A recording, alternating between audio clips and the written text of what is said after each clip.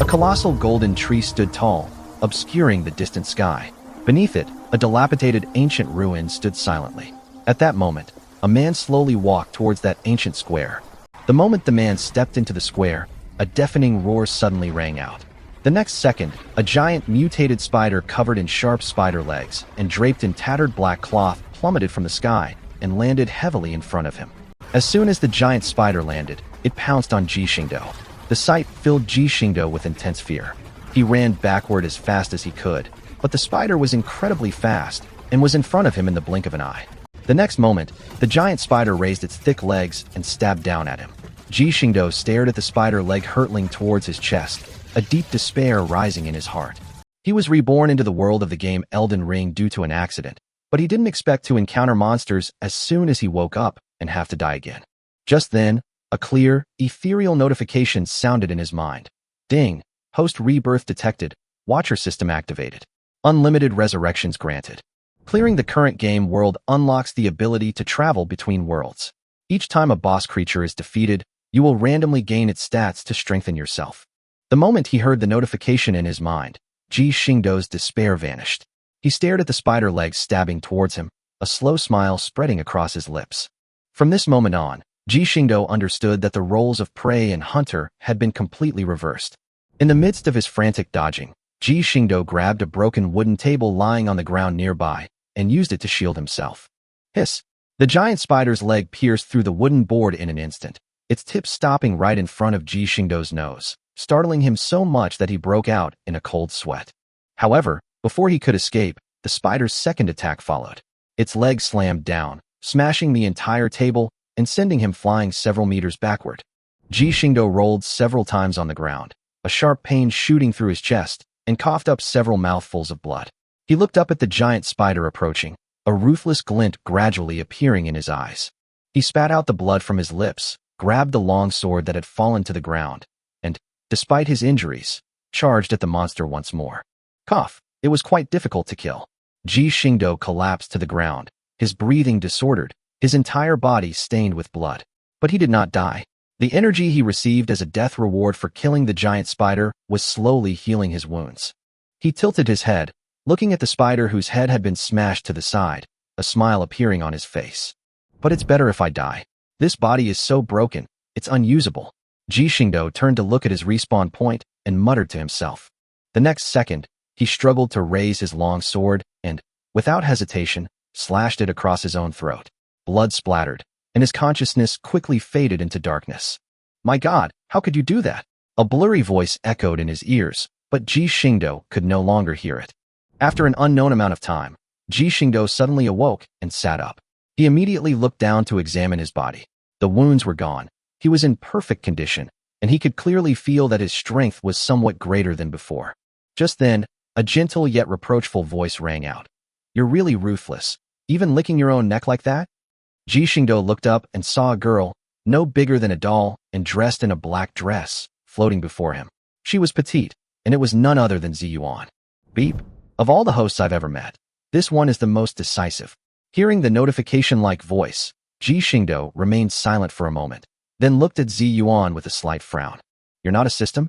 Zi Yuan put her hands on her hips, looking completely matter-of-fact. Huh? When did I say I was a system? I'm just temporarily residing in your body. Ji Xingdou couldn't help but rub his temples, muttering to himself. What a nuisance. So what's the plan next? To challenge that shiny behemoth? Zi Yuan leisurely floated onto Ji Xingdou's shoulder and sat down, tilting her head to stare at Ji Xingdou, who was deep in thought, and asked in his ear. What a joke. Ji Xingdou sneered. That thing is a boss-level creature, even in the royal city. If I go up there now, I'll probably get smashed into mincemeat with one slap. So what are you planning to do? The best thing about the Elden Ring is that it's open enough, so there's no rush to fight it. Ji Xingdou said confidently. I'll kill 9 mini-bosses first and exchange them for the Raider's Ring. Then find that hidden trap chest, get the Meteor Staff and Meteor Spell, and directly change your class to a mage. He spoke slowly, but every step was clearly planned. But before that, someone needs to pay the price for their actions. Ji Xingdou's expression gradually turned cold. Guided by the tutorial area, he quickly reached the ground. Pushing open the massive stone door, he walked indifferently towards the campfire. As his fingers touched the crystalline flames, a unique connection quietly welled up within him. Ha ha, look what I've found. A fated one without a priestess's guidance. A mocking voice rang out. Ji Xingdou straightened up, his gaze shifting to the source of the voice. A man wearing a white mask covering his entire head and a blood-stained gray robe. He naturally knew who this person was. The White Mask, a henchman of the underground Blood Palace, and one of the most likely suspects in the legend of the witch who killed him. Ji Xingdou silently walked to the man's side, without saying a word, picked up a club and swung it down at the white-masked man's head without hesitation. Bang! The white-masked man was stunned. What happened next was much simpler.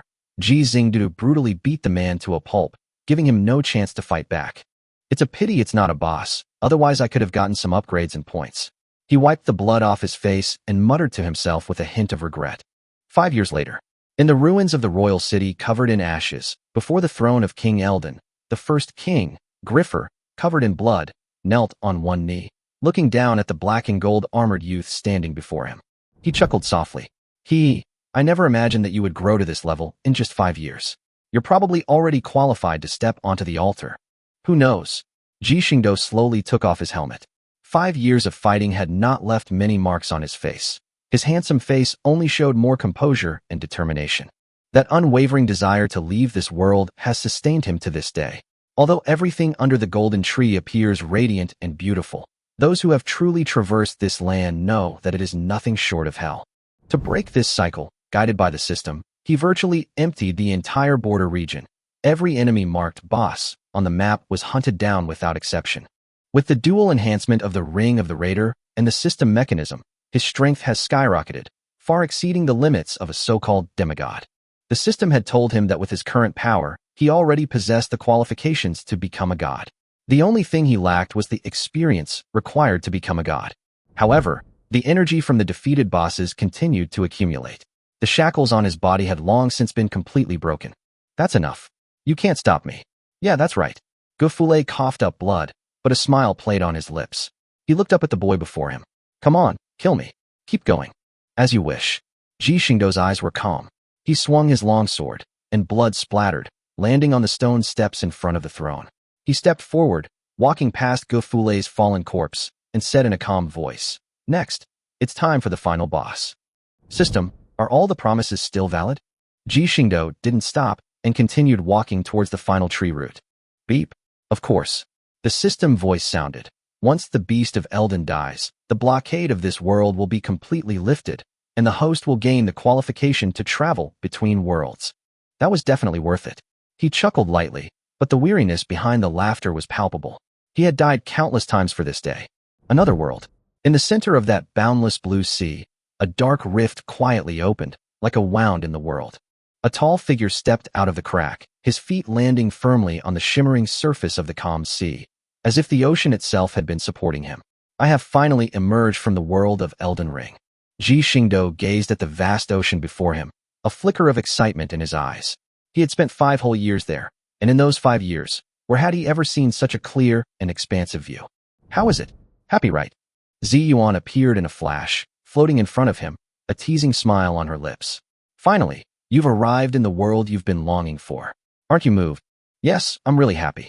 Ji Xingdou took off his black sword helmet, revealing that long-lost gentle smile. He reached out and gently patted Ziyuan's head. Thank you. If you hadn't kept nagging in my ear, I probably would have gone crazy long ago. After all, that place is no place for a human to stay. Who cares about you? You'd be crazy to save me the trouble. Ziyuan's cheeks flushed, and she immediately turned away, her tone still stubborn. Ji Xingdou chuckled softly and remained silent, quietly watching this familiar yet arrogant girl. Immediately afterward, he summoned the system interface, and with a light tap of his finger, a card engraved with intricate golden patterns slowly appeared. This was the special item that allowed him to freely fabricate identities in the new world, and it was also his pass to move freely in this world. The card crumbled in his hand, instantly transforming into a fluorescent blue light screen upon which densely packed identity entries appeared. Beep, identity generation card successfully used. Please select your entry. Eastern Huang identity, wealthy family. Ji Xingdou casually selected 2 conditions and put his hand away without a care. He had no intention of being picky. He just wanted a normal identity to make things easier. Beep, identity generation in progress. Please wait. Identity generation complete. The host is the eldest son of the Dongwang Ji group, the first in line to inherit. Very good. Let's go then. Let's take a look at this so-called Ji group first. Ji Xingdou's lips curled into a meaningful smile. If the conditions are right, I won't have to worry about funding for my port construction. As soon as he finished speaking, he checked the location on the system data map, and with a casual wave of his hand, another crack opened in the air. Ji Xingdou stepped inside, his figure instantly disappearing over the vast ocean. At the same time, in the deep sea not far away, a mass-produced siren submarine quietly locked onto the location and transmitted all the images back. Dongwang's city. Ji Xingdou stood in front of the Ji Group's high-rise building, his eyebrows slightly raised. The security guards in front of him seemed unusually excited, even somewhat at a loss. He was puzzled. Wasn't this new identity that of a true spoiled brat? Why did these people see him as if he were their savior? Soon, the sounds of a heated argument surrounding him made him understand the whole story. It turned out that the father of this body, who was also the current head of the Ji family, had offered a large reward to find his whereabouts. Now that Ji Xingdou had appeared, the security guards naturally saw hope for a bonus and scrambled to report it. He shook his head and smiled, too lazy to pay attention to the already chaotic group of guards, and stepped straight into the group's gate. With no one stopping him, he quickly arrived at the top floor of the building, in front of the chairman's office. Squeak! He pushed the door open without warning. Who gave you permission to come in? Came an angry shout. The office was luxuriously decorated. On the sofa, a middle-aged man with graying temples but well-maintained appearance was embracing a young and beautiful girl. This man was none other than Ji Baichuan, the head of the Ji group. He had intended to berate the newcomer, but upon seeing Ji Xingdou's face, he froze on the spot. He never imagined that the son he had been searching for would be standing right in front of him.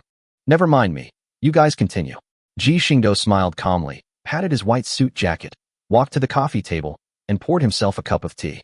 He watched this so-called father with great interest. You can leave now. Ji Baichuan quickly withdrew his hand, awkwardly dismissing the woman in his arms. Son, you. He was about to say something when Ji Xingdou interrupted him. I plan to become the port commander. Can we get any wisdom cubes and supplies at home?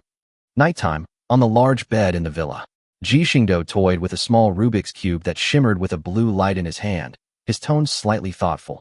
I didn't expect that this world would have such strict regulations on Rubik's cubes and supplies. Even with the Ji Group's vast wealth, they could only obtain 2 Rubik's cubes from the black market.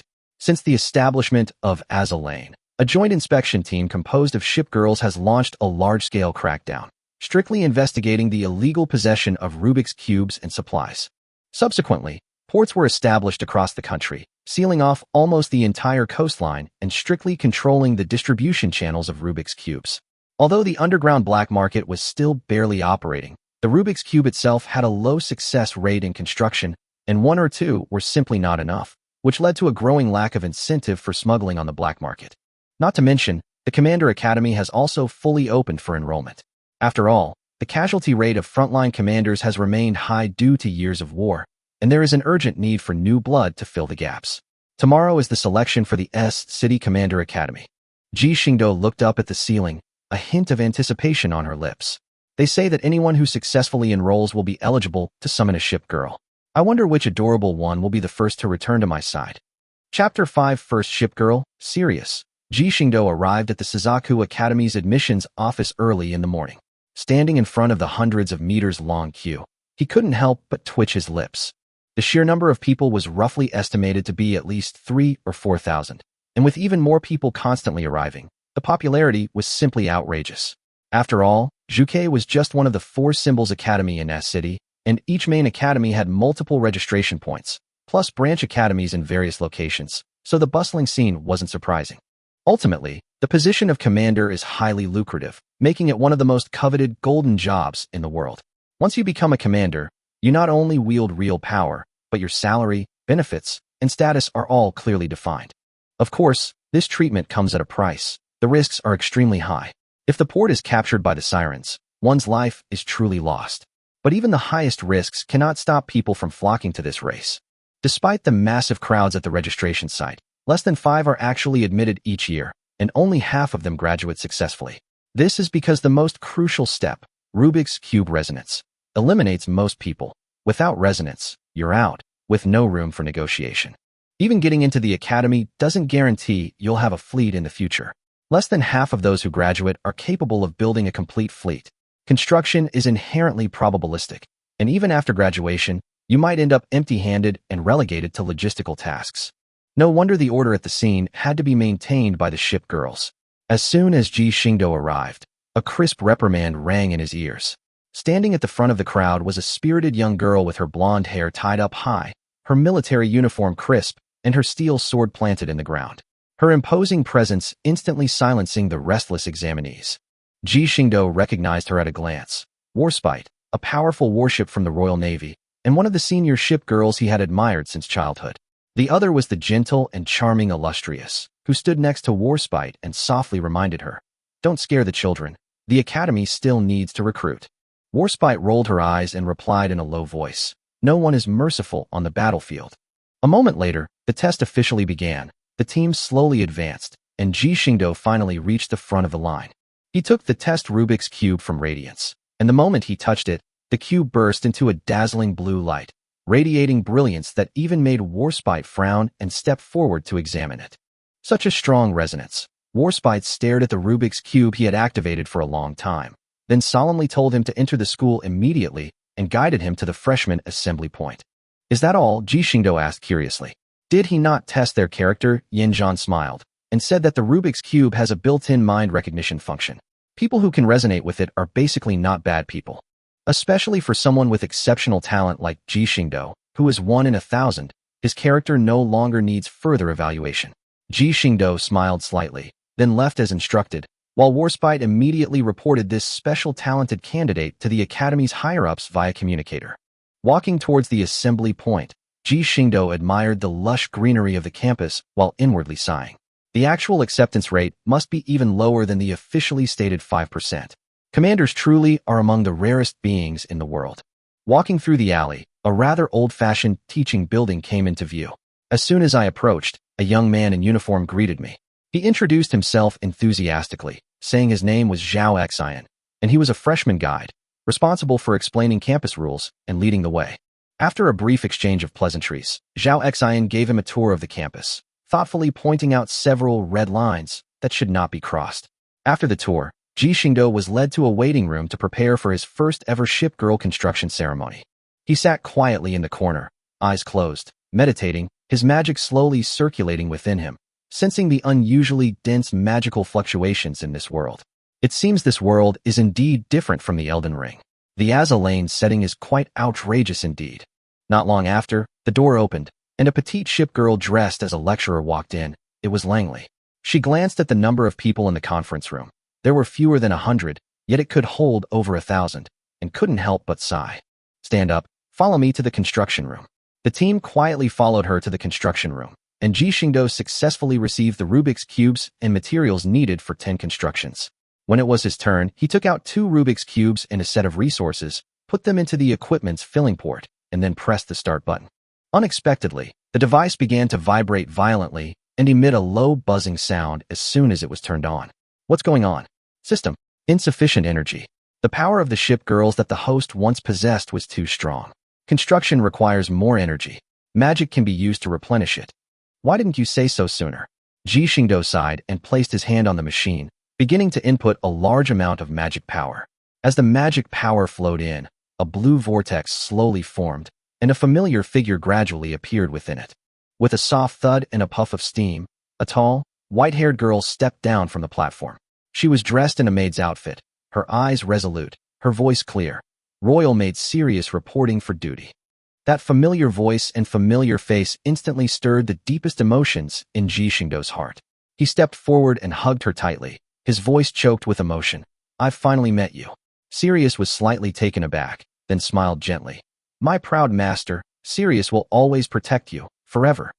Chapter 6: The Great Reconstruction continues. After a long while, Ji Xingdou gently released Sirius from his arms, a tender smile on his face. He looked at her and said, "I still have some resources, so I'll take this opportunity to summon some more partners. Our port will be rebuilt starting today, and this time, we will never be separated again." Sirius smiled faintly upon hearing this, gracefully lifted her skirt and curtsied, her voice soft yet firm. "Yes, my proud master, I will always stand behind you." Ji Xingdou nodded in satisfaction, then took out 2 Rubik's cubes and a set of supplies from the system and skillfully put them into the construction device. Magic gathered in his palm, and as the start button lit up, he placed his hand on the machine to drive the magic inflow. A moment later, a dazzling light shone, and the familiar steam once again billowed from the machine, its outline slowly emerging from the smoke. The first thing that caught the eye was an exquisite plum blossom umbrella, followed by a woman in a white embroidered cheongsam who slowly stepped out. Her long, black hair cascaded down to her waist, her smile radiant, her eyes gentle as ripples on a lake, filled with longing and joy. Finally, this day has come. The first fleet of the Eastern Empire, the Yixian, is here to serve you once again. Welcome back, Yixian. Ji Xingdou gently took her hand. Their eyes met, and the emotion of their long-awaited reunion was beyond words. Yixian chuckled and said, "Continue summoning, Commander. Everyone was quite depressed after your disappearance. Fortunately, Sirius is holding up the port, and it's quite lively now." Ji Xingdou raised an eyebrow, asking with some concern, "How lively is it?" Yixian covered her lips lightly, her smile tinged with helplessness. Qi Cheng said that if he sees you again, he will tie you up and never let you leave again. Ji Xingdou suddenly shuddered, a chill creeping into his heart. If Akaji were truly serious, he feared his return would come at the cost of his freedom. But he quickly shook his head, a surge of excitement rising within him. Fear? Not a chance. Let the storm rage on.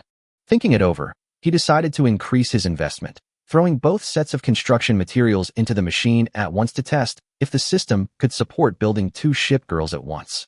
You can't do 10 pulls in the game, but with the system's support, how would he know if he didn't try? The machine vibrated more violently than the previous 2 times. After the magic was injected, a burst of light erupted, followed by a voice filled with madness. Commander, Akaji, I've finally seen you again. This time, you won't escape my grasp." The red figure leaped from the construction platform, charging straight at Ji Xingdou and slamming him to the ground. Akaji's face was contorted with a maniacal grin as she muttered, "Break the commander's legs, then you won't leave me. Akaji will take good care of you." Looking at Akaji, who had completely entered her Yandere mode, Ji Xingdou felt not fear, but rather a softening in his heart. He reached out and gently stroked her fluffy fox ears, his tone even more resolute than before. "I'm back. This time, I won't leave again. I will stay with you forever." Akaji froze, tears silently streaming down her face, her voice choked with sobs. "I thought the commander had abandoned Akaji. I was so scared. How could that be? You are all my most important family. I came back this time to see you all again." Akaji threw herself into his arms again, clinging tightly to him, her red tail wrapped around his waist, and she nestled against his chest, rubbing against him incessantly. Just then, a gentle yet slightly coughing sound broke the tender moment. "Ahem, Akaji, don't make things too difficult for the master." Ji Xingdou looked up and saw Amaji standing at the door with a Japanese paper umbrella. She was wearing a red kimono and looked almost unreal. Beside her was Kaga, the cold-faced man in blue and white, who was silently watching him. Ji Xingdou was stunned.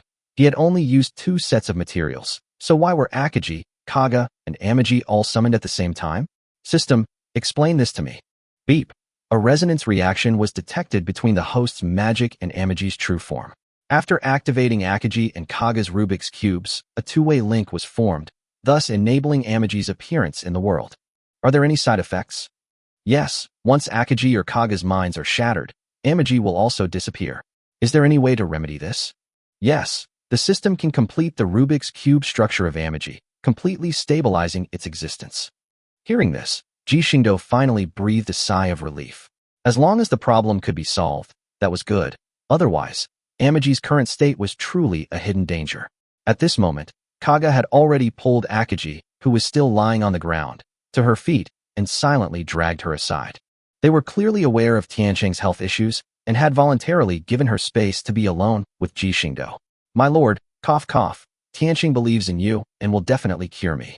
Tiancheng's voice was soft and gentle, her eyes filled with trust, her beautiful eyes almost overflowing with tears. Ji Xingdou nodded, regaining his composure. Under the warm gazes of the Shipgirls, he walked to the construction platform again. This time, he dared not act rashly. He had to be more cautious. Because he knew that every Shipgirl in the port represented the significance of his desperate return. This time, with the addition of cubes and resources, another burst of bright light shone from the construction platform. Chapter 7. I'm the luckiest person. I'm coming clean. After a construction, a familiar voice came through a flash of white light. I am the only work ship in the combined fleet, Mingmiao. You can leave any injuries to me, meow. Ji Xingdou smiled and walked over, picking up the small and adorable repair ship Ming from the platform. He greeted her gently. Welcome back, little Ming. Commander Meow. It's so good to see you again, Meow. Ming happily snuggled into his arms, the tools in her sleeves jingling. Although our port area hasn't been built yet, your little shop will be there soon, and all the logistics will depend on you then. No problem, Meow. Leave it all to Ming Meow. Ming waved her sleeves, which were capable of repairing warships, with confidence, looking like she was taking full responsibility. Having already built it more than once, Ji Xingdou finally decided to steel himself and assemble a team to lay all the cards on the table. He put another set of building materials into the machine, and as the steam slowly dissipated, a petite figure appeared on the platform. The girl rubbed her sleepy eyes, her rabbit ear-like hair ornament swaying on her head, and said lazily, Laffy, awaiting the commander's orders.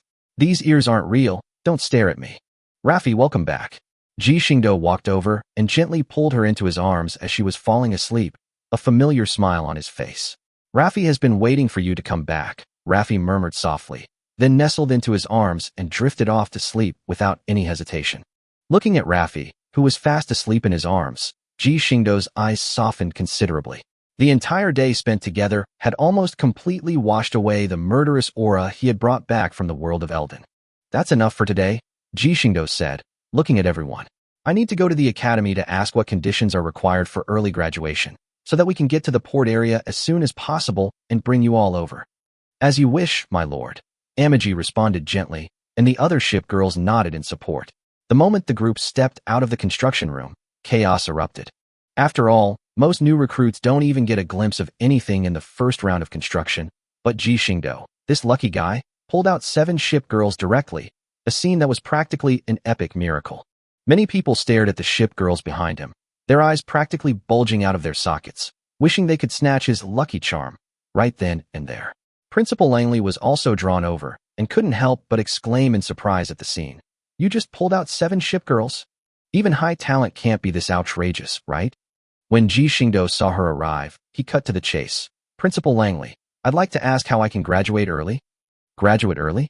Langley's eyes widened, clearly not expecting him to have such a thought. You're not joking, are you? I'm serious. Ji Xingdou's expression was calm and earnest.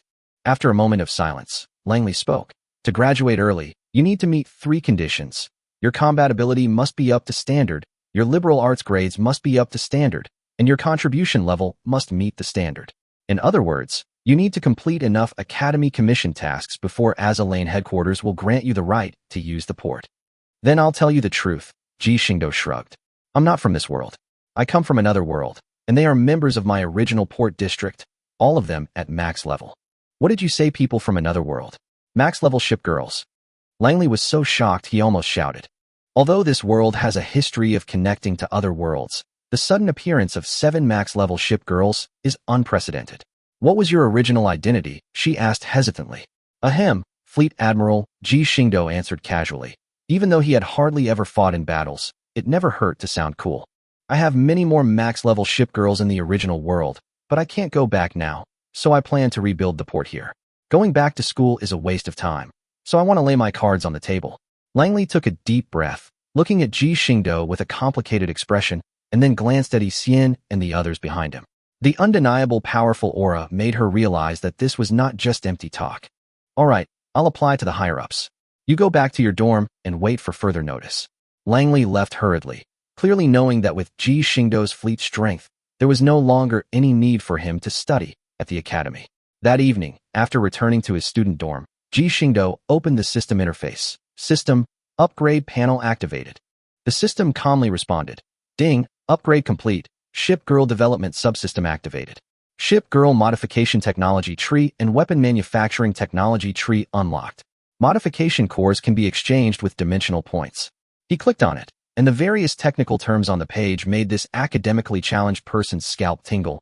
Modernization modification, nuclear propulsion, aerospace system. How could he possibly understand these terms? Beep, special energy detected in the host.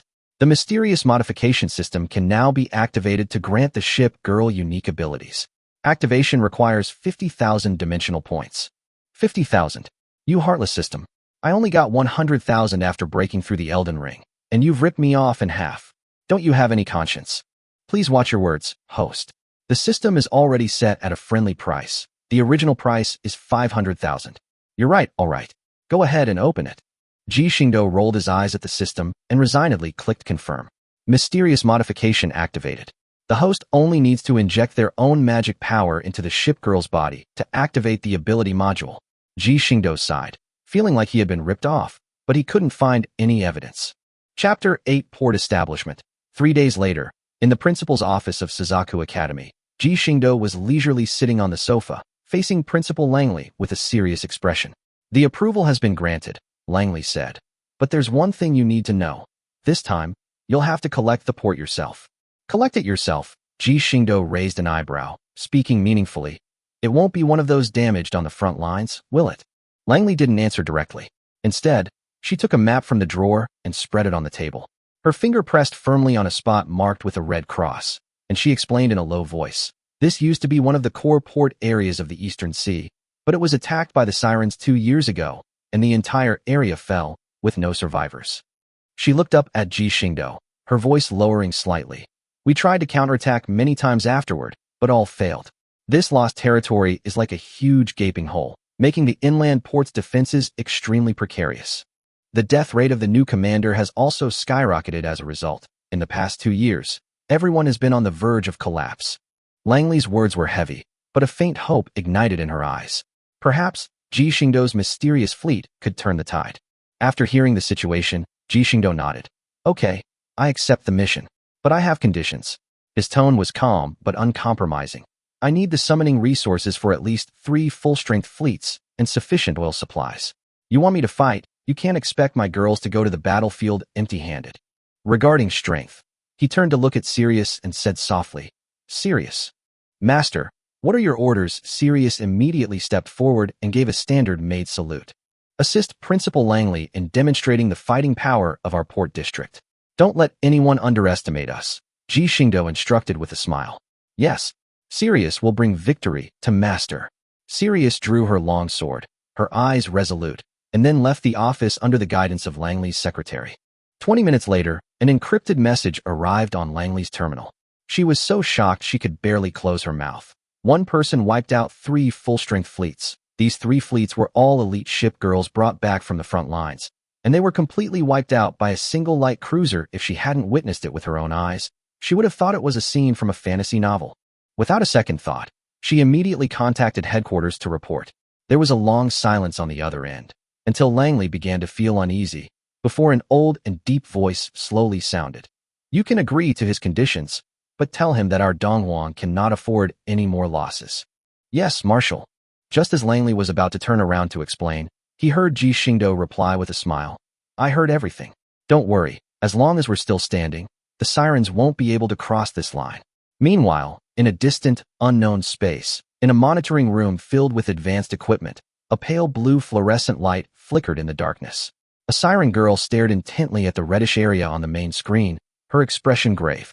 What's going on? When did Donghuang manage to reclaim that port area? Who is it? Could it be that human in ancient armor who appeared more than a month ago? She muttered to herself, her brows furrowed, clearly unable to comprehend the situation before her. The observer remained silent for a moment, then turned and walked towards a row of nutrient tanks. As the hatch opened, a spirited sailor-uniformed girl jumped out, raising her hand and shouting, Purifier is here. The observer rubbed his forehead helplessly. Sure enough, it was that problem child again. Listen, Purifier. This time, you're not going to cause trouble. You're going to investigate an unusually powerful port. Don't mess around. You can't beat them. If you get blown up, you'll have to get a new body. It's a lot of trouble. Okay, investigation it is. Purifier pouted, but still nodded in agreement. Meanwhile, in the Star Palace port, Ji Xingdou was comfortably lounging on a beach chair, enjoying a long-awaited period of carefree leisure. The sun shone brightly, and a gentle sea breeze caressed him. Beside him, Belfast, dressed in a swimsuit, knelt and gently fed him grapes while peeling them. In the distance, on the beach, ship girls frolicked and played, their laughter echoing throughout, creating an unprecedentedly harmonious scene in the entire port. Commander Hug, a sweet, childish voice rang out. Ji Xingdou took off his sunglasses, and saw little Eldridge raising her hands and acting cute. He chuckled and lifted her high, giving her a kiss. Lifting her up high is the cutest. Hee hee, if you keep doing that, you'll get arrested and sent to the military police. Belfast covered her mouth and chuckled, her eyes overflowing with tenderness. That's worth it. Isn't little Eldridge just too adorable? Ji Xingdou chuckled, patting her little head and feeding her a grape. Ding. Host port area established. Related rewards issued. Modernization system unlocked. Dimensional points issued, 50,000. Current number of shipgirls in the port area, 65. Rewards issued. Laser weapon and nuclear power research blueprints. Ding. An urgent SOS message has been received. Please handle it as soon as possible.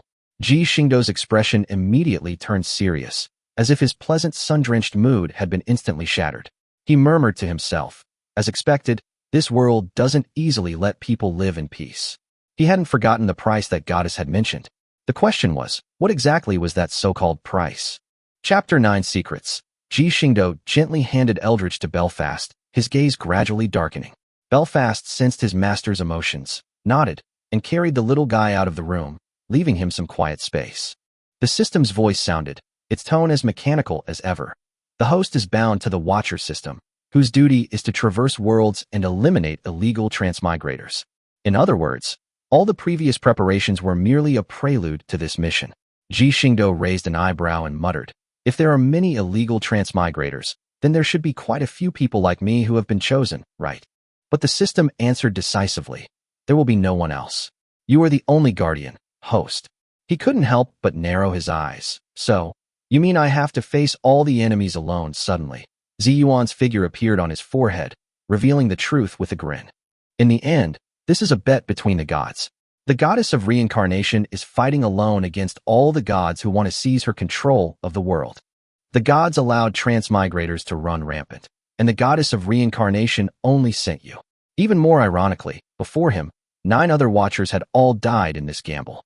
Hearing this, Ji Xingdou's expression remained unchanged. He simply reached out and pinched Ziyuan's face, ruthlessly rubbing it. You don't actually belong to my side, do you? You're just one link in the chain of failures, allowed to stay with me. Although you can't affect me, you can accurately reveal my location, right? Ziyuan was stunned, and the smile on her lips finally froze. Back in the Elden world, you secretly sent out my location. Did you think no one knew? But you overlooked something. The root of this system is the power of the goddess of reincarnation. Any anomalies have long been blocked by the system. It doesn't matter if you keep it. Your location is a beacon to lure the enemy anyway. As he spoke, he retrieved a deep blue bead from the void, the spirit-trapping bead. You've never exchanged for such an item. How could you possibly have one? Ziyuan exclaimed, but her body was already being dragged by the powerful suction released by the bead, gradually being sealed inside. You all always like to think you're so clever, but I'm willing to kill even myself. Why would I hesitate? Ji Xingdou coldly finished speaking, putting away the spirit-trapping bead, his gaze devoid of any emotion. He sighed. Although Ziyuan had been by his side for 5 years, his emotions had fluctuated somewhat, but that was all. System, open the emergency help interface. The interface appeared, its red alert particularly striking. SOS World. Akame Ga Kill. Enemy factions. Paradise of Life. Death Space. Reincarnation Sanctuary. Total enemy numbers. 30. Special enemy. 1 virus type system. Host mission. Eliminate all illegal transmigrators. Time limit. The enemy will arrive in 7 days. Ji Xingdou silently closed the interface, stood up, and prepared to depart. At this moment, Belfast returned again, standing behind him, looking at him earnestly. Master, whatever lies ahead, we will face it with you. He nodded, his tone firm. This time, it won't be just me. Go and inform everyone to assemble in the operations room. There are some things they need to know. In the operations room, the representative ship girls from the port area gathered, and Ji Xingdou recounted the entire story. So, our mission is to annihilate those transmigrators and stop the expansion of the God realm. Soviet Rossiya rose to his feet, his gaze sharp. That's right, it's for the world, and for our own survival. If the enemy dares to block our way, I will crush them without hesitation. Warspite gripped his long sword tightly, his expression resolute, determined to charge ahead for his commander. The company also stood up, its tone rational and calm. But the enemy has been developing for many years. Are we strong enough to deal with them? Her concerns were not unfounded. Don't worry. I have given Ming Miao the blueprints for modernization, laser weapons, and nuclear power development, and I have also spent points to exchange for complete manufacturing knowledge.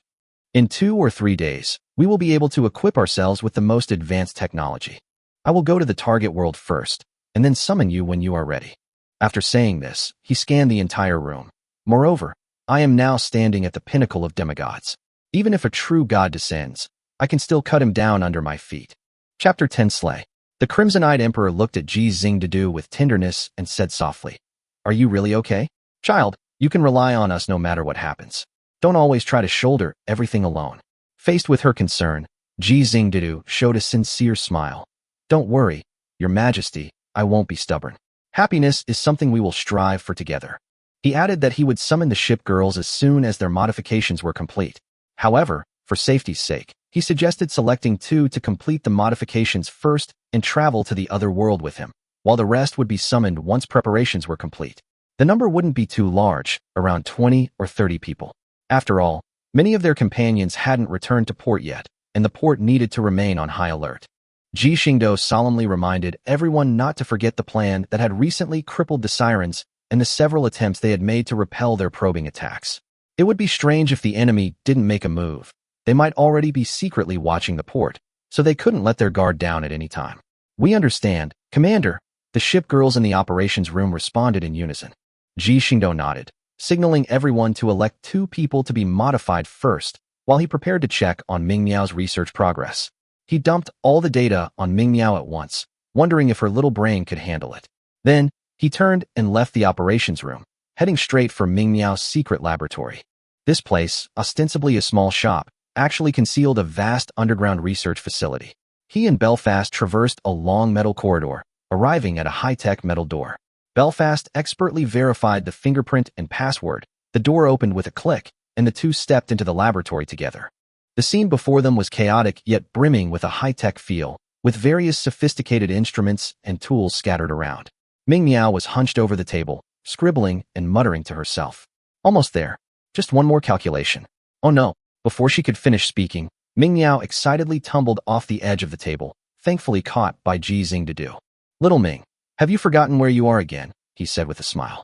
Ming Miao then came to her senses, and when she saw that it was Ji Xingdou, a bright smile immediately bloomed on her face. "I have completed the research on modernization, and nuclear power can be realized. However, laser weapons are not yet possible. The energy supply is still insufficient." "Good news." Ji Xingdou's eyes lit up. "How long will it take to manufacture a set of modified core and nuclear power components?" Ming immediately replied.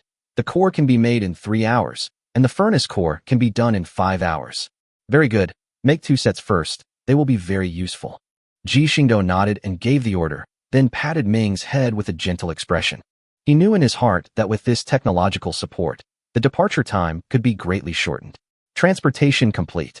As soon as the system voice finished speaking, Ji Xingdou slowly opened his eyes and found himself surrounded by a tall forest, clearly having been teleported to a forest. "Is this the target world?" Wuchi asked softly. "That's right. This is the world of Akame Ga Kill," Ji Xingdou replied. He wasn't alone on this trip.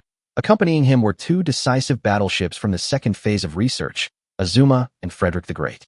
These 2 were representatives chosen by all the Shipgirls through a vote, because only the strongest could protect him. The key to getting him to bring them here ahead of time was Ming Miao's magical, casual hug. When she teleported over, she actually brought a whole bunch of research blueprints with her. These weren't ordinary blueprints. They were core data that could upgrade the port's overall combat power. Thanks to her astonishing efficiency, the first and second phases of research results were quickly restored and reproduced, significantly boosting the port's combat capabilities. This made Ji Xingdou extremely happy, and he finally understood one thing. Ming Miao was simply his lucky star. So how big should the laboratory be? Of course, it can be built as big as you want. What should we do next? The Emperor took his hand, gazing at him tenderly. "Let's go to the imperial capital first," Ji Xingdou replied without hesitation. Although the empire in this world was indeed corrupt, he was more inclined to support the empire than the rebels. He thought this way because, in the face of alien invasions, the empire had at least sent troops to resist. And what about the resistance? They actually collaborated with foreign powers, ceding borders just to survive, completely disregarding the lives of the people. In his eyes, such a resistance fighter had no right to talk about justice. They were more like surrenderers disguised as the people. Of course, He had no intention of directly changing the world order at this time. His primary objective was to eliminate the illegal transmigrators and prevent these remnants of the main god space from causing trouble here. He did intend to protect the Night Raid assassination organization. Although they were assassins, they fought for the people and were trustworthy. As for the future political direction of this world, if necessary, he could even personally clean house. He would place the truly capable and responsible person on the throne, then leave without a second thought. Because for him, the most important thing is never this world, but the ship girls around him. To do this would already be considered more than enough. Chapter 11 Encountering the Three Beast Warriors. On the edge of the world of Akhame Ji, an imperial army was marching swiftly along a forest path. 3 knights led the way, each tall and imposing. The burly man on the left, his face contorted with grime, carried a giant axe, his eyes gleaming with fanaticism as he excitedly shouted, "Following Generalist death on campaign, I'm never lonely." Another middle-aged general snorted coldly, his tone full of contempt, "A bunch of border barbarians. What waves can that 400,000-strong army stir up? In front of the general, they're not even worth dust." Of the 3, only General Liwa looked cautious, his eyes occasionally sweeping across the dense forest on both sides, as if he had noticed something unusual. Sure enough, Didas suddenly sensed a presence approaching. A sinister smile crept across his face. He roared, "Where did this little rat come from, daring to spy on the Imperial army?" Instantly, his twin axes flew from his hands, drawing a deadly arc in the air as they swept across the dense forest ahead, cleaving trees in two like pieces of paper, a terrifying sight. However, a deep, cold snort immediately followed from the forest. A figure sprang forth, deflecting the giant axe back to its original position with a swift movement of his weapon. The axe returned to Didas's hands, and his expression instantly darkened. This was not something an ordinary traveler could accomplish. Riva's expression changed, and he immediately shouted, "All troops on alert. Messengers, go and inform Generalist Death that there is an ambush here." The soldiers quickly lined up, weapons drawn, and a murderous intent suddenly rose in the air, making the atmosphere in the entire forest suddenly heavy. Just then, 3 figures slowly emerged from the forest, the leader being Ji Xingdou. He wore a faint smile and said calmly, "We have no hostility. We simply stumbled upon a military road during our journey. If we have offended you, we will leave immediately." However, General Liva did not let them go, and said coldly, "Since you're here, don't leave. Those who trespass on military property shall be treated as spies. Take them down." Meanwhile, Neo, with her androgynous face, stared at Azuma and the Emperor, revealing a sickly smile. Their faces are so beautiful. It would be quite nice to peel them off and keep them. Ji Xingdou, who had turned to leave, stopped abruptly upon hearing these words. He slowly turned around, staring coldly at Neo, and said indifferently, "Oh, you like to peel off other people's skin. Is it because you yourself have no skin at all?" As soon as she finished speaking, Neo's eyes suddenly turned a purplish gold color, her expression became crazed, and she unhesitatingly pulled out a small knife and began to cut at her own cheek. Amidst flying blood and flesh, she actually cut off her entire face, her laughter twisted in a grotesque manner. Didas roared and tried to step forward to stop her, but was frozen in place by a terrifying pressure. The tens of thousands of vanguard soldiers were struck dumb, unable to move, and could only watch helplessly as Neo frantically mutilated herself, chunks of flesh being sliced off her face, blood splattering everywhere. "You like slowly cutting flesh and blood, right? Then enjoy it." Ji Xingdou's voice remained calm, even somewhat gentle, but to everyone's ears, it sounded like a devil's whisper, utterly appalling. Neo began cutting his hands and legs. The sound of the knife slicing across his body was chilling. His face was unrecognizable, a bloody mess. Yet his smile remained as if he were experiencing the ultimate pleasure. Ji Xingdou turned to look at the group of bewildered soldiers and spoke again. "I'm giving you a chance. Ask yourselves if you have a clear conscience. Those who can pass this test will live. Those who can't, then it's up to you to decide what to do next." Before the words were even finished, tens of thousands of soldiers, their expressions crazed, drew their swords and stabbed themselves, their blood instantly staining the entire mountain path red. Corpses fell to the ground like rain. The once fully prepared army was now nothing but blood and death. A strong stench of blood wafted through the air, causing even the birds in the surrounding birds to flee in terror. The air itself seemed to dim under the eerie atmosphere. Suddenly, an extremely cold aura descended. A tall woman in a white military uniform silently appeared on the scene. Her long blue and white hair fluttered in the wind, and her icy gaze swept across the ground strewn with corpses. It was none other than the Empire's war god, Generalist Death. She glanced at the sea of blood around her, then at Niu, who was still having her flesh shaved, and finally her gaze settled on Ji Xingdou, who stood at the very front. Her voice was cold yet authoritative. "You're the one who killed my men?" Ji Xingdou's expression remained unchanged as he coldly replied, "I just wanted to show them what the price is. You didn't manage your subordinates properly, so I'll clean house for you." Chapter 12 is Death. Just as Ji Xingdou and the others were about to continue forward, a woman suddenly blocked their way, her eyes so cold they seemed to freeze the air. She snorted coldly. "Weaklings, stay here." As soon as she finished speaking, the surroundings changed completely. A burst of cold air erupted instantly, and the surrounding ground was covered with a thick layer of ice in the blink of an eye, turning the entire environment into an extremely cold ice field. Ji Xingdou glanced at the great emperor beside her, only to see her gently flick her arm, causing the frost on her hand to scatter and fall in all directions. The empress remained calm. A slight smile played on her lips, and her baton materialized as she spoke, her eyes gleaming with excitement. "Come on, let's make the performance even more exciting." As soon as he finished speaking, the ship's equipment unfolded, and a giant black and red dragon suddenly appeared, its roar seemingly coming from hell, shaking the ground. The dragon cannon turned and unleashed a barrage of fire at his death, the deafening roar sounding as if the battlefield had begun prematurely. His death was no pushover either. She frowned, stomped her foot, and a huge ice wall instantly rose from the ground. Unfortunately, the ice wall didn't last 2 seconds before it was blasted into pieces by the ferocious cannon fire, sending dust and sparks flying everywhere. "Enough, Your Majesty, stop now," Ji Xingdou said, reminding him. The emperor nodded and smiled, then put away the ship's equipment, his face showing the kind of doting look an elder would give a younger person. Unexpectedly, the next second, a figure suddenly rushed out of the thick smoke, and an ice sword slashed straight at the emperor. However, before they could even get close, Azuma, who was beside the emperor, flashed forward, drew her katana, and shattered the ice sword into pieces instantly. My wife kicked out, but hit the ice wall instead. The other person used the force to slide backward and create distance. Isteth took a breath, looking at the unfamiliar yet powerful opponents before her with surprise and disbelief in her eyes. "Are your abilities Imperial arms? But I've never heard of them." She brushed the dust off her clothes, her eyes becoming complicated. Looking at the vanguard force that had been decimated, she found it hard to understand how the enemy could carry artillery with them. "Don't worry about that, Generalist Death." Ji Xingdou smiled faintly, but his tone carried a hint of threat. "If you insist on continuing the fight, the consequences will not be as simple as a few soldiers and yourself getting injured. Let's retreat, Your Majesty, my wife," Ji Xingdou casually ordered, and the two immediately turned and left. Isteth stood still, her gaze fixed intently on their retreating figures, a mixture of curiosity and fighting spirit rising within her. She pulled up the two soldiers who weren't quite dead yet, and a thought suddenly arose in her mind. She wanted to conquer that man. "Next time, I'll definitely catch you." She licked her lips, a dangerous smile appearing on her face. What she loved most was torturing those arrogant and powerful people until they died howling like pigs and dogs.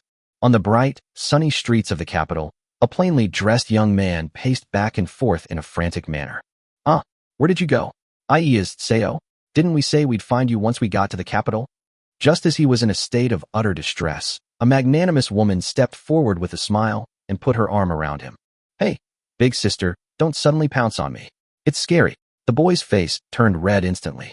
The woman laughed and let go of him, teasingly saying, "Still a naive little brother. Tell me, what's wrong?" The boy, named Tatsumi, poured out his entire story, including getting separated from his family, hunting dangerous species, and his dream of joining the army. "My name is Leon. I might be able to help you with that military service thing you mentioned." She patted him on the shoulder and smiled broadly. "But let's not get to the important stuff yet. Let's go grab a drink and relax." "Huh, really? No, don't push me." Before Tatsumi could react, she pulled him away. In the distance, Ji Xingdou and his two companions sat on the side of the street, silently watching the two leave, relaxed smiles on their faces. "Is this the kid? The male protagonist of this world?" my wife asked. "That's right." Ji Xingdou nodded. "Let's follow. What's coming is almost here. The people from the main god space are about to descend." In the tavern, Tatsumi was already quite drunk, while Leon patted him on the shoulder and made a solemn promise. "Don't worry, with me here, your enlistment is guaranteed." After saying that, he casually left him behind. Leon walked out of the tavern, still laughing, and said, "Being tricked is a lesson learned. I got the drinks and the money. It was great." At this moment, Ji Xingdou sat down opposite Tatsumi, a knowing smile on his face. "Young man, don't you feel something's off?" He spoke in a tone as casual as if he were telling a joke. "Something's not right." Tatsumi was still a little confused. "That woman is a fraud. Ask around, who doesn't know her?" Ji Xingdou said calmly. Tatsumi immediately sobered up a bit after hearing this. He glanced around and realized that everyone was laughing at him. "I went after her. We can't catch up." Ji Xingdou waved his hand. "You think this is heaven? The capital is hell." Tatsumi stood there, recalling the old man's words on the road and the empty purse he had been swindled out of. He had barely arrived when he was swindled out of all his money. This capital city is indeed dangerous. "Hey kid, pay for your drinks." The tavern owner stepped forward, slamming his hand on the table, almost breaking it. The money was given to Leon. "Didn't she say she would pay for it?" "She said you should pay. You don't actually have the money, do you? Are you trying to dine and dash?" "I will pay it back, once I earn money." "And later?" "No later. If you don't pay, I'll break your legs and throw you into the police force." Ji Xingdou rolled his eyes and threw a money bag at the shopkeeper's face. "Shut up, get lost, you're annoying." His tone was harsh, and he exuded an aura of dominance.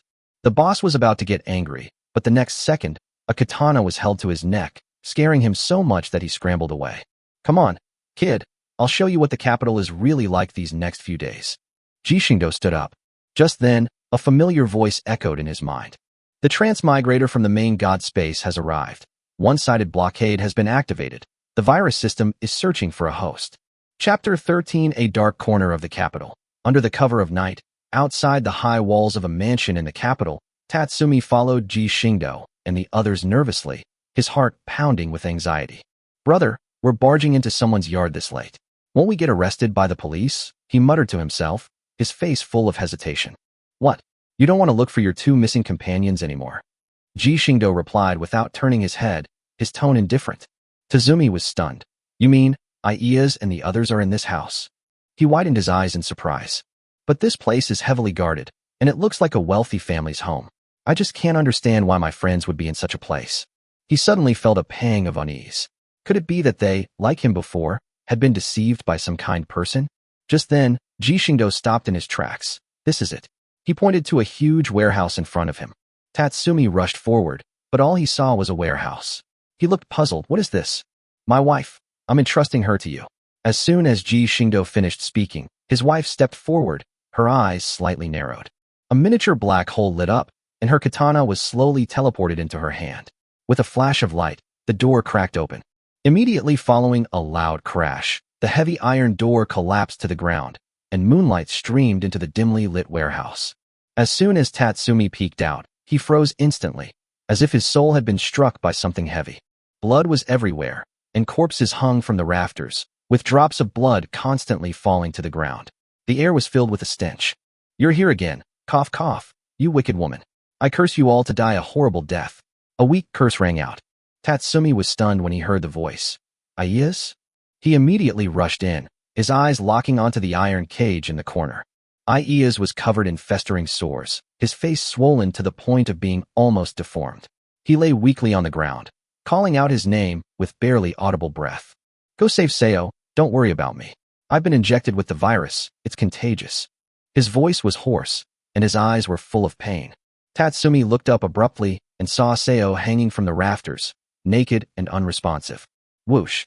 A flash of cold light appeared, and Azuma darted forward like a ghost, severing the ropes and catching Sayu steadily. "She's still breathing," my wife whispered back. Ji Xingdou nodded, took off his coat, and covered Sayu with it. He casually pulled a test tube filled with blue liquid from his pocket and tossed it to Tatsumi. "This can cure the virus. Feed it to him." "Thank you, Brother Xingdou." Tatsumi was so moved that he burst into tears. He drew his sword, cut open the iron cage, and fed the potion into Ayaz's mouth. "Those people outside are in your hands, Your Majesty." Ji Xingdou looked at the crowd gradually gathering outside the warehouse. The emperor smiled slightly, reached out and stroked his face, his expression gentle. "Don't worry, I will take care of everything for you." Her baton reappeared, her golden pupils locking onto the group of guards outside the door, who were still trying to react. "Come, play the final melody of your lives," she whispered. The next second, screams erupted, and the battle ended even faster than expected. The massacre seemed to have only lasted a few seconds. These people are the owners of this mansion. The emperor finished speaking coldly and looked at the people lying on the ground. The obese male homeowner slumped to the ground, his clothes soaked with cold sweat, and asked tremblingly, "Are you the ones who raided at night? Don't you know what you've done?" Ji Xingdou looked at them coldly and asked disdainfully, "So what? A bunch of lowly country bumpkins. They're dead. So what?" The girl next to her had completely broken down. "Your lives are meant to amuse us." Her tone was filled with twisted arrogance. With a swift, cold flash, Azuma, expressionless, finished her off, her voice chillingly icy. "Insulting the commander, death is the only punishment." "Go to hell," she said coldly, without a trace of pity. "Wait, Brother Xingdou." Tatsumi suddenly called out to them. Ji Xingdou turned around, watching him help Ies slowly walk out of the warehouse, and asked with a smile, "You wanted to come in person?" "Yes, I will avenge them." Tatsumi gritted his teeth, his eyes resolute. "Are you ready to kill someone, young man?" Ji Xingdou's eyes were sharp. "They're no different from those dangerous species, even more disgusting," Tatsumi roared. "Then I'll leave it to you. Let's see what you're capable of." Ji Xingdou patted his wife's shoulder, signaling her to sheath her sword and step back. Tatsumi stepped forward, drew his sword, and without hesitation, slashed down, blood splattering everywhere, and the heads of the two culprits fell to the ground. Blood stained his face, but he remained motionless, staring at his hands in silence. This is the true face of the capital. Do you see it now? Ji Xingdou walked to his side, his tone not loud, but full of weight. Tatsumi looked down at the blood on the ground, the image of the ideal imperial capital described by the old man flashing through his mind, and a sense of bewilderment washed over him. "Think it over carefully, young man. We still have time," Ji Xingdou said softly, turning and leaving. The following morning, as the sun rose, the young emperor solemnly announced at the morning court session in the main hall of the palace, "I hereby appoint Ji Xingdou as imperial preceptor to assist me in governing the affairs of the empire." These words caused an uproar in the court. The ministers looked at each other in bewilderment, none of them expecting the young emperor to make such a decision. In a corner of the hall, Minister Ernest was stuffing meat into his mouth when he heard this, and the grease on his lips froze. He frowned, his tone unfriendly. "Your Majesty must be mistaken. What virtue or ability does this man possess to be the imperial advisor?" Minister Ernest, what an air of authority. A soft laugh rang out from outside the door, its tone as gentle as a breeze rippling across a lake. To question His Majesty's decision in public, doesn't that seem a bit presumptuous? Chapter 14 Shipgirls arrive. "Are you that so-called imperial advisor?" The minister squinted, his face grim as he watched the handsome young man slowly walk into the hall, his eyes flashing. "It is I," Ji Xingdou responded calmly. "Guards, seize this charlatan. How dare he use sorcery to bewitch His Majesty the Emperor? He truly deserves to die." Suddenly, the minister waved his hand, and a group of guards rushed into the hall, their weapons pointed at Ji Xingdou in the center of the hall. The ministers were all frightened and retreated, fearing that these brutes might accidentally kill them. Haha, Minister Ernest is really something. He can even mobilize the palace guards in front of His Majesty. It seems that the emperor of this empire is not His Majesty, but you, Ernest. Ji Xingdou paid no attention to the so-called swords, spears, and halberds around him, and looked at the minister with a mocking expression. "Nonsense. Everyone in the court knows that I am utterly loyal to His Majesty and have never harbored any rebellious intentions. You heretical sorcerer, how dare you spread such heresy and mislead the public? Seize him." The minister's face darkened, and he didn't want to waste any more words with Ji Xingdou. He immediately ordered that Ji Xingdou be eliminated. "Spark." Ji Xingdou calmly recited a spell, and instantly sparks appeared around him. When they touched the guards, they burst into flames in an instant. The intense heat instantly melted the weapons in the guards' hands, turning them into screaming figures of fire, their wails echoing throughout the entire court. Ignoring the wailing firemen beside him, Ji Xingdou slowly stepped forward, walked to Minister Ernest, looked down at him with a hint of contempt on his face, and slowly spoke. "My lord, there's plenty of time ahead of us. We can take our time, if you're confident in yourself." Ernest's face grew even darker. He couldn't fathom where this guy had come from. Was he like those guys who came to seek refuge last night? Had he come to the capital to complete some mission? He'd have to ask those guys a good question when he got back. Wow, this mansion is huge.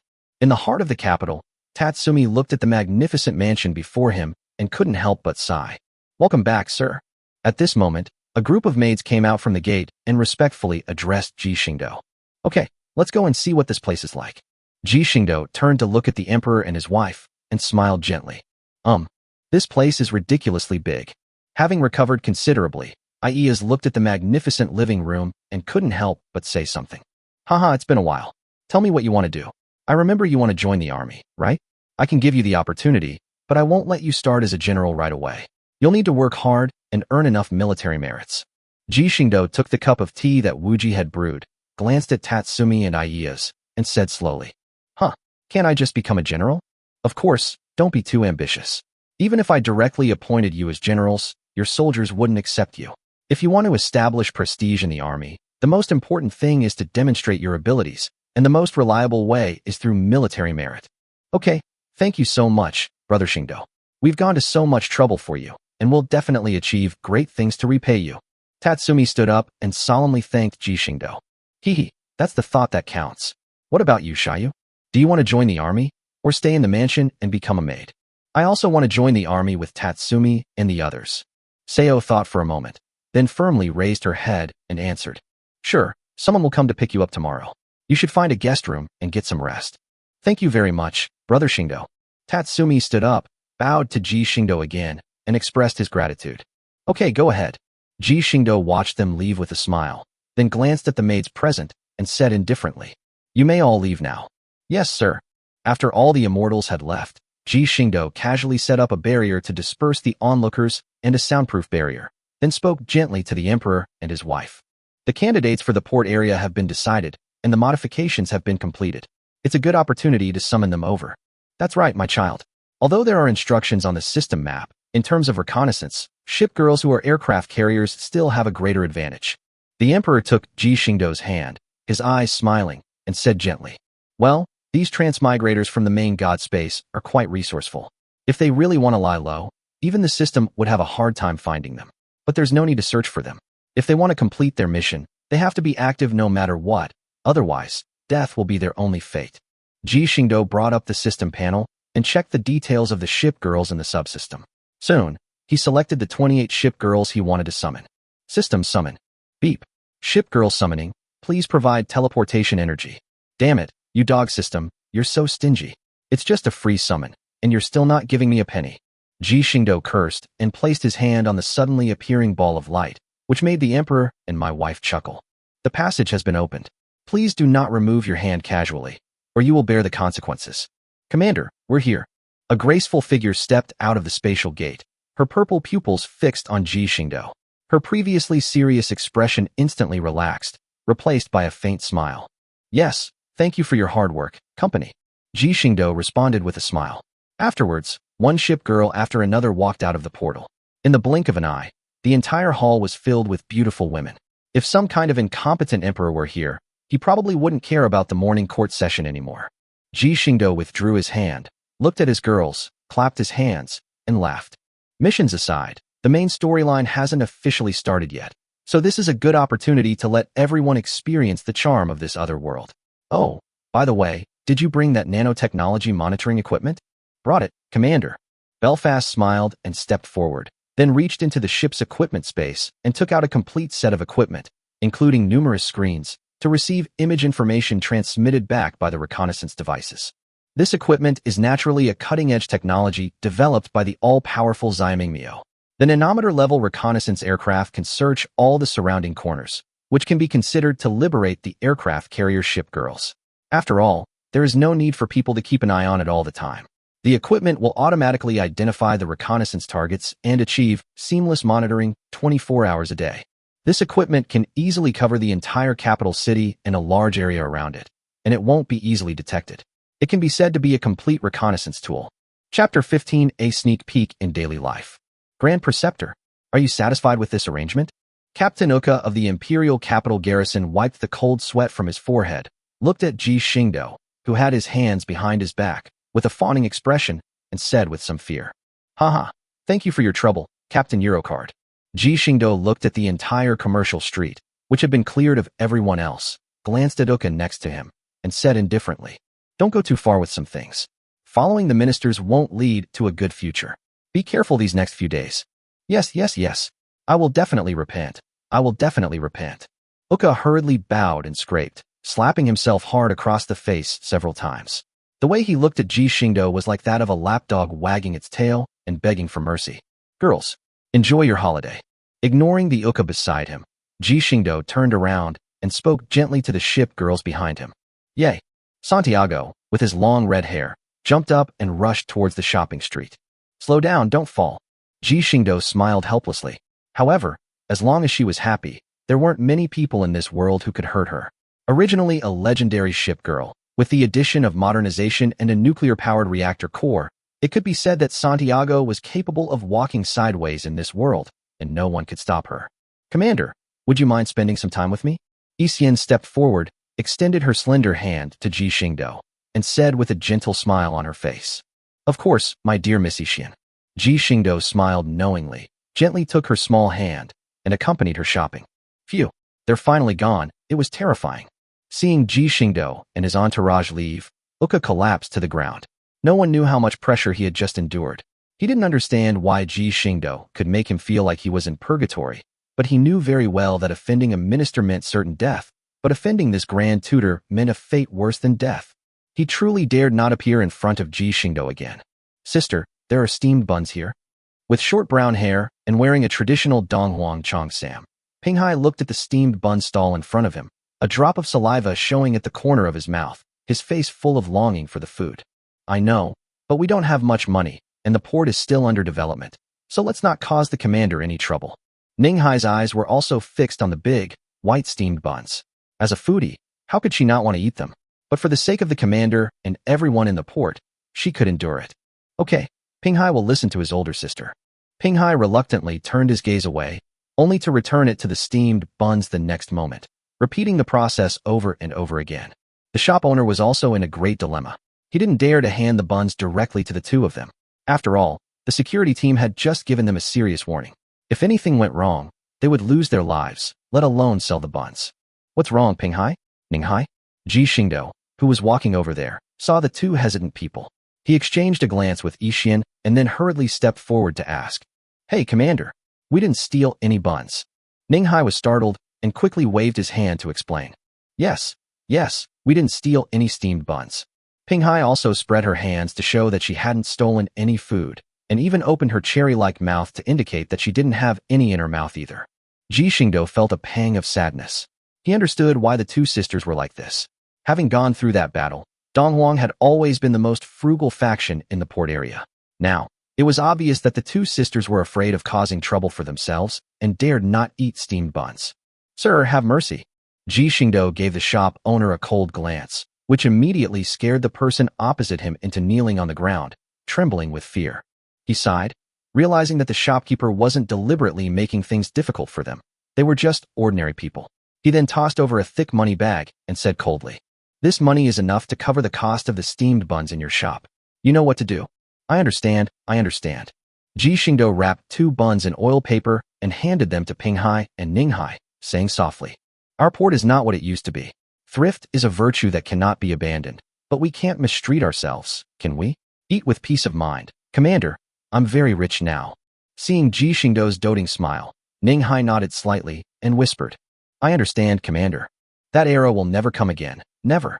Ji Xingdou stroked the 2 girls' heads and muttered to himself, Yes, Commander, they will not appear again.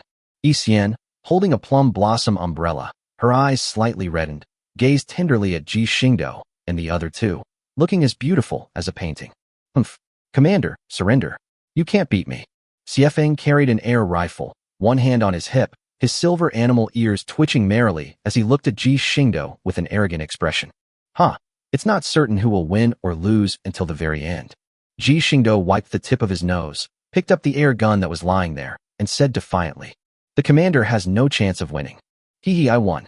You have to come warm my bed tonight. Ji Xingdou looked at the arrogant Xiefeng and chuckled strangely. A perverted bed warmer, a super perverted commander. Instantly, Xiefeng's face turned crimson, like a steamed crab, and she became dizzy. Then, after regaining her senses, she pointed at Ji Xingdou and cursed him as a pervert before covering her face and fleeing in panic. Commander, you're really despicable.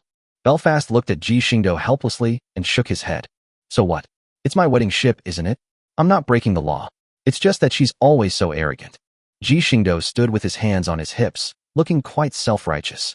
Yes, yes, yes, the commander is absolutely right, but… Belfast gave a meaningful smile, then leaned close to Ji Xingdou's ear and whispered something. Commander, why are you still sleeping alone after all this time? Are you afraid of something? Feeling the alluring breath on his ear, Ji Xingdou couldn't help but blush. Good heavens, Belfast, you're not even part of the Sakura Empire, so why don't you try to be a traitor? Cough, cough, cough. It's still early, let's not talk about that for now. Ji Xingdou coughed dramatically, adopting the demeanor of a virtuous gentleman. But Bei smiled and silently thought to himself. And what about now? I'm afraid some of the girls are already about to lose their temper. Chapter 16 Commander Battle. As night fell, at the Imperial Advisor's residence, Ji Xingdou stared at the monitor screen in front of him with a strange smile on his face. So that's how it is. You went to the ministers immediately?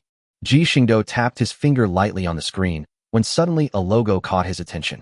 System, the badges they wear are probably the symbols of the main god space behind them. Beep yes. Host, this skull emblem represents the dead space. Travelers from the death space? What's their mission here? To protect the empire? Or to overthrow it? Or perhaps to protect the ministers? Ji Xingdou rested his chin on his hand, deep in thought. After all, the other party was going to take action against the ministers, and now was naturally the best time. Unless there were any restrictions in the future, given the personalities of these people from the main god space, they had no intention of abiding by the rules of this world. Squeak. Just then, the door was suddenly pushed open, and a red figure entered the room. The newcomer was wearing a red kimono, carrying a large plate of sweets, and had a slightly excited smile on his face. Who else could it be but Akaji? Commander, I brought you some snacks. Overworking isn't good for you. Thank you, Akaji. I'm fine now. Thank you for the snacks. Ji Xingdou looked gently at Akaji as she entered and said with a smile. Come, let me feed you, Commander. A strange light flashed in Qi Cheng's eyes.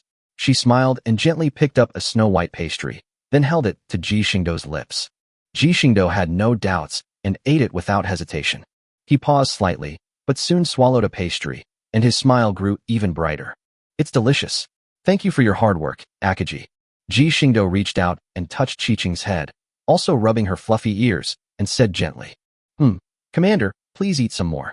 Ji Xingdou devoured the pastries one after another, and Qi Cheng's expression became increasingly unrestrained, with hearts practically bubbling up in her eyes. Bang! Just then, the door was suddenly forced open, and a woman in a black military uniform with light pink hair slowly walked in. Her brown eyes flashed with a dangerous red light as she stared intently at Akaji, whose face was somewhat gloomy. You knew there would be little mice trying to steal the food, didn't you, Miss Akaji? Ha, I thought it was someone else. Turns out it's you, you stinking bug. Are you ready to face my wrath, Ron? A flash of red light appeared in Akaji's eyes, and the two of them instantly pounced on each other and began to wrestle. Ji Xingdou shrugged helplessly, picked up his teacup, and took a sip. He watched the two people tearing at each other's clothes on the carpet and picked up the communicator next to him. Soon, the Emperor and the Tianqing sisters arrived together. The Emperor immediately gave each of them a flick on the forehead, and the two girls immediately quieted down, kneeling on the ground to receive a lecture from their parents. Seeing this scene, Ji Xingdou shook his head. Oh, right, I ate the drugged snack. Yes, it worked on me. I believe it. Tonight is destined to be anything but a quiet night. The next morning, sunlight shone on Ji Xingdou's slightly handsome face, and everything seemed very peaceful. Ji Xingdou's eyelids twitched slightly, and he slowly opened his eyes. After thinking about what happened last night, he suddenly smiled. Turning my head, I saw a pretty figure sitting in front of the dressing table, constantly combing her long, black hair. I'm awake. Seriously, it really startled me last night when it came over so suddenly. The woman turned her head and looked at Ji Xingdou with a reproachful expression, complaining somewhat. Sorry. Didn't Akaji give me some medicine? It's perfectly reasonable for me to have a reaction, isn't it, Yixian? Ji Xingdou got up and came behind Yixian, gently picked up a strand of her hair, then took the comb from Yixian's hand and gently combed her hair. Yixian smiled as she carefully observed Ji Xingdou's earnest face through the mirror. Okay, that should be enough. After finishing tidying up, Ji Xingdou smiled gently. Let's go, Yixian, let's go eat. Everyone must be getting impatient. Yes, Commander. Yixian held his hand, her face beaming with a smile. Click, click, click. Wah, Commander. Akaji's face was grim as she gripped the white plate tightly, biting it repeatedly with her teeth, looking as if she was about to break. Amaji gently patted her back, comforting her repeatedly. I will definitely succeed next time. The intense black aura seemed to burst out of her body, almost solidifying on her. Xiefeng, who was not far from her, protected the plate in front of her, fearing that the other party might suddenly go berserk and cause her to be caught in the crossfire. Everyone's here? That's perfect. I've already gotten a general idea of the movements of these people from the main god space from the system, so the plan can begin. At this moment, Ji Xingdou, who had just arrived at the restaurant, looked at the bustling restaurant and said with a smile, Kaosheng, Atago, I need you to join Night Raid to help us obtain intelligence there. I have already sent you the location. If I am not mistaken, all the transmigrators from one of the main god spaces have joined Night Raid, but it is not yet certain which main god space it is. Oh dear, am I really going to leave the commander? That doesn't seem like a good idea. Atago lightly touched her lips, looking at Ji Xingdou with a seductive expression, as if she wanted to tempt him to commit a crime. Ji Xingdou shuddered. Good heavens, you're always involved in every raid on prostitution. You're something else, you love big dogs. Ji Xingdou cursed her inwardly, then stepped forward and chopped her with a knife. Seeing her slightly aggrieved expression, Ji Xingdou coughed and continued. The transmigrators from the death space have already pledged allegiance to the minister. Their motives are still unclear, but it doesn't matter. 3 main god spaces have descended upon this world together. I refuse to believe they share the same goal. Let them fight first, and we can remain on the sidelines for now. However, regarding surveillance. Boom. Suddenly, a loud crash came from the door, startling Ji Xingdou. Good heavens, they've come knocking on our door. Surely not. Are those guys from the main god space so smart that they figured out his true identity so quickly? Let's go out and take a look. Ji Xingdou's expression darkened slightly, and he said in a deep voice, Yes, Commander. Chapter 17, A One-Sided Battle. This is the residence of the so-called new Imperial Advisor? It's quite magnificent. No wonder that fat pig looked like his whole family had died. It seems this newly appointed Imperial Advisor wields considerable power. The gate to the Imperial Preceptor's residence had already been blown away to the side. On a pillar next to the gate, a young man with a world-weary makeup and dressed in hip-hop clothes was squatting on it, speaking to the 3 people standing at the gate with a hint of contempt in his tone. Don't forget our goal, Myriad, let's make our move. Of the 3 people standing at the door, the middle one, a man in a black cloak embroidered with gold, whose face was obscured, glanced at the boy on the high place, warned him in a hoarse voice, and then gave instructions to the young female delinquent behind him. Okay, boss.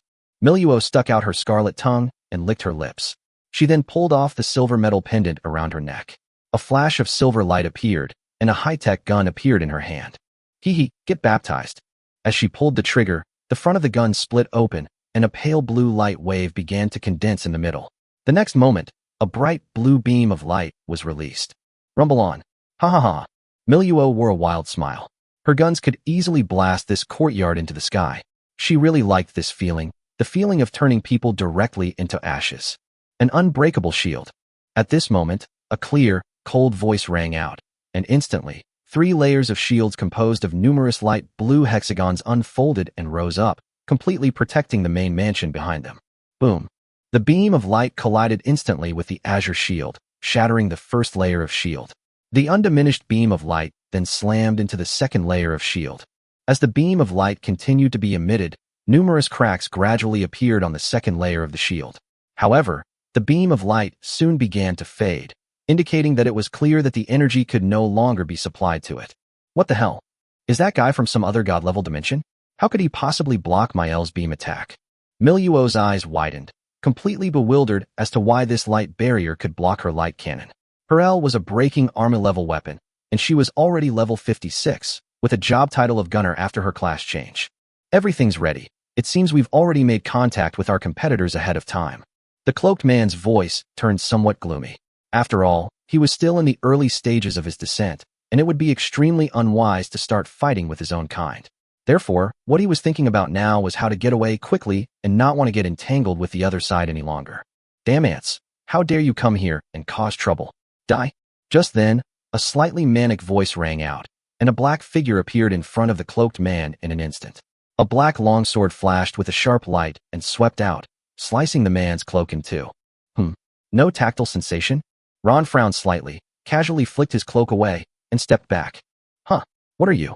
Ron stared in astonishment as the form, resembling black mist, was revealed after the cloak billowed away. I didn't expect you to be so fast. I'm curious which faction you belong to. Why aren't you wearing an insignia? The black mist churned and surged, from which a deep voice slowly emerged, filled with incomprehension. Heh, don't compare me to you scum. None of you will leave here today. Ron's face revealed a bloodthirsty expression. The next moment, a blood-red glow gradually enveloped her, and a flash of blood-red light passed through her eyes. Bloodstained, severed limbs. Ron transformed into a red and black afterimage and charged directly towards the black mist. Thump! A loud collision suddenly rang out. Ron's blood-red eyes flashed with a hint of doubt as he looked at the scarred youth who had suddenly appeared in front of him and said coldly, "You think you can stop me? You do have some skill. Haha, beautiful lady, you really have a bad temper." The scarred man stood in front of Ron, holding the great sword with both hands, looking at Ron calmly while joking around. Huh, you really think too highly of yourself. Ron's lips curled into a cruel smile, and the crimson aura surrounding him suddenly intensified. Crimson light began to gather behind her, and a crimson dragon-shaped figure stood proudly behind her. This is... The scarred man was somewhat taken aback. What was this? Boom. The crimson dragon slammed out with its claw, and the scarred man could only barely drag the giant blade to block it to his side before being sent flying. TCH, a bunch of weaklings, just die. At that moment, an arrogant voice rang out, and the hip-hop kid suddenly appeared behind Ron, stabbing a steel dagger straight at her back. Dragon fist. Chi gap. At this moment, a slightly cold voice rang out, and a petite figure suddenly appeared beside the hip-hop kid. Dragon-shaped energy burst forth from her fist, directly knocking the unsuspecting hip-hop kid away. Damn! A sneak attack. Tiger fist. Crushing devastation. Before the hip-hop kid could react, another figure appeared below him, and a fist carrying immense force struck his waist. With a crisp crack, his spine was broken. Absolute blade. A crescent-shaped blade flashed, and blood sprayed out in midair as the hip-hop kid was cleaved in two. Lipu. Just as Milua was about to shout, a sharp blade pierced through her body. She stared in disbelief at her bleeding chest and murmured, "How could this be? Why isn't the shield working?" Whoosh. My wife slowly drew her katana, looked indifferently at the woman lying on the ground, flicked the blood off the katana, and said coldly, "The second one." At this moment, the scarred man, who was still unconscious, was also killed by a Tego with a single strike. Now, only the humanoid black mist remained in front of the gate. I never expected you to be so strong. This was a miscalculation on my part. Although you weren't wearing your badges of authority, it doesn't matter. Only 3 factions have descended this time. I will avenge these guys. Until we meet again. The somber voice rang out again, clearly indicating that something was wrong and he wanted to run away. Huh, you come and go as you please? You really don't take us seriously. Chapter 18 Solution.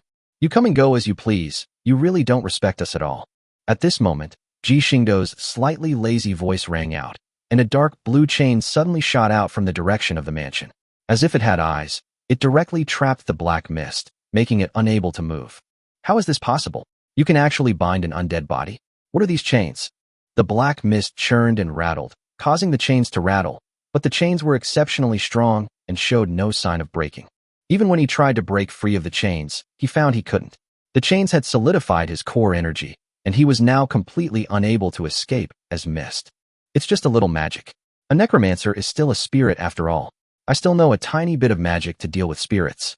At this moment, Ji Xingdou stepped out of the spatial rift, approached the black mist, and while speaking, made a slight gesture, then asked with a smile. I'm curious, why did you come to attack us? You're acting so recklessly. Don't you even realize who you've offended? The black mist stirred and said in a somewhat helpless voice. Ministers? I'm quite curious about that. What exactly is your mission? It's quite interesting that you lawless transmigrators are being made to obey the orders of a native. Ji Xingdou stroked his chin, thinking, after all, which transmigrator who came out of the main god space wasn't a lawless scoundrel? In their eyes, the people from various worlds were just NPCs.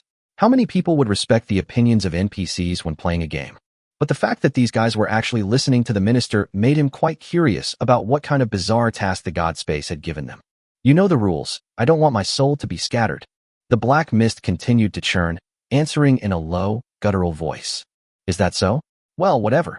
We're going to kill you all anyway, so it doesn't really matter whether you talk or not.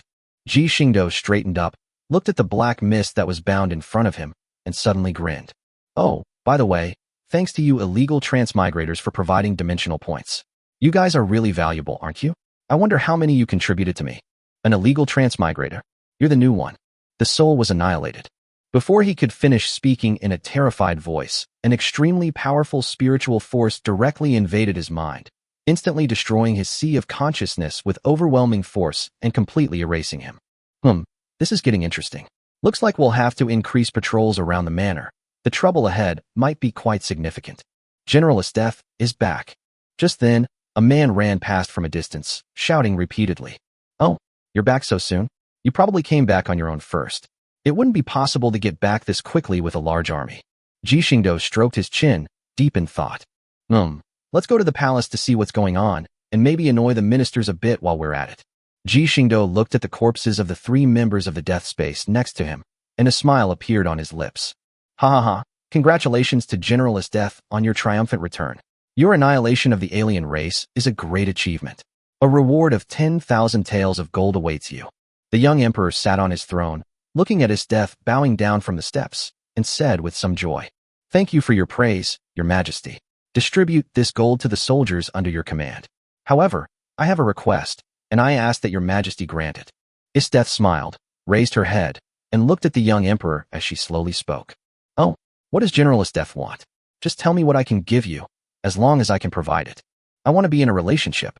After Estef finished speaking, not only the young emperor, but also Ernest and the ministers below were stunned. What had they just heard? This female assassin, whose eyes were only for battle and killing, was going to fall in love? This was too unreal. This relationship? The young emperor scratched his head. He was still too young to know anything about love. He glanced at Ernest and suddenly said, "How about I give you the minister?" Ahem, this is no joke. Ernest was so frightened that he dropped the meat in his hand to the ground. He quickly waved his hand, still wanting to live, and he didn't want to be torn apart by his death. Forgive my bluntness, but Minister Ernest is so fat, he might have high blood pressure or something, and he could die at any time. His only value is in extracting oil from his body, so I'd rather not have any interest in him. You, respectfully presented to the Imperial Preceptor. At this moment, a slightly panicked voice rang out from outside the hall, attracting the attention of everyone inside. Ernest's face instantly darkened. He turned and glanced back at the woman in black who had been standing behind him, his eyes seemingly questioning something. The woman frowned slightly and quickly checked the team information on the space panel, only to find that the avatars of all 4 teammates were lit up, clearly indicating that there was no unexpected situation. He could only shake his head at Ernest, indicating that he didn't know what had happened. They're a bunch of useless trash. Ernest took a big bite out of meat, chewing it with a gloomy expression, all of which was seen by Estef standing below. She was now curious about who this imperial advisor was, that he could make a minister lose his composure like this. Squeak. Oh, everyone's here.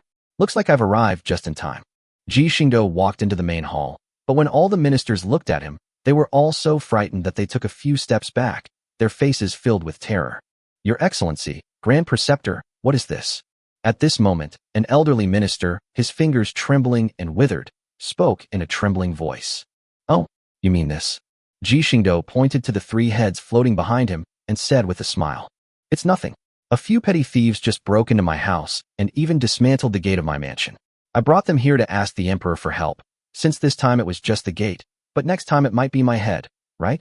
Ji Xingdou looked at Ernest, who was biting into the fatty meat in his hand, and said meaningfully, Ji sure is right. How dare they commit such a violent act in broad daylight? Oka, what are you doing, causing Ji sure such a great shock? I am guilty. I will investigate this matter thoroughly. Oka trembled and immediately knelt on the ground, kowtowing vigorously. Then, he crawled to Ji Xingdou's side, fawned over him, and took the 3 heads from behind him before scrambling away. The minister who heard this was even more frustrated. He really couldn't understand why the young emperor would listen to Ji Xingdou so much that he would even disregard him. This was not difficult for Ji Xingdou at all. It was just a magic spell to alter memories, which he could easily perform. Chapter 19, Taking Charge of the Hunters. Oh, Minister August, why do you have such a gloomy face? Are you feeling resentful because you didn't achieve your goal? Ji Xingdou looked at August and continued to speak sarcastically. How could that be? I was thinking that in this vast capital city, there were actually villains who dared to attack our imperial preceptor. They must be guilty of heinous crimes. Minister August tossed the piece of fat in his hand and spoke with an air of righteous indignation. Oh, by the way, recently, a group of villains calling themselves Night Raiders have been causing trouble in the capital. Many loyal officials have been killed by these villains, as has my poor nephew. He did nothing wrong, yet he was brutally murdered. I suppose this morning's events are also related to these lawless villains. I implore your majesty to form a punitive expedition to wipe out these villains who disrupt public order and restore peace and order to the capital. Oh, is that so? Then these villains are truly hateful. Not only did they attack my tutor, but they also targeted those around you, Minister. They should indeed be wiped out quickly. But what do you think of the choice of personnel, Minister? The young emperor's face showed resentment, but being controlled by his ministers, he couldn't come up with any ideas and could only subconsciously rely on Minister August, as usual. August squinted and glanced at his death and Ji Xingdou without leaving a trace. A thought immediately came to mind, and he coughed slightly. This matter can only be handled by General Esteth and Imperial Advisor Ji. General Esteth has outstanding combat power, and with Imperial Advisor Ji's wisdom, if the two of them can form a new force, I believe that the night raid will be like a rat in a sewer and will be completely wiped out. The minister looked at Ji Xingdou with smug satisfaction. He made this suggestion entirely to drag him into the mess. After all, he knew which faction night raid belonged to. This Ji Xingdou was always opposing him, and he might be on the side of the revolutionary army. If he dared to refuse, he could arrest him on charges of disobeying imperial orders. He, the minister, was not a piece of dough to be molded at will. Is this a good idea for the teacher this season? The young emperor looked at Ji Xingdou with some worry, somewhat at a loss. After all, he had been brainwashed by Ji Xingdou, and the young emperor would react to anything that might harm him. It's all right. It's my duty as a subject to help your majesty solve your problems, isn't it? Ji Xingdou smiled slightly. Rather than saying that this was the result he wanted to achieve, even if the ministers didn't say anything, he would find a reason to participate in the hunter's activities. Joining directly was much better than intervening from the outside. Moreover, Kaohsiung and Atego had already set off, so both the night raid and the hunters would be under his control. Perfect timing. I remember General Esteth just mentioned wanting to fall in love, right? I think most men aren't good enough for our valiant General Esteth. How about this? Let's hold a grand competition to attract young warriors to compete, and then General Esteth can choose the winner. Esteth has her eye on your little lover, but for those she doesn't like, but who are quite strong, just bring them into the organization. It's a win-win situation, isn't it? Good idea. What do you think, General Esteth? The young emperor clapped his hands, said, good, and then looked at Esteth and asked, that's possible, but my requirements are quite high. Esteth hesitated for a moment, then readily agreed. The name of the organization should also be suggested by General Esteth. Ji Xingdou raised his head slightly and said with a smile, since the opponent is human, let's call them hunters. Esteth's lips curled into a cruel smile, like a demon about to devour its prey. In the dense forest near the capital, Takao and Atego looked at the red-eyed girl in front of them and spoke with kind expressions. You must be Akame from Night Raid. Who are you? People of the Empire? Akame, dressed in a black dress, frowned slightly, gripping the hilt of her Taigu Murasame sword with her right hand, and kept a close eye on the two of them to prevent a sudden attack. Don't worry, we mean no harm. We just want to join the Night Raid. Kaohsiung tried to put on a friendly expression, signaling to Akame on the other side not to get too excited. Yes, we mean no harm. Oh, by the way, this is our pledge of allegiance. Atego took out a small black box and slowly opened it towards Akame, revealing a head inside. This is the minister's closest nephew. We received this information a few days ago. You should have already heard about it. Akame looked at the box opposite her and pondered for a moment. Of course she recognized who it was. After all, it was their assassination target a few days ago. They were still guessing who would strike first, but now it was right in front of her. Okay, I can take you to find the boss. Follow me. After a moment's thought, Akame decided to trust them for the time being. After all, they had killed the minister's nephew. Even if the minister was ruthless, he wouldn't sacrifice his own nephew to launch a night raid. Of course, there were many things she couldn't have imagined. After all, to a minister, a son was nothing more than an object that could be born at will. What did a nephew mean to him? This is indeed the minister's nephew. Sometime later, in the night raid's secret base, the leader of night raid, Najenda, looked at the head in front of her, took a drag of her cigarette, looked at the two smiling men and Takao with her only remaining eye, exhaled a puff of smoke, and spoke. Do you want to join Night Raid? That's just how it is. For what? We have a grudge against the minister and wish we could kill him. But unfortunately, we are not strong enough, so we want to use the power of a night raid to kill the minister. Atego's face was filled with grief as she gritted her teeth and spoke fiercely. Okay, but I need to see your abilities first. Otherwise, I'll have no choice but to send you to work in the logistics department. Sure. Okay. Lily of the Valley. Yenju, you two go? Okay, boss. A pink-haired girl who had been sitting nearby quickly stood up and responded.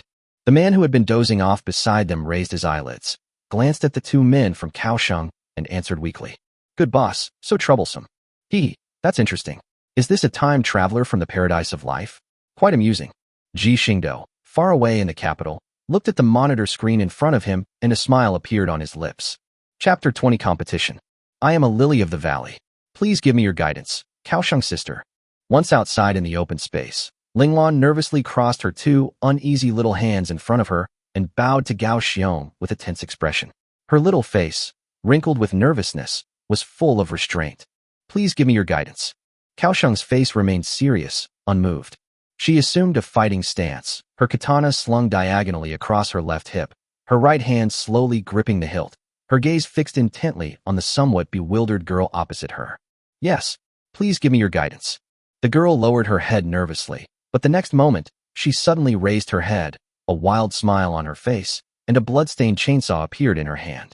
She tugged on the chainsaw's rope, and the chainsaw began to spin with a roar. Come on, let me have some fun. Linglan, wielding a chainsaw, pushed off with her feet, transforming into a blur as she rushed towards Kaohsiung. Boom. Crack. Crack. Kaohsiung's katana was instantly drawn, directly blocking Suzuran's downward slash. The chainsaw's teeth kept colliding with the blade, and tiny sparks kept shooting out from the chainsaw's engine. The two were locked in a stalemate for a moment. Wow, sister has a really good eye? Lily glanced at the malfunctioning chainsaw, a smirk playing on her lips. Is that all you've got? Kaohsiung remained calm, but his eyes narrowed slightly, and he gradually increased the force in his hand. How could this be? Linglan's expression changed instantly. She gripped the chainsaw tightly with both hands, her face turning red from the extreme force, and the veins on her slender arms began to bulge, but it was still to no avail. Kaohsiung's katana continued to slowly press down on Suzuran. Kaohsiung even released his left hand, using only one hand to suppress her completely. Just kidding. Trying to outmuscle a shipgirl? She's probably not old enough. Even the frail Amaji could lift a whole bus with ease, let alone Takao, who has been practicing swordsmanship and has quite a bit of skill in exerting force. Ayah! Lily of the Valley cried out, but it was too late to do anything. All she could feel was the despair of the blade gradually cutting towards her. Bang! Just then, Gao Xiong kicked out and struck her directly in the abdomen. The next moment, Linglan was sent flying backward, rolling several times before coming to a stop. Cough! Cough, cough. She coughed up a mouthful of blood, which splattered on the ground. You lost. Kaohsiung calmly sheathed his katana, looked at her serenely, and said softly, Kaohsiung wins. At that moment, Brand, who was standing next to him, raised his hand and announced loudly. Then, one of the other transmigrators from the paradise of life stepped forward and led her out of the arena. Haha, these people from the main god space really don't have much team spirit. Ji Xingdou looked at the man's unwilling expression, a slight smile playing on his lips, and whispered to Belfast beside him. For them, their own lives are probably the most important thing. Belfast smiled and brewed him a pot of tea, then spoke softly. To be honest, there are some pitiful people in the main god space, but pitiful people can't survive there. So, our targets are all vicious and ruthless people. Please advise. At this moment, Atego and Yinju also stood on the field. Yinju looked unsteady and appeared to be half asleep. Please advise. Atego stared indifferently at the person opposite her. For her, seduction was only directed at the commander. As for the others, she could only chuckle. Whoosh. The katana was slowly drawn from its sheath, the tip pointing forward. Under Atego's indifferent gaze, he charged forward and slashed down directly at Yinju's head. Afterimage. The blade encountered no resistance and sliced Yinju in the face without severing him. However, it was clear that Atego had noticed something was wrong as she made the cut. It was just an afterimage. Whoosh. Just then, the sound of a sharp weapon cutting through the air rang out, and a sharp dagger flashed past Atego's waist. Oh, miss, what don't you want? Yinju appeared not far away. He had changed his previous dejected look and was now smugly smoothing his bangs. Just as he was about to show off, he was surprised to find that his attack hadn't even torn her clothes. Are you kidding me? This is some kind of high-end equipment that I spent a fortune to get. How could it not even tear your clothes? Yinju was starting to have an existential crisis. He had put all his attribute points into speed, and his only source of damage was this rare city-breaking equipment. Keep in mind that most of his teammates who had come with him were still using excellent army-annihilating equipment. How come his equipment couldn't even break through their defenses? I refuse to believe it. Yinju gritted his teeth, his figure flashed again, and disappeared from the spot once more. Atego, on the other hand, did not move again. Instead, she closed her eyes slightly and sheathed her katana. Instantly, every blade of grass and every tree around her appeared in her mind. Even the swaying of a blade of grass or the passing of a gentle breeze are all captured in her mind. Here. The next moment, Atego sensed Yin Ju's presence and instantly drew her katana, slashing directly behind her. Puffed. Blood splattered everywhere. Yin Ju stared wide-eyed at the huge knife wound on his chest, spitting out blood as he spoke. Mind. He then collapsed to the ground and lost consciousness. Quick rescue. At this moment, Najinda, realizing what was happening, immediately instructed Hill and Akame to rush up and rescue the person. Don't worry, the wound just looks a bit scary, but it won't be life-threatening for the time being. Atego slowly sheathed her katana and smiled at Najinda. Phew, welcome to the night raid. After a while, Najinda breathed a sigh of relief after realizing that the two men's injuries had stabilized. She looked solemnly at Takao and Atego and said in a deep voice. On the other side, Ji Xingdou also smiled. With the addition of Gao Xiong and Atego, he could control every move of Night Raid. As for the few transmigrators from the Paradise of Life, he had plenty of opportunities to deal with them. His port district doesn't yet have enough strength to face the siege of 9 main god spaces. So, although he has some resources, he still needs to be careful. He's just a mid to lower level transmigrator from some main god spaces, not worth much. As long as he doesn't attract the attention of the main god spaces, he'll be fine. Chapter 21, All arrived. In a secluded courtyard of the Imperial Palace, a young man carrying a brown burlap sack and dressed in a seafood-like style stood at the door of a room, glancing at the sign on the door and muttering to himself. This is the hunter's meeting point. I'm really looking forward to seeing what kind of colleagues we'll meet. The young man pushed open the door with a beaming smile, but the scene before him immediately froze his smile on his face. A burly man wearing a strange white mask and shirtless was sitting at the conference room table with his back to the door. As if hearing the door open, the man turned around, looked at the doorway, and stretched out a hand as if to say hello. Bang. Hi. The man remained frozen in place, still waving. The door opened again the next moment, and their eyes met once more, instantly creating an awkward atmosphere. I'm so sorry. I was being presumptuous just now. Young Will repeatedly bowed to the masked man, Boris, to apologize. It's all right. I encounter this kind of thing all the time. I'm used to it. Would you like some tea? Oh well. Looking at it this way, Mr. Boris is actually quite gentle. Will felt much more at ease watching Boris's busy figure. I'm not exactly a gentle person. Polis stopped what he was doing. His mood turned somewhat somber, and he spoke softly. Well? Crack. Just then, another door opened, and a girl with black hair and black eyes, dressed in a black sailor uniform, walked in carrying a paper bag of snacks, and then sat down at the table. Will looked at the arriving girl with an interested expression, seemingly quite intrigued. The girl with black eyes also noticed Will's gaze. She frowned her cute brows, hugged the bag of snacks in her arms tightly, and said with a refusal expression, I won't give you any. Forehead. Will covered his forehead, looking petrified and utterly devastated. My life is over because a girl rejected me. It's quite lively here. What's wrong with this friend? At this moment, a young man wearing a white coat and with short blonde hair slowly walked into the conference room. He had a gentle smile on his face and looked at the gloomy Will, asking him with some curiosity. After learning the reason, the gentle young man Lon softly comforted Will. In an instant, Lon became much taller in Will's eyes, almost like an angel. Fashion is what we truly pursue. Fashion, what a beautiful word. At this moment, a man wearing a white research robe and with black and white hair stepped into the room. He danced a dance while a girl and an unidentified white creature showered him with flowers. The great Dr. Fashion has arrived. I said, is there no normal person in our team? Will nudged Lon beside him with his elbow and whispered. Lon responded with a non-committal smile, but her expression did indeed carry a hint of helplessness.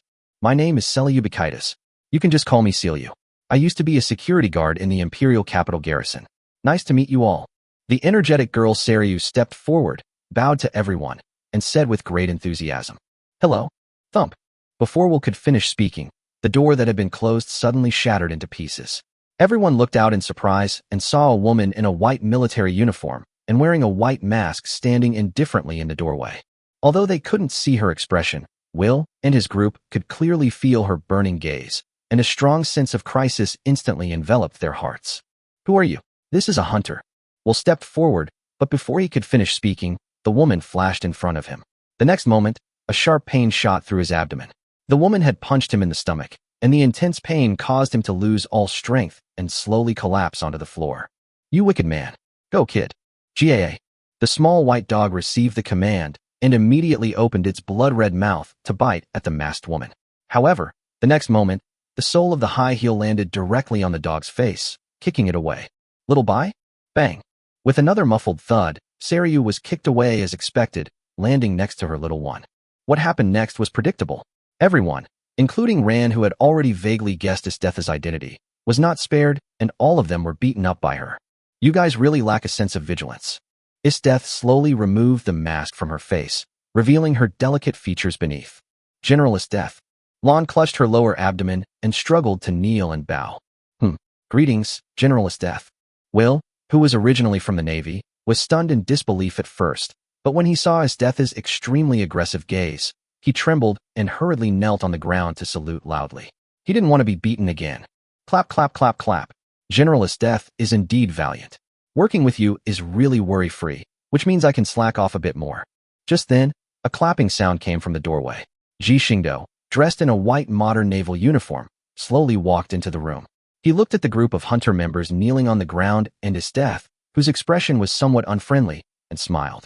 The Grand Preceptor certainly has a refined taste, but you shouldn't even think about slacking off. As the deputy commander of the hunters, you should at least contribute your share, shouldn't you? Isteth looked at Ji Xingdou's smiling face, parted her lips slightly, and slowly spoke. For example, they could train with us.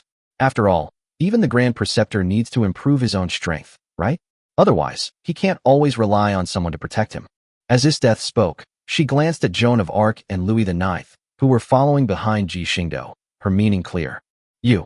Joan of Arc's expression changed slightly, and she was about to draw her sword to uphold the commander's dignity, but at this moment Ji Xingdou reached out and pressed Joan of Arc's hand, turned around, and shook his head with a smile. Haha, General Isteth is right. Not exercising for a long time is indeed detrimental to physical and mental health. How about I play with the new members for a bit? Is this okay? The crowd looked at each other, unsure of what to do. After all, he was the new Grand Tutor. His status was even higher than that of Minister August. If he were injured, they were quite certain that the two menacing women would come up and tear them apart. It's all right, it's all right. Your Grand Tutor is not some weakling who can't even kill a chicken. Ji Xingdou still had a faint smile on his face and spoke gently. Then, everyone's miserable day began. You see, although Ji Xingdou is extremely skilled in magic, it doesn't mean he's not good at close combat. After all, how many kings of Elden are truly pure mages? Chapter 22 Fierce Battle. Phew, this mission was really easy, didn't you say, Hill? Under the cover of night, on a secluded alley in the capital, two slender figures were running. One of them, a girl with blue pigtails and a silver box on her back, turned her head to look at the girl next to her, who was wearing glasses and a light blue cheongsam, and smiled. Yes, but let's rejoin everyone as soon as possible and get out of here quickly. Hill turned her head and smiled gently, looking somewhat dazed. But the next moment, her eyes narrowed, and she abruptly stopped in her tracks, lunging directly at the twin-tailed girl beside her. Watch out, mine. Sizzle. A flash of light from a sharp blade instantly slashed across Hill's waist, leaving a bloody gash. Of course, because Hill reacted quickly, the wound wasn't very deep. Cut. Mine rolled over, maintaining a half-crouching posture, and opened the silver box with lightning speed. She took out her imperial arm, romantic turret, and then pulled the trigger, unleashing a barrage of light bullets that swept towards the spot where she had just attacked. Thump. Just then, a huge black shadow rushed out from the dark bushes opposite. He was carrying a huge silver metal shield, which he slammed into the ground. The light bullets that hit it didn't even leave a mark. Mine frowned slightly, then immediately began modifying the muzzle of the romantic turret. Soon, a slender sniper rifle appeared in her hand. She picked up the sniper rifle and stared intently at the giant shield. Energy continuously gathered at the muzzle, and the power gradually increased. Die. Just then, a wisp of black mist silently emerged from Mine's shadow, and a short, black dagger in its hand plunged directly into the back of her neck, intending to kill her instantly. At that moment, a huge pair of scissors blocked his way, firmly stopping his weapon from advancing an inch. The shadowy figure didn't speak, but instead took a sudden step backward, floating lightly backward and moving away from Mine and the other person. Hill also withdrew the scissors, her innocent expression gone, replaced by a cold indifference on her fair face. She held the scissors, wary of any potential attacks. Boom. Soon, a roar resounded, and the romantic cannon, which had been accumulating energy for half a day, burst forth with tremendous power, and a white beam of light instantly crashed into the giant shield on the opposite side. Click, click, click.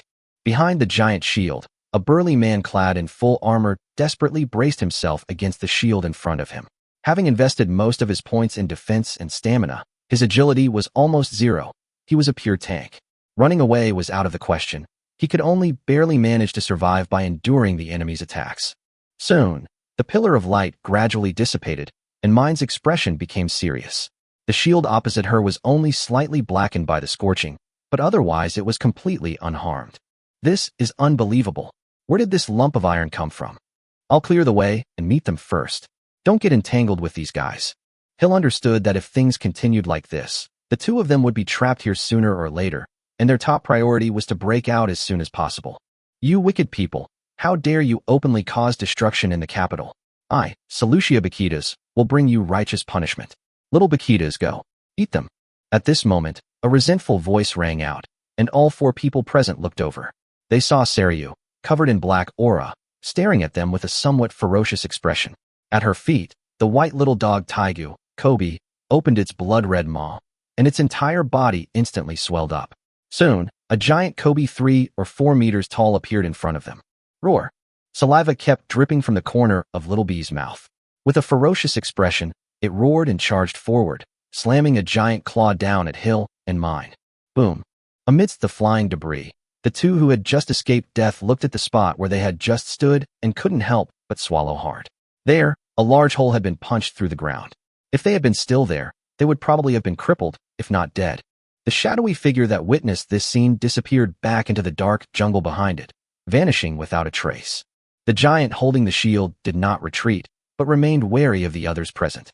The giant shield stood there like a small mountain. Seryu didn't intend to deal with this tough guy. She decided to take care of the two suspected night raiders first, and then slowly deal with him later. As they were thinking this, the battle between Little B and Mine began in earnest.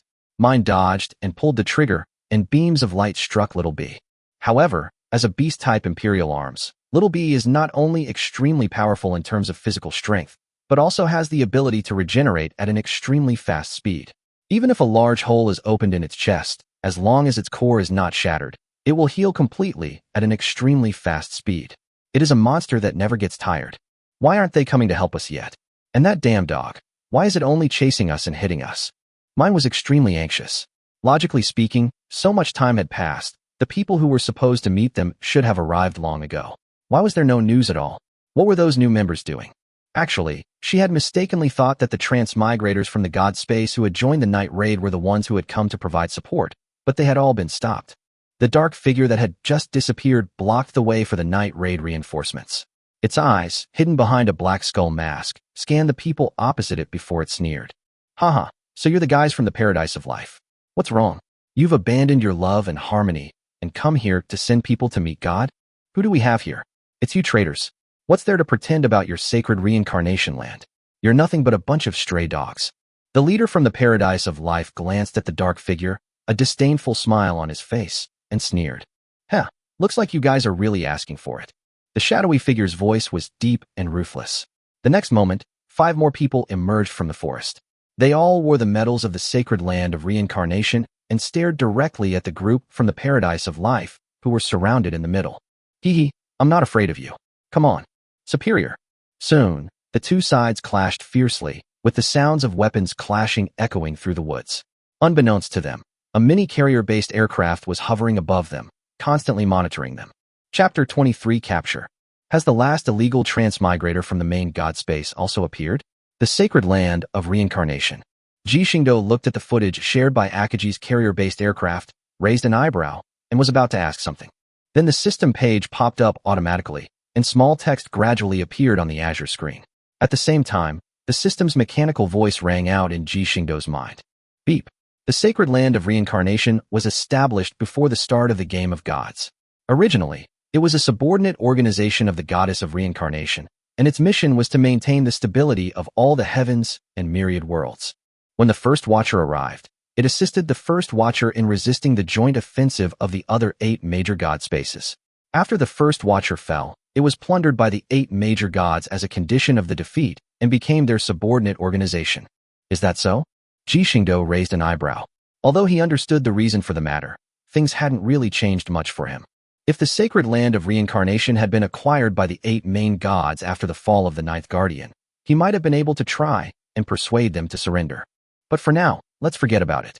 So much time has passed, and those people who still think highly of the goddess of reincarnation are probably all dead by now.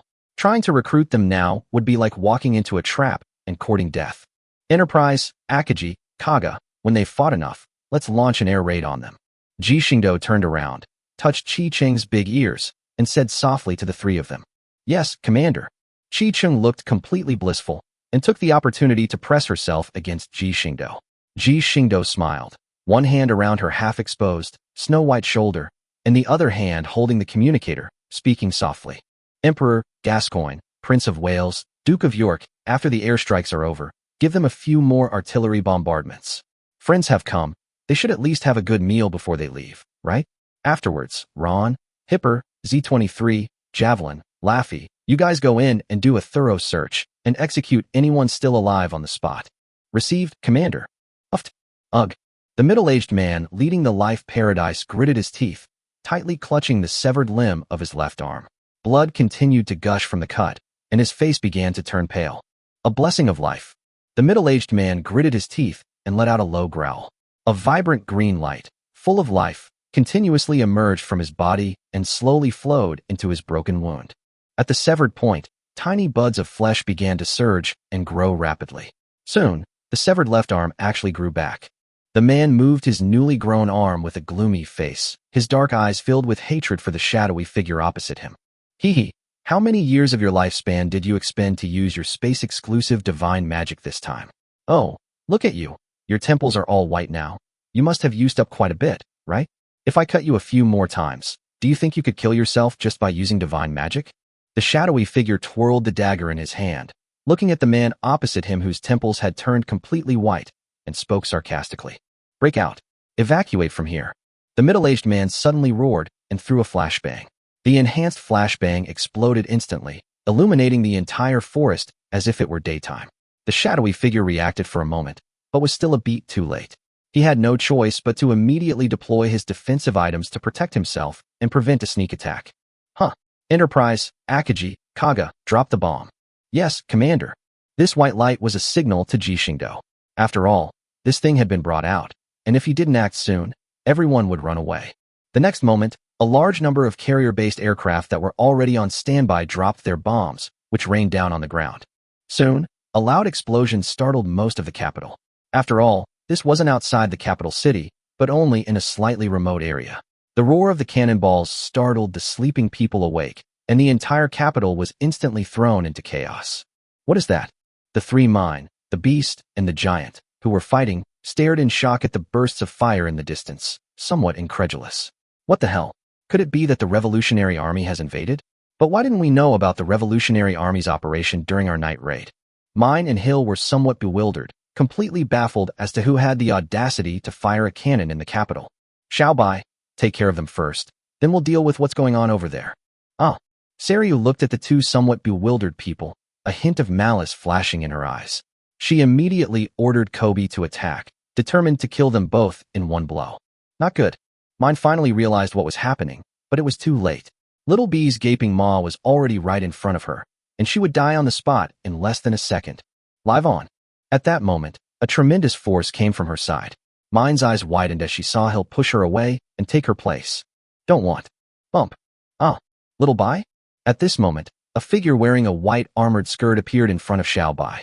She immediately kicked out, her silver leg armor striking Xiaobai's face without reservation. The powerful force sent Xiaobai flying, rolling dozens of meters along the road. "How dare you treat Xiaobai like this?" Celia's face grew increasingly ferocious, while Joan of Arc completely ignored her expression and slowly spoke to her. The Imperial Advisor said, "Alive."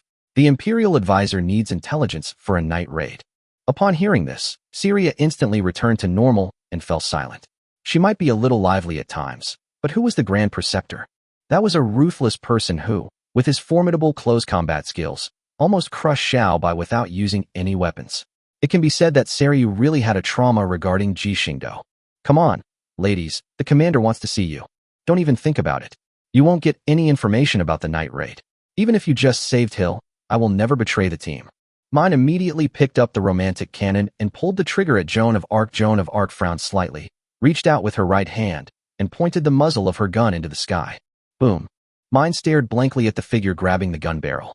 She truly hadn't expected anyone to dare grab an already activated Imperial arm with their bare hands. Who was this person? They were ridiculously strong. Pum. The next moment, Joan of Arc, expressionless, delivered 2 swift chop blows to the necks of the 2 men, then lifted them up, 1 in each hand.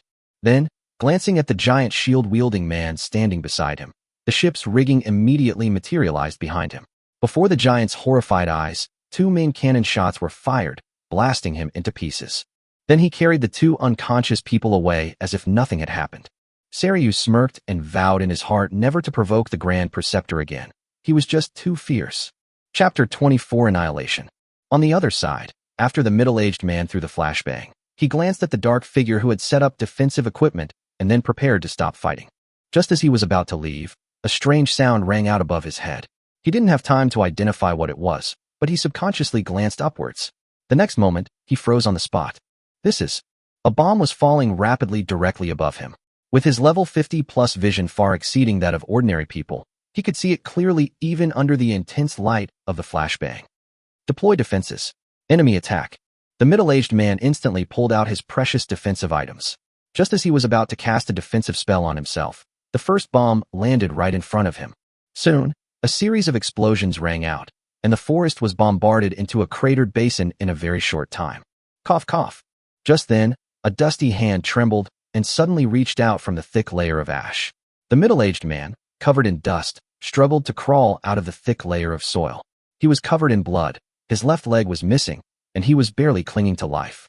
Damn it, which god-level scum is this? Cough, cough. They've even brought out the cannonballs. Boom, boom, boom. Before he could finish speaking, the cannonballs fired from the Emperor's battleship turrets arrived. Looking at the dozens of trailing streaks of fire in the sky, the middle-aged man laboriously raised his arm and gave the sky the middle finger. Damn it. Boom, boom, boom, boom, boom. A powerful explosion filled the space once again, and the middle-aged man was blown to pieces. Ji Xingdou watched the footage transmitted back by the carrier-based aircraft. After the second round of explosions ended, he stroked his chin, suddenly picked up the walkie-talkie, and spoke. Your Majesty, one more round. I won't feel at ease until we get to this round. Afterwards, Ron, Hipper, and the others immediately entered the forest. They must not let any fish escape their net. Okay, my child. The Emperor on the other side smiled helplessly. This must be what my child meant by being prepared. But as long as he likes it, anything is fine. The Emperor looked at the ship girls, including Gascoigne, with his dark gold eyes and spoke. Load and fire at the target area again. Soon, the third round of shelling was completed. From the sky, the forest had been completely turned into a depression, and a thick layer of dust raised by the exploding shells covered the ground, a truly devastated scene. Ron and the others, who had already received their orders, quickly arrived at the location. They were holding a small, radar-like device marked with a few faint dots of light. This was the life detection radar that Ji Xingdou had redeemed from the system shop. As the system's products are always of the highest quality, the rigorous exploration by these radars actually allowed Ron and his team to dig out a few living people. But they were all on the verge of death, barely clinging to life. Among them was the shadowy figure from the sacred reincarnation land. The commander said they were useless and should be killed.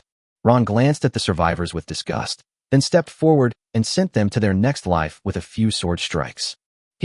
This time, the 3 main god spaces have also suffered heavy losses. Each of them has lost members to varying degrees. The Samsara Holy Land is the worst off. Including the giant shield man who was dealt with by Jean Dark, there are only 3 left alive. It seems that the death space is actually the best. It only lost 4 people. But damn system, have you found the host of that virus system yet? How long has it been? Are you kidding me? I've already killed all the people in the main god space, and you still haven't found it. Ji Xingdou looked at the system panel he had summoned with a somewhat unfriendly expression and asked fiercely. Beep. The virus system is suspected to be not yet started. This system cannot locate it at this time. The virus system has started, location coordinates have been locked, and the location map has been updated.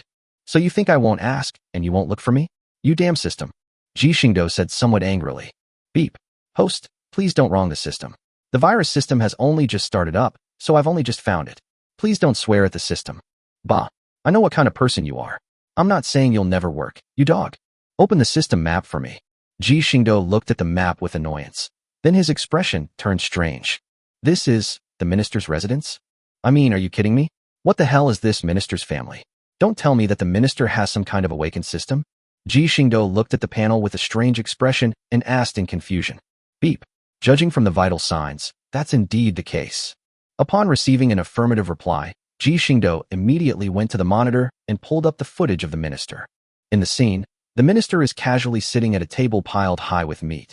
His obese body is sitting at the table, one hand holding the thigh of some unknown animal, and the other holding a wine cup. However, he is not moving and remains in the same position, and it is unclear what he is doing. Soon, the minister's previously vacant eyes regained their liveliness.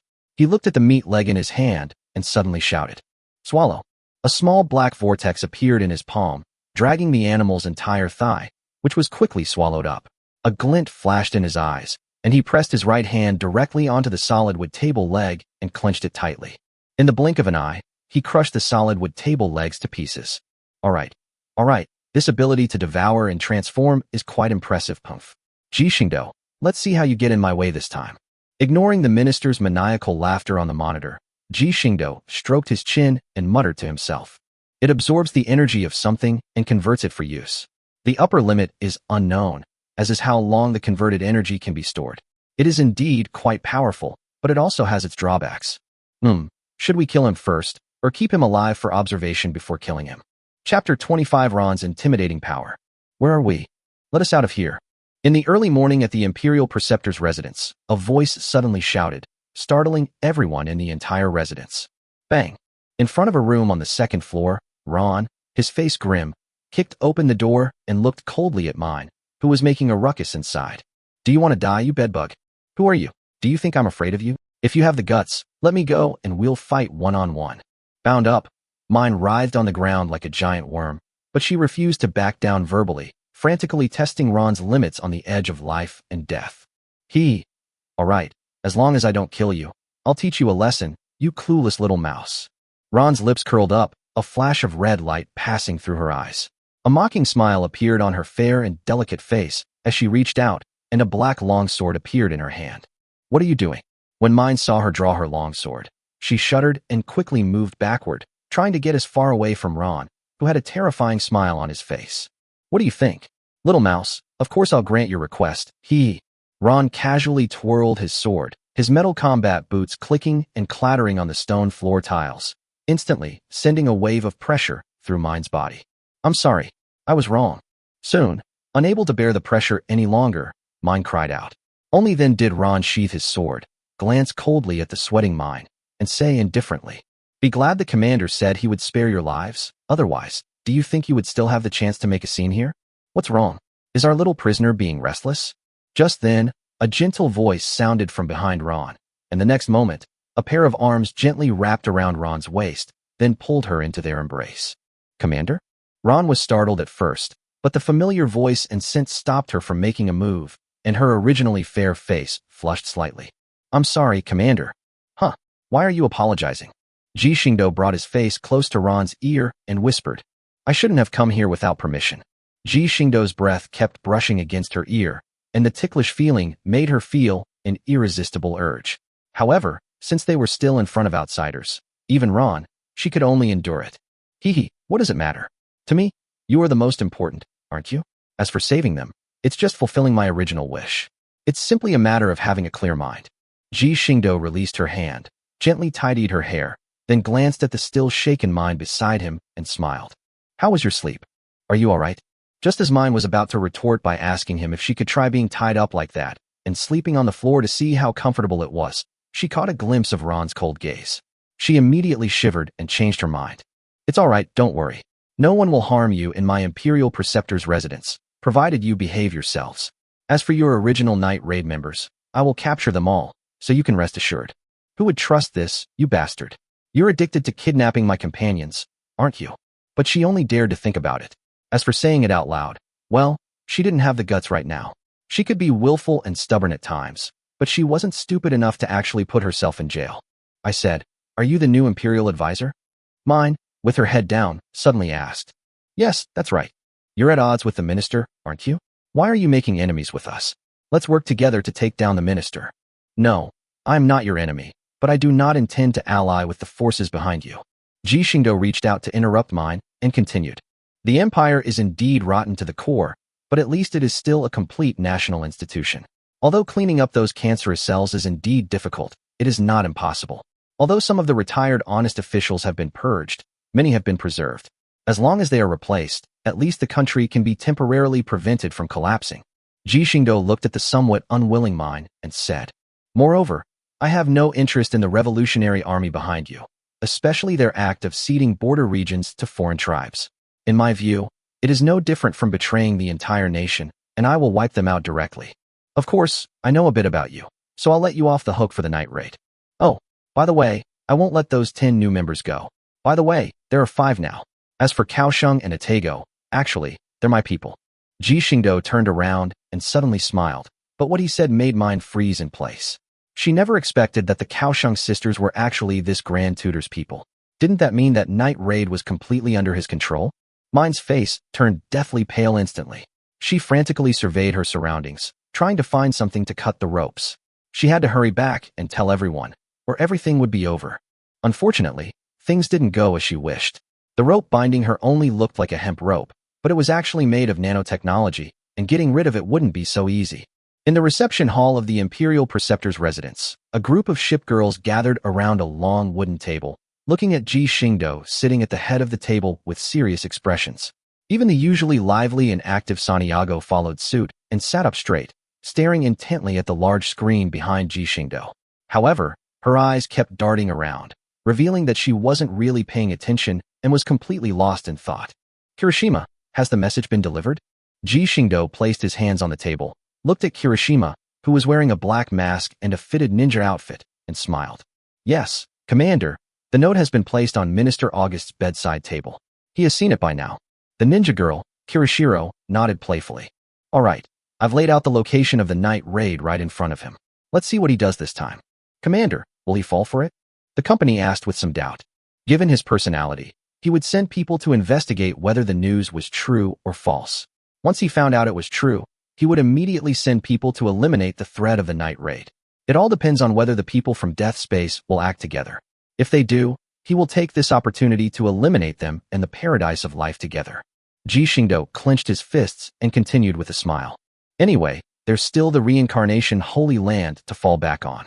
We can leave 1 or 2 of them behind, alter their memories, and then throw them back, creating the illusion for the people in the main God space that the reincarnation Holy Land has eliminated the other 2. After that, we can resolve the problem here and go back. After all, with the system currently in place to block them, news of their deaths will be temporarily disguised as false information. The reason we don't kill them directly is to better conceal our whereabouts, as we don't yet have enough strength to withstand their attack. I understand, Commander. The man nodded thoughtfully and sat back down. Chapter 26 Night Raid. Has the news been confirmed? Inside the minister's residence, Minister August was still diligently munching on the meat dishes piled on the table. He glanced at the long-haired woman standing opposite him and said with some difficulty, I'm talking to her. It's basically confirmed. The wanted criminals Akame and Brand from Night Raid have been located, and it's undoubtedly Night Raid's headquarters. The black-haired woman crossed her arms over her chest, and a dark-colored badge was pinned to her tall, imposing dress, clearly indicating her status. Isn't Ji Xingdou from the same place as you? It doesn't seem like it. Symbols of status are something that must be worn, and he wasn't wearing one, which I can't understand. The woman frowned slightly. As a transmigrator who had only recently joined the group, she had not experienced the era of the previous Watchers. The God Realm will only announce the existence of the Watchers after they appear. The only undead who knew of the Watchers' existence has already been eliminated, so the remaining people in the Death Realm have no idea that the Watchers exist. Although I don't know who sent this address or what their purpose is, Night Raid must be eliminated.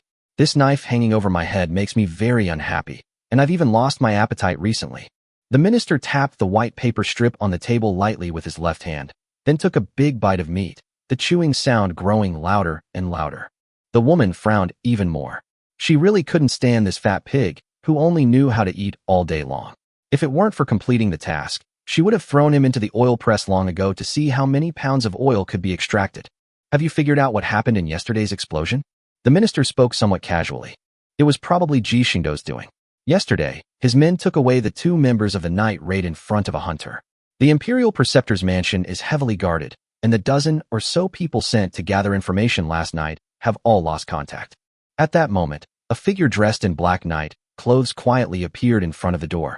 He knelt on one knee and calmly responded. This Ji Xingdou is determined to oppose me to the very end.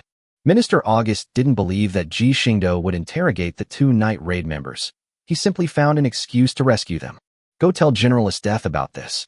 The minister waved his hand, and based on the principle that even if he couldn't do anything to her now, he would still cause her some trouble, he directly ordered the assassins to tell Esteth about this. After all, this woman was now the commander-in-chief of the hunters, and taking someone from her was not an easy task. Let the 2 of them fight it out. Prepare yourselves and hurry up and set off. I will send the 4 Rakshasa demons and 100 elite assassins with you. As for the hunters, I will tell His Majesty to send them out. Good. The woman nodded in agreement. After all, this lineup was already quite impressive, and the transmigrators from the opposing god space had just suffered losses and were not a complete force to begin with. Taking them down should not be a problem. This minister is quite interesting.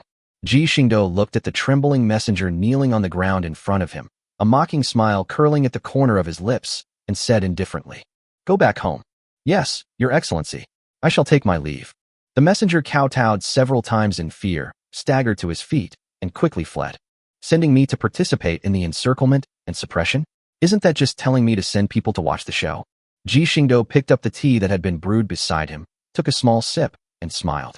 Joan of Arc, Louis IX, Pinghai, Ninghai, you should go with them. Remember to observe the situation first, and remember to save everyone except Dr. Fashion and that Lubbock among the night raiders and hunters. As for the others, kill them after they've fought them off. Yes, Commander. Joan of Arc and Louis IX gave Ji Xingdou a knightly salute, while Ninghai nodded solemnly to indicate that he understood. I'm just waiting for tomorrow's action. Ugh, I'm so sleepy. But the 2 new ladies have such great figures. They're just too strong, though I'm a little afraid to peek at them showering. So annoying. I really want to see the older ladies. During the night raid on headquarters, the green-haired boy Lubbock walked down the corridor with his hands behind his head. The arrival of Takao and Atago had triggered a certain fantasy in the boy. However, he was only thinking about it. Ever since that day when he tried to peek at them taking a bath, he hadn't even reached within 100 meters of the hot spring when a samurai sword was stuck directly into the ground between his legs. He almost had to say goodbye to his little brother. Since then, he has never dared to approach Takao and Atago again, especially since they would draw their katana whenever they saw him. He still has several knife wounds on his body, which can be said to have become a complete psychological shadow for him. He hasn't given Najinda happiness yet, and he can't be without his little brother. As he was reflecting on this, his eyes narrowed. He realized that the silk threads he had laid in the forest had been disturbed. A terrible thought flashed through his mind. An enemy attack. Smash. Suddenly, the sound of shattering glass rang out, and a dark figure rushed in through the window. The gleaming weapon looked chilling in the moonlight as the man charged forward, aiming straight for Lubbock's neck. Swish, swish, swish.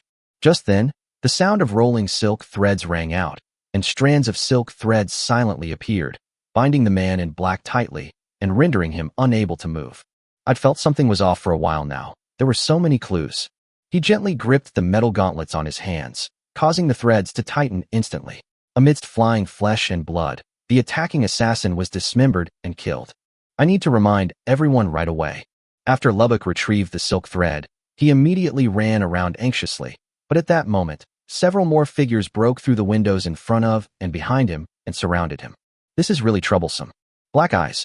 Sister, I've finally seen you. Why did you betray me? But it doesn't matter. As long as I kill you and turn you into a puppet, we can be together forever. Hirohime held the Imperial Arms Hachisho in her hand, her eyes revealing a sense of impending doom. Akame looked at her anxiously and hurriedly said, Black Eyes, listen to me. The ministers aren't good people. Don't give them any more. Shut up, sister. Black Eyes shouted, the coldness in his eyes growing stronger. When you abandoned me and left alone, did you ever care about me? I hate you, sister, but I also love you, and I will turn you into a puppet and keep you by my side forever. Chapter 27 Melee. Fight. Black Eyes suddenly charged forward, his 8 directions sword instantly unsheathed, slashing towards Red Eye's head. Seeing this, Red Eyes had no choice but to swing his sword in response. Since he couldn't communicate with her, he could only fight until she could. Noble chariots. Possessed by evil spirits. In the distance, Brand and Will instantly summoned their Taigu armor, and then the two clashed fiercely, beginning their duel. The entire night raid headquarters has become the main battlefield, with fighting taking place everywhere. A major battle has also broken out between the transmigrators from the paradise of life and the death space. Die.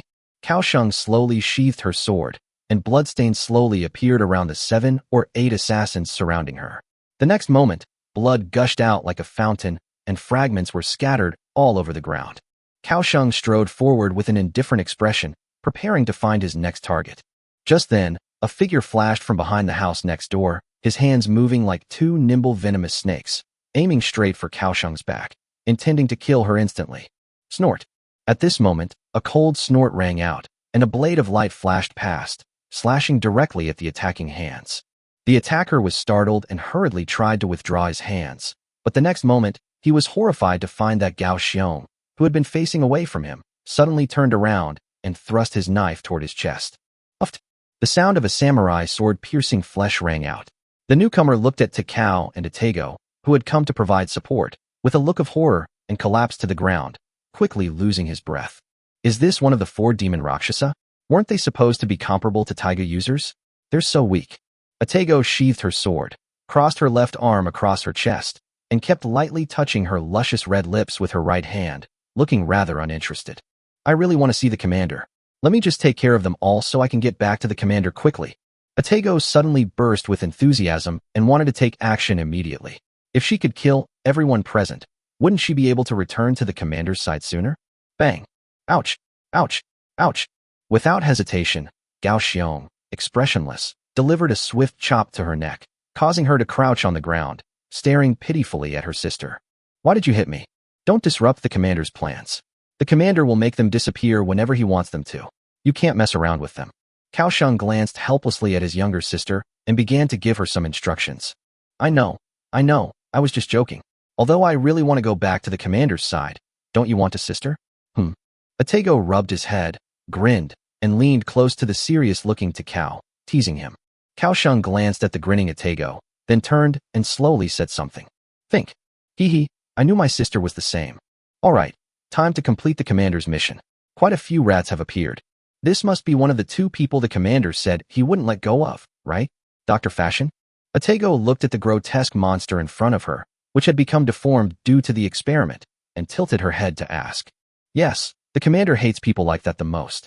Kaosheng gently stroked the samurai sword in his hand and slowly spoke. Is that so? Then kill him and make the commander happy. Atego's lips curled into a wicked smile, the katana in her hand gleaming coldly in the moonlight. The next moment, the 2 charged towards the monster horde. In an instant, flesh and blood flew everywhere, and blood splattered across the entire battlefield. These 2 really are the best test subjects. What powerful bodies they have. Just the 2 of them actually managed to wipe out my entire modified army. I really want to try it out. Warriors modified with such bodies would definitely be more wonderful than all my previous works. Dr. Fashion stared intently at the 2 men from Kaosheng who had slaughtered hundreds of monsters in just 5 minutes, a twisted smile on his face. He looked at the people beside him and said something eerily. Eyes, you must be very willing to sacrifice yourselves for me. Of course, Dr. Fashionista, we're awesome. Just as Eyes patted his chest, about to express his loyalty, Dr. Fashion grabbed him and, under the effect of the glove-shaped imperial arm in his hand, Eyes was completely integrated into his body. This scene left Air and the others standing nearby completely stunned. Before they could react, Dr. Fashion grabbed them and merged them into his body. Soon, an extremely ugly and enormous monster appeared before Takao and Atego. It spoke in human language, its voice as loud and disturbing as a broken gong. I'm going to turn you into my best experimental subjects. Is this guy one of the super dangerous species in this world? Aside from being ugly, he doesn't seem that different. Atego, wielding her katana, fought her way out of the monster horde, but like Takao, she was completely unstained by blood, and her white naval uniform remained pristine. If the commander hadn't told me to try not to reveal my identity, I would have blasted those monsters away long ago. Ugh, this guy is so ugly, I feel like I can't eat anymore. Atego pretended to gag, making a disgusted face. You didn't need to eat anyway. Kaosheng rolled her eyes at the fake Atego and said irritably, "Hee, the commander said that eating is a normal part of life and also the happiest thing, so of course I should follow the commander's example." Atego deliberately straightened her body, her magnificent chest swaying, and revealed a perverted expression. Kaosheng rubbed his forehead and said helplessly, "Let's deal with this guy first. He's really in our way." "Roar, you dare to underestimate me? I'll show you what hell is like." Dr. Fashion, now transformed into a monster, grinned with a mouth full of sharp teeth and slammed his enormous hand down on the two of them. "Evil shall be punished." A cold voice rang out. An endless blade light arrived instantly beneath the giant palm. His hand, which was originally as hard as iron, was directly cleaved open, and the 5 fingers on his hand were broken off inch by inch. The intense pain made Dr. Fashion roar to the sky. He couldn't understand why these two women could so easily slice open his body when he had become a super dangerous species. This puzzled him greatly. Could it be that after all these years of research, even abandoning his human form, he was still inferior to these cultivators? Boom, boom, boom. Just then, a series of ice spikes suddenly appeared. Takao and Atego's eyes narrowed slightly, and the two stepped back. The numerous ice spikes rose from the ground, forming a towering wall that blocked the way between Takao and Atego and Dr. Fashion. At that moment, Isdeth, dressed in a white military uniform and with long blue hair, suddenly appeared on Dr. Fashion's left shoulder. Her icy blue eyes stared at the two people below, and the atmosphere on the battlefield instantly became tense. Chapter 28, taking them down one by one. Did she really come? Atego smiled at Isdeth, who was standing on high, and said softly, "Well, she can't join that battlefield, otherwise Night Raid won't be able to withstand this attack. The commander said that they must be protected, which is the only hope for this world. The commander is really kind. Let's just keep her here." Takao and Atego raised their katana, their bodies radiating white internal energy. This was thanks to the mysterious test modification, which allowed each Shipgirl to awaken an ability suitable for them, and the internal energy within Takao and Atego was one of them. "Oh." Isdeth adjusted the brim of her hat, and with a wave of her left hand, a massive iceberg suddenly formed, crashing directly towards the two people on the ground. Evil must be slain. Faced with the sudden onslaught of the massive glacier, Gao Xiong remained completely unfazed. With the support of his inner strength, he unleashed a fierce slash with his katana, instantly creating crisscrossing blade marks across the iceberg and cleaving it into several pieces. At that moment, a white figure rushed out from behind the shattered ice and thrust a long sword made of ice into Gao Xiong's chest. Click! Gao Xiong, who was prepared, took several steps back. After using the sword-drawing technique, the samurai sword, which had been sheathed again, was slashed out again, directly striking the long sword made of solid ice. The ice sword shattered with a snap, but the chilling blade's power remained undiminished as it slashed towards Isdeth's fair neck. Isdeth's eyes narrowed. A small but extremely thick block of ice blocked the path of the blade's light. With a crisp sound, the blade paused for a moment, but quickly shattered the ice and continued to slash at Isdeth's vitals. Isdeth was no ordinary person either. After all, she was a ruthless individual who had emerged from countless battles. During that brief opening, a thin piece of ice appeared beneath her feet. With a powerful push, she changed her descent direction in midair, dodging the deadly blade. TSK. After Isdeth landed a short distance away, she felt a slight stinging sensation on her left cheek. She reached out and gently touched her face, and when she saw the blood on her hand, she realized that the opponent had only injured her with the sharpness of the blade. She knew that she had encountered a very troublesome enemy. How could this be mine? Just then, a loud bang rang in their ears. Atego, who had jumped away earlier, had taken the opportunity to kill Dr. Fashion. His massive body was cut into several pieces. Atego slowly turned her head and smiled at Isdeth, who was frowning slightly. Now it's 2 against 1. Isdeth's face was grim as 2 deep blue ice spears slowly materialized in her hands. There was no fear in her eyes, but rather an indomitable fighting spirit. The next moment, she stepped forward and charged directly towards Kaosheng. Is this him? The one the commander ordered to be killed? Yes, that's him. It said that he wanted to peep at Atego and the others while they were taking a bath. Although he hasn't even gotten close to the bathing area yet, the commander said that others can live, but he must die. In the corridor of the Night Raid headquarters, Ninghai looked at Lubbock, who was on the verge of death after fighting the 3 Rakshasa demons, and said indifferently, "Is that so? Then kill him." With a slight exertion of her right hand, clad in silver-white armor, Joan of Arc snapped Suzuki's neck, one of the 4 demon Rakshasa, and casually tossed her corpse aside. With a swift movement, she pierced Lubbock's head with her rapier. Lubbock tried to struggle and beg for mercy, but to no avail. He could only stare blankly as he died there. Are his imperial arms useful? Ninghai glanced at his bloodstained linear imperial arm and shook his head. The commander said the system won't accept it. Although it's a key item representing the origin of the world, the commander doesn't need it. Let's just destroy it then. A surge of energy quietly rose from Ninghai's hand. With a palm strike, a small spiritual energy handprint was directly imprinted on the imperial arm. With a loud bang, the imperial arm instantly shattered into a pile of fragments. All right, let's go check out the battlefield. The battle is almost over. Boom. Damn it. Was it the dead super dangerous species Destagle? Akame barely dodged a breath attack from the skeletal dragon Destager.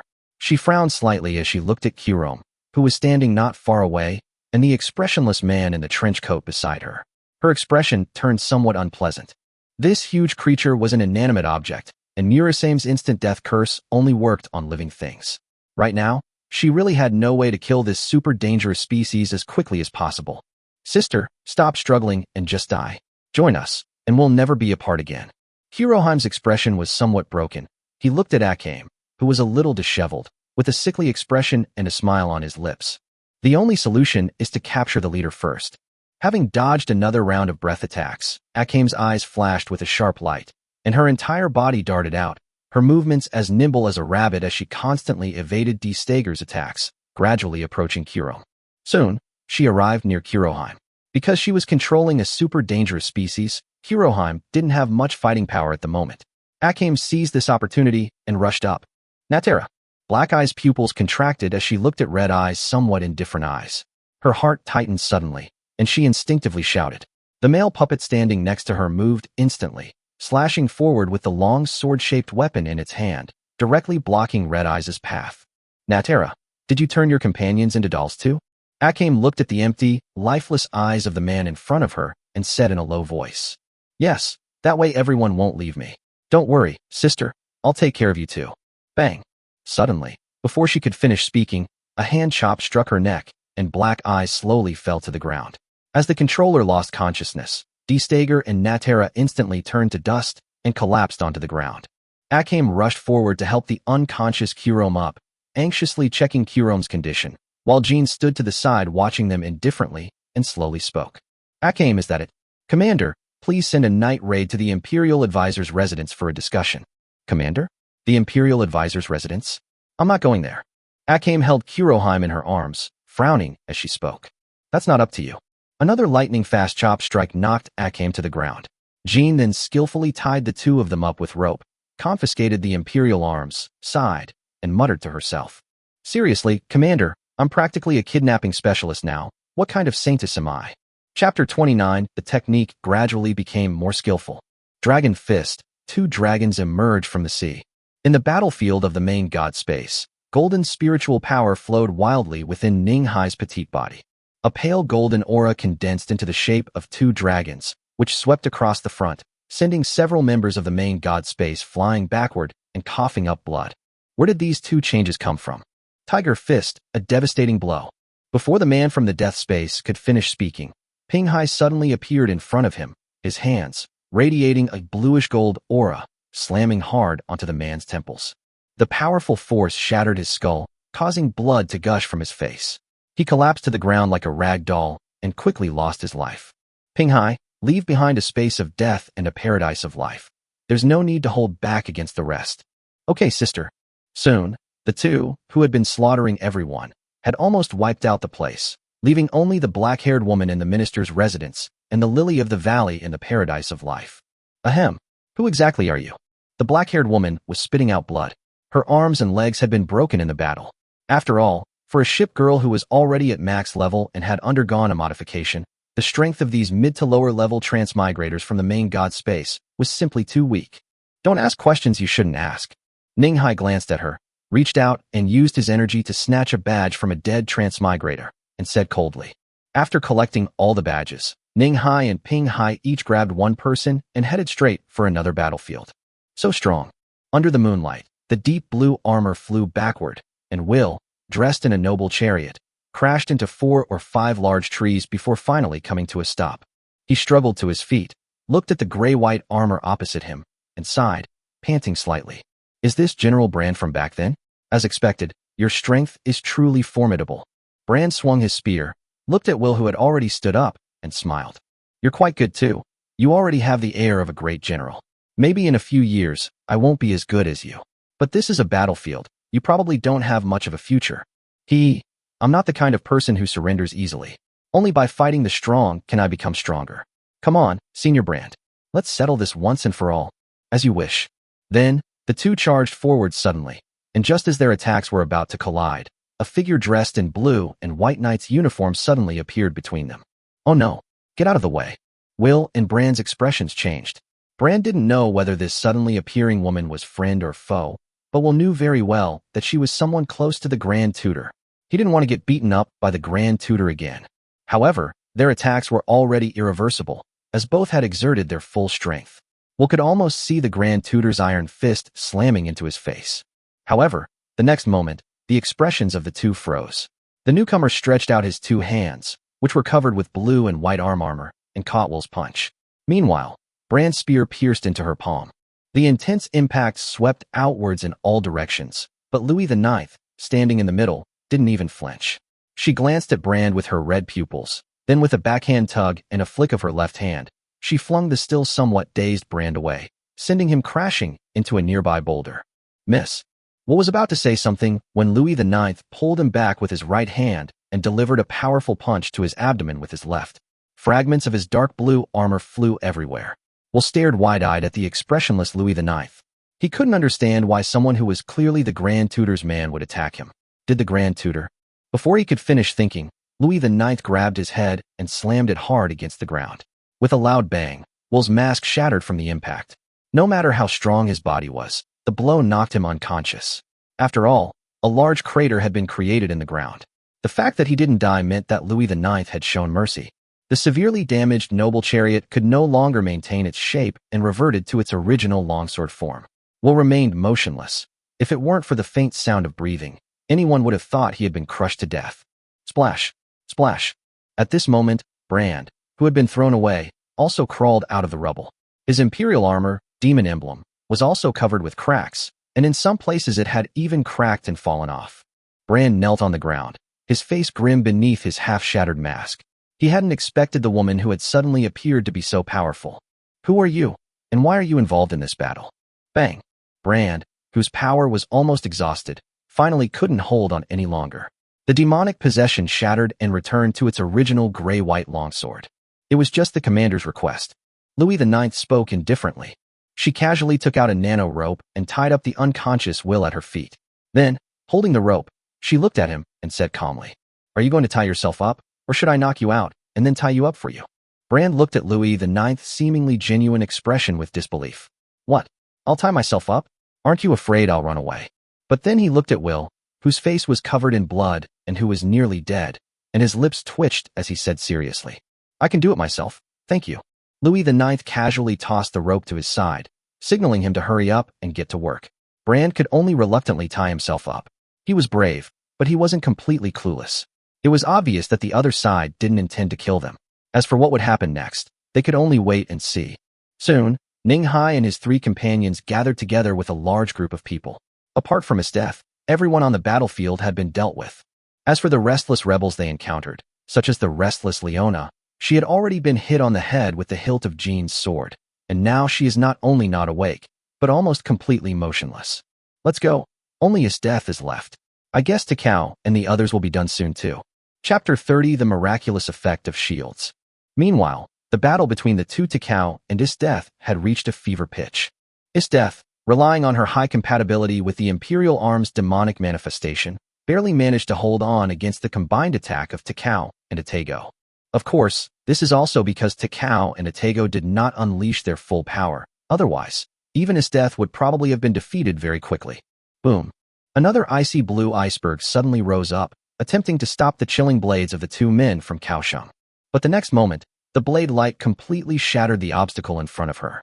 The ice shards flying everywhere set off Gao Xiong's cold and stern face. Combined with the indestructible blade light, she looked exactly like a female war goddess in the world. Whoosh!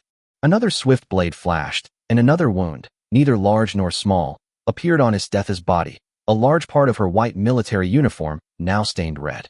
Isteth silently watched the two who had temporarily halted their attack, knowing in her heart that she was no match for them at all.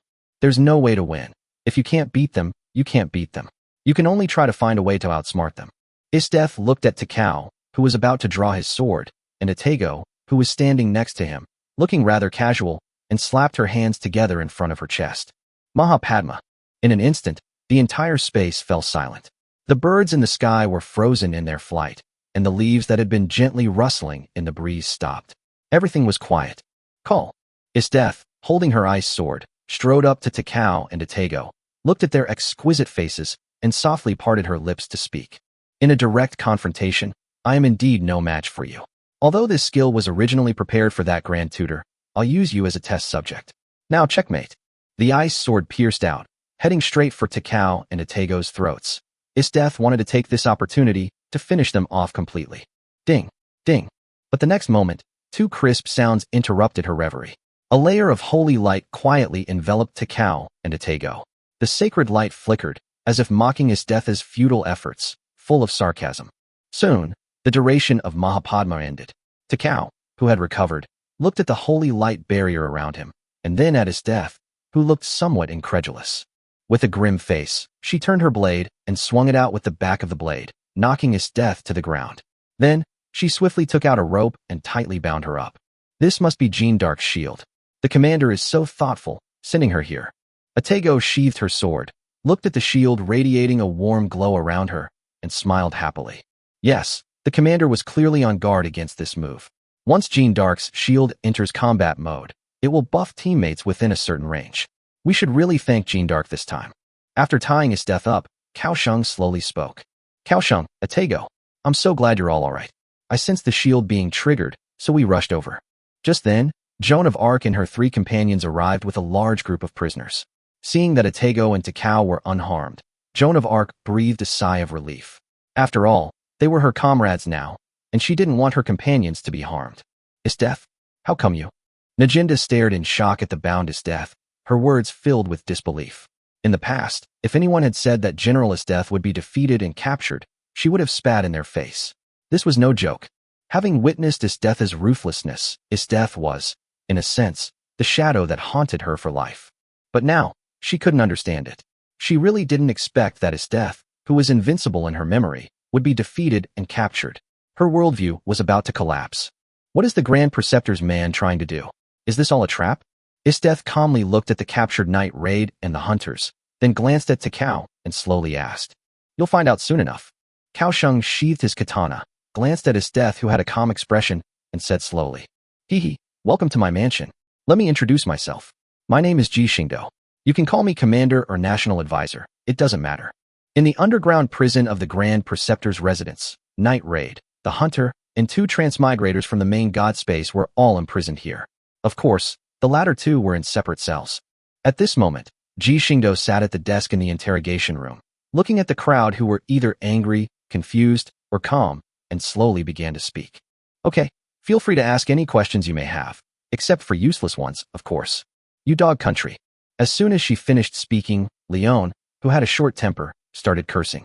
But before she could say much more, a mask made of stainless steel suddenly appeared on her face, covering half of her face completely. She could only sob and couldn't utter another word. My patience is also limited. Although I have a good temper, it doesn't mean you can be too unruly. I hope you can control your emotions. Ji Xingdou still had a smile on his face. He rested his chin on one hand, and at the tip of his right hand, a purple gold magic circle was slowly rotating, emitting a captivating light. What are you up to? Isteth stared intently at him with her beautiful, icy blue eyes and slowly asked a question. Me? To be honest, my initial goal was just to kill someone. But I'm a kind-hearted person, and seeing that you guys couldn't solve the problem by fighting back and forth, I thought I'd help you solve it. Ji Xingdou laughed and crushed the magic circle. The mask made of fine steel also fell off and disappeared instantly. However, Leon calmed down and was no longer too daring to speak rudely. So you want to overthrow the imperial rule? Then why? No. Why would I want to overthrow imperial rule? Ji Xingdou looked at Najindan with some confusion and slowly asked. So what should you do? Najindan was also somewhat bewildered. How could she deal with those corrupt officials if she didn't overthrow the imperial rule? Why not just kill him? What? Ji was stunned. This was governing a country. It wasn't as simple as killing people. Huh, why do you think I didn't kill you all? Seeing through Jinden's thoughts, Ji Xingdou smiled and said, I know you have taken steps to protect many honest and upright officials. If you eliminate the entire ministerial faction and put those officials you protected into power, although it may not be able to restore the country's strength quickly, the empire is at least much better than it is now, isn't it? The Revolutionary Army. Jinden, you still haven't figured it out, have you? The Revolutionary Army? Huh. Weren't the earliest Revolutionary Army just established by nobles who were dissatisfied with their ministers monopolizing power? You think they've risen to power, but what's the difference between them and ministers? The Revolutionary Army's act of ceding imperial territory is taboo in my eyes, especially since they ceded territory to seize the throne. I will not let them get away with it. Looking at Ji Xingdou's cold face, Jinden fell silent. She had no way to refute it, because the cession of territory was a fact, and she could not stop it. Chapter 31 Crimes. So what's your choice? If you choose to follow me, I will clean up the corrupt high-ranking officials of the empire, as well as the Revolutionary Army and the alien races, and then you will be in charge of the country. After that, I will no longer care what you do. As Ji Xingdou spoke, his expression suddenly turned cold. Of course, if you're not willing, don't blame me for being ruthless. At worst, I'll just throw someone else into the position. Anyway, I'll leave here sooner or later, and everything here won't have much to do with me anymore. You can figure out what to do yourselves. After Ji Xingdou finished speaking, he casually picked up a cup of tea that Belfast had brewed, and then picked up a hardcover book and began to read it page by page.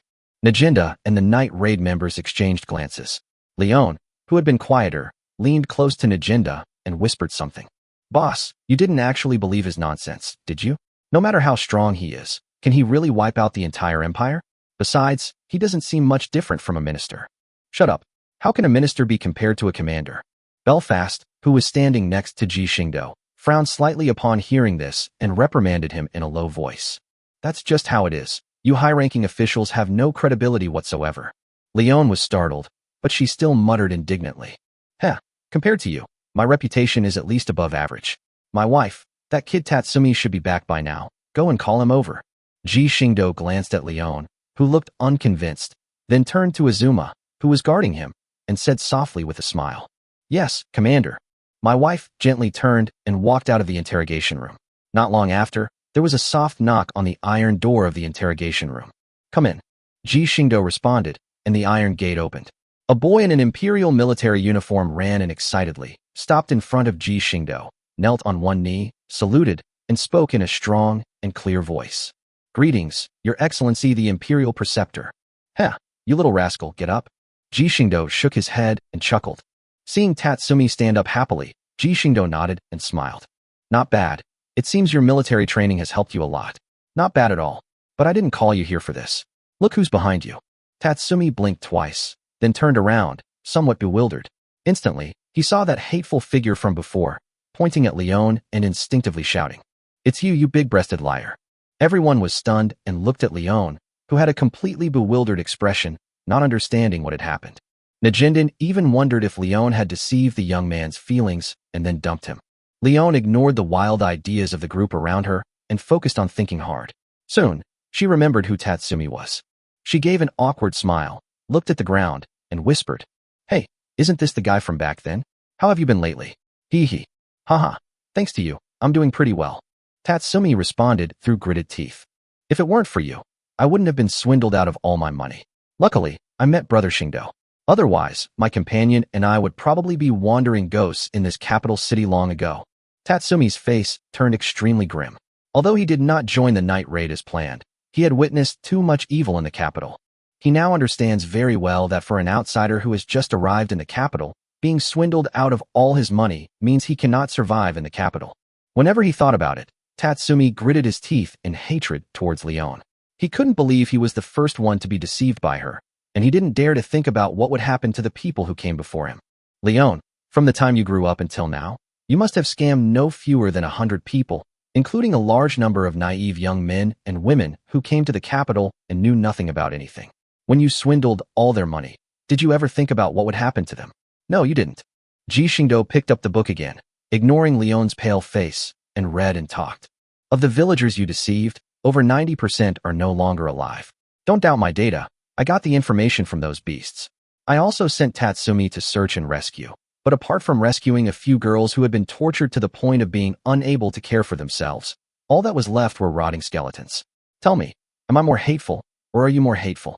Looking at Leona, whose face was pale, body was trembling, and cold sweat was pouring down her face, Ji Xingdou leaned back in his chair, propped his right cheek with one hand, and stared at her quietly with eyes devoid of any emotion. Is Leon true? Najinda stared intently at Leon, whose face showed panic, and asked with a somewhat serious expression. It's worth noting that Leon was practically the only one in the night raid who could move freely in and out of the capital. After all, the others were either wanted by the authorities or completely unfamiliar with the layout of the capital. She knew that Leon liked to trick people into drinking, but she really didn't expect that Leon would do something so outrageous.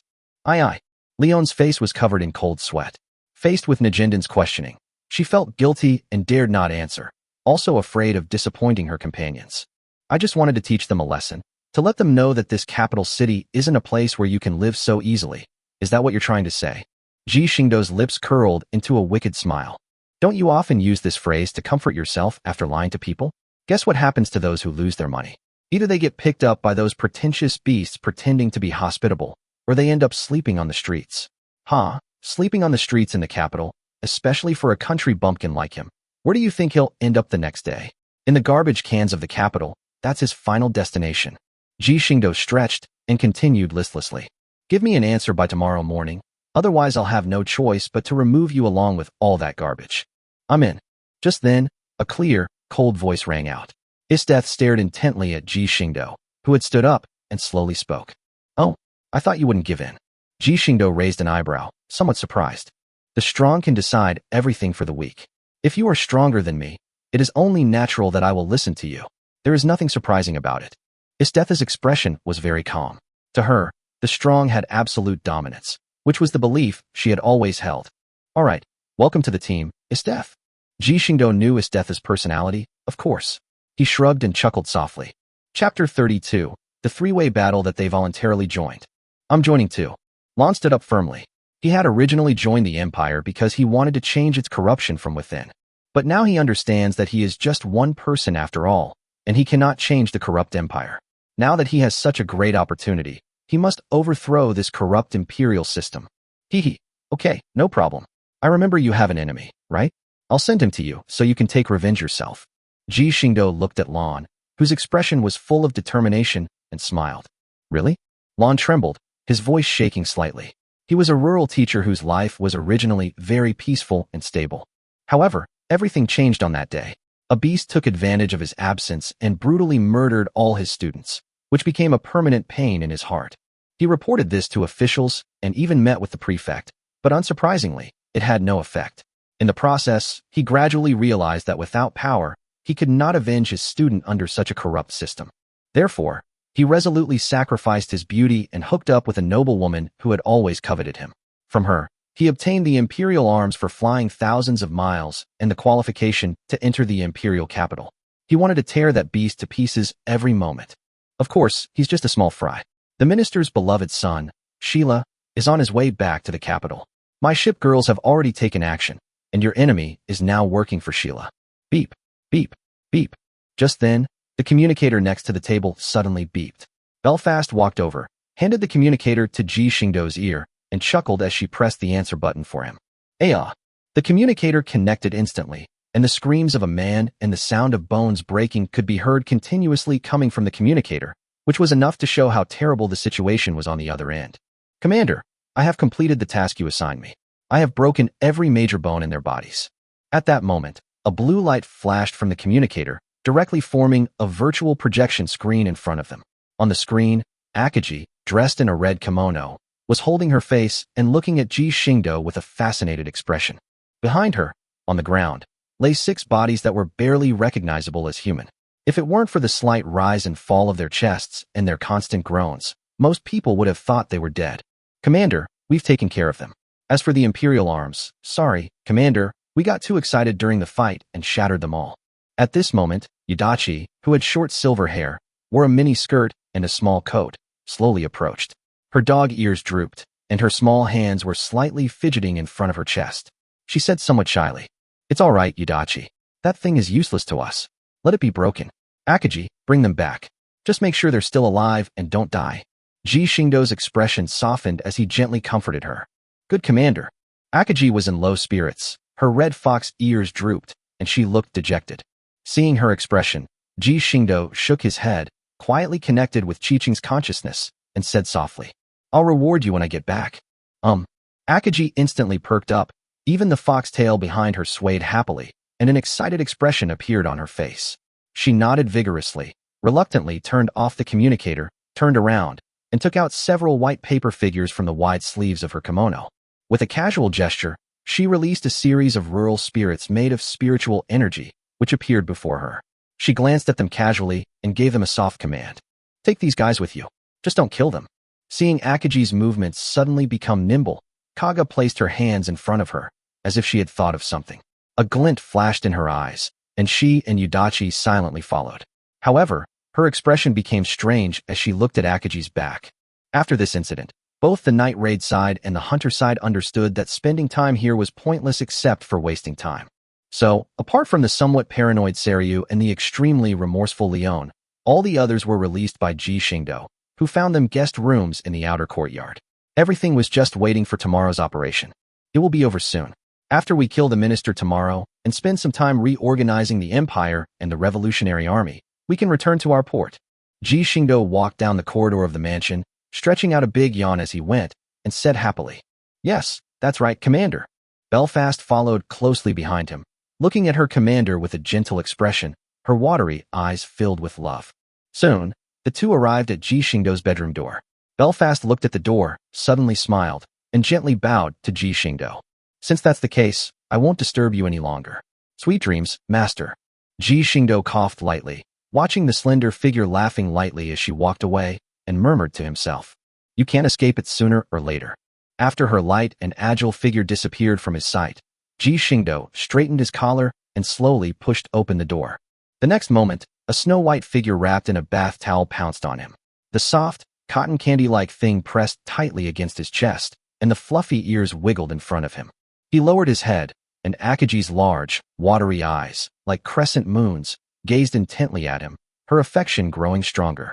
With a kiss, the door slammed shut, and a poem, too precious to be shared with outsiders, slowly flowed onto the paper, adding a touch of warmth to the slightly chilly night.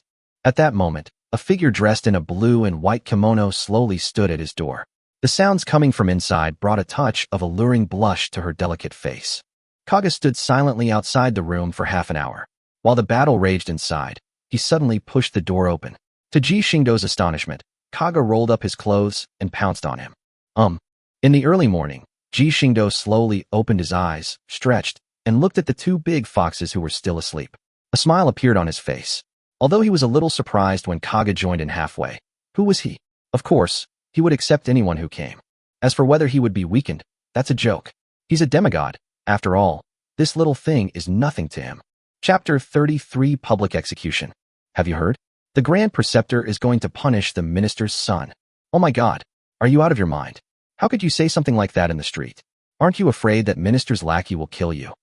On a street in the capital, an excited young man grabbed his friend and happily shared the news, while his friend, looking terrified, covered his mouth and stammered. What's there to be afraid of? The Grand Preceptor has already posted a notice, right in the main square, at noon, and Isdeath herself even signed it at the end. What? Lady Isdeath signed it too. Is the minister really going to fall? Why worry about anything else? Hurry up and get to the square, or there won't be any seats left. At that moment, another boy interrupted their conversation, running towards the square while shouting loudly. Yes, yes, yes. If you go too late, you won't be able to watch it anymore. Hurry up. Such scenes were constantly playing out throughout the capital, with large numbers of people gradually gathering in the capital's huge square. At this moment, a huge platform had been erected in the center of the square, and Sheila and the other 6 were tightly bound and kneeling on the platform. The arrogance and haughtiness of their past killings were gone from their faces. Now only trembling bodies and expressions of terror remained. Clap, clap, clap. Suddenly, a burst of applause rang out. Although no less than 10,000 people had gathered in the square, this strange applause somehow drowned out the discussions of the crowd. Faced with this situation, People stopped their noise and looked up at the platform. Ji Xingdou, dressed in a pristine white and azure navy uniform, with a cloak adorned with gold thread, slowly stepped onto the high platform. After he stood still in front, looking down at the thousands of people who were watching him intently, a smile appeared on his face, and he slowly began to speak. Today, you have all come here because you have seen the notices that Generalist Death and I posted. Here, I want to say that it is all true. Ji Xingdou stepped aside slightly, raised the decorative sword hanging at his side with his left hand, and pressed the scabbard against Shila's chin. Then, with a slight effort, he lifted Shila's lowered head. Snap! He snapped his fingers, and a giant screen formed by magic appeared in the sky above the center of the square, instantly causing an uproar among the people of the capital. But soon, when the screen displayed Shila's bloodied and terrified face, people instantly erupted in excitement. You should know that Sila is a well-known figure in the capital. Relying on the terrifying power of the ministers, he has never concealed his evil deeds in the capital. Before he went out to train, everyone in the capital would avoid him. Unexpectedly, the Grand Preceptor has really arrested him today and tied him to the execution platform. Looking at the somewhat agitated crowd below, Ji Xingdou made a few gestural presses in the air with his right hand, and everyone instantly quieted down, their eyes turning fervent as they looked at him. Who knows, he might actually be able to bring down the minister. Such thoughts were growing wildly in their hearts, for they had already suffered too much since the ministers came to power. This is just the beginning. As he spoke, Ji Xingdou drew his sword from his waist with a swift motion. Looking at the terrified Shila, Ji Xingdou smiled and said, "Don't be afraid. It will be quick, it won't hurt, and your father will be with you soon." The long sword was swung, blood spurted, and Sheila's head began to roll wildly on the execution platform. "It's death. Magenda, take your men and bring the minister here." Ji Xingdou turned around, looked at the two women standing behind him, and gave them instructions with a smile. Isdeath and Najinda exchanged a glance, shrugged helplessly, and then turned and walked down from the platform. "Joan of Arc, Louis IX, you two go and help them, but be careful not to make it too bloody. We still need to maintain our image." "Yes, Commander." Joan of Arc and Louis IX nodded, then turned and walked down from the platform. This magic screen will provide live updates on the battle between General Isdeath and General Najinda. Stay tuned. Ji Xingdou smiled and opened his arms, his voice instantly spreading throughout the entire venue under the influence of magic. That damn Ji Xingdou, I never imagined he was the one behind all this. The minister slammed the piece of meat in his hand to the ground. He turned around, forced a very ugly smile at the trembling little emperor, and said in a stiff tone, "Your Majesty, the Grand Preceptor is doing something detrimental to you and the Empire. Your Majesty, you should summon the Supreme Imperial Arms to teach them a lesson." "No, the Imperial Advisor wouldn't betray me." Upon hearing this, the young emperor trembled violently. While refusing, he shrank back into the throne. Although he was terrified, under the influence of Ji Xingdou's brainwashing magic, he had no intention of betraying Ji Xingdou. "Your Majesty seems to be behaving rather disobediently. Well, there's nothing I can do about it. Do you think that just because you're unwilling, I can't summon the Supreme Imperial Arms? Since you're being so disobedient now, you're no longer of any use." The minister's face turned cold, and he looked at the young emperor as if he were looking at a dead man. He had already decided that after this, he would kill the young emperor. It was just that the plan was being brought forward, and there was no difference. Just as he reached out to grab the young emperor, intending to forcefully activate the Supreme Imperial Arm with his blood, the palace doors were suddenly blasted open, and Bud, wearing the Imperial Arm Admiral and possessing an extremely robust physique, slowly walked in. He glared angrily at the minister who was about to harm the young emperor and roared at him. "Ernest, how dare you harm His Majesty?" Seeing the somewhat aggressive Bud, August gave him a sinister look, casually tossed the crying little emperor onto the throne, turned around, and looked at him with a hint of mockery. "Heh, Bud, you finally decided to come out? You don't really think you can stop me, do you? You old codger who only thinks behind closed doors. You're asking for it." Lightning burst forth from Bud's entire body, and immense lightning power surrounded him. His eyes also began to shine with a dazzling white light due to the effect of the Imperial Arm. "Thunderstruck!" Bud roared, and the vast lightning transformed into a giant dragon that wanted to soar and devour August. Seeing Bud wielding his Imperial Arm, Ernest burst into laughter. He raised his right arm, and the gem on the jeweled ring on his thumb shattered instantly. Bud's Imperial Arm also shattered in an instant, and the vast lightning vanished as if it had never existed. Bud looked on in disbelief and exclaimed, How did you end up with this thing? I told you. You old geezer. You should just stay here and get moldy. Why did you have to come out looking for death? The minister slowly descended the steps, looked at Bud who was rushing forward anxiously, wanting to fight him hand to hand, smiled contemptuously, and caught the punch Bud threw at his face. Looking at the shocked Bud, he said with a sinister expression, "You don't really think I'm just a meat-eating idiot, do you? Trash." Chapter 34: The Minister Who Has Gone Mad. Thud, thud, thud. In the empty palace hall, a minister with a crazed expression kept kicking Bud, who was lying on the ground. Bud tried to protect his vital organs to prevent the other party from causing him too much damage. However, thanks to the system's assistance, the minister's physical strength had improved considerably over time. As a result, Bud suffered serious injuries from the minister's relentless kicks. One by one, they all came to stop me. You, Ji Xingdou, Yi Shi, and those damned revolutionaries. I'm going to kill you all. The minister's eyes were bloodshot, and he kicked Bud in the stomach without any mercy. Ugh! Bud groaned in pain. The heavy blow to his abdomen made him feel as if his internal organs were twisted together. Even though he had practiced martial arts for many years, the intense pain still broke his defenses instantly. Rubbish! The minister raised his foot and stomped hard on his face, grinding it with his toe, his expression one of extreme contempt. Huh. I never expected that you, minister, were so well hidden. Even Bud was defeated by you. At this moment, several figures slowly stepped into the hall. Death, who was in the lead, raised her eyebrows and looked at Bud, who was being beaten to the point of near death, and said with some surprise, "Nothing to be surprised about, General Death. Are you going to become an obstacle for me as well?" Ernest stopped what he was doing, his scarlet eyes sweeping over Death and the others standing at the door, and said coldly, "Obstacles? If that's what you think they are, then so be it." Death shrugged, speaking with a hint of nonchalance. "Is that so? Looks like I'll have to wipe you all out in one fell swoop."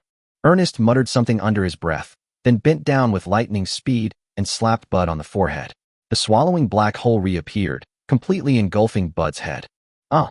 Bud's screams abruptly stopped as his entire body was slowly swallowed by the black hole, while the minister wore a very pleased expression and his aura began to rise gradually.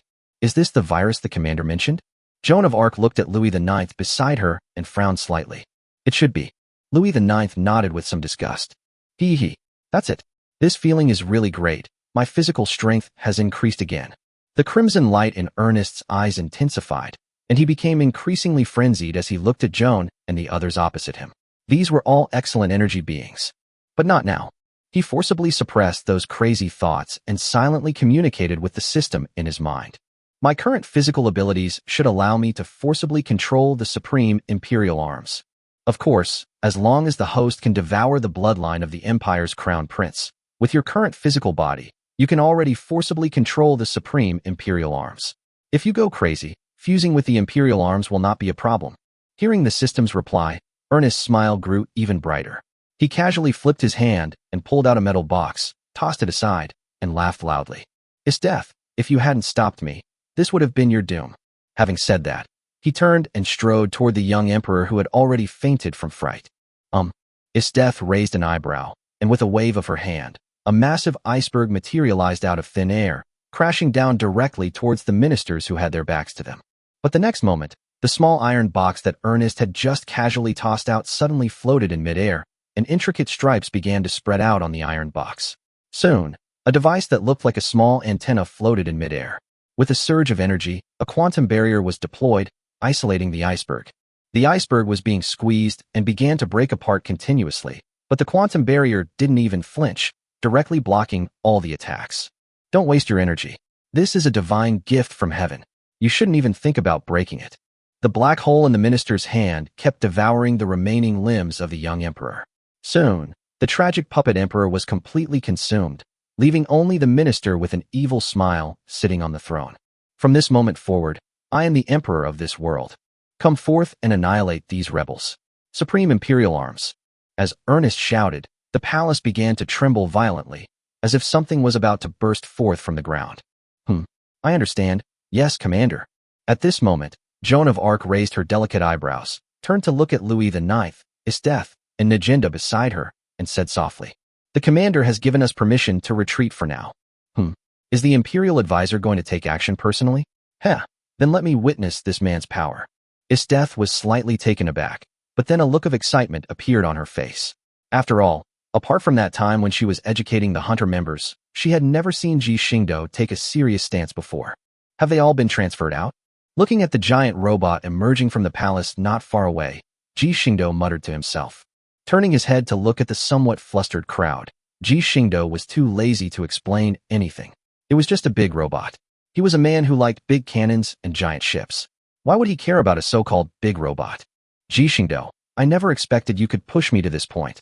But it doesn't matter. I'll take this opportunity to completely become the master of this world, so you can all just obediently die.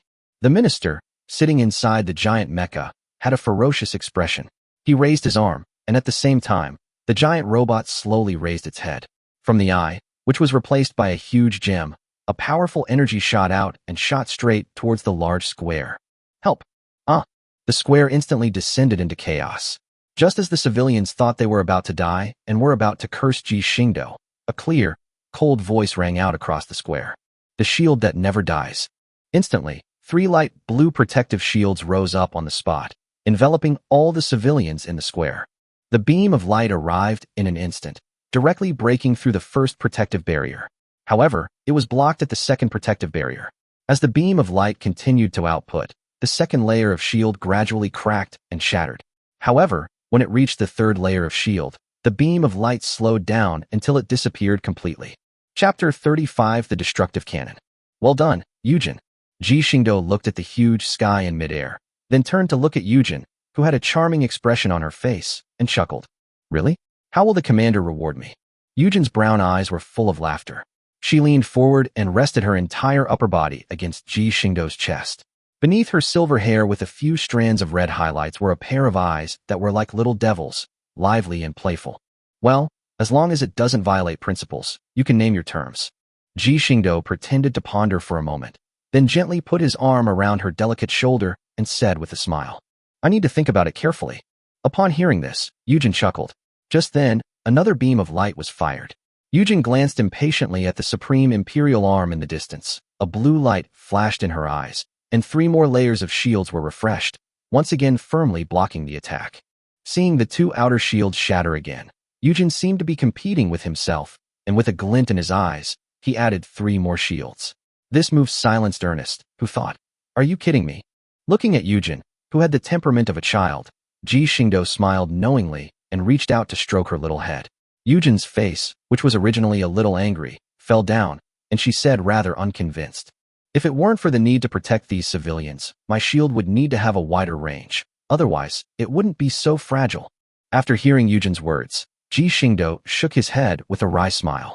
Okay, my Yujin shield is the strongest, alright. You just know how to brush me off. Yujin nudged his chest with his head in a huff, his voice muffled. Haha, all guns in position. Carrier crew ready to provide support. Ji Xingdou raised the corner of his mouth and waved his hand, causing his cloak to flutter in the air. Upon hearing the order, the shipgirls, including the Empress, rushed out instantly, each searching for a suitable firing position. After all, whether it's battleship girls, heavy or light cruisers, or destroyer girls, the recoil generated when they fire their guns is not low. For example, if the surrounding buildings are too fragile, they might collapse after only a few shots. And we're not at sea, so there's no object like the ocean to dissipate the force. Therefore, at the very least, they need to choose a place where no major problems will arise. Frederick the Great has completed his deployment. Gascoigne is in position and has locked onto the target, awaiting instructions. My wife has arrived at the designated location. Listening to the voice coming from the communication channel established in his mind by the system and the shipgirl, Ji Xingdou slowly opened his eyes. This channel was created based on a subsystem, and it can even achieve cross-platform linking, which is very useful. Of course, the system says there are other functions, but it hasn't figured them out yet. All personnel locked onto the target, fire. Ji Xingdou easily released Yujin from his arms. Yujin's mission was to protect him at all times and provide him with a shield, so Yujin did not go to the front line. With his right hand gripping the hilt of his sword on the left, and with a crisp sword whistle, Ji Xingdou pointed his long sword diagonally toward the supreme imperial arms and said with great spirit, Gascoigne received the order. I will bring victory to my master. Gascoigne wore a white overcoat, and several numbers flashed in her cross-shaped pupils. She held a long cross-shaped staff in front of her, and the cannons on her ship's rigging instantly locked onto the massive Imperial arm not far away. The next moment, dozens of giant cannons roared to life, and shells trailing fire shot towards the supreme Imperial arms like streaks of meteors. Damn it, what is this? Ernest's face turned pale. The virus system on his body kept warning him, and the red system screen instantly filled his entire field of vision, making him even more violent, as he was already on the verge of madness. Block them. With a ferocious expression, Ernest struggled to raise his arm, and the Supreme Imperial arm also raised its massive arm, attempting to block the cannonballs. However, this was clearly wishful thinking. The ship girls who arrived here not only underwent modifications themselves, but their ship equipment was also greatly upgraded by Mingmiao, using the system's knowledge. Now, if they want to, they can easily plow through the entire capital city with just 5 or 6 ship girls. Last time, it was mainly because Ji Xingdou had a fear of insufficient firepower. Sigh, it's all old tradition. Therefore, when the first shell hit the Supreme Imperial arm's arm, a huge crater appeared on his arm. When the second and third shells fell, the Supreme Imperial arm's right arm was blown off, and with a loud rumble, a palace collapsed. As for its left arm, it wasn't much better off, although a few shells deviated from their course and didn't hit its arm. However, without its right arm to block it, the shell hit its body accurately. Sometimes, the difference in strength cannot be made up for by size alone. Before a single round of bombardment had even passed, the Supreme Imperial arm was completely blasted apart, its mangled body crashing to the ground, and the entire Imperial palace was utterly destroyed. Ji Xingdou sheathed his long sword, suppressing the urge to go at it again. After all, there were still a group of people watching, and it wouldn't be good for them to see him being so brutal. Ji Xingdou calmed his restless heart, turned around, looked at the crowd of civilians who were already cheering and celebrating their victory, smiled slightly, and casually pulled someone to his side. Several spatial rifts appeared instantly, and several figures were spat out from them. Before Esteth and Najinda could figure out what was going on, they heard Ji Xingdou's words echo in their ears. I'll go check on the ministers. You all should maintain order. Najinda looked up abruptly and found that they were actually on the execution platform. She looked at Esteth in shock and said in disbelief, "Is it the effect of the Imperial Arms Shangri-La? Spatial teleportation? It doesn't seem like it, but I'm more inclined to believe it's his own strength." Esteth licked her lips, her eyes shining with even greater surprise. "Playing dead, huh? You think you can get away?" In the Imperial Palace, Ji Xingdou stood with his hands behind his back atop the steel head of the Supreme Imperial Arms, looking at the enormous gem beneath his feet, and spoke in an icy tone. I knew I couldn't hide it from you, Ji Xingdou." Soon, fleshy tentacles extended from the edge of the machine, tightly enveloping the huge gem. Some of the fleshy tentacles slowly condensed, forming a writhing fleshy head, on which Ernest's face was faintly outlined. It'll be quick. Once I fuse, you'll all become my food." Inhuman voices kept emanating from that head. If an ordinary person were here, they would probably be trembling with fear and vomiting uncontrollably. However, Ji Xingdou was rather indifferent. He had seen all sorts of disgusting things, so what was this? It was just trash that couldn't even make him lose sanity. Chapter 36: Missing Ability Modules. That's right, such power is truly captivating. The minister's body had long since vanished, leaving only a large mass of flesh and machinery writhing before Ji Xingdou, which reminded him of something strange. Good grief, you've combined the god of flesh and the Deus Ex, haven't you? Are you trying to ascend to heaven on the spot? Looking at the strange creation in front of him, Ji Xingdou glanced around, kicked a pebble in annoyance, and said irritably, "Are you done yet? I've been waiting for you for ages. Is your fusion process stuck?"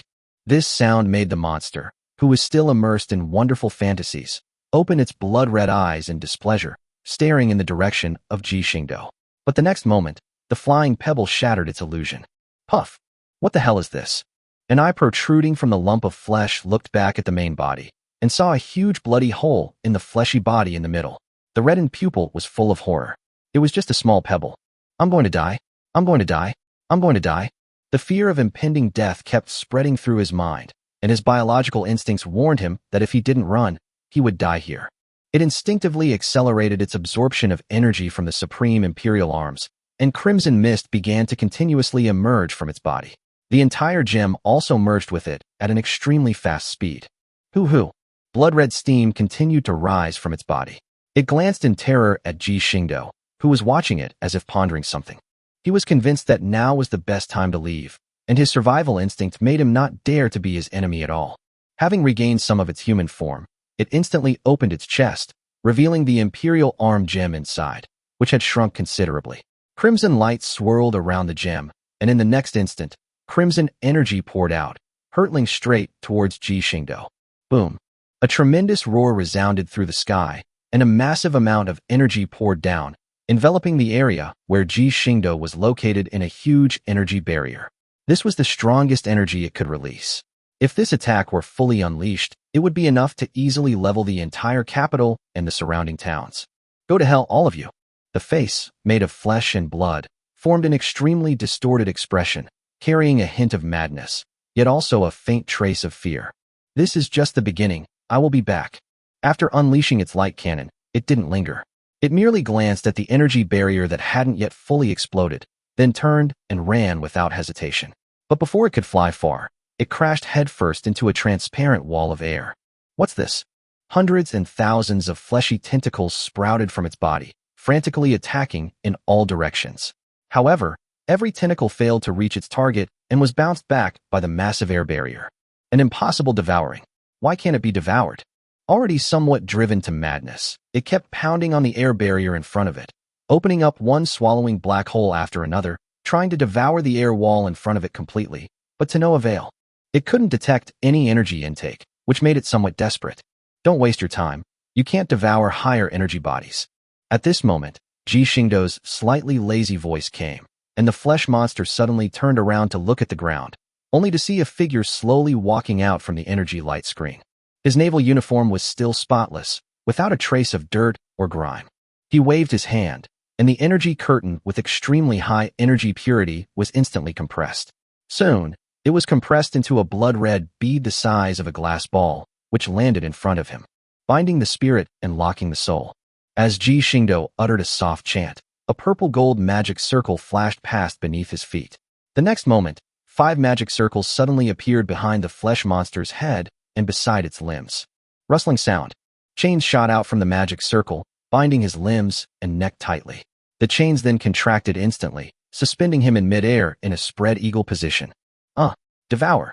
Several black holes appeared instantly, but the next moment, a flash of purple gold light appeared on the 5 chains, and the newly formed devouring black holes disappeared without a trace. What is this? Don't even think about it. It's been enchanted with divine energy. Once you're trapped, even if all the gods descended, you wouldn't be able to break free. You're really dreaming if you think you can break free of these chains. Ji Xingdou slowly floated in midair, looking at the humanoid flesh monster that was constantly writhing in front of him, and chuckled. Don't be afraid, it will be over soon. What are you going to do? The eyes on the flesh and blood monster's body revealed terror as a gigantic phantom bell was plunged into it.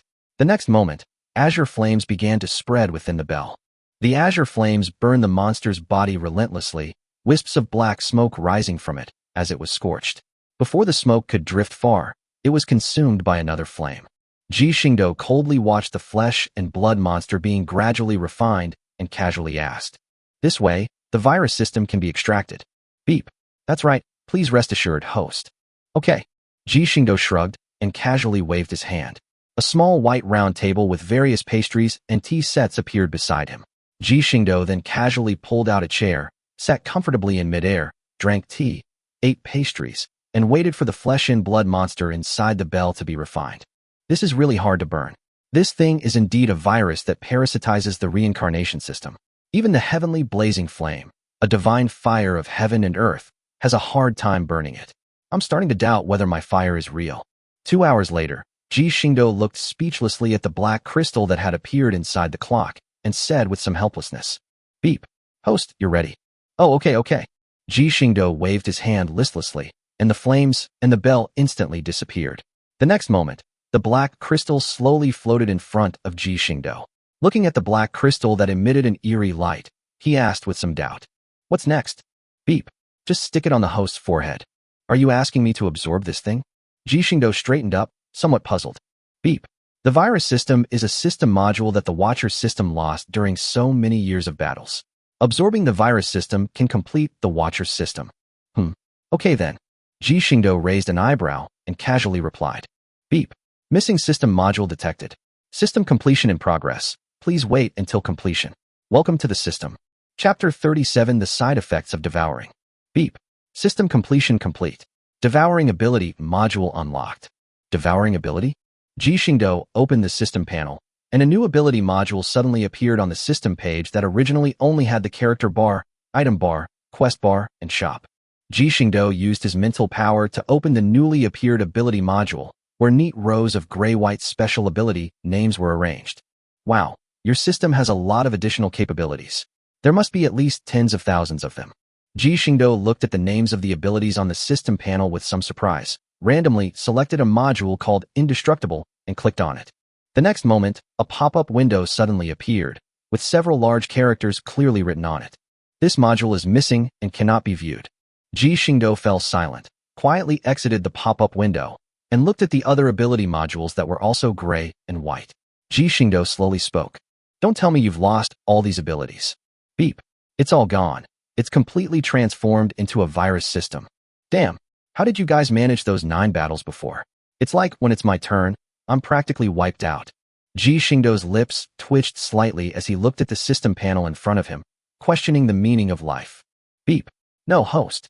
Your enhancements in the Elden Ring world are based on your plundering abilities. In other words, you still have the ability to plunder? Beep. No, the plundering ability is a last resort and can only be activated under specific circumstances. Upon hearing this, Ji Xingdou almost cursed. Somewhat annoyed, he checked the ability page and quickly found the devouring ability that had already been activated. System, load the devouring capability. Ding. Received. The host can load 5 different abilities at once, and the abilities can be switched at any time without any cooldown time. Beep. Devouring ability loading complete. Ji Xingdou squinted, feeling a strange energy flowing through his body. He casually summoned a fragment of a supreme imperial armor, and a thought flickered in his mind. A small black hole appeared directly in his palm. Ji Xingdou controlled the black hole's devouring speed and began using it to devour the imperial arm's fragments in his hand. But soon, Ji Xingdou realized something was wrong. He threw away the fragment of the imperial arms in his hand, and then solemnly crushed the black hole in his palm. You damn system, you're trying to ruin me. Ji Xingdou's face darkened as he stared at the system panel in front of him and said fiercely, Beep. The system has no intention of harming the host. You are the system's last hope. If you die, I will also vanish. Then why don't you mention that this devouring ability can also corrupt the soul? Ji Xingdou's face turned a little pale. You should know that he had just devoured a fragment of the imperial arms, and indeed a power was absorbed into his body. However, the next moment, a negative emotion actually tried to break through the soul protection barrier he had set up, which made him react instantly. When this ability devours other things, it actually generates negative emotions that pollute the soul, which scared him so much that he crushed the devouring black hole in his hand. Beep. Host, please understand that there is no absolutely invincible ability in the world. Even the plundering law that you rely on to become stronger cannot plunder all of the opponent's strength. The side effect of the devouring ability is that when you devour the energy of others, you will also absorb the opponent's negative power. The 4th-generation Watcher went mad from overusing his devouring ability. After destroying more than a dozen world planes, he took advantage of a moment of peace to commit suicide. Host, you must understand, there is no such thing as a free lunch. Hearing the system's words, Ji Xingdou frowned slightly, understanding that what it said was indeed true. His strength was the result of repeated deaths and relentless grinding, achieved through the plundering ability. Nothing could be accomplished overnight. However, this devouring ability. Ji Xingdou's lips twitched. It was all for nothing. He didn't want to become a madman like the 4th-generation Watcher. He still had Shipgirls to take care of. Okay, you've passed. Now uninstall this ability. I'm hesitant to use it since there's no way to remove the side effects. Beep. Devouring ability has been uninstalled. Alright, it's time to go back and check on them. They must be getting impatient. Ji Xingdou stood up, stretched, and disappeared from the spot in the blink of an eye. 10 days later, in the city where the Revolutionary Army was located, the Imperial Advisor has ordered that all revolutionary soldiers in the city surrender immediately. Your lives may be spared. Otherwise, the city will be attacked immediately, and all will be executed without mercy. A soldier dressed in black armor, riding a black steed, stood not far from the city and shouted to the garrison on the city walls. Damn it! Who is this Imperial Advisor? It said that the capital is completely under his control. At the top of the city wall, a fat man dressed in a gorgeous suit pounded on the wall and shouted angrily at the soldiers below who were challenging him. I don't know. Even Ernest was dealt with by him. Now we no longer have the righteous cause to raise an army. Another middle-aged man standing nearby shook his head, a subtle glint of shrewdness flashing in his eyes. After all, the ministers who brought disaster to the country and the people are all dead, and even the young emperor is gone. Their righteousness is gone too. Now the whole country has completely turned them into rebels, and the morale of the army is very low. Who would like to fight if they can live a good life? Damn it. Even if I lose, I won't let this national advisor get away with it. The fat man clapped his hands together, about to issue an order, when a sharp pain shot through his back. He turned around in astonishment, staring at the middle-aged man with disbelief, his voice trembling. You. The Imperial Advisor's men have come. If we surrender, they'll spare our lives and give us a peaceful place to retire, though we'll never be allowed to participate in politics again. But that's better than death. You haven't witnessed the power of the Imperial Advisor's men. If a war breaks out, this city could be reduced to ashes in an instant. If you die, the entire city will survive. Are you satisfied now? Seeing the middle-aged man's expressionless face, the fat man was about to curse again when his head flew off into the air and rolled around on the ground. General Najenda, we surrender. Without a second thought, the middle-aged man knelt down on the ground at the top of the city gate stairs.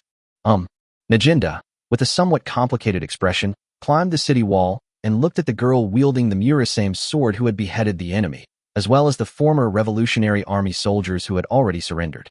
Then she shouted loudly, "The rebel leader has been executed. Any rebel soldiers who lay down their weapons will be spared." Chapter 38 The Worlds Will Appears. Who are you?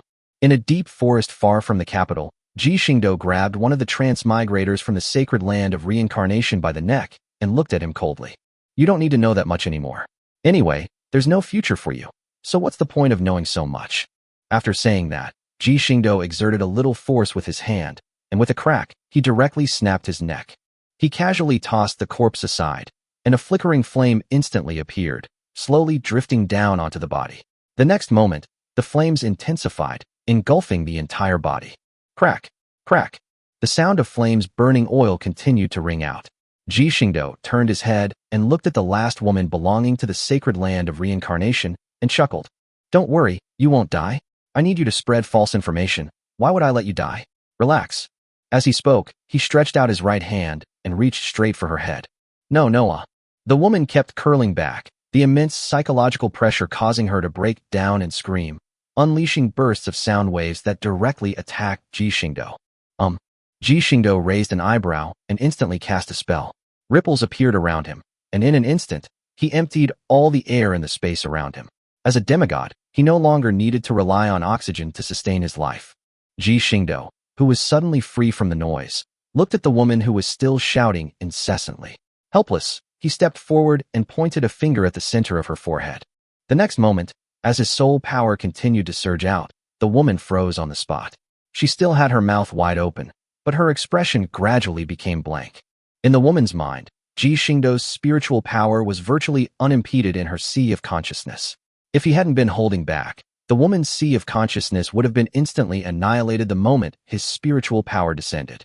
System, have you located the restrictions left behind in the main god space? Beep. Searching. Beep. Target locked. Restrictions altered. Countdown 10-9-8. 2-1 beep. Restriction lifted. The host has 5 minutes to operate. Otherwise, there is a risk of being detected by the main god space. That's enough. The little soul figure formed by Ji Xingdou's spiritual power nodded. The next moment, golden soul power instantly cleansed the entire sea of consciousness.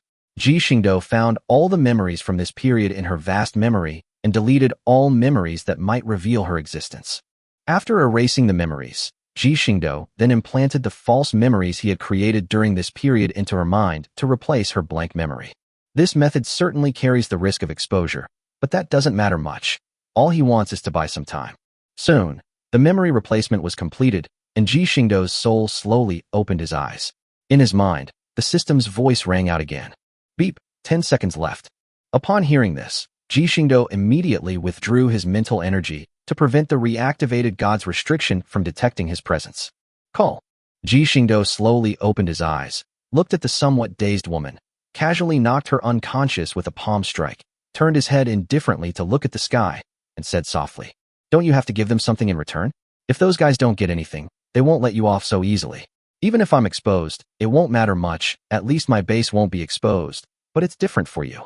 As soon as Ji Xingdou finished speaking, a gentle breeze began to rise between heaven and earth. The green leaves all over the sky swirled and turned slowly in the wind, constantly moving closer to one spot. Soon, the leaves gathered to form a shape resembling a human, but it looked quite eerie. Its mouth and eyes were empty black holes, and its entire body was made up of green leaves. It was said to resemble a human, but it could only be described as a monster that resembled a human. You haven't even managed to conjure a physical form?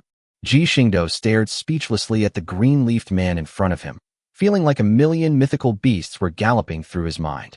This teammate is really something. I'm sorry, my cultivation level is not high enough yet. The green leaf-like creature's mouth opened and closed, emitting intermittent sounds. This piqued Ji Xingdou's curiosity. How did it speak when it lacked any vocal organs? Was it through the vibrations between its leaves? Or was it actually the sound of wind blowing through a leak? You should just use telepathy. I don't have that much time to waste on you. Helpless, Ji Xingdou sent a telepathic message, and the green leaf man tapped its green head, causing many leaves to rustle and slide down. I have only been aware of my consciousness for about 10,000 years, and my strength is not very good yet, so I have no way to take human form. At that moment, a voice, neither male nor female, rang in his mind, carrying a hint of apology. Well, since you are the will of the world, I'll assume your growth cycle is very long. You don't want those gods to come and plunder you again, do you? Take out some of the world's origin or its condensed crystals and let this person I dealt with take it back. As long as things go smoothly, they won't turn their attention to you again for a long time. But will this really work? The world consciousness hesitated. After all, its strength was already weak, and if it were to part away some of its essence, it would probably revert to its original state. The primordial crystals are crucial for his continued advancement, and he really doesn't want to give them away. Now you understand. The reason why the main god space invades various worlds is for the world's origin. Although I don't quite understand what they want these things for, as far as I know, every time they invade, they take away at least half of the origin power. This time, of the 3 main god spaces, I've wiped out 2, and I only plan to send 1 back. Think about it yourself. If you don't offer some of your source power for this guy to take back, do you think they'll send people to this world again? Do you want to take 1/10 as a token gesture, or wait for them to come and take half of your source power? But what if they are not satisfied and send people again? The world will said with a hint of grievance. Don't worry, in the memories I implanted in this survivor, you've already started to go berserk. Rampage? That's right, the world's will has gone berserk. Sending more people here would only be sending them to their deaths. If you were in a higher world, perhaps a supreme god would descend to see if it was real. But your world is only of average or lower quality, so you don't have much primordial power to begin with. Losing a little bit is just a small fraction to them. Do you think those main gods would bother paying attention to you for no reason? Don't worry. Ji Xingdou looked at the somewhat hesitant world will with a helpless expression. Okay, here you go. The embodiment of world consciousness pursed its lips, plucked a large piece from the leaves on its body, and looked like it was in great pain. Chapter 39, Getting Away with It. You really are something else. Ji Xingdou looked at the pile of emerald green leaves in his hand. His lips twitched a few times, and he said helplessly to the system. System, is this thing okay? Beep. Yes, host. The condensed crystal forms of the world's will are diverse.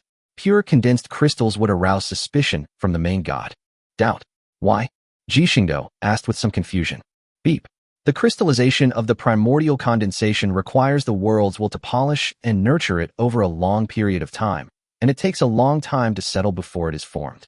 With the strength of these transmigrators, it is already the limit for them to obtain an unpolished primordial condensation from the world's will. No world's will would show a well-nurtured primordial condensation to anyone. Upon hearing the system's explanation, Ji Xingdou finally understood. Crystallized primordial essence is essentially a finished work of art, something that ordinary people would simply collect.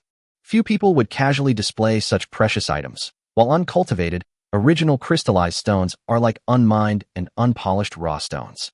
Although they have value, they are far less important than the former. Okay. Ji Xingdou shrugged, waved his hand, and created a gust of wind that swept up the leaves piled on the ground, which landed on the unconscious woman. Then, Ji Xingdou turned to look at the world-will avatar that was missing a part, and slowly spoke. Pray that they won't see anything. Otherwise, not only will you face retaliation, but my next actions will also be greatly hindered. After saying that, Ji Xingdou took a step and disappeared from the spot, leaving the green-leafed man to sigh, his voice echoing in the mountains. Kill the 2 who stayed behind. Having moved to a different location, Ji Xingdou sent a message to Ron, who was staying in the capital. Received, Commander. Ron looked at the two trembling women in the dungeon, and a cruel smile appeared on his face. System, lift the unilateral blockade. Beep. The unilateral blockade has been lifted. The Watcher system has entered hidden mode, retaining only one space travel permission. Eradication of traces in progress. Beep. Host-related traces successfully erased. The Watcher system enters semi-dormant state. As soon as the system finished speaking, a white beam of light shot straight up into the sky from the spot where they had just been. Its brilliance even surpassed the sunlight of daytime, so dazzling that it caused a burning sensation in the eyes of those who stared at it. Ji Xingdou stared expressionlessly at the towering pillar of light in the distance. Soon, a strange wave swept over him, but it did not linger. Ji Xingdou knew that this was the scanning and inspection mechanism of the main god space, which could directly scan for anomalies in the existing world and even distinguish them. Whether he is a native of this world or not, if the scanner scans Belfast and the others, his existence will be quickly exposed. However, Ji Xingdou remained calm about this matter. After all, he had already prepared a backup plan. You damned creatures. You sent a bunch of bugs to steal from me, and now you dare to openly scan my world. You've gone too far. At that moment, the heavens and earth trembled, and the sound of thunderous booms resounded throughout the entire world plane. The scanning fluctuations descending from the god space were also forcibly dispersed and completely disappeared, sending a swarm of ants to my world to burn, kill, and plunder, disrupting the world's progress, and even stealing my primal crystals. And now they're openly testing my world. Who gave you the audacity? The world had been stained crimson, and all the ordinary people in this world knelt on the ground, trembling and begging for the forgiveness of the gods. At this moment, although the world was extremely angry, it was still very uneasy inside. After all, compared with those main gods, it was just a slightly larger ant, and not even that big one. But now there was no turning back. A vast energy surged up instantly, rushing towards the proud, dazzling pillar of light like a boundless ocean. Boom. With a loud boom, cracks appeared on the white pillar of light. After all, the god space was just an object created by the god, and naturally it did not have the god's power. Faced with the frenzied attack of the world's will, the god space's main system could only temporarily determine that this world was no longer worth exploring, and quickly withdrew from this world. However, the actions of the world's will did not stop. It continuously unleashed raging waves in the sea, howling winds in the sky, tornadoes sweeping across the desolate wilderness, and earth-shaking tremors that left cracks all over the ground. It underwent all sorts of natural disasters. After all, the show had to be done properly. Neither the world will nor Ji Xingdou knew if the main god space would launch a surprise attack. Thus, various natural disasters continued for a full half-month. Finally, the system suddenly activated and responded. Beep. All surveillance and blockade of the main god space has been lifted. No residual forces of the main god space detected in this dimension. Phew, they're finally gone. If they hadn't left soon, I would have been the emperor. Upon hearing this, Ji Xingdou threw down his pen and slumped onto the throne behind him. He had been living a truly miserable life lately. Isdeath and Najinda argued that the country couldn't be left unattended, so they asked him to act as emperor. He thought it would be fun to be an emperor for fun, so he agreed. As a result, he met with tragedy. It would have been fine if he had been an emperor in the middle of a dynasty, but he ended up being an emperor in the early stages of a dynasty that was in ruins. He had an overwhelming amount of government affairs to attend to every day. Although he could have simply given up and let the Shipgirls do the work, he couldn't bear to let them suffer along with him. So he can only suffer. He originally wanted to continue to cultivate his relationship with the Shipgirls, but now it's all wasted on handling government affairs. What's wrong, Commander? At that moment, Belfast, who was making tea nearby, walked up to him with a tray in hand and a smile, and said softly, "We can finally leave this place, Belfast. I never want to be an emperor again." Hee, Commander. Belfast chuckled, looking at the somewhat frantic Ji Xingdou, and walked straight up to him, gently tucking his head into her broad chest. "Rest assured, Commander, I will always be by your side. Rely on me freely, Commander." "Ah, Belfast, I've always firmly believed that." Ji Xingdou stretched out his arms and slowly embraced her slender, flawless waist. His expression softened, and he responded softly. Chapter 40 Departure. "Are you leaving already?" Najinda looked at Ji Xingdou, who was smiling, in surprise, and said in disbelief, "Of course, we don't belong to this world, so we can't stay here forever. Now the time has come, and this world won't be attacked by those guys again in the short term, so it's time for us to leave." "But," Nijinden hesitated for a moment, wanting to say something, but Ji Xingdou interrupted her with a gesture. This world is not our destination, it is not our home. As he spoke, Ji Xingdou smiled at Xian, who was sitting next to him. Xian responded with a light laugh, gently taking his hand in her fair, smooth hand, her smile radiant. All right. Watching the two of them flaunting their love in front of her, Nijinden helplessly rubbed her forehead with her mechanical prosthetic arm. She naturally understood that she couldn't keep them here. If they wanted to leave, the entire empire couldn't stop them. When are you leaving? Today. So fast. The imperial positions haven't even been handed over yet, and the new emperor hasn't been confirmed. Nijinden was taken aback. After all, the entire empire now knew the name of Grand Preceptor Ji Xingdou. If he suddenly disappeared, the empire would likely descend into chaos. You can just say I've stepped down from the political scene. Have you ever seen a national advisor who interferes in politics like me? As for those who surrendered and became traitors, you can keep an eye on them when you have time. If all else fails. Ji Xingdou glanced at Nijinden, then made a gesture across his neck, the meaning of which was self-evident. All right. Nijinden had no choice but to compromise. Don't be so pessimistic. Who knows? I might be able to come back to this world at any time. I've already planned out the initial work for you. I can't help you with the rest of the development. This is your empire, not mine. Everything depends on yourselves. Are you leaving already? At this moment, a cold voice came from outside the door. Isdeth suddenly appeared from the doorway, her icy blue eyes fixed on Ji Xingdou, and asked softly. Isdeth, you heard that, didn't you? Yes, it's time for us to go back to our home. Ji Xingdou shrugged and admitted it without hesitation. Will we ever meet again? I haven't defeated you yet. Isdeth's eyes held a complex expression as she continued to inquire. I'm not sure either. Maybe yes, maybe no. Ji Xingdou could only shake his head at this point, since he could only rely on the system to travel through time. After all, he didn't know the coordinates between worlds, and he couldn't hide his whereabouts from the main god's space, so he dared not travel around recklessly. All right, it's time for us to go. We won't say goodbye any longer. Goodbye, Isdeth, Nijinden. Looking at Nijinden, who seemed lost in thought, and Isdeth, whose expression was unreadable, Ji Xingdou slowly spoke. I will catch up with you. Isdeth gave him a deep look, then turned around without hesitation and walked towards the door. No matter what means you use. Isdeth muttered to herself. Watching Isdeth's departing figure, Ji Xingdou sighed, slowly stood up, looked at Xian who was smiling lightly beside him, and said softly, Girls, time to go home. Ding. Host's mission complete. Rewards being calculated. Beep. The conspiracy of the main god space has been thwarted. Reward. 500,000 dimensional points. 290,000 dimensional points will be awarded for indirectly or directly killing 29 illegal transmigrators. Congratulations, host, on completing the mission. Looking at the lines of small text appearing on the system panel in front of him, Ji Xingdou casually closed the system panel. Looking at the familiar port area in front of him and everyone who came out to greet him, a knowing smile appeared on his face. We're back. Inside the Star Palace Port Operations Conference Room, representative ship girls from various factions sat around the conference table, looking at Ji Xingdou, who sat at the head of the table, their joy evident on their faces. Looking at the chattering, energetic ship girls below, Ji Xingdou's smile never faded. He coughed slightly twice and said softly, All right, everyone, I know you're all very happy, but first we need to talk about what we gained from this mission. Upon hearing this, the ship girls instantly fell silent, all staring intently at Ji Xingdou, awaiting his next instructions.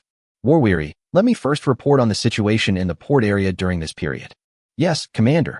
Warspite stood up, looked at Ji Xingdou, and spoke with a serious expression. Commander, nothing major has happened in the port area during the week you were away. However, just the day before yesterday, Miss Ming's nano-detection device detected an unidentified entity lingering around our port area, 50 nautical miles away. An unidentified fellow? Probably a siren. Ji Xingdou frowned slightly and asked softly. Yes, Commander. We sent 2 fleets to search, but as soon as we left the port, that guy would immediately move away. It's obvious that there are surveillance devices around our port. Warspite looked at everyone seriously and reported word by word. Well, given the siren's technology, remotely monitoring the entry and exit of our port area is quite easy. But I'm curious about who is monitoring us. However, we still need to solve this surveillance problem first. After all, our port area has too many secrets, and it's not a good thing to be exposed to others. Ji Xingdou casually summoned the system page, opened the technology section of the store, and after scrolling for a while, finally found what he needed. The price is acceptable. Looking at the Rubik's Cube-like object on the screen in front of him, Ji Xingdou redeemed one. The next moment, a small Rubik's Cube surrounded by dense data streams appeared in his hand. What is this? The company looked at the small Rubik's Cube slowly rotating in midair in front of Ji Xingdou with some doubt, and asked a question. A shielding device can eliminate all signals in the surrounding environment. Only electronic devices that have been marked by it can be used normally. Unmarked devices will be forcibly blocked from all signals. Furthermore, relevant information can be altered when necessary to influence the other party's judgment. In this way, not only is the privacy of the Hong Kong region protected, but our normal use will not be affected. Ji Xingdou looked at the company and explained slowly with a gentle expression. That guy's here again, Meow. Huh. Commander, you're back, Meow. Great, Meow. At this moment, a clumsy figure barged into the operations room. Her initially flustered expression froze for a moment. Then she happily ran to Ji Xingdou's side, raised her wide sleeves slightly to her chest, and said with a smile. Yes, I'm back, Mingmiao. Ji Xingdou raised his hand and patted Mingmiao's little head, then asked, Is it that guy who's been harassing us these past few days? Meow, you knew all along. Commander? Ming, who had been enjoying herself, opened her eyes and looked at Ji Xingdou with some confusion, then slowly said, Well, but this time you don't need to worry about her. Here you go, Ming. This is a directional shielding device. Ming, go and mark the equipment we need with it, and then activate it. The other side will no longer be able to obtain our information unilaterally. Really? I'm going right now. Upon hearing this, Ming immediately snatched the shielding device from his hand and turned to run outside. Oh wait, don't forget to take the instruction manual. Chapter 41, Sneaking into the Purification Clan. Ugh, how boring. When will I be able to do something interesting? Less than 100 nautical miles below the surface of the sea, a purifier dressed in shorts and a short-sleeved shirt, resembling a sailor's uniform, was lying idly on his black batfish-shaped ship rigging, constantly blowing bubbles, looking completely bored. Seriously, what's going on with this port? Just 4 or 5 days ago, I could sneak into their port unnoticed, but now why do ship girls rush towards me as soon as I get close? While complaining, the purifier grabbed a flat, black and yellow striped fish that had inadvertently swam past it, then held its tail with one hand and shook it repeatedly. I really want to eat those little cakes and delicious food from that port area. I don't know why the food in their port area is so delicious. The purifier lay sprawled out, recalling the food it had eaten, a hint of enjoyment on its face. Should we give it another try? The purifier suddenly opened her eyes, sat up abruptly, and casually tossed aside the little fish that had been shaken senseless. She excitedly patted the head of the black batfish beneath her and shouted, Let's go try it again. The batfish-shaped ship's yellow fish eyes glanced at her rather human-like, reluctantly opening the engine nozzles behind it. The next moment, it carried the purifier and charged straight out, heading towards the Star Palace port. Huh, they didn't make a move this time? Great. I finally have a chance. Delicious food, here I come. When the purifier broke through the 50 nautical mile zone, she was overjoyed to find that the other side did not send out ship girls to stop her as they had done in the previous days. She was finally able to enter this strange port area again. Just then, the bright blue screen next to her flickered, but quickly returned to its previous state. Huh, did I see that wrong? The purifier looked at the monitor screen beside her with a puzzled expression. After fiddling with it for a while, she found that there was nothing wrong with it. She could only scratch her head blankly, thinking that she had just imagined it. The thought of being able to return to the island soon made the purifier forget about the matter and continue to sail excitedly toward the Star Palace port. What she didn't know was that Ji Xingdou and the ship girls in the port area had completely tracked her whereabouts. Because not far behind her, a high-speed nano-reconnaissance aircraft was closely following her, and the images observed by the reconnaissance aircraft were being transmitted back and displayed on the large screen in the command center. Oh, it's purification. Isn't this an old friend? Let's go, everyone. Let's welcome our old friend, shall we? Should we destroy her? The company stood up, indicating that it was ready for battle. But Ji Xingdou shook his head and said softly, Not necessarily, let's see how it goes. Well? The company was taken aback for a moment, but quickly realized that, after all, as one of the earliest members of the port area, she had come into contact with many purifiers. Although the commander at the time was just a virtual cyborg, after spending time together, she realized that her commander didn't seem to have much hatred for the sirens. Even when they had to kill the sirens on missions, he only had the attitude of getting a reward. He wouldn't even glance at the difficult levels, always muttering, What's the point of fighting those? They'll just sink my precious ship. It's pointless. Thinking this, Enterprise's gaze softened. After all, she had heard of other commanders having the custom of forcing marriages, but at least he hadn't done it. As if sensing the company's gaze, Ji Xingdou turned his head to look at her and returned a gentle smile. The company's originally cold heart softened even more. All right, we should go and greet our guests now. Keeping others waiting is not a good habit. Seeing the company's captivating smile, Ji Xingdou, feeling a little guilty, snapped back to reality. Already somewhat tempted, he coughed twice and hurriedly spoke. Humph, I knew it. How could a tiny forward port area possibly stop the great purifier? Hee, delicious food, here I come. Oh, so you really like the food from our port area? That's right. For some reason, the food in this port area is. Just as she was smugly standing with her hands on her hips, lost in her daydream, the purifier subconsciously replied with a sentence, but before she could finish speaking, she froze on the spot. I was an infiltrator, wasn't I? The purifier turned her head mechanically and saw Ji Xingdou with a grin on his face, as well as a group of ship girls watching her intently beside him. She immediately fell silent and went completely dumbfounded. Hee, the weather is nice today. The purifier, covered in cold sweat, stared at the hostile-looking ship girls opposite her, her body leaning towards the sea. But the next moment, she felt herself bump into a soft body. She instinctively turned around and saw Ron standing behind her with a kind expression on his face. Not far away in the sea, submarine ship girls U-96 and U-37, riding shark-themed ship suits, slowly emerged, their shark-themed ship suits shaking restlessly beneath them. They would even open their mouths wide at the purifier from time to time, as if in a show of defiance. I surrender. Seeing this situation, the purifier decided to give up. She had come here with basic ship equipment, without even upgrading it. Fighting a group of max-level ship girls, including some of the planned ships, was a joke. She might as well just wash up and go to sleep. But isn't this just a very basic experimental world? Why are there prototype ships appearing here? The purifier stared speechlessly at Ron beside her, whose face was contorted with bloodlust, and at the unusually intense pressure emanating from him. She knew perfectly well that this pressure was definitely generated by the inherent skill of the planned ship girl. Never mind. Time to lie down. Purification, you're really decisive, lying down just like that? Ji Xingdou moved closer to the purifier lying on the batfish-shaped ship armor, looked at the purifier with its eyes closed, and said with a bit of a laugh, I'm waiting to die. Do whatever you want. Are you the commander of this port area? The purifier opened its bright yellow eyes, stared intently at Ji Xingdou, and slowly spoke. It is I. As soon as Ji Xingdou finished speaking, the purifier vanished in a flash, and the next moment, a short blade made of black alloy was placed against his neck. The purifier grinned and clung to Ji Xingdou's back, looking at the tense ship girls and laughing loudly. Hee, I've never seen such a bold commander before. He actually dared to approach me so unguarded. I've succeeded. Chapter 42, A Salted Fish Who Lost His Dreams. Purifier, release the commander at once. Warspite pointed her greatsword forward, a sharp glint flashing in her purple eyes. But with the commander still in the purifier's hands, she couldn't act rashly. All she could do was use sharp words to try and force her to release the commander. Let him go? That's definitely not an option. If I let him go, I'm afraid you'll tear me to pieces the next moment. Do you think I'm stupid? The purifier raised its head, looking smugly at the opposite side. Its smug little face made all the ship girls grit their teeth and wish they could chop it up on the spot. Get out of my way right now. I'll return this guy to you once I'm gone.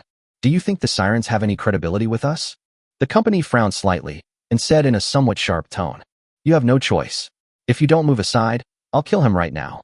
A fierce glint flashed in the purifier's eyes, and she began to exert more force in her movements. In her imagination, the delicate commander in front of her was probably already bleeding from the neck. Humph, let's see if you'll move aside this time. The purifier thought to himself with a touch of smugness, glancing at the ship girls opposite him. But the next moment she froze. She saw that the expressions of all the ship girls opposite her suddenly became very strange, and their eyes even carried a trace of pity. This left the purifier completely baffled. What's going on? Don't they care about their commander anymore? Is it because this guy's lifestyle is so bad that even his supposedly most loyal ship girls have betrayed him? Thinking this, the purifier patted Ji Xingdou's head pitifully and said with a comforting expression, What a pitiful commander. Even your own ship girls have abandoned you. What a tragedy. Upon hearing this, Ji Xingdou's lips twitched, and a furious cross appeared on his forehead. You silly, purifying friend. You look so handsome with thick eyebrows and big eyes, yet you come here and curse me with such a vicious curse. I'll teach you a lesson today. Ji Xingdou grabbed the purifier's slender wrist, and, before she could react, used his strength to throw her off her back. Boom. With a loud bang, the purifier was seen sprawled out on the ground. The purifier was completely bewildered. She couldn't understand how a human could have thrown her so hard with an over-the-shoulder throw. Was this really a power that a human could possess? The purifier has now become a complete loser, a salted fish who has lost all her dreams. It's one thing that she can't beat the ship girls in the port, but now she sadly discovers that she can't even beat the weakest commander. She's being grabbed by the wrist and slammed around. She feels ashamed to face the sirens. She's the most useless purifier ever. Hey, you haven't been messed up, have you, purifier? Ji Xingdou looked at the purifier lying on the ground in a starfish position, her eyes completely devoid of light, and curiously leaned forward, gently poking her delicate, fair face with his finger. It feels pretty good. Ji Xingdou seemed to be addicted, constantly poking the purifier's collagen-rich face, but the purifier surprisingly didn't react at all, just like an old salted fish lying on the shore, unwilling to even turn over. It seems it's really been ruined. Well then, this big cake will have to be enjoyed by us alone. Ji Xingdou stood up, took out a large cake from his storage space, and glanced at the purifier who was pretending to be dead on the ground. He saw the purifier's fingers twitch slightly, but as if it had sensed his gaze, it quickly fell silent. You think I can't handle you? Ji Xingdou grinned mischievously. He propped the cake up with one hand, leaned close to the purifier, and began to slowly dangle the cake above her face. The aroma of the cake quickly reached the purifier's nose. Her nostrils twitched involuntarily, her breathing became heavier and heavier, and her mouth opened involuntarily, with a drop of saliva slowly seeping from the corner of her mouth. This cake smells so good. What a pity, some people won't be able to enjoy it. Ji Xingdou's voice rang out again, still carrying that extremely irritating tone. Finally, the purifier couldn't hold back any longer. She leaped up and pounced straight at the cake in Ji Xingdou's hand. Oh woo. Instead of reaching out to snatch it, she took a bite of the delicate cake. Then, to the astonishment of Ji Xingdou and the others, the purifier transformed into a hungry wolf, using both its hands and mouth to devour the enormous cake in front of it, enough to feed 10 people, completely empty. Commander, what did you put in your cake? Belfast looked at the purifiers, who resembled hungry wolves, and asked Ji Xingdou with some concern. I didn't add anything, just some ingredients I swapped out from the system. What the heck? Ingredients from the world of Gourmet Hunter. Looking at the label on the system panel, Ji Xingdou realized that he had accidentally switched the wrong ingredients, and that purification had stolen them. But it was fine, since binding with food was still binding. After finishing the cake, the purifier lay on the ground with his large belly sticking out, looking quite slovenly. Phew, we're full, now it's time for you guys to get to work. The purifier patted his round belly, a sense of smug satisfaction rising within him, as if to say, go ahead and carry out the execution. Ji Xingdou looked at the purifier, who seemed to think, do whatever you want with me, I'm already full, with a speechless expression. Who said I was going to destroy you? Well, the purifier stopped stroking her fair belly and looked at Ji Xingdou with a strange expression, somewhat uncertain. Aren't you going to kill me? Why would I kill you? I don't think I have any major grudge against you, do I? You don't think that stealing some food is a reason for me to destroy you, do you? Huh, aren't you human? Then isn't destroying us sirens your mission? The purifier was completely baffled. What kind of bizarre commander was this? The person in front of you is your enemy, and you're not even attacking him? I am human, but not a human of this world. Ji Xingdou looked at the puzzled purifier, and then said something that puzzled her even more. Go back and tell the observer that we are not necessarily enemies. I also know what happened in the original world. If she is willing to believe me, let's come to our port and talk. Huh, you know that observer guy? No, wait, we've never even shown ourselves in this world. So how did you know my name from the start? You're such a strange human. Upon hearing Ji Xingdou's words, the purifier suddenly realized that the human in front of her actually knew her name and also knew the observer.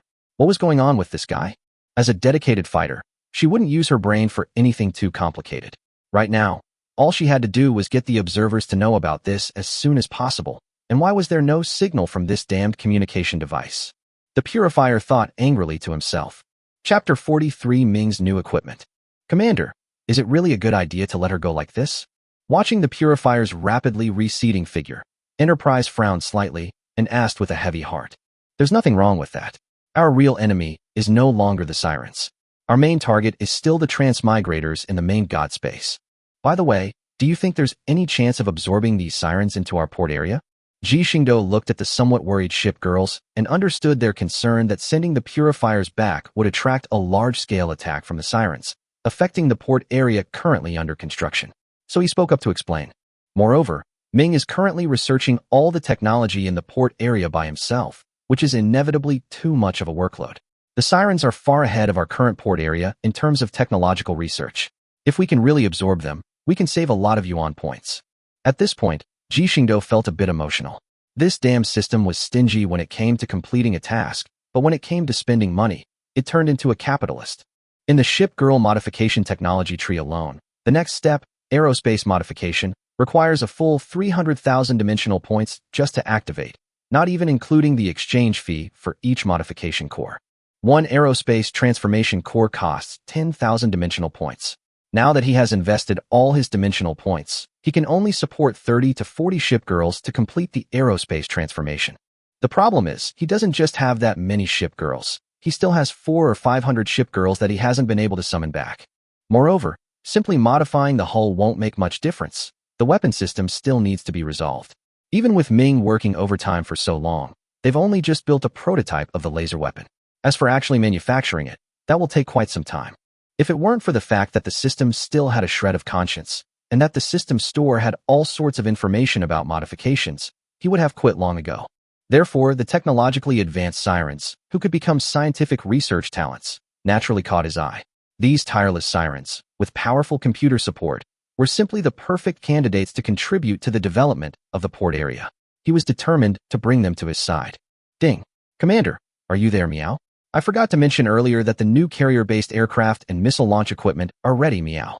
Would you like to come and take a look, Meow? Real? A glint of light flashed in Ji Xingdou's eyes. Although the manufacturing of laser weapons had stagnated, it was not impossible to create missile-type shipboard equipment. When equipped with high-precision radar devices, he could even launch long-range concentrated fire on targets. Onward, Ming has developed new equipment. This time, our port area will no longer only have missiles in Anshan and Changchun. Ji Xingdou looked at the shipgirls in front of him, and his smile became even brighter. The increase in the strength of his port was a good boost to winning over the sirens. After all, if you are weak, you are not qualified to go to the original world and solve the problems there. You mean, the people in that port area discovered you, and they have the ability to block our reconnaissance? The observer looked at the purifier, who seemed shaken, raised an eyebrow, and asked incredulously. You didn't get caught acting on your own and then just make up some excuse to fob me off, did you? How is that possible? They're really weird. And I actually saw a prototype shipgirl next to that commander. How could prototype shipgirls appear in a low-level experimental world? The purifier was also frustrated. With the system completely blocked, she couldn't even record a video, which meant she had no evidence to offer, let alone prove whether what she said was true or false. Am I human, but not a human of this world? The observer pondered this statement carefully. Moreover, he actually knows about the primordial world, which means he's not from that world. Why did he invite us? To eliminate us? How much does he know about those things? It seems we have no choice but to go and see for ourselves. The observer looked at the constantly flashing static screen in front of him and was also preparing to go and see this interesting port area for himself. As for whether he was afraid it was a trap, she wasn't worried about that at all. There were plenty of sirens' bodies. If one was damaged, they could just replace it with a stronger one. This is the new type of carrier-based aircraft, Meow. In Ming's private underground laboratory, Ming picked up a large pile of small carrier-based aircraft equipment from a metal table, then ran to Ji Xingdou and handed the carrier-based aircraft in her arms to him. This is a finished product made from modern fighter jet blueprints provided by the commander. It is equipped with precision laser-guided missiles and a stealth fighter system, capable of maintaining complete stealth for up to an hour at full power. There's also this carrier-based aircraft, equipped with several high-yield nuclear warheads. However, its use is not recommended unless absolutely necessary. Seeing Ming's meaningful, wicked smile, Ji Xingdou looked at the large bomber in his hand and understood what was inside. However, he now understands even more just how terrifying Ming's scientific research capabilities are. How long has it been? She has already developed nuclear-powered engines and nuclear bombs. Given enough time, and with the help of Aza Lane's advanced technology and the knowledge provided by the system, she might even be able to create planet-destroying weapons. And if the sirens joined in, TSK, I can't even imagine. Thinking of this, Ji Xingdou became even more eager to absorb the sirens into the port area. This is the portable shipborne missile I made, Meow. Its design is based on the designs of Ms. Anshan and Ms. Changchun, while its power is based on the system data provided by the commander, Meow. Moreover, the missile's ammunition form can be changed, and it carries a tactical nuclear warhead, Meow. Good heavens, good heavens. Looking at the evil smile on Ming's face, Ji Xingdou couldn't help but shudder. Had he given her too much information and driven little Ming crazy? This is a tactical nuclear warhead, and most importantly, this missile shipboard equipment has no equipment restrictions whatsoever. If I were to bring all my shipgirls over, that would be more than 500 high-yield tactical nuclear warheads. If this were dropped onto the surface of a planet, it would truly demonstrate what it means to leave nothing but barren land. Alright, unless absolutely necessary, it's best not to throw this thing away carelessly. The explosion itself is secondary. The main concern is the radiation pollution it will produce. After all, I'm on a mission to save the world, not to destroy it, so it's best not to litter. However, if it were the main god space, he wouldn't mind adding a bit more to their mix, such as directly throwing in a few forbidden spells or even star-destroying magics. Chapter 44 Microsatellites. Looking at the powerful yet tiny ship equipment in his hands, Ji Xingdou couldn't help but sigh. The advanced technology of Azalane was truly baffling. Do you guys want to give it a try? Ji Xingdou turned around, looked at the ship girls who were eager to try, and said with a smile, "Of course, such an interesting and great thing should definitely be tested."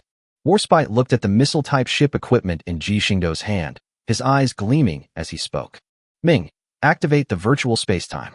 Ji Xingdou smiled and nodded, then turned to look at Ming and said softly, "Yes, Commander." Ming nodded, and then she ran to a control panel made of silver alloy that was not far away.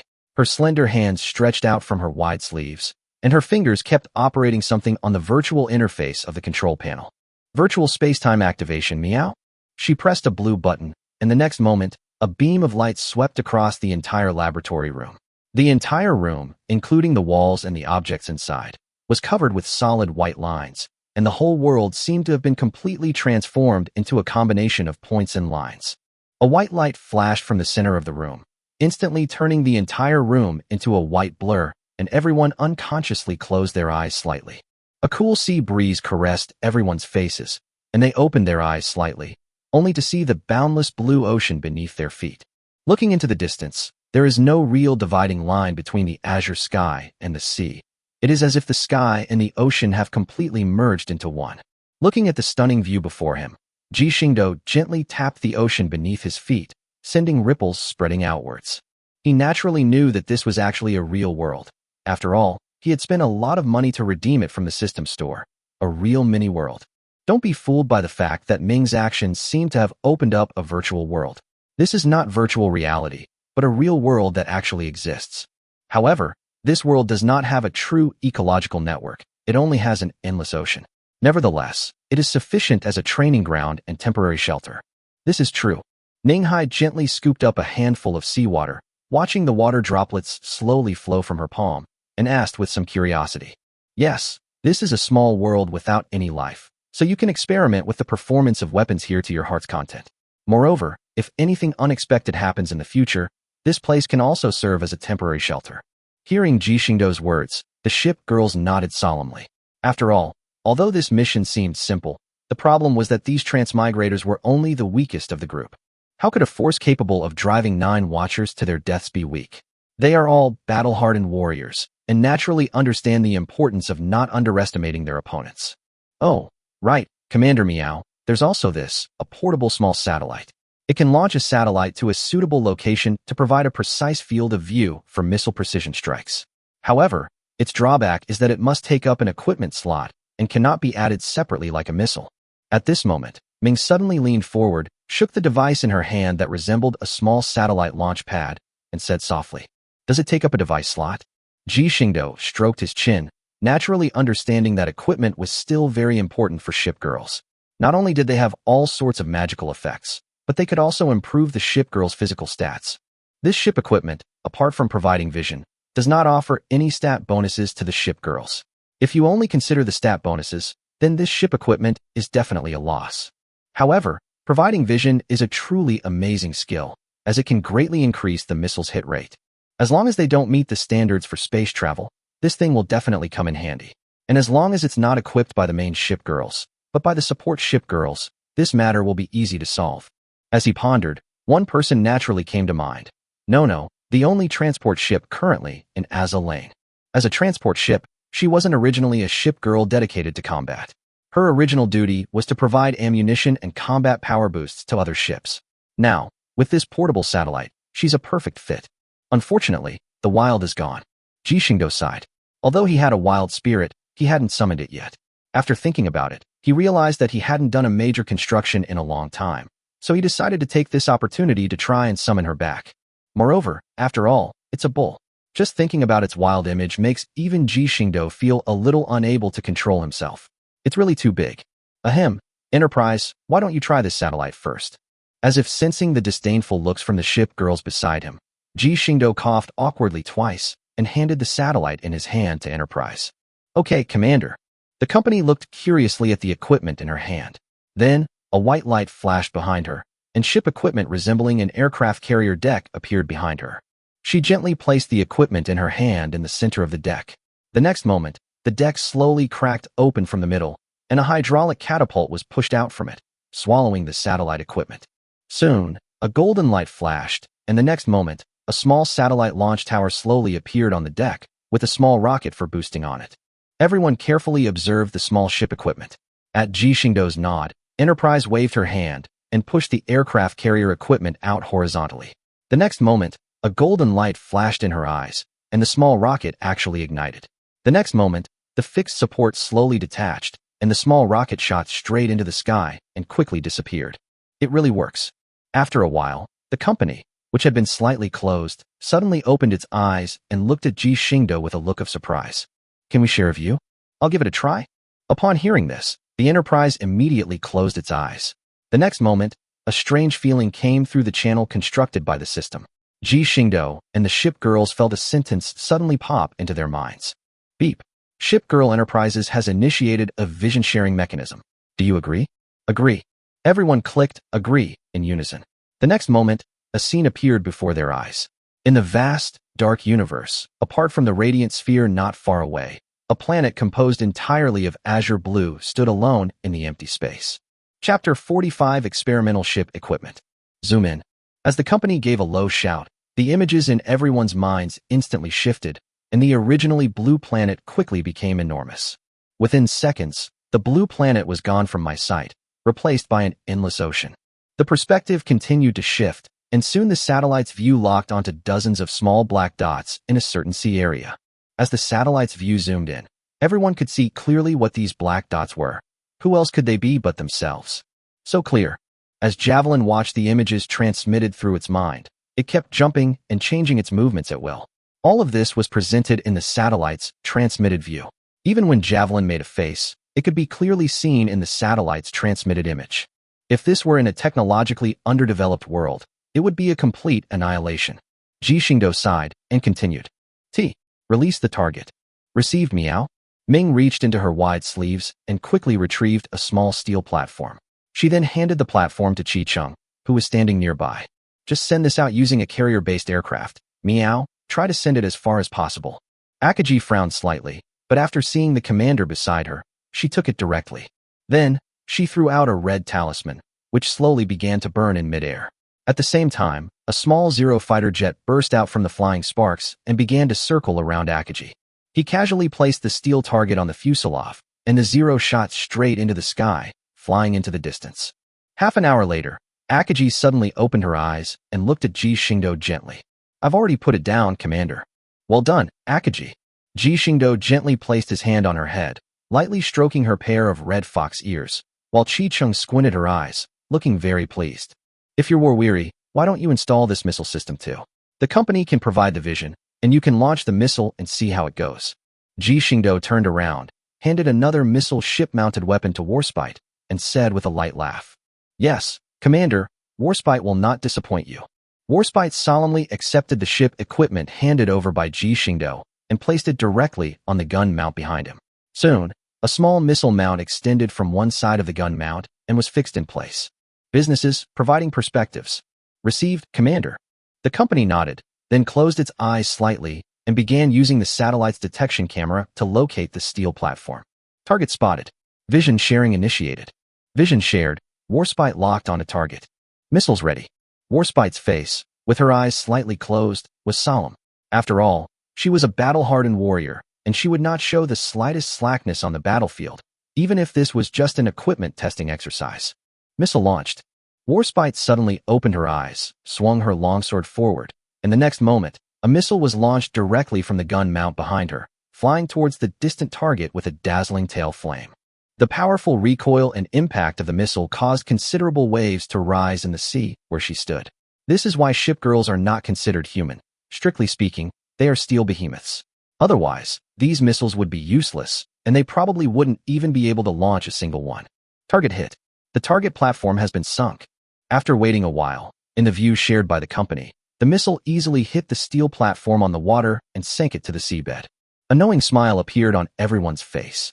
Although various factors would certainly have a significant impact on the missile's hit rate in actual combat, these were all within the scope of consideration, and Ming would also improve and strengthen these two pieces of ship equipment in the future. The next one is this new type of carrier-based aircraft. After disengaging from the shared view, Ji Xingdou looked at the carrier-based aircraft in his hand and smiled. Judging from the design of these carrier-based aircraft, they are not suitable for taking off from the deck of an aircraft carrier at all. However, who can blame us when the ship girls can do things differently? For example, the company completely uses bows and arrows to launch carrier-based aircraft. And then there are the Akaji sisters. Have you ever seen them launching carrier-based aircraft by throwing talismans? There are also carrier-based aircraft that are launched directly by their own power. Therefore, he doesn't even consider whether the aircraft can take off. If they wanted to, the ship girls could even put on a fancy takeoff performance. The most important thing is whether the equipment can actually be used. Looking at the distant sea where cannons were firing everywhere, Ji Xingdou shrugged, indicating that it was definitely usable, as the opposite sea area was already under full firepower coverage. Experiment complete, meow. I've recorded all the experimental data, meow, and soon I'll be able to develop an improved version and mass-produce it, meow. Ming waved the data tablet in her hand, jumping for joy. That's good, perfect, Shangri-La. How many Rubik's Cubes and supplies did we collect while we were away from the port? Ji Xingdou nodded, then suddenly looked at the ship girl not far away, who was wearing a white eagle military uniform and had long light gray hair, and said loudly, "Huh, Commander? Is something the matter?" Shangri-La, who was not far away, turned her head with some confusion. When she heard Ji Xingdou calling her, she hurriedly recalled her carrier-based aircraft and rushed back to Ji Xingdou's side. "I'd like to ask how many cubes and resources are currently in the port area." "Oh, Commander, are you planning to continue the massive construction? We currently have 225 cubes and 450,000 units of supplies in the port. Since everyone in the port has switched power sources, oil reserves are plentiful, and the warehouses are almost overflowing. Also, we recently discovered a siren base, which we were originally planning to destroy in the next few days." "Really? Let's talk about this when we have time. Now that we have over 200 Rubik's Cubes and so many resources, it's definitely time to build a large-scale operation. The sooner we can summon them back, the sooner I can feel at ease." "That's right, Commander." Moreover, some of the sisters' strength was still somewhat lacking. Without sufficient strength, the modification could not be completed. Shangri-La nodded in agreement. "Yes, that is indeed a problem. It seems that in order to improve the level of the ship girls, we need to plan ahead for leveling facilities." Ji Xingdou stroked his chin, thinking carefully. After all, there are so many ship girls in the port area, it's impossible for him to train them all to the top level.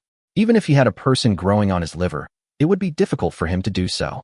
Naturally, some ship girls are not actually very high level. If it weren't for the introduction of experience books, 60 to 70% of their ship cabins would be level 1 ships. Although it's a bit better now, most of them are around level 20 or 30. However, it cannot be denied that this level is indeed too low, and this problem definitely needs to be addressed in advance. Chapter 46: The Sirens Attack. Just as Ji Xingdou took out the electronic map of the port area, preparing to plan where to build a training ground, a very urgent alarm suddenly sounded from Ming's body. "Meow?"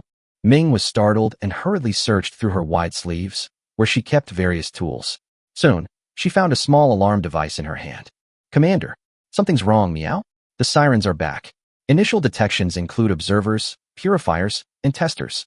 They're circling around the port area, and everyone left behind has gone to confront them." Ming's expression was somewhat panicked. After all, no one expected the sirens to arrive so quickly. In such a short time, 3 sirens test subjects had arrived. Their efficiency was indeed quite fast. "Is that so? Then we should go out and properly welcome our distinguished guests. Tell everyone to stop the drills. Oh, and Ming, distribute the first batch of new carrier-based aircraft and missiles you've been rushing to produce to everyone. There might not be any actual combat, but we still need to demonstrate the strength of our port area." I understand, meow. Ming nodded, took out the controller in her hand, and prepared to deactivate the virtual space-time. Have these sirens attacked again so quickly? If I had been there earlier, I would have eliminated that purifier for my lord.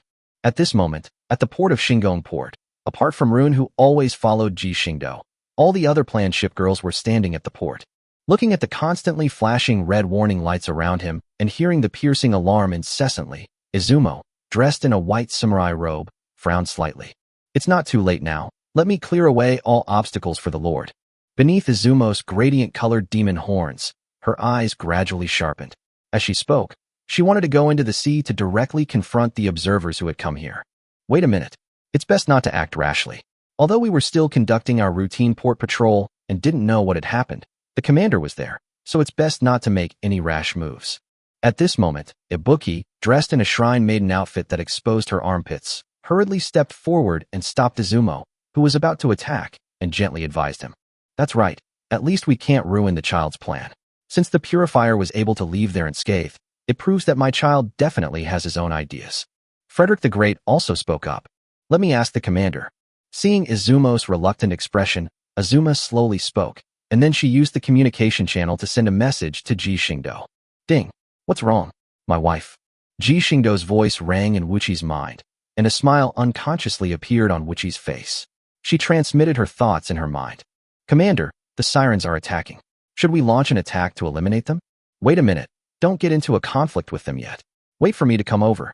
However, if the other side makes the first move, you don't need to hold back too much. Just beat them until they're barely hanging on. Ji Xingdou's words were transmitted to Wuqi's mind through the channel. Having received the instruction, Azuma nodded and looked at the group of ships on the plan. The commander said not to attack yet, just stop them. If they attack first, we will retaliate, as long as we don't completely destroy them. All right, since it's the commander's order, let's get to work. A mischievous smile spread across Neptune's delicate face. With her left hand, she slightly lifted the hem of her skirt, and in her right hand, a metal trident slowly appeared, gleaming under the dazzling light. Star Palace Fleet, set sail. With a smile on his face, Seattle, holding a metal baton, flicked it forward and shouted. It was just a test. Why did you all come along? The tester's cold face showed a puzzled expression as she looked at the observer, who rarely took initiative.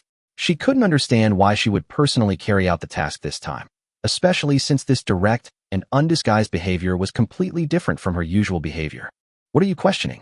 The observer did not turn back, but continued heading towards the Hashimiya port area. I suspect there might be something wrong with your system modules. I just think you need to check them again. The test subject's face remained indifferent. Being rational, she generally didn't show her inner thoughts on her face, so she always had a very indifferent personality. No need for you to worry about that. I'm fine. There's nothing wrong with my smart module. Is that so? Then I'll take it as me being nosy. The shipgirls on the other side are coming. What should we do? Although I can't sense their exact location, that unpleasant aura is getting closer and closer. The tester looked towards the distant horizon, even though she had discovered that all communication systems had malfunctioned the moment she stepped into the area. However, she was naturally not too panicked. After all, sirens never fear death. They all have the same aura as Ron back then, and they're all prototype shipgirls. I knew it. This port is really weird. Even in a mid-level experimental world, you wouldn't find so many prototype shipgirls. Purification scratched his silver-white hair, completely baffled as to how such a strange port could exist. They're here, stop. The observer looked into the distance and saw a dozen small black dots rushing toward them. Fortunately, the observer stopped in his tracks. In her view, what she wanted was not battle, but anomalies. Whether it was sirens, shipgirls, or the primordial world, the existence of anomalies was the key to saving the entire world system. So, Ji Xingdou, are you the one who's abnormal? A strange glint flashed in the observer's bright yellow pupils, as if anticipating something. They stopped. The monarch looked at the pale blue virtual screen floating beside him, then at the emperor to his left, and said softly, "It seems my child really is planning something." The emperor answered softly, since she had already guessed it beforehand, so she wasn't particularly surprised. Is the commander going to cooperate with the sirens? Ibuki asked, somewhat puzzled. I don't know, but I will support him as long as it's what he wants to do. The emperor simply shook his head, but his words were unusually firm. Gascoigne, forever, fights for its master. Gascoigne, with a blank expression, spoke softly, his calm demeanor revealing an unwavering determination. Chapter 47 Invasion. Stop. Soon, the emperor and his entourage arrived in front of the observers. With a command from Emperor Frederick the Great, the first and second phase research shipgirls all stopped advancing. But the massive cannons mounted behind them slowly aimed at the three observers opposite them, and the atmosphere suddenly became tense. The tester frowned slightly, and the black octopus-shaped ship equipment behind him slowly floated up, with the gun ports on the front of the two wings pointed at the Empress and her comrades opposite, as if they were ready to fight at the slightest provocation. "Where is your commander? Didn't he say he wanted to talk to me?" "What? You're sending these planned shipgirls here to wipe us out? What do you think this will do?" The observer stared expressionlessly at the menacing monarchs opposite them, showing no fear whatsoever. "Of course not. The commander has given orders not to attack you. But we can't just leave you here so easily, so we came here to give you a proper welcome." The emperor smiled and slowly responded. "Is that so? That's fine then, I can wait." The observer glanced at the smiling empress. She had no intention of fighting in the first place, so naturally she wouldn't launch an attack under any pretext. What the sirens lacked most was time, but from another perspective, what they had in abundance was also time. "I'm so sorry to have kept you waiting. I was just dealing with some things." After waiting for a few minutes, just as the purification experts were getting a little impatient, a voice suddenly rang out. Beside Frederick the Great, a dark crack quietly opened, and then a figure dressed in a white naval uniform slowly emerged from it, standing steadily on the calm, waveless sea. "This is—" The observer's pupils suddenly contracted as he stared in disbelief at Ji Xingdou, who emerged from the spatial rift and exclaimed in surprise. "Positioning and transmission device?" Upon hearing the observer's words, Ji Xingdou raised an eyebrow and chuckled. "No, it's actually magic." "Magic?" The observer stared at him in utter bewilderment, feeling as if his highly intelligent brain had short-circuited. "Magic? We live in a technological world, right? I'm talking to you about technology, and you come up with some ridiculous magic? Are you kidding me?" "That's right, it's magic." Looking at the three sirens who were so shocked they almost crashed, Ji Xingdou chuckled. Then, with a wave of his hand, the three observers felt a sudden shift in their vision, and their feet were suddenly on solid concrete ground, no longer the seawater they had seen before. "You." The observer was completely speechless. This was too abnormal, so abnormal that it was almost anomalous. This was not a system at all. What was not abnormal? "Welcome to my port, sirens." Ji Xingdou spread his arms in a welcoming gesture and chuckled. "Although I know you are an anomaly in this world, the variable I'm looking for, I really didn't expect you to change so much." The observer couldn't help but rub his overworked head and said helplessly, "You're not from this experimental world, are you?" Despite the confirmation, the observer still asked directly. "Of course, I am not only not from this world, but I also possess the ability to travel to other worlds. Observer, all I want to say is that we are not enemies." With a wave of his hand, Ji Xingdou conjured a huge round table and a set of chairs in the open space. After gesturing for the three observers to sit down, Ji Xingdou pulled out a chair and sat down at the table. "I can sense that you have no hostility towards us whatsoever, but I also cannot understand what your purpose is. I want you sirens to join my port." Ji Xingdou placed his hands on the table and looked at the observer with a very firm gaze. "You want us sirens to join your port? You're not kidding, are you?" The observer raised an eyebrow, looking at Ji Xingdou, who was looking serious, and then at the ship girls standing behind him who, though somewhat shocked, had acquiesced to the plan. He asked with some doubt, "Of course not. Our port area desperately needs the addition of you sirens. As for why, I can certainly tell you." Afterwards, Ji Xingdou, with a serious expression, told the observers about the main god space, the illegal transmigrators, her role as a watcher, and the various worlds. The observers were completely stunned by the information shared by Ji Xingdou. The main god space, transcender, and the watcher. Are these all real? The observer retrieved information from her mind. She wasn't particularly surprised by the existence of otherworld planes. After all, the sirens control many experimental worlds, and sometimes they even create new experimental worlds from time to time, which is actually quite normal for them. But the main god space and illegal transmigrators, that's a bit something. What is this? The observer, who was searching through the information in his mind, suddenly froze, his expression changing drastically. Seeing the observer's sudden change in expression, Ji Xingdou frowned slightly and asked softly, "What's wrong, observer? I'm starting to believe you." The observer, still shaken, looked at Ji Xingdou and slowly spoke. She stood up, took out a data board from the ship's rigging beside her, and pulled out a data cable from it, connecting it to her temple. The next moment, data was input into the data tablet. Soon, a white light flashed on the tablet, and a virtual screen appeared in front of everyone. What was written on it made Ji Xingdou's expression change. The title bore 4 large, blood-red characters: Confidential Intelligence. In the 5th year of the new experimental calendar, in the 06th world of the advanced experimental world, the world has been invaded by an unknown group and has completely lost contact. It is suspected that all life forms in the world have been wiped out. When the arbitration body investigated this world, it encountered strong resistance. The arbitrator Tirat VII's form shattered, and Worldline 06 Advanced World was completely destroyed. Arbitrator Tempelance successfully captured. After leaving behind the words, God, the target suddenly exploded and died, wiping out all 6 of his agents. It was impossible to determine who he belonged to. The arbitration body must closely monitor the entire experimental world system and eliminate all dangerous factors that hinder its operation. Joining Chapter 48. Ji Xingdou stared at the virtual screen in front of him with a grim expression and couldn't help but ask a question. What kind of information is this? Although I don't know why they suddenly opened access to our classified database, the contents of it are highly similar to the intelligence you mentioned. The observer rubbed his temples, looking somewhat tired. Yeah, this is clearly someone wanting them to know about this. So they granted observers access to a classified database. After all, the latter half of this information was entirely provided by the arbitration body. Although they and the observers who were the experimental body both belonged to the Sirens, their responsibilities were completely different. Therefore, in theory, observers should not have the authority to view the confidential information of the arbitration body, which can only mean that an unknown entity is helping them obtain the information. Could it be the Dreamweaver? Ji Xingdou thought to himself. Judging from the latter half of this document, it is indeed the main god space. Ji Xingdou rubbed his temples, a sense of worry rising in his heart. After all, their port area was still in the development stage, and if they were to directly confront the main god space, they would basically be in a position of certain defeat. In other words, this force had already invaded our experimental world 6 years ago, but fortunately, the coordinates of other worlds have not yet been exposed. Wait, you mean the current coordinates haven't been revealed? Ji Xingdou suddenly stood up, leaned forward, and rushed to the observer's side, asking hurriedly. Of course, we have protective mechanisms in place for each experimental world.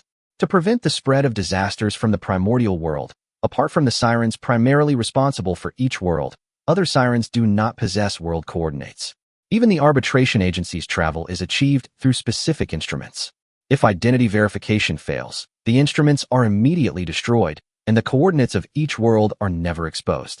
The observer was startled by his sudden outburst, but seeing Ji Xingdou becoming increasingly excited, he continued. Moreover, each arbitrator is extremely powerful. Even if they encounter an enemy they cannot defeat, they will destroy their equipment before being defeated. After all, each experimental world is a very valuable asset, and no accidents can be tolerated.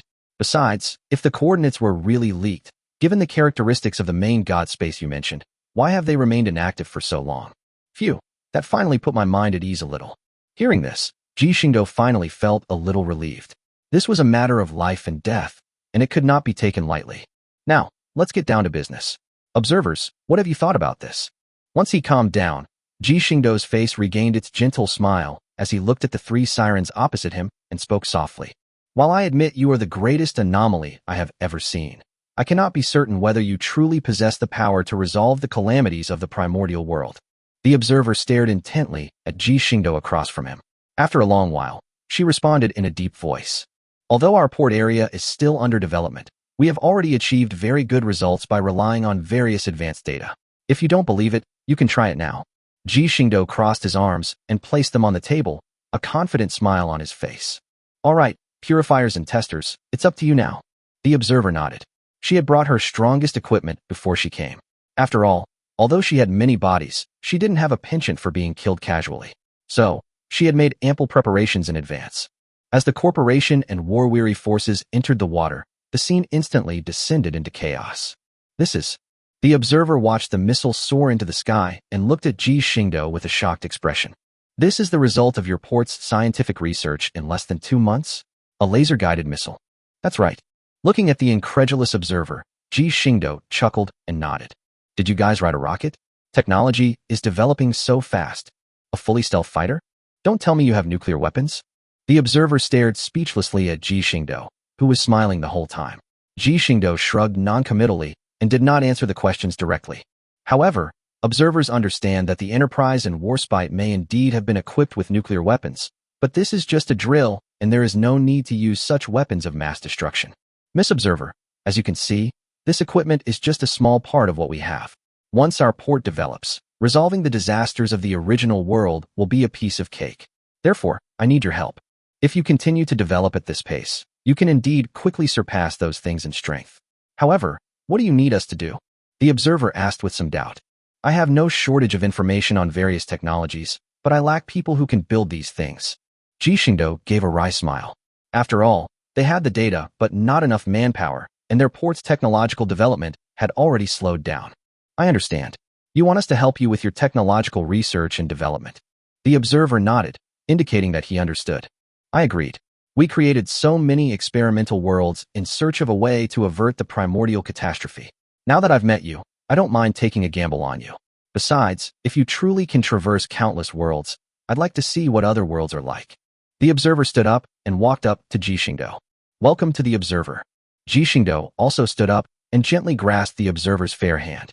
The next moment, a black light shone from where their hands were clasped together, and black energy lines traveled upwards from their arms, quickly reaching their foreheads. This terrified the ship girls nearby, but since there was no precedent in history for a commander to sign a contract with a siren, they dared not act rashly and could only stand there anxiously. The black light quickly dissipated, and the black lines slowly faded from the two people's bodies and disappeared. Then the two opened their eyes, and a strange sense of closeness spread through their hearts. Suddenly, they both laughed. Hello, Commander. Welcome to the Hong Kong Observer. Chapter 49, Another Major Construction.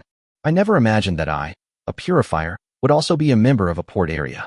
The purifier lay on the table, glanced at the others sitting around it, then quickly grabbed a piece of pastry from the center of the table and stuffed it into his mouth with a look of pure enjoyment. Tasty.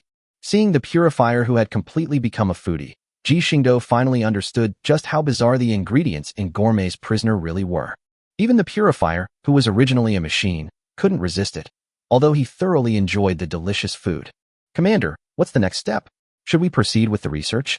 Seeing the purifier enjoying himself, the Observer curiously picked up a beautifully crafted pastry and gently put it in his mouth.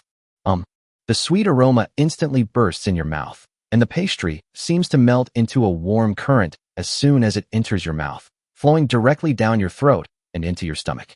Beneath the subtle sweetness, a floral fragrance instantly wafted over, causing her taste buds to activate uncontrollably. She stared at the food in front of her in astonishment, never expecting that it could disrupt her control system. This is... The Observer looked at Ji Xingdou with a puzzled expression, while Ji Xingdou smiled and nodded.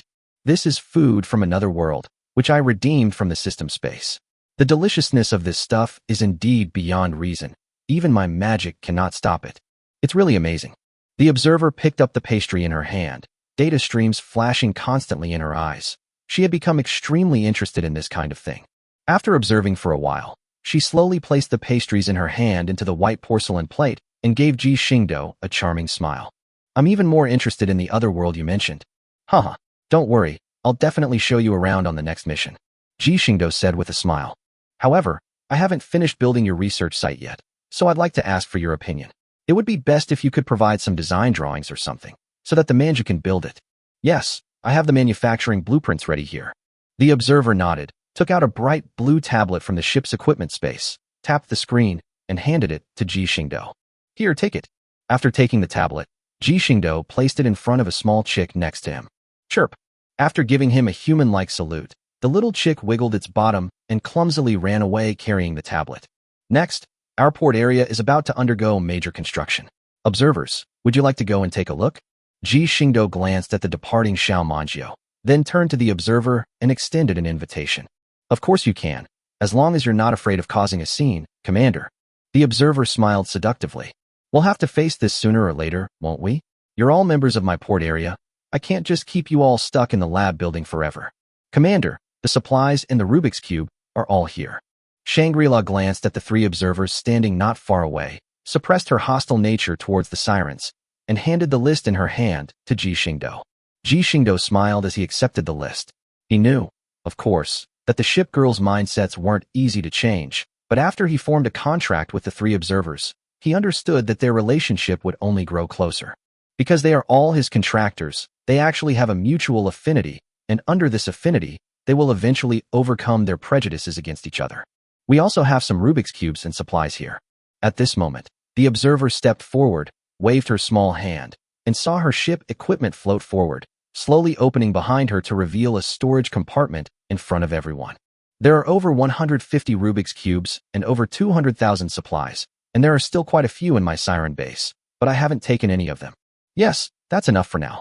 With a wave of his hand, Ji Xingdou created a small whirlwind that slowly swept up the pile of Rubik's Cubes and supplies onto the ground to the side.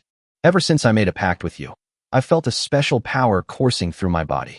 Is that the mystical power you mentioned?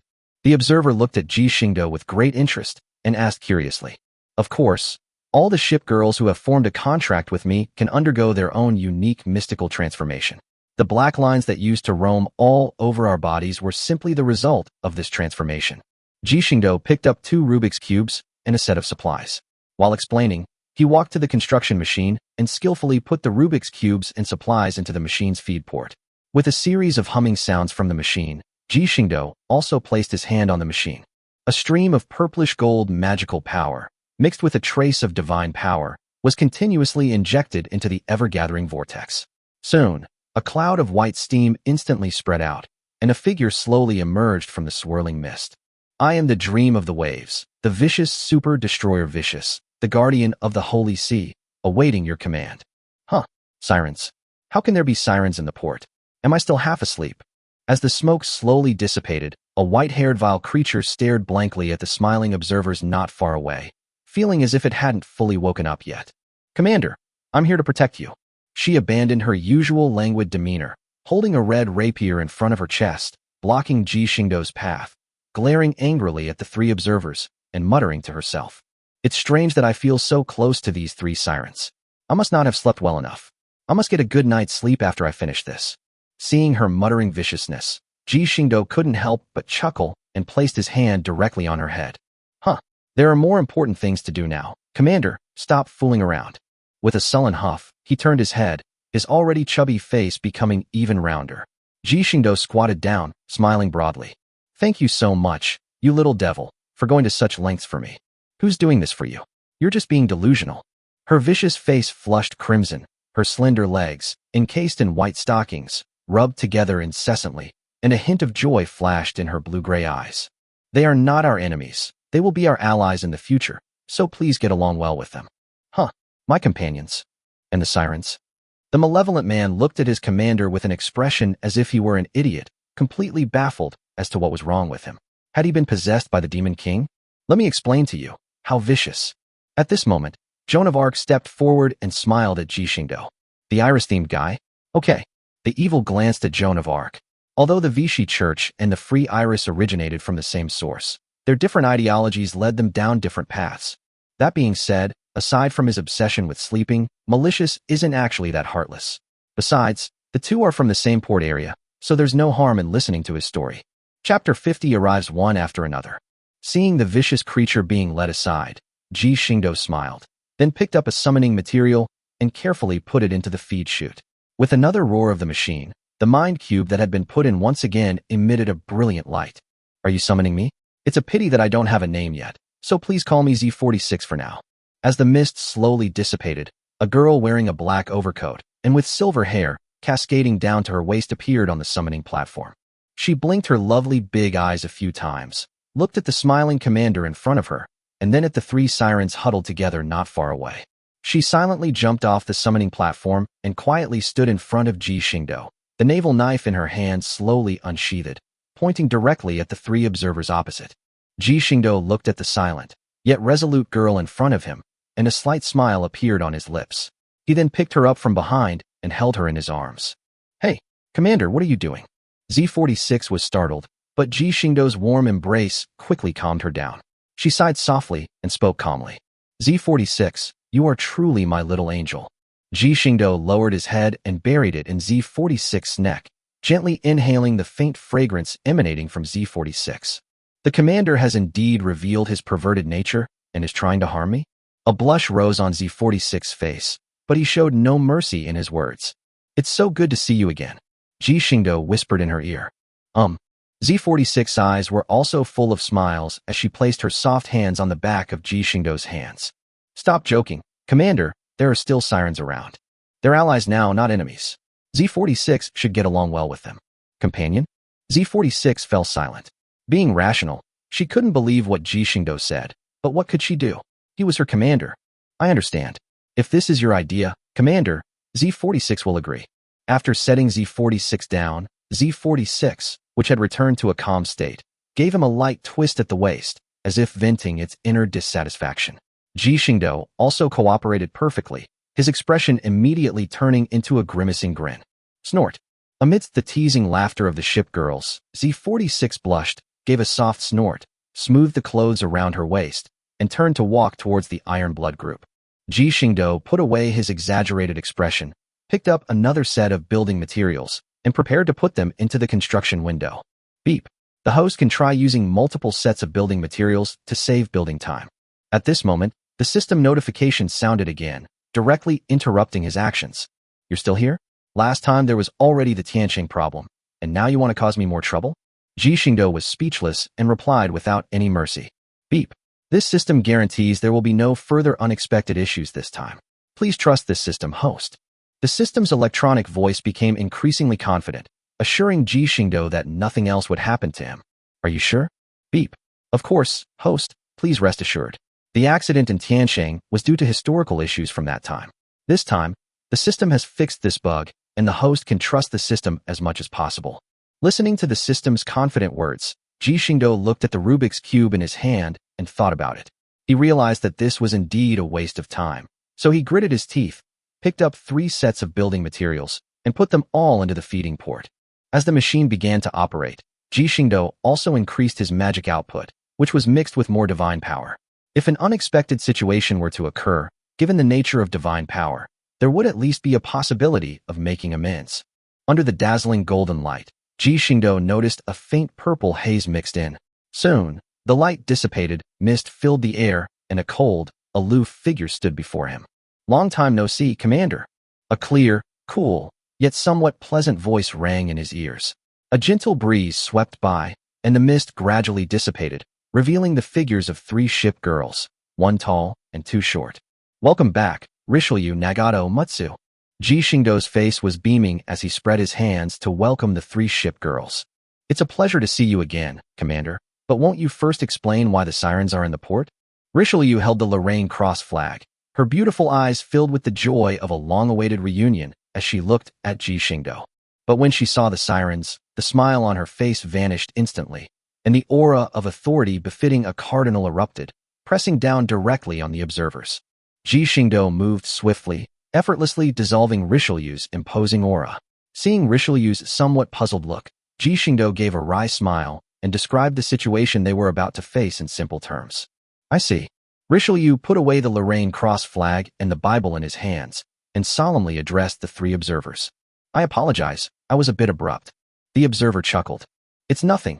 After all, if it weren't for the commander, I would never have imagined that we would be spending time together like this. Richelieu nodded and smiled at Ji Xingdou. I'll head down now, so as not to disturb your continued construction. I've already built your church. I'll take you to see it when it's ready. Ji Xingdou took her hand in his, smiling broadly. Yes, I'm looking forward to it. Richelieu smiled, nodded slightly, and walked away. Turning his head, seeing the familiar faces in front of him, Ji Xingdou, in a playful mood, picked up Nagato and Mutsu, 1 on each side. Ah, what an impudent fellow. Changmin's fair face instantly turned crimson, and she gripped Ji Xingdou's arm tightly with her small hands, as if afraid of falling. Meanwhile, Mutsu looked at Ji Xingdou's face and then at her sister, as if she had thought of something, and kept giggling. Put me down, I'm so ashamed. Changmin buried her face in Ji Xingdou's chest and whispered her story. Her face was as red as a big apple, and Ji Xingdou could almost see steam rising from her head. Hee, shy older sister. Meanwhile, Mutsu moved closer to Nagato and kept teasing her. Seeing that Nagato was about to faint, Ji Xingdou realized that he had gone too far, so he quickly put the 2 of them down. Nagato blushed and gently tapped his chest with her little fist before turning around and shyly running to the Sakura Empire's camp below. Mutsu glanced at Ji Xingdou with a smile in her eyes, and then, taking advantage of his inattention, planted a small kiss on his cheek.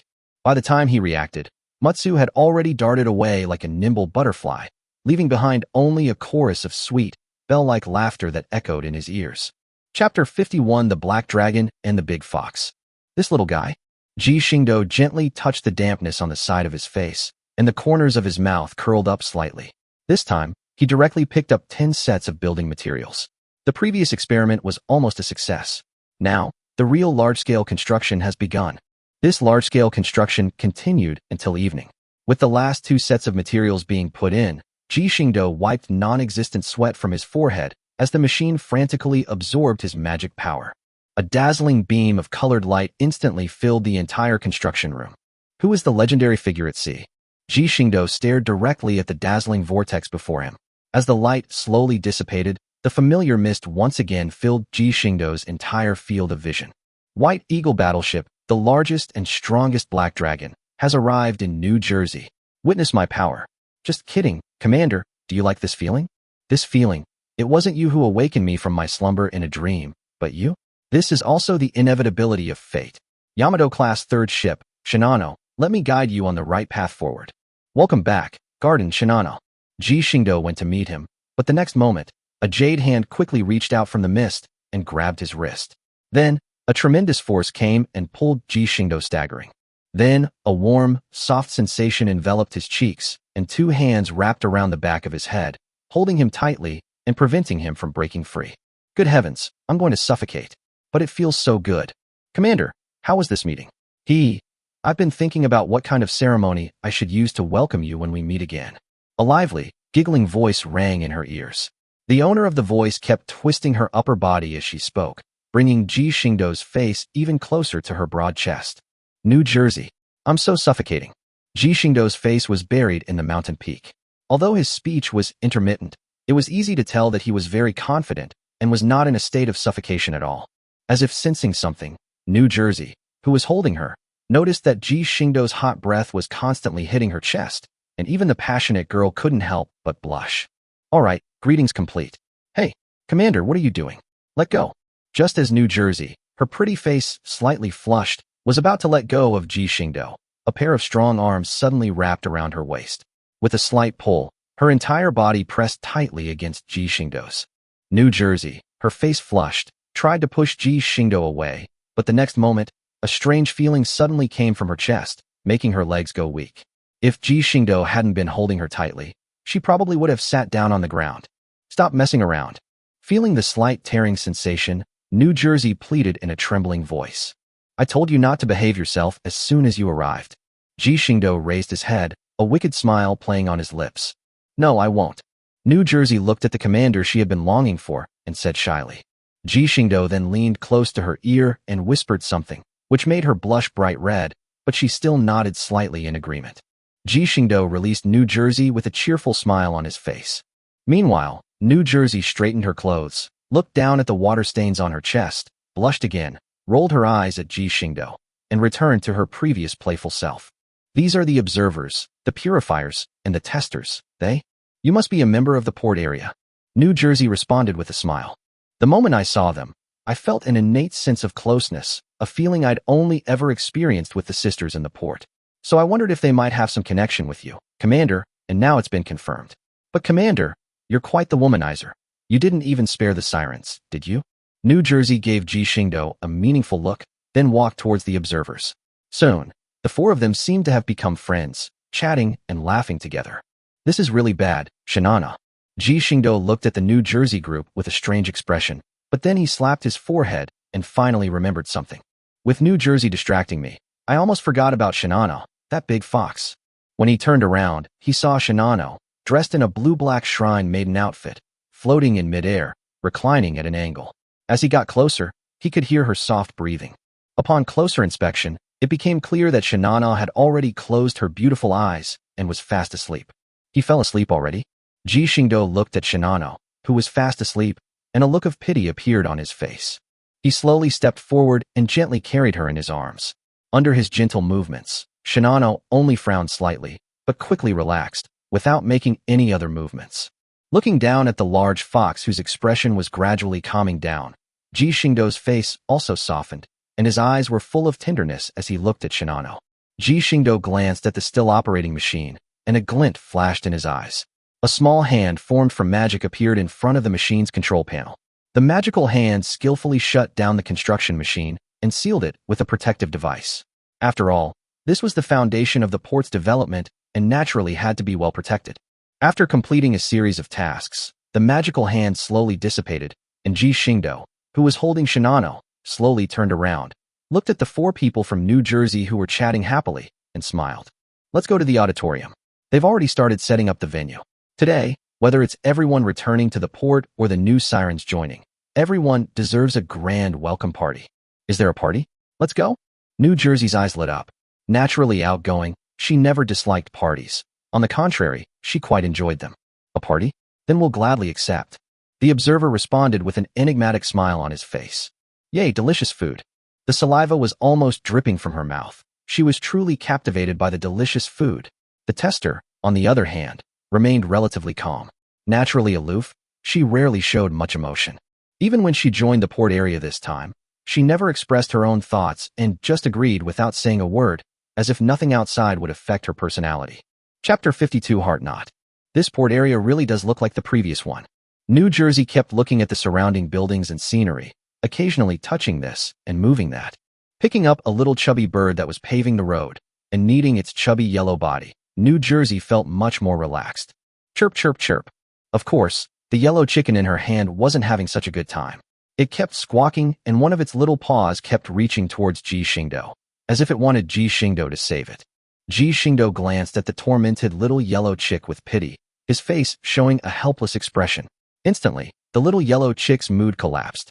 Seeing no hope of rescue, it simply lay flat, thinking, let it be rubbed, as long as it doesn't crush itself. Looking at the little yellow chick that had given up struggling in his hand, New Jersey suddenly felt bored. He casually put it down, ignoring its small figure fleeing in panic, and turned to stare at Ji Xingdou's profile without stopping. What's wrong, New Jersey? Noticing her gaze, Ji Xingdou turned his head and asked softly. To be honest, I've never seen you so clearly before. New Jersey looked at his handsome face and suddenly smiled. Back in the original port area, your image was always that of an electronic virtual persona. This is the first time I've seen you like this, so real. I used to think you'd always be like that, and I was disappointed. But now, things are different. New Jersey took a few quick steps forward, blocking Ji Xingdou's path, tilted his head, and smiled knowingly at him. Now, we'll always be together, right? Yes, things are different now. You and I are no longer virtual characters to each other. We are real, and we will be together forever. No one can separate us. Ji Xingdou's eyes were unwavering. This was the vow he had made for the Shipgirls, and he would do everything in his power to fulfill it. To fulfill my wish, whatever kind of divine space or whatever god you are, could you please die? Welcome back. Bang, bang, bang. As soon as they entered the auditorium, the sound of small handheld cannons and a unified cheer rang out. Looking at the smiling faces of the Shipgirls, Ji Xingdou smiled and said, We're back. Welcome back, Commander. At this moment, Shinano, who was in Ji Xingdou's arms, was suddenly awakened, and she subconsciously responded to Ji Xingdou's words. Still looking like she hadn't woken up properly, she rubbed her eyes blankly, looked up at Ji Xingdou in a daze, then looked around blankly, remained silent for a while, and then said somewhat blankly, Commander, where am I? Fools, this is a welcome ceremony for your return to the port. Wake up. Ji Xingdou looked at Shinano, who was in a dazed state, with amusement, and reached out to grab her ear and gently knead it. Ugh, my ears won't do it. Shinano jolted awake, instantly snapping back to reality. She jumped shyly from his embrace, her face flushed. Hearing problems. Sorry, I couldn't help it. Seeing the meaningful looks in the eyes of the ship girls around him, Ji Xingdou was immediately defeated and waved his hands repeatedly to admit his mistake. The little incident did not dampen everyone's spirits. As the organizer of the party, Seattle quickly aroused everyone's enthusiasm. Soon, beautiful music filled the auditorium, and the atmosphere of the party reached its climax. Commander, we can't neglect others. At that moment, St. Louis, now dressed in a formal gown, swirled the wine in his glass. His shimmering gown shone brightly under the lights. Her slightly flushed face had an alluring look that made one want to take a bite, and her beautiful eyes, like a pool of rippling spring water, gave her a unique charm. I know. Looking at the alluring St. Louis before him, Ji Xingdou gave her a light hug and turned to look at a corner. A blue-clad figure sat alone in the corner, a hint of sorrow on her face, her eyes fixed on the wine glass in her hand with a complex expression, lost in thought. She's been waiting for you. Don't make her sad again. St. Louis's voice rang out softly. Ji Xingdou lowered his head, looked at St. Louis's slightly sorrowful expression, and said softly, "How could I let her suffer? Don't worry." After saying that, Ji Xingdou gently pushed St. Louis aside and walked to Helena's side. "Ah, Commander. I'm sorry, I didn't know you were coming." Helena sensed something, and when she looked up and saw it was Ji Xingdou, she hurriedly stood up and said in a panic, "Commander, am I being too antisocial? Or should I? Okay, Helena, you're not a loner. I'll always be by your side. Believe me, okay?" Ji Xingdou directly grabbed Helena's swaying hands, and his gentle words kept ringing in Helena's ears. Several times, Helena subconsciously tried to break free from his grasp, but he held on firmly each time. "I believe you, Commander." Tears filled Helena's eyes, and through her blurred vision, she possessed a delicate beauty that only intensified Ji Xingdou's desire to protect this fragile woman before him. He held Helena firmly in his arms, tears constantly soaking his clothes. Hearing her heart-wrenching cries, Ji Xingdou's heart was breaking as well. "For so long, I thought you didn't want me anymore. I thought I had been abandoned again." Helena choked back sobs intermittently, and every word she uttered caused him immense anguish. Yes, such a long period of time must have truly broken this sensitive girl's spirits. But he didn't say much now, he just held her tightly. No matter how much he said, it wouldn't make a difference. What he needed to do now was to put his promise into action. "I will not let them down." Gradually, Helena's crying stopped, and she gradually became still. Looking down at her sleeping face, which was streaked with tears, Ji Xingdou gently wiped away the tears from the corners of her eyes and lightly kissed her forehead. "I'll take her back to rest, Commander." At that moment, St. Louis came over and took the unconscious Helena from her. "Thank you, St. Louis. It's all right. This way, my sister can finally put her mind at ease." Chapter 53, A New World, a Welfare Mission? Watching St. Louis and Helena's departing figures, Ji Xingdou understood that the burden on his shoulders had become even heavier. It seems that the development of the port area must be accelerated. Ji Xingdou sighed. He also wanted to speed up the technological research and development in the port area, but the biggest problem in front of him was the energy issue. "What's wrong, Commander? Frowning doesn't seem like you." At that moment, the observer suddenly walked over slowly with a wine glass in hand, and looking at his slightly furrowed brows, asked with some curiosity, "I'm thinking about how to solve the energy problem." Ji Xingdou shrugged helplessly and replied, "Although Ming has already built a nuclear reactor, it is still difficult to solve the energy problem of laser weapons. After all, they are high-power weapons, and the extra small nuclear reactor cannot fill such a large energy gap. Moreover, with the continued development of technology, the energy gap is getting bigger and bigger, which is really worrying." Ji Xingdou slumped in the chair like a salted fish, his eyes rolled back, looking as if he was about to die. "Our technology can solve the power supply problem for laser weapons. After all, the energy core we use can completely solve this problem. But you are also right. If technology continues to advance, the energy problem will indeed become an obstacle to our development." The observer sat on a chair to the side, raised her hand to bring the wine glass to her lips, then suddenly stopped and looked at Ji Xingdou with a puzzled expression. "Can't your system solve this problem?" Ji Xingdou spoke listlessly, like a dead fish. "The system can solve this problem, but I can't." Ji Xingdou reluctantly swiped out the system panel with one hand, tapped it repeatedly, and skillfully brought up a page. Then, with a light wave of his hand, the bright blue screen moved horizontally in front of the observer. The observer looked curiously at the screen in front of him, which was filled with rows of product names, and at the top were 2 or 3 items that were highlighted with red borders. "This is curious." The observer tapped the screen with her finger, and the first product page opened.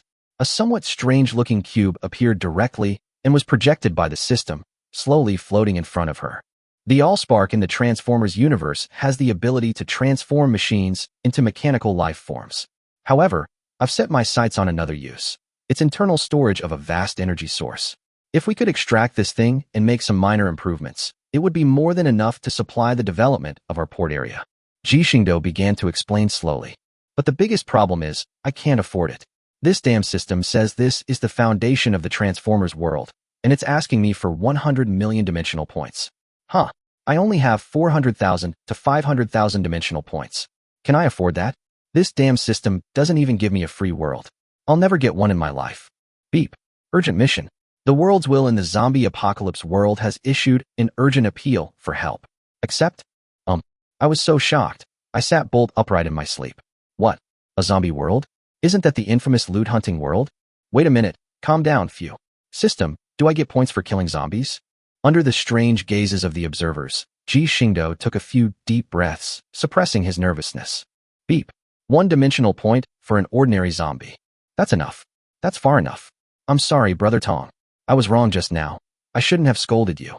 Ji Xingdou stood up excitedly, almost bursting into dance. Beep. Host, please keep a low profile, normal operation, basic procedure. Don't be reckless. Regardless of the system's antics, Ji Xingdou looked at the observer beside him and said happily, "Speak of the devil, and he appears. This time we have enough points to exchange for the fire seed." Could it be that there's a new mission? The observer looked at the extremely excited Ji Xingdou, tilted his head, as if guessing something, and asked uncertainly, "Yes, let's gather the representatives from each faction in the war room first." "Commander, is there a new mission?" In the operations conference room, in the area where White Eagle was located, the company asked with some confusion. "Yes." Ji Xingdou looked at the representative ship girls who had all arrived and nodded solemnly. "Just now, I received a distress message from the Worlds Will regarding the zombie supernatural world." As Ji Xingdou spoke, he projected the content from the system page onto the projector in front of him, and soon, messages were displayed to everyone. World, a zombie apocalypse. An unknown creature has descended and will trigger an apocalyptic crisis in 1 month. There are no signs of the main god space descending yet, but the threat cannot be ruled out. Please arrive in this world as soon as possible and eliminate the unknown organisms. Isn't this a mission related to the main god space? Warspite raised an eyebrow, looking somewhat puzzled. Eliminating the threat of sudden invasions from various worlds is also our mission. Ji Xingdou shrugged and explained. Moreover, killing zombies earns you dimensional points. You know, our port area is a huge energy consumer right now. If we clean up this world, we won't have to worry about energy issues at all. What more needs to be said? Since it's beneficial to the port area, then let's just fight. Soviet Rossiya slammed his hand on the table and said with a laugh. That's right. Since there are benefits, we shouldn't be hesitant. However, our primary goal this time is to gain points. If anything unexpected happens, we should give up decisively and leave immediately. Understood, Commander. Seeing the serious expressions on the ship girls' faces, Ji Xingdou had one more thing he didn't say. At worst, they could just use tactical nuclear weapons to wipe out the enemy. After all, it was a zombie world, wasn't it? Although it is too cruel for the survivors, there is no other way. For the sake of their ship girls, they have to be executioners. Observer, is it possible to modify a laser weapon in 3 days? That's more than enough. Miss Ming has already completed the framework for the laser weapon. All that's needed is to add an energy source, and a day will be enough. Alright, these are the blueprints for the aerospace transformation. Observer, after you finish building the laser weapon, start researching the aerospace transformation. The port's technology needs to be accelerated. Ji Xingdou looked at the observer with a solemn expression and handed her the information in his hand. Don't worry, Commander, I will definitely complete the mission. Chapter 54 Zombie Trapping Device. Oh whoa. Uft. Is this what they call a zombie? It's really disgusting. The observer frowned slightly as he looked at the zombie in front of him whose body had been pierced by the tentacles of his octopus-themed armor. Oh whoa. The zombie's hands were flailing wildly, trying to grab the observer, but it was destined to be unable to move forward as it was firmly held in place by the tentacles. Discover weaknesses. The observer watched as data streamed by, and soon his gaze settled on the zombie's head. So that's how it is. The virus controls the human brain in order to manipulate the human body. The observer casually waved his hand, and another tentacle lashed out, crushing the zombie's head. Finally, the zombie's body trembled and stopped moving. Commander, could this thing really destroy humanity? The observer shook off the blood and grime from the ship's rigging and asked with some confusion. In a naturally occurring scenario, it would be quite difficult for a zombie virus to wipe out all of humanity. However, if it were artificially created and strategically deployed, the possibility of destroying entire human civilization would be very high. Look at this. Ji Xingdou stood on the balcony of the high-rise building, looking at the bright blue tablet in his hand, and said softly, "Is this a bomb crater?"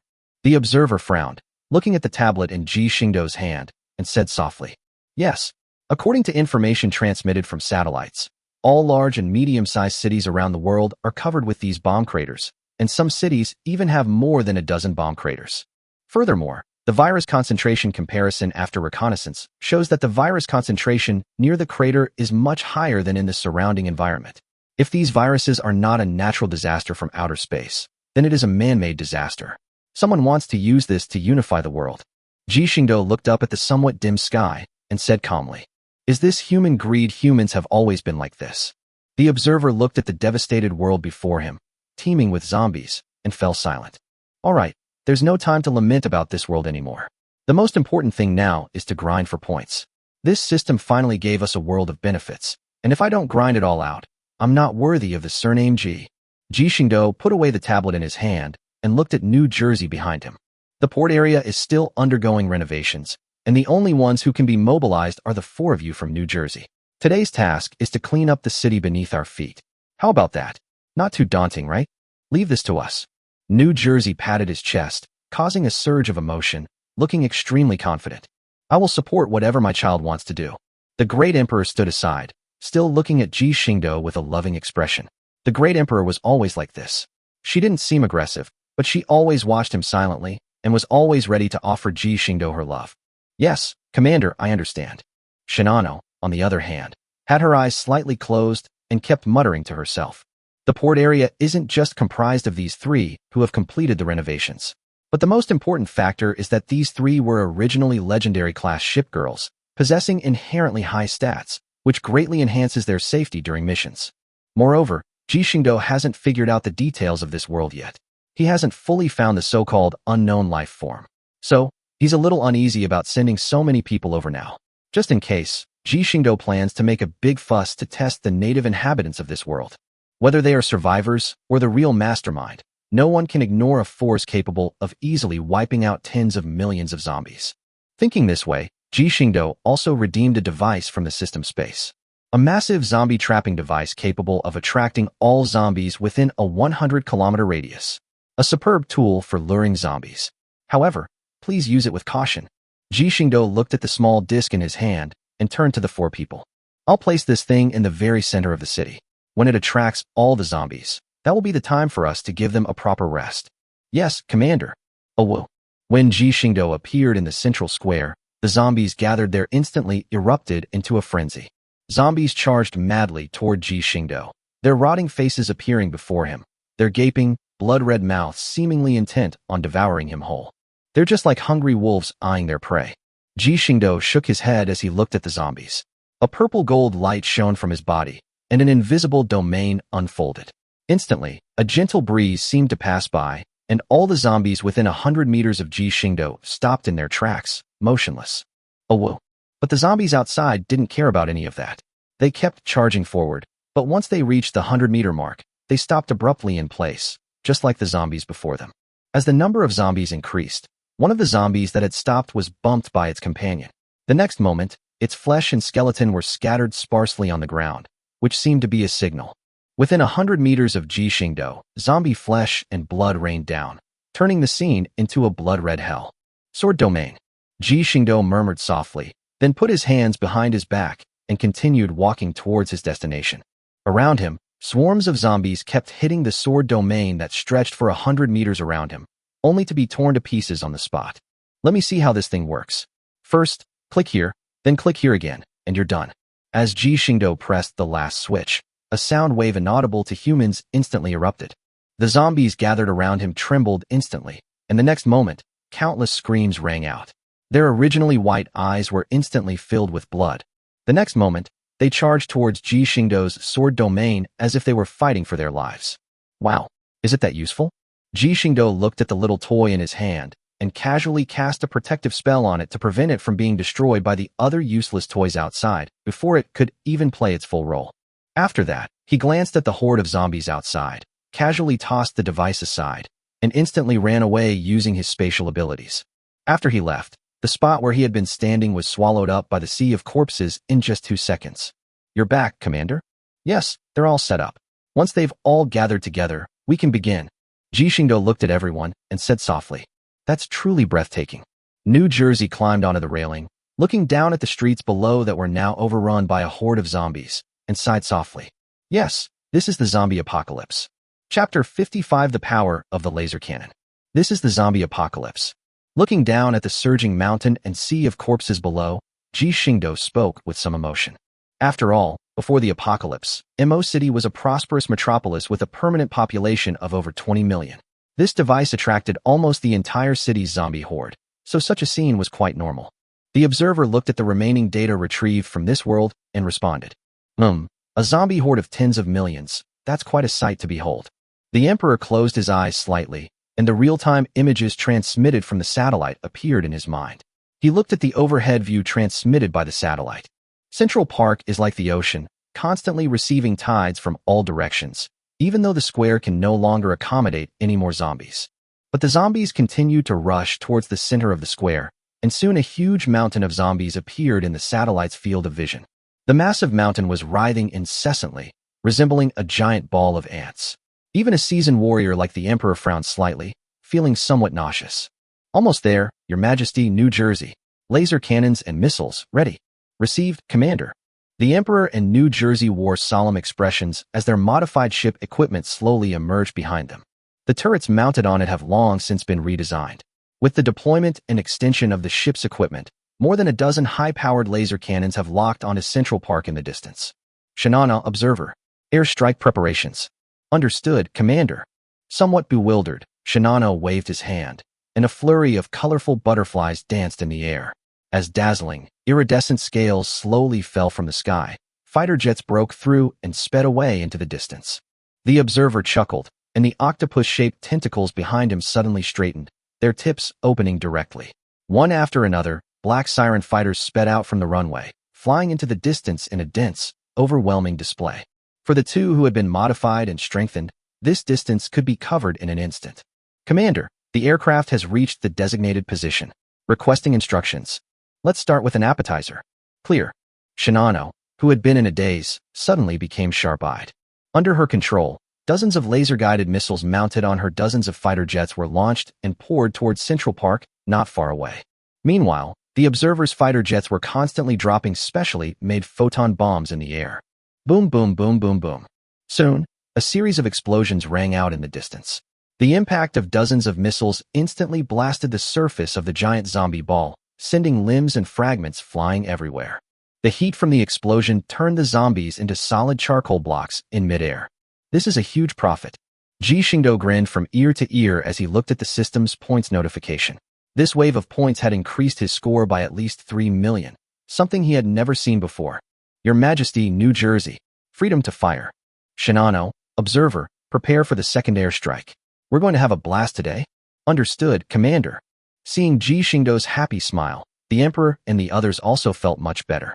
For them, as long as their commander was happy, they were happy. Experience the roar from Black Drang. With a wave of his hand, New Jersey sent 8 high-tech laser cannons behind him directly aimed at Central Park. Although there was a tall building blocking their way, New Jersey had no intention of changing direction. So what if there was a barrier? They would just bomb it all together. My child, let me play a song for you. The great Emperor stood like a conductor on stage, with the transformed and evolved Black Dragon standing proudly behind her. From its wide-open mouth, a jet-black cannon barrel slowly extended, while on its shoulders and wings, smaller cannon barrels were also pointed forward. Charge and fire. Ji Xingdou looked at the tall building in front of him with a calm expression. Perhaps there were still survivors in that building, but who could blame him when Ji Xingdou and his group were in the best position to provide artillery fire? It was able to stay away from the blast radius without exceeding the range of artillery fire. You can only blame the building for being unlucky enough to be in their way. A confident smile spread across New Jersey's face as the 8 laser cannons instantly charged. As the energy was released, 8 powerful laser beams poured out from the cannon's muzzle, piercing through the building as easily as cutting through tofu. Let me hear what kind of song it is this time. As the Black Dragon roared, beams of laser light shot out, instantly snapping the already crumbling skyscraper in half, causing it to collapse with a deafening roar. In the upper part of the fallen building, one can still clearly see the desperate survivors crying and screaming. Some were crushed to death, while others were vaporized by the laser beam. Ji Xingdou looked at the scene before him without feeling a ripple in his heart. Although he was a guardian, he was not a savior saint. He might occasionally show kindness and help the natives, but most of the time he is selfish. He only has eyes for his ship girls, and anything that gets in his way will be destroyed. When the powerful laser cannon encountered the giant zombie ball, the outermost layer of zombies was vaporized, leaving not even a trace of ash. The laser pierced through the zombie sphere in the blink of an eye, leaving a huge hole in it. A dense barrage of laser beams rained down, like cutting machines, relentlessly slicing through all the zombies present.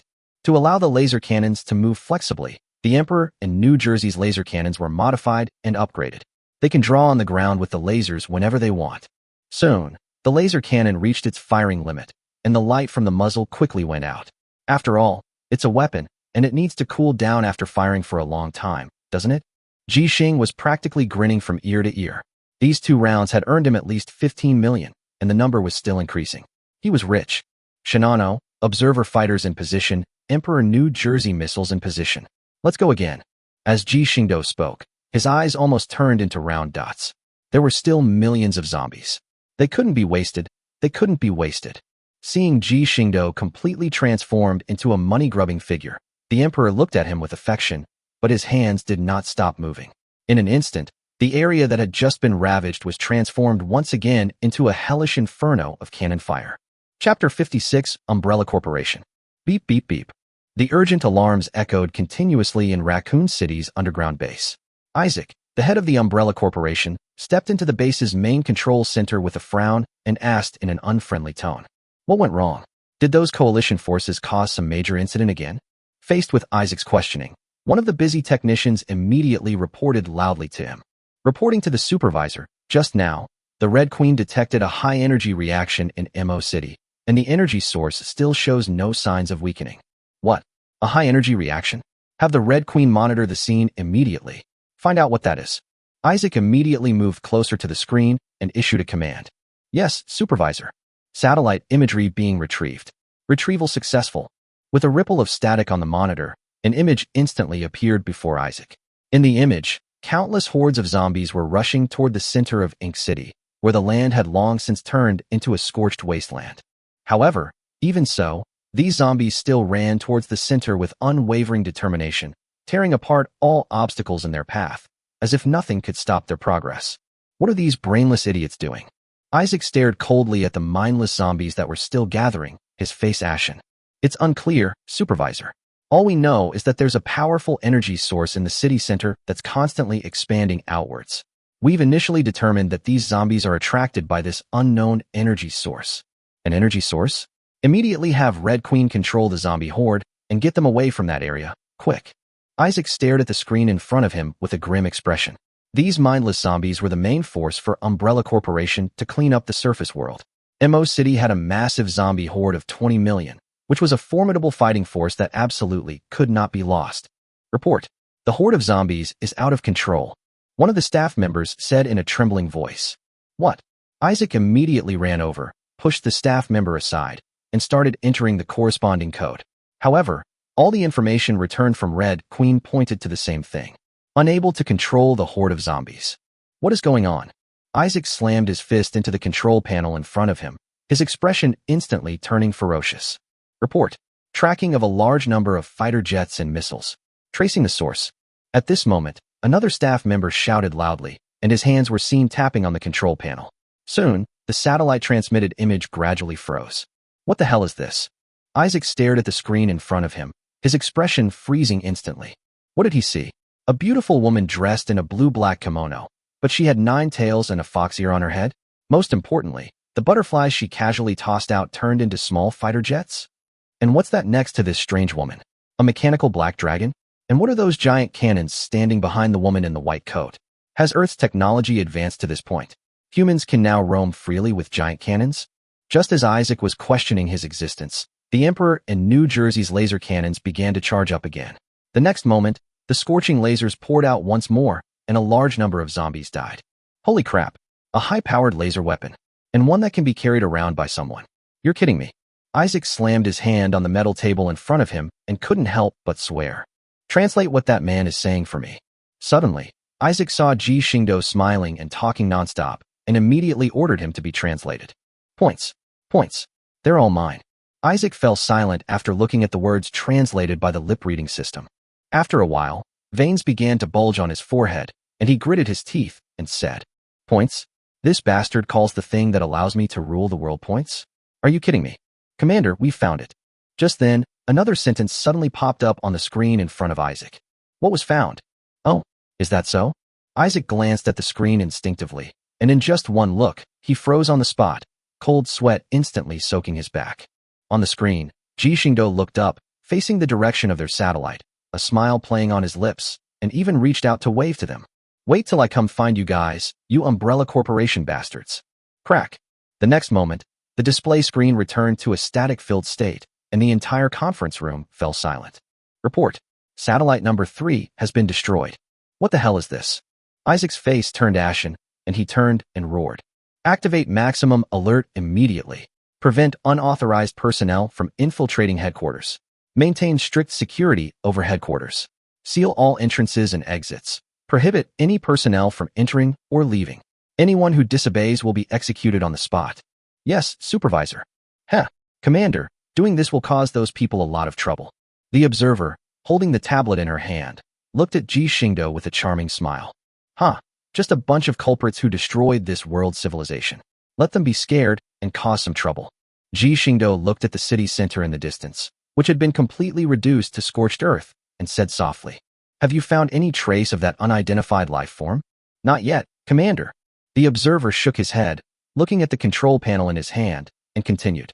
Satellites have scanned the Earth for any remaining life forms and found no activity related to anomalous life forms. They have also examined recent impact craters and other extraterrestrial artifacts around the world and found nothing unusual. So, are they still lurking, or are they being hidden by someone? Ji Xingdou frowned and muttered to himself. This is really troublesome. If I can't solve it, it will affect my reputation as a watcher. But I can't find it at all right now, so I'm a bit at a loss. System, what do you think? Beep. I'm watching this while lying down. You dog. Chapter 57 Better Ways to Score. You damn system. Just tell me if you can find it or not. Ji Xingdou was exasperated. He really wanted to find this system that was always arguing and give it a good beating, so it would know why the flowers were so red. Beep. Due to special energy interference, the exact location cannot be determined. Special energy? What can shield you from being searched? Beep. The Supreme God has descended, or it may be the will of the world. The Supreme God descends upon the world's will. Ji Xingdou frowned slightly. Looking at the two options, Ji Xingdou proactively ruled out the first one, the descent of the main god. Are you kidding me? The moment those guys arrive, the entire plane will explode. Of course, we'll block system detection. Everything will be blown up in an instant. What's the point of detection then? As for the world's will, what kind of nonsense is this world playing at? Ji Xingdou looked up at the sky, pondering carefully. After all, it was he who issued the distress message, and it was he who blocked the other side's location. And even now, he hasn't shown any intention of revealing himself. Could this mission be a trap? But why would the world will do this? Is he trying to use his head as a pledge of allegiance? Surely no world will is that stupid.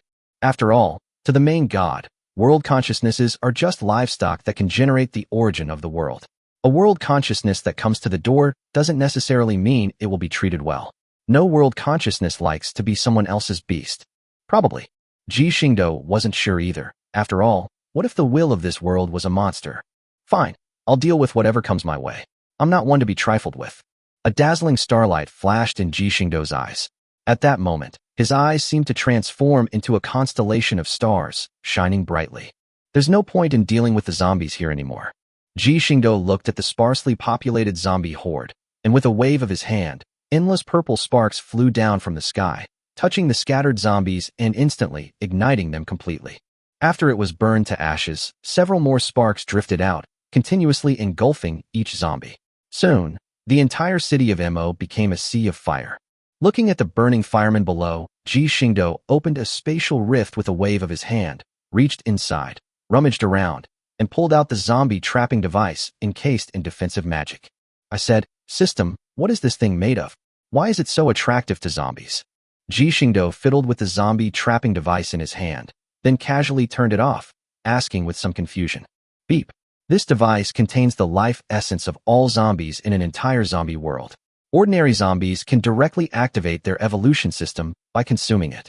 It induces the zombie horde to unleash an evolutionary wave. This is it. Good grief. Am I holding the hope of the zombie horde in my hands? Ji Xingdou looked at the zombie trapping device in front of him with a strange expression. My goodness, the essence of an entire zombie world. TSK, TSK, TSK. This is a priceless treasure for zombies. But for him, I said to the system, do I get extra points for killing evolved zombies? Ji Xingdou paused slightly as a brilliant idea came to mind. Beep. Yes, a Tier 1 zombie costs 10 dimensional points, a Tier 2 costs 100, and a Tier 3 costs 1000. Knock. It's out. Ji Xingdou's eyes lit up. You have to understand, this is a world with 6 or 7 billion people.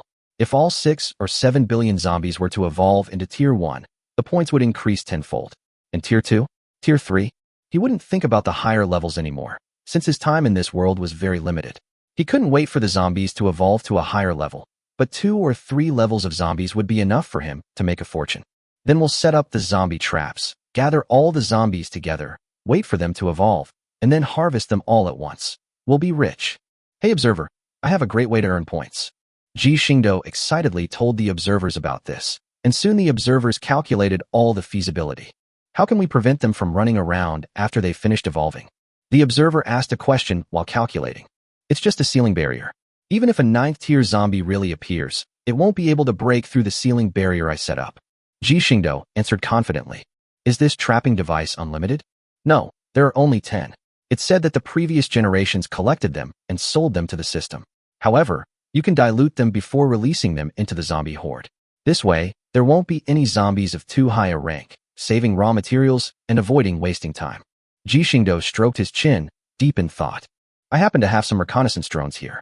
Commander, after you set up a protective array, have the drones carry traps to lure the zombies, and try to gather all the zombies on the continent together. Sure, let's take action instead of just thinking about it. Let's deal with these things first, then we can worry about that unknown life form. After Ji Xingdou and the observer had thoroughly analyzed every aspect of the zombie evolution plan, they prepared to begin the operation. After all, time waits for no one. If they find they can't deal with the so-called unidentified life form in 30 days, they can quickly make a quick buck and run away. They won't lose anything either way. As for gathering zombies from all over the world, it was incredibly easy for Ji Xingdou. All he needed to do was take the observers with him, use spatial magic to teleport to other continents, and then release reconnaissance aircraft equipped with trapping devices. Then, wait for a large number of zombies to gather together, and then throw out a confinement barrier. After that, sprinkle diluted evolutionary blood essence, and that's it. Of course, it sounds simple, but it takes quite a bit of time to do. It took them 2 full days to establish 15 evolution bases around the world. Now it's time to wait for the harvest. Ji Xingdou looked at the densely packed zombies inside the barrier, feeling the surging, restless energy within them. His smile grew even brighter. At this rate of energy increase, in 10 days or so, at least half of the zombies would reach the 2nd tier, and a few might even reach the 3rd tier. These were all points. Commander, we can begin the Umbrella Corporation's intrusion plan. The average observer is constantly testing something on an executor. Okay, let's deploy the enforcers. Let's completely destroy Umbrella Corporation's headquarters. Maybe our targets are located there? Ji Xingdou looked at the executors who had been teleported here separately over the past 2 days and said softly. He hasn't sent any other shipgirls over in the past 2 days. After all, this is a world on the verge of destruction, and there's nothing to see here. Moreover, the zombie horde hasn't fully evolved yet, so there's no need to send anyone else. As for these executors, in the end, they are just robots with a little intelligence. He naturally wouldn't allow his shipgirls to explore that underground base, which was full of viruses and extremely filthy. In this situation, the emotionless executor becomes the best investigator. Of course, if you can't beat them, then it won't be a simple reconnaissance mission. Chapter 58, The Invasion begins. Intrusion operation begins. Received, Commander. The observer nodded, then waved her hand, and more than a dozen black fighter jets took off. The 12 executors of various types standing behind her had a glint in their eyes and leaped into the sky. The fighter jets instantly grew larger and caught the executors who were in midair. The executor then lowered his body, pressing it tightly against the fighter jet beneath him. Full stealth mode activated. With a low shout from the observer, a probe-like device slowly emerged from the nose of each of the black fighter jets, emitting a beam of white light that gradually swept across the executors on board and the entire aircraft beneath them. With a strange tremor of light, the entire fighter jet, along with the executors on its back, vanished. Off we go. Destination: the Umbrella Corporation's base headquarters in Raccoon City's underground. Yes, Commander. The fighter jets have arrived at the designated area. A nuclear strike has been detected on the ground below. Protective measures have been activated. Protective measures activated successfully. Airdrop initiation. As the commands were executed, the executor, who was in stealth mode in midair, slowly stood up from the fighter jet and then jumped down from the sky. The powerful wind pressure constantly whipped the executor's hair, their faces unusually stern. After all, they are just killing machines with low-level intelligence, and they will not feel the slightest fear even if they jump from a high place. Anti-gravity engine starting up. Anti-gravity engine started successfully. As the new engine module successfully started, a small, backpack-like device behind each executor flashed a dazzling blue light. The executor's descent speed was actually slowing down, and soon, after descending another 300 meters, their figures were completely suspended in midair. Anti-gravity engine is functioning normally. Data collection successful. Transmitting back to port. Experimental users please check. Experimental data received successfully. So observer? Ji Xingdou looked at the observer who was standing still, with data streaming through his eyes, and couldn't help but ask. Commander? The anti-gravity engine has made initial progress. I have already transmitted the main experimental data back to the port. My experimental version is expected to complete the research on aerospace transformation soon. Upon hearing Ji Xingdou's voice, the data stream in the observer's eyes slowly faded.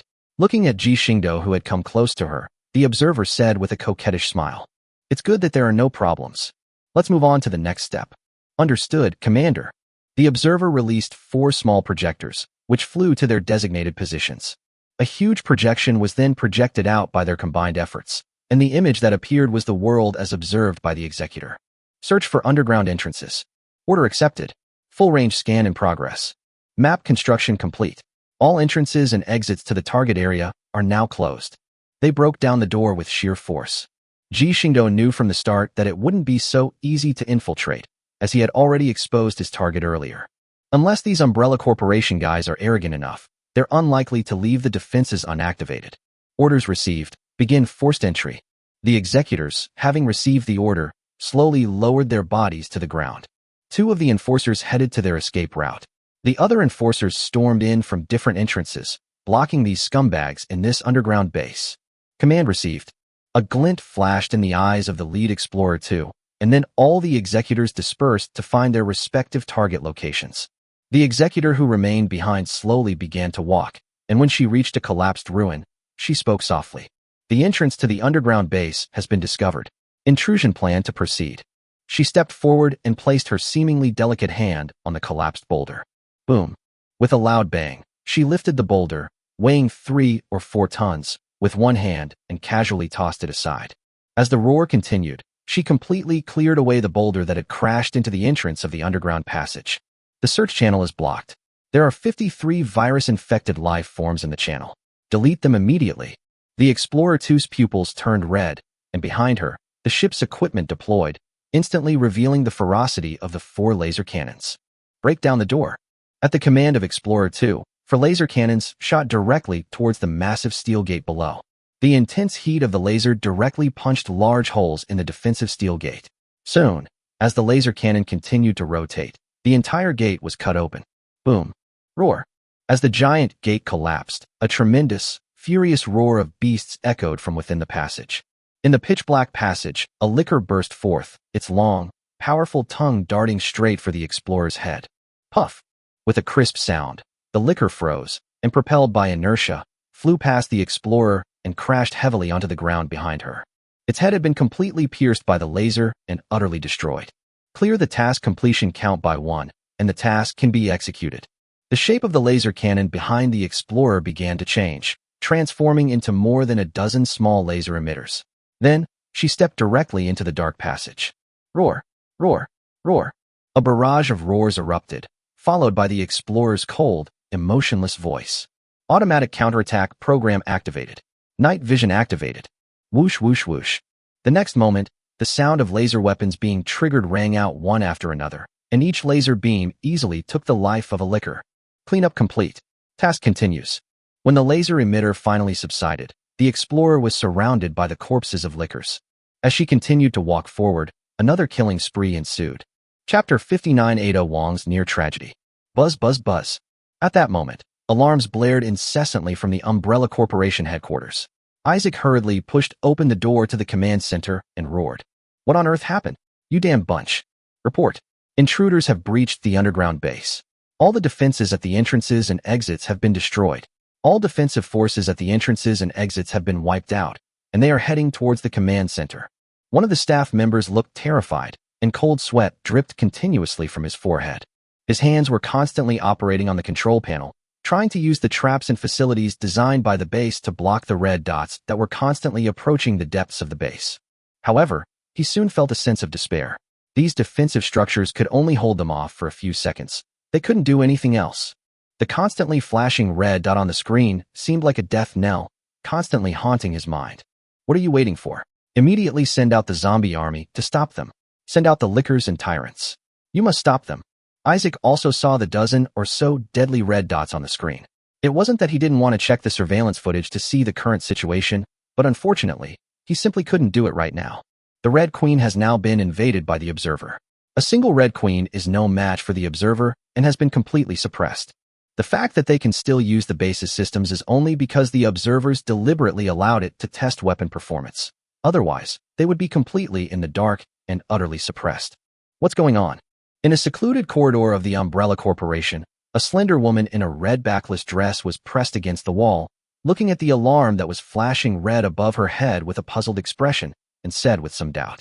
Ada Wong frowned, reaching out to smooth some of her black hair that had fallen across her cheek, a hint of conflict on her delicate face. Did I expose myself? That shouldn't be the case. Bump. What the heck? Just then, a loud roar suddenly rang out from the passageway beside her, and thick smoke and rubble instantly filled the entire corridor. A figure slowly emerged from the smoke. We've been discovered. Ada Wong reacted extremely quickly, crossing her arms to protect her vitals. The thick smoke forced her to squint her eyes. Gravel kept flying past her, and she finally caught a glimpse of a blurry figure behind the billowing smoke. Strike first, strike hard.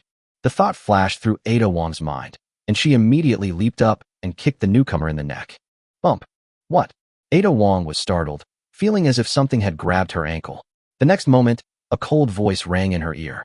Unidentified individual. Name retrieved from database, Ada Wong. Other details unknown. No record of cooperation with Umbrella Corporation. Weskier has been identified as having a partnership with the organization. Target eliminated. Bump.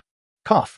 Before Ada Wong could react, she felt a tremendous force coming from her feet, and then she felt as if she were flying. But the next moment, the hard floor made the closest contact with her, and the strong impact caused serious damage to her internal organs. The intense pain rendered her unable to move. As the person pulled again, she was lifted up upside down, her red skirt fluttering down. But at this point, she no longer cared about whether she was showing too much skin. If they pulled her again, she would be gone. What did she have to worry about showing too much skin? As the smoke cleared, she could see who it was. Who else could it be but the executor? Is that all? She felt herself being lifted up again from the other side. She knew that she would definitely not survive the next impact, and she was truly unwilling to accept it. Target identity changed. Friendly forces confirmed. We apologize for the violent actions taken against you, Ms. Ada Wong. Just then, the cold voice rang out again. But to Ada Wong, it was like heavenly music. She opened her eyes in surprise. The expressionless executor in front of her was gently setting her down. Then she took out a black pill, and the cold voice rang out again. You have multiple ruptured organs throughout your body. Please take this rejuvenation pill to protect your internal organs from damage and gradually repair your injuries. After saying that, without waiting for Ada Wong's agreement, he stuffed it directly into her mouth. Upon entering her mouth, the pill transformed into a warm current that flowed directly into her throat. Soon, a warm sensation rose within her body, continuously repairing Ada Wong's body. Wait a minute, be careful. Ada Wong was surprised to feel the heat flowing through her body. Before she could say anything, she saw a licker pounce out from a corner in the distance and lunge at the back of the executor's head. Puff. Careful. Ada Wong stared in disbelief at the licker whose head had been blown off, her mouth falling silent. The executor simply unfolded his weapon and continued. Staying where you are is quite dangerous. I suggest you come with me. What is your purpose? Eliminate the Umbrella Corporation headquarters. What? Remove the protective umbrella? Ada Wong initially thought she was joking, but then she glanced at the licker whose head had been blown off in one go. Thinking back to herself, a high-ranking agent who nearly died upon first meeting someone, she realized that the cold, robotic woman in front of her was not joking. So she gritted her teeth and nodded. After all, she didn't have any fighting power right now. Staying here would just mean waiting to die. It would be better to follow the executor, and maybe she could save her life. Okay, I'll go with you. Then, Ada Wong struggled to her feet and slowly followed behind the executor. As for why the executors didn't help her, please, what more do you expect a low-intelligence robot to do? The fact that she didn't kill Ada Wong immediately can only be attributed to her good fortune. Ada Wong was a smart man, and she didn't make any extra demands on her. Who wouldn't want to live if they could? As one Umbrella Corporation team after another was wiped out, Ada Wong was completely convinced of the strength of the group in front of her. The moment they met, before they could even fire a single bullet, they were all wiped out, not to mention the traps and obstacles along the way. Can you believe she smashed a specially made alloy door, over 50 centimeters thick, with a single punch? She survived the fall. She should be praying to the gods and immortals. When they entered a laboratory, the executor looked at the huge tank of solution in front of him and suddenly stopped. Analysis indicates the life form is neither a terrestrial organism nor a viral infection. Unidentified organism confirmed. Intelligence being sent. Tear. At this moment, a spatial rift was torn open, and Ji Xingdou appeared here with the 4 great emperors. When Ji Xingdou looked at the solution tank, his expression changed instantly, and he cursed. Zerg. Chapter 60 The Origin Devourer. Zerg, what are those? The observer stared at the strange creature in the nutrient tank in front of him, constantly searching his database for information about the swarm, but found nothing. He could only continue to look at Ji Xingdou, hoping that he could explain it to him. A very peculiar race. Ji Xingdou looked at the unusually ferocious-looking jumping worm in the nutrient tank in front of him and explained. They can utilize all available resources on a planet to reproduce on a large scale, and if one is not careful, they will face an army of countless insects. Moreover, insect swarms can extract all the substances they consume and the desirable traits from organisms, and use bioengineering techniques to enhance the genetic chain within the swarm.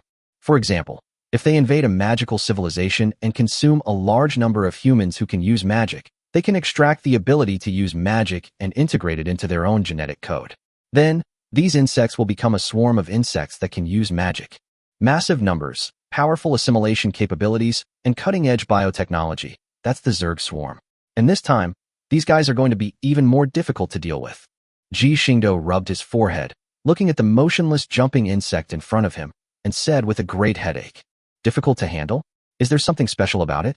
Looking at the strange life form in the jar, New Jersey asked with some curiosity. This is unusual, extremely unusual. What is the will of this world doing? What on earth has it created? Ji Xingdou stared at the system's scan page, frantically tugging at his hair. Then, he directly displayed the system's scan results. Beep. Scan results. Swarm unit. Zergling. Mental link status. None. The abandoned. Characteristics. The original devourer is incomplete, undergoing genetic recombination. This unit is an adult xenomorph, lacking any signs of a psychonetwork connection, exhibiting incomplete characteristics, and appears to have been abandoned by its group. It is extremely dangerous. Please handle with care. The origin devourers are in a good position now. They have no choice but to deal with them, even if they don't want to. Ji Xingdou almost lost all his luster. How could he have encountered such a thing? My child, this primal devourer is the ability to devour the very essence of a world's will. That's quite something. Originally, they were just a species capable of quickly destroying a planet. Now they've ascended to a species capable of destroying an entire plane. No wonder the worlds will have been so quiet. It's probably either hiding somewhere or imprisoned, being eaten by the insectoid race. Ji Xingdou was also helpless. What were these world wills doing? What were they trying to do by raising such a thing? Once this world is devoured by the swarm of insects, there's no doubt that other worlds will immediately suffer. If he doesn't stop them here, it's questionable whether he can even defeat them when they reach the Azure world. This is forcing me to fight these things to the death.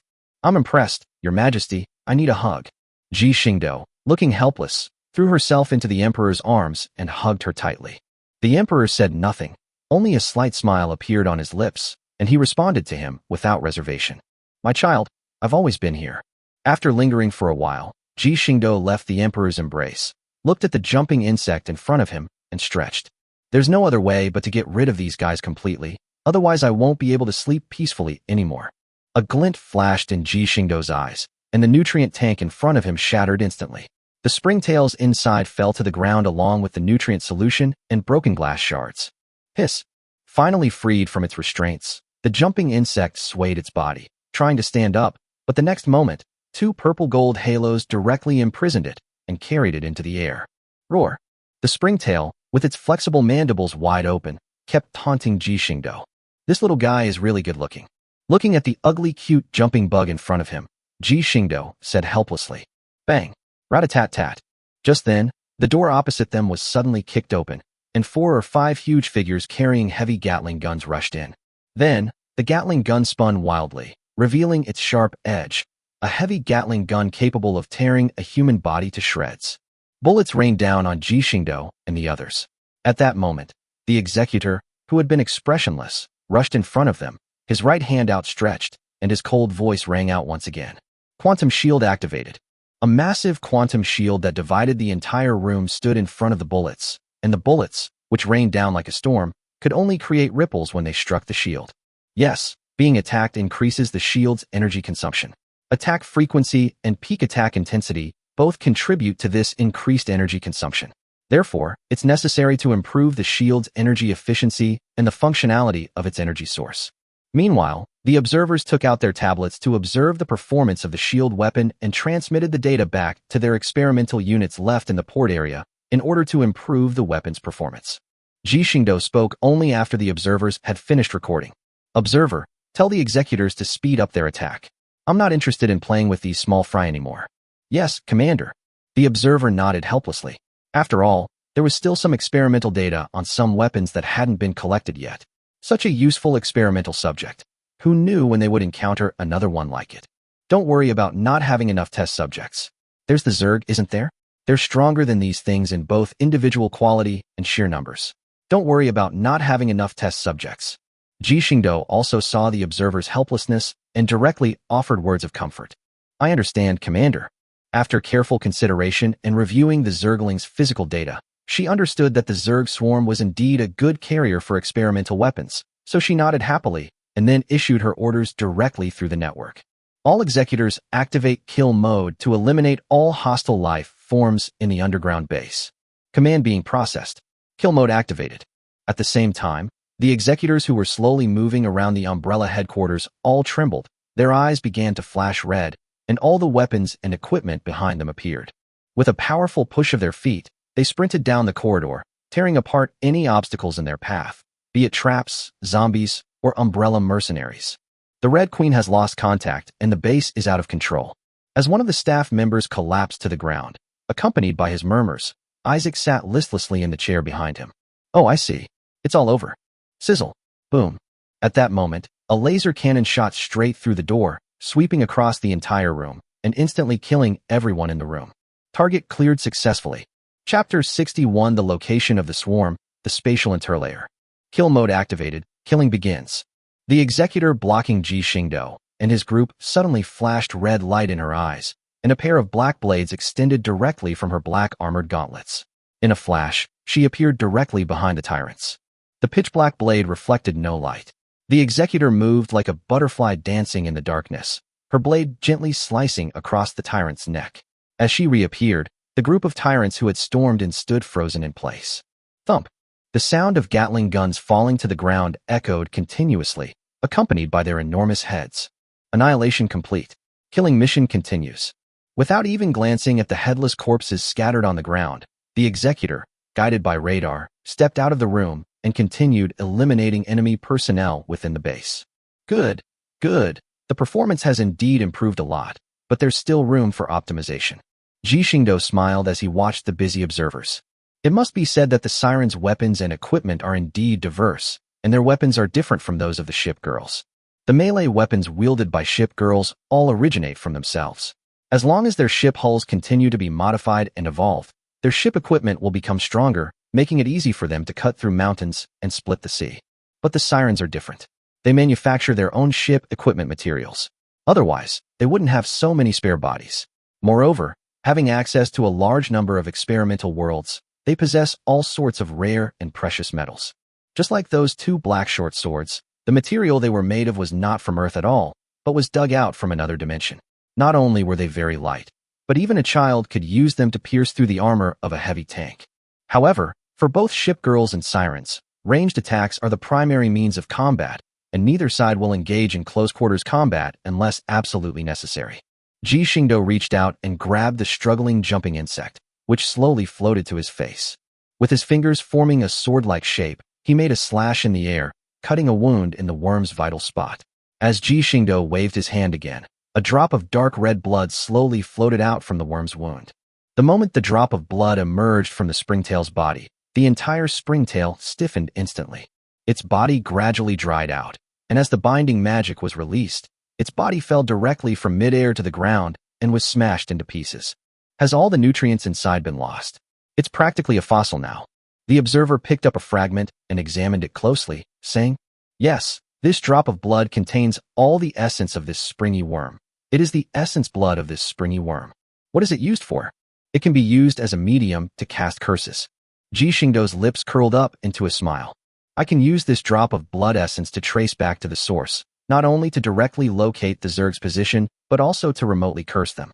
After all, the Zerg are a civilization capable of traversing space. I wouldn't feel at ease without giving them some kind of buff." Seeing the questioning looks on the group, Ji Xingdou spoke slowly. "Don't you think it would be a huge advantage if these Zerg could become our fighting force? Zerg, capable of devouring primal power, would mean that if there were enough of them, it wouldn't be the main god space chasing us, but us chasing them. Indeed, in every respect, the Zerg are a formidable fighting force, but feeding them is a huge challenge." The Emperor crossed his arms over his chest and continued speaking. "Don't worry, I have a really nice place to put them, hee." Ji Xingdou looked at an item in the system's shop and chuckled. "All right, let's get started." Ji Xingdou tapped his foot, and a complex magic array began to slowly form beneath his feet. In fact, he can cast most spells instantly, but the spell he is about to cast is just too vicious in some aspects. Its main function is to require a drop of the essence blood of a cursed life, and then, with this drop of essence blood, it can directly curse and kill all those related to it by blood, making it a divine skill for annihilating entire families. However, because this skill is too harmful to nature, he has never used it since he switched to it, which is why he is drawing it more slowly now. Moreover, he couldn't actually curse the Zerg's key figures to death, so he had to modify the magic's composition, which wasted even more time. Finally, half an hour later, even the executors who had been cleaning up the umbrella base arrived, and he was finally able to complete the outline of the array. Phew, it's finally finished.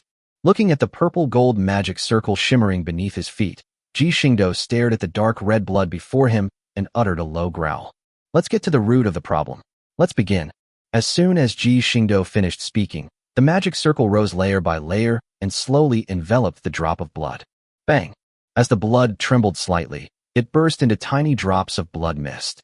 Under the effect of the formation, the blood mist gradually condensed into a thin blood line, which drifted leisurely into the distance. Ji Xingdou attached a wisp of his divine sense to the blood-red thread, and following the guidance of the blood thread, he began to move forward until a spatial rift appeared in front of him. So that's how it is. It's not in the real world, it's in a spatial interlayer. As Ji Xingdou, now in his soul form, watched the bloodline pass through the crack, he flashed and entered the crack himself. As soon as you enter the crevice, eerie roars fill the air. Ji Xingdou looked closely and saw that this spatial interlayer actually formed a huge world on its own, with continuous rocky landforms inside. However, those rocks are now covered with a dense, dark purple fungal carpet, and on that carpet, there is a massive army of alien insects. Indeed, the creep was covered with all sorts of alien insects, including constantly roaring leaping insects, burrowing hydras, and even a considerable number of large alien insects called ultralisks. The only saving grace is that this Zerg doesn't seem to have evolved Leviathan yet. Otherwise, if the opposing Zerg were to switch to outer space warfare, our side would be put on the defensive. Looking into the distance again, he saw a figure in the center of this space, flashing with dazzling white light, seemingly humanoid, being bound there. Looking at the bound figure, Ji Xingdou narrowed his eyes and muttered to himself. So they really are imprisoned here, huh? The will of the world. Chapter 62, The Imprisoned World Consciousness. Unbelievable. Unbelievable. The mighty will of the world is imprisoned here. How unpredictable life is. In his divine consciousness state, Ji Xingdou floated in midair, gazing at the figure emitting a dazzling white light in the distance. After sighing, he flew directly in that direction. Hiss. A piercing hissing sound came from inside. On the ground, the alien insects standing on the purple fungal carpet kept raising their heads and roaring, showing their hostility towards Ji Xingdou, who was in midair. Unfortunately, since they weren't flight specialized, they couldn't attack Ji Xingdou, who was in the air, so they could only rage helplessly here. Roar. Just then, a roar like that of a dragon came from afar, and a constantly moving line appeared on the horizon not far away. Ji Xingdou glanced at it and quickly recognized what it was. The Zerg's specialized flight unit, the Mutalisk? Looking at the overwhelming horde of strange dragons, Ji Xingdou also wanted to use spatial teleportation to directly move to the target point, but he couldn't do that right now. After all, this space is located in a spatial interlayer. This place is good in every way, except that it is unstable. If the internal spatial forces become unsatisfactory, this spatial interlayer will collapse directly, and these insects will fall directly into the real world. Our own forces are not fully prepared yet. If we pull this stunt, he'll have to do it himself if he wants to achieve his plan. The problem is that once I make a move, even the system has difficulty suppressing my aura fluctuations. The Elden Ring world is a special case. In some ways, the moment he became a fated one, he was already a native of the Elden Ring world. The emergence of a god-level powerhouse in a native world would not attract the attention of the main god space. But I'm not in the Elden Ring right now. I can only use my abilities a little, without causing any major disturbances. However, judging from the scale of the swarm observed so far, there must be at least hundreds of millions of them. Without forbidden spells close to those of the divine realm, it would be impossible to clear them all. While he would experience great pleasure if he used it, it would immediately plunge him into a state of full-scale war with the main god space, a war that his shipgirls currently lack the capacity to support. This is the main reason why he has been avoiding revealing himself. There's no other way, let's just charge over there. Soul shaking. Ji Xingdou's soul body pretended to have his eyes slightly closed. The next moment, his eyes suddenly opened, and endless soul power surged out from around him. As he charged toward the horde of alien dragons, the power of his soul-shaking aura began to manifest. Even with the support of the Zerg network, the large number of alien dragons that rushed to his side rolled their eyes and felt their souls involuntarily tremble. Its entire body was out of control, and it fell straight down from the sky, knocking over many other alien insects on the ground. As Ji Xingdou continued to delve deeper, he soon broke through the group of alien dragons and arrived at the very center of this interlayered space. You've arrived. At that moment, a somewhat weak voice rang in his ears. Ji Xingdou looked up at the glowing giant in front of him, whose body was already somewhat damaged, and raised an eyebrow. Ah, I'm here. I didn't expect you to be in such a sorry state. I was wondering why I couldn't sense you. I thought you were going to kill me and go to the main god space. Stop joking, Watcher. The voice of the world's will was tinged with a hint of helplessness. If I had joined the main god space, I probably wouldn't exist anymore. Although I'm being eaten by these insects now, at least I'm still alive. That's true. I can't think of any benefit for the world's will to submit to the main god space. Ji Xingdou shrugged. Walking into the tiger's den is suicidal. Are you a god? At this moment, a cold voice rang out. Ji Xingdou turned his head and saw a creature with a spider's body and a woman's upper body slowly approaching. Her body was covered in black bioarmor, and her sharp spider legs could easily pierce through the specially made armor. Her scarlet eyes were fixed on Ji Xingdou, her desire undisguised. She wanted to eat herself. Ji Xingdou could easily read her thoughts. After all, the characteristics of the insect swarm meant that they could continuously evolve their genes by devouring different objects. What kind of evolution would they undergo by devouring a god? The answer is obvious. I guess so. I'm invincible below the gods, and above the gods. I'm the one holding the hammer. Ji Xingdou looked at the Zerg queen, whose face was filled with greed, shrugged, and smiled smugly. Of course, the supreme god is an exception. If the supreme god comes, I'll run fast. Ji Xingdou silently added a sentence in his mind. If we devour you, will our Zerg ascend to godhood?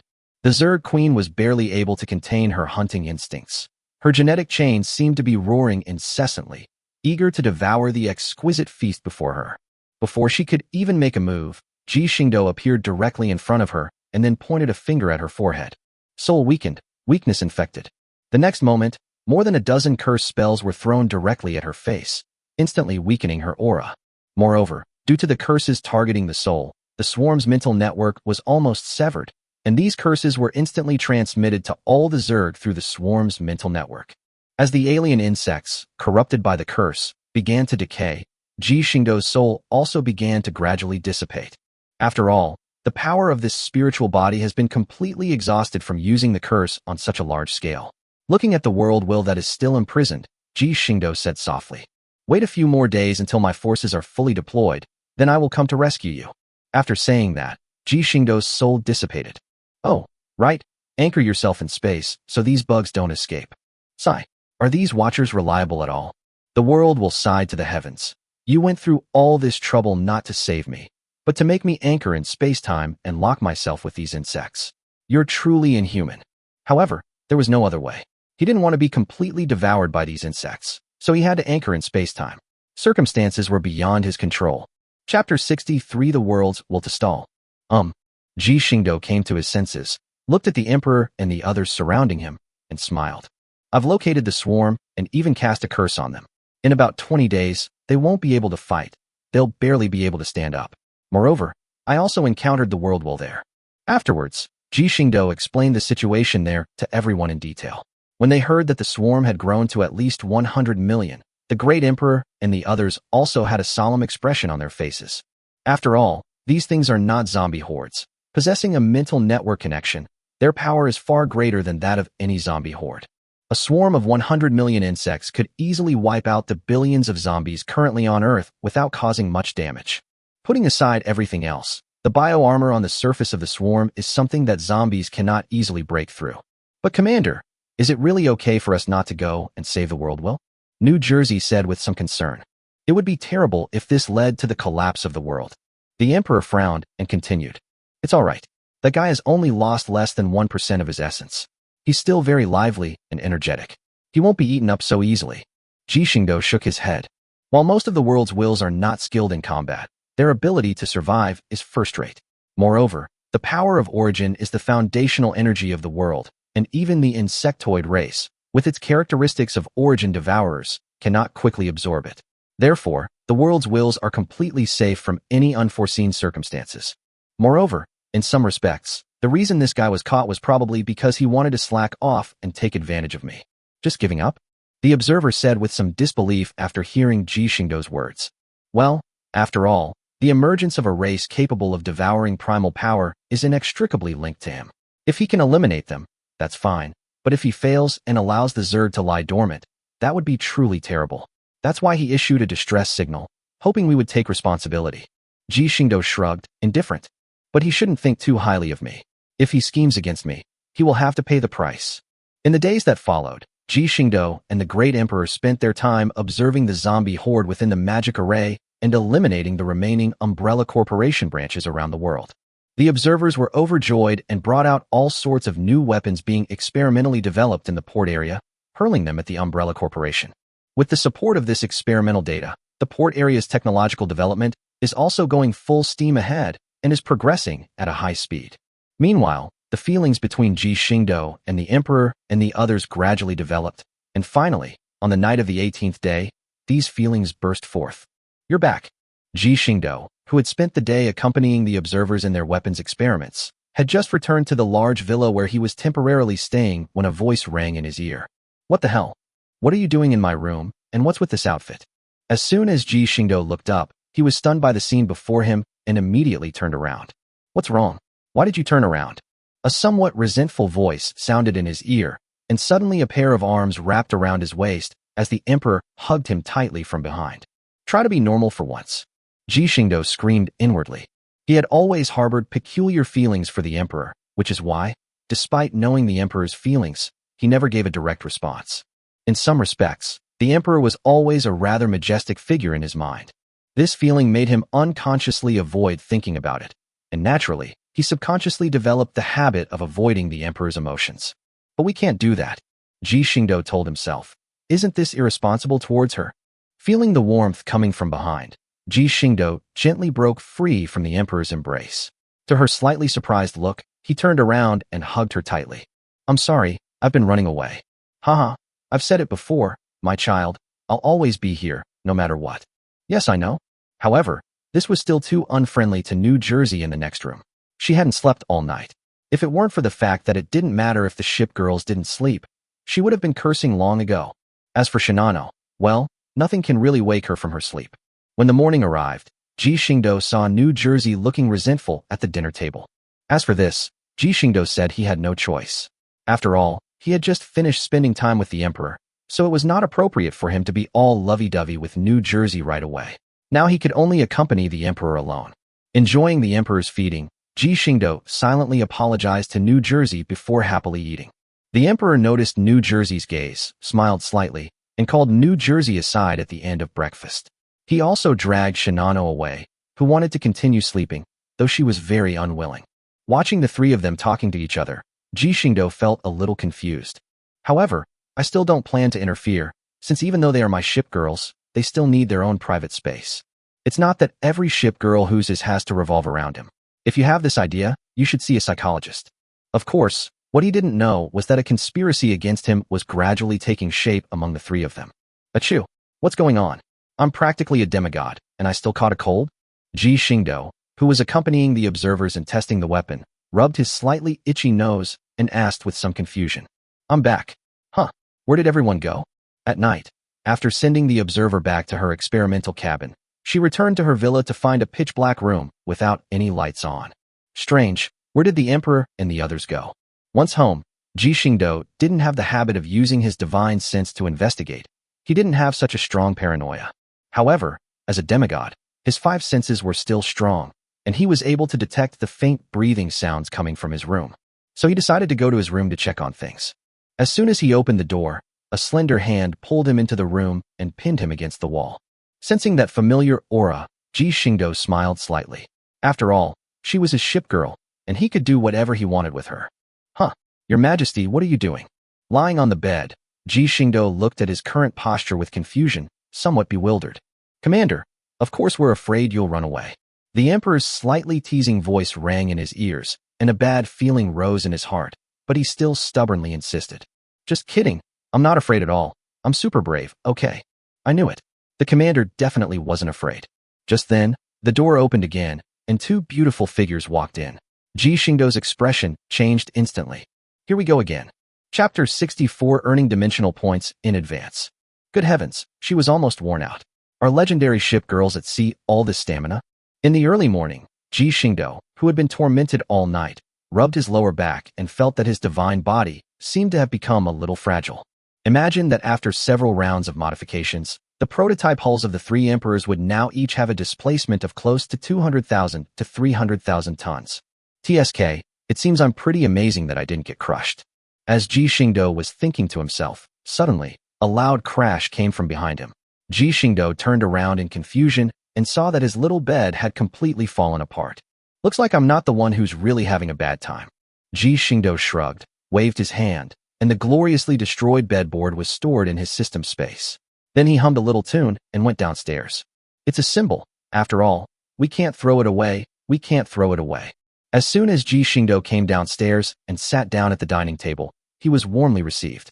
Seeing that Ji Xingdou's mouth was already stuffed with food and he couldn't say a word, the observer couldn't help but laugh. You. Here, Commander, have some. He had barely managed to swallow the food in his mouth and was about to speak when a large piece of bread was shoved into his open mouth by New Jersey. Is it tasty?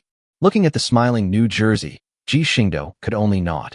Before he could finish eating, the big fox picked up an egg and stuffed it into his mouth. Ji Xingdou stared wide-eyed at Shinano, who had finally managed to stay awake, his face full of confusion. Commander, don't you like the food I gave you? Seeing her ears droop down instantly, Ji Xingdou shuddered, grabbed another peeled egg from her bowl, and stuffed it into his mouth, his right hand trembling as he made a big, awesome gesture. I knew the commander wouldn't look down on me. Shinano's ears perked up instantly, and the 9 fluffy tails behind him began to sway gently, showing Shinano's very good mood. Of course, Ji Xingdou was in a bit of a predicament. After all, he was still a human being, and now his mouth was so full that he couldn't even bite down. He was truly on the verge of tears. My child, have some milk. At this moment, the emperor, who had been observing the scene, handed over a glass of milk and gently fed it into Ji Xingdou's bulging mouth. With the milk providing lubrication, Ji Xingdou was finally able to move his jaw. He quickly swallowed the food in his mouth and let out a long breath. Phew, I'm finally saved. Thank you so much, oh my god. Kid, remember to eat a balanced diet. Wah! The emperor began stuffing slices of German sausage into his mouth, his movements so fast that they were almost blurry. Eating such greasy sausage first thing in the morning, how can that be considered a balanced diet? But Ji Xingdou didn't dare to resist. They were all his ship girls, his wives, so he let them do as they pleased. Finally, an hour later, Ji Xingdou, with his big belly, finally ended his painful yet joyful breakfast life. The girls, having finished feeding the children their loving breakfast, happily cleaned the table and left the restaurant chatting and laughing. Wow, it's quite bouncy. The observer moved closer to Ji Xingdou, and the ship's tentacles behind him patted his stomach. The soft, bouncy feel made the observer unconsciously smile. Don't move. It hurts. Ji Xingdou slumped in his chair, grabbed the tentacle, and said weakly, "Who told you to eat so much? You got what you deserved." The observer moved closer to Ji Xingdou and kept teasing him. After all, they made it by hand early in the morning. It wouldn't be right for me not to eat it. Ji Xingdou shook his head with difficulty, panting heavily. You're really good to your ship girls. The observer dragged over a chair, slowly sat down, crossed his legs, and smiled. Aren't you my ship girl too? There's no difference. Ji Xingdou looked at the observer and said softly, Is he flirting with me, Commander? The observer paused for a moment, then chuckled and said, If you say so, then so be it. You will always be a member of our port, and you will always be my ship girl, Ji Xingdou's ship girl. These things will never change. Ji Xingdou simply smiled gently at her and said, Indeed, you are quite peculiar. The observer paused for a moment, then continued. All right, Commander, enough chit-chat. The experimental prototype has sent back news. The aerospace transformation is showing initial results. Moreover, following the high-powered laser weapon, a new plasma weapon is also under development. However, even with the energy source we provide, that weapon's energy consumption is completely insufficient. Therefore, Commander, acquiring energy is of paramount importance. Yes, that's true. Seeing the observer become serious, Ji Xingdou also sat up straight, his magic power circulating rapidly within him, quickly consuming all the excess food in his stomach, and his belly returned to its original state. 19 days have passed since those zombies began evolving, which should be enough to meet our harvest requirements. Let's kill a batch first in exchange for the fire source ahead of time. Even if we can't develop plasma weapons by then, the power of our modified laser weapons will increase significantly. Let's prepare for the battle against the swarm in a few days. Yes, that's what I think too. After calculation, the points generated by all the zombies in one of the magic circles would be enough to meet the requirements for exchanging for the fire source, and there would still be a lot left over. The observer nodded in agreement. Well, let's keep the others for now. We'll take them out after we deal with the Zerg, or when it's time to deal with the Zerg. Perfect timing. Let's summon another batch of ship girls today. After all, there are hundreds of millions of zombies. Even if they all gather together, it will be quite troublesome to kill them. Okay, I'll go and get ready. The observer stood up and walked out. After all, a zombie in a magic circle is equivalent to a large experimental site, and the zombies in it are naturally excellent experimental materials. Therefore, she naturally had to hurry up and prepare, as there were still several weapons she needed to test properly. Chapter 65 The World's Furious Will. This world is truly desolate. Nagato stood before the railing of the high-rise building, looking down at the city now reduced to ruins and desolation, her delicate face filled with complex emotions. Commander, will our planet also become like this? Changmin turned around and looked at Ji Xingdou, standing behind her. A trace of sorrow slowly emerged from her big, watery eyes. Looking at the petite Nagato in front of him, Ji Xingdou wanted to say no, but he couldn't bring himself to say it. The war with the main god space was no child's play. Protecting the world from harm? Despite being hailed as the strongest of the generation of Watchers and bearing the title of Savior Saintess, even with her exceptionally brilliant achievements, she dares not claim that she can protect the world from harm. It should be noted that on the front lines, she single-handedly killed 3 true gods from the main god space, severely injured and completely shattered their divine positions, and left 2 other true gods with serious injuries that would take tens of millions of years to recover. At that time, the 8 main god spaces only had these few true gods. The sacred land of reincarnation had not yet been exported. Finally, the defeated supreme god sacrificed the remaining true god-level powerhouses alive to create another true god. However, this true god realm expert did not choose to confront the first generation of Watchers. Instead, he used the threat of the Myriad worlds to force the first generation of Watchers to commit suicide. The first generation of Watchers were inherently benevolent, otherwise they wouldn't have been given the title of Savior Saint. Therefore, she placed all her bets on her next successor. She used her own divine position and existence as a price to unleash a single target god-level divine skill, which, across a distance of thousands of planes, instantly killed the newly born true god realm cultivator. Throughout the first generation of God's game, there were as many as 1,500 collapsed world planes. The first generation of Watchers were completely wiped out, and the main god space suffered heavy damage. In such an environment, it is extremely difficult to maintain the integrity of a world. Ji Xingdou didn't speak, but gently picked her up and fell silent. I understand. Changmin looked at Ji Xingdou's slightly furrowed brows, reached out and gently smoothed them out, and said with heartache, "You look better like this. Don't overthink it.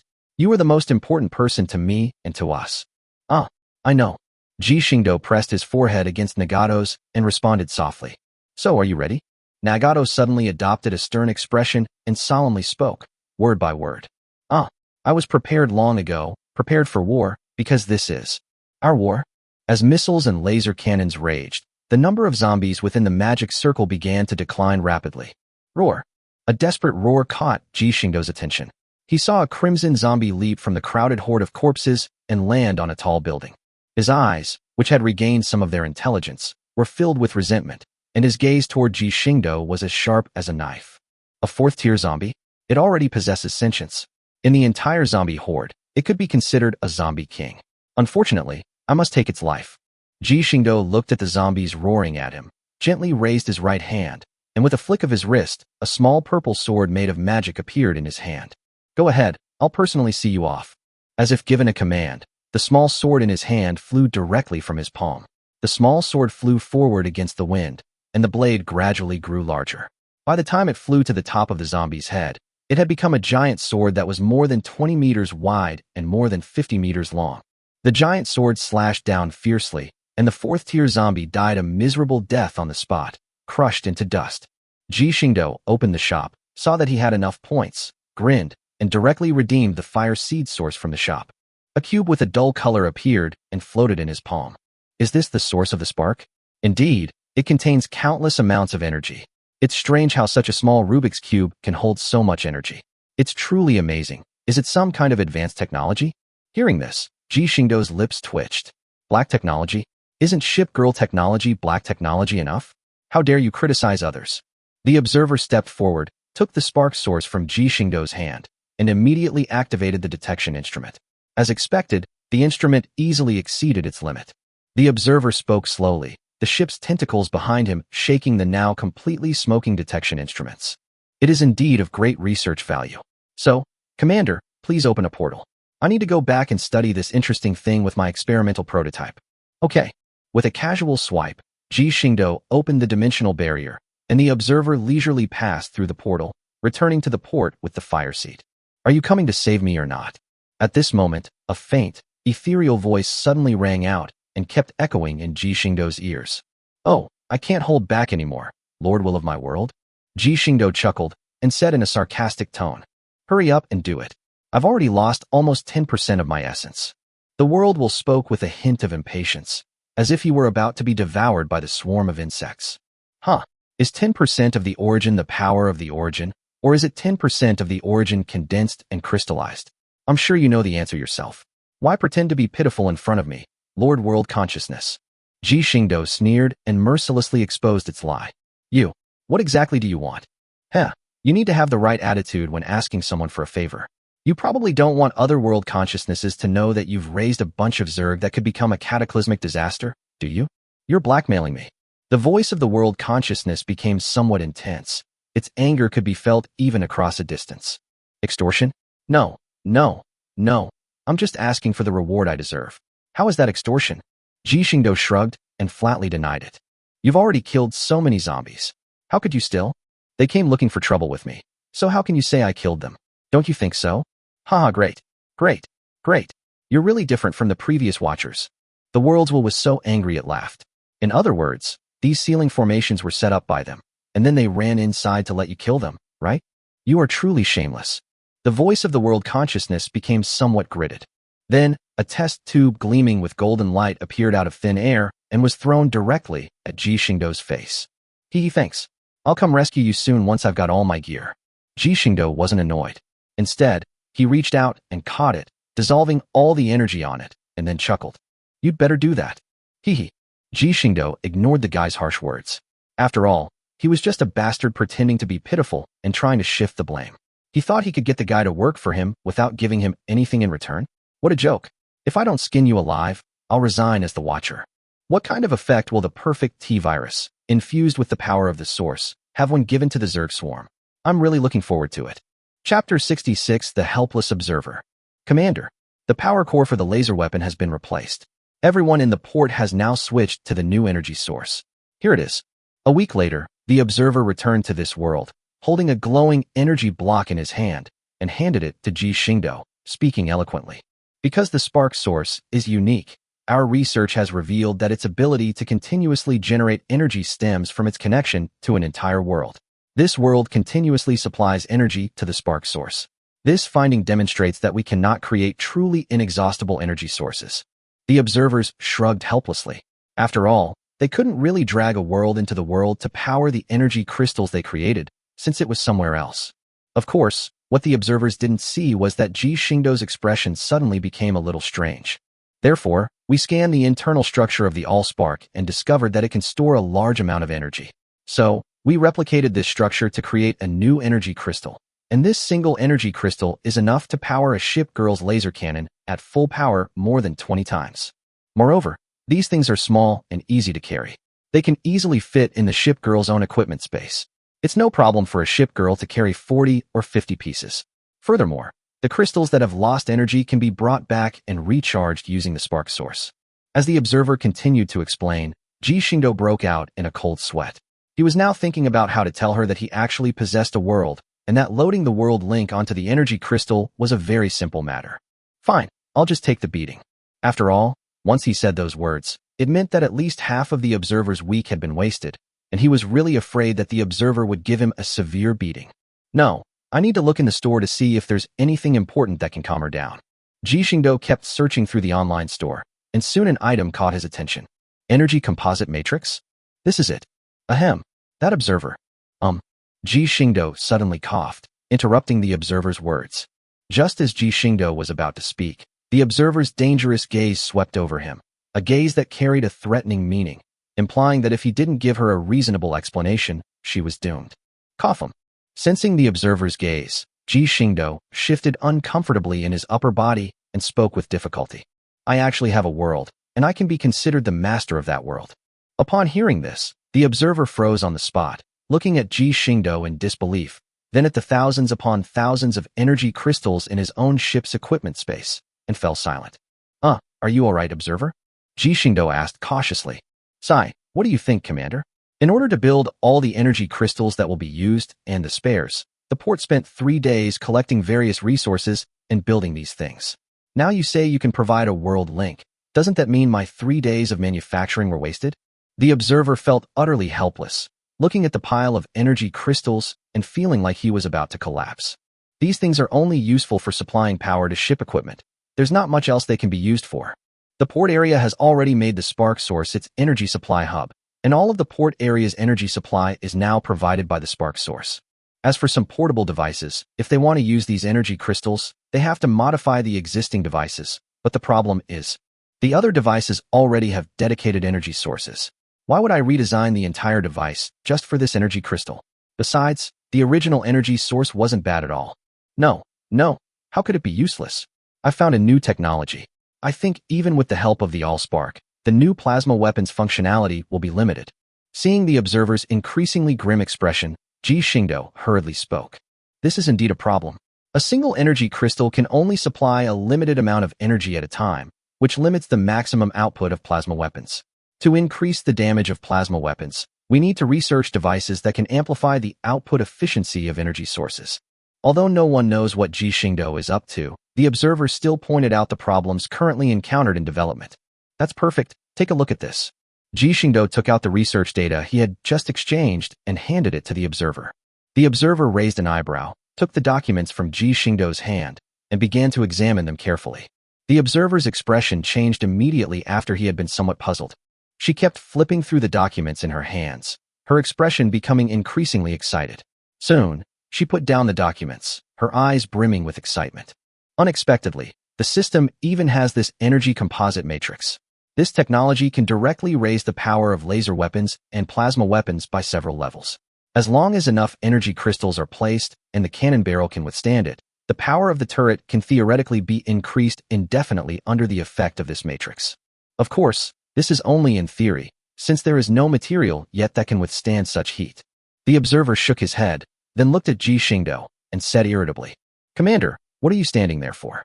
Hurry up and connect the energy crystal to the world's origin. Although the energy composite matrix is temporarily unusable, this energy crystal can still be deployed." "Okay, I'll do it right away." With a wave of his hand, Ji Xingdou caused all the energy crystals brought by the observer to float into the air. The next moment, a dark spatial rift quietly opened behind Ji Xingdou. "Is that the commander's world?" Observers looked through the dark crack and discovered the stars that were constantly shining in the dark space.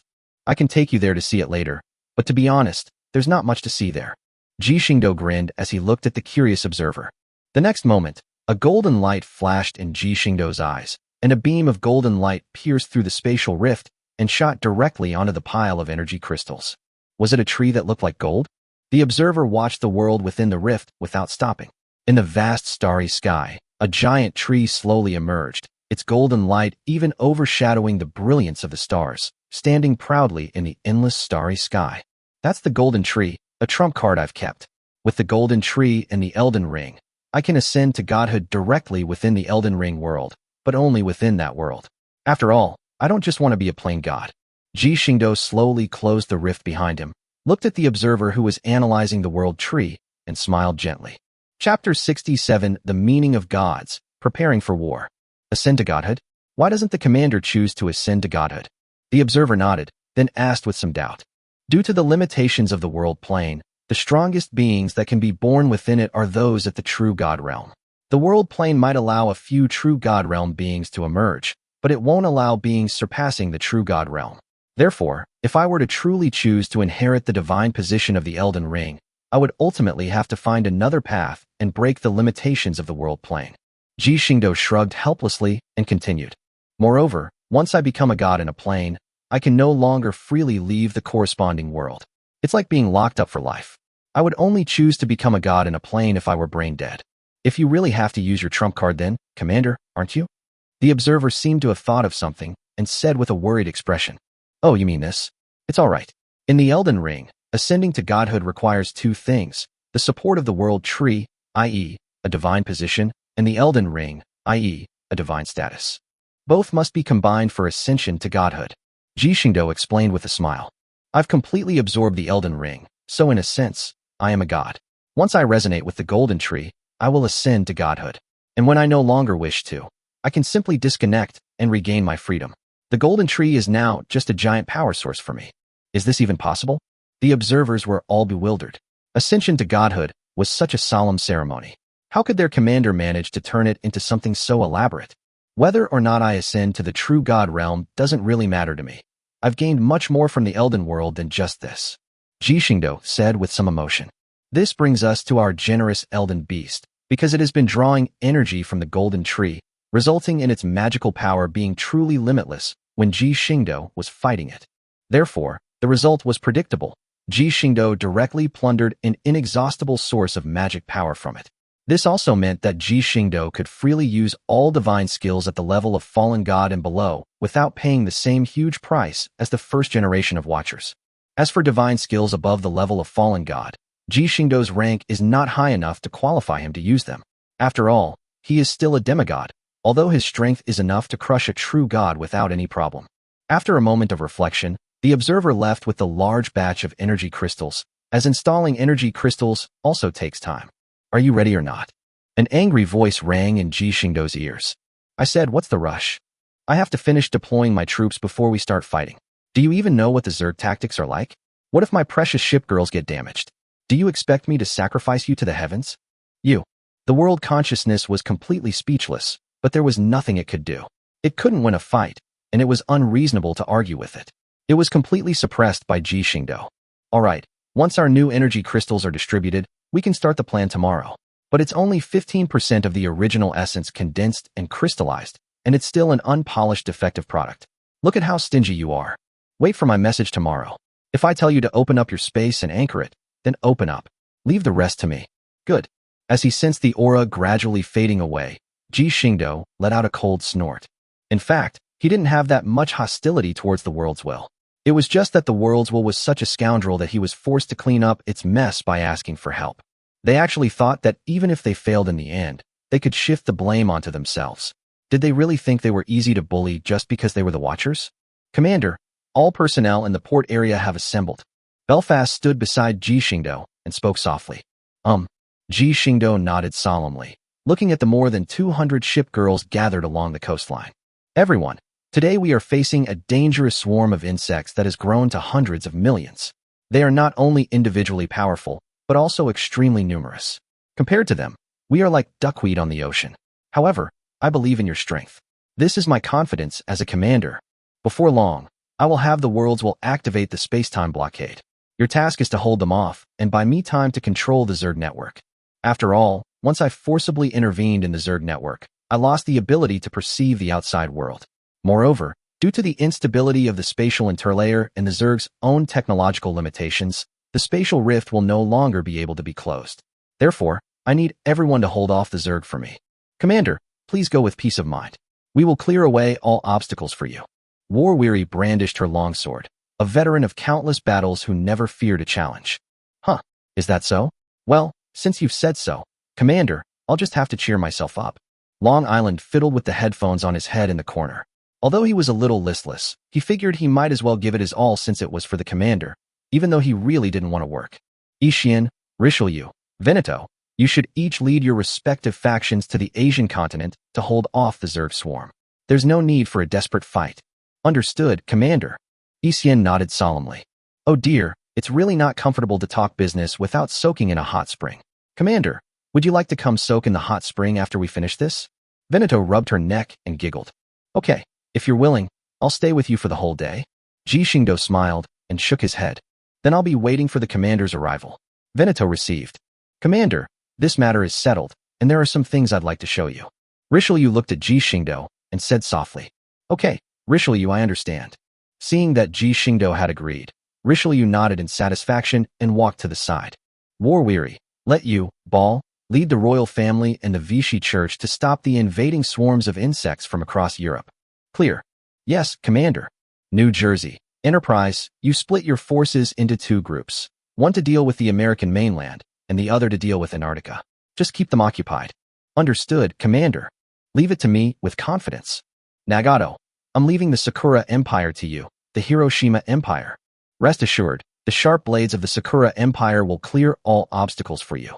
Seeing Nagato's serious and pretty face, Ji Xingdou nodded gently and continued. Soviet Russia, the Arctic is in your hands now. Don't worry, Commander, no one knows the Arctic better than us. Soviet Russia said with a confident smile. All research ship girls from the first and second phases, come with me to the Zerg Mother Hive. Understood, Commander. Operation begins. Chapter 68, The Insect Swarm Descends. How is she doing with the matter concerning Ada Wong? Watching the fleets of ship girls sail away into the distance, Ji Xingdou silently observed their departing figures. Only after their figures disappeared on the sea surface did Ji Xingdou slowly speak, asking the observer beside him a question. With the help of the enforcers, the fewer than 50,000 survivors who remained in the world have been transferred to a new safe base. The observer raised an eyebrow and responded softly. Commander, you mentioned that Zerg units excel at burrowing. Therefore, I chose a protective umbrella base on the Pacific Ocean seabed for them. All the deadly viruses and creatures inside have been eliminated, and 4 executors have been left to protect them and keep an eye on them to prevent them from causing trouble. Well, that's fine. At least we've left a spark for this world. As for whether the will of this world will cause trouble again, there's nothing I can do about that. Ji Xingdou nodded. This was all he could do. If they're unlucky and the worlds will insist on their deaths, there's nothing he can do. He can't just bring them to the Azure world, can he? That would be just creating trouble for himself. Alright, now all we have to do is wait for them to arrive at their designated location. An hour later, Ji Xingdou's mind was filled with the reports from the ship girls. After several modifications, their sailing speed is now far beyond what it used to be.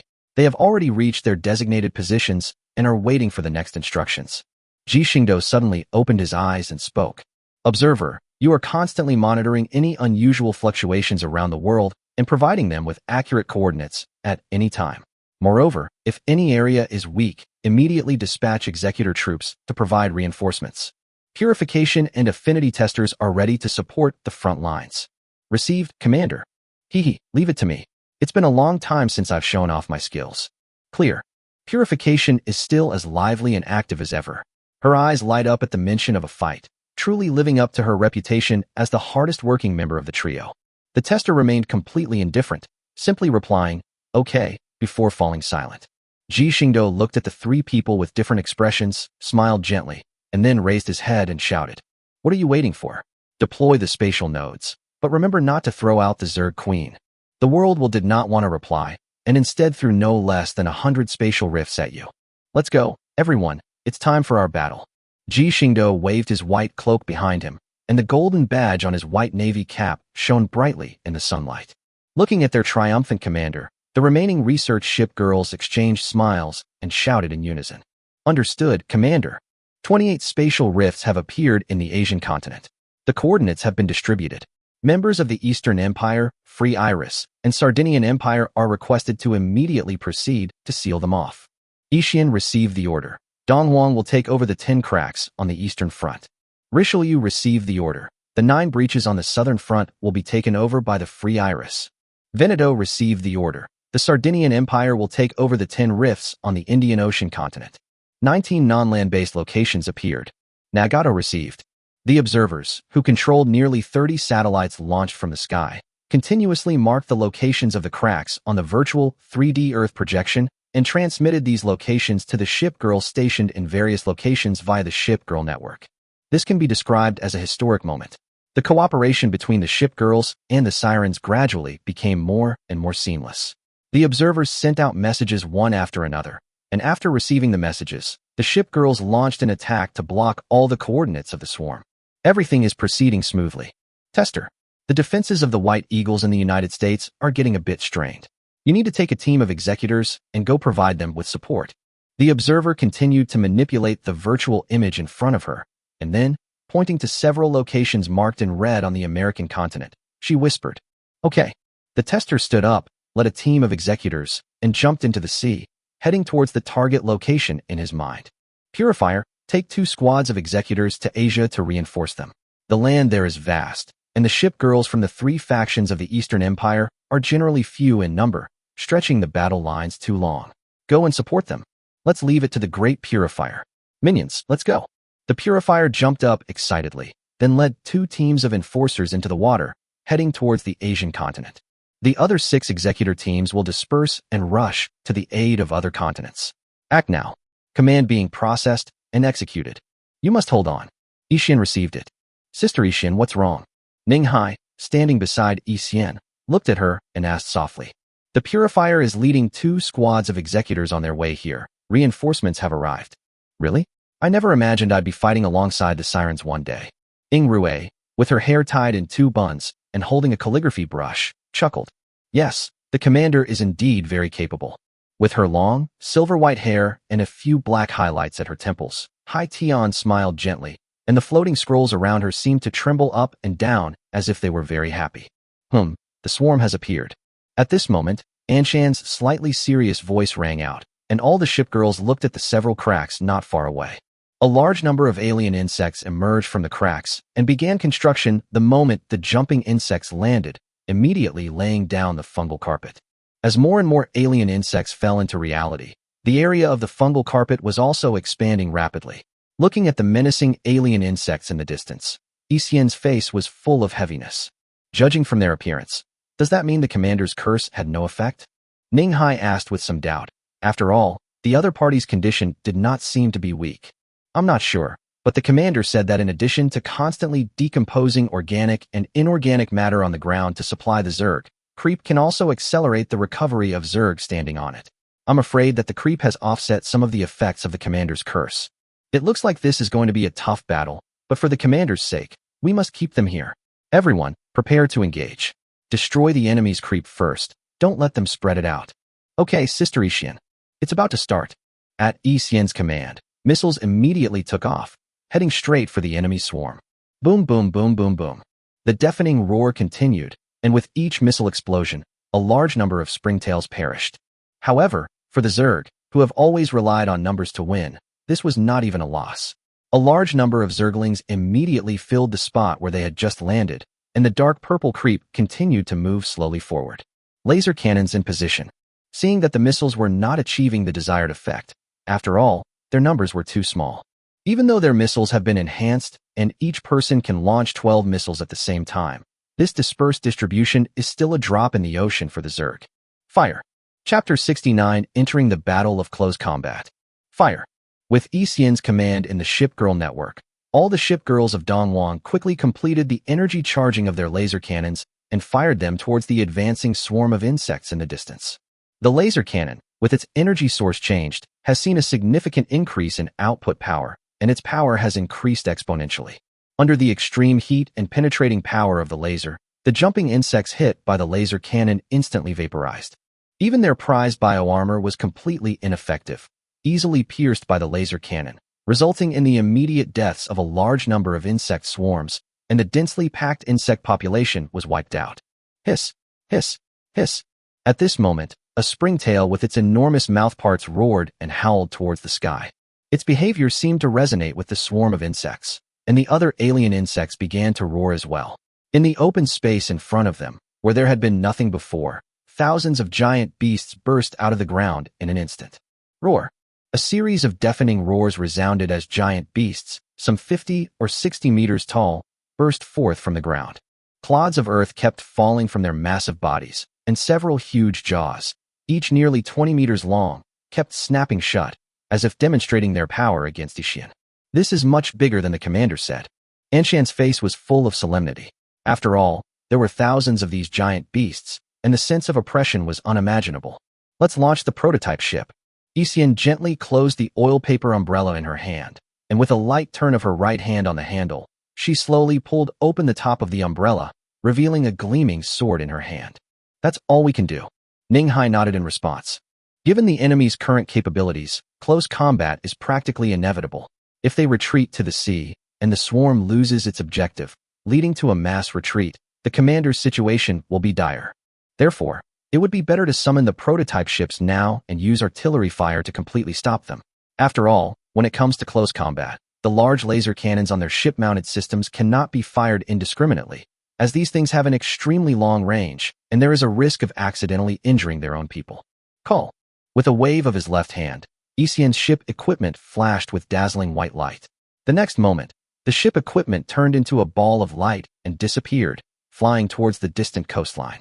The moment the white light touched the seawater, the white sphere of light expanded instantly, and a huge phantom of a ship slowly appeared.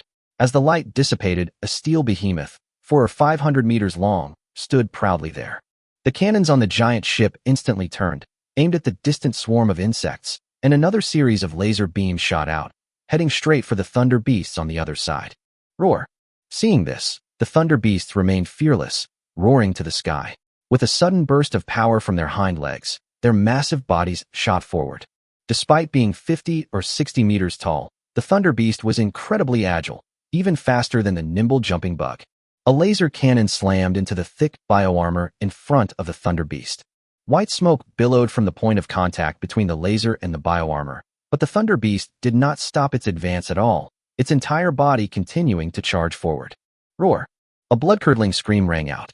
It took a full 10 seconds for the maximum power laser cannon to penetrate the thunder beast's bioarmor and blast half of its body to pieces. That defense is terrifying. Changchun shouted in disbelief. Prepare for the impact. Yi Xian frowned slightly, looking at the hundreds of giant beasts charging towards her, her face stern and fearless. Suddenly, the hem of her cheongsam fluttered without any wind, and the long sword in her hand trembled slightly. Go. Pierce the rainbow with one sword.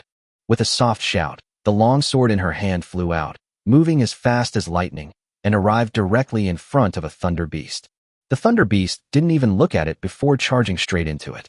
After all, compared to its size, what was a mere few meters long thin sword? But the next moment, the sword pierced through the thunder beast's armor and flew past its left foreleg at high speed. Roar. Bump. The thunder beast crashed to the ground under the force of its powerful charge, its front legs having been severed in two, rendering it incapable of fighting. However, Yi Xian felt no joy at all. He had only taken down one, and there was a whole group in front of him. This armor is incredibly tough. Seeing the giant beast about to rush towards him, Yi Xian retrieved the long sword that had flown back, a glint of light flashing in his eyes. At worst, we can just kill them all in close combat. Yi Xian lightly flicked the sword. She had absolute confidence in the Dongwang shipgirls in this aspect. Perhaps they had shortcomings in artillery and airstrikes, but when it came to close combat, there were few in the port who could match them. The flowers have fallen. Xian drew his sword and charged forward. In an instant, endless sword light filled the entire battlefield. Stop right there. On the other side, Ninghai shouted and instantly mobilized her inner energy. Facing the charging thunder beast, she advanced instead of retreating and punched its armored forelimb.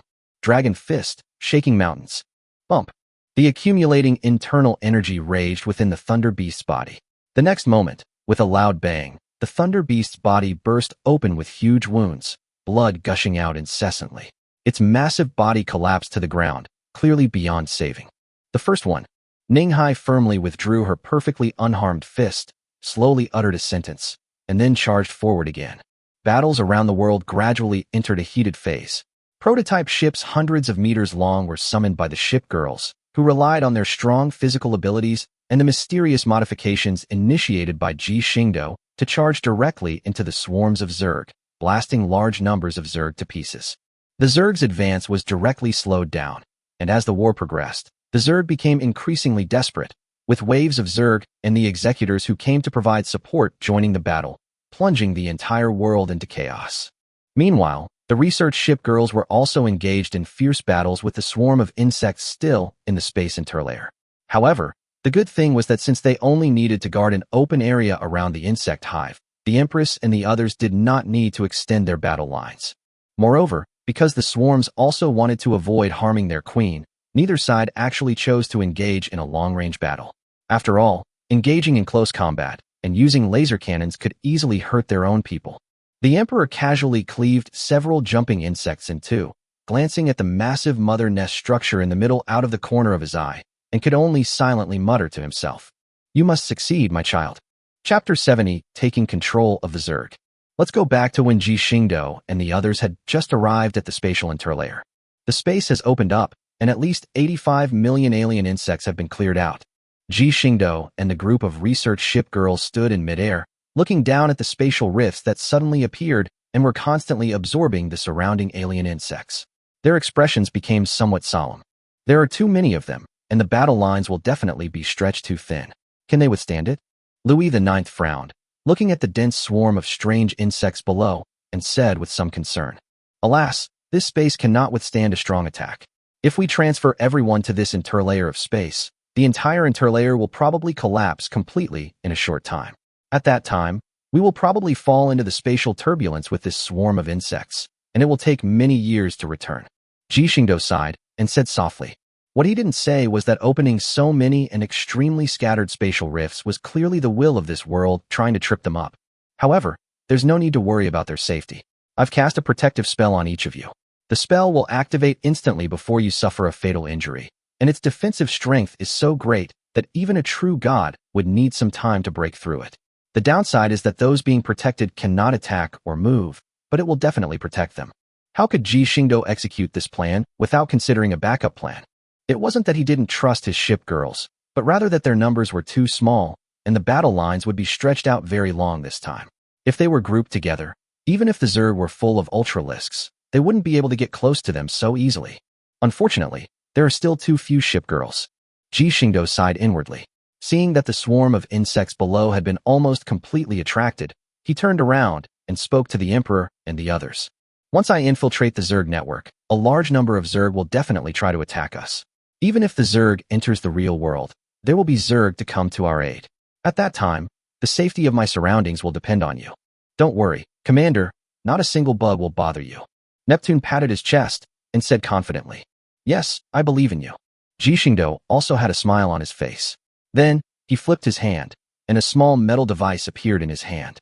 He then placed the device in the Emperor's hand and said solemnly, "Your Majesty, this is for you.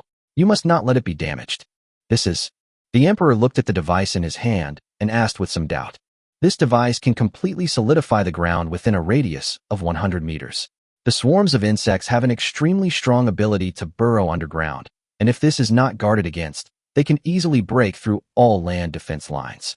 This device can significantly harden the ground, making it impossible for them to burrow out. Moreover, with the Zerg Queen in our hands, they will be hesitant to attack, and all we need to do is maintain a stalemate. Ji Xingdou said with a serious expression. Understood, my child. You can rest assured and entrust him to us. Okay, let's execute the plan. Ji Xingdou unleashed his magical power, and in the next moment, he led a group of research ship girls straight out of the air and flew directly towards the location of the Zerg Queen. Roar. The alien insects that hadn't yet left the underground began to roar to the sky, and a large number of them were mobilized, rapidly converging towards the center of their lair.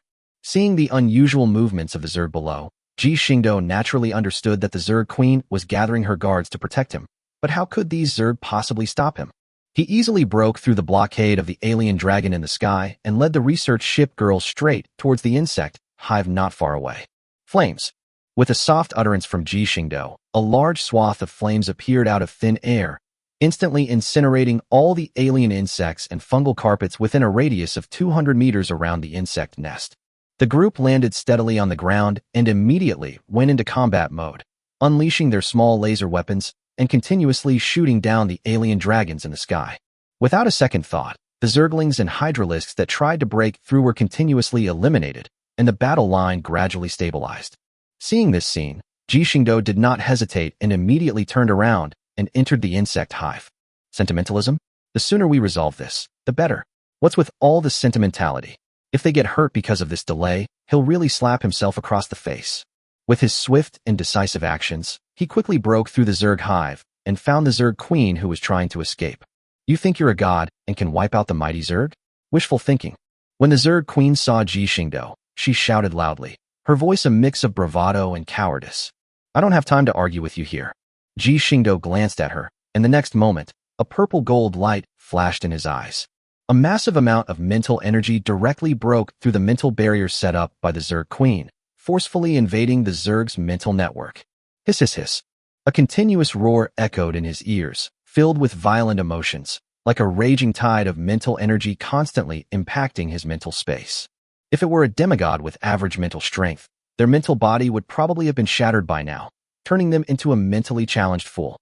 After all, it was a swarm of over 100 million alien insects, and each of them possessed considerable mental strength. The combined power of such a swarm of mental strength was enough to deter anyone who coveted them. But Ji Xingdou was different. He was no ordinary demigod. He had killed a true god and no fewer than 7 or 8 demigods, and plundered their spiritual power. Moreover, apart from Grek, who is considered a disgrace to the demigods in Elden are not demigods in the conventional sense. They are a group of people who do not have divine positions, but whose strength is comparable to that of gods. In other words, the Elden Ring only allows one god to exist, otherwise they would have all ascended to godhood long ago. Therefore, Ji Xingdou, who had plundered their spiritual power, not only had no less spiritual power than the swarm, but his spiritual power was much higher. So, under the spiritual impact of the swarm, Ji Xingdou's soul was not only unharmed, but he was also constantly tempering his spiritual power with this impact. How could you? The Zerg Queen's consciousness roared in disbelief. She couldn't believe that someone could withstand the mental attack from all the Zerg within the swarm's network. How could this be? Their mental network was clearly strengthened by the power of origin, so how could he possibly withstand it? Nothing is impossible. Get ready to welcome your new ruler. Mental enslavement. Ji Xingdou's mental energy transformed into numerous imprints, directly imprinting itself onto the mental depths of all the alien insects along the insect swarm network. As the mental imprint continued to take effect, the mental force attacking Ji Xingdou's consciousness gradually weakened until the entire network connection was filled with excited responses. Dominate. Dominate. Dominate. A large amount of positive spiritual energy was transmitted into Ji Xingdou's sea of consciousness through the spiritual network, and there was even a strange golden power mixed in with it. Is this the power of faith? As he watched the power of faith continuously merging into him, Ji Xingdou felt as if his spirit was becoming increasingly elevated. That's great. With the existence of this power of faith, my strength will only grow stronger. Moreover, as the number of insect swarms increases, I will be able to gain more power of faith, which will not only enhance the combat power of my faction, but also my own. It's a win-win situation. Queen Lilith of the Zerg pays her respects to the Overlord. Chapter 71 Provocation again, Strike, Annihilation of the World's Will. All insect swarms immediately cease their attack and return to the spatial rift. Ji Xingdou's will was rapidly transmitted along the swarm network to every Zergling in the swarm. The Zerg responded swiftly to his will, immediately halting their attack and retreating like a tide. Queen Lilith of the Zerg pays her respects to the overlord. Ji Xingdou opened his eyes and looked at the Zerg queen who was bowing to him. The ferocity on her face when she first saw Ji Xingdou was gone, replaced by respect. Let's go out and take a look first. Ji Xingdou looked at the Zerg queen, who was wearing a hideous suit of armor, smiled and nodded, then walked out of the Zerg hive, with the Zerg queen respectfully following behind him. Puffed. Dark red blood splattered everywhere. Veneto swung her rapier, the blood on the blade being gently wiped away. Her military uniform was stained with a lot of blood, and looking at the swarm of insects around her that still showed no signs of diminishing, a hint of helplessness appeared on her face. These things are truly endless. I wonder what they'll become if they continue to develop. Although she was complaining, her eyes remained sharp, and her whole body exuded a murderous aura. What's going on? Why haven't they attacked yet? Veneto looked at the motionless swarm of insects around him, raised his delicate eyebrows, and muttered to himself. Is the commander about to succeed? Wait, you want to run away? Did you ask me first? Just as she was pondering this, the swarm of insects around her suddenly changed direction and retreated rapidly back to the spatial rift from which they had come. This action made Veneto anxious. Could there be a problem with the commander? No, we can't let them retreat. Veneto immediately rushed forward, her rapier aimed at the Zergling in front of her, ready to thrust it directly. Meanwhile, the laser cannon on the sea not far away had already begun charging up. Just as Veneto was about to strike the Zergling, a familiar voice came from the Shipgirl network. The swarm network is now completely under control. Mission accomplished. Veneto abruptly stopped wielding his rapier, a smile instantly spreading across his face. Meanwhile, the laser cannons that were charging up on the sea gradually went out and completely subsided. The little jumping insect that was almost pierced continued to wriggle its rear end and move towards the spatial rift as if nothing had happened, completely ignoring the fact that it had just been on the verge of death. After all, the Overlord's orders were absolute. Commander, is it finished? Veneto, who had been holding her sword, finally felt relieved. After all, she could be at ease with her own safety, but she couldn't help but worry about the commander's safety. At that moment, a small spatial rift slowly opened beside her. Sensing the familiar aura emanating from it, Veneto smiled slightly, recalled the ship equipment that had transformed into its prototype form, and then stepped into the rift without any hesitation. After a brief period of dizziness, Veneto opened her eyes and saw Ji Xingdou looking at her with a gentle expression. Welcome back. As the ship girls crossed the space-time rift and arrived at the Zerg's mother hive, Ji Xingdou felt a warmth in his heart as he looked at the ship girls fighting valiantly. Seeing their beaming smiles, Ji Xingdou also laughed heartily. The mission is over. From now on, the Zerg swarm will no longer be the enemy, but our comrades. Looking at everyone laughing and chatting, Ji Xingdou continued. Thank you all for your hard work in this battle.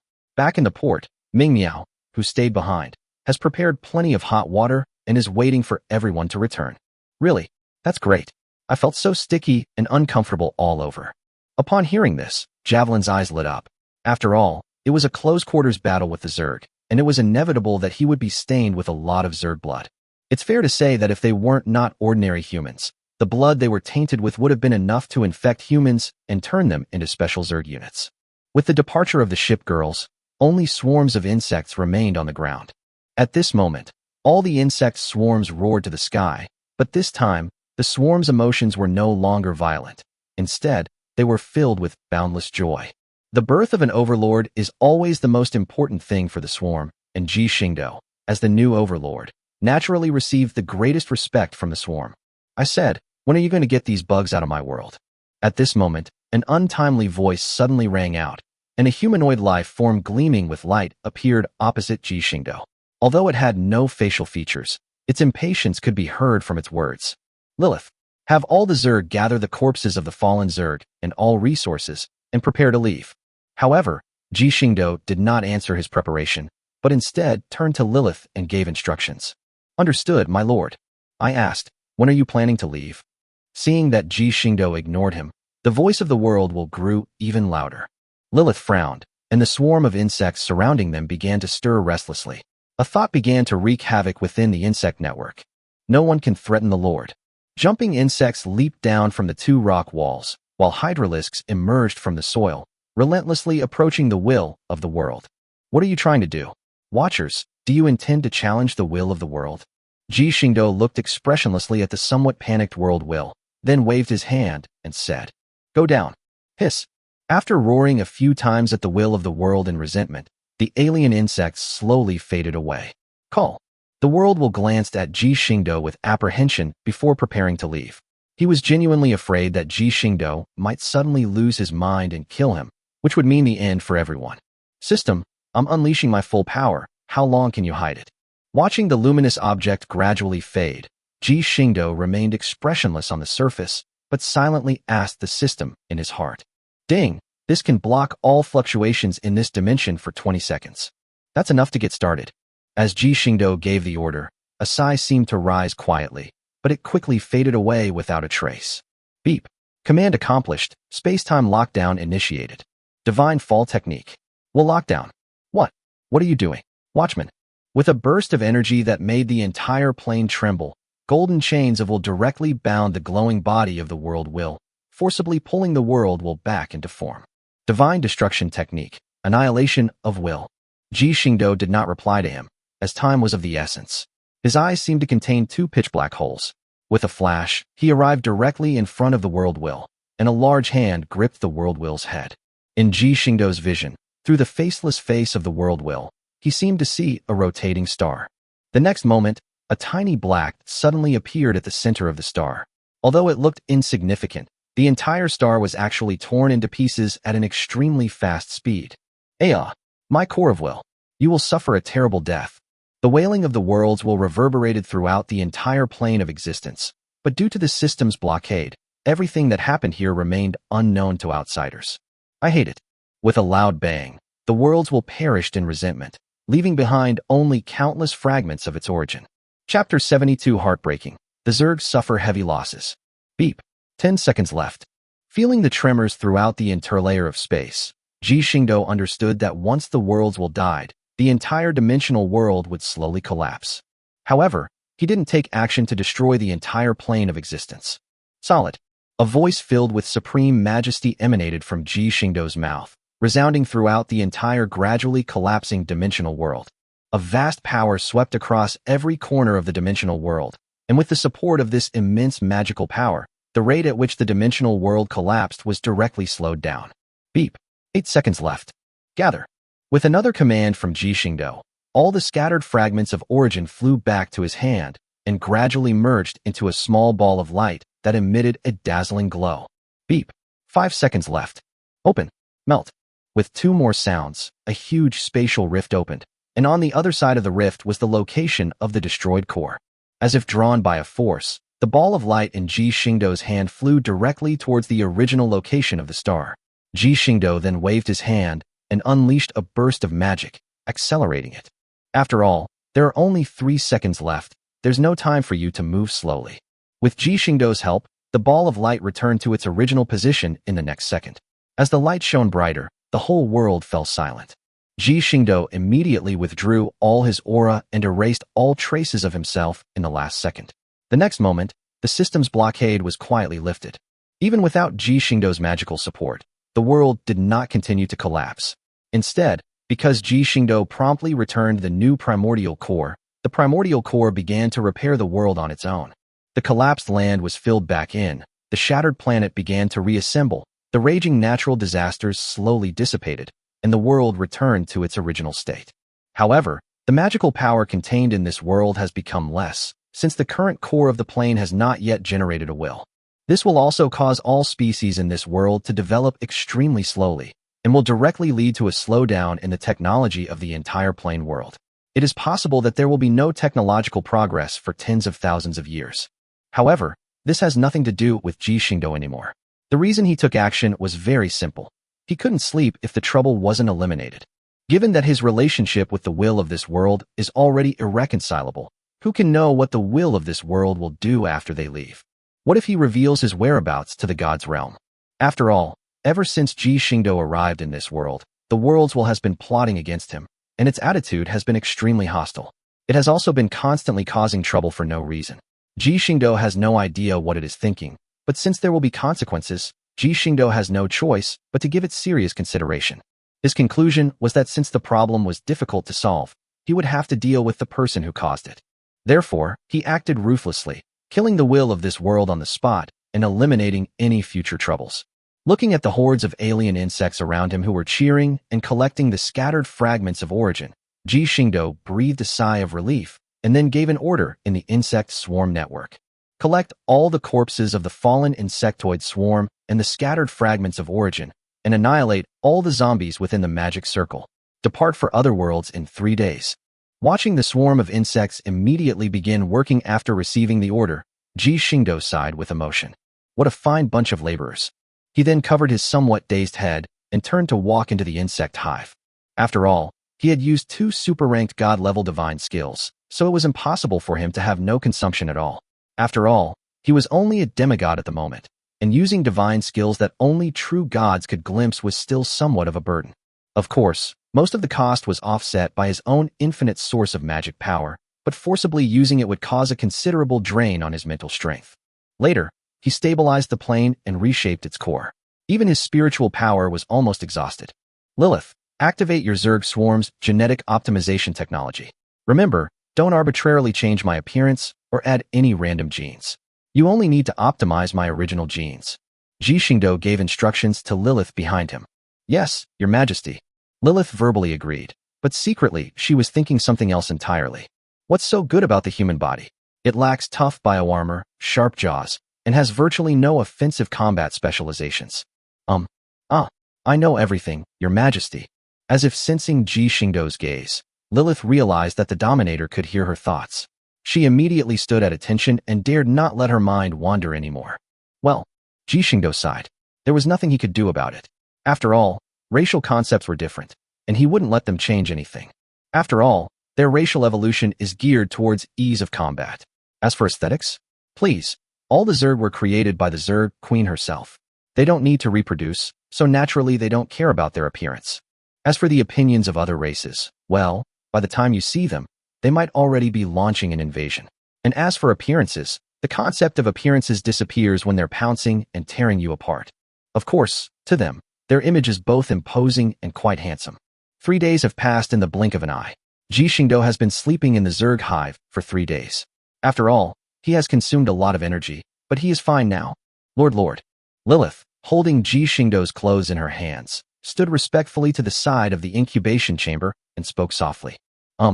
Ji Xingdou responded, and with the sound of water splashing, the clothes in Lilith's hands disappeared instantly and appeared on Ji Xingdou's body the next moment. How have things been these past 3 days? Ji Xingdou casually cast a cleansing spell on himself, removing the excess nutrient solution residue, and asked casually. All the corpses of the fallen Zerg have been collected, the zombies have been slaughtered and converted into resources, and the origin fragments have also been collected. As for combat strength, at this point, Lilith gave Ji Xingdou a resentful look and said somewhat aggrievedly. Nearly 100,000 of the elite Thunder Beasts perished, leaving only 20,000. The alien dragon force suffered over 80% losses, and the number of Zerg deaths reached a staggering 50 million. Now only various Zerg types remain. 60 million Zerg, Overlord. Your Shipgirls have certainly been ruthless. Cough, cough, cough, cough. Upon hearing this, Ji Xingdou looked embarrassed.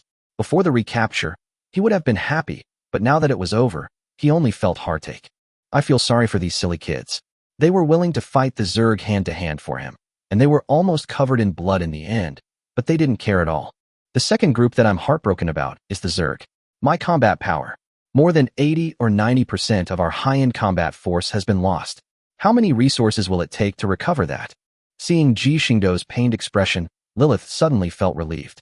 After all, who had ever seen a ruler like this before? Hands on hips. Chapter 73 Meeting. Forget it, let's not dwell on it. Anyway, once you're in that dimension, this damage won't take long to repair. Ji Xingdou shrugged after having a headache for a while, deciding to put this troublesome matter aside. Anyway, as long as Lilith was there, this little thing could be resolved quickly. What is that dimension? Lilith asked, somewhat puzzled. Hee, you'll find out in a minute. Ji Xingdou smiled slightly, intending to keep everyone in suspense. He casually conjured a water mirror as tall as himself. Ripples spread across the surface of the mirror, and soon the image froze, revealing a refined gentleman standing in the mirror. Not bad. Ji Xingdou rested his right hand on his chin, looking at his already handsome face with bright eyes, white teeth, sword-like eyebrows, and starry eyes, which had a slightly androgynous look, and nodded in satisfaction as the Zerg's genetic optimization made it even more eye-catching. After all, I'm not a Zergling. Being good-looking isn't just good for me. The Shipgirls will also be happy to see it. It's a win-win situation, isn't it? Manipulating magic has become faster, probably by about 10%. Not bad. Watching Ji Xingdou adapt to his new body, Lilith pouted. She still felt that although the Dominator's body was powerful, it was too impractical. If she were to modify it, the Dominator's combat power could be increased by more than 50%. Ji Xingdou had nothing to say about this. If you don't want to find a man, I still have Shipgirls. What kind of monster would it be if they turned into insects? Just thinking about it is terrifying. Swarm of insects, assemble. After observing, Ji Xingdou issued a gathering command from the swarm network. The next moment, a large number of swarms began to gather towards the mother hive. By the time Ji Xingdou and Lilith left the mother hive, all the swarms had gathered. When all the alien insects saw Ji Xingdou, they all prostrated themselves and paid the highest respect to the supreme ruler. Ji Xingdou looked at the massive swarm of insects and nodded in satisfaction. With a casual flick of his wrist, he opened a spatial rift, and the three sirens representing each faction, the Shipgirls and the observers, slowly emerged from it. As soon as they saw Ji Xingdou, the Shipgirls all gathered around him. Commander, are we going to destroy that world again? I will assist you in bringing its end. As the representative of Ironblood this time, Zeppelin, dressed in a black Ironblood uniform with a white cloak draped over her back, walked slowly forward with cat-like steps. Wearing black stockings, she stood with two large headlights on her head, her face filled with a world-weary expression, and the words she uttered were quite shocking. Because there are many Shipgirls in the port area, it is impossible for so many Shipgirls to come at once except for large-scale missions. If the missions are always carried out by powerful Shipgirls, it would be too unfair to the other Shipgirls. After all, they are all the commander's Shipgirls. How can one Shipgirl always see the commander and the other never see him? Therefore, the flagships of the various factions in the port area discussed a new method, rotating shifts within each faction, with each faction sending the same people for each mission. This time, it was Zeppelin's turn for Ironblood. Ji Xingdou naturally understood Zeppelin's personality. Misanthropic, she was constantly searching for a way to destroy the world. He was about to say that this mission was not about destroying the world, but after looking at the swarm of insects around him that fed on the world's origin, he swallowed his words. For no other reason than that he was genuinely afraid of being struck by lightning for lying. If you think so, then that's fine. Ji Xingdou spoke somewhat awkwardly. After all, with the Zerg swarm's masterpiece preceding him, and having just destroyed a world's will, he felt that his title of Watcher was crying out in despair. Is that so? I knew you, Commander, would be my companion. Let us dedicate the final sonata to this world. Ugh, Comrade Chan. This person is terrifying. Dressed in a white winter coat, looking like a bear from head to toe, Tashkent hugged Ji Xingdou tightly with a look of terror, trembling as he looked at Zeppelin, who was surrounded by negative energy. Looking at Tashkent, who was playfully cuddling him, Ji Xingdou helplessly rubbed his forehead. All right, Tashkent, stop fooling around. Humph. Do you know what you're doing, comrade? You're going to lose the cute and playful girl. Tashkent stood with her hands on her hips, her beautiful blue-gray eyes curving into crescent shapes, looking incredibly playful and cute. The live barrier ship armor on her head was even jiggling. As the saying goes, you must have been raised on cuteness. Ji Xingdou smiled and ruffled her hair, ignoring Tashkent's slightly annoyed expression, and continued to look at the other ship girls. Greetings, Commander. Seeing his gaze, Kuei lifted the wide hem of her ladylike dress and awkwardly bowed to Ji Xingdou. Seeing the somewhat awkward and unassuming Kuei, Ji Xingdou found it amusing. Despite her current demeanor, which made her seem like a lady, it was only because she had older sisters of the same grade watching over her. Otherwise, she would have already let loose and caused quite a stir among everyone. It's only because there are other ship girls around that she's afraid of getting beaten up if she goes back. Otherwise, she wouldn't be willing to follow this so-called ladylike etiquette. Seeing Ji Xingdou's expression of wanting to laugh, but not daring to, Kuei's face broke into an angry cross. However, upon seeing the ship girls from other factions beside her and thinking of illustrious Iron Fist, she suppressed her urge to rage and could only take advantage of the moment when no one was looking to give Ji Xingdou a fierce glare. Ji Xingdou also stopped smiling and mouthed a sentence back to her. Glory. Instantly, Kuei wilted. She was truly afraid of her older sister and could only remain silent. Looking at the somewhat withdrawn Kuei, Ji Xingdou chuckled twice. Little Kuei, how laughable. Commander, I'm relieved to see you're in good health. At this moment, Mikasa, dressed in a black uniform, wearing a white cloak, and with two crystal-clear white curved horns on either side of her ears, stepped forward. She clenched her right fist in front of her chest, held her katana upside down in her left hand, and solemnly addressed Ji Xingdou. "Yes, I'm fine, Mikasa. Thank you for your concern." Ji Xingdou looked at her serious face and responded softly. "That's good, Commander." Looking at Mikasa's serious face, Ji Xingdou patted her shoulder helplessly. "No need to be so serious, Mikasa Dazenbai. You're going to scare the kids. A giant senbei? And will it scare you to tears or anything?" Da Xianbei was startled, and a look of panic appeared on her face. She could only force out a very ugly smile, but she thought it was very kind. Well, the kind that could scare a child to tears. "Okay, Mikasa, if you don't know how, you should learn. I'll keep teaching you." Seeing the flustered Mikasa, Ji Xingdou immediately helped her up, then gently stroked her cheek and said softly, "After all, Mikasa is quite old. She doesn't know how to use modern or complex equipment. She's practically a tech illiterate." "Okay." Mikasa felt the warmth of Ji Xingdou's palm. A blush rose to her face, and she stammered in agreement. "It certainly looks fine, Commander." Chapter 74: The Problem of Resettling the Zerg. "We can't afford to keep them anymore. It seems that you are indeed all right, Commander, so I can rest assured." Just then, a hearty voice rang out, and Ji Xingdou looked in the direction of the sound.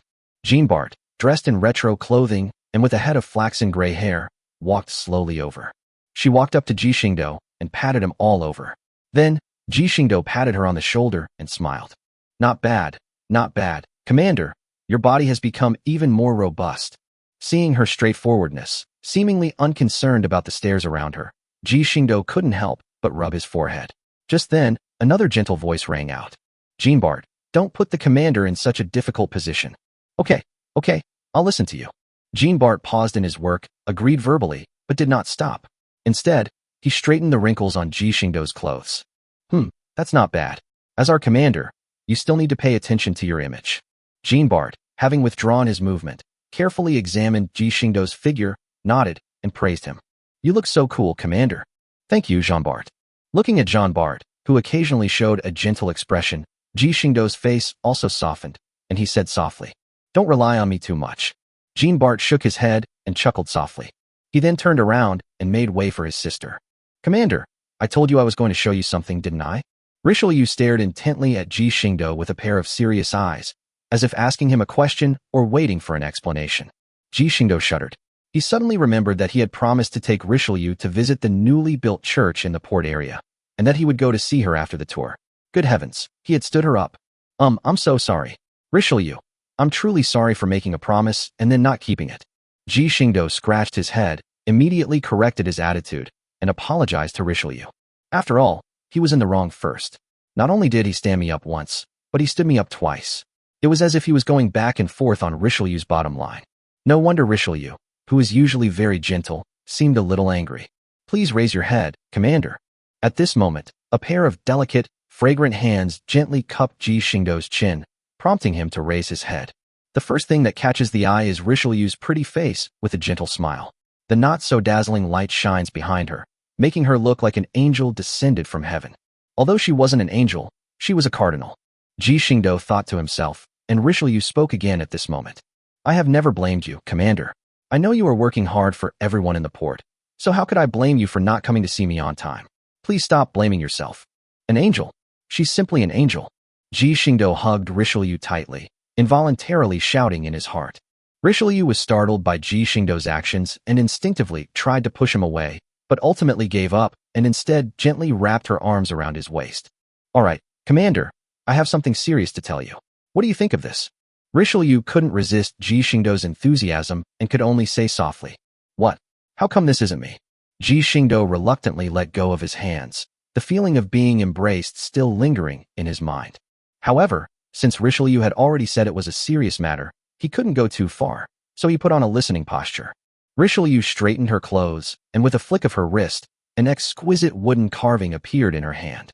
The wooden figure was wearing a long robe embroidered with gold, with its arms outstretched in front of it, looking like a savior saint. But then I looked at that face again, and lo and behold, that's me. When did I ever wear a robe like that? Looking at Ji Xingdou's puzzled expression, Richelieu simply chuckled. "Look at it, and see if it looks good. Anything you make is fine."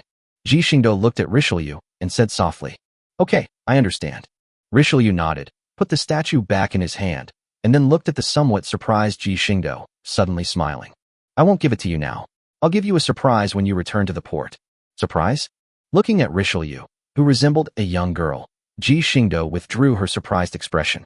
Oh well, as long as she's happy. Oh my, the commander is so popular. I'm so envious. Ying Rui, standing to the side, revealed a small canine tooth, leaned close to Ji Xingdou, and grinned mischievously. Really? I think you're pretty good too, Ying Rui. Ji Xingdou touched her hair buns and chuckled. Don't touch it. Commander, your hair will get messy again. Ying Rui rolled her eyes cutely, slapped away Ji Xingdou's mischievous hand, and said speechlessly, Sorry. Ji Xingdou smiled and apologized. All right, it's time to move on to the next step of our plan. After offering his greetings to the shipgirls, Ji Xingdou turned to the observer beside him and said softly, I also want to know how the commander plans to solve the swarm problem. You know how much these guys eat. Even if we brought over all the other sirens' supplies, let alone our port, we could barely keep up with their needs for movement. As for expanding the swarm, frankly, Commander, we can't afford to feed them. The observer kept calculating the insect swarm's food consumption and the port's reserve resources, and said helplessly, War is an expensive activity, especially when you're raising a swarm of insects, which is a huge money drain. This thing really doesn't hold back.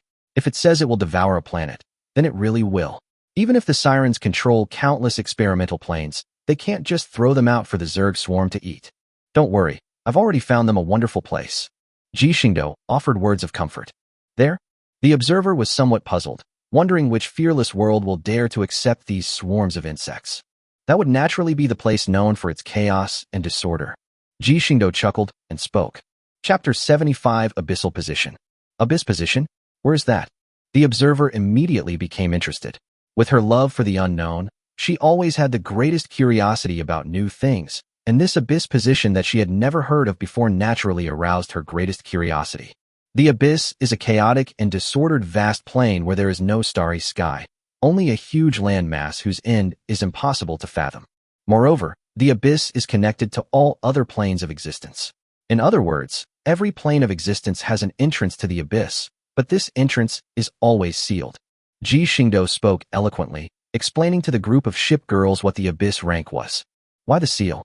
The observer seemed to have grasped some key points and asked with some doubt.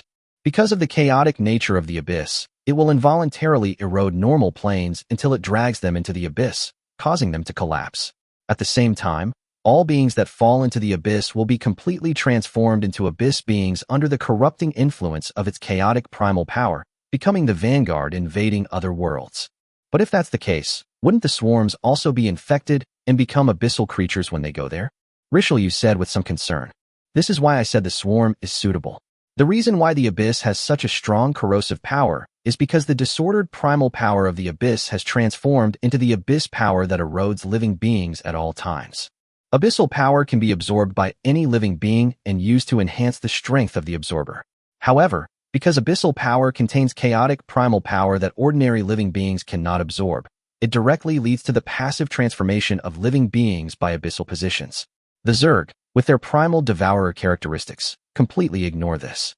Ji Xingdou looked at Lilith beside him and continued to explain. As long as the Zerg don't recklessly absorb the abyss power, but proceed gradually, avoiding corruption will be a piece of cake. Moreover, the abyss is large enough. With ample abyss power, other substances, and life forms, it completely meets the Zerg's development needs. Moreover, not all beings in the abyss are mad races. There are also lawful beings, such as devils and demons. Devil-demon? Aren't those creatures of hell? Richelieu said with some surprise. In the original plane, hell was the abyss, where the bloody battle between devils and demons continued. The main reason they fight each other incessantly is that demons belong to lawful evil, while monsters belong to chaotic evil. Lawful and chaotic factions have been mortal enemies since ancient times, which is the primary reason they have been fighting each other to the death. Although the corrosive power of the abyss is strong, it varies from person to person.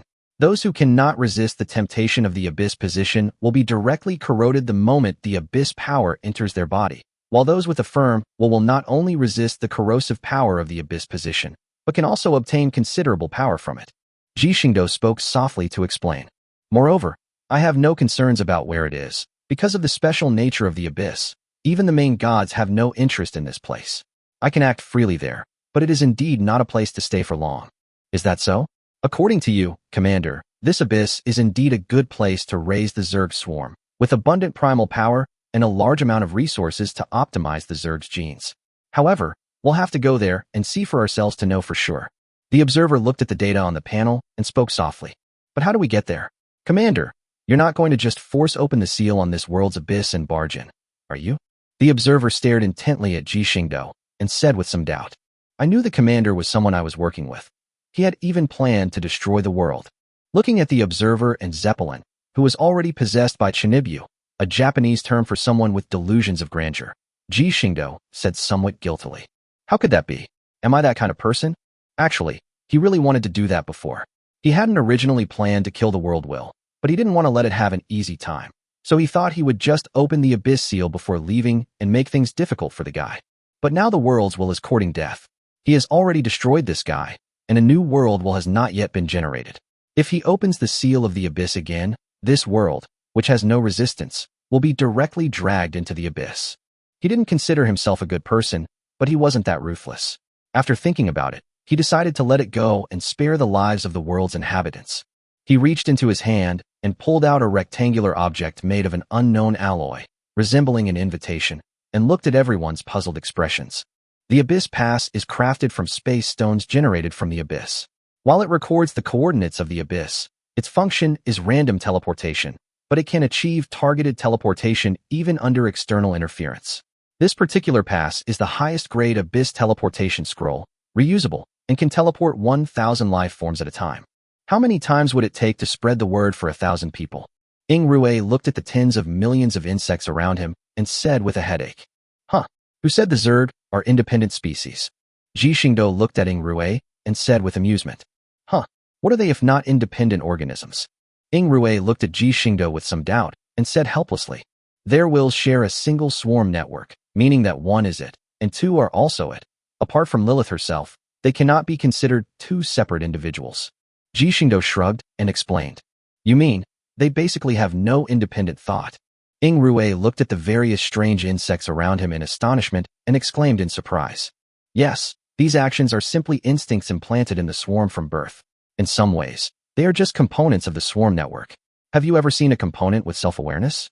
All their actions are completely controlled by the swarm network.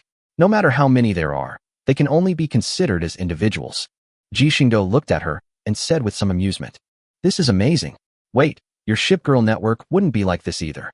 Ing Rue seemed to realize something, looked at Ji Xingdou with some fear, and said in a trembling voice, What are you thinking? It's just a remote communication channel, full of useless nonsense all day long. Seeing Ing Rue lost in thought, Ji Xingdou's face contorted with anger. He chopped her on the head with a chop, saying with a hint of disappointment, Ouch, ouch, I was just joking. Ing Rue was in so much pain that she immediately crouched down, clutching her head in pain. Her pitiful little eyes were fixed on Ji Xingdou, but Ji Xingdou completely ignored her resentful gaze. How dare you question my abilities? You deserve a beating. All right, enough fooling around. It's time to get going. Activate search marker. Teleportation initiation. With Ji Xingdou's continuous infusion of magic power, a gray mist gradually spread out, covering all the insectoids in the entire spatial interlayer in the blink of an eye. As the smoke gradually dissipated, the rock wall that had been covered with dark purple fungal carpet disappeared, replaced by an endless desolate land and a strange sky that was a mixture of gray and red. Welcome to the Abyss. Chapter 76, First Arrival at the Abyss, Construction of the Mother Nest. Is this the Abyss position? A glint flashed in the observer's eyes as she began to analyze the material structure of her surroundings. Data streams occasionally flashed in her eyes, and her face constantly changed various expressions. Lilith, let's build the mother nest here first. Ji Xingdou scanned the environment and the life forms scattered throughout the area with his divine sense and nodded in satisfaction. It not only has a large number of mining areas, but also lakes, forests, and other resources. It is rich in various resources and has many biological communities. Moreover, the creatures are not as powerful as demons and devils. It is a good place for early development. I understand, Your Majesty. After Lilith respectfully bowed to Ji Xingdou, she began to direct the Zerg to build their mother nest. The creep began to spread slowly along the surrounding area, and a large number of Zerg began to move. Some began building mother nests, while others began laying down fungal carpets. Some left in groups to go to the coordinates provided by Ji Xingdou to mine minerals or exploit living beings. Watching the swarm of insects begin to operate like a massive machine, Ji Xingdou nodded in satisfaction. Yes, the first step in the Zerg swarm's development is to devour everything around them first, and then expand outwards. With the almost inexhaustible resources of the Abyss, the Zerg's development will proceed unstoppably. However, he still has to do something now, since the swarm is not that strong yet. You have to know that the battle between demons and devils in the Abyss is a massive war with hundreds of millions or even billions of lives, and a single battle can last for thousands or tens of thousands of years. He needs to set up defensive magic for the mother nest, lest his home base be stolen before he's even fully developed, or he'll have nowhere to cry.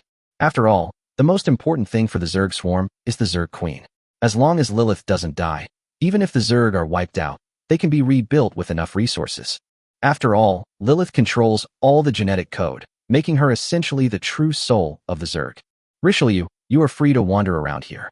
I need to set up a defensive array for the mother nest. After all, we can't let the mother nest get damaged. Ji Xingdou looked at them apologetically. After all, they had followed him to this place, and now he couldn't stay with them. It's all right, Commander. The mission is the priority. You don't need to worry about us. I'm also curious to see what hell is like. Richelieu looked at Ji Xingdou tenderly and smiled softly. Commander, I'll take a squad of Zerg out first. At this moment, the observer who had been analyzing the surrounding environment suddenly spoke up. After all, an unknown world was right in front of her, and she found it hard to resist the urge to go out and explore. Okay, I'll have Lilith send you a swarm of insects. If you encounter any danger, abandon them and return quickly, understand? Ji Xingdou nodded and gave some serious instructions. Okay. Watching the observer run off with a look of curiosity on her face, Ji Xingdou sighed, wondering if she would obediently listen to him. However, although a swarm of Zerg is not many, it still has 10,000 Zerg. At worst, they can all be sacrificed to buy some time. By then, I can quickly get to the scene, and there shouldn't be any major accidents. Turning his head, Ji Xingdou looked at the group of women who were eager to try, and even Richelieu's face showed a hint of interest. He shrugged helplessly. Since the Zerg swarm needs to gather resources anyway, you can come along if you want, but remember not to interfere too much with their work. As she said this, Ji Xingdou looked at Richelieu. After all, when it came to a sense of justice, Richelieu was the strongest among them. If the swarm wants to grow, it will inevitably devour other swarms, and the scene will certainly not be pleasant. He worried that Richelieu wouldn't be able to accept it. After all, she was a cardinal. It's all right, Commander, don't worry about me. Richelieu saw Ji Xingdou's somewhat troubled expression and understood his concerns, then spoke softly. I only know how to maintain a proper distance. The beings in hell are not on the same side as us, so I won't have any extra emotions. Richelieu gently stroked his face, a beautiful smile appearing on his lips. Moreover, I will carry out any order you give, even if it goes against my beliefs. Richelieu, Ji Xingdou choked, wanting to say something, but Richelieu gently covered his mouth with her hand, shook her head gently, stopping Ji Xingdou from speaking, and then turned and left. I will never betray my faith, except that my faith is you. Humph, this is great. Who knows, I might even find a way to destroy the world here. Zeppelin left with a wicked grin, while Ji Xingdou began to doubt whether his decision was right. Please, this is the Abyss realm. Destroying an entire plane of existence isn't easy. No, we can't let this problem-solving big sister really cause something serious. Thinking this, Ji Xingdou took advantage of the fact that no one was paying attention and directly cast a spell on her. This magic has no other function than to purify all malicious creatures and objects. I refuse to believe that you can find anything bizarre under these circumstances. My boys, let's go? Hiss. Just then, a cheerful voice rang out. The jubilant purification parent, leading a group of alien insects, ran quickly past Ji Xingdou. The hearty laughter was enough to show that purification parent had begun to let loose. If Ji Xingdou was worried about Richelieu because she couldn't accept the Zerg's ways, then he was worried about the purifier because he wondered if she could restrain herself. He could foresee the state of affairs that would ensue in the villages where the creatures of the Abyss gathered around the swarm. But who cares? In fact, the more chaos there is, the happier he is. With that in mind, Ji Xingdou issued an order to Lilith, instructing her to be ready to send additional Zerg to support the purification effort. After all, with her boundless energy, if left unchecked, she could wipe out all the surrounding forces without stopping for a moment. Shaking his head slightly, Ji Xingdou took out a stone that shimmered with a bright white light, and then hummed a little tune as he walked towards the base point of the magic array he had chosen. At that moment, a petite figure followed behind him, looking with great interest at the shimmering white stone in Ji Xingdou's hand. Interested in formations? Ji Xingdou raised an eyebrow, turned to look at Ing Rue, and said with a smile. Ing Rue nodded quickly in agreement. All right, let's go. I'll teach you the basics of formations. With that, Ji Xingdou took Ing Rue's fair and flawless little hand and continued towards their destination. Chapter 77 The Insect Swarm's Rampage Leaves Nothing Grown. A short, dark green headhunter demon sat on a small hillside with a gloomy expression, looking at his strong clansmen in the village not far away, who were constantly training themselves, hoping to make meritorious contributions in the next bloody battle. His expression became even more depressed.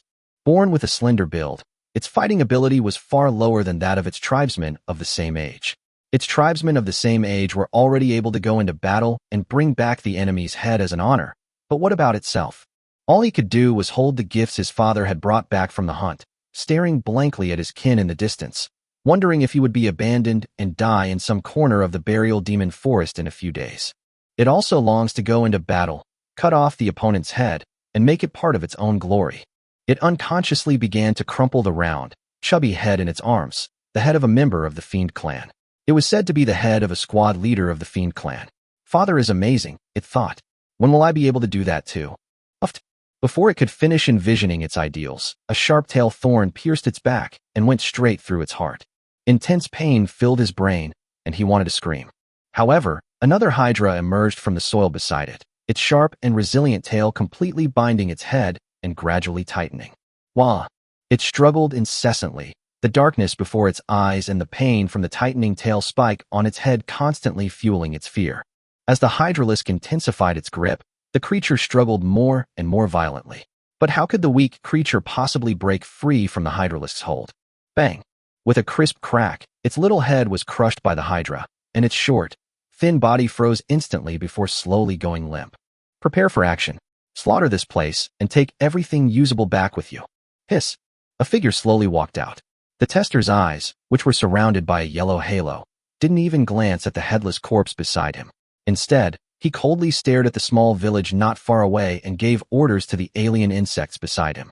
After receiving the order, the Zerg burrowed underground and headed towards the nearby village of the headhunter demons. The slaughter unfolded silently, without their knowledge. One by one, the headhunters were ambushed and killed by the Zerg. To the Zerg, these so-called headhunters were nothing more than meals. With their expertise in killing, it would be easy for them to steal an entire village. What are you things? Although the headhunter demon village chief noticed something amiss, unfortunately, the swarm of insects had already infiltrated beneath him. While he was still reeling from the sight of the corpses scattered throughout the village, 5 hydralisks burst from the ground, their sharp tails instantly piercing his limbs and chest. Dark green blood kept flowing from its body as it repeatedly questioned the alien insects in the common language of the abyss. Unfortunately, the Zerg do not understand the so-called abyssal common language, nor can they speak. They are born with only one skill: killing. Perhaps annoyed by the noise, the jumping insects burst out of the ground, their sharp mandibles tearing at the neck of the headhunter demon village chief. Soon, he was lifeless. Subsequently, all usable items and the corpses of the headhunting demons were dragged away from the entire village. In less than half an hour, only a few dilapidated thatched houses remained in the village, with no trace of any living creatures left. It was a complete operation of killing and funeral. Seeing the Zerg team return laden with supplies, the tester nodded, casually pulled over a Zergling, sat on it, and prepared to deliver the supplies first, while the others would return to continue. In this way, large quantities of supplies were transported back to the Zerg mother hive by the Zerg, and the Zerg cleaned up the area within a radius of 1,000 kilometers around the mother hive in just 3 days. Forget about any living creatures. They even looted everything on the ground, including rocks and trees that had any energy. Now, the diameter of the fungal carpet has exceeded 500 kilometers, and the number of alien insects has easily reached over 100 million. The entire insect swarm now has more than 150 million. Moreover, as Lilith consumes more and more other creatures and resources, she is constantly creating other different types of Zerg. For example, there are brain-eating worms that can parasitize a host to gain its memories and control its behavior. and there are also fire-specialized blasting worms, etc. It can be said that the Zerg's combat capabilities are becoming increasingly diverse, and Lilith has even begun to build the Zerg's biological warship, Leviathan. Once Leviathan is fully established, they will no longer be fixated on this small piece of land, but will instead take the initiative to attack using Leviathan. Seeing that everything was getting on track, Ji Xingdou nodded and said to Lilith, "Lilith, the swarm continues to develop, and I will not interfere too much. If you encounter any situations that you cannot handle, immediately call me from the swarm network, and I will tear through space to come immediately." "Yes, Your Majesty." Lilith lowered her proud head and offered her respect to Ji Xingdou. "Oh, and here's a piece of cake. Don't lose it. With it, I can always find your location and come right away." Ji Xingdou flipped his hand, revealing a small jade pendant. He then handed the pendant to Lilith and solemnly instructed her. After all, the swarm of insects is very useful, and there are some things that Ji Xingdou doesn't really want the Shipgirls to handle. The swarm is adept at this, such as assassinating an individual or wiping out an entire race. Moreover, they are numerous enough, act quickly enough, and leave no trace. After all, you were killed by the Zerg. What does that have to do with humanity? Zerg brand junk cleaner. Everyone who uses it raves about it. After a moment of reflection, Ji Xingdou turned to look at the Shipgirls who had followed him and said with a smile, "All right, girls, time to go home." "Boring." Zeppelin gave him a disgruntled look and stood there sulking to himself. She didn't know what was wrong, but in the 3 days she spent there, apart from the minerals scattered all over the ground, she didn't encounter a single living creature. Even the chaotic abyssal power that filled the sky seemed to see her as if she were a ghost. Wherever she went, the abyssal power would stay far away from her. This resulted in her gaining nothing, and even the Zerg that followed her were getting frustrated. "I followed them for 3 days and didn't get to eat a single piece of meat. I'm so frustrated." Seeing Zeppelin's displeased expression, Ji Xingdou touched the tip of his nose and chuckled twice. He knew exactly what was going on, but he dared not say a word, or he would probably get punched twice. Having switched to a new energy source, their 2 punches in their normal state are enough to exceed 1,000 tons. He didn't want to try it out to see just how painful that would be. With a casual gesture, she opened a spatial rift, and the observer, her eyes gleaming, took the lead and plunged into it. She could be said to have gained a lot. Now she had to rush back to her laboratory immediately. Watching the Shipgirls walk into the rift one by one, Ji Xingdou followed closely behind and stepped into the spatial rift. "Congratulations, Lord Master." Hiss. Chapter 78, The Beautiful Women of the Rose Sea. "Welcome back, Commander." When Ji Xingdou stepped onto the solid concrete ground of the port area again, Belfast, who had been waiting there, walked up with a smile and said softly, "Huh, Belfast, have you been waiting here all this time?" Ji Xingdou raised his hand to seal the spatial rift, then casually annihilated the chaotic origin that had seeped in from the rift. Looking at Belfast's smiling face, he asked with some doubt, "Of course, Commander, there are still many things that need your attention." Wait a minute. Give me some time to get used to how many files I need to handle." A bad feeling crept into his heart. Looking at the smiling Belfast, he asked tentatively, somewhat uncertainly, "Commander, don't worry, there aren't many documents. Less than 1,000. Less than 1,000 servings?" Looking at Belfast's devilish smile, Ji Xingdou swallowed hard. It seemed like 999 was still not 1,000. Should he make an excuse to slip away? As if she could read Ji Xingdou's mind, Belfast stepped forward and grabbed Ji Xingdou's right arm with her slender hands, speaking in a kind tone. "Commander, you can't shirk your responsibilities." "Haha, how could I? I'll just watch. Ji Xingdou gave an awkward laugh, but his heart was already aching to the point of tears. Damn official duties. "Don't worry, Commander. I will be by your side to help you complete your duties." "Thank you, Belfast." I'm so tired. It's finally over."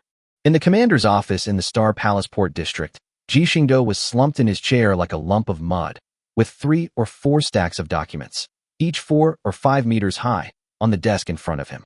Among them are various regulations issued by Dong Wang, as well as detailed tables of the dispatch of various materials in the port area during this period. There are also the needs of the Shipgirls in the port area.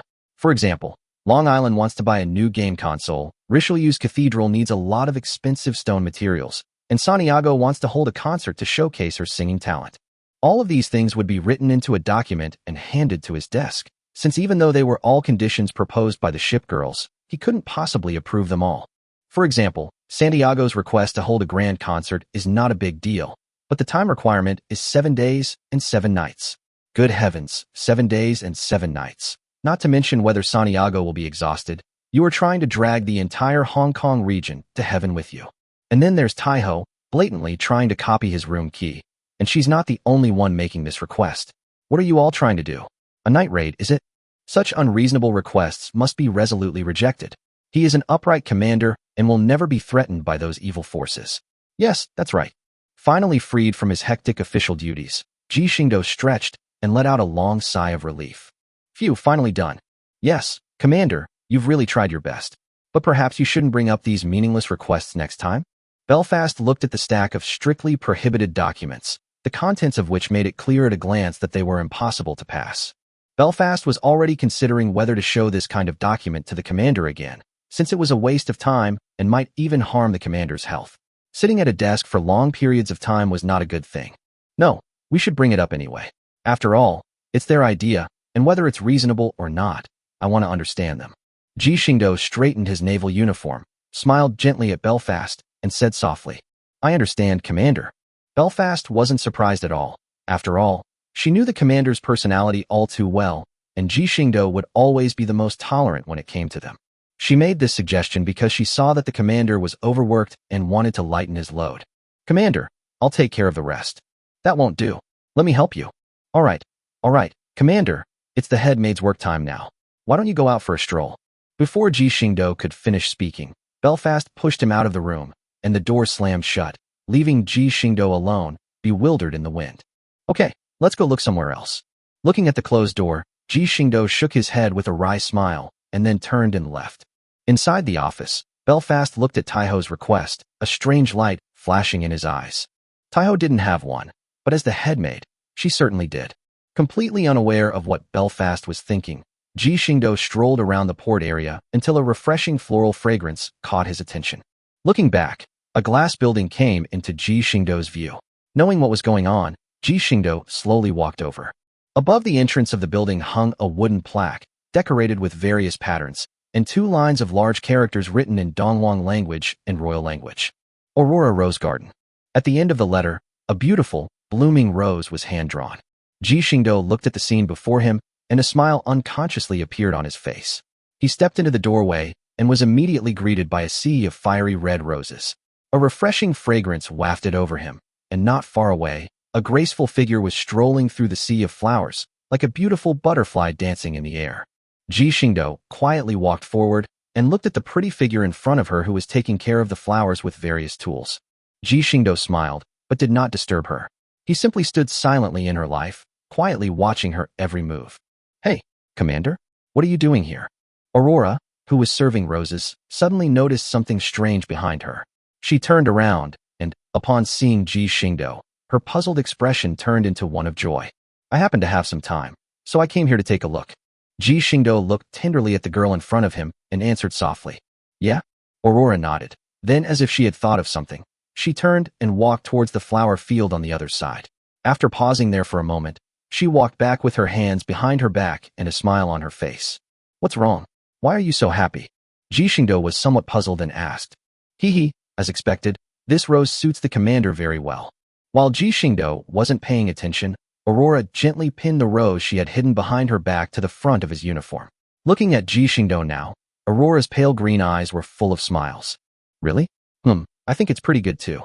Ji Xingdou lowered her head, looked at the vibrant rose on her chest, and chuckled softly. Since that's the case, then I'll present my return gift as well. Ji Xingdou raised his right hand, and with a gentle pinch between his thumb and forefinger, a rose slowly appeared between his 2 fingers. The thorns of the rose had disappeared, and she raised her hand to tuck the most beautiful rose in the garden into her pale golden hair. It added a touch of allure to Aurora's already charming and lovely face, making her even more radiant. Is it beautiful, Commander? Gently stroking the rose in her hair, Aurora's smile deepened. She twirled a few times, her large eyes blinking as she looked at Ji Xingdou. Nice. Simple, yet full of sincerity. Chapter 79 Idols. Faith. New ideas. After accompanying Aurora to admire her rose garden for a while, Ji Xingdou left and continued strolling around his port area. After all, it had been a long time since he had experienced such a leisurely life. Just then, a petite figure dressed in a white knight's uniform suddenly appeared in front of him, and a small hand grabbed him and pulled him away into the distance. Ji Xingdou raised an eyebrow, looking at the petite figure in front of him with a white horsehair headdress and long, light blue hair.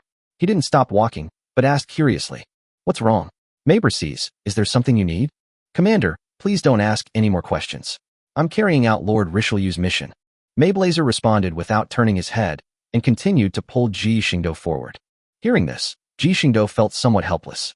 After all, Maybreeze admired Richelieu very much, and she would carry out the tasks Richelieu assigned her meticulously. At this point, even if he asked, it would be difficult to get any information.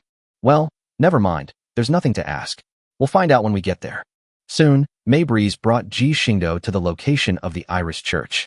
Looking at the magnificent church building, Ji Xingdou smiled slightly. "What's wrong, Commander? Lord Richelieu and a group of knights are waiting for you in the church." Seeing that he couldn't pull Ji Xingdou, Maybreeze puffed out his little face, turned around, and asked somewhat angrily, "Sorry, I was so engrossed in what I was watching." Ji Xingdou snapped out of his daze, looked at the sulking Maybreeze, smiled, and patted her head gently, and said with a warm smile, "Okay, you've passed. Come with me." Maybreeze blushed and pulled him towards the church entrance again. As soon as Ji Xingdou pushed open the church door, a magnificent scene unfolded before him. Sunlight streamed through the glass into the church, instantly illuminating the entire hall. The dazzling brilliance was like the holy light that shines upon the world when God descends, captivating all who beheld it. Ji Xingdou strode forward, walking through the brightly lit corridor. The light shone on him, making him appear like a god descended to earth, proud yet full of compassion for humanity. "You've arrived, Commander." Watching Ji Xingdou walk in the radiance, Richelieu closed the Bible in his hand with one hand, gazed at him tenderly, and said softly, "Ah, Richelieu, I've arrived. What? Do you need me, Commander, to officiate at the unveiling ceremony for the statue?" Ji Xingdou walked to the statue of Richelieu in front of the church, which was still covered with a red cloth, looked at Richelieu, and said softly, "Commander, do you remember I said I'd give you a surprise?" Richelieu smiled and gazed at him with deep affection. "Of course I remember." Ji Xingdou nodded and said solemnly, "So, today is the day I deliver the surprise I'm giving you." Richelieu gently stepped aside and lifted the red cloth covering the idol behind him. As the cloth fell, a familiar figure appeared before him. "Good heavens, isn't that me?" Ji Xingdou was stunned. He hadn't expected Richelieu to place his statue in this location. "Didn't that mean?" "Yes, Commander, you are the god I worship." Suddenly, the Lorraine cross appeared in Richelieu's hand. She planted the flag on the ground and was about to kneel down on one knee to pay her respects to Ji Xingdou. Behind her, Joan of Arc and Louis IX led the other members of the Free Iris, who were doing the same thing. This really terrified Ji Xingdou. Good heavens, even though I want to become a god, I never thought of developing my closest ship girls into believers. At that time, the ship girls in the port area will kneel down as soon as they see me. Just thinking about it makes me feel like the end of the world is coming. He instantly unleashed his magic, abruptly halting their movements. Seeing their puzzled expressions, Ji Xingdou said helplessly, "I'm telling you, you're my ship girls. Some of you are even my married ships. How could I possibly make you my followers? That's not the same thing." Richelieu smiled gently. "But we have already abandoned our previous beliefs, and if the commander no longer accepts us, where should we go?" "No, it's not that I accept you. It's just that something feels off to me." Ji Xingdou was somewhat frustrated because he couldn't explain it. Firstly, he didn't need to have faith to become a god, so whether he had faith or not was of little significance to him. Secondly, if your perfectly good wife suddenly becomes your believer, what should you do if you call her wife again? "You damn thing. You're just causing me trouble." Ji Xingdou cursed a certain deceased god in his heart. Looking at Richelieu and the others who were pious in front of him, and then at the statue that made him feel extremely ashamed, he could only say helplessly, "Okay, I agree for now, but only to you Iris fans, don't spread it around." "I understand, my lord." Richelieu smiled and was about to bow again, but Ji Xingdou stopped him. "Ahem. This god doesn't follow that kind of thing, and it won't be used anymore. Do you hear me?" Ji Xingdou coughed twice in a mock manner and spoke loudly to Richelieu and the others. "I understand, my lord." "It's so awkward." Ji Xingdou shook his body and put on a very awkward expression. Buzz. At this moment, a dazzling golden light shone from Ji Xingdou's body. 7 flowing energy threads emerged from Ji Xingdou's chest and slowly entered the chests of Richelieu and the others. As a strange throbbing sensation erupted, a wondrous feeling lingered in Ji Xingdou's heart. Richelieu and the others also began to bask in the radiance, their auras growing stronger and their power increasing. This aura. Good heavens, isn't this the aura of the Golden Tree's prayer? Exclusive to the Elden Ring? System, what the hell is this now? Looking at Richelieu and the others, Ji Xingdou immediately called out the system to question them. Beep. Don't you already know? It's the Golden Tree faith in the Elden Ring world. Bullshit. I've already killed the gods, so what's the point of having a Golden Tree faith? Ji Xingdou immediately retorted. He didn't resurrect Marika at all. He absorbed the Elden Ring. Good heavens, I not only inherited her divine position, but I also essentially inherited her faith. Ji Xingdou asked, somewhat incredulously. Beep. Otherwise, host, why do you think Marika was killed by you? And why the Golden Tree faith-based prayers can still be used in the Elden Ring? Isn't it because you inherited Marika's faith channel? Will they be okay? Beep. No. Since you haven't managed this faith channel since inheriting it, it has now been converted into a two-way energy channel. You can supply them with magic at any time, and you can also extract energy from their bodies to strengthen yourself at any time without any harm. Ji Xingdou carefully observed the energy connections on his body and opened the spatial rift in the Elden Ring world to thoroughly study the condition of the Golden Tree before finally making a decision. This is an energy link channel. Through this channel, Richelieu and the others can use the prayer abilities from the Elden Ring world and can also connect with his infinite magic source, which will directly boost their combat power. This also gave him an insight, since the various mysterious energies of the Shipgirls after their mystical transformation cannot be supplied by technological energy. The new energy crystals installed on the Shipgirls can at most improve their physical attributes, but cannot provide them with mystical energy functions. This situation, however, has provided him with a good new idea. Chapter 80 Powerful Support Abilities. However, we still need to see if this new idea can be implemented. Ji Xingdou watched Richelieu and the others bathe in the golden light of the tree, constantly observing their condition to prevent any unexpected events from occurring. Soon, the holy light gradually dissipated, and Richelieu and the others slowly opened their beautiful eyes, looking at their hands with some surprise. So Richelieu, are you all alright? Ji Xingdou hurriedly stepped forward and grabbed Richelieu's flawless white wrist. A surge of magic slowly entered Richelieu's body, constantly probing his physical condition. Yes, there's nothing unusual. After examining the group, Ji Xingdou found nothing unusual. Just then, Richelieu's gentle voice rang in his ear. Is this the power that my lord wields? I guess so. Ji Xingdou scratched his head. After all, he had dabbled in all sorts of things, so it was normal for him to have a little bit of prayer-like abilities. However, reality is not a game. Because he had little interest in the Golden Tree faith, the prayer-based abilities he used were never very strong, with their power and effects being only about half, or even less of the original. With the support of the Golden Tree, he can easily exert all his abilities to fulfill these prayers. However, his consistent habits led him to choose magic as his primary focus, even though he personally preferred the cultivation system. By the way, could you please use the prayer from the Elden Ring world? Just now, while receiving your energy transmission, I did receive some new knowledge. Richelieu thought for a moment, then nodded.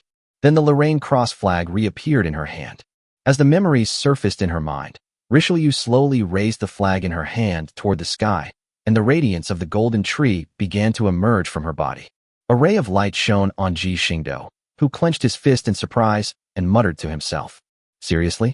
Even I can increase my attack power?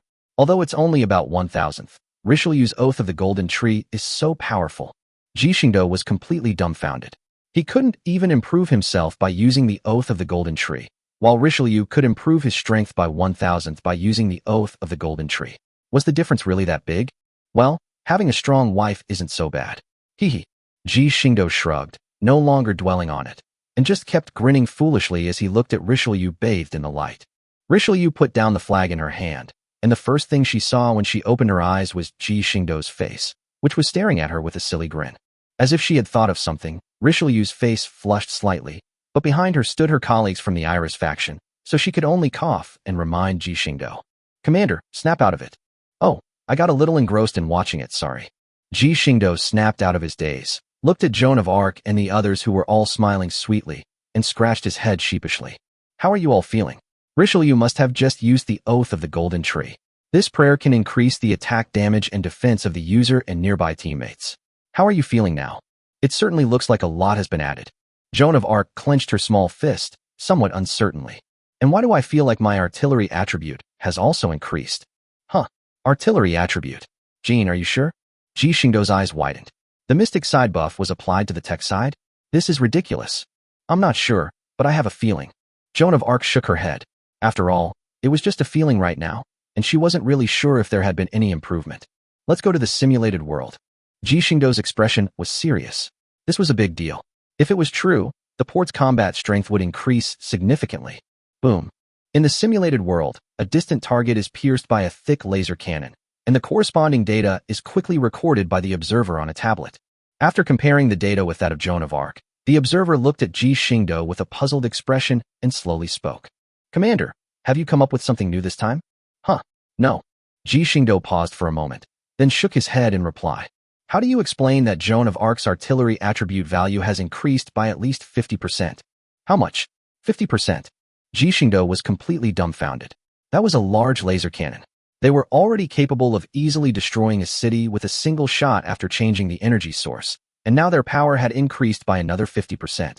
If we were to fight the insect swarm now, we'd probably wipe them all out in no time. Ji Xingdou, with an unusual expression, recounted what had just happened at Iris. The observer was also somewhat bewildered, looking at his data panel and then at Richelieu, who was still smiling, and said meaningfully, although I know that most of the mystical forces cannot be solved with technology, I truly did not expect that the two forces would actually merge together. The question now is, how far can Miss Richelieu's prayer abilities extend?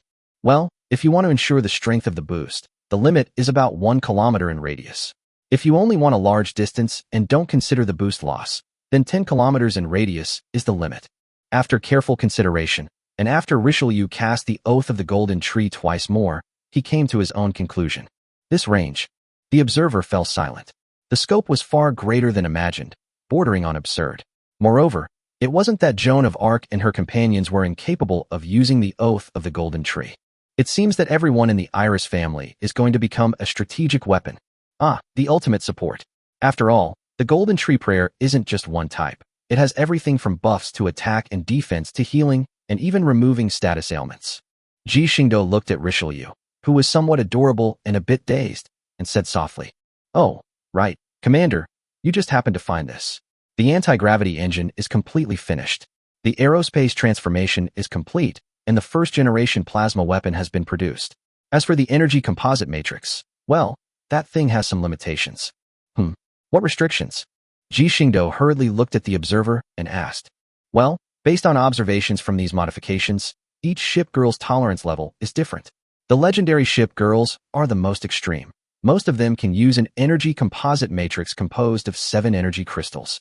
In contrast, most of the smaller destroyers in the Sakura Empire faction, essentially the kindergarten class of Sakura Empire, can only withstand an energy composite matrix composed of 3 energy cores at most. The difference is enormous. The observer retrieved the data from the relevant experiment, handed it to Ji Xingdou, and spoke softly. The Soul? Chapter 81 Large-Scale Construction and Renovation begins. Soul? Ji Xingdou frowned slightly as he looked at the various data in front of him and finally came to a conclusion. That's right, it's the Soul, Commander. The observer nodded and continued. Although our current technology cannot manipulate the soul deeply, we have drawn the following conclusions from comparing the mental strength of the people in the port area. The stronger the initial rank, such as the legendary Shipgirls, the stronger their souls will be compared to other Shipgirls. The other Shipgirls, that is, the white-skinned ones, will have much weaker spiritual power. The stronger one's mental strength, the stronger one's physical endurance. Conversely, if one's mental strength is insufficient and one forcibly uses power far exceeding one's own, one will be overwhelmed by the energy and die. This was something I overlooked. Ji Xingdou nodded. In fact, this was the same for cultivators like him who were striving to become gods. Just like him, he possessed spiritual power, physical strength, and total magical power far exceeding his class. Therefore, he can even transcend ranks and forcibly use divine skills of the fallen god level, while some demigods, let alone divine skills, can be driven to the brink of death by even casting a forbidden spell. After all, large-scale forbidden spells are usually released by several demigods working together. Otherwise, the energy consumption would be enough to drain an ordinary demigod dry. However, even though he knew the answer, Ji Xingdou didn't have any good methods. He did have some methods for honing his mental strength, but those would take a considerable amount of time. But having something was better than having nothing. Upon hearing Ji Xingdou's method, the observer nodded in agreement. Having a method was indeed better than having no method at all. All right, let's stop worrying about it and start the modification process first. No, Commander, I think we should summon all the shipgirls first. Judging from this war with the Zerg, we have far too few people. That's true. It was definitely my oversight. Let's go. This time we must bring everyone back to the port. In the construction room of Xingdou port, the roar of machinery continued to ring out, and the shipgirls that Ji Xingdou originally had in the port were constantly being summoned back to Ji Xingdou's side. This summoning lasted for 2 days and 2 nights. When the last batch of materials was put in, a dazzling light burst out. Even Ji Xingdou breathed a sigh of relief. After all, this large-scale construction was also a physically demanding task. Kronstadt, a supercruiser belonging to the Northern Union. Powerful firepower isn't my only value. After fighting side by side, I'm sure you'll understand better, Commander. With a powerful introduction, a tall figure slowly walked down from the construction platform and stood in front of Ji Xingdou. Seeing how energetic you are, Commander, has really lifted my spirits. Kronstadt looked at Ji Xingdou, gave him a bear hug, and laughed loudly. Kronstadt, welcome back to the port. Ji Xingdou felt her broad-mindedness and shook his head with a smile. Everyone in the port area has returned to my side now, except for you. Let's go to the main hall. A grand welcome ceremony is being held there. Really? Then I can't be absent. Kronstadt released his arms from Ji Xingdou, his blue star-like eyes flashing as if he were asking something. Enough vodka. I knew the commander wouldn't forget. Forgot? Who doesn't know that the Northern Union is a major vodka enthusiast? If they could, they would even dare to add vodka as fuel to the ship's equipment. Fortunately, the port no longer uses petroleum energy. Otherwise, he would really have to keep an eye on them at all times to prevent them from causing any trouble. After this grand welcome banquet, everyone who had just arrived in the port area understood the current situation there. While it's impossible to become friends with the observers immediately, at least they won't be hostile to each other upon meeting. 3 days later, the busy Ming and the observer finished modifying the original shipgirls. Meanwhile, the first batch of shipgirls who had completed their upgrades from the training grounds arrived at the laboratory. Helpless, Ming and the observer were once again plunged into arduous work. Moreover, this time is different from before, since they can't directly equip new shipgirls with aerospace modification cores. Therefore, the modification process could only proceed gradually from the beginning, and it was already a week later when all the shipgirls had completed their modifications. I'm so tired, Meow. Ming collapsed onto the lab table and fell asleep almost immediately. The observer and her experimental counterpart, however, still seemed quite energetic. After all, she was a true robot and didn't seem tired at all. Ji Xingdou gently picked up the sleeping Ming Meow, tenderly stroked her little face, and turned to look at the observer who was looking excited. You should take a rest too, observer. No time. I'm almost done figuring out the secrets of this space stone I got from the abyss. Once I've completely cracked its secrets, our defenses will be able to take another step forward. Space distortion shield. I was still wondering where to find materials that could interfere with space, and here I am, Commander. Remember to tell the Zerg to keep all the space stones. They'll be very useful. The observer shouted loudly at Ji Xingdou without turning his head. No. Ji Xingdou shook his head. No one could stop the observer in this state, and the space distortion shield was indeed very strong. It can easily distort all attacks. As long as the opponent doesn't break the limits of the distorted space, trying to harm the protected one behind it is nothing short of a pipe dream. How did Ji Xingdou know? He has a magic spell that can distort space and block attacks, but ordinary attacks can't break through his defenses anyway, so he hasn't used it much. Stepping into the spatial rift, Ji Xingdou appeared directly in Ming's dormitory. After personally taking off her shoes and socks and covering her with the quilt, Ji Xingdou kissed her delicate face and then disappeared from Ming's room, leaving the exhausted Ming chuckling foolishly in her sleep. As night fell, Ji Xingdou, lying in bed, received a message from Lilith from the Zerg network. My lord, the first biological warship, Leviathan, has hatched. The swarm size has reached 210 million. Please give your orders, my lord. Within the Zerg swarm network, a message from Lilith appeared in Ji Xingdou's mind. Ji Xingdou could only marvel at the speed at which the Zerg swarm was expanding before responding. Let's execute the intrusion plan. After all, I think there aren't many resources left in the area. Yes, Your Majesty. There are no resources left in the surrounding area within a 10,000-kilometer radius. Oh, right. Send me a copy of your warp and teleportation technologies. I'll keep them for research. Also, if you find any more space stones, remember not to consume them. Keep them. I have a very important use for them. Understood, my esteemed lord. Immediately afterwards, a large amount of data was transmitted by Lilith. While Ji Xingdou was lying in bed organizing the information in his mind, His bedroom door was easily opened from the outside. Chapter 82 Belfast's Night Raid, Summoning Research Shipgirls. Quietly opened the door. Ji Xingdou's door was gently pushed open with the help of a key. In the darkness, a figure crept in stealthily, making no extra noise as she was used to this way of walking. The figure closed and locked the door, then skillfully made its way towards Ji Xingdou's room. The visitor was quite pleased to see the door ajar, as the commander sometimes closed his bedroom door to sleep. Now that the door was open, it was easier to observe the commander's condition. She quietly crouched by the door frame, peeking out with her head. What she saw was Ji Xingdou lying motionless on the bed, receiving knowledge from the insect swarm. Looks like the commander is asleep. Night raid begins. The visitor muttered to himself in a low voice, then boldly walked into the bedroom and looked at Ji Xingdou, who was lying on the bed with a peaceful expression, and muttered to himself, "I'm about to start, Commander. Strange, why do I have such a strange feeling?" Ji Xingdou, who was receiving data from the Zerg swarm, was somewhat puzzled. Could this Zerg network also simulate senses? It really had some strange functions. The swarm network doesn't have this feature, so it can't be used by the Overlord. At this moment, a message came from Lilith's will, and Ji Xingdou instantly felt a bad premonition. He immediately snapped out of his daze, and as soon as he opened his eyes, he saw Belfast about to sit down. "Belfast, what are you going to do?" Ji Xingdou was interrupted before he could finish speaking, and soon he was speechless. "Belfast, you're not a Radiant class character either." Ji Xingdou put his arm around Belfast's shoulder and rolled his eyes.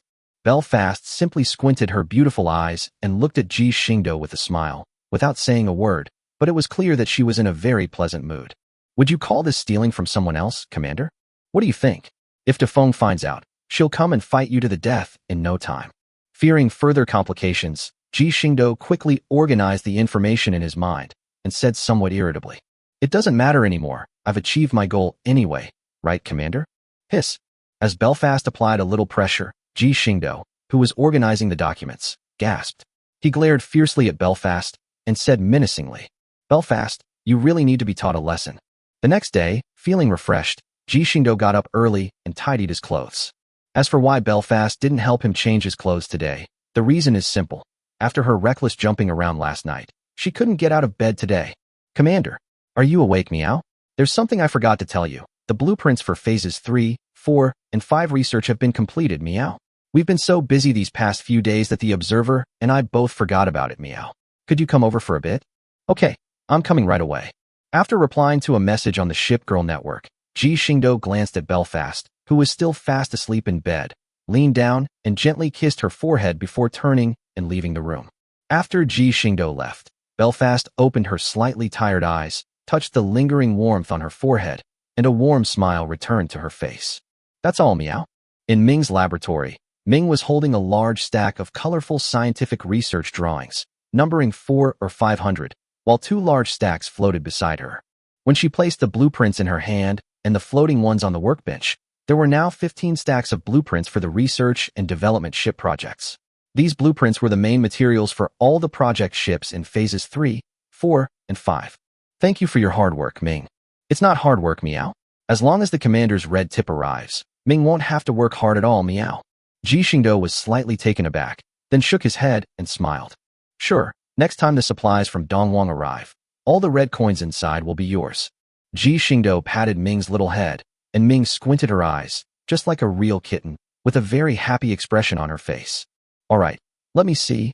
Who should I summon first?" Ji Xingdou looked at the research blueprints in front of him, not dwelling on them too much. He casually picked up the stack closest to him and walked towards the research Shipgirl summoning device not far away. "Here you go, Meow." When Ji Xingdou placed the Shipgirl blueprints in the corresponding scanning slot of the machine, 5 Rubik's Cubes and a large amount of supplies suddenly floated in front of him. Ji Xingdou glanced at Ming Miao's smiling face, and a smile also appeared on his face. This is the mystical ability that Ming awakened, namely telekinesis. With this power, her research becomes much easier, like this, completely freeing her hands. She can even manipulate different objects to do different things. For example, you can control a pen here to write down experimental materials, and control a pair of gloves there, which can be operated on a control panel. Controlling objects and taking things is just the simplest application. Ming can now use her telekinesis to its fullest potential. He reached out and took the Rubik's Cube and the supplies, then threw them all into the feed chute. Ji Xingdou then began to channel his magic into the device. Soon, a flash of light appeared, and a figure slowly emerged from the summoning platform. Darling, it's been so long. Have you missed me? The figure on the summoning platform suddenly leaped down, and the next moment, his entire body pressed tightly against Ji Xingdou's.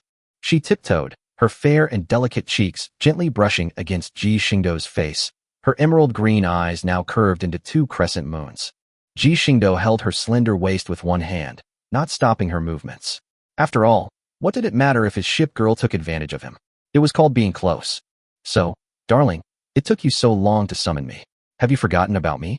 She turned her face away, a questioning expression on her face, and asked with a hint of disdain. Cheshire. Ji Xingdou was startled. It seemed I really had forgotten, but I couldn't say that. Humph, it seems you really have forgotten, darling. Tell me, how should I punish you? Cheshire wore an "I knew it" expression. His right hand fingers gently clenched like a cat's paw, and lightly tapped his chest, chuckling mischievously. Hey, how can you call that forgetting? It's just that the port area is very busy. Come on, Cheshire, let me tell you about the current situation in the port area. Seeing that things were not going well, Ji Xingdou immediately changed the subject and talked about all the problems that the port area was facing and the major events that had occurred.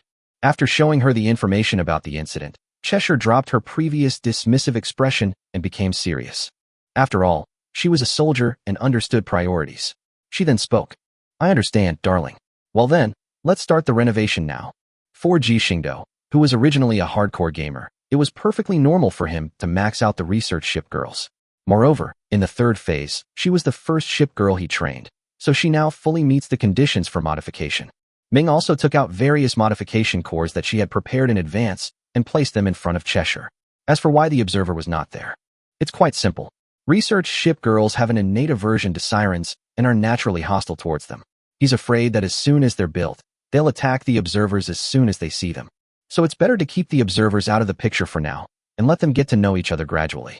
Their animosity will naturally dissipate. After all, that's how the first and second generation of Shipgirls got through it. Chapter 83 The Poet, Attacking High and Defending Low, Eggle. Looking at Cheshire, which had already begun its transformation, and Ming, who was constantly recording Cheshire's physical data, Ji Xingdou nodded. Then, he picked up a stack of scientific research drawings and placed them in the designated spot on the construction machine. Another roar followed by a burst of light, and a tall figure appeared on the construction platform. You're the hero, aren't you? I'm Breast from the Free Iris. Since fate has brought us together, let's get along well. A very gentle voice, tinged with a hint of joy, rang in Ji Xingdou's ears. As the mist slowly dissipated, a figure dressed in white, resembling a wedding dress, and frankly, I think it really did look like one, stepped down. Her long, golden hair cascaded down her shoulders, and behind her, two large wings fluttered high, making her seem to radiate a holy glow. She slowly moved closer to Ji Xingdou, her pointed ears twitching like an elf's, and her light blue eyes were full of smiles as she spoke. My lord, what experiences do you have that I can draw inspiration from for my poetry? Looking at Breast's eager face, Ji Xingdou smiled. Of course there are many, for example. Ji Xingdou then repeated what he had just said to Breast. Breast's beautiful eyes widened as she listened to Ji Xingdou's narration, nodding gently, her expression changing from time to time as the story unfolded. Finally, when Ji Xingdou finished speaking, Breast nodded with satisfaction and said happily. As expected, the hero's daily life is always accompanied by exciting adventures. I'm really looking forward to the hero's next adventure. It's sure to be excellent material. No, it's our adventure. Ji Xingdou denied it. An adventure with a hero? Breast stared intently at Ji Xingdou's face with her beautiful eyes. When she saw his serious expression, Breast suddenly smiled. Yes, I'm really looking forward to my adventure with the hero. After saying that, Breast walked to Ming's side, ready to begin her transformation. Ji Xingdou smiled and shook his head, then casually summoned a stack of research blueprints and continued his previous work. As the light shone, a slightly seductive voice echoed in Ji Xingdou's ears. Oh, let me see who's calling me. Oh, it's the commander. Hee, Commander, have you missed me? As the fog dissipated, the sound of high heels on the ground gradually rose, and a black figure broke through the thick fog, heading straight for Ji Xingdou. She was wearing a black bodysuit, with long silver-white hair draped around her waist with a strand of red highlights, and two curved black dragon horns on her head. Her golden eyes held a hint of mockery, and her face was captivatingly alluring as she stared seductively at Ji Xingdou. Ji Xingdou smiled slightly and did not reply, but his movements were unusually swift as he stepped forward and embraced her slender waist. Hee, I didn't expect that after so long. Commander, you have grown to this extent. Eggle was startled, but quickly regained his composure and continued in a forceful tone. Ji Xingdou didn't speak, but just chuckled and began to gently caress the silk dress around Eggle's waist with his hand. It feels really good. Ji Xingdou silently commented in his heart. Commander, you're getting bolder and bolder. Eggle felt the ticklish sensation on his waist, his face instantly turning bright red, and his voice trembled involuntarily, but he had no intention of admitting defeat. Oh ho! Ji Xingdou raised an eyebrow in surprise, looking at Eggle, whose expression was already somewhat flustered, and a wicked smile appeared on his lips. He slowly moved his face toward Eggle, grabbing her chin with his left hand to prevent her from running away, effectively pinning her to the spot. Ayah! The intense stimulation made Eggle instantly dizzy, and his pupils began to dart around wildly. He was on the verge of fainting. At that moment, a warm touch came from her forehead. Eggle shyly opened her eyes, and the first thing she saw was Ji Xingdou's wicked smile. You keep provoking me every day. Ji Xingdou stroked her soft, silvery white hair and said with a smile. Still flushed, Eggle hurriedly left his embrace, glanced at him furtively, and then quickly walked towards Ming, looking completely timid. But Ji Xingdou knew very well that she would soon return to her normal self, a typical example of someone who was both bad at the game and loved to play. Looking at Eggle, who would glance at him every now and then quickly turn his head away, Ji Xingdou shook his head and chuckled, then beckoned over a stack of scientific research drawings. Well, the large-scale construction is about to continue. As one research ship girl after another appeared, Ming gradually quickened her pace, and finally, by evening, all the research ship girls had been modified. Looking at the ship girls whose ship equipment was completely renewed and who had gained powerful strength, Ji Xingdou's smile widened. Ji Xingdou found it rather amusing, especially watching their bewildered expressions as they adapted to their new ship equipment capabilities. This is actually quite normal. After the aerospace transformation is completed, the ship girls not only gain the ability to fly freely, but the warships themselves are also gradually moving closer to becoming interstellar warships. Whether they are aircraft carrier girls, battleship girls, or frontline destroyers and cruiser girls, they are now equipped with various advanced technological heavy cannons and have the ability to unleash fighter squadrons. After all, this is an essential capability for space-based and even interstellar ships. Therefore, the ship girls need to adapt. After all, although they are naturally able to use these weapons after the modification, the inertia of their previous battles will also affect them. Just like before the remodel, she was a battleship girl who would constantly use laser cannons and plasma cannons to attack, ignoring the fact that she also had a fighter squadron. This is definitely not advisable. After all, laser cannons and plasma cannons are too powerful, especially plasma cannons, which are among the best. If the Empress and other legendary ship girls were to use it, it would be combined with the energy composite matrix linked by the 7 energy crystals. In this situation, they could easily sink an entire continent with just half the power of their plasma cannons. After all, the output efficiency increases linearly with each additional energy crystal core added to the energy composite matrix. To this, Ji Xingdou could only say, "No, I'm a watcher. I'm the one who maintains peace across the world. I'm really not a Paradox Interactive war criminal. I want to eliminate illegal transmigrators and the main god space, but I'm not so ruthless as to think I'd rather kill 100 million innocent people than let one guilty person go free. Therefore, the plasma cannon, which serves as the main gun, is now purely a strategic decoration. Otherwise, its power would be too great and would be against the natural order. How could a civilized person like him, who wouldn't even carelessly throw around a nuclear bomb, so casually use such a weapon? Anyway, he believed it. Let me look for information on antimatter weapons. Ji Xingdou thought to himself. Chapter 84 Exchange Homeport. Information on antimatter weapons? Oh my god, right. The aerospace transformation is already complete. How can it not have a proper aerospace homeport? While searching for antimatter weapons, Ji Xingdou suddenly realized that he didn't yet have a base that he could move around at will, and such a large-scale aerospace homeport was clearly the best choice. Let me look. After Ji Xingdou entered keywords into the system store, more than 10 search terms appeared in front of him. He opened the first term in order, and a beam of illusory light shone from the system panel, presenting a virtual 3D image in front of him. What kind of cat is this? Ming, who was organizing experimental data, glanced at it, and was then drawn to the complex virtual 3D graph. She kept observing the graph in front of her and suddenly spoke up. Commander, shift the map horizontally a bit, meow. Upon hearing this, Ji Xingdou followed Ming's instructions, making a swipe with his hand. As the diagram shifted horizontally, the structure it represented changed. Ming then took out a tablet and began recording various data on it. Move sideways again, meow. With Ji Xingdou's cooperation, Ming's data recording speed increased.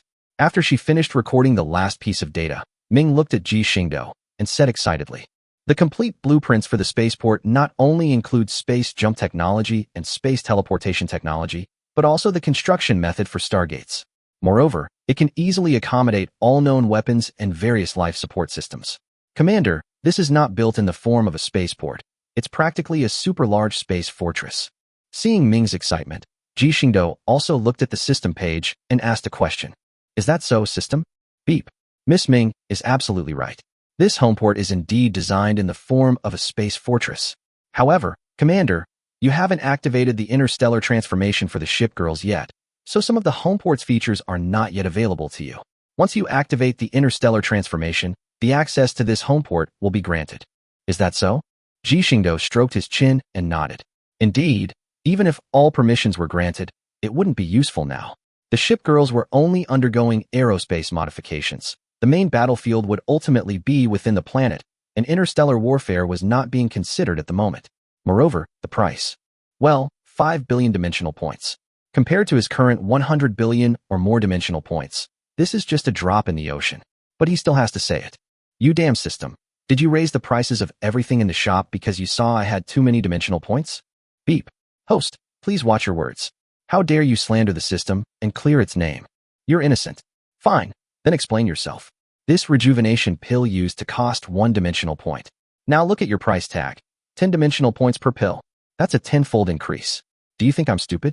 Ji Xingdou pointed at the displayed price of the rejuvenation pill and roared at the system. Beep. Where's the 10-dimension point? You must be seeing things. The system screen flashed, and the price of the rejuvenation pill, which was originally priced at 10-dimensional points, was directly changed to 1-dimensional point. You damn system. You're not even going to put on an act anymore, are you? You're changing prices right in front of me. Seeing this, Ji Xingdou was so angry his nose almost crooked. Damn it, changing product prices right in front of me. You're a real bastard. Beep. There was a bug on the product page, but it's been fixed now. It's been changed back? After Ji Xingdou brought up the page for the space-based homeport, his face immediately darkened. The number after the space-based homeport had changed to 4.99999999999. So you just gave me a discount of 1-dimensional point, and you're using it as hush money? Finally, after another round of mutual insults, the system made its biggest concession, gritting its teeth and giving up 100 million in profits, and then tearfully earning Ji Xingdou at least 4.7 billion dimensional points. You're such a scoundrel. Don't think I don't know how much you've earned. You'd better work harder in the future. Ji Xingdou glanced at the home port in the storage space, then at the system, and said indifferently. The system did not reply, but silently closed the store page. After all, they were old partners who had worked together for quite a long time. Back then, Ziyuan had been monitoring the connection between the system and Ji Xingdou. Even so, Ji Xingdou and the system still managed to outmaneuver her. The current bickering actually started back in the Elden Ring. After all, that messed up world is too oppressive. If you don't find something to do, it's really easy to drive a person crazy. Therefore, the tacit understanding between Ji Xingdou and the system is extremely strong. Let's go check out my new fun gadgets. Ji Xingdou snapped out of his thoughts, glanced at Ming and the group of research shipgirls, and smiled gently. Commander, what's the matter that you summoned us here in such a hurry? I've made some progress in my research on that space stone. The observer who rushed over looked at Ji Xingdou with a helpless expression. After all, just when things were at a critical moment, Ji Xingdou issued the order to assemble, which forced her to temporarily put aside her work and come here immediately. Sorry, but I have something good I'd like to show you. Ji Xingdou touched his nose and said somewhat apologetically. What is that, Commander? Upon hearing this, the observer also became somewhat interested. After all, the system had never disappointed her. This is it. Ji Xingdou raised his hand towards the azure sky and waved it, creating a huge shadow that directly blocked out the blazing sun. Even the most knowledgeable observers were stunned, their eyes filled with the constant flow of data as they frantically analyzed the data of the behemoth above them. Wow, what is that? It's huge, and it can fly. Santiago looked up at the home port in the sky, his face blank with a dazed expression. Seeing the shocked expressions on the faces of the ship girls, Ji Xingdou chuckled. After all, this home port covers an area of 10,000 square kilometers, and its original purpose was to dock large starships. The prototype ships for the ship girls are now over 1,500 meters long, so if the home port is not big enough, it will be impossible to dock their prototype ships. Activate the space teleportation device. As soon as Ji Xingdou finished speaking, a beam of light descended from the home port in the sky, directly enveloping Ji Xingdou and the group of ship girls. The next moment, they vanished from the spot. In less than a second, the ship girls were surprised to find that the fiery red sun was once again hanging high above their heads. However, it seemed that this time they were even closer to the sun. Looking down, the road surface in the port area had turned into hard metal, and a light stomp on it produced a crisp sound. Commander, you've really given me a big surprise. Chapter 85. Can't afford to raise them, a new mission. The observer continuously scanned and analyzed the massive homeport beneath its feet, while Ji Xingdou timely notified the homeport's built-in intelligent AI to open all permissions, allowing the observer to better analyze the current information of the homeport. After a long while, the observer let out a long sigh and looked at Ji Xingdou with a complicated expression. Commander, with just this one homeport, the crisis in the original world could probably be resolved. After all, it was originally a space fortress in the universe, and among its built-in weapons was a main cannon capable of destroying a star. As for secondary laser cannons, laser secondary cannons, and plasma heavy cannons, there are countless of them.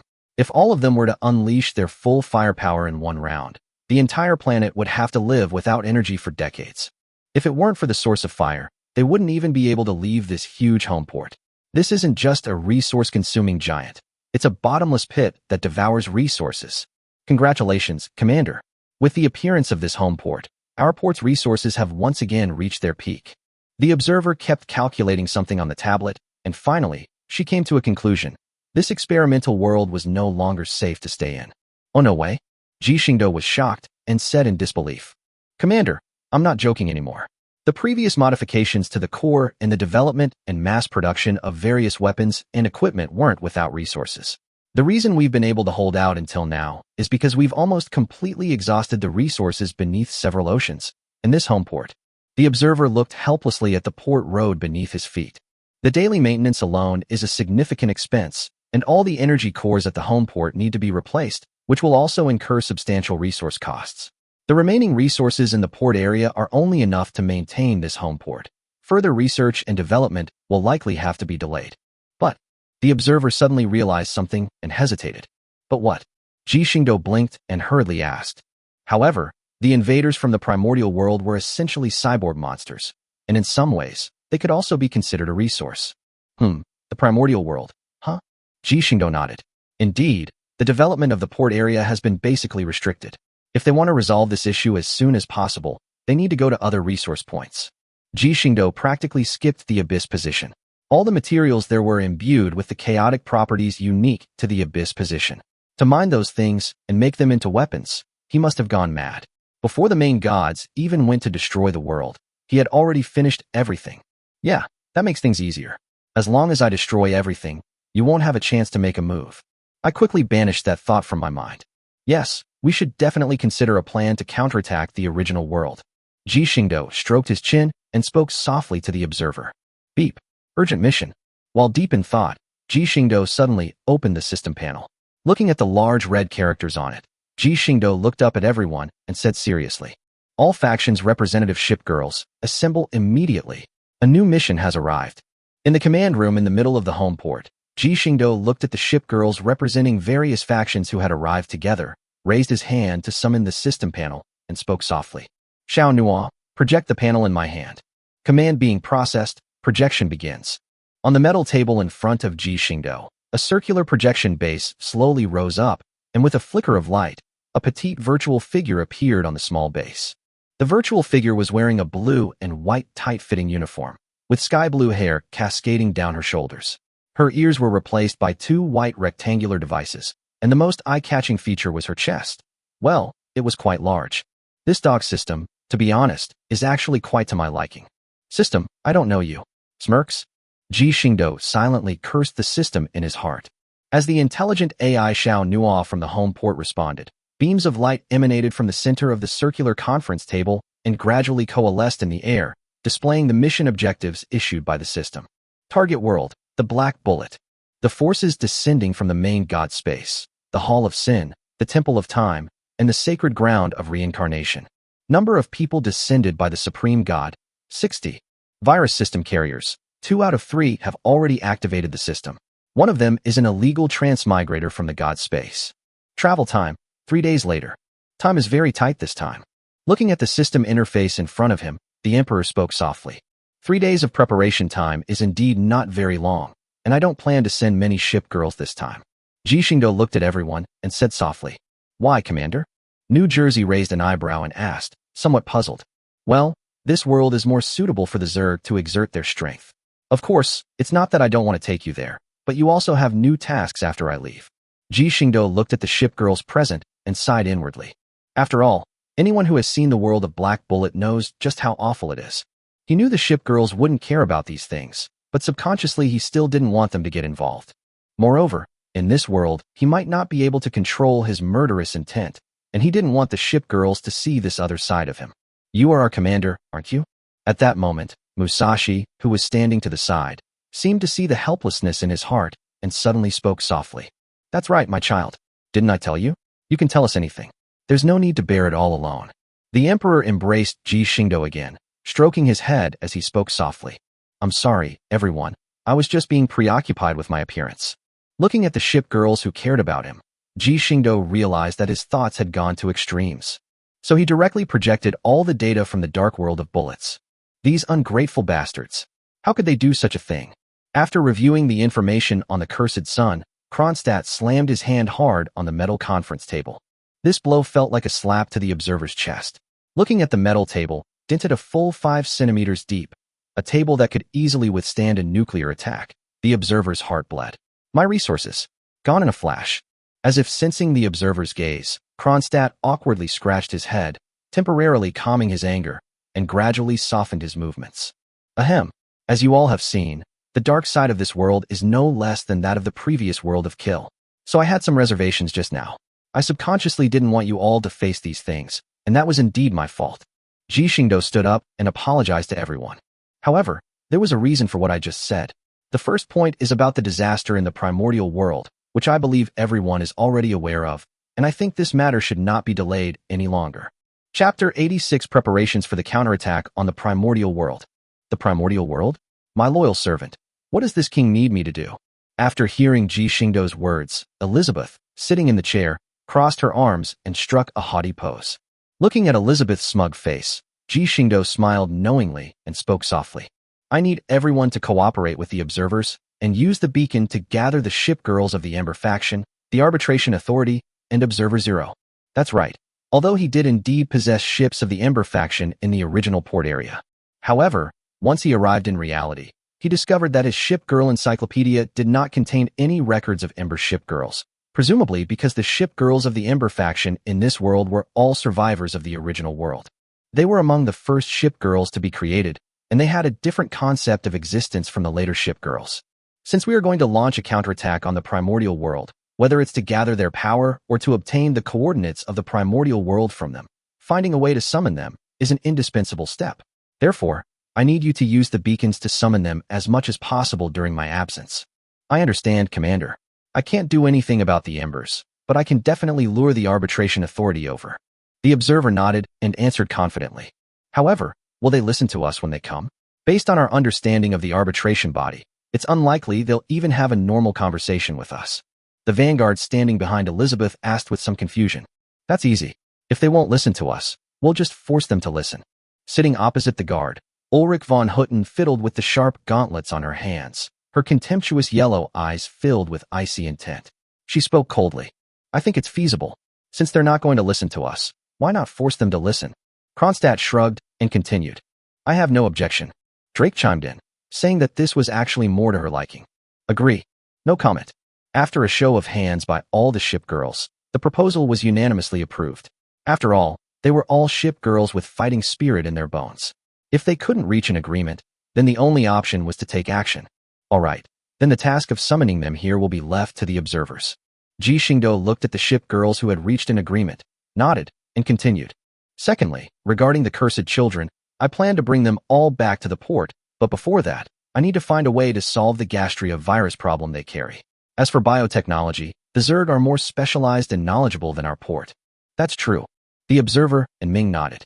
After all, the technological development of the port area was definitely more inclined towards conventional technology, while the technological development of the Zerg was completely biased towards biotechnology. To break the gastria's corruption of the cursed children, the Zerg must indeed intervene. But how many people has the commander decided to take to that world this time? At that moment, Nagato, who had been sitting there, suddenly spoke up and asked a question. Each faction only needs to send one Shipgirl. As for the selection, that's up to you. Ji Xingdou looked at the Shipgirls present and spoke softly. I understand. Nagato nodded in response. All right, everyone go back and get ready.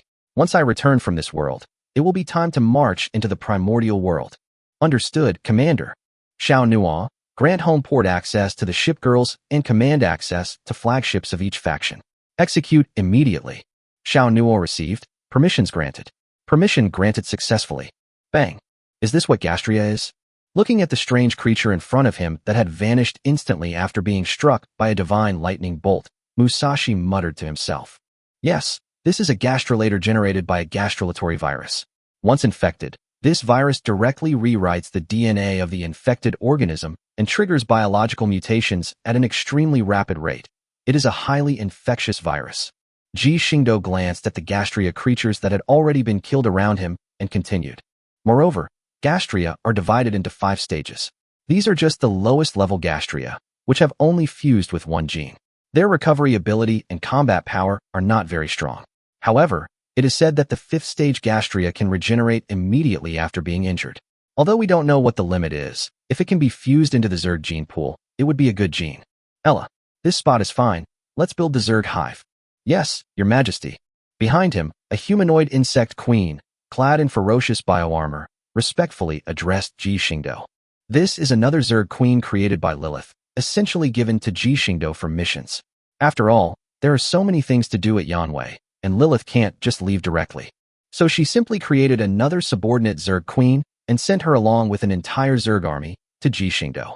Ella, immediately eliminate all gastria in the surrounding area and prioritize dealing with the gastria virus. Ji Xingdou gave the order to Ella. Yes, Your Majesty. As for whether the Zerg will be infected, Ji Xingdou is not worried at all. The Zerg are much more adept at locking down their own genetic network than this gastria virus. Let's go into the city and see for ourselves. Let's see just how hopeless this world truly is. Looking at the towering stone tablets in the distance, Ji Xingdou's eyes seemed to burn with a fierce fire. If it weren't for the fact that it wasn't the right time yet, he would have toppled these stone tablets and seen what right those things, which weren't even human, had to shout there. Come here, you disgusting thing. What are you going to do? In an abandoned building on the outskirts of Tokyo, 2 middle-aged men dressed in Japanese police uniforms casually tossed a young girl, whose clothes were dirty and torn, into a corner of the abandoned building. You were the one who started it last time, now it's my turn. One of the men pulled out his sidearm and glanced at his companion. TCH, fine, we've got a deal. If you can't hit me, then it's my turn. The man next to him spat to the side, looking quite displeased. I know, you won't have a chance. The first man pulled to safety, his face filled with a twisted hatred. He slowly raised his pistol and fired a shot at the girl who was cowering in fear. Bang! Ah! To his surprise, driven by his survival instinct, the girl dodged the fatal shot. The bullet instead struck her thigh, and crimson blood flowed down her thigh to the ground. The girl continued to wail in pain. Ha ha ha, you can't even hit a beast. Let me try? The other man's laughter instantly made him lose his mind. He pushed his colleague aside, his eyes bloodshot, and stepped forward to empty the magazine in his hand at the injured girl. Livestock? I think you're the livestock. Chapter 87 Violence for Violence. I think you guys are the real animals, a bunch of cowards who didn't dare to fight back against gastria, but instead turned your guns on and slaughtered the weaker victims. Who? The first man instantly turned his gun towards the source of the sound, and there stood Ji Xingdou and his group. Who are you? The police are on a case. All bystanders, leave immediately. Another policeman also drew his gun, pointed it at Ji Xingdou, and shouted in a fierce but cowardly manner. You take a gun to fight against people who are weaker than you and unarmed? Ji Xingdou looked at the dark muzzle of the gun pointed at him, waved his hand to tell Musashi and the other ship girls to calm down, and a wicked smile appeared on his lips. As expected, you are a coward who flees in panic at the sight of gastria, yet raises a knife against those who offer no resistance. Shut up. Bang bang bang. Enraged by Ji Xingdou, the man instantly lost his mind and pulled the trigger, a deafening gunshot ringing out. At that very moment, a beautiful figure rushed out from behind Ji Xingdou, wielding a swift sword that gleamed in the light. In less than a second, she knocked away 3 bullets. Meanwhile, the man felt something was wrong with his hands. What was wrong with them? Oh, so your hand is broken. You devils. You must be devils. The man, whose hands had been neatly severed, sat slumped on the ground, watching the blood gushing out. He struggled to crawl toward his companion, hoping he could save him. Unfortunately, realizing he was in dire straits, the man kicked away his companion, who was reaching out with his severed arm for help, and then rushed toward the window next to him that had no glass. It's almost here. Almost there. We'll be far away from these demons. As he got closer and closer to the window, the man's expression became more and more excited, as if victory was in sight. But then he noticed that the windowsill had become higher. When he crashed heavily to the ground, the excruciating pain from his lower body coursed through his mind, and he realized that it wasn't that the windowsill had gotten higher, but that he had lost his legs. How can trash have the right to live? A figure in a white, iron-blooded military uniform slowly stepped forward, the sound of white military boots hitting the floor constantly striking the man's fragile heart. He struggled to get up, but the next moment, a tremendous force kicked him directly in the back, and a crisp sound of bones cracking rang out. His eyes widened, and he collapsed to the spot. He knew that his spine was broken, and even if he survived, he would probably never be able to stand up again. Tirpitz glanced coldly at the useless piece of trash, then turned and walked back to Ji Xingdou's side. Ji Xingdou gently took her hand and said softly, "Are you angry?" Tirpitz paused for a moment, then nodded silently. Don't be fooled by Tirpitz's usual solitary and aloof demeanor. Actually, she is a very humane person. It's just that her past experiences have shaped her personality in this way. Don't worry. Now that we're here, everyone who will get their comeuppance will be accounted for. Tirpitz nodded, as if agreeing to his words. At this moment, another man had already had his limbs severed and was on the verge of death. Before him stood Dunkirk, her face contorted with rage, holding a swift sword dripping blood. She was clearly furious, her 2 magnificent breasts trembling with rage. All right, Dunkirk, it's not worth getting angry over these 2 pieces of trash. Ji Xingdou stepped forward, put his hand on her shoulder, and gently comforted her. Little friend, let me take a look at your injury. At this moment, Volga, dressed in a white dress, slowly approached the little girl. Surprisingly, she was not drunk and was very approachable. Under the gentle persuasion, the little girl gradually lowered her guard and timidly revealed one of her protective thighs. Why is she protecting her injuries? Wouldn't it have been better to get treatment sooner? Kai Xian looked at the little girl who was receiving treatment with some confusion and asked in bewilderment. Because she didn't know whether the other person genuinely wanted to heal her or was taking the opportunity to rub salt into her wounds. Looking at the timid little girl who resembled a hamster, Ji Xingdou responded heavily. Rubbing salt into a wound is not a metaphor. It literally means rubbing salt into a wound. In the shadows of this city, they are suffering unimaginable abuse.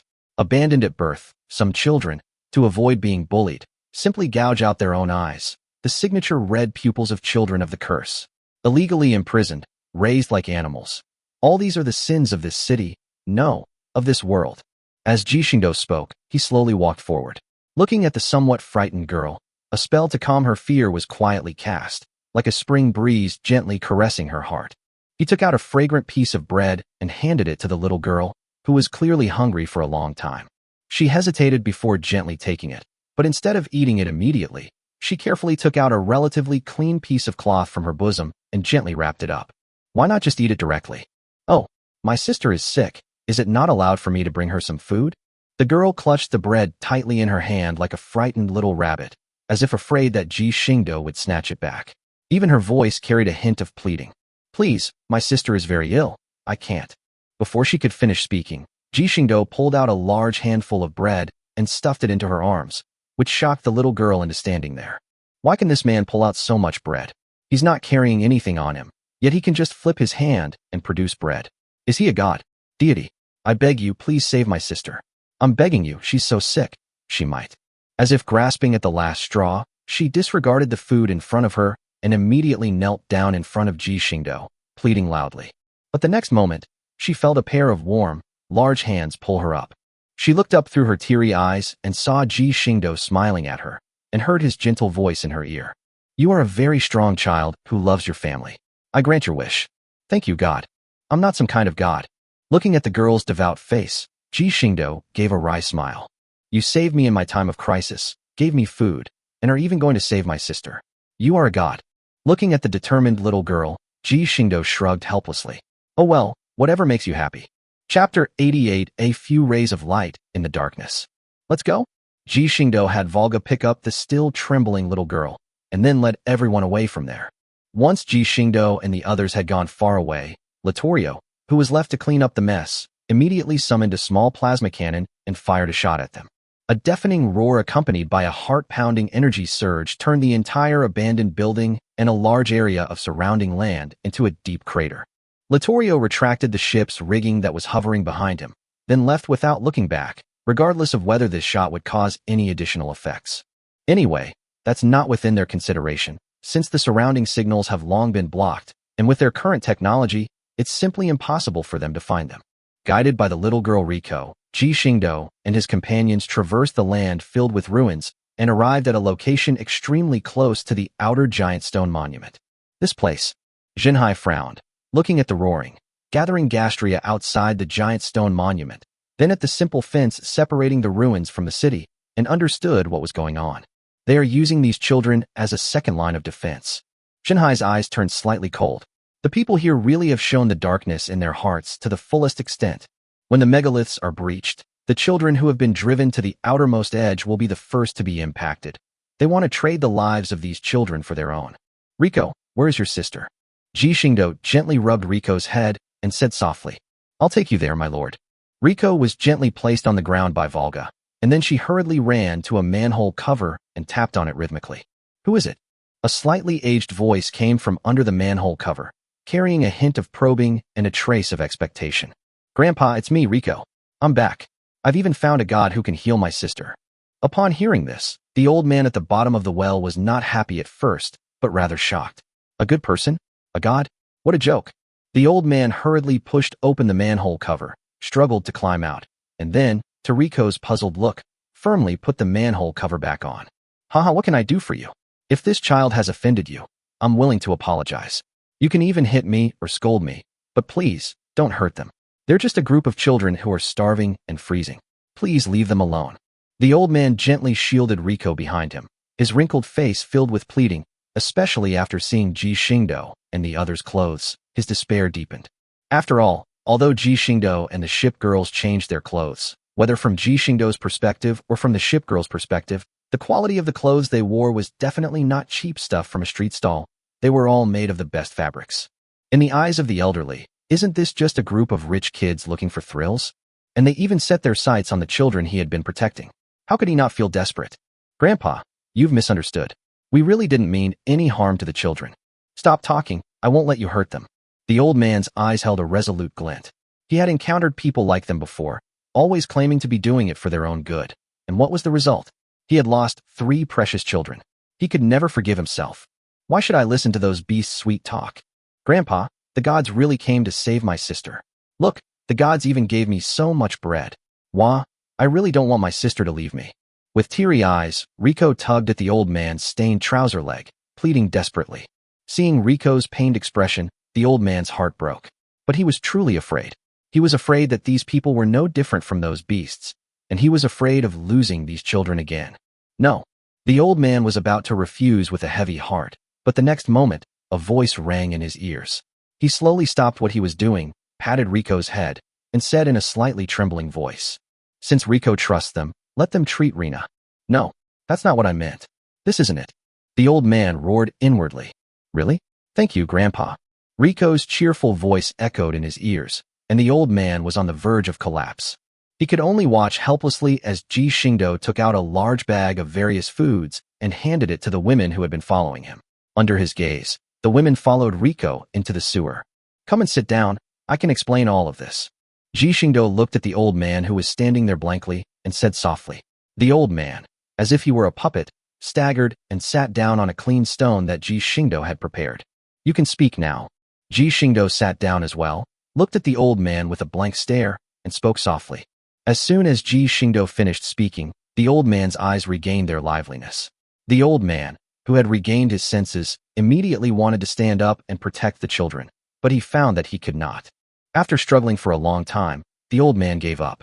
Looking at the calm man in front of him, the old man could no longer hold back, and 2 lines of tears slowly slid down his aged face. Why? Why won't people like you leave them alone? What did they do wrong? They were just born in this wrong era. They've already stopped living with humans and are just barely surviving here. Why? Ji Xingdou remained indifferent, saying nothing, only silently gazing at the distant city, accompanied by the despairing cries of an old man. Grandpa, my sister is completely cured. The older girls also gave everyone lots and lots of delicious food. At this moment, Riko happily climbed out of the well, still clutching a well-packaged bread in her hand. But when she walked to the old man's side, looking at the old man's tear-streaked face, she said somewhat timidly, Grandpa, why are you crying? Please stop crying. Mingming's sister has been cured and is even eating. As she spoke, Riko's tears welled up instantly. Seeing Riko's pitiful state, the old man felt a pang of sympathy. Completely unaware that his restraints had been lifted, he hugged Riko and began to comfort her. Watching the grandfather and grandson comforting each other, Ji Xingdou's lips curled up slightly. Wouldn't it be even better if there was a cigarette in the room right now? Unfortunately, I don't smoke, they don't like it, and neither do I. Chapter 89: Persuading the Elderly and Establishing a Sanctuary. After some time, Musashi and the others brought all the girls from underground up. After all, the environment down there was damp and cold, and infested with rats and cockroaches, making it unsuitable for long-term habitation. Seeing how poorly the children were living, the ship girls began to feel a surge of maternal love. Seeing this, Ji Xingdou smiled slightly and waved his hand. A mud house rose from the ground, which they used to clean the dirt off the children. This action stunned all the children and the old man, leaving even the still somewhat apprehensive old man with an absurd idea. Could it be that we've really encountered a deity? After glancing at the children the ship girls had brought to the earthen house, the old man walked shakily toward Ji Xingdou, and after a long silence, he was about to speak. Sir, thank you so much. You not only saved Riko, but also provided us with so much help. The old man wanted to say something more, but Ji Xingdou stretched out a hand, interrupting him. Old man, do you believe me? Ji Xingdou looked at the old man calmly and asked softly. This is me.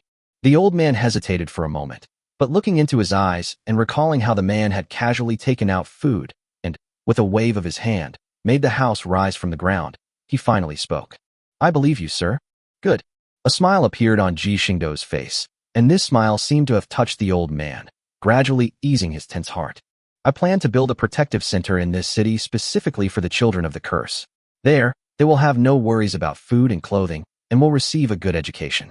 As for their safety, you don't need to worry. With me here, no one can harm them. Of course, you can also come with us. Real? The old man's voice trembled slightly, as if he couldn't believe such a thing. After all, he had broken with his family to take care of these children, and with no source of income, he could only barely support the children's survival, never daring to dream of a better life. Of course, even though you might still have some concerns after I say this, I can only say that I have no ill intentions towards these children, and I genuinely care about them. Ji Xingdou looked at the old man with sincere eyes. To be honest, if he wanted to, he could easily use magic to influence his thinking, but he wouldn't do that.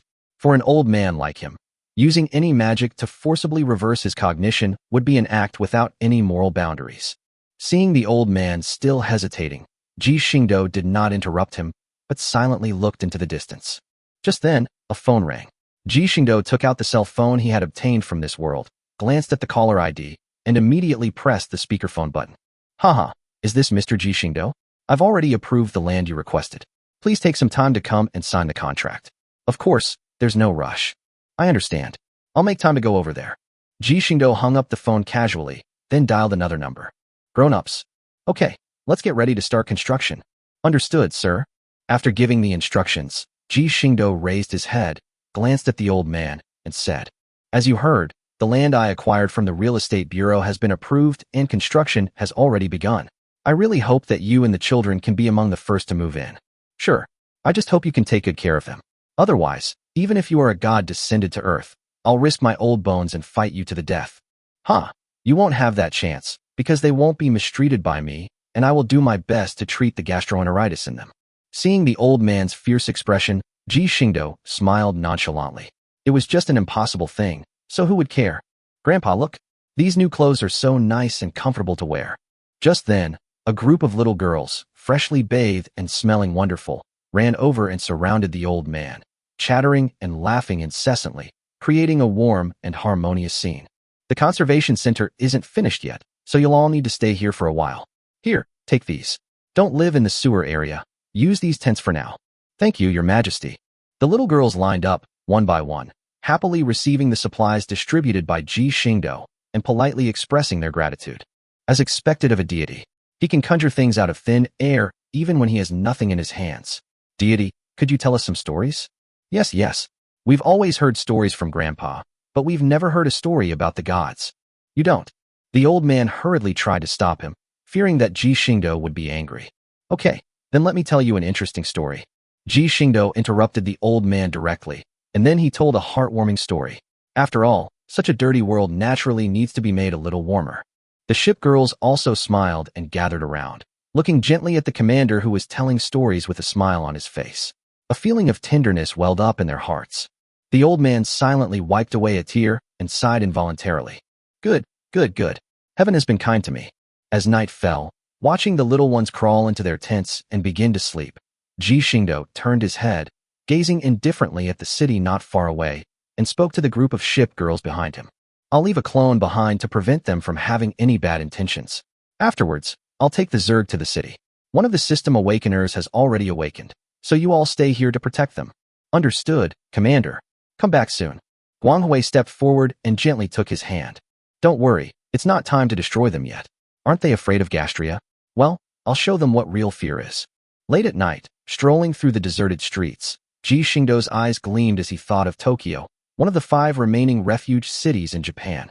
The real power here appears to be controlled by the head of this region, the Holy Emperor, but in reality, the real power of the entire Tokyo area is in the hands of a man named Kikunajo Tendo, who is nominally the Holy Emperor's assistant.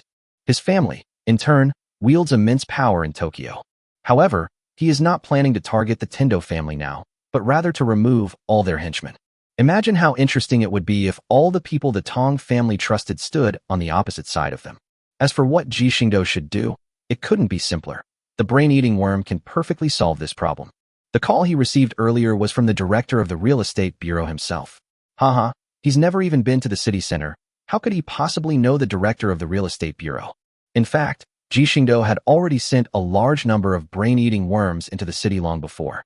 After an afternoon of preparation, apart from the Holy Emperor, the Tiantong family, and those insignificant figures, all the high-ranking officials had been parasitized by the brain-eating worm. It can be said that the entire Tokyo area is now under his control. Here you are. The show is about to begin.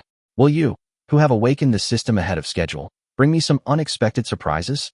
Chapter 90 Synchronization, the Abused Transmigrator. My lord, the target is inside. When Ji Xingdou arrived at an area cordoned off by the police, a middle-aged man wearing a police chief's badge, who had been waiting there, quickly walked over and respectfully greeted Ji Xingdou. Is the surrounding area locked down? Ji Xingdou glanced at the man in front of him and responded. Everything has been sealed off. We've announced that Gastria has infiltrated the area, and all unauthorized personnel have been cleared out. The man responded respectfully. Well, let's handle things at the police station properly. It's best not to let some information get out. Understood, Your Majesty. The man controlled by the brain-eating amoeba had already begun to think about how to keep quiet. After all, ordinary police officers weren't exactly worth being parasitized by a brain-eating amoeba. These matters were no longer Ji Xingdou's concern, and he strode directly into the sealed-off area. The police officers along the way, seeing how close he was to the chief, naturally did not dare to stop him. They quickly cleared the roadblocks for him and watched him head to the cordoned-off area. Is he a police officer? Why didn't he bring the initiators with him? The 2 police officers whispered among themselves, discussing Ji Xingdou's identity. I don't know. Is there really someone who can defeat Gastria without the initiators? Or maybe they're just going in to get themselves killed. What are you talking about? At that moment, a cold voice rang out, and the 2 police officers shivered. Turning around, they saw their bureau chief staring at them with an icy expression, as if he were looking at 2 dead men. Keep this matter firmly buried in your heart, understand? Understood, Chief. We didn't see anything. The man nodded after hearing their assurances and turned around, but the coldness in his eyes did not diminish. After all, the best way to keep someone from speaking is to prevent them from ever speaking, and coincidentally, that's exactly what they excel at.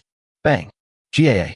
In the alley, a young man was tightly holding a little girl and running away, while a monster 5 or 6 meters tall was chasing after them. At this moment, the monster's 8 spider-like legs exerted a slight force, and it leaped directly in front of the youth. The impact of the monster's landing created a large crater in the road within a 10-meter radius. The powerful impact slammed into the young man, sending him and the girl in his arms flying. The young man crashed directly into the wall of a nearby house, while the girl tumbled and landed beside him. Present, the young man shouted, clutching his aching chest, and struggled to his feet. He pulled the girl, whom he called Lee, into his arms again, and only breathed a sigh of relief when he saw that she had only fainted from the impact. Looking up at the enormous monster, the young man gave a bitter smile. What kind of monster is this? The young man knew this was definitely not a gastria, because he was a police officer who carried firearms. However, in the previous battles, his ballistic weapons were not only ineffective against it, but even ballistic bullets could not penetrate its armor. The bullets didn't even leave a white mark on its body. When it tried to slash at it with its long sword, the exquisite floral weapon it had obtained from Sema Heavy Industry was instantly cut in two by the spider's legs. They can't even scratch it. What's the point of fighting them? But, looking at the unconsciously beside him, the young man gritted his teeth and made up his mind. As long as I can protect her, that's enough. She was my final salvation in this world. System, synchronize. Beep. Synchronization initiated. Ayya. The young man knelt on the ground, roaring in anger, the intense pain constantly stimulating his brain. Beneath his clothes, something seemed to be wriggling, and his figure gradually grew taller, soon reaching a height of 2 meters. His face had become distorted, and half of his cheek was no longer recognizable as human. His eyes turned bloodshot, and then he stomped his feet on the ground and charged straight at the monster. Go to hell. In midair, the man's right fist bulged out, tearing through his clothes. On his right arm, it appeared as if pustules were wriggling. Hiss. Facing the approaching man, the monster roared and its thick spider legs, covered in bioarmor, shot out rapidly. The next moment, blood was splattered all over the alley. Cough. The young man stared wide-eyed at the spider leg piercing through his chest, his face filled with disbelief. Why was it so fast? Another slash, invisible to the naked eye, severed the youth's mutated right arm, which fell to the side. Hiss. With a flick of the monster's spider leg, the young man was sent flying back, landing right next to Lee. Regeneration. The young man clutched his chest, and as soon as he finished speaking, a large amount of flesh began to regenerate rapidly from the wounds on the man's arm and chest, which was estimated to be completed in a few seconds. So that's how it is. It fused with the gastroenterovirus and maintained its own will. Beep. System module. Synchronization. It can synchronize itself with the merged entity into a single concept. So he's essentially a gastroenteritis virus now? Ji Xingdou watched with great interest as the young man below began to be tortured again, and suddenly spoke up. What is he? A transmigrator caught up in the system? He's not from this world. Beep. This is a transmigrator who was reborn through the normal reincarnation system and has a legitimate mark. Because their presence in this world was too strong, they were forcibly parasitized by the virus system. Really? So, you're still a legal citizen? Ji Xingdou smiled. It was time to end this farce. Uft. Upon receiving Ji Xingdou's order, a red light flashed in the monster's eyes. The next moment, the young man felt a sharp pain in his limbs as his hands and feet were simultaneously severed. He fell directly to the ground, and to his horror, he discovered that when he tried to regenerate his severed limbs, the gastritis virus in his body did not react at all, and the regeneration failed. What's wrong? Can you sense something's not right? Has the regeneration failed? Just then, a slightly mocking male voice rang out from above him. He looked up at the night sky with difficulty and saw Ji Xingdou slowly walking down from the high-rise building. But there was no ladder at all. A Dozone level expert. That's terrifying, isn't it? The young man gave a bitter laugh. He knew all too well that he had been targeted by a fellow time traveler. Fine, kill me or torture me. It's up to you. Chapter 91. The Role of the Cycle of Reincarnation. You're not thinking that I'll kill you and then revive you using your stage 5 self-healing ability, are you? How naive, kid. Ji Xingdou landed on the ground, looked at the young man with a look of resignation to his fate, and suddenly sneered. You, how did you know? How would I know you're in stage 5? With your whole body teeming with abnormally active cells, it wouldn't be a big deal if I could guess. Ji Xingdou waved, and the jumping worms that had undergone countless rounds of genetic optimization came running over. Then it lowered its tall body, and Ji Xingdou took the opportunity to cross his legs and sit on its thick bioarmor. Don't think that the so-called self-healing ability of Stage 5 can save you. Regardless of whether you can heal yourself under the interference of the chaotic world's origin, even if I break you into molecular state, your physical body can indeed be reassembled and resurrected, but your soul cannot. Why? The young man roared. He didn't believe what Ji Xingdou said. After all, the gastrovirus was his trump card to save his life. Because this world possesses a complete cycle of reincarnation. Ji Xingdou smiled as he looked at the young man and continued. Imagine your body being shattered into molecular-level fragments. Your soul would temporarily lose its vessel. After all, you can't exactly shatter your soul and disperse it among all your particles. And you, exposed to this great Tao of the world, would be judged as dead by the Tao of reincarnation. At that time, the underworld messengers or death gods derived from the great Tao will immediately come to capture you, then judge you, and put you through the cycle of reincarnation. Unless you have committed heinous crimes and need to undergo a long period of punishment, a normal soul will die within a day of being taken away and reincarnated. Of course, there is a way, that is, to directly snatch people from the hands of the great Tao of reincarnation. If you can do that, then disregard what I said before. Ji Xingdou looked at him with a smile and explained the rules of the normal world to the young man. After all, Ji Xingdou was also a contractor of the goddess of reincarnation and had some experience with the path of reincarnation.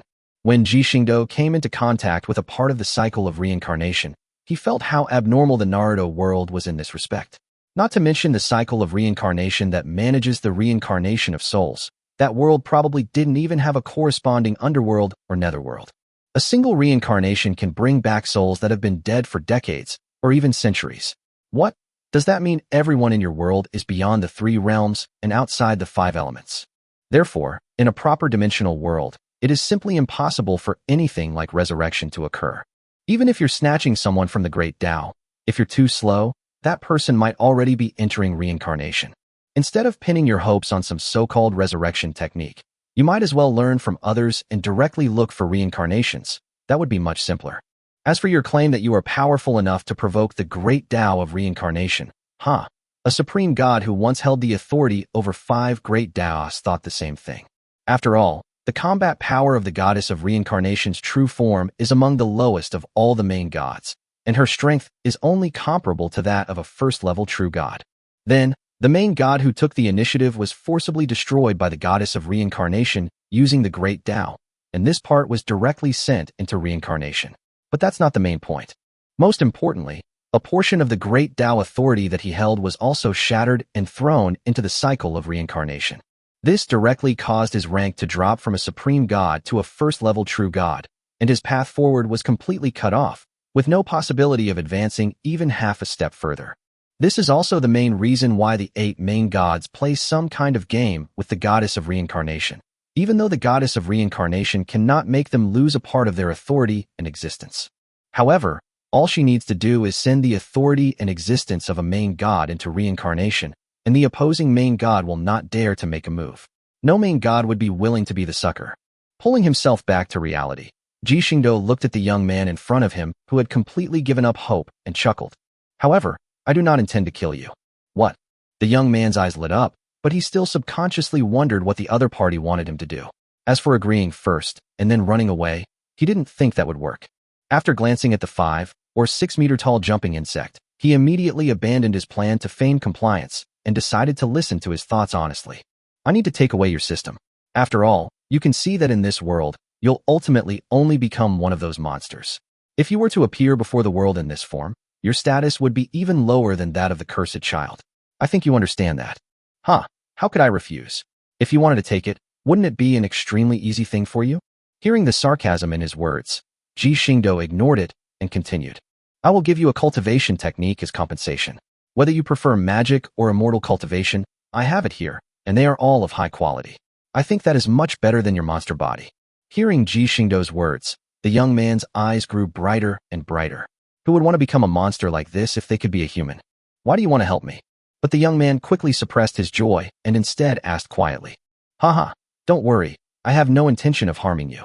The main reason is that you were legally and legitimately reincarnated through the reincarnation system, making you a citizen with legal status. So, unless you deliberately court death, I won't harm a citizen like you. On the contrary, since we're from the same hometown, I'll just do you a favor. Moreover, I can tell that you're not exactly a vicious criminal. You haven't used this synchronization technique more than a few times, have you? Ji Xingdou looked at him with interest and said in a relaxed tone. 3 times. Once when I had just awakened the system, once when I encountered an attack from a stage 3 gastria, and now this time. I just wanted to protect Ray. The young man remained silent for a moment, then slowly spoke. TSK. 3 years is the minimum, kid. Ji Xingdou teased with a chuckle. I don't have that kind of thought. Yes. Okay, let's repair your body first, and then break the synchronization. Ji Xingdou teased him a couple of times, then said with a serious expression. After saying that, he waved his hand and dispelled the chaotic primordial power within his body. After enduring considerable pain, the young man finally repaired his limbs and then released his synchronization ability. Looking at the young man who was drenched in cold sweat, Ji Xingdou continued. Relax. Don't resist. I'm going to take your system. Upon hearing this, the young man immediately lay down, his mind completely blank. Subsequently, Ji Xingdou directly separated a wisp of his spiritual power and entered the young man's sea of consciousness, fearing that it would directly explode. Oh, it's here. Ji Xingdou's lips curled into a smile. With a series of actions, a shimmering blue crystal slowly emerged from the young man's forehead. With a wave of Ji Xingdou's hand, it was in the young man's palm. Is that all? The young man opened his eyes, speaking weakly. Come on, young man. Here are all sorts of rare and precious martial arts techniques and inheritances. Which one would you like to choose? Looking at the flashing lights in front of him, the young man paused for a moment, then spoke. I want to cultivate immortality. Good eye, young man. Here, take this book. If you're talented enough, becoming a god or ancestor isn't a dream. With a wave of his hand, Ji Xingdou tossed a cultivation manual into the young man's hands. Oh, by the way, I'm currently researching solutions for gastritis, and I expect to have results soon. If you want to treat that girl, remember to come find me. What? Where am I supposed to find you? Hey. The young man was startled, and even the newly acquired cultivation technique lost its appeal. He hurriedly looked up to the sky and shouted. You'll find out soon enough. Damn it, can the Riddler just get out of Gotham? Chapter 92 Acquisition of Tiantong Civilian Security Company. Beep, a new system module has been detected. Integrate it. Let's merge. Ji Xingdou waved his hand, dismissing the jumping insect that had been following him, and then affixed the luminous blue module crystal to his forehead. Beep. The system is upgrading. Please wait patiently. Beep. System repair complete. The host can now use this system normally. Ji Xingdou nodded, but had no intention of testing the ability. The ability was powerful, but its synchronization had its limits, so even if he used it now, it wouldn't be of much use. So, let's go see the protagonist of this world. Ji Xingdou gazed at a tall building in the distance and chuckled softly. The next day, in the office of the Tendo Civil Security Company, the owner of the place, the long-haired, black-haired Ms. Tendo Kazura, was looking at the young man sitting in the guest seat with a sneer, and even personally brewed him a cup of very poor quality tea.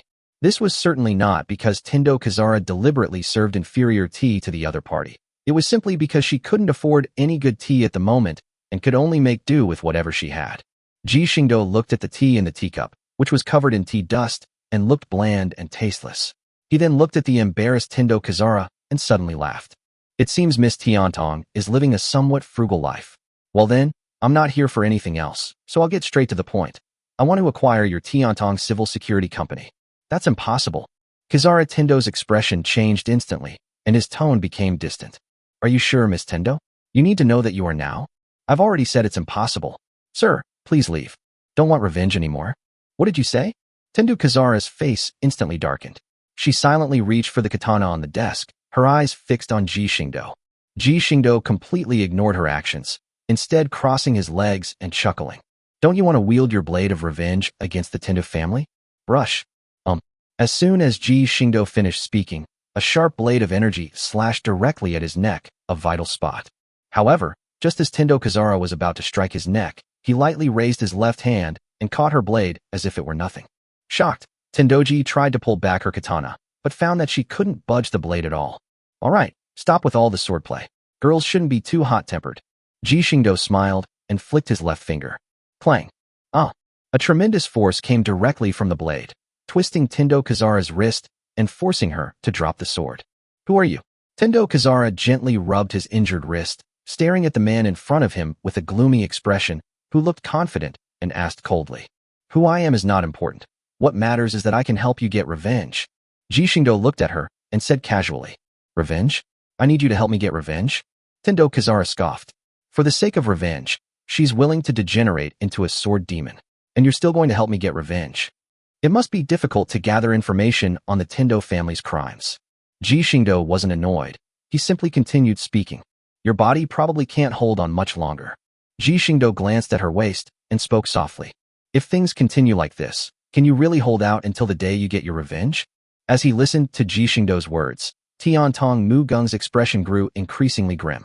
After all, what he said was true. Although she had tried her best to find evidence of the Tiantong family's crimes, how could the Tiantong family not be wary of her, a vengeful demon?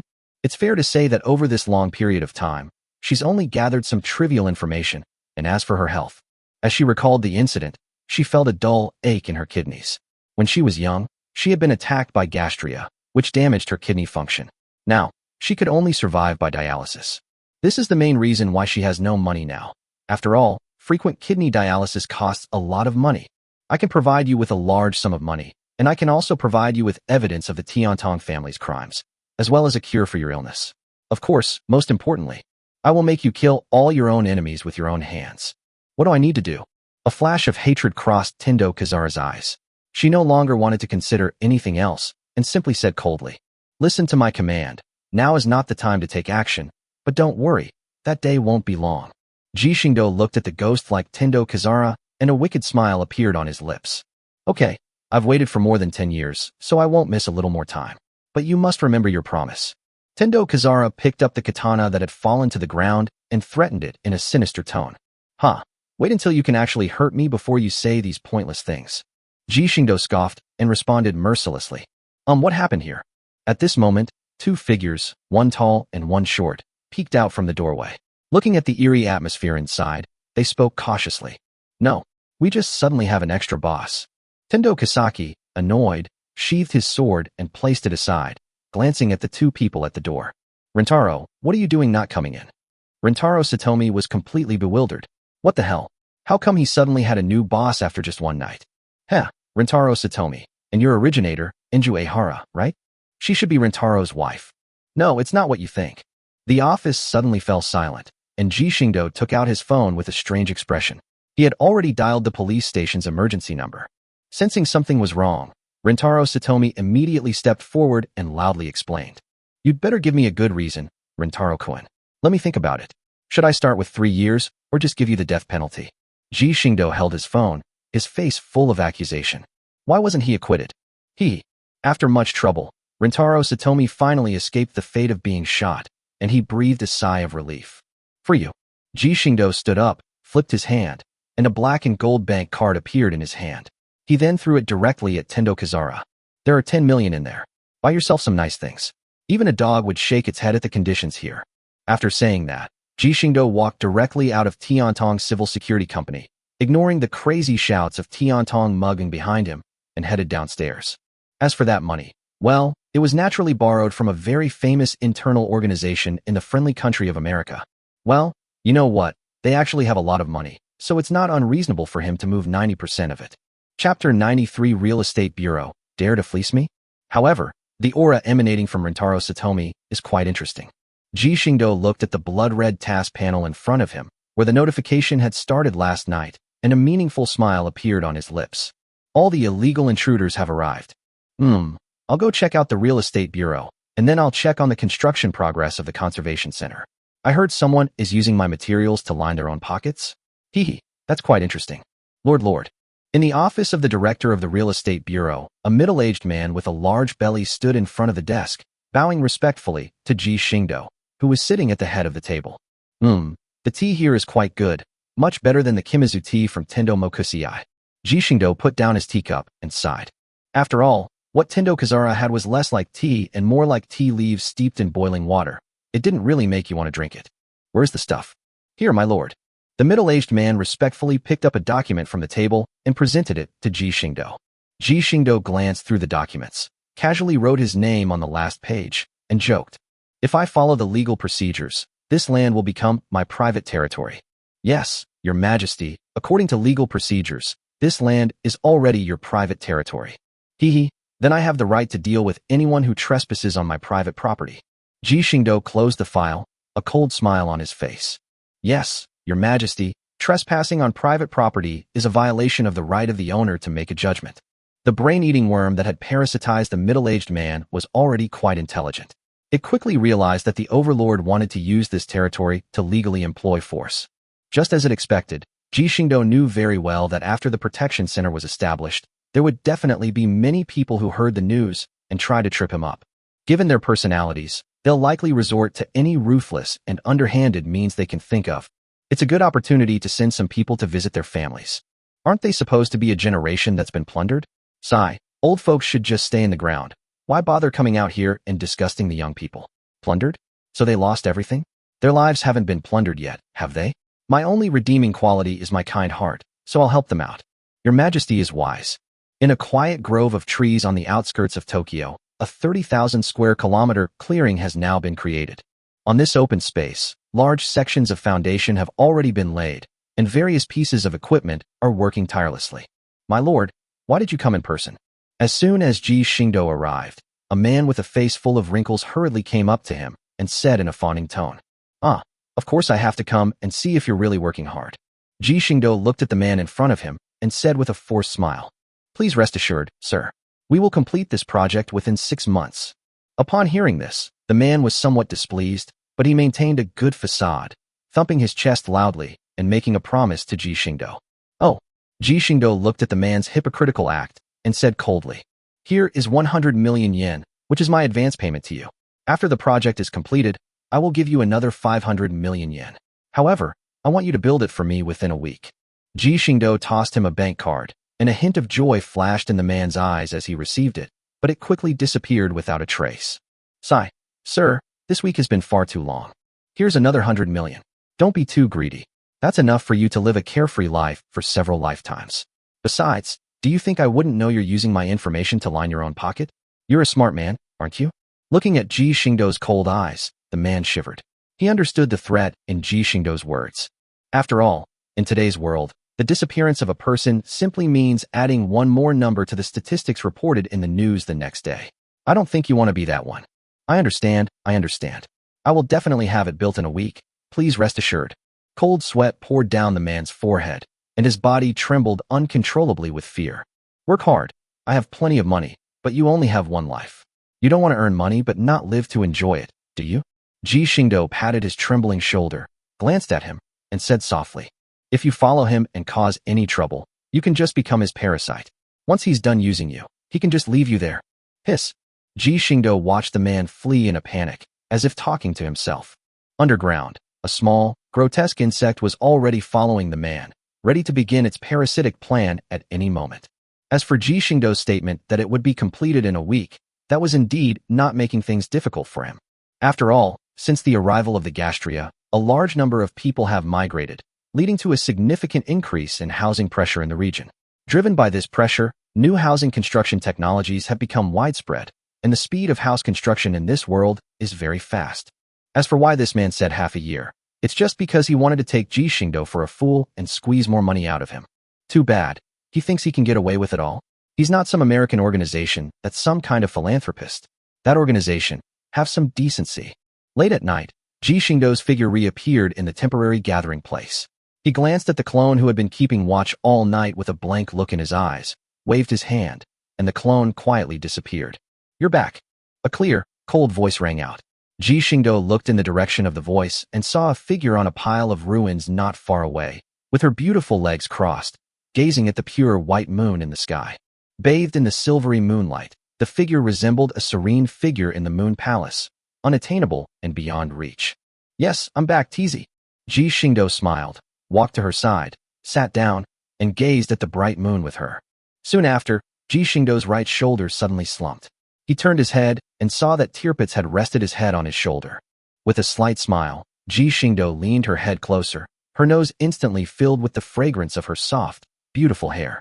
The two stayed close together until dawn before separating, because it wouldn't be good if the children saw them. Chapter 94: The Tragic Story of Rentaro Satomi. During the few days that the protection center was being built, Ji Xingdou, following the guidance of Riko and the others, found many more children of the curse. After being persuaded and carefully cared for by Ji Xingdou and the Shipgirls, they all joined Ji Xingdou's sanctuary. Ji Xingdou was also very familiar with the actions of the transmigrators from the main god space. There were 35 illegal transmigrators who came to this city. After all, it was the city where the protagonist of this world lived, so there were naturally many more transmigrators coming here. Moreover, without exception, they all applied to become police officers.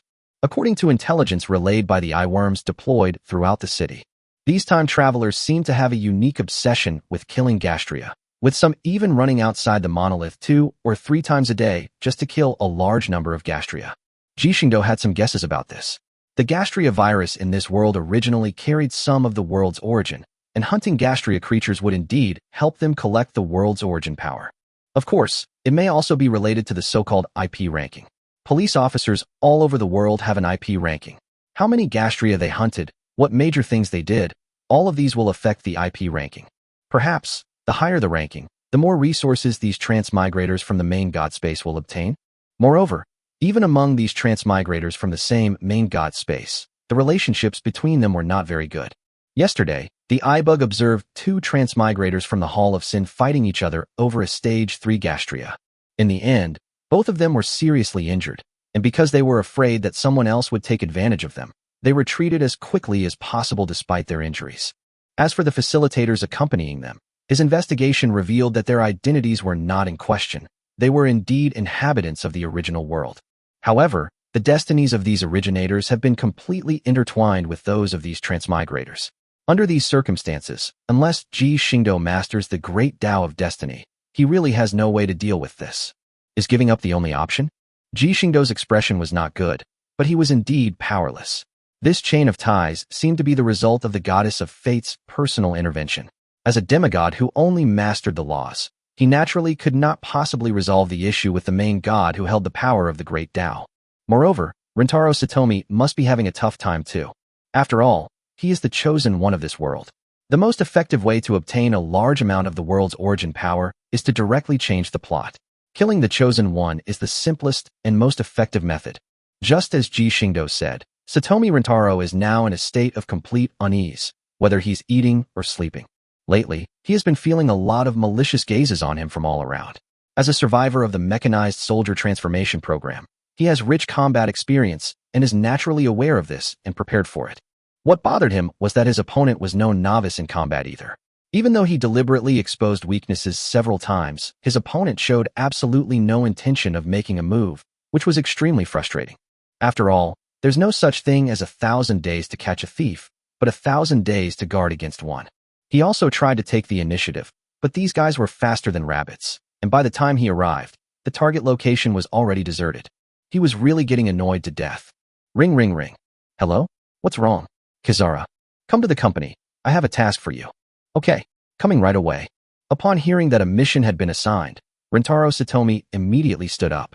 Being monitored every day was worse than going out on missions. He wondered what they were insisting on, as they had never taken any action. Inju, let's go. We have a new mission. Rintaro Satomi, who was putting on his shoes, called out to Inju Ehara, who was watching the anime Tenchu Girl in the living room. No. With a reluctant expression, Lan Yuanyanzu turned off the TV, then immediately ran to the door and started putting on her shoes. After finishing their preparations, the two immediately got on their bicycles and headed towards the company. At that moment, after seeing the two leave, more than a dozen figures set off simultaneously from the shadows, chasing after Rintaro Satomi. I'm so sorry. I'm late. Covered in dust, Rintaro Satomi and Inju Ehara appeared in front of the company's office. What's wrong with you all? What's going on? Tendo Kizara, who was getting impatient, originally wanted to complain a bit, but when he turned around and saw the two of them looking disheveled, he swallowed his words. The two of them looked disheveled and dirty. Ehara Inju looked a little better, just covered in dust, but otherwise seemed fine. But Rintaro Satomi was in a much worse state. His hair was dirty and messy, and his black trousers had large holes at the knees, as did his black suit. His face was covered in dust. Did you two just get back from some battlefield? Tendu Kizara said with a strange expression. That's a long story. Rintaro Satomi had a bitter look on his face. Who would have thought that on the way here, a large bus would suddenly go out of control and crash into them? If he and Inju hadn't run fast, they might not have made it here. Police investigations revealed that the incident occurred because the driver was fatigued and fell asleep at the wheel. However, considering his own family's current situation, Rintaro Satomi could only politely decline such an explanation. You guys are really unlucky. After hearing their description, Kazara Tindo rolled her eyes, surprised that they were so unlucky. Rintaro Satomi, worried that she would be targeted, didn't say anything more. Alright, now that everyone's here, Rintaro, go wash up and change your clothes. Then let's head out. It's time to go see our big client. Oops. Sorry boss, I didn't notice you before. It was only then that Rintaro Satomi realized that Ji Xingdou had actually arrived. Keeping the boss waiting wasn't the behavior of a good employee, especially since his salary wasn't exactly low. It's alright. Ji Xingdou waved his hand, stood up, looked at Dunkirk who had come with him, and chuckled. Let's go. Let's see what interesting things happen there. Chapter 65 The Meeting, the Holy Emperor's Entrustment. Alright, Miss Tendo Kazara, you may go in now. In a heavily guarded building, a tall man in a black suit checked the identification provided by Tendo Kazara before stepping aside to let them in. After walking through a fairly long corridor, Ji Xingdou and his group arrived at a large door at the end of the corridor. Ji Xingdou, without saying a word, pushed open the door and went inside. As soon as the door opened, all eyes immediately turned to the group of people. These gazes made Rintaro Satomi feel somewhat uncomfortable, especially since many of them carried a hint of impatience. Knowing it was his fault, Rintaro Satomi shrank back. If he hadn't caused the problem, he wouldn't have kept others waiting for so long. Ji Xingdou, however, didn't care at all and swaggered in with Dunkirk. Then, glancing at the nameplate on the table, he found his seat and sat down without any hesitation. I'm telling you guys, don't you know any rules? You're so late. And the whole company only has one unknown junior police officer. Is Tiantong Civil Police Company a joke? At this moment, a man carrying a large black and red sword on his back stepped forward and looked at Ji Xingdou, who had sat down. Although the lower half of his face was covered by a scarf, the dissatisfaction on the burly man's face was still visible. For the strong man, waiting for a powerful person was one thing, but after so many of them waited for so long, all they got was a policeman with a ranking of only 120,000. Why did they have to wait so long for such a small company? Dunkirk frowned slightly, her right hand already resting on the swift sword hanging at her side. Clearly, Dunkirk was very dissatisfied with the questioning tone. Her commander was not someone anyone could provoke. Heh, what kind of president is this? You'd better keep a close eye on your police officers, otherwise, if something goes wrong, I might not be so sure. After all, he's a top-ranked officer, close to 1,000th in the rankings. You wouldn't want your company to lose such a prestigious reputation, would you? The middle-aged man sitting in front of the burly man frowned, his expression somewhat unpleasant, but when he saw Tendo Kazara, he calmed himself down and decided to give him face. He will be imprisoned. Cut. The burly man, Yixiong, curled his lip in disdain, took a step back, and returned to his original position. However, his gaze towards Ji Xingdou was filled with hostility, and when he saw Satomi Rintaro, a hint of disdain appeared on his face. It seems there's still one company missing. Oh well, since they haven't arrived yet, let's just start the meeting as scheduled. At this moment, a man walked out of the waiting room and nodded to the bosses and police officers of various police companies sitting at the table. What kind of situation would require summoning all the police companies in Tokyo? Yes, could it be a stage for Gastria? Looking down at the conference room below, where speculation was rife and discussions were brewing, the man coughed and spoke loudly. Ladies and gentlemen, please be quiet for a moment. Before the meeting begins, I would like to ask you to meet someone. The man looked at the crowd, who had quieted down despite their confusion, and then turned on the large screen behind him. As the screen suddenly lit up, two figures appeared on it. A woman was sitting at a white table, dressed in all white, with white hair and a white hat. Dressed in all white, she looked like an elf descended from a snow-capped mountain, delicate and beautiful. Behind her stood an elderly man with a long beard and white hair, his face stern and unapproachable. Your Majesty the Holy Emperor. It was actually His Majesty the Holy Emperor. All the company owners and police officers present were taken aback, and the owners all stood up and paid their respects to the Holy Emperor. After all, they are the supreme rulers of the Tokyo area. Whether their intentions are sincere or not, they still need to make a living here, so they certainly wouldn't disrespect the Holy Emperor. Of course, the least concerned person in the room was Ji Xingdou, who still sat in his chair with a smile on his face. He even pulled over the chair of the person next to him, wiped it carefully, and then pulled Dunkirk to sit down. After that, he simply turned his head and looked at the Holy Emperor with great interest. After all, she was a beautiful white-haired girl. How could a proper Chinese citizen not be attracted to her? That's about it. Nowhere near as good as the ones in my own family. After glancing at it with an appreciative look, Ji Xingdou looked away and stopped looking at the big screen. But the people around him were not having it. What were they doing? They didn't even get up or bow to the Holy Emperor. And they even dared to stare at His Majesty the Holy Emperor with such malicious eyes. Who do you think you are? Do you think this is your home? Why don't you bow? The boss of one company was the first to make trouble. After all, this kid had made him wait for so long for no reason. Now that he had a chance, he was bound to kick him while he was down. Why should I bow? I'm not a native of Tokyo. Ji Xingdou didn't even glance at him, replying with a bored expression. Why did you come here if you're not from here? Tiantong Civil Security Company is my business. You sent me an invitation, so I'm coming. Seeing Ji Xingdou's attitude that he was invited here but didn't come of his own volition, the host was furious and was about to sternly kick Ji Xingdou and his group out when the Holy Emperor suddenly spoke up. Mr. Ji, is that right? If you want to stay, then stay. I also hope you can help us complete this mission. Oh, I'll think about it. Hearing Ji Xingdou's listless tone, the others gasped in shock. Even Tendo Kazara looked at him with a strange expression. She hadn't expected this new boss to be so audacious, showing no regard for even the highest ruler of Tokyo. The Holy Emperor, however, seemed not to have heard, smiled slightly, and continued. Ladies and gentlemen, I have gathered you all here today because something very important has been lost. It has been devoured by a gastria, and I need you to find this gastria as soon as possible and bring back the suitcase it has swallowed. As soon as the Holy Emperor finished speaking, a series of numbers appeared at the bottom of the screen. Well, there were quite a few zeros. Ji Xingdou glanced at the seemingly large amount of money, but didn't care at all. It looked like a lot, but he didn't lack money. Kazara Tendo frowned. After all, if it was just an ordinary gastria, even Rintaro Satomi could handle it himself. Why bother calling all the police companies? Besides, the reward was far too generous. Your Majesty, I have a question. With such a generous reward, what you're looking for must be something extraordinary. Are you Tendo Kazara? Tendo? The Holy Emperor looked at her with a puzzled expression, then subconsciously glanced at Tendo Kikunajo behind him before speaking in a somewhat heavy tone.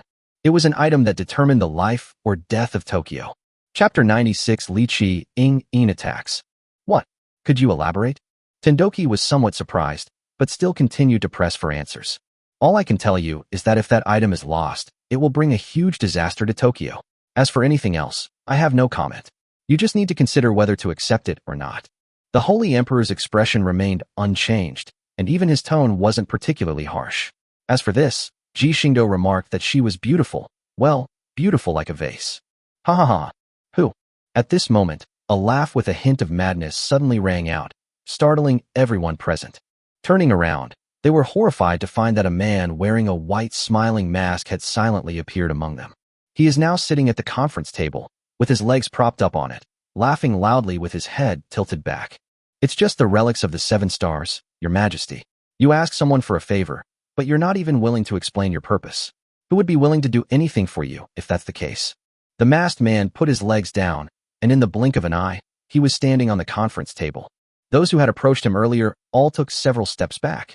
After all, such an elusive fellow had appeared here and was clearly opposed to the Holy Emperor. He was obviously an enemy, not a friend. Who are you, and what brings you here? The Holy Emperor's expression was somewhat solemn. After all, the other party actually knew the secret of the 7 stars legacy and had even secretly infiltrated the venue. Clearly, his motives were not pure. Let me introduce myself here. I am Hiroko Kajitane, a former soldier of the 787th Specialized Unit of the Eastern Army of the Ground Self-Defense Force, under the new Human Transformation Project. What? Rintaro Satomi drew his pistol and stood in front of Ji Xingdou and the others, pointing the gun directly at Hiroko Kegyu on the table. However, he was far from at peace, because he never expected to meet someone else who had also participated in the transformation program. Oh, it's you, my friend. But we can talk about our business later, Hina. Here he comes, Dad. As soon as Hiroko Kajitane finished speaking, a childish voice rang out behind Satomi Rintaro. He froze instantly, glancing at his side where a petite figure ran past cheerfully, then struggled to climb onto the conference table. When did you get behind me? Oh no, Dad. He's still pointing a gun at us. Can we kill him? Hiroko Kajitane patted Hiroko Kohina's head, while Hiroko Kohina looked at the somewhat dazed Satomi Rintaro and said in a rather displeased tone, Hina will have to wait until things are over before discussing it further. Okay, Dad. Upon hearing this, Kohina pouted and turned her head away. What a joke. I've been putting up with you for ages. Get down here. At that moment, a loud roar rang out, and Ikuma picked up his half-man-high greatsword and leaped into the air, slashing directly at Hiroko Kajitane. Wow, so fast. Tendu Kazara's expression changed slightly. After all, he was a police officer ranked over 1,000th, and his strength was indeed not to be underestimated. However, the next moment, before his greatsword could strike Hiroko Kajitane, it was blocked by something unknown. What? Ikuma Shokin stared wide-eyed at Hiroko Kajitane with disbelief. Hee. Hiroko Kajitane gave a mocking laugh. In an instant, a fierce force erupted, forcefully shoving Ixiongjin away and throwing him out. Let's get started. Seeing that Xiong had suffered a defeat in his first battle, the others immediately drew their guns and opened fire on him. Thud, thud, thud.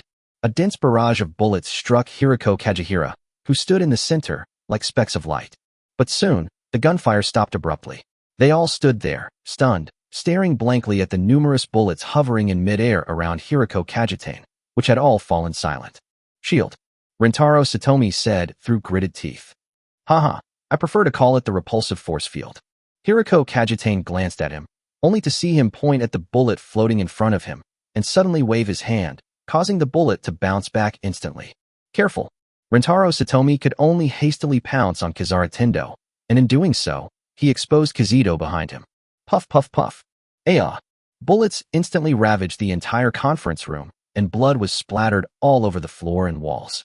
Even 1 or 2 windows were shattered. Your repulsive force domain is quite interesting.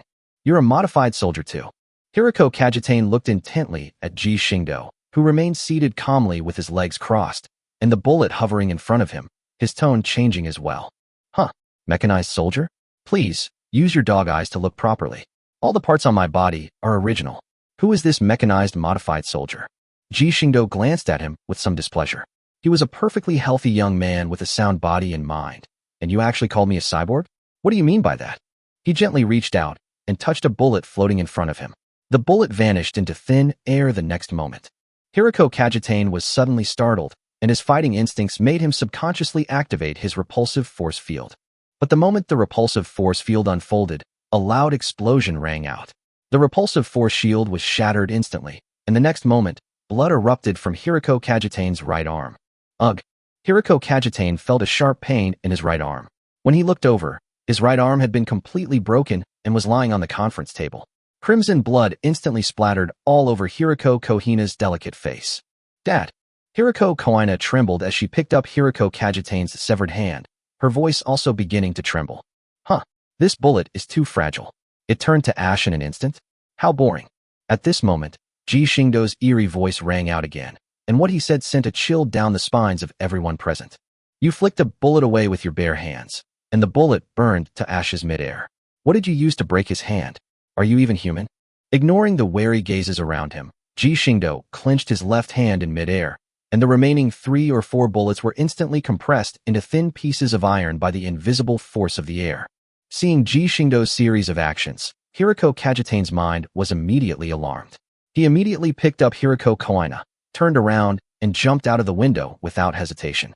I don't care what you do, but if you dare to harm a cursed child again, I'll twist your head off and kick it around like a ball. Consider this a warning. While in midair, a sentence suddenly popped into Hiroko Kajitane's mind, and the next moment, he felt a sharp pain in his stomach. Seeing the blood flying in the wind from his abdomen, Hiroko Kajitane's heart instantly turned cold, and cold sweat gradually soaked his back. Damn it, where did this pervert come from? Blood slowly dripped down his mask. He looked up at the sky and immediately began to flee with Hiroko Kohina. After all, if they didn't leave now, they might not be able to leave later. Chapter 97 Threat? Azure Sanctuary. Did they run away? In the conference room, after seeing Hiroko Kajitane resolutely jump from the upper floor, Satomi Rintaro immediately ran to the window.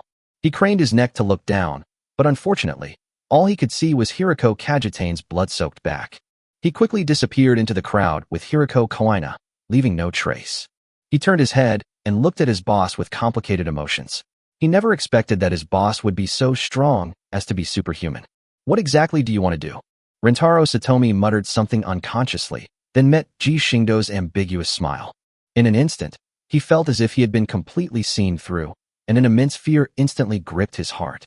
Those eyes seemed to hold endless darkness, and the moment his mind made contact with them, he felt as if he were being dragged into that deep darkness. He tried desperately to break free, but he was like a poor man trapped in a quagmire. The more he struggled, the faster he sank. Just as he seemed about to be completely swallowed by darkness, an urgent voice gradually rang in his ears. Taking advantage of this opportunity, he suddenly woke up and felt extremely weak all over, as if he had just been pulled out of the water, his clothes completely soaked with cold sweat. Looking at Lan Yuanyanzu beside him, who had a worried expression, and then glancing at Ji Xingdou, who was no longer looking at him, a look of fear flashed in his eyes. This man is too terrifying. Tendo Kazara, Rintaro seems a bit weak. You should take him back first. Ji Xingdou leaned back in his chair, his words showing absolutely no remorse for being the culprit. Instead, he held Dunkirk's delicate white hand in one hand, and his hand was not still, constantly stroking that delicate white hand, making Dunkirk blush bright red. Kazara Tendo frowned, knowing he wouldn't get any useful information here, so he agreed, went over and helped Rintaro Satomi up, and slowly walked towards the door. Okay, let's continue talking about our story. After the three, including Tendo Kisaragi, left, Ji Xingdou turned around and looked kindly at all the police officers, company owners, and police officers present, as well as at the large screen that had been hit by several bullets, but was still standing firm. As Ji Xingdou's gaze swept over them, everyone shrank back involuntarily, like startled ostriches. Those who had previously targeted him shrank back even further, their heads almost disappearing into their chests. Haha, everyone, don't be so nervous. I'm not like Hiroko Kajitane, a murderer who would kill someone at the drop of a hat. Looking at Ji Xingdou's smiling face, even though it was midday, everyone felt a chill run down their spines. Brother, Hiroko Kajitane may have killed people, but he's nowhere near as dangerous as you. In response, they could only manage an awkward smile to indicate that they weren't nervous. All right, Your Majesty, we, Tiantong Civil Security Company, will take on this task. Looking at the people from other companies who were keeping their distance and not daring to approach, Ji Xingdou shrugged and continued. And you, don't be afraid. Take on the jobs you're supposed to take, and get to work as soon as you've finished.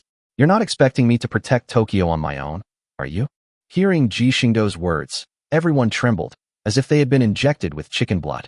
They all immediately expressed their willingness to participate in this commission and to do their utmost to protect the Tokyo area. That positive and uplifting expression, it's so touching, it makes you sad to hear it and brings tears to your eyes. Oh, right, Your Majesty, there's something I forgot to tell you. The Azure Sanctuary I created is now complete, and from now on, all the cursed children in the Tokyo area will be under my protection. Ji Xingdou looked at the Holy Emperor, suddenly smiled, and slowly spoke. What? Everyone froze on the spot, sweating profusely as they looked at Ji Xingdou, then at Tendo Kikunajo on the screen, whose face had darkened, and immediately shut their mouths. After all, this is a contest between this young man whose strength is unknown and the actual highest authority in the Tokyo area. That's impossible. Such an organization must not be allowed to exist in the Tokyo area. Kikunajo Tendo's face was gloomy as he stared intently at Ji Xingdou and rebuked him sharply. Are you talking to me? Ji Xingdou's expression instantly turned cold. He stared indifferently at Tendo Kikunajo on the screen and spoke in a chilling tone. This is a lesson I hope you will remember. I am speaking to the Holy Emperor, and you, a mere assistant, dare to interrupt. Ugh. The next moment, a scream came from the screen, and everyone looked at the big screen in horror. All that could be seen was that half of Kikunajo's body was covered in scarlet blood, and half of his white clothes were stained bright red. His left arm had already been torn off, and at the cut, there were still bits of flesh and blood, as well as half of the arm bone that had been broken off. Upon seeing this scene, everyone's face turned deathly pale. This place was quite a distance from the Holy Emperor's palace. This man can tear off a person's arm from this distance. What if next time he doesn't tear off the arm, but tears off the head? Thinking this, everyone present wanted to leave this place of trouble as soon as possible, but without this person's approval, they wouldn't dare to do it even if they were beaten to death. At this moment, the Holy Emperor naturally heard the screams behind her, and her back was also covered with some kind of warm liquid. She held her breath, just as she was about to muster her courage and turn her head to look, when a sound came from the player on the screen again. You'd better not look back, it might not be a good thing for you. Ji Xingdou stared indifferently at the slightly panicked Holy Emperor and said in a calm tone. After all, he was just a puppet who had never seen blood, like a caged bird, raised and nurtured. She has some ability and perseverance, but her weak character destined her to accomplish little. In short, She was just a pretty vase with some decorative value. Let me say it again.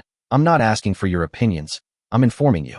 If another cursed child is persecuted by you in Tokyo, I will kill 100 of those so-called plundered generations, so they can go down and reunite with their families sooner. Don't doubt my words. Also, Kikunajo Tendo, this is just a warning. If you don't want to become a human stick in the future, you'd better behave yourself. You're essentially raising a private army. Kikunajo Tendo covered his severed arm and said fiercely. However, before he could finish speaking, his right thumb was snapped off and forcibly torn from his hand. If you do this, the International Initiator Oversight Organization won't let you off the hook. And what are you going to use to suppress those monsters? Before he could finish speaking, 2 more fingers were torn off, and his screams became even more painful. You think I wasn't prepared at all? It's just a suppressant. I made it a long time ago. And you too, you can choose to join us. We will provide all protection for the cursed children, and we even have special classrooms to teach them. Furthermore, we provide suppression potions free of charge. Think it over carefully and consider it further. He glanced at all the police officers present, and at the little girls who were somewhat interested in becoming the initiators. Ji Xingdou smiled slightly, took a box of pastries from Dunkirk, distributed one to each of the little girls, and then walked out of the conference room. Meanwhile, outside, in survivor cities all over the world, all their electronic devices were hacked by an unknown force, and the content being played on them was very simple. Azure Sanctuary. Chapter 98 Global Announcement. Threatening Action. All media channels around the world are now broadcasting information about Azure Sanctuary in turn. Whether it's on large screens in commercial streets, or on computers and televisions in ordinary homes. All electronic devices with screens and internet access were hacked, forcing everyone to view the message. Azure Sanctuary is an organization dedicated to protecting the cursed children. We pledge to provide them with free food, clothing, shelter, and excellent educational resources. We will also provide gastrovirus inhibitors free of charge. Our headquarters are located in the Tokyo area of Japan. For cursed children outside the Tokyo area, we will provide a special plane to receive them. The pickup time will be 1 hour later. Please cooperate with the local government organizations. This move has directly triggered a global reaction, and hacker organizations around the world are now trying to find ways to break through Ji Xingdou's intrusion. However, it was all in vain. All the devices in the world went crazy, frantically reporting news about Azure Sanctuary.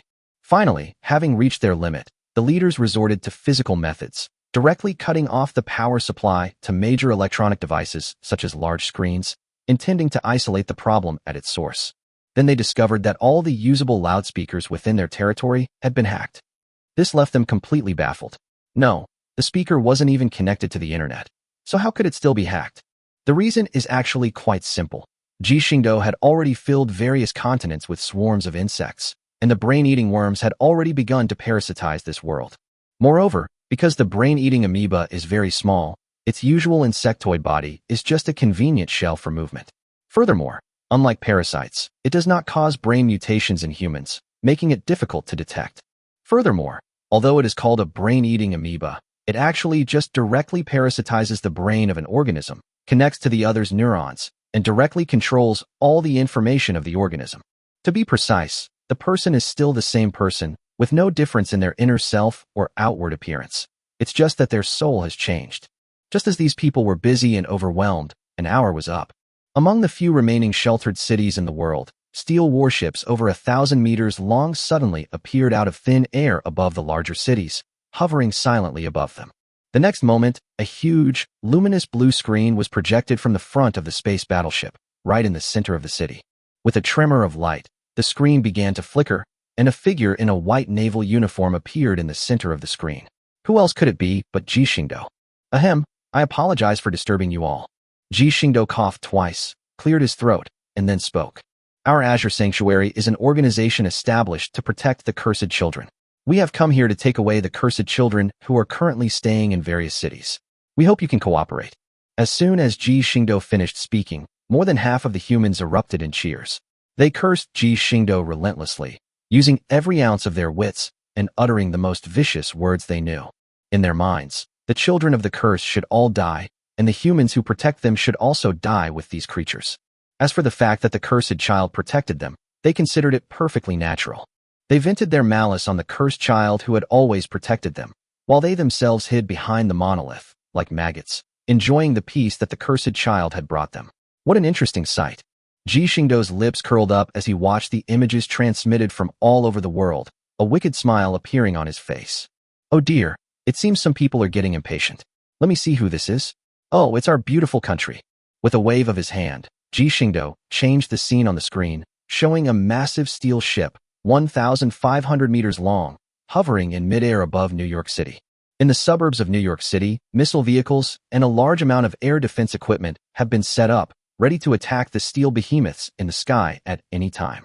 The top leader of New York, a white man in his 50s, issued the order to fire to the troops. No one can threaten the great United States. The white leader was very confident, because with his order, the entire army's heavy firepower roared up and launched a saturation attack on the unidentified ship in the sky. In an instant, huge plumes of black smoke erupted in the sky, and people all over the world who hoped the cursed children would die cheered with joy. In their view, how could such a bulky flying object possibly withstand such saturation fire? Oh my gosh, this is amazing. Absolutely amazing. I was trembling all over watching it. I almost wanted to kneel down and beg for mercy. At this moment, Ji Xingdou's voice rang out again, his words filled with mockery. A bad feeling rose in everyone's hearts. Why didn't that steel monster crash? Soon, they got their answer. After a salvo, as the smoke slowly dissipated, the massive ship reappeared before everyone's eyes. However, a protective shield that flashed with fluorescence suddenly appeared on its outer surface. Undoubtedly, this shield was the main reason why it was completely undamaged. In an instant, the world was in an uproar. A volley of fire hadn't even broken through the enemy's shield. How could they possibly win? Actually, it's normal that they didn't destroy it.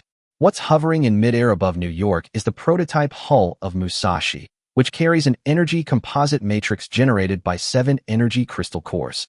Even a true demigod, operating at full power, would not be able to easily shatter the shield above without using any of the law's power. Even if one were to actually use a law, it would have to be a law specifically designed to deal with shields, such as one that corrodes or pierces. Musashi is currently protected by this shield, and even if all the firepower in this plane were to fire at once, they wouldn't be able to break through it. Your performance is over? Well, it's my turn to perform. Musashi, weapon restrictions lifted, energy output set to 10%. Plasma heavy cannon, prepare. Received, Commander. Musashi, standing inside the prototype ship, responded softly. The prototype ship of Musashi slowly opened its bow, revealing a huge cannon barrel that gleamed brightly in the sunlight. At this moment, light was slowly gathering above the cannon muzzle, and a plasma cannon shot was fired directly at the American army located in the suburbs not far away, instantly blasting it away. Boom! A deafening roar, accompanied by a dazzling burst of energy, was fully revealed to people all over the world. People all over the world stared blankly at the scene of cataclysmic destruction on the screen. Looking at the steel monster that had been hovering over his city and seemed to be making no move, a chill ran through him. When the destructive light dissipated, the once arrogant army of over 10,000 men, along with a large amount of heavy weaponry, had completely vanished. The only thing left is a huge crater with a diameter of over 100 kilometers. How was it? Wasn't the fireworks spectacular? So, how's the discussion going? Chapter 99 Electromagnetic Pulse, Executors Deployed. I wonder how your discussion is going. Ji Xingdou's slightly mocking voice rang out again. As for why he made such a big fuss this time, and why he acted as if he wasn't afraid of the transmigrators of the main god space finding out, it was entirely because of the system's shielding capabilities. Under the system's unilateral blockade, unless a master from the main god space forces their way into this world. Otherwise, all of these transmigrators' means of contacting the main god space would be forcibly blocked. Although they could still send information outward, it would all end up back in their own hands. The main reason he hasn't made a move against them yet is because if they die too quickly, wouldn't that obviously indicate a problem? He's just prolonging the time so he can torture them a bit. As for whether they die too many times in a single mission, there's no need to worry. The mortality rate for each mission in the main god space is inherently quite high. For novice players, the first mission can result in a death rate of over 90%, while even for experienced players, the death rate remains high, at least around 50%. After all, the main god doesn't care whether they live or die. They're just some insignificant transmigrators. In their view, death is death. The most important thing is the origin of the world, and as for transmigrators, they are just consumables. If too many people die, at most they'll just conduct a symbolic investigation and squeeze a little more money out of the world's will. In fact, It suits their purposes perfectly. It's well worth it. Haha, Mr. President, what's your decision? Ji Xingdou raised his hand and directly hacked into the White House's electronic system. An electronic call was automatically initiated, and the screen naturally showed the president and a group of ministers in the White House. Don't even think about it. The great United States of America will not accept any form of threat. The White House president slammed his fist on the table and roared at the electronic screen in front of him. His gesture was broadcast by Ji Xingdou, causing an uproar among the people of New York City. Citizens began to spontaneously take to the streets to protest, denouncing the president for treating human life as worthless and disregarding the lives of the people of New York City. But this president was determined to fight Ji Xing to the very end. He doesn't want to be recorded as the first president to surrender to a foreign enemy. He absolutely cannot be nailed to the pillar of historical shame. Okay, so this is your choice. Ji Xingdou shrugged and responded indifferently. He then immediately ended the call. Fuck. How dare you threaten me? Seeing that the screen was off, the president became furious and threw the computer away. Meanwhile, the officials standing by watched coldly, some even gloating. After all, this guy is about to fall from power, and that's when their chance will come.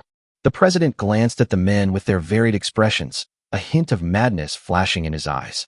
He then pulled a black briefcase from under the table and was about to open it. Those around them instantly changed their expressions and shouted in panic. Your Excellency President, what are you doing? Haha, if conventional weapons don't work, I refuse to believe nuclear weapons won't work either. If tactical nuclear missiles don't work, I'll use strategic nuclear missiles. I refuse to believe we can't shoot it down. The president's face turned frantic, and he was about to enter the password to activate the nuclear missile. A deafening explosion suddenly erupted outside, instantly illuminating the skies above New York City. The powerful electromagnetic pulse instantly struck the entire city, damaging and destroying all electronic components. The briefcase in the president's hand was also subjected to a huge impact when he took it out, and the briefcase was completely damaged. Rewinding to just now, Ji Xingdou, having ended the call, issued another command to Musashi. Musashi, activate the high-frequency electromagnetic pulse weapon. Disable their attack and communication methods. Received, Commander. As Musashi made his move, the prototype ship, which had been stationary at a relatively low position, began to rise into the sky, and once it reached a sufficient height, a super-powerful electromagnetic pulse bomb was airdropped directly and detonated at an altitude of 30 to 40 kilometers. In an instant, an electromagnetic pulse swept across the entire city. Because there were no protective measures, all the city's equipment was paralyzed, and the entire city's operation was instantly rendered unusable. Send out the enforcement troops to pay a visit to our president. Understood, Commander. Musashi nodded, turned around, and spoke to the 12 executors standing behind him. Target, the White House president. Objective, kidnapping. Command being processed. Command processing complete. Commencing task execution. The 12 executors quickly detached from the ship, and the anti-gravity engines behind them instantly started, propelling them like shooting stars straight toward the White House. Meanwhile, the president and officials inside the White House were completely unaware that they were about to face a major disaster. The president stood up, looked at the completely wrecked briefcase, rubbed his head, which was still spinning from the shock, and gritted his teeth. That damn guy. I'll make him pay. You've probably missed your chance, Mr. President. At that moment, a white man with short blonde hair shook his head and shouted. What did you say? Haggis. I am the president of the White House. Who gave you permission to contradict my decisions? You're just a lowly treasurer. The White House president appeared somewhat hysterical, shouting angrily. That's no longer the case, Mr. Ritchie. Your decisions are pushing the great nation of America into a terrifying abyss. We can no longer let you be in charge. You must step down. Haggis brushed the dust off his clothes and said arrogantly, You can't remove me now without a congressional meeting. I'm still the president in the White House. Boom. Just then, a loud noise rang out, and gunfire erupted from the troops stationed outside the White House. Amidst the gunfire, there were also numerous screams of agony, and chaotic explosions echoed continuously. Everyone's expression changed instantly, but before they could even go to the window to see what was going on, the sounds outside stopped abruptly, and the world suddenly became completely silent. Everyone broke out in a cold sweat. There was a well-equipped army stationed outside. Although most of the equipment was no longer usable after the electromagnetic pulse, how much time has passed? 20 seconds? 30 seconds? An entire army of 2,000 was wiped out? They couldn't even imagine that their army had won. That was 2,000 men. If they really won, Would there be absolutely no commotion outside? You're kidding me. As they tensed up, listening intently to the sounds outside. The window behind the president was suddenly smashed, and an enforcer rushed in, kicking the president to the ground. Enemy attack. The bodyguard who had been inside the room immediately drew his gun and opened fire, but unfortunately, all the bullets were deflected by the shields equipped by the executors. Attackers, eliminate them.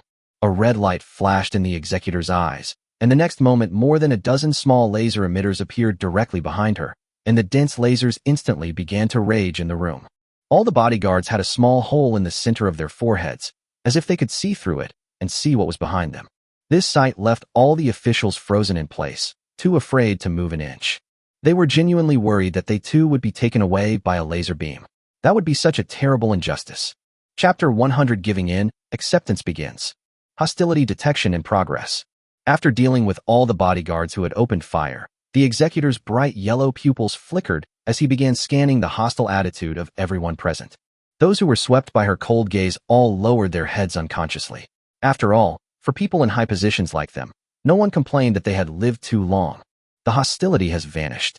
After scanning the area and finding no one else courting death, the executor lowered his head and looked at the White House president, who was lying on the ground, already unconscious. The executor calmly took out a bright blue tablet from his equipment space, tapped it a few times, and the communication was reactivated, with Ji Xingdou's image appearing on the screen. Commander, mission complete. As the executor finished speaking, the other windows in the room were smashed instantly, and the previously closed door was also violently broken down.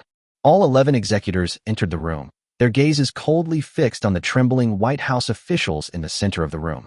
Okay, great. Turn the screen towards them. Ji Xingdou nodded and gave the order. Received, Commander. The executor responded, then held the tablet with both hands and faced it toward the group of officials. Haha, how did you all feel about the experience? I have some different kinds of large fireworks. Would you like to try them out one by one? My lord, we would certainly not dare to disobey your wishes, but we are unsure whether you will still. Haggis then stepped forward with a troubled expression and voiced his concerns. After all, they were afraid that once the other side took the person away, a plasma cannon would come down and blast them down, which would be a disaster.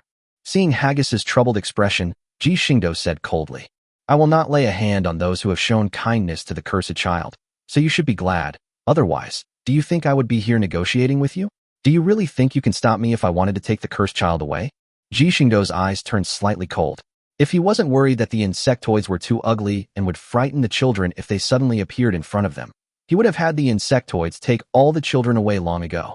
It should be noted that he dispatched nearly 100,000 insectoids of various species to each city, and even outside the giant stone monument, he dispatched 4 adult thunder beasts that were already 170 meters tall. If these things weren't even more ferocious than Gastria, easily provoking an overreaction from the little guys, he wouldn't bother wasting a single word on them. As for whether threatening these guys like this will put the cursed child at risk, there's no need to worry about that. After all, each cursed child has at least 10 or more alien insects lurking in the surrounding ground.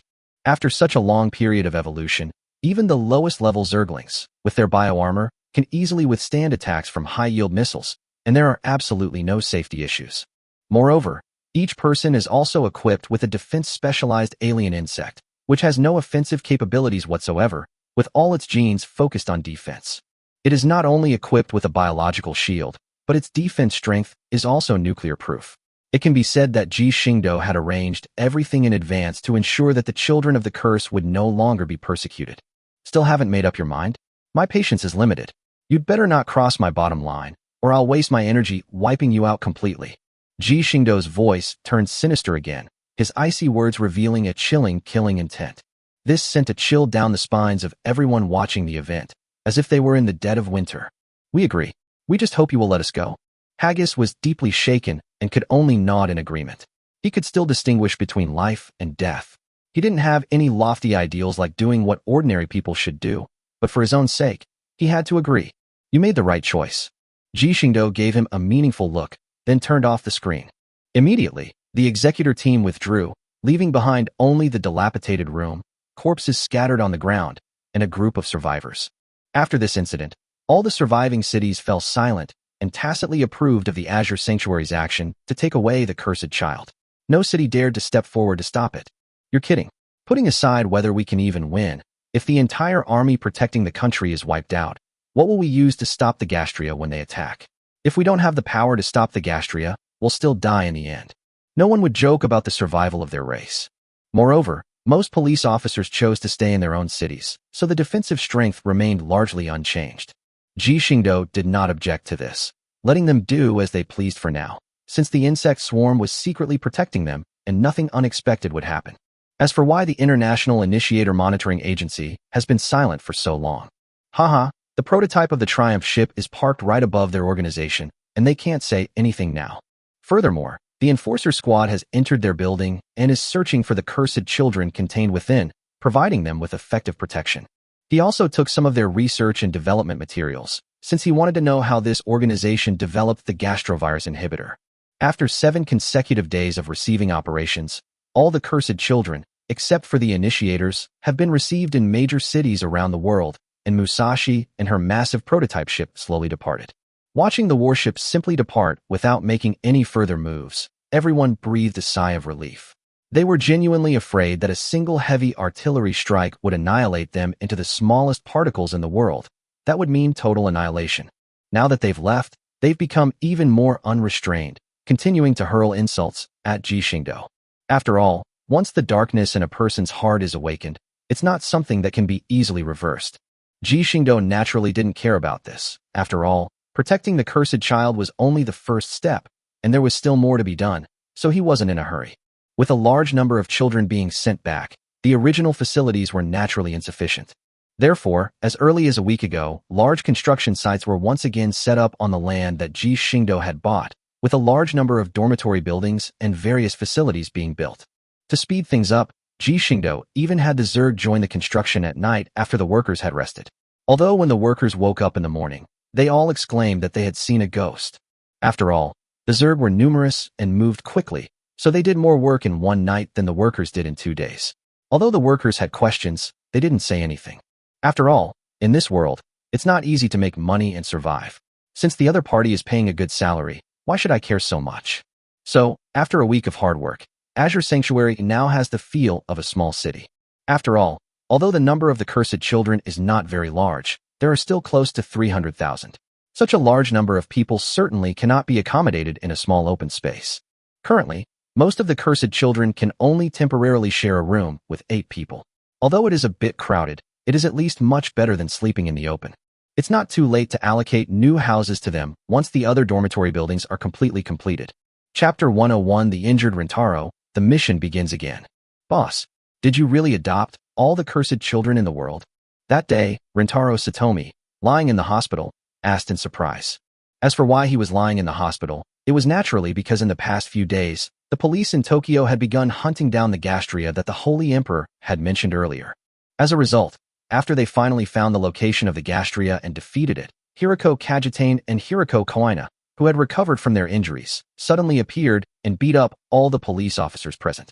Even Rintaro Satomi was shot in the abdomen and fell off a cliff. If it weren't for the fact that there was a large river below the cliff, he would never have made it back. However, Hiroko Kajitane subconsciously listened to Ji Xingdou's words, and the cursed children present were only knocked unconscious instead of being killed, which was the only good thing. Yeah, what's wrong? Ostensibly, he came to visit his employees, but in reality, he was just some scoundrel who abandoned his business to take a break and relax. He raised an eyebrow, glanced at Rintaro Satomi, replied with a word, and then went back to reading his newspaper. The contents of this newspaper are quite interesting. For example, some headlines say he's a cursed demon, and others describe him as a ruthless killer. Yes, there are countless examples. Some people have even listed his crimes one by one and published them in newspapers, stirring up everyone's emotions. Ji Xingdou chuckled at this, saying that if he wanted, he could prevent any of the articles in those newspapers from being published. But there's no need for that. They'll understand later anyway. Yes, they were right to criticize me today. Boss, could you let Yenju go to your school too? Rintaro Satomi hesitated for a moment, looking rather embarrassed before speaking. Sure. Ji Xingdou responded without even looking up. Real?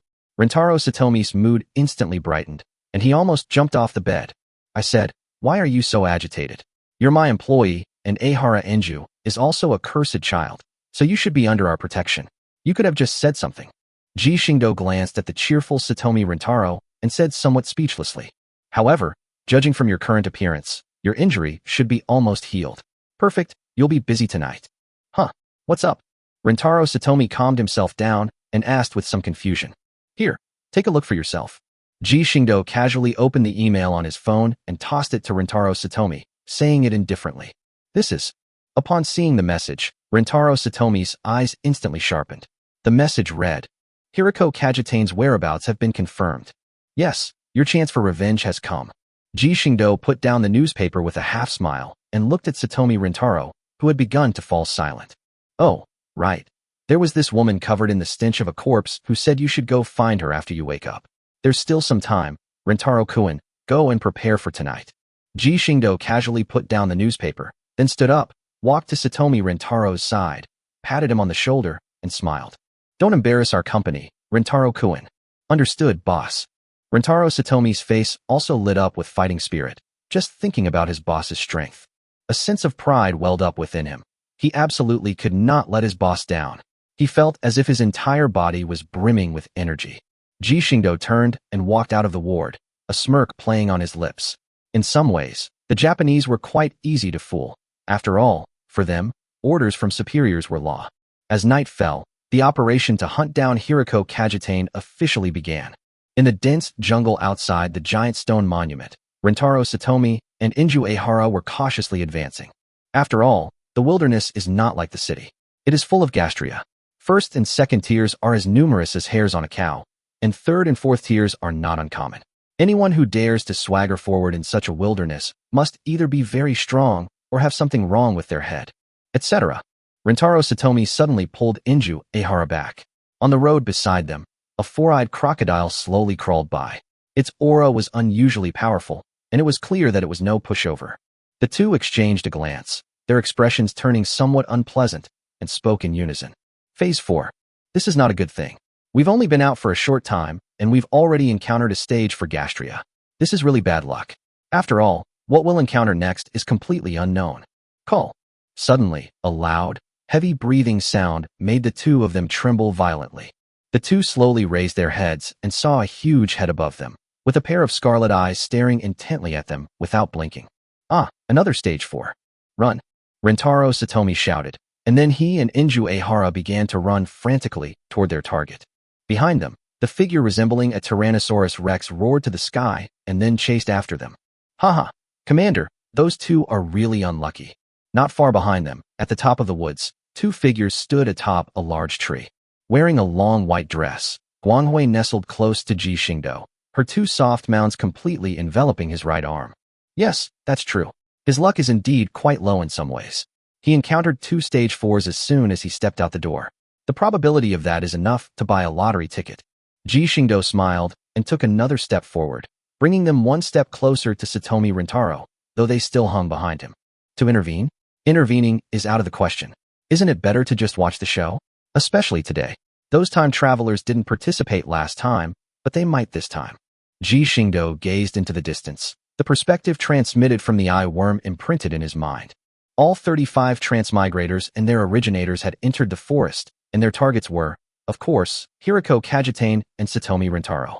Hee, tonight is going to be very lively. Are you alright, Inju?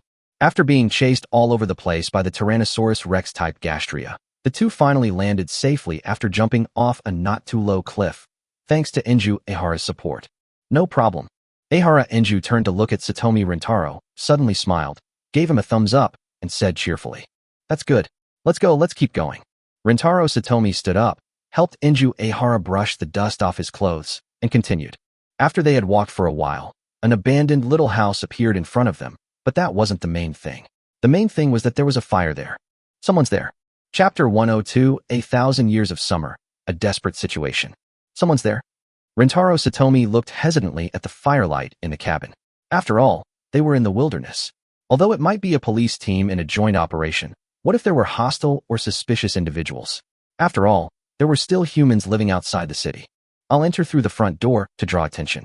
Yanju, you sneak in through the window and attack when the opportunity arises. Okay, Rintaro. Action. The two split up and quietly crept to the vicinity of the cabin. They exchanged a glance. The next moment, Rintaro Satomi burst into the hut, his pistol raised in front of him. Who is this person? A sharp rebuke in Rintaro Satomi's voice rang out at the same time, and at that moment, Rintaro Satomi finally saw the petite figure in front of him clearly. She was holding an automatic rifle, its dark muzzle pointed directly at her. Her face looked very serious, and there were still a few streaks of bright red blood on her arm. "Wait, Inju, stop!" Rintaro Satomi was puzzled for a moment, but he quickly realized what was going on and shouted loudly, forcefully stopping Inju Ehara in her actions. Well, the foot, clad in specially made boots, stopped at the girl's profile. A strong gust of wind blew through her hair, but her expression remained calm, as if she didn't care at all. Meanwhile, Ehara Inju looked puzzled, retracting her right leg that she had almost kicked out, and looked at Satomi Rintaro with some confusion, as if she was asking him something. She was the initiator of Mr. Ikuma Shokun's work. Rintaro Satomi looked at Inju Ehara, whose face was full of questions, and explained. "Oh, that particularly arrogant police officer?" Lan Yuan Yenju clearly didn't think things through and blurted out her true feelings. Then, she met the very calm gaze of the person opposite her. I'm sorry, I didn't mean to." Lan Yuanyan realized he had said the wrong thing and immediately apologized. "It's all right, Mr. Jiang is always like this, though he's caused you quite a bit of trouble." The girl calmly put down the rifle in her hand and said with a still indifferent expression, "You, Xia Shi, Qianju Xia Shi." Just as Rintaro Satomi was about to speak and ask her name, she turned her head and calmly stated her name. Rintaro Satomi paused for a moment, but quickly recovered and responded solemnly. "Satomi Rintaro. My name is Ehara Inju." Lan Yuan Inju patted her chest and said happily, "The wound on your hand was probably caused by gastria injecting bodily fluids into it." Rintaro Satomi looked at the wound on her hand with a serious expression and said somewhat heavily, "After all, gastria infects its prey by injecting it with bodily fluids full of gastria virus, even though the cursed children are immune to gastria virus to some extent. However, if the cursed children are injected with large amounts of gastrulatory fluid, it will still lead to a significant increase in the rate of gastrulation in their bodies. If this erosion exceeds a certain limit, then the cursed child will directly mutate into a gastria, and there will be no way to save them. One of the most important reasons why the International Initiator Supervision Association is able to manage all police forces in the world is that they possess gastrovirus inhibitors. This inhibitor can suppress the rate of gastrulation in the cursed children's bodies, which is the real reason why they have always been dominant. But that's no longer the case. However, even the Zerg cannot save the mutated cursed child, since the child has already mutated, and there is nothing the Zerg can do about it. At most, you'll get infected again, and in the end, you'll only get a gastria-type Zergling. Just thinking about it is terrifying. Yes, that's true, but not much. I know my own body very well." Senju Natsuyo glanced at the wound on his hand, his expression remaining unchanged. "Really? You must go back to the clinic for a thorough checkup." Before he could finish speaking, Rintaro Satomi froze. He then realized that under the pressure of his position as boss, the research institute in the Tokyo area that belonged to the International Initiator Supervision Organization had long since run away. Where could he find someone to inspect it? "I know, Azure Sanctuary would be fine, wouldn't it? I wouldn't joke about myself." Senju Natsuyo noticed Satomi Rintaro's embarrassment and spoke softly. "Yeah, after all, Azure Sanctuary provides unconditional treatment for the cursed children. Compared to research institutions, I should trust Azure Sanctuary more, shouldn't I?" "You're right. I didn't expect the boss to be so capable. In less than a week, he gathered almost all the cursed children. I still can't quite believe it." Rintaro Satomi scratched his head. After all, he had never imagined that anyone could accomplish such a feat. "Really? So, in your eyes, what kind of person is your boss?" Senju Natsuyo looked at the somewhat simple-minded Satomi Rintaro and suddenly asked a question. Boss." Rintaro Satomi shuddered. If he had to say what impressed him most, it would be how terrifying it was. Just thinking about the look he met back then made him feel guilty. After all, he also had his own secrets, and the feeling of being seen through was really not good. These past few days he's been trying to convince himself that it was just a coincidence. Otherwise, he really wouldn't know how to face Yanju. He glanced at Ehara Inju beside him, a shadowy glint flashing in his eyes, but he hid it well so that neither of them noticed. Seeing that Rintaro Satomi didn't seem to want to talk about it, Natsuyo Senju didn't press him any further. After bandaging Senju Natsuyo's wounds, the three decided to continue their journey and search for the lost Ikuma Shokin. After a period of trekking, they finally arrived near their destination. Looking at the dilapidated town ahead, Chisho Natsum loaded his rifle, glanced at the two men, and then spoke calmly. "I'll cover the rear. You all go quickly." "What are you saying? If we're going to leave, We should leave together. There's no reason for you to be the one to cover the retreat. Lan Yuan Yanzhu was startled and looked at Shipgirl with confusion. Someone has to stop them, doesn't they? Chisho Natsuyo looked behind her. In the dark forest, she saw pairs of bright eyes watching them intently, without stopping. In the forest, the Gastria's voices grew louder and louder, as if to show that the creatures of the forest were about to lose their temper. Besides, compared to the rest of you, it's the best choice for me to stay behind and cover the rear.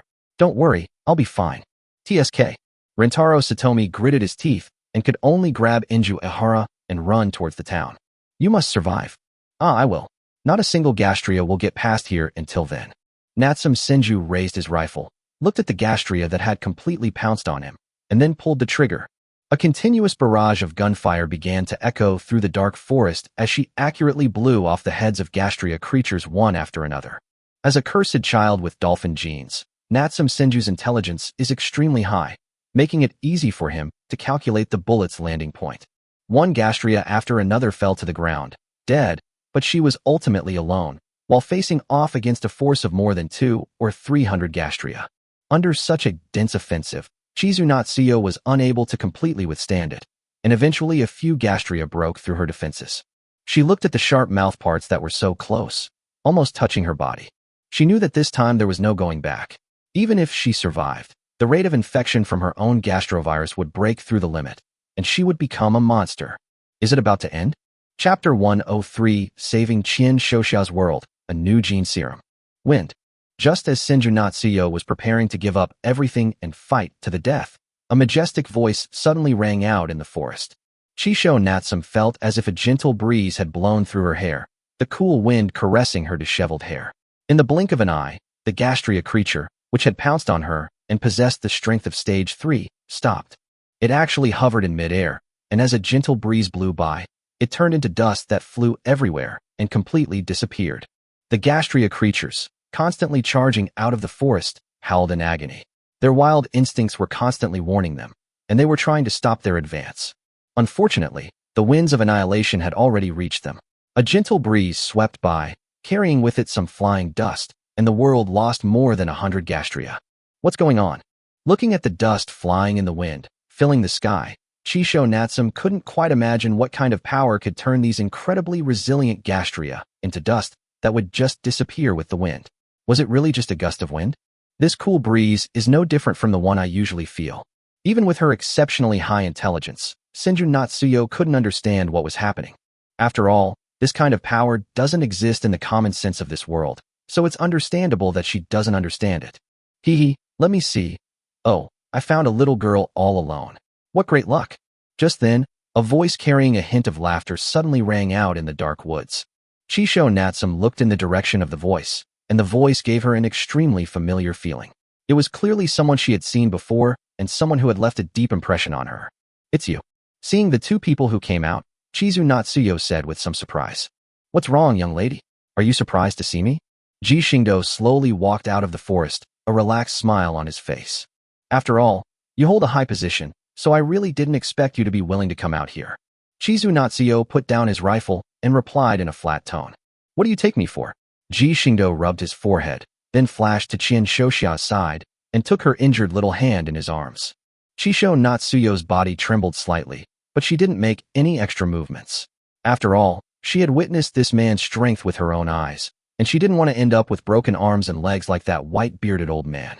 Unaware that Qian Shouxia was secretly slandering him, Ji Xingdou gently removed the gauze wrapped around her hand, which was already starting to seep blood.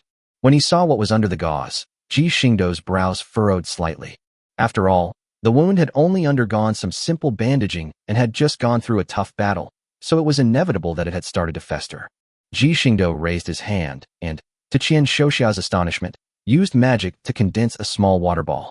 Then he rinsed her wounds, disinfected them with holy light, and then cast a healing spell on her.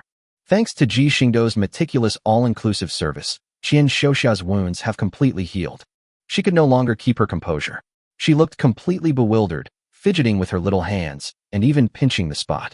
This phenomenon was entirely beyond her comprehension. Haha, don't be silly. You'll know what this is when you get to Azure Sanctuary. Ji Xingdou looked at Qian Shouxia, who seemed to be saying, I don't understand, but I'm very shocked. and couldn't help but laugh out loud. Then, under Qian Shouxia's somewhat shy gaze, he pulled out a tube of blue jean serum. Come on, little Xia Shi, listen to your brother. One injection will do the trick.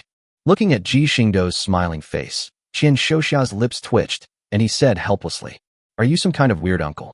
Meanwhile, Glorious, who had been following him closely, covered his mouth and chuckled to himself. Ji Xingdou did not reply, but instead inserted a needle into the vein on her neck. Qian Shouxia was also very smart and did not resist.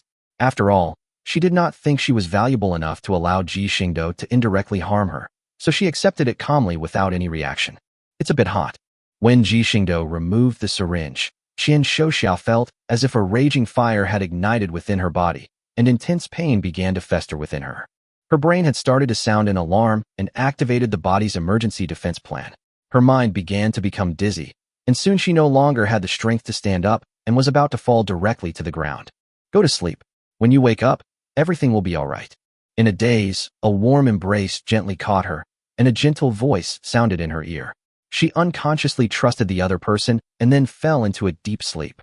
Ji Xingdou looked at the sleeping Qian Shouxia in his arms and smiled slightly. Commander, is she all right? Guanghui stepped forward, stroked the hair at Qian Shouxia's temple, and said with some concern, Although it's a first-generation gene vaccine for treating gastrovirus, I have great confidence in the Zerg's technology in this area. Her current condition is probably because the gastrovirus in her body is fighting the vaccine. There shouldn't be any problems. Ji Xingdou shook his head, speaking with great confidence. Hee, looks like things are getting interesting up ahead. We can't miss out on a good show.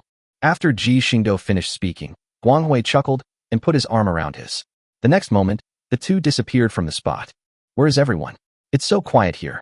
Upon arriving at their destination, Rintaro Satomi and his companion looked around at the deserted area of houses, their faces showing serious expressions. They don't think that they're in this situation because they arrived too early, and that's why they haven't met anyone else. The question is, where did all the police officers who arrived earlier go? Let's investigate first. Staying here is pointless, so Rintaro Satomi suggested that they explore first, since they would definitely not find any clues if they didn't look for them. Thump. Who? Just then, a strange noise came from an abandoned house next door. Under the moonlight, a tall figure slowly walked out of the dark house. The tall figure exuded a sense of oppression, and looking at the desolate surroundings, even Rintaro Satomi couldn't help but swallow hard. This already felt like something out of a horror movie. Where's my sword? As long as I have it, I can still fight. The shadowy figure kept muttering, which gave Rintaro Satomi an extremely strong sense of déjà vu. The moment the shadowy figure completely emerged, Rintaro Satomi exclaimed in surprise. Mr. Ikuma, the supervisor? My sword. Ikuma was swaying, his eyes widening. Before he could finish speaking, he collapsed to the ground with a thud. The great sword he had always longed for was stuck in his back. This is considered. Looking at the dead Ikuma, Shokin lying on the ground with complicated emotions, Ihara Enju spoke softly. Ah. Rintaro Satomi responded softly, but when he unconsciously looked down at the ground, the shadow on the ground instantly caught his attention. There are people on the house behind us. Watch out. Enju. Chapter 104 Sneak Attack, Near Death. Enju. Behind you. Sensing something amiss, Rintaro Satomi's pupils contracted, and he instantly shouted out. He then pulled out the pistol tucked behind his back, turned around, and fired a shot. Bang! Sizzle! Gunshots and the sound of bullets rubbing against each other rang out. Rintaro Satomi looked up and saw that the bullets from before had been blocked by Hiriko Kajitane's repulsive force field and could no longer penetrate even an inch. Meanwhile, Ihara Enju, who had been reminded by Satomi Rintaro, reacted instantly, and, with a powerful kick, delivered a whip kick to her back. A sudden clanging sound of metal against metal rang out as Ihara Enju's specially made metal shoe soles were blocked by the hilt of a scythe. The scythe's user was none other than the crazed Hiriko Koina. Cut! Ihara Enju curled her lips, then instantly exerted force with her feet, sending Hiriko Koina sliding several meters away. She also used this force to create distance between herself and Hiriko Koina. Ha, I knew it. Rintaro-kun, you wouldn't die so easily. Hiriko Kajitane casually flicked away the bullet. Whether it was reattached or replaced with a prosthetic right arm, he gently stroked the smiling mask on his face, his voice sounding somewhat manic. What exactly do you want to do? Rintaro Satomi said through gritted teeth. What are you doing, Rintaro-kun? Don't you think only people like us can become the masters of this world? Come on, Rintaro-kun, join me. Let's prove to this world that only people like us can rule it. Hiriko Kajitane's voice was filled with madness as he tried to impart his ideals to Satomi Rintaro, but unfortunately, Satomi Rintaro was destined not to agree. Don't be ridiculous. You're going to summon a stage 5 Gastria in Tokyo just because of something like this? You're absolutely insane. Rintaro Satomi's face darkened, and he shouted angrily. Is that so? You've rejected my invitation again. In that case, go die? Hiriko Kajitane's voice turned sinister, and his gaze towards Satomi Rintaro began to fill with murderous intent. Absolute pain. Hiriko Kajitane jumped off the roof, then pointed forward with one hand, and the repulsive force field formed an invisible high wall that crushed directly towards Satomi Rintaro. Break! Rintaro Satomi's eyes sharpened, and with a flick of his right arm, he slammed his fist hard against the invisible wall in front of him. His fists pressed hard against the wall of repulsion, and Rintaro Satomi's body began to tremble slightly from the excessive force. He then let out a ferocious roar. Tendo-style combat technique, first form. As he finished speaking, a strange sound came from his right elbow joint. With a loud thud, a tremendous force came from his elbow joint.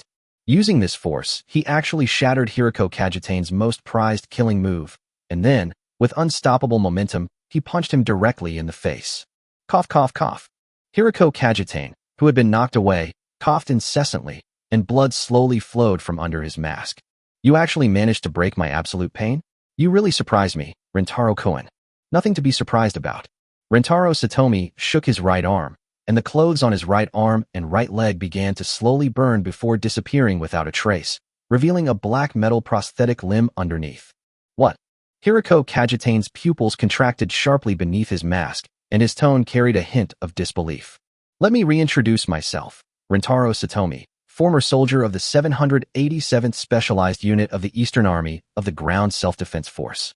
Rintaro Satomi looked at Hiriko Kajitane with a cold gaze and immediately revealed his background. Ha ha ha, just as I thought.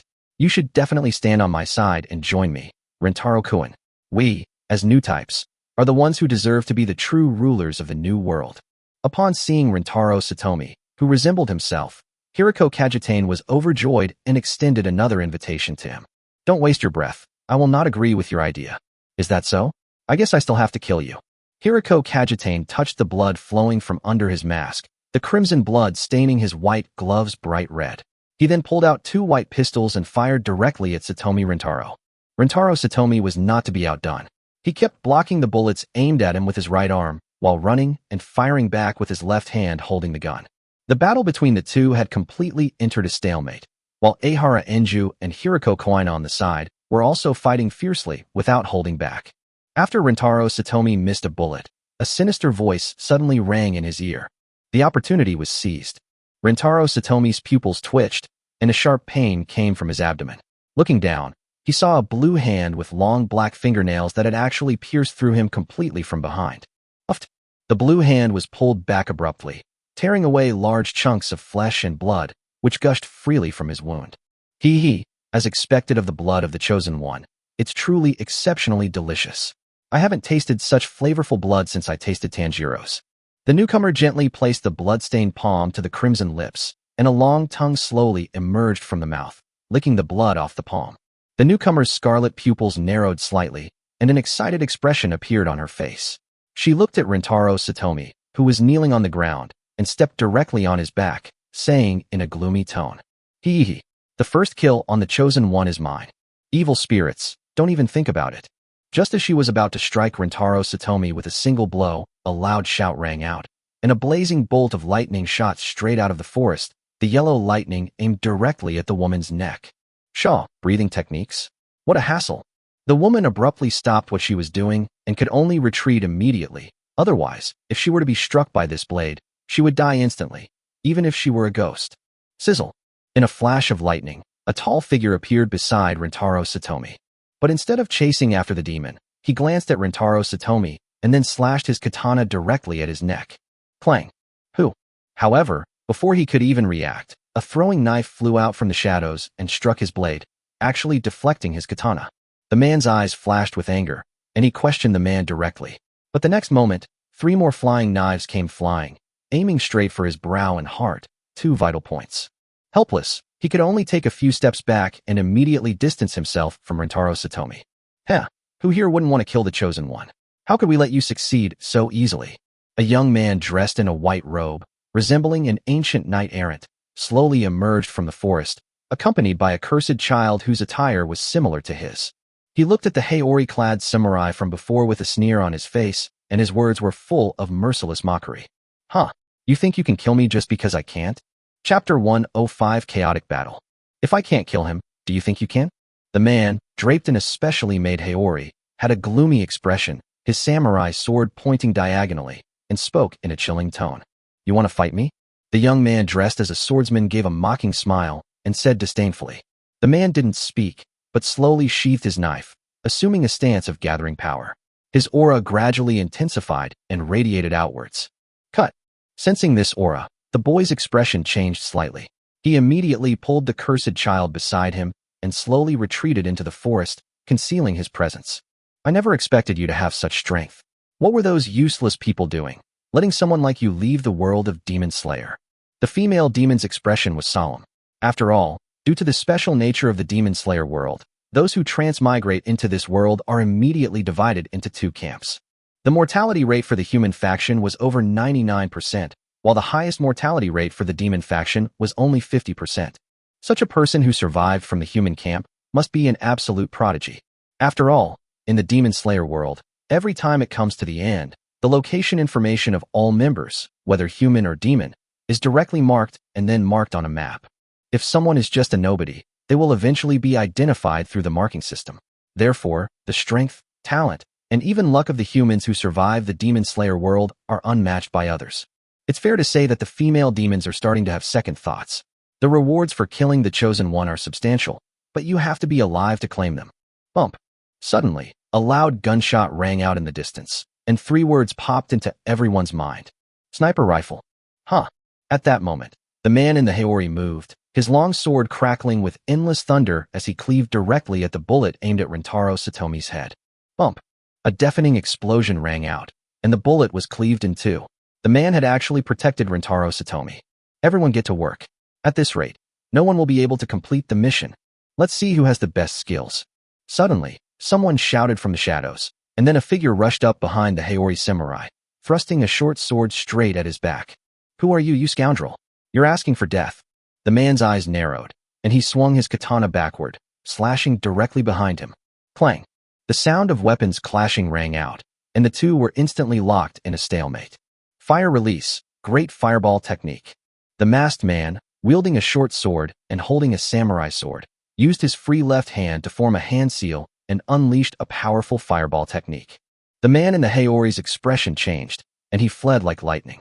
However, Rintaro Satomi was directly exposed to the fireball's attack range. Dream on. A fire avoidance talisman. Then a woman dressed in a Taoist robe rushed out and threw out a talisman. A red light shield immediately protected Rintaro Satomi, completely blocking the burning effect of the great fireball technique. This seemed to be a signal, as 7 or 8 more people rushed out of the forest and pounced on Rintaro Satomi. They started fighting halfway through because of their differing opinions, and the fight went on for a long time. Flames erupted across the battlefield, and talismans, ninjutsu, supernatural abilities, and other special powers clashed against each other everywhere. However, things remained unusually calm around Rintaro Satomi. After all, everyone was watching him. Anyone who dared to try and take advantage of the situation would be attacked by the crowd. Hiriko Kajitane wasn't having an easy time either. After all, he was an important villainous supporting character in the early stages, possessing a considerable amount of the world's origin power. Naturally, some transmigrators had their eyes on his head. These transmigrators who suddenly broke and were not only very strong, but also had all sorts of strange methods. If it weren't for the strong defensive power of the repulsive force field, he would probably have died in the northwest by now. As for Ehara Enju and Hiriko Koina, they were being ganged up on by 7 or 8 cursed children, which directly led to the 2 of them joining forces. After all, the 7 people on the other side don't care about the relationship between the 2 of them. Given the chance, even if they were fighting with Ehara Enju before, they would immediately turn their guns on Hiriko Koina. As the 3 struggled to hold on, Rintaro Satomi was facing a difficult choice. He trembled as he pulled out several vials of medicine, recalling what Samaire Muroto had told him. After injection, this drug can temporarily grant the recipient the self-healing ability of agastria. However, the use of this drug carries certain risks. Before the recipient has fully recovered, they may be infected and transformed into agastria. No time. Rintaro Satomi gritted his teeth and directly stuck 5 or 6 vials of medicine into his stomach.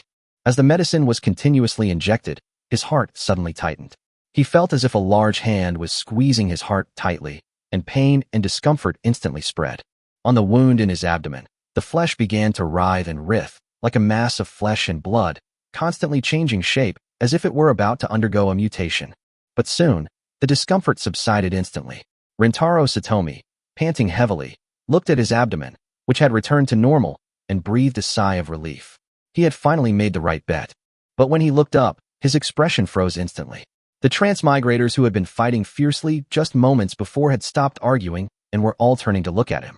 Those different faces, each with its own unique expression, wore strange smiles, which sent a chill down his spine and made him feel quite uneasy. Tendo-style combat technique, first form.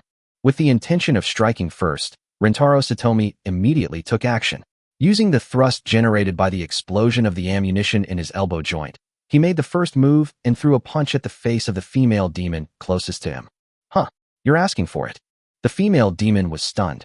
She didn't expect that the other party would stand up and punch her beautiful face. Who could tolerate that?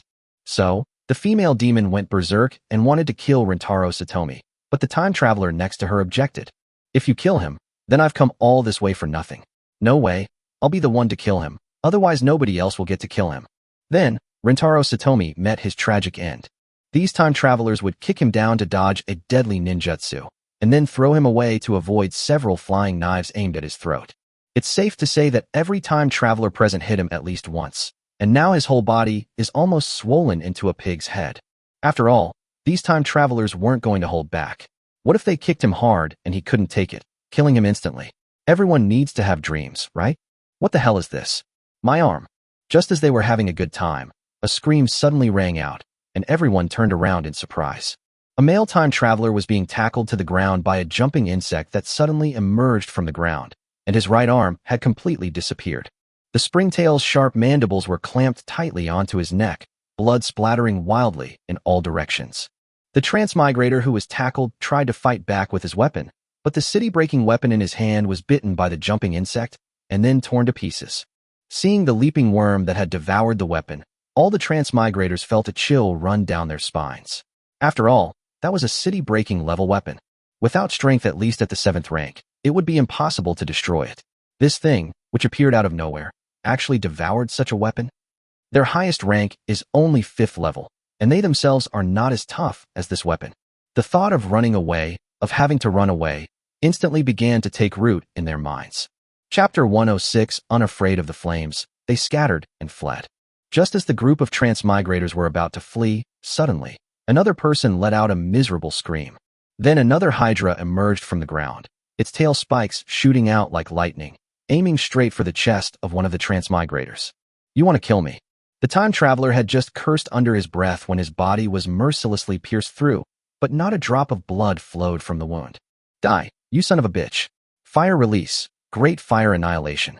Suddenly, the time traveler appeared behind the hydralisk and unleashed a torrent of flames at it, determined to incinerate it into ashes. Hiss. The hydralisk was bathed in the sea of fire created by the extinguishing flame, and large patches of deep red stripes appeared on its entire body. These stripes began to shimmer with a crimson glow as the flames burned. After all, they have been developing from the abyss for some time now, and many creatures in the abyss have resistance to various elements. Therefore, the insect swarm's resistance to elements has now reached an astonishing level. Moreover, this resistance is increasing rapidly as they continue to eat. The hydra stretched out its long body, and bathed in the sea of fire, it not only had no negative effects, but also seemed to be in its element. I refuse to believe I can't burn you to death, you damn thing. As the flames slowly died down, the time traveler's face contorted in a ferocious grimace, looking utterly resolute.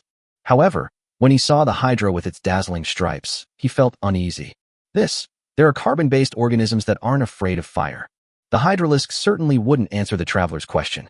Instead, it leaped high into the air, its sharp tail stinger thrusting out again, aiming straight for the traveler's head. Body flicker technique. Realizing he was in danger of dying, he immediately used a teleportation technique to disappear from his spot and reappeared at the edge of the forest. Then, without looking back, he ran straight into the forest, showing no intention of staying any longer. Just kidding, he's a specialist in fire-style techniques. But even fire-style techniques are useless to him now. If he stays here any longer, he'll be stuck here forever. As he fled, the Hydra saw a red glint in its eyes, then turned and charged in the direction he had fled, ready to hunt down its escaped prey. The situation of the other transmigrators was not much different. After all, those who came to this world this time had basically experienced at least one world. They had quite a few ways to protect themselves, and at least escaping from here was not a problem. Of course, not everyone was so lucky. After all, Ji Xingdou's order was to leave 5 illegal transmigrators behind. So, there were bound to be 5 unlucky souls who would be stuck here forever. After all, the Zerg also have to fulfill the targets set by their overmind, and they are known for their word. If they say they'll keep 5, they will never keep a 6th. As for why I chased after them, it was purely to scare them and leave them with some psychological trauma. What are these guys? Hiriko Kajitane supported his injured left arm. Most of the mask on his face had been knocked off by the transmigrator, revealing a nearly insane expression underneath. He looked at the alien insects dragging the corpses of the transmigrators in the field and felt a chill run down his spine. He had a premonition that his repulsive force domain would definitely not be able to stop their attack. "Dad, are you alright?" At this moment, Hiriko Koina, covered in wounds, slowly walked over. For some reason, they were both on the verge of collapse. However, among the cursed children who were besieging them, 5 died without any warning. If it weren't for this, she and Ehara Enju wouldn't have survived until now. Rintaro. At this moment, Ehara Enju, also covered in blood, rushed to the side of Satomi Rintaro, whose head had been beaten into a pig's head, and shook him incessantly, trying to check on his condition. Cough cough. "I'm fine." Rintaro Satomi slowly uttered these words from his mouth, which was swollen like a sausage, and this gave Enju Ehara a great joy. "Thank goodness, Rintaro, you're still alive." "Dad, are you still going to kill him?" Hiriko Koina, dragging her blood-stained scythe, asked Hiriko Kajitane with a weary expression. Hiriko Kajitane silently watched Satomi Rintaro and the other insects who were cleaning up the corpses as if they didn't exist, then turned and left. "No need for now, we don't have that much time. Our plan isn't over yet. The Phase 5 Gastria must arrive." "Rintaro, what happened over there? Why was there no signal just now?" "Hiriko Kajitane's life signal is fading away from you. How are you all doing?" At that moment, Tendo Kazara's anxious voice came through the communication headset worn by Satomi Rintaro. Rintaro Satomi struggled to open his eyes, caught sight of Hiriko Kajitane who had already left, and said with difficulty. A large number of unidentified police officers intervened. Hiriko Kajitane escaped. "What?" Inside the command center, Tendo Mu slammed her hand on the table in disbelief. She couldn't believe that something like this would happen. Unidentified police officers? Where did these guys come from? Get ready for the impact of Phase 5. The Holy Emperor looked at the screen in front of him and said with a heavy heart. After all the alien insects dispersed, only the unconscious Rintaro Satomi and Enju Ehara, who had been protecting him, remained at the scene. Just then, a rustling sound suddenly came from the woods not far away, which made Ehara Enju's heart alarm bells ring. Could it be that those police officers who suddenly appeared have run back? This is troublesome. Ehara Enju frowned slightly. After all, she wasn't in good shape right now. If those people really came back, she and Satomi Rintaro would both die here. "Enju, so you're here?" "Huh, boss." Upon hearing that unusually familiar voice, Lan Yuan Yenju was clearly taken aback, and then a smile immediately spread across her small face. "You guys are really in a sorry state." Ji Xingdou slowly walked out of the woods, and behind him, Guanghui carried Qian Shouxiashi and followed slowly. Upon seeing the two looking so disheveled, Ji Xingdou couldn't help but laugh out loud, and then proceeded to provide them with a full-service cleaning and treatment. Lan Yuan Yenju, now completely clean, looked at Ji Xingdou with some concern. "Hiriko Kajitane and the others have escaped. Could something terrible have happened?" Nothing serious will happen." Ji Xingdou shrugged and said with a smile. He answered, "It's just a Stage 5 gastrulation invasion. But what if that happens? Wouldn't Tokyo be destroyed?" Enju Ehara unconsciously raised her voice. After all, a Stage 5 gastria could easily destroy a city, which meant Tokyo was doomed. "Don't worry, it's nothing serious, it will be resolved." Ji Xingdou patted her little head, looked at the distant port, and said with a light laugh. "However, we have to collect some interest first." Chapter 107, Phase 5, Scorpio appears. Life fluctuations detected at the port. Phase 5 has arrived. In the command center set up in the Tokyo area, the Holy Emperor stared expressionlessly at the radar map in front of her. Behind her, on her right, stood Kikunajo Tendo, who had lost an arm, while on her left stood Kizara Tendo, who looked helpless. Phase 5 will appear in Tokyo Bay. The zodiac sign is codenamed Scorpio. Let the Maritime Self-Defense Force take action and make sure to stop Scorpio. The Holy Emperor took a deep breath and, feigning composure, issued the order. Yes, Your Majesty. As the video footage unfolded, everyone in the conference room could clearly see the enormous gastria slowly crawling out of the ocean. Everyone fell silent. They knew that the so-called obstruction was only temporary. Phase 5 possessed unimaginable recovery capabilities, and the self-defense forces alone could not possibly stop Scorpio. Watching the self-defense force ships continuously launch missiles, leaving deep craters on Scorpio's body, seemingly stopping Scorpio's actions, no one cheered for it. Because the wounds inflicted on Scorpios are healing at a speed visible to the naked eye, with each wound healing in no more than 2 or 3 seconds. If this were an online game, it would be like you dealing 10,000 damage to the boss every second, and the boss passively regenerating 100,000 health points per second. Well, it's practically synonymous with despair, because without any other methods, you're destined to never be able to kill the other side.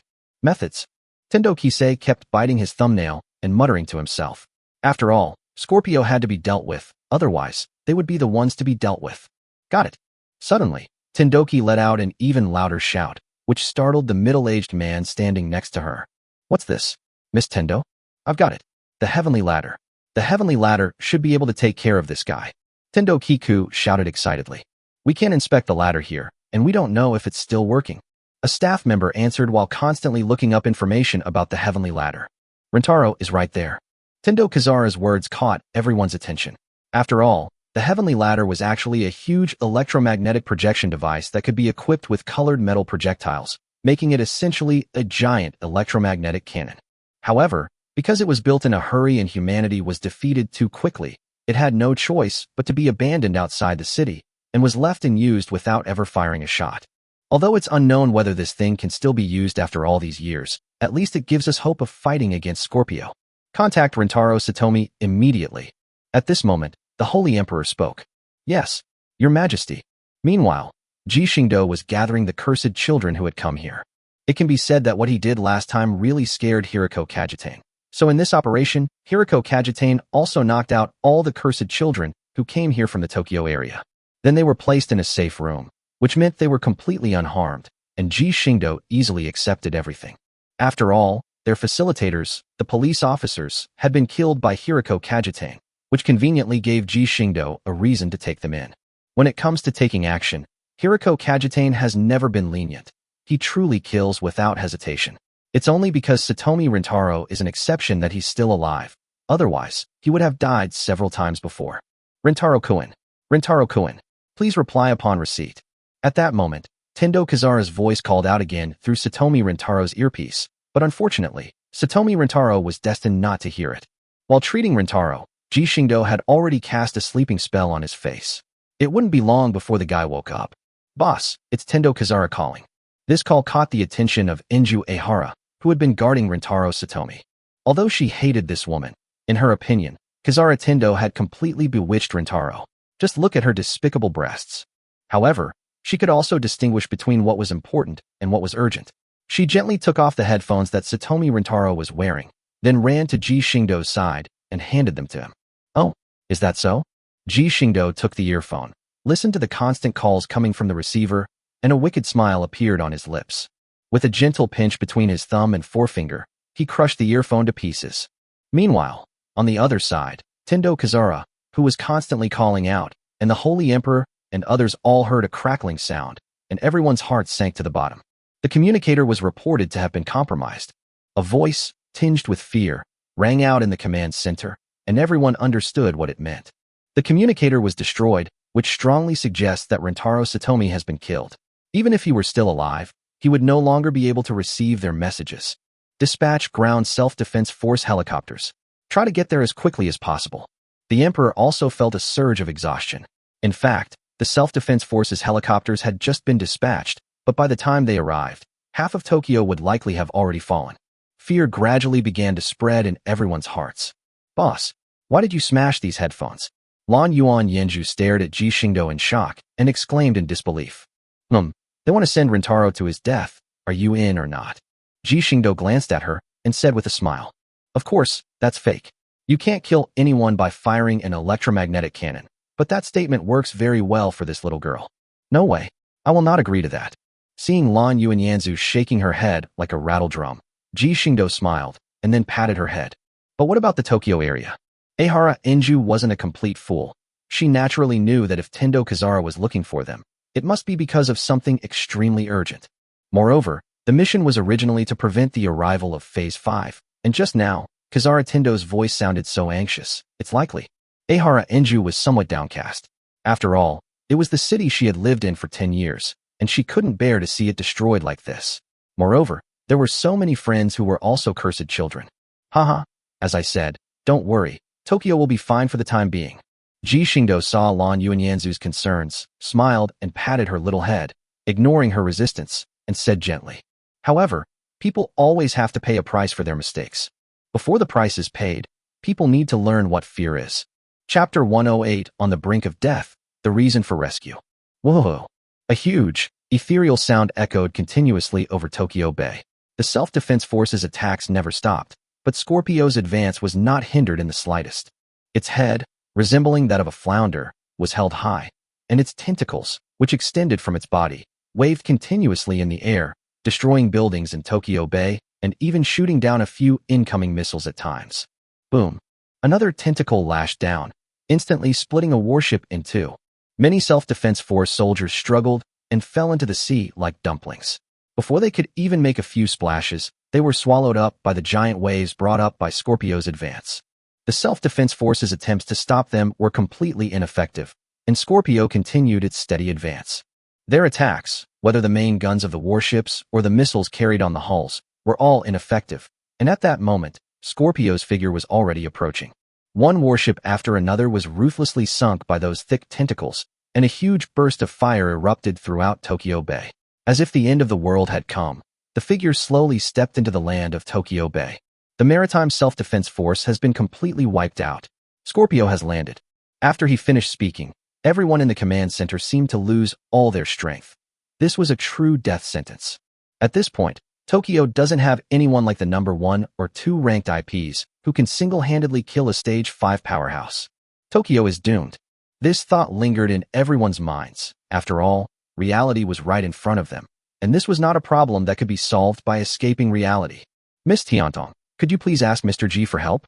After a long silence, watching Scorpio gradually approach the giant stone monument, the Holy Emperor gritted his teeth and looked at the heavenly child, musing. This. Kazara Tendo rubbed her forehead. She also wanted her boss to take action.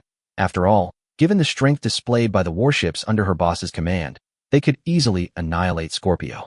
However, after spending some time with her, she discovered that her boss particularly disliked the exploited generation. But in Tokyo, most people are like that, and she really wasn't sure if her boss would step in to save Tokyo. "I'll give it a try." Tendo Kazara frowned slightly and could only reluctantly agree. Then she dialed Ji Xingdou's number. As a series of agonizing and frustrating notification sounds rang out, everyone's hearts sank to the bottom. Could it be that he really didn't want to help? Just when everyone was about to despair, the call was suddenly connected, and a somewhat lazy voice came from the phone. "Hello? What's up, Miss Kazara?" Finally, you answered the phone. Tendo Musashi breathed a sigh of relief, feeling extremely fortunate. I know what you're thinking, but you have to give me a reason, right? Why should I save so much trash?" As soon as Tendo Kazara opened his mouth, Ji Xingdou interrupted him directly, and everyone present could hear the sarcasm in his words. This clearly indicates that if a perfect explanation cannot be given to him, the Tokyo area will suffer a devastating blow tonight and be wiped off the planet. "We will implement new legislation to guarantee the legitimate rights of children affected by the curse." At this moment, the Holy Emperor spoke, and she spoke with a sincere expression and a very humble attitude. Standing behind her, Kikunajo Tendo's expression changed. He was about to speak in rebuttal, but he stopped himself from saying anything. His face was extremely pale. You see, the reason why Qixing's relics were lost was inextricably linked to him. In order to prevent the establishment of this constitution that protects the cursed child, he was even willing to use the entire city of Tokyo as a bargaining chip to completely suppress the nascent bill. After all, what if Tokyo suffers huge losses again due to a gastria attack? Without a doubt, the resentment of Tokyo residents would be even greater than before, and their hatred for the cursed child would intensify once again, making the implementation of the protection bill a pipe dream. However, now that the Holy Emperor is actually using this as a price, isn't this making all his plans go to waste? Heh, that's not a good enough reason, Your Majesty. With our Azure protection here, do you think anyone would dare to mess with us? At this moment, Ji Xingdou's voice came again, his words full of disdain. The Holy Emperor bit her lip, her face filled with sorrow. After all, she knew that with the protection of the Azure Sanctuary, the bill she wanted to implement was no longer effective, and she deeply felt her own powerlessness. Boss, please help. The children are innocent, and so are those who don't discriminate against children.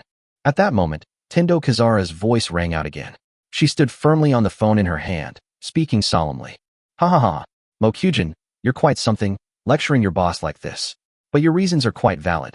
Hee hee, just wait and see, Scorpio will soon be finished. Suddenly, a burst of laughter came from the phone, followed by Ji Xingdou's slightly teasing voice. Oh, by the way, thanks to Kazara for finding a good reason. Otherwise, I wouldn't mind listening to just how beautiful the wails of 1,000,000 or so people would be. Then, Ji Xingdou hung up the phone, and everyone broke out in a cold sweat. After all, Ji Xingdou's last words were filled with murderous intent. Even though they were on the other end of the phone, they felt as if they were in the dead of winter. The chill was intense. As for Ji Xingdou, he was already planning to deal with Scorpios. Asking them for a reason was just an excuse. What the reason was didn't matter. What mattered was whether it suited his wishes. Report. Another massive life form has been discovered, located in the Tokyo Bay area. Suddenly, a staff member cried out in despair. After all, the 5th stage of Scorpio hadn't been resolved yet, and now another one had appeared. Moreover, according to the detectors, its energy fluctuations are many levels stronger than those of Scorpio. What kind of monster is this? What? Everyone was utterly desperate. Was Tokyo destined to fall today? Roar. Under the despairing gazes of everyone, the ground beside Scorpio began to shake violently, and an extremely large figure burst forth from the earth. It was a full 170 meters tall, covered in thick bioarmor from head to toe. Even its eyes had a design similar to crocodile eyes, with a transparent biomembrane to protect them from harm. Its 4 enormous scythes opened and closed continuously, gleaming with a faint fluorescent light. It glanced at Scorpio, who was still trying to move closer to the monolith, and then it thrust forward, its 4 huge fangs piercing straight through Scorpio. With a soft whoosh, Scorpio's body was pierced through. Then, a hollow howl echoed through the sky again, but this time, it carried a greater sense of pain. The report states that it is not any known zodiac organism, and it does not exhibit any gastrulation response, meaning it is not a gastrulator. Chapter 109 Crushing. Report. Testing has confirmed that this newly emerged monster is not a gastria. Inside the command center, those who heard the report could hardly believe it. In this world ravaged by gastria, there was such a huge creature that had not been infected by the gastria virus. It was truly unbelievable. Wait a minute. It's attacking Scorpio. Won't that cause problems in the end? At that moment, Tendo Kazara suddenly spoke up. Everyone was shocked. After all, the gastria at stage 5 not only has amazing regenerative abilities, but also has enhanced viral infectivity. If this behemoth can't withstand Scorpio's virus, then things will be terrible. However, they were helpless at the moment and could only watch as the 2 giant beasts fought on the screen. After all, this was a battle that they could no longer intervene in. However, their concerns are completely unfounded, not to mention that gastroenteroviruses cannot rewrite the gene chain of the swarm at all. The extremely thick bioarmor covering the Thunder Beast's entire body is something Scorpio cannot break through. If it can't even break through the armor, how can it inject the virus-laden bodily fluids? Meanwhile, on the battlefield, the 2 behemoths were fighting an earth-shattering battle, and they had easily destroyed more than half of the buildings in Tokyo Bay. The Thunder Beast's 4 monomolecular giant blades easily sliced through Scorpio's soft body, tearing off large chunks of flesh and blood. In response, Scorpio activated its tentacles and began to retaliate relentlessly, the immense force striking the Thunder Beast's bioarmor with tremendous force, creating loud bangs. However, it was all in vain. The Thunder Beast didn't even care about its lashes. Instead, it continued to swing its body, using its 2 large scythes to show Scorpio what slow slicing was like, constantly cutting large chunks of flesh from its body. Scorpios have a strong resistance force. A single lash can easily collapse 7 or 8 houses, and when it hits the ground, it can leave a long and deep trench. Since ancient times, to break through heavy armor, one naturally needs the assistance of blunt weapons and great strength. The combined effect of these two factors can directly kill soldiers wearing heavy armor. Scorpio's power is already very strong, but the problem is that the Thunder Beast's huge body is mostly made up of muscles. This means that the shockwaves from Scorpio have no effect on it at all. It can be said that Scorpio is of no use to the Thunder Beast except for its self-healing ability. However, its self-healing ability has come to an end. Over this period of time, the Thunder Beast's great scythe has been enriched with various chaotic metals unique to the Abyss. Now, the area where Scorpio was cut off has no way to heal itself. It can only watch helplessly as the Thunder Beast slices through its flesh. The shrill and ethereal cry echoed throughout the Tokyo area, keeping all Tokyoites awake. After all, the whale-like cry sounded incredibly eerie. Bang! Bang! Two more massive impacts slammed into the Thunder Beast's armor. The Thunder Beast glanced at Scorpio, whose tentacles were flailing wildly, with its blood-red eyes, and then another scythe swept across, sending flesh and blood flying once more. Through its efforts, Scorpio has now been completely hollowed out, revealing the pink flesh writhing inside. At this moment, Scorpio has completely gone mad. After all, even though it's no longer a normal living being, it still feels pain. It still has nerve cells. After being subjected to such a brutal torture by the Thunder Beast, it naturally could not bear it any longer. Moreover, the Thunder Beast's scythe was also covered with various debuffs, including the aggravation of pain, making it a veritable giant executioner. The Scorpio's massive body trembled slightly, and suddenly two enormous tentacles emerged from behind it, far exceeding the thickness of any of the previous tentacles. It waved its tentacles and wrapped them around the Thunder Beast's two forelimbs, pulling them tight to restrict its movements. The Thunder Beast seemed to be successfully restrained, standing still and not moving. Scorpio began to pull on its two tentacles, trying to make the Thunder Beast lose its balance. But the Thunder Beast just stared at it with its two silly eyes, as if it were looking at a fool. Its strength was utterly insignificant to a Thunder Beast that was all muscle. The Thunder Beast couldn't understand why such a fool would try to outmuscle it. Did it think it was one of the females that ruled over the world? Ha! This is my chance. Just as Thunder Beast was idly wrestling with Scorpio, a loud laugh suddenly rang out. On the top of a building next to them, which had not yet collapsed, stood a man wearing a blue robe and with his black hair tied up with a hair crown. As the night wind blew, his robes fluttered in the wind, making him look like a celestial being descended to earth. He looked up at the sky and laughed loudly. Ha! I, the Sword Immortal Jun, will take over the Scorpio of Phase 5. He then made a hand seal with one hand, and a long sword was drawn and hovered beside him. A cold light shone on the sword, as if to show its unparalleled power. This sword of mine can end your life. With a furious roar, his long sword flew out like a streak of light, piercing into the flesh and blood inside Scorpio. Oh whoa! Scorpio suddenly extended one of its tentacles, knocking the flying sword away. Then, without slowing down, it lashed out towards the tall building where the man was. Boom! How could a tall building withstand such a whip strike? It collapsed instantly. The man hurriedly threw out another flying sword and rushed out on it, barely managing to dodge the attack. Hey, you ungrateful beast. Today, I, a dignified golden core stage sword cultivator, will take your dog's life. Prepare to die. He urged his flying sword forward and caught the sword that had been knocked away earlier but was now flying back. With a wave of his hand, earth-shattering sword energy began to rage across the world, even tearing apart the clouds in the sky. Then, the sword energy frantically slashed at Scorpio's massive body, continuously drawing out crimson blood. What's this guy doing? Is he doing gua sha scraping therapy? Ji Xingdou, whose view was occupied by the Thunder Beast, looked at the man who was constantly flying in the air and looking like he was killing everyone in the world with a strange expression. How could a peak 5th-tier cultivator think of performing gua sha on a 7th-tier Scorpio? Didn't your master ever tell you to act within your capabilities? After all, the God Realm also needs to select talents, so each time a transmigrator is teleported, their strength will be almost 2 levels less than the strongest person in the current world. This can be considered a limitation. Otherwise, why not just send a true god to snatch it? Since it's a game, the rules must be followed. As a cultivation system, the Golden Core stage roughly corresponds to the strength of the 5th rank, since the strength of cultivators can fluctuate. The main reason why Gastria is rated as a Tier 7 organism is its self-healing ability, which is sufficient to reach the molecular level. Therefore, it was barely raised to the Tier 7 strength. Its actual attack power is between Tier 5 and Tier 7, which is within the range of being able to destroy a country. Thinking about it that way, it doesn't seem like he can't fight, but is he serious about not using colored weapons? Thunder Beast, give them both a shot of acid cannon. I really don't know where this weirdo came from.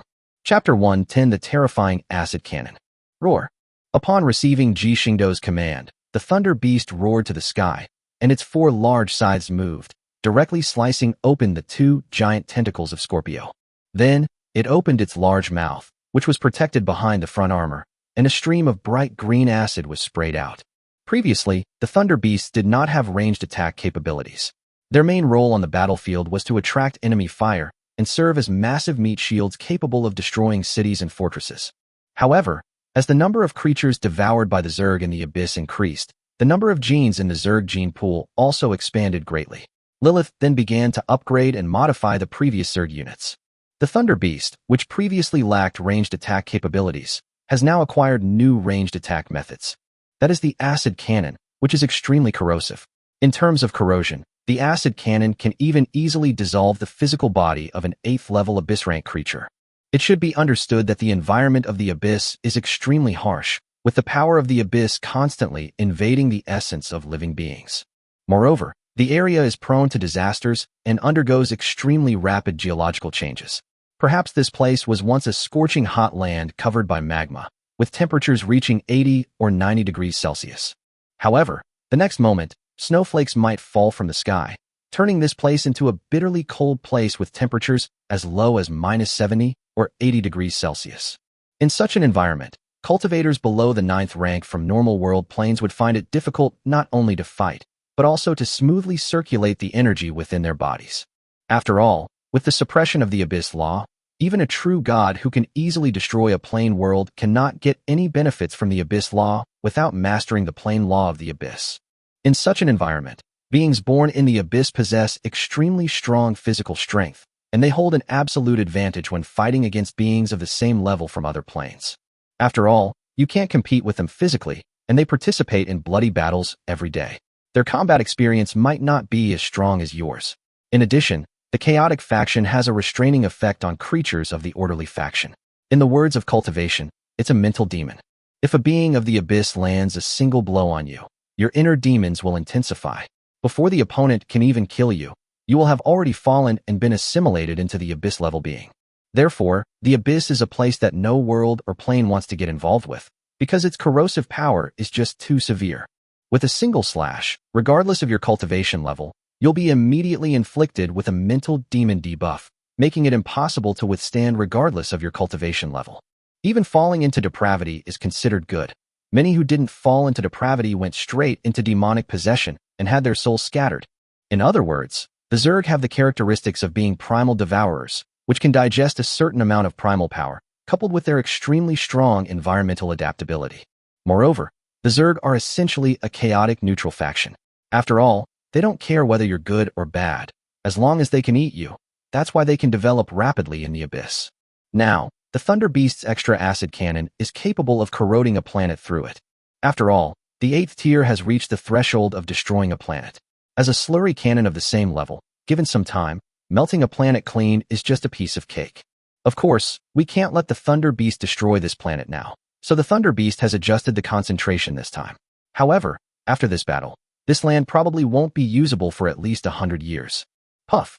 As the acid sac inside the Thunder Beast accumulated, the emerald green acid spread out in a fan shape, splashing Scorpio's entire body, including the man who was dodging Scorpio's attack, who was also completely covered by the acid. What is this? My aura shield. The man screamed in terror, frantically pouring spiritual energy into the spiritual energy shield that enveloped him. However, the moment the acid touched his shield, a large hole was corroded open, and a large amount of acid was poured directly onto his body. What happened to my spiritual power? Before he could finish shouting, his flesh had been completely corroded away, and 2 seconds later, his skeleton had also completely disappeared, leaving only a pool of acidic water, without even a trace of residue. To deal with the beings in the Abyss who use various magical powers, this acid was modified by Lilith.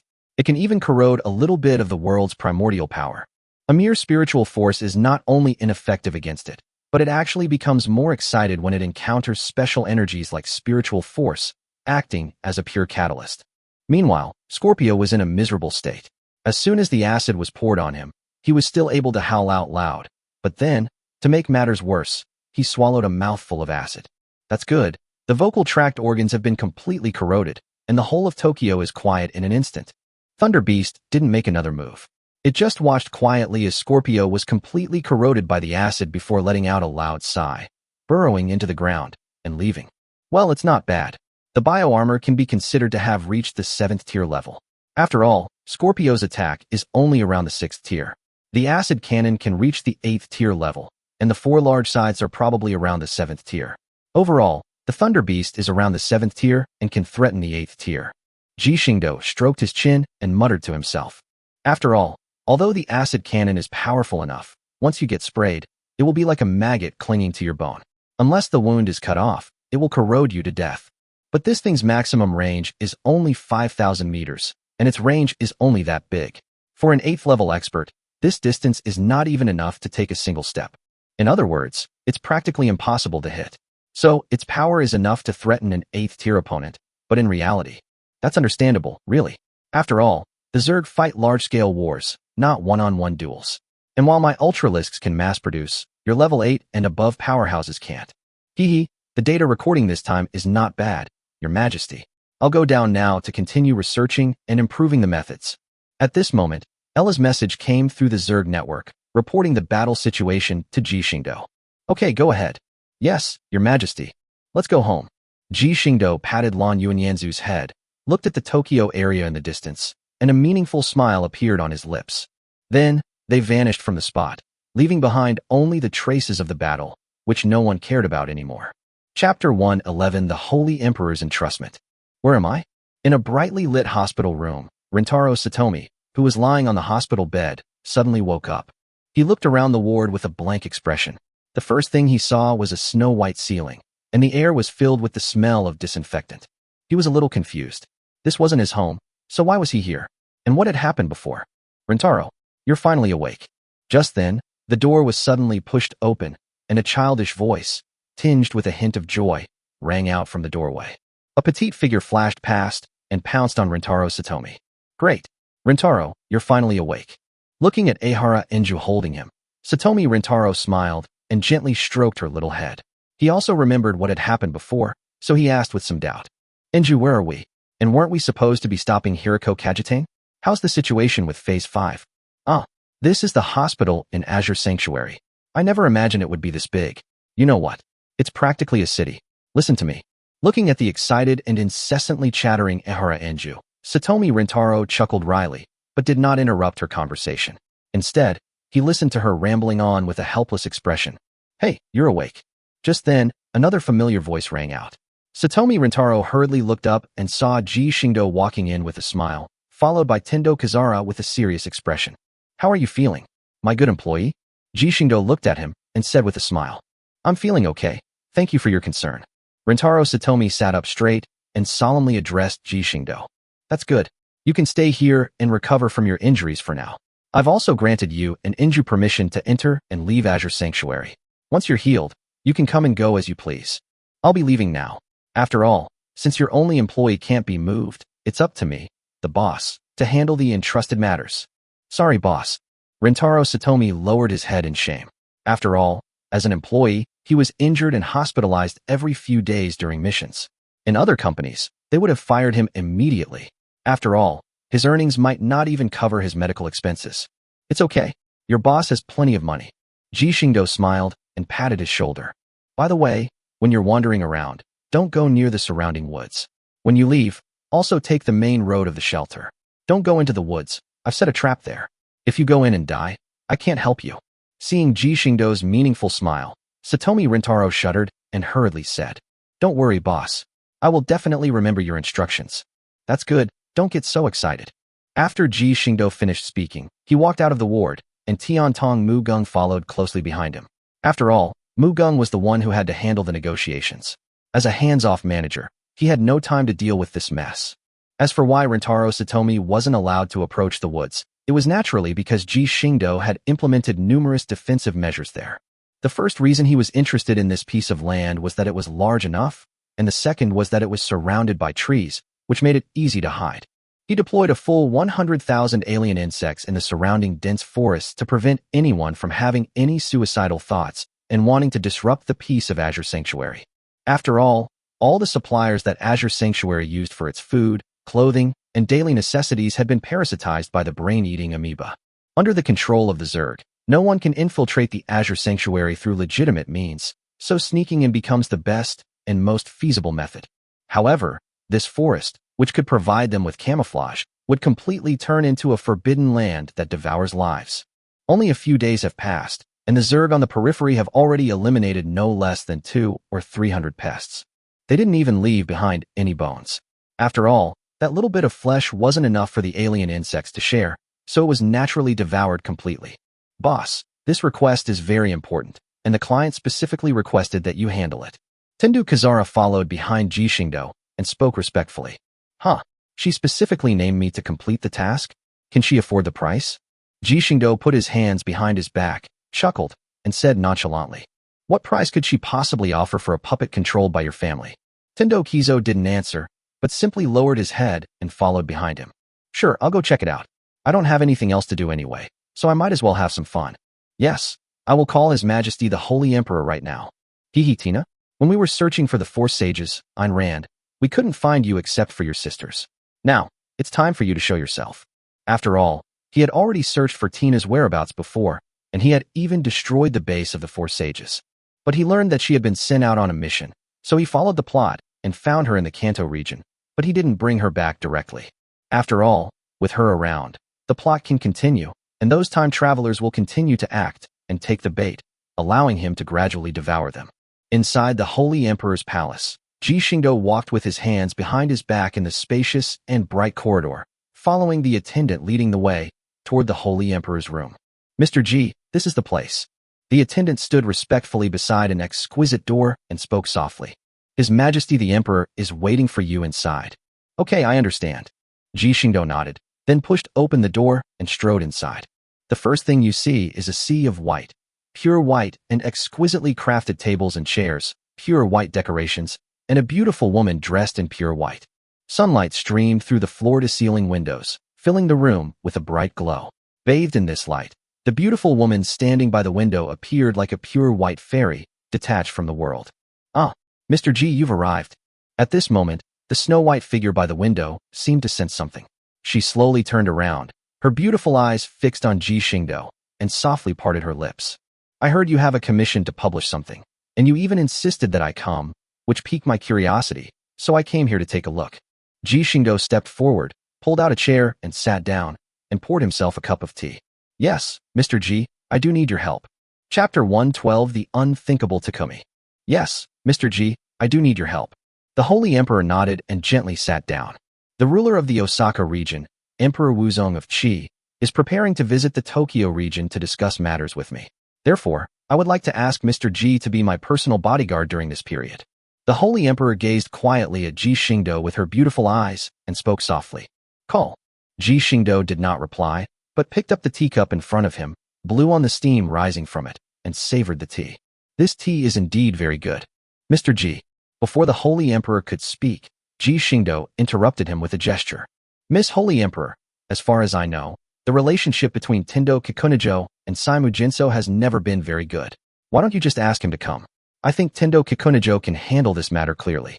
Mr. Kikunajo is visiting China these days and is not in Tokyo. The Holy Emperor paused for a moment, then continued speaking. Yeah? Ji Xingdou tapped his fingers lightly on the table and responded with a soft laugh. Mr. Ji only needs to protect me closely. My bodyguards will handle everything else, so it won't be too much of a trouble for you. The Holy Emperor adopted a very humble attitude. After all, Ji Xingdou's strength was undeniable. Moreover, even Kikunajo Tendo couldn't do anything about Ji Xingdou, so she, a regional leader who had always relied on Kikunajo Tendo, had no right to be arrogant in front of him. Ji Xingdou glanced at the neat formation beside him. They were all wearing the same white uniforms and staring straight ahead. It was clear that they were a professionally trained team. Moreover, they were carefully selected. After all, their physiques were remarkably similar and their looks were quite good. After all, they were the Holy Emperor's guard, and they symbolized the Holy Emperor's face, so naturally they had to find people who were presentable. Of course, Ji Xingdou also thought of something. Was this the so-called groom selection group? Ji Xingdou chuckled and shook his head in reply. I'll think about it and give you an answer tomorrow. I will always be waiting for you, Mr. Ji. Ji Xingdou, who had just stood up, paused for a moment, looked at the serious-looking Holy Emperor, then leaned forward, hooked her fair chin with his right hand, and chuckled. "Miss Holy Emperor, please refrain from saying things that could lead to misunderstandings in the future. It's not a good idea." After saying that, he lowered his hand and strode out of the room amidst the murderous gazes of the guards. The Holy Emperor's eyes widened, and a blush rose on his snow-white cheeks. After all, Ji Xingdou's actions were too sudden, and this young woman, who had never experienced anything like this before, was a little overwhelmed. Meanwhile, a young man at the head of the guard clenched his teeth, looking at the emperor, who was blushing and lost in his own fantasies, and felt even more resentful. "The Holy Emperor is mine. I will definitely kill that bastard." Then, he gave a wink to the two people beside him and stormed out the door. The two men were stunned for a moment, but quickly recovered and instructed the remaining team members not to let the Holy Emperor know their whereabouts. They immediately ran out, leaving behind only the guards blocking the door and the Holy Emperor, whose face was flushed and who was lost in his own fantasy. "This place is quite large. With this kind of treatment, isn't he just like a little emperor?" Looking around at the patterns that combined European and Japanese styles, Ji Xingdou continued walking towards the door. Hee, an interesting person has come knocking." At this moment, Ji Xingdou, who heard some sounds, suddenly laughed. He knew that as long as he came, he would be treated the same way as Satomi Rintaro had been. And look, this clown has caught up with him. "Stop." At this moment, a cold voice rang out from behind, and Ji Xingdou stopped in his tracks. At the corner ahead, two guards carrying pistols slowly emerged, their weapons pointed directly at his head. Ji Xingdou's lips curled up, and he turned around nonchalantly, looking at the man behind him who was pointing a gun at him, and chuckled. "Young man, what's the point of just standing here gesturing with a gun? You'd better abandon this commission, or don't blame me for blowing your head off." Takudo Hawaki's face contorted with rage. Holding a pistol, he walked up to Ji Xingdou, pressed the muzzle against his forehead, and coldly threatened him. "Young people are so hot-blooded. I'll give you a chance. If you get out of here in 3 seconds, I'll spare your lives. How about that? Am I being kind?"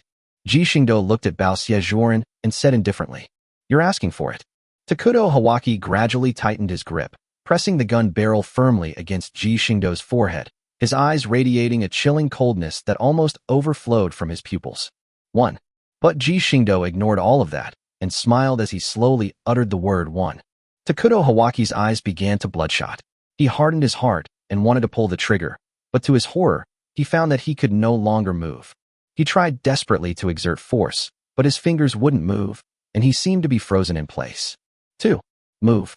Takudo Hawaki roared inwardly, but he could only stand like a statue, staring directly into Ji Xingdou's black hole-like eyes. Now he wanted to give up. He wanted to run away. However, he couldn't do it. He could only stand there like a statue, frozen in place, staring at Ji Xingdou with bloodshot eyes as he slowly opened his mouth. 3. Ji Xingdou turned around and said slowly in a somewhat regretful tone, "So that's how it is. You chose this path. What a pity. Be more careful in your next life. If you have a next life." Thud, thud, thud. After 3 loud bangs, white and red contents were spilled all over the corridor. Ignoring the mess around him, Ji Xingdou walked out of the Holy Emperor's palace unscathed. At the same time, a voice suddenly reached the ears of the Holy Emperor, who was still lost in his fantasies. "I've accepted your request." Then the Holy Emperor was left standing there, looking terrified, wondering how Ji Xingdou had managed to do it. "Hey, I'm telling you, don't you watch where you're going in broad daylight? I'm asking you a question. You bumped into me. Do you even know that?" As soon as they stepped out of the palace, a man's loud, abusive voice rang out from the square in front of them. "Are they here yet?" A smile appeared on Ji Xingdou's lips, and then he slowly walked towards the scene of the incident. Chapter 113. Tina. "Hey, did you even hear me? You ran over my toe with your bicycle. It hurts so much. What are you pretending to be stupid for?" When Ji Xingdou arrived, he saw 3 thugs surrounding a little girl with golden hair who was wearing light yellow pajamas. They were shoving her and shouting questions at her. The girl just kept nodding, looking dazed, as if she wasn't listening to them at all. This behavior directly angered the leader of the thugs, who raised 1 foot and stomped on the bicycle frame, yelling at the girl, "Do you think I'm easy to talk to? Hurry up and pay me back, you blind bastard." As he spoke, he raised his hand and slapped the girl across the face. It's not good to hit someone without warning. At this moment, Ji Xingdou appeared directly beside the man, who suddenly stopped moving, as if he had turned into a stone statue. "Get out of here with this guy." Ji Xingdou glanced at the 2 bewildered people beside him and said calmly, "Who are you?" Snap. Upon hearing this, one of the young men immediately became displeased and was about to shout a curse. However, the last person suddenly changed his expression, raised his hand, and slapped his companion across the face, leaving him completely stunned. "If you fucking want to die, don't drag me down with you." The man who had attacked cursed at his companion with a ferocious expression, then quickly took a few steps, laboriously dragging his immobile leader, and turned to leave. The man who was somewhat dazed after being beaten was not stupid. His cursing earlier was just a habit, but his companion's behavior perfectly illustrated that they had met their match. Realizing what had happened, he immediately slapped himself twice in the face, then put on a pitiful look and looked at Ji Xingdou. Ji Xingdou, however, paid no attention to him. He simply helped the girl, who was still dozing off, up and gently brushed the dust off her body. Seeing that Ji Xingdou was ignoring him, the man prepared to disappear quietly, fearing that if he made a big fuss, Ji Xingdou would settle scores with him later. Is the older brother a good person? The girl, who was being led by Ji Xingdou by the hand and walking unsteadily, opened her eyes with difficulty and looked at the figure in a black suit beside her. She asked with some confusion, "A good person? Hee, that depends on how you define a good person, little sister." As Ji Xingdou spoke, he led her to a public seat, helped her sit down properly, and put down the bicycle he was carrying in his left hand, smiling as he spoke. "Yes, I think the older brother is a good person." The girl, feeling sleepy, swayed her head from side to side and slowly began to speak. "Really? Then I'm a good person." Ji Xingdou chuckled and patted her head, then casually tidied up her disheveled pajamas. "Uh-huh." The girl, who was shaking her head, was suddenly startled. She then immediately pulled a white medicine bottle covered with English letters from her pocket. He then opened it, poured out a few white oval pills, put them directly into his mouth, chewed them, and swallowed them. "Is caffeine used to stay alert?" Ji Xingdou looked at the label on the medicine bottle and spoke softly. Because I'm a nocturnal animal, so in order to function normally during the day, I have to keep myself mentally alert." The girl squinted slightly and began to explain. "Really? What's your name?" "Tina." Having regained some of her energy, Tina tilted her head, looked at Ji Xingdou, and said slowly, "Tina, it's nice to meet you. My name is Ji Xingdou." Ji Xingdou smiled gently and patted her head. "Why are you here? Do you need me to take you home? Or should we go to the police station?" "Let's get rid of the police station." Tina shook her head, expressing her opposition to Ji Xingdou's suggestion. "As for why I'm here, I don't know. I remember brushing my teeth, taking a shower, and changing my clothes before heading out this morning." "You changed into your pajamas and went out? You must have been half asleep and have no idea what you did." Ji Xingdou looked her over in her pajamas and said, somewhat speechless, "Wow, really? Brother Xingdou is so observant." Tina lowered her head, examined her clothes, and suddenly smiled. "Forget it. Here's my phone number. Call me anytime if you have any problems. You'd better go to the police station as soon as possible in this state." Ji Xingdou handed over the paper with his phone number written on it, which he had prepared beforehand. Tina took the paper, looked at what was written on it, then turned around, took out her phone, and started dialing the number on it. "Why are you calling me now?" Ji Xingdou pretended to be deep in thought and slowly began to speak. "Beep, beep, beep." Tina kept pressing the buttons on her phone before speaking. "To prevent you from giving me a fake phone number. Okay." As she spoke, Tina dialed a number, and then Ji Xingdou's phone rang. "Hello?" Ji Xingdou took out his phone, pressed the answer button, and replied, "I forgot to tell you, I know where my house is." "Yeah?" Ji Xingdou smiled, patted her little head, and said softly, "That's good. Remember to go home early and don't linger outside. Aren't you angry? I lied to you." Feeling the warmth from Ji Xingdou's hand, Tina turned around and asked with some confusion, "Why should I be angry? Little Tina is so cute. Isn't it said that being cute has its privileges?" Ji Xingdou chuckled as he ruffled her golden hair and said with a smile, "I need to go home soon. I should be going too. Goodbye." Tina watched Ji Xingdou's departing figure and murmured to herself, "What a strange person, but I feel pretty good about him." Night fell quickly, and in a small warehouse on the outskirts of Tokyo, a petite figure slowly appeared. Tina, who had looked drowsy during the day, now had an unusually sharp gaze. She opened the warehouse door, took out a cello case that was much taller than herself, and then placed one hand on her ear and whispered, "The item has been obtained. Time to search for the best mission location. Master." Meanwhile, on the other side, Ayn Rand, who was watching the screen, picked up the communicator in front of him and spoke softly. "Okay, let's execute the plan." Then, he glanced at the two jumping insects behind him, as if he had remembered something, and continued, "The mission is impossible. Retreat immediately, and be careful. Well, Tina was taken aback. After all, her alter ego had never cared about her safety before, but this time. And when she recalled what happened during the day, a touch of softness stirred in her usually cold heart. Receive. Chapter 114, Qi Wuxuanzong. The next morning, Ji Xingdou, leisurely and carefree, appeared alone in front of the Holy Emperor's palace. This time, he didn't bring any shipgirls with him. After all, shipgirls are very popular with the little guys in Azure Sanctuary these days. During this time together, even Tirpitz, who had always been as aloof as an iceberg, gradually became more cheerful. So, with the little ones keeping them occupied, they have absolutely no time to help him resolve these little issues. As for why Ji Xingdou was willing to accept this commission, well, he couldn't just stay in his room all day waiting for the alien insects to report to him. That would be too boring. Some things are more interesting when you're directly involved. Mr. G. At this moment, 3 unassuming-looking cars slowly drove out of the palace parking lot and stopped in front of Ji Xingdou.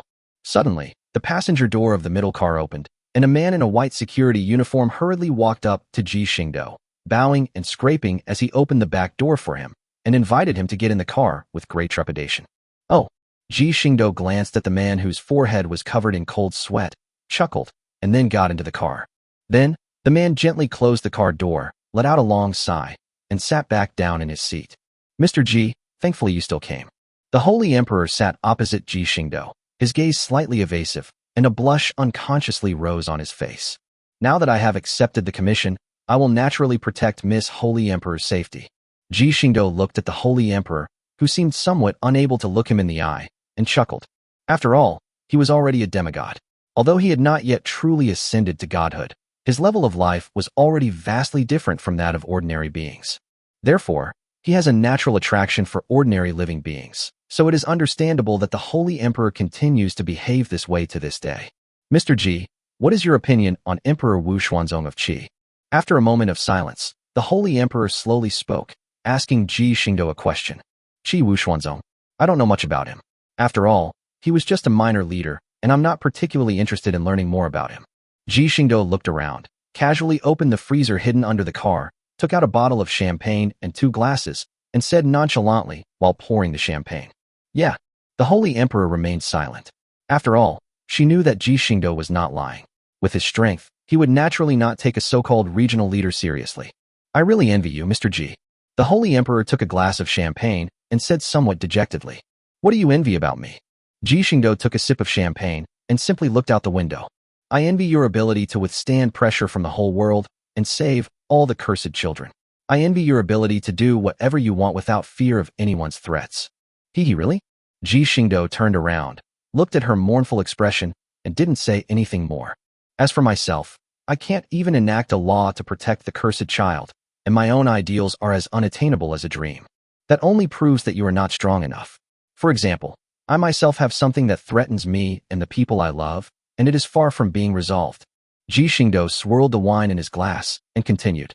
Therefore, I don't even dare to reveal my whereabouts. I'm fine with it myself, but the people I care about don't have enough ability to protect themselves. This means that, to a certain extent, I can only passively hide my identity. How could this be? Mr. Ji, you are so powerful.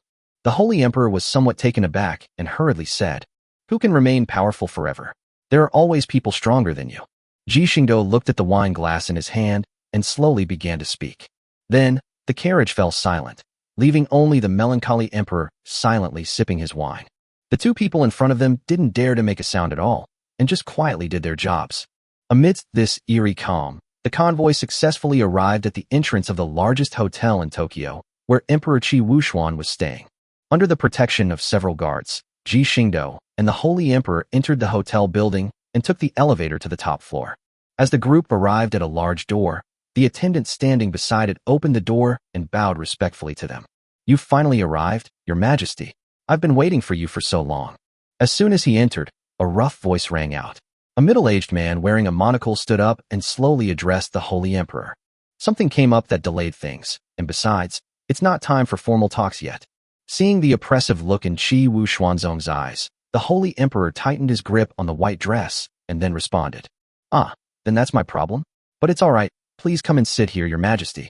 Qi Wuxuanzong did not react, but generously stepped aside to indicate that the Holy Emperor should sit down. The Emperor frowned. After all, this was Tokyo, and there was no reason for a guest to offer a seat to the host.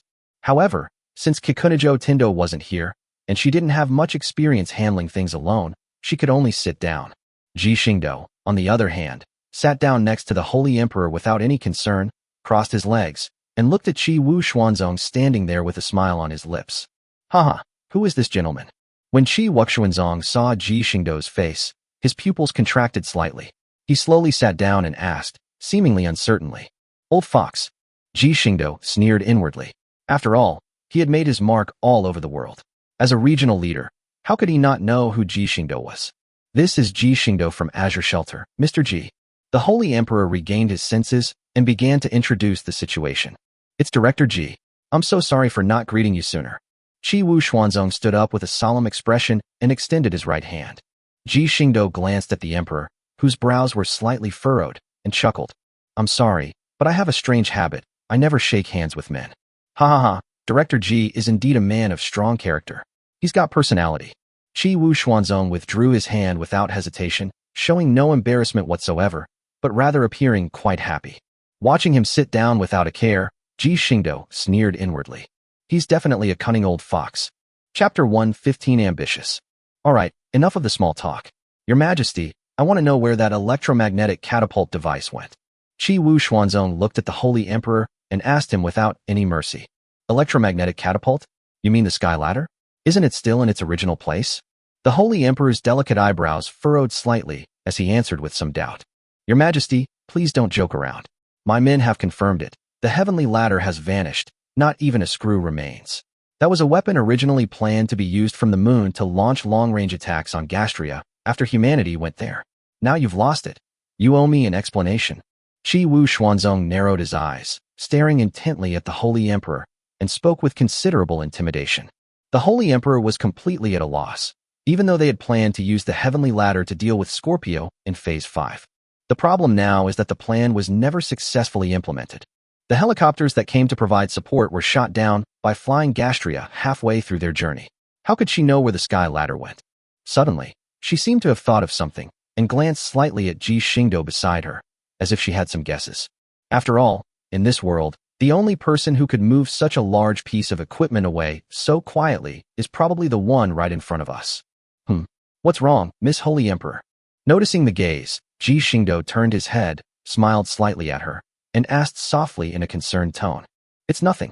The Holy Emperor shook his head, turned to look at Qi Wu Xuanzong again, and answered after calming his mind. Tokyo was completely unaware of this matter. We originally intended to use the heavenly ladder to deal with Scorpio. However, before our people even arrived, the situation was resolved, so we have no idea why the heavenly ladder disappeared without a trace. Meanwhile, Ji Xingdou, who had been smiling the whole time, muttered to himself. These guys, who did they learn this from? You asked them to clean up the battlefield, and they just grab whatever they see, right? Ji Xingdou was completely unaware of this matter. He had only asked the Zerg to clean up the battlefield, but they had gone and moved everything within a radius of hundreds of miles away. Who taught them this nasty habit of digging 3 feet into the ground? It certainly wasn't from me. I'll have to give them a good talking to when I get back. They never know how to take more than they should. They should leave some for others. Is that so, Your Majesty? Do you know just how important that heavenly ladder really is? Qi Wu Xuanzong crossed his arms, a sharp glint in his eyes, and his words began to carry a hint of impoliteness. Ultimately, it's just a weapon, and it's been abandoned for quite some time. I don't understand what Qi Wu Xuanzong's dissatisfaction with this matter is. The Holy Emperor, being a person of high status, appropriately responded to Qi Wu Xuanzong's disrespectful behavior. Haha, Your Majesty, you are still too naive. Qi Wu Xuanzong raised a mocking smile and looked at the Holy Emperor with a sneer. Could it be? Looking at his ambitious expression, the Holy Emperor suddenly had a bad feeling and said in a deep voice, You want to use force to threaten other countries. You still lack foresight, Your Majesty. Qi Wu Xuanzong crossed his arms and spoke calmly. The Gastria invasion is a massive catastrophe, but every catastrophe eventually ends. Only nations with a long-term vision can emerge victorious and become the world's strongest. To achieve this goal, anyone who stands in my way will be eliminated without hesitation. Are you kidding me? The Holy Emperor responded with a stern expression. I'm not kidding you. I think Director Ji would agree with me. Emperor Qi Wu Xuan's eyes were wide open, and with his thick, bristly beard and hair, he looked like an angry lion, appearing extremely fierce. You mean me? Heh, I'm not interested in your power struggles and backstabbing. As for becoming the strongest in the world, do you think I would be sitting here talking about your ideals if I were interested in that? Ji Xingdou crossed his legs, picked up a cup of tea, and said disdainfully, I think Director Ji wouldn't arbitrarily intervene in conflicts between countries. Qi Wu Xuanzong calmed his chaotic breathing and spoke in a low voice. I've already said I'm not interested in your power struggles. Don't make me say it a third time. Ji Xingdou glanced at Qi Wu Xuanzong, and a wisp of spiritual energy transformed into a steel needle that suddenly pierced out and directly entered Qi Wu Xuanzong's brow. Yeah. The pain emanating from the depths of his soul caused Qi Wu Xuanzong to clutch his head tightly, and his body collapsed to his knees, rolling around on the ground in agony. This is a warning. Next time, it won't just be a matter of feeling a little pain and then it's over. Ignoring Qi Wu Xuanzong, who was writhing on the ground in pain, Ji Xingdou said coldly, Protect the leader. The bodyguard standing behind Qi Wu Xuanzong's face changed, and he immediately drew his gun and shouted, then pulled the trigger at Ji Xingdou. Bang! My hand. However, the moment he pulled the trigger, the pistol exploded, tearing his hands to shreds. Outside the door, the crowd that heard the screams rushed in immediately. Although the scene inside left them somewhat bewildered, they quickly made a judgment. Everyone rushed forward, protecting their regional leaders behind them. Both sides drew their weapons and began a standoff with guns drawn. Let's go, Miss Holy Emperor.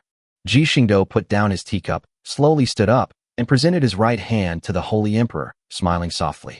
The Holy Emperor was taken aback. After a moment's hesitation, he placed his gloved hand in the other's palm. Then, under the watchful protection of a group of people, the two slowly walked towards the door. You can't. Let them go. One of the bodyguards was about to speak up to stop them when suddenly, Qi Wu Xuanzong, who was lying on the ground, clutched his throbbing head and roared. Immediately, all the bodyguards of Qi Wu Xuanzong made way and could only silently watch them leave. Ji Xingdou, I will definitely get my revenge on you. Watching Ji Xingdou and his group leave, Qi Wu Xuanzong gripped the carpet tightly with his right hand. The intense pain, coupled with the resentment in his heart, made his expression become increasingly ferocious. Then, his spirit could no longer hold on, and he fainted.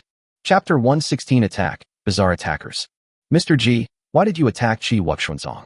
Sitting in the car on the way back, the Holy Emperor asked his doubts with some unease. Did you know, Miss Holy Emperor, ever since our Azure Sanctuary was established, we've been attacked by more than 30 people every day, and among them are special agents sent by the Qi Wu Xuanzong to cause trouble? Seeing the Holy Emperor's astonished expression, Ji Xingdou continued. Each of them even had a 10-kilogram TNT plastic explosive strapped to their body. Can you guess what these explosives were for? Ji Xingdou spoke calmly, but the Holy Emperor sensed a chilling coldness in her words. She knew that the cursed children were suffering. Otherwise, she wouldn't have gone to such lengths to push for the enactment of the bill. But she never expected that someone would be so crazy, completely trying to kill all the children. Qi Wu Xuanzong was one of the masterminds who provided explosives to those fanatics. You tell me why I would take action against him. Sorry, I didn't know that. The Holy Emperor lowered his head in shame, his spirits somewhat dampened. Mr. Ji, in your eyes, am I very useless? Why do I say that? Ji Xingdou looked calmly at the Emperor, who had his head bowed, and said expressionlessly. After all, although I am nominally the leader of the Tokyo area, all my activities are inseparable from Kikunajo Tendo's assistance. I feel that this city does not need me. Does my presence or absence really matter to this city? The Holy Emperor looked out the car window at the neon-lit Tokyo nightscape shrouded in rain, and his gaze began to become somewhat unfocused. Is that so? At least, you are a symbol of the Tokyo area, and the people still trust you a lot. Ji Xingdou didn't say it directly, but instead used a slightly euphemistic tone to state a fact that everyone already knew. You really don't know how to comfort people, Mr. Ji. The Holy Emperor wiped his reddened eyes and looked at Ji Xingdou with a hint of resentment. Haha, I was indeed being careful. Ji Xingdou shrugged, about to say something, but then reached out and placed his hand on her shoulder, pulling her down to bend over. Bang! The sound of an armor-piercing shell shattering the car window suddenly rang out. The entire window was smashed to pieces, and the car began to sway slightly under the force of the impact. Bang! Another armor-piercing round flew in and hit the side window of the driver's cab, killing the driver instantly. Because no one was in control of the car, it went completely out of control, wobbling and veering wildly on the road before crashing headfirst into a utility pole by the roadside. Cough, cough, cough. Affected by the violent impact, the Holy Emperor couldn't help but cough twice, feeling somewhat dazed. At that moment, Ji Xingdou, who had been protecting him, kicked open one of the car doors and then carried her out of the car. Bang! Another armor-piercing bullet came flying in, this time aimed at Ji Xingdou's forehead. Ji Xingdou only glanced at the sniper bullet that was flying towards him through the long rain and simply tilted his head. Bump! The bullet whizzed past his cheek and struck the ground behind him, the powerful impact creating a small but deep crater in the asphalt road behind him. Tina, who was far away, narrowed her eyes and murmured, "This must be a lie. Was it just good luck? Or was it pure chance?" Tina looked through the sniper scope at the black figure holding the Holy Emperor, trying to see his face clearly, because she always had a very familiar feeling about this figure. However, the continuous rain blurred her vision, and even with the help of advanced technology, she couldn't make out the figure's face. Left with no other choice, she had to give up. Mission failed. An unknown person was closely protecting the target and prevented the assassination attempt. Tina sent a message to Alan on the walkie-talkie. "Is that so? Can we see his face?" There was a moment of silence on the other end of the communicator before a slow, deliberate reply was given. "The rain was too heavy, and I couldn't see the faces on the other side clearly." "Okay, you should withdraw for now and wait for another opportunity to act." "Yes, master." Tina lowered her small hand from her ear, looked into the distance with a complicated expression, and whispered, "Who exactly are you? Oh, who made this blonde beauty so sad? Should I, your handsome older brother, come and comfort you?" Just then, a somewhat feminine voice rang out from behind her. "Who?" Tina was startled and immediately picked up the sniper rifle, which was taller than her, and pointed it directly behind her. However, to her horror, a face that looked as if it were covered with a thick layer of white flowers suddenly appeared in front of her. His face was deathly pale, and on both sides of his cheeks, it looked as if two blood-red circles had been drawn with blood-red dye. His eyes were bloodshot, and he was wearing a traditional Chinese burial shroud. He looked as if he had just crawled out of a grave, and his whole body exuded a chilling aura. "Oh dear." Tina was startled. Although she was indeed a professional assassin who sometimes didn't even blink when she made a move, she had never seen such a strange thing before. Moreover, it suddenly appeared behind you on a rainy night. Anyone who saw that would shout out in surprise. She aimed directly at him and fired a shot, intending to pierce a hole in his body. However, she was horrified to discover that the bullet had passed right through the man's body and had no effect whatsoever. She didn't give up. After all, she was a lone individual who could still rank in the top 100 in IP rankings. She pulled out a dagger hidden under her skirt and slashed at the other person's neck. With a soft splatter, the sharp blade sliced through the man's neck, and blood mixed with rainwater instantly splattered all over the ground. His head rolled over and landed in front of Tina. "Is he dead?" Tina took a deep breath, looking at the corpse that hadn't fallen yet, and the head that had rolled in front of her. A bad feeling welled up in her heart. Hee. "Little girl, I just wanted to borrow your head for a bit. Don't overreact."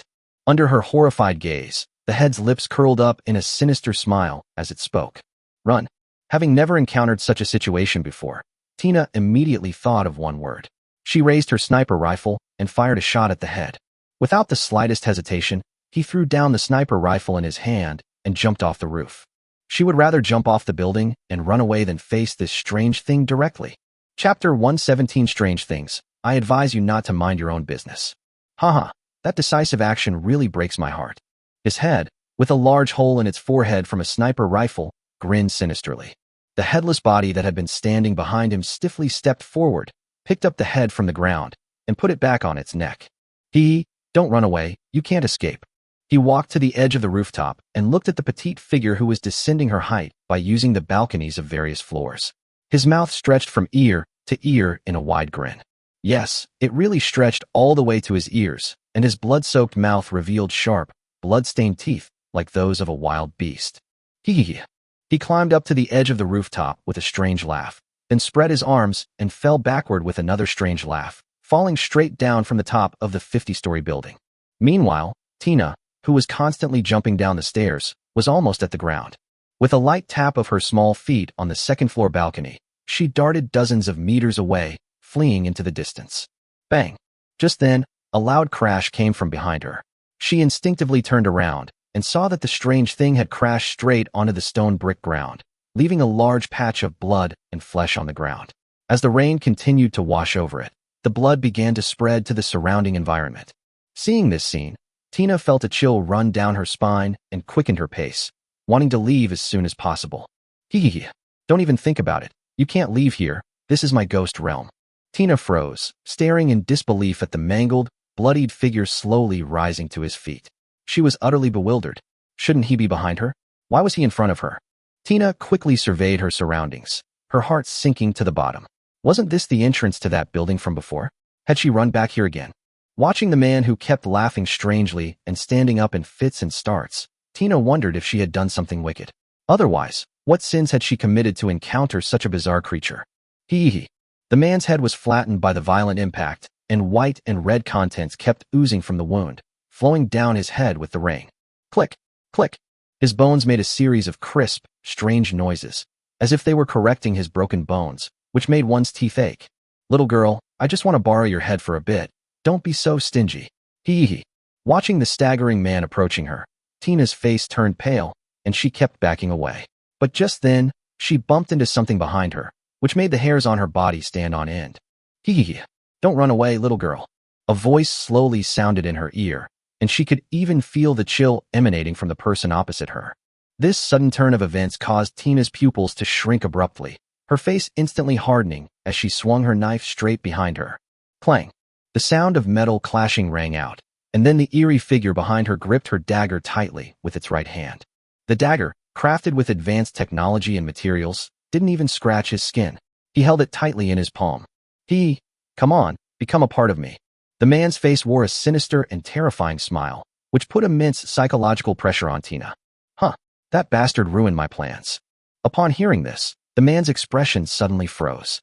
He sensed that someone had actually intruded into his ghost realm, and moreover, completely ignored the bewitching effect of his ghost realm, heading straight towards his current location.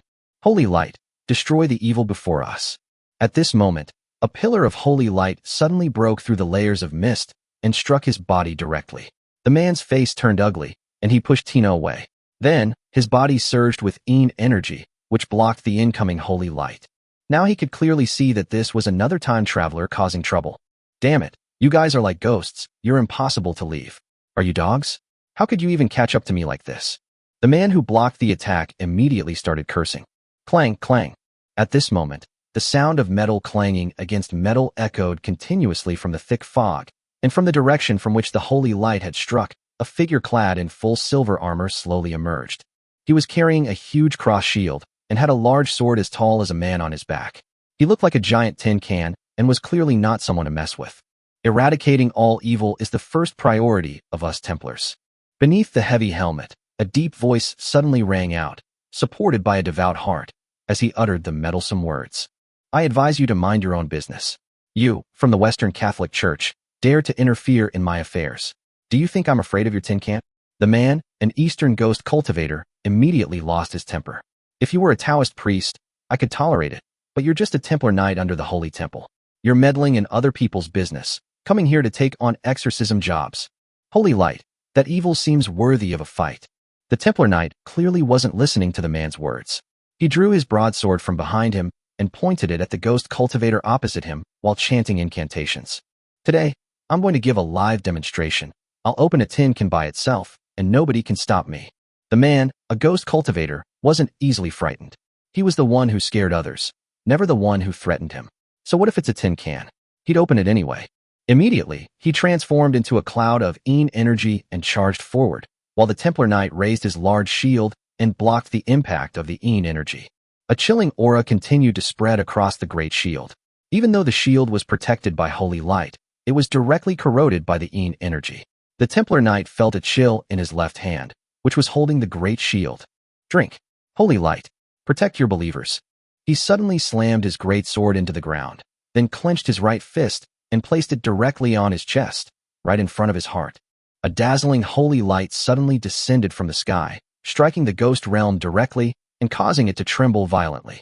The ghost cultivator who sensed this cursed angrily and quickly retreated. Are you out of your mind? The fight just started, and you're already sacrificing your lifespan to unleash your ultimate attack. Do you think you have an endless supply of lifespan? Evil needs no introduction. To eradicate evil, every effort is worthwhile. Finally, the holy light shattered a portion of the demonic realm and then landed directly on the Templar knight. He was bathed in holy light and became like a small sun. Behind him, the phantom of an angel slowly appeared, its two wings slowly unfolding, putting immense psychological pressure on the ghost cultivator. I unleashed my ultimate skill and summoned a phantom guardian angel. Seriously? The ghost cultivator cursed again. After all, even the lowest level angels were at least demigods. Although this was a phantom with little energy, it was still at least a 6th order power. Damn it, what is this thing? Meanwhile, at the location where the Holy Emperor's convoy was attacked, Ji Xingdou easily crushed the head of one of the attackers, a transmigrator. Around him, 4 or 5 mutilated corpses lay scattered about. Having not moved his hands and feet for a long time, Ji Xingdou shook his neck, looked at the huge pillar of holy light descending in the distance, sensed the trace of divine aura, and chuckled. That's interesting. Chapter 118, Fighting to the Death, Drinking Tea and Watching the Show. Haha, buddy, you really can't take a joke. I was just joking with you, and you took it so seriously. Okay, you can have this goal. I'm leaving now, alright? Upon seeing the scene opposite him, the ghost cultivator's expression instantly changed. He pointed at Tina, who was hiding to the side, with a sneer, and spoke in a somewhat ingratiating manner. Evil. It must all be eradicated. The Templar Knight brandished his great sword, pointed it at him, and shouted, Holy Light, deliver supreme punishment upon the wicked. As he finished speaking, holy light began to gather above the ghost cultivator's head. The next moment, a huge holy sword of light materialized and was about to be pressed down on the ghost cultivator, determined to completely annihilate him in one fell swoop. I'm giving you face, but you don't appreciate it. You really think I can't do anything to you, huh? Seeing the holy light giant sword descending from above, the ghost cultivator's face instantly turned ferocious. After all, the holy light that had been enhanced had already exerted a strong restraining effect on him. Before the giant sword even fell, the holy light emanating from it had already begun to burn his skin and gradually dissolve his yin energy. If this thing really hits him hard, he'll probably be completely destroyed, and he won't even have a chance to be reborn. A painting depicting 100 demons parading at night. Begin. With a loud shout, he raised his hand and hurled an ancient scroll emanating a thick black aura into the air. At this moment, the yin energy between heaven and earth was instantly mobilized, and the holy light giant swords that were swung down from the sky were actually blocked and could no longer fall. The picture is revealed. A parade of 100 demons. The ghost cultivator bit his tongue hard, and as he spat out a mouthful of blood essence, the blood essence, which contained a large amount of yin energy, slowly soaked into the pitch-black scroll. As the scroll slowly unfolded, this world seemed to freeze. Then, the yin energy began to surge outwards wildly, and a ghost as black as ink slowly crawled out of the scroll. This was just the beginning. As the scroll unfolds and its length increases, the number of ghosts crawling out of it also begins to rise rapidly. Soon, the area was filled with countless ghosts and monsters. After all, the so-called night parade of 100 ghosts was just a figure of speech. The actual number was far more than 100. Go to hell. Summoning a mere demigod phantom with no energy. You think you're so capable. Bah. The ghost cultivator's already pale face turned even paler. After all, although his 100 Ghosts Night Parade painting was not the real thing, but just a fake with 6th order power. However, the consumption is considerable. Just using it once consumes half of his life essence. How many people would he have to kill to replenish it? Fortunately, it's not impossible to deal with that demigod phantom with a hint of divinity, the Templar Knight.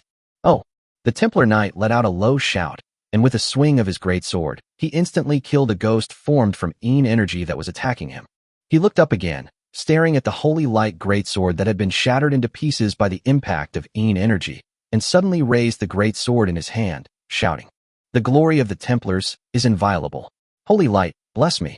After shouting, he rushed out like a small sun, beginning the most brutal battle with 100 ghosts. Here, would you like a stool? At this moment, Tina, who was still dizzy and staring in shock at the fantastical scene before her, suddenly heard a gentle voice asking her a question. Oh, thank you. She dazedly accepted the stool that was handed to her, then froze, and hurriedly looked up to see a familiar figure. Brother Xingdou? Tina was somewhat surprised and shouted out loud, but she quickly shut her mouth, secretly glanced at the two who were still fighting fiercely, and finally breathed a sigh of relief. Brother Xingdou, what are you doing here? Get out of here right now. These two guys are too weird. Realizing what was happening, Tina suddenly grabbed his hand and tried to take the opportunity to pull him away quickly. However, she did not pull Ji Xingdou into her fold. She turned around in surprise, then exerted all her strength, but Ji Xingdou still stood there smiling, like an unyielding mountain. How could this be? Tina was somewhat bewildered. After all, as cursed children, their strength far exceeded the limits of ordinary people. They could even knock away bullets fired from large-caliber sniper rifles with their own strength. But now, she couldn't even lift an ordinary person. Haha, no rush. We finally got a good show to watch. Why rush to leave? Ji Xingdou patted her little head, then carried her to a chair that had been prepared nearby. Then he pulled out a chair and a table, as well as various tea snacks and tools, looking exactly like he was going on vacation. Tina was completely dumbfounded by this, having no idea why Ji Xingdou had so much free time. After all, right in front of you too, there are two people fighting to the death. Don't you care at all? After making Tina a strong cup of tea, Ji Xingdou sat down and watched the two fighting in front of him with great interest, his face showing a look of amusement.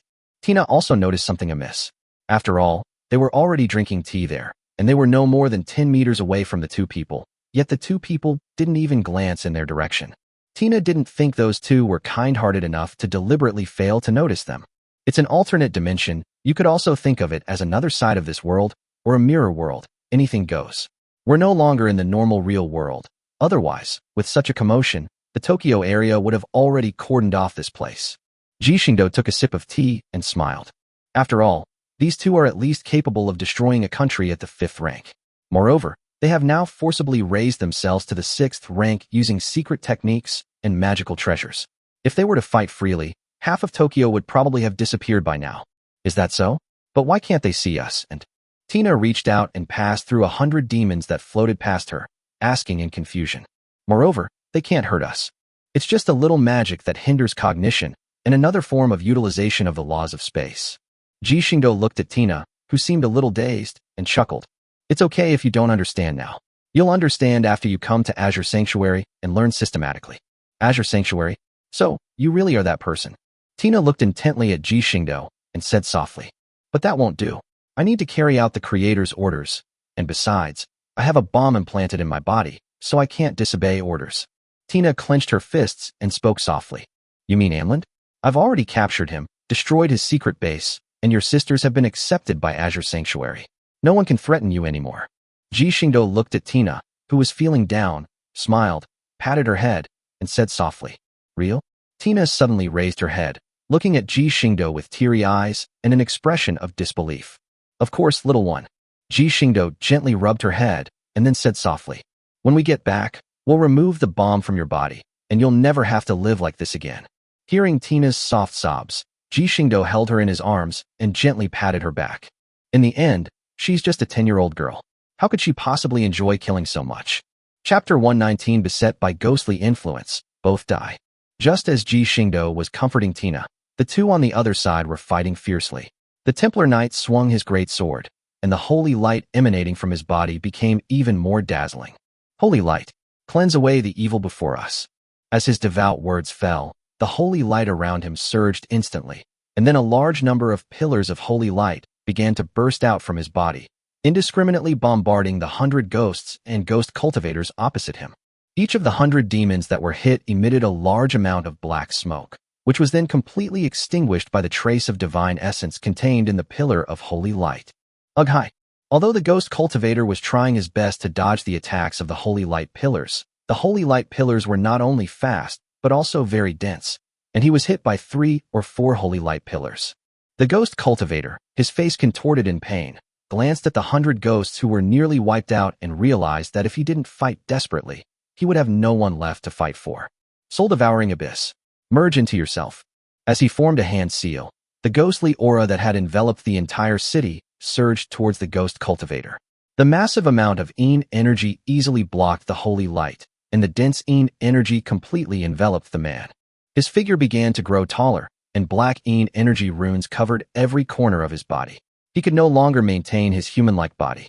His hands transformed into sharp, long, black demonic claws, and his body began to grow thicker. Through his bluish skin, one could almost see billowing black energy surging beneath it. Their originally human faces had become blue and fanged, and apart from their humanoid form, they no longer had any human characteristics. Die! He roared to the sky, and with a powerful stomp of his claws, he created a large crater in the ground. His entire body appeared behind the Templar Knight as if by teleportation, and his claws, which exuded a strong sense of Yin energy, grabbed the base of the angelic phantom's wings. A mere phantom of a lowly angel. Who are you trying to scare? With a furious roar, he unleashed a surge of energy from his hand, tearing off the wings of the angelic phantom. Oh whoa! With a piercing howl, the phantom, still bearing a pained expression, vanished in an instant. As the phantom disappeared, the Templar Knight seemed to have all his strength drained away, and he knelt down on the ground. If it weren't for the giant shield and greatsword in his hands, he probably wouldn't have had the strength to even straighten his body. It seems you're even more exhausted than I thought. The ghost cultivator grinned an ugly smile. He slowly stepped forward, his two sharp ghost claws already pressed against the sides of the helmet, and said viciously, "Because of you, you madman, I melted away my own ghostly aura. Do you know how much I had to pay to restore it? If it weren't for your soul's protective mechanism, I would have extracted your soul and placed it in the soul-refining tribulation flame, so you could experience the pain of being burned by the tribulation flame for lifetimes to come." The ghost cultivator became extremely agitated, and the force in his hands continued to increase. "But that's fine. I'll still get a reward if I kill you, so it'll be double." As he spoke, the ghost cultivator suddenly exerted force with his palm, the sharp blade piercing directly through the thick helmet and smashing the Templar Knight's head to pieces. As expected, the blood and brains of cultivators are indeed the most delicious things in the world. The ghost cultivator pulled out the claw covered in red and white substances, looking at the blood and blood mixture that was still dripping down. He grinned maliciously, raised his hand, tilted his head back, and let the blood slowly drip into his hideous mouth, a smile of excitement spreading across his face. Vomit. At this moment, Tina gagged and almost vomited up all the strong tea she had drunk. This scene was really too heavy for a 10-year-old girl like her. "It's so disgusting, I actually vomited." Tina squatted on the ground, pitifully cleaning her stomach, while Ji Xingdou gently patted her back, quietly activating his magic to clear away the negative emotions in her. Wait, something seems off. At this moment, the ghost cultivator, who was completely absorbed in the moment, suddenly realized something was wrong. He looked around and saw the corpse of the Templar Knight lying on the ground, and the surrounding environment was completely intact. An intact environment? Ghost Shio instantly realized that the two of them hadn't held back at all during their fight. Logically speaking, not only Tokyo, but also most of the environment in Japan should have been destroyed during this period. You have to understand, his ghost realm could easily cover the entire Tokyo area when it is deployed, and yet Tokyo is completely undamaged, which is simply impossible. Who is it? Show yourself. What kind of skill is this, pretending to be a ghost? He shouted fiercely, but was actually quite cowardly. Just in case, he also pounded the already dead Templar Knight a few times. By this time, the Templar Knight's armor was completely dented, and crimson blood began to flow. Only after the body was no longer recognizable as human did the ghost cultivator finally stop torturing the corpse. Who is it? Show yourself. The ghost cultivator looked like he was going crazy. This feeling was making him extremely uncomfortable. Are you alright now? Let's go back. Ji Xingdou chuckled as he wiped Tina's lips. Tina, on the other hand, was somewhat dazed and simply agreed passively. Then, Ji Xingdou snapped his fingers, and the two of them disappeared from this space. Snap. Who? Come out here. The crisp sound caught the ghost cultivator's attention. He looked in the direction of the sound, but there was no sign of anyone. As he was getting frantic, he didn't notice that a tiny purple spark had quietly stuck to his body. Where did this come from? What kind of flame is that? By the time he realized it, it was too late. The purple starlight had already transformed into a fierce, raging fire, which began to burn away the energy on his body and his soul. Even though he resisted with all his might, the flames of the starlight grew larger and larger until they completely engulfed him, not even sparing his soul. Then, a spark drifted out again, sticking to the armor of the now inhuman Templar Knight, burning his body to ashes and leaving no trace. The alternate dimension has returned to its former tranquility. Chapter 1:20 The surgery ends. In an underground laboratory at the very center of the Azure Shelter, Ji Xingdou stood in front of a huge glass wall, quietly observing the situation inside. An executor was standing in front of an operating table, with several black metal prosthetics extending from behind him, constantly operating. Little Tina, who had already been given anesthesia, lay there quietly, receiving the executor's surgery. What's the situation?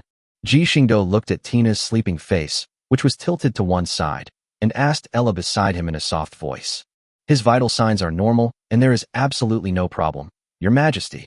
Ella examined the data in her hand and answered respectfully.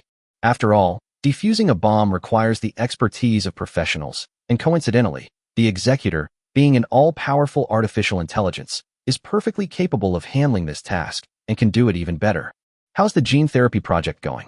Ji Xingdou nodded, then continued to inquire. The second-generation gene repair agent is ready. For those whose infection rate isn't too high, it can completely remove the damage caused by gastria from their bodies.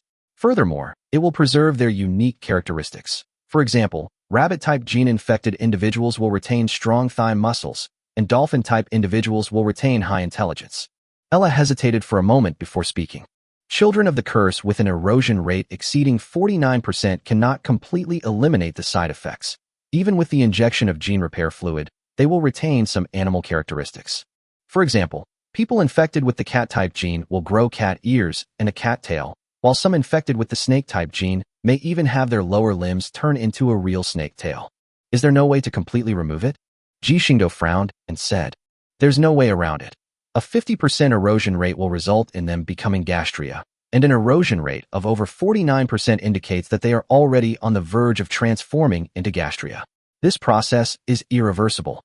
I also tried to extract a segment of their genes and attempt to repair them, but without exception, all the gene chains collapsed. If I forcibly repaired them, the children's lives would not be guaranteed, so I terminated the experiment. Ella shook her head and explained to Ji Xingdou. Is that so? Well, that's all we can do. Ji Xingdou nodded. After all, there was nothing he could do about it. They were simply facing it themselves. Surgery is over. At this moment, the executor inside retracted all the robotic arms. She straightened Tina's clothes, picked her up, and carried her out.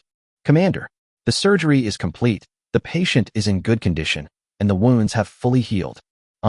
Ji Xingdou reached out and took Tina, who was still fast asleep, and nodded with a smile. After all, the Zerg are naturally very good at repairing wounds, especially now that they have collected gastria virus. Their self-healing methods have reached the molecular level. With this method in hand, Ji Xingdou naturally couldn't let them sit idle, so he ordered Lilith and the others to develop a treatment potion. Of course, it can be used by humans. Although the ship girls don't need it, the children do, so it needs to be put to good use. Alright, I'll be going now. I'll leave the rest of the research to you, Ella. It is my greatest honor to serve the Lord. Is this the Tina the commander was talking about? She's really cute. As soon as he returned to the villa that belonged to him and the ship girls, Triumph, who was watching TV in the living room, immediately got up from the sofa, then came up to Ji Xingdou, looked at little Tina who was sleeping soundly in Ji Xingdou's arms, and said with a smile, Commander, you're back. At this moment, a slightly drunk Volga suddenly pushed open the kitchen door and walked out with a slightly flushed face. She walked up to Ji Xingdou and smiled with her reddish-brown eyes. You've been drinking so much again. Don't set a bad example for the children. Ji Xingdou shook his head and looked at her with a light smile. Who would corrupt a child like that? Commander, honestly, I haven't been drinking during the day lately. Volga, her face slightly flushed, pouted and said in a coquettish tone. I'm sorry. I'll take Tina to her room to get some sleep first. As an apology, I'll have a few drinks with you later. Ji Xingdou walked toward an empty guest room while smiling. Commander, don't go back on your word. I'm very powerful. Hearing Volga's voice, Ji Xingdou smiled and escorted Tina into her room. However, he suddenly realized that even though Tina was only 10 years old, it was not appropriate for him to undress her. After all, sleeping in clothes is not a good thing. Commander, let me help you out. At this moment, Kai Xian peeked in from outside the door, looked at Ji Xingdou who seemed a little embarrassed, and said with a smile. This was a huge help. Ji Xingdou stepped forward and patted her little head. I knew the commander would run into trouble, so I caught up with him immediately. Enjoying Ji Xingdou's pat on the head, Kai Xian narrowed his eyes and smiled, as if seeking praise. Good. Our triumphant little princess is still so adorable. Ji Xingdou didn't hold back his boasting, and Kai Xian patted his chest, speaking with absolute certainty.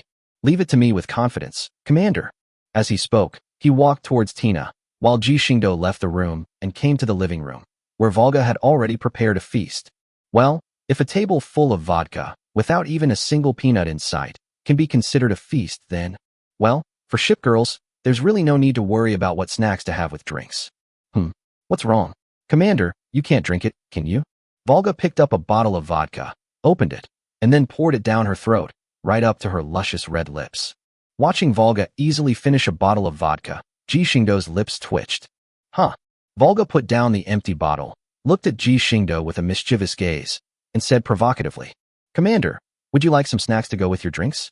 When it comes to drinking, the Northern Union will not budge an inch, not even against a commander. Snacks to go with drinks. Who do you think you are? It's just vodka. Do you think I can't drink it?" Ji Xingdou sneered, stepped forward, picked up a bottle of vodka, and poured it into his mouth. "All right, Commander, let's drink until we drop." With a smile in his eyes, Volga picked up another bottle of vodka, and the two officially began their drinking spree. Neither of them intended to use any special powers to sober up, since that would be pointless. So, they were now competing entirely based on their own abilities. Then, Ji Xingdou was knocked out by Volga. Keep in mind that he had previously been a teetotaler and had suppressed the purification abilities of his demigod body. It's easy to imagine that he, a mere weakling, could not possibly be a match for Volga. Hee. Commander. Chapter 121 Volga's Little Secret. Hee. Commander. Looking at Ji Xingdou, who had been completely drunk and collapsed on the table, Volga's flushed face revealed a malicious smile. "Guanghui and the others want to take care of the children. This is my chance." Volga stood up with a mischievous grin on her face. Although she looked a little unsteady, her movements were swift and agile. She gently helped Ji Xingdou, who was lying on the table, to his feet, and then, supporting him as he staggered, walked towards his room. As she passed by Triumph's room, she glanced at it somewhat guiltily, and her movements became even more subtle. She led Ji Xingdou up the stairs quietly, then tiptoed towards the room. What she didn't notice was that the door to Triumph's room had been opened a crack, and a pair of bright eyes were watching her every move. If Volga hadn't drunk so much, she would have naturally noticed Triumph's subtle movements, since the Shipgirl's perception abilities are quite strong now. But now, she had not only drunk quite a bit of alcohol, but she was also feeling a little guilty, which directly led to her not noticing at all that Kai Xian was observing her. That's incredibly bold. Triumph watched Volga leave, then helped Ji Xingdou into her room. She gently closed the door, leaned against it, placed her small hands on her flushed cheeks, and murmured to herself, "Should we go?" The moment she uttered those words, her flushed cheeks spread instantly, and even the tips of her small ears turned bright red. Her face flushed red. She collapsed onto her bed and immediately covered her head with the blanket, muttering curses under her breath. "What are you thinking about? Triumph, how could you think about something like that? But I also really miss the commander." She murmured those words in a low voice, and at that moment, a soft sound suddenly came from upstairs. Although the sound was not loud, it was enough for the ship girls to hear clearly. Wah! In response, she could only try her best to cover herself with the blanket, but subconsciously a small gap was left open, and she could hear that faint sound constantly coming from her ear. After an unknown amount of time, the noise from upstairs gradually stopped, and at that moment, the sound of the villa's front door opening came from the front door, clearly indicating that Guanghui and the others were returning one after another. "Huh, so many bottles? Didn't Volga clean them up?" Dunkirk's voice suddenly rang out in the living room, clearly indicating that they had already discovered the mountain of vodka bottles piled up there. "That's a bit strange. Volga doesn't usually drink this much vodka." At this moment, Zhenhai's voice also rang out, with a hint of doubt in it. "It has the aura of a commander." Musashi looked at the bottles of liquor scattered on the table and the floor and said softly, Guanghui raised his handsome eyebrows, looking somewhat uncertain. "I've never seen the commander drink so much alcohol before. Isn't the commander supposed to be a teetotaler?" The group exchanged glances, and apart from Tirpitz, who didn't want to express his opinion, a sense of foreboding crept onto the faces of the others. "Triumphant return? Are you asleep?" At this moment, Littorio walked to the door of the Triumph house and gently knocked on the door. "Huh. Oh, not yet." Triumph shuddered and subconsciously responded with a comment. Of course, she regretted it the next moment. Why did she have to say that? "Triumphant return? What's wrong? Are you sick?" "It's okay." Triumph immediately got out of bed, opened the door, and said with a flushed face, "Nothing's wrong. Then why is your face so red?" Littorio looked at Triumph with some confusion, his little face flushed, and asked in bewilderment. Triumph, on the other hand, had his hands behind his back, his eyes constantly darting around. "It's really nothing, really." She couldn't even admit she had a cold, since shipgirls never get sick. That's very suspicious. Columbia leaned closer, looking at her constantly shifting gaze, and said softly, Meanwhile, Zhenhai was observing Kaishuan's demeanor and analyzing the focus of her gaze. Finally, she turned her gaze to Volga's door, a strange expression on her face. "What's wrong, Miss Zhenhai?" Guanghui noticed her strange expression and asked in confusion. I think we'd better not bother Volga." After pondering for a moment, Zhenhai answered softly, All the ship girls paused, falling silent. They all understood what Jinhai meant. Indeed, if it was true, then it wouldn't be good for them to break in.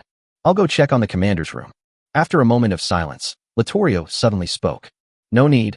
I've already checked. It's definitely not there. But before she could leave, a cold voice came down from upstairs. The women looked up and saw that Tirpitz had somehow arrived on the second floor and was now leaning against the railing. Her gaze kept drifting towards Volga's room, and they wondered what she was thinking. Really? It seems Volga is quite quick. Guanghui sighed, while she thought to herself. I was originally planning a night raid, but it seems I'll have to rethink my plans. The commander was drunk. At this moment, Triumph responded in a low voice. Is that so? It seems the commander has fallen for the trap. Jinhai nodded. Well, given the commander's abilities, even if he were to drink, he couldn't possibly get drunk. Glorious responded with a smile. Dunkirk then turned and walked straight towards the kitchen. Her idea was actually quite simple. After all, since the commander had managed to get himself drunk, he must have drunk quite a lot. She was going to make him a hangover soup. Watching Dunkirk leave, everyone smiled at each other and then went their separate ways to start tidying up the house together. As for jealousy and rivalry, if the 500 or 600 ship girls in the port really started fighting over each other, wouldn't they be exhausted to death? Doing such a thing is completely not worth it. They are all immortal beings, and their time is still very long. Chapter 122, A Cozy Morning. Early in the morning, Ji Xingdou, who was originally still lying in bed and unwilling to get up, suddenly woke up and sat up with a bewildered look on his face. He looked around at the obviously unfamiliar surroundings, then looked down at Volga, who was still nestled in his arms with a silly grin on his face. Oh my god, I've been tricked. Ji Xingdou slapped his forehead and said with a hint of helplessness. Then he looked helplessly at Volga, who was fast asleep, gently stroked her delicate, white nose, and whispered, I never expected you to do this. I never imagined you'd do it. Looking at the still sleeping Volga, Ji Xingdou got out of bed, tidied his clothes, gently kissed Volga's forehead, and then turned and left the room. Hee, Commander. At this moment, Volga opened his eyes and looked towards the door with a smile. After all, it wasn't Ji Xingdou who took the lead last night, but so she didn't expend much energy. Moreover, she felt guilty and didn't want Guanghui and the others to find out, so she went to bed early. Of course, what she didn't know was that her actions had already been thoroughly exposed. Commander? You're awake?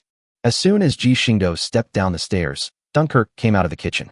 Seeing her radiant smile, Ji Xingdou smiled back. Yes, I'm up. Are you feeling unwell? After all, you drank so much vodka last night.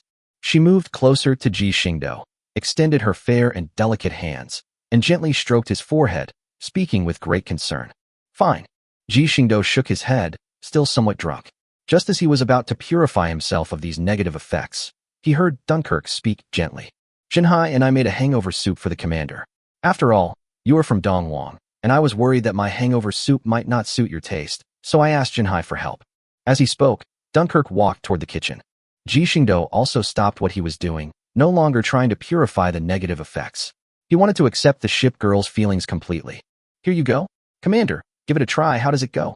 At this moment, Dunkirk slowly walked out of the kitchen carrying a bowl of steaming hot hangover soup and placed it in front of Ji Xingdou, her face full of anticipation. It's sweet and sour at first taste, delicious. Ji Xingdou swallowed it directly, and the first taste was sweet and sour, which was very appetizing. Really? I'm glad the commander likes it.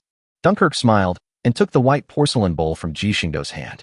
With his right hand, he took out a white handkerchief, leaned forward, and gently wiped the liquid that remained at the corner of Ji Xingdou's mouth. All right, Commander. Looking at Dunkirk's smiling face, Ji Xingdou felt a surge of warmth in his heart. In every way, he was truly lucky. Ji Xingdou couldn't help but embrace Dunkirk's perfect, delicate body. Dunkirk blushed slightly and instinctively moved the white porcelain bowl further away to prevent it from brushing against Ji Xingdou. Commander, please don't do that. I still need to tidy up the kitchen.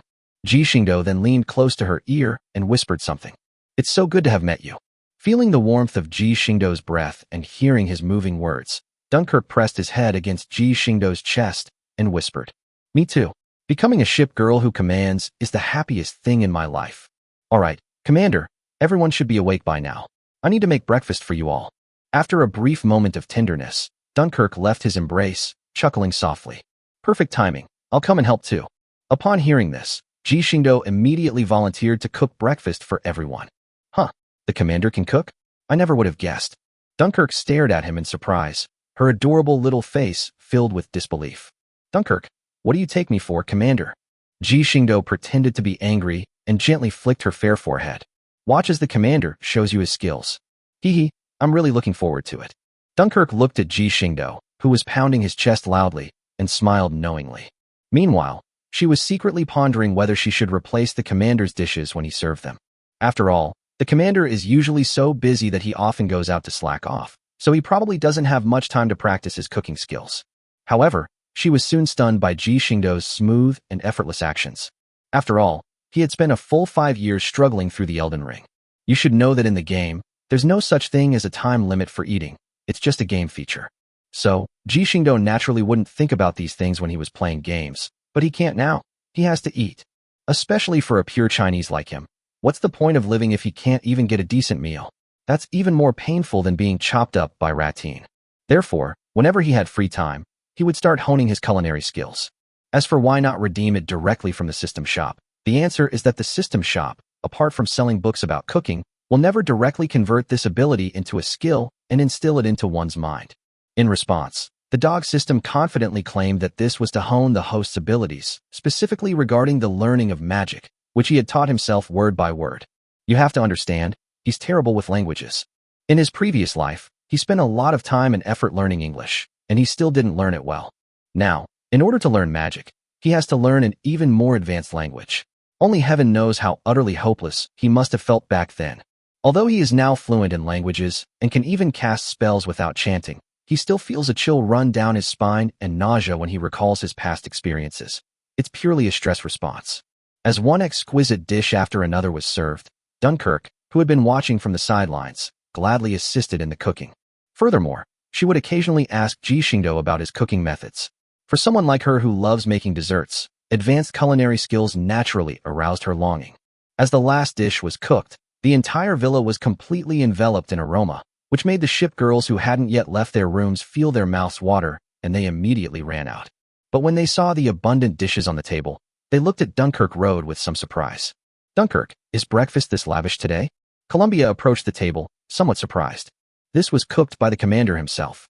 Dunkirk said with a smile, his words carrying a hint of pride. Really? Then I definitely need to eat more? Upon hearing this, Columbia immediately perked up and was about to get started. At that moment, a chop to the head struck her, stopping her in her tracks. Go wash up before you can eat. Ji Xingdou looked at Columbia, who was covering his head and had tears in his eyes, and said helplessly, Okay, got it. Upon hearing this, Columbia immediately ran towards the restroom. Looking at the joyful scene before him, Ji Xingdou chuckled. This feeling is really nice. Chapter 123, A Leisurely Holiday. Oh, right, there's also little Tina. Ji Xingdou suddenly remembered that Tina was still in the room, and he didn't know whether she was up or not. After all, with the help of the gene-editing drug, his daytime lack of energy should have been cured by now. As he was thinking, Ji Xingdou arrived at Tina's door and gently knocked on the door. Tina, are you awake? Tina? After waiting for a long time without any sound coming from inside, Ji Xingdou had no choice but to gently open the door and go inside. The first thing you see is Tina's bed, where the blue blanket is piled up in a ball, looking like a hill.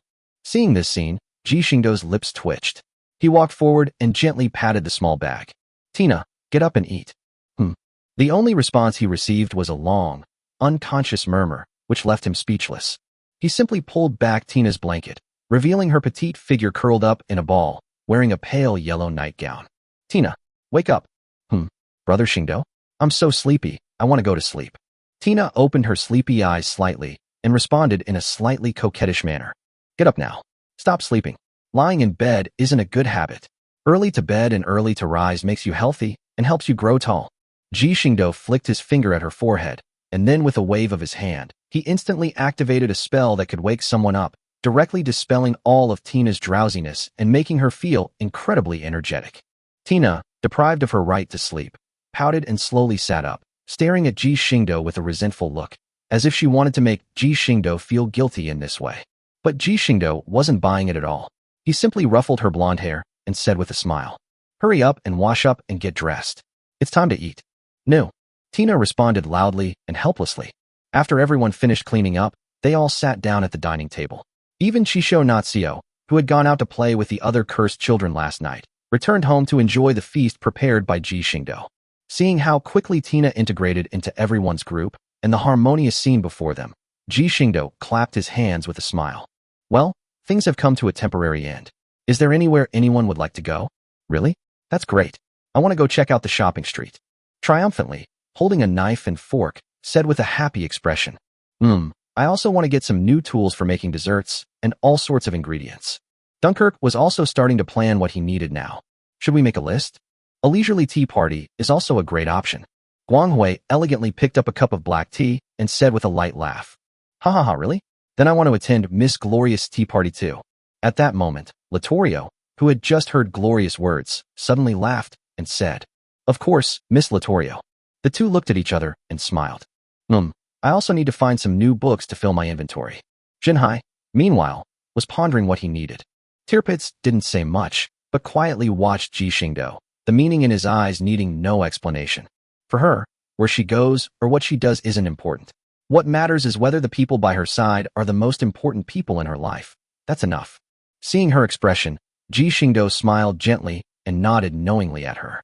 This brought a radiant smile to Tirpitz's face, as beautiful as a blooming flower. Then I'll choose the amusement park. It's newly built, which is perfect for a visit. Columbia pondered for a moment, resting his chin on his hand, and quickly made up his mind. Soon after finishing breakfast, everyone immediately began preparing for the upcoming operation. The girls chose a suitable sky blue dress for Tina and even braided her and Chizu Natsum's hair into adorable little braids. It felt as if they were dressing up two adorable dolls, a display of their boundless imagination. Soon, after they finished getting ready, Ji Xingdou's eyes lit up. The ship girls had all changed into all sorts of beautiful clothes, creating a stunningly beautiful scene. Let's go? Triumphantly, he rushed out of the room with a smile on his face, beaming with happiness. She also pushed her incredible speed to its limit. Senju Natsuyo and Tina only felt a gust of wind, but they didn't see any sign of triumph. This shocked the two little ones for years. Watching the interaction between Kai Xian and the two little ones, all the women smiled knowingly. At this moment, Guanghui also approached Ji Xingdou and gently hugged his arm. Let's go, Commander. Okay, let's go. Ji Xingdou smiled and nodded, then spoke loudly with great energy. Okay, time's in. Everyone responded in a playful manner, and the laughter never stopped. It's a deity. It's true God. Walking along the exquisite streets of the commercial district, the already bustling street instantly became completely congested. The moment the cursed children saw Ji Xingdou, they happily surrounded him, constantly calling him God, God. Ji Xingdou wasn't upset about this. Instead, he smiled and patted their heads, while also handing out delicate snacks to them. The children thanked him politely, and some even hugged his legs playfully when he wasn't looking before running away quickly, just like happy little elves. As for why they call themselves God, we have to talk about Riko's role. She constantly conveyed the so-called miracles that Ji Xingdou had shown in the Azure Sanctuary, and she was almost becoming the most devout believer when a god walked in the world. It can be said that all the cursed children were influenced by her tireless words and gradually became convinced that she was a god.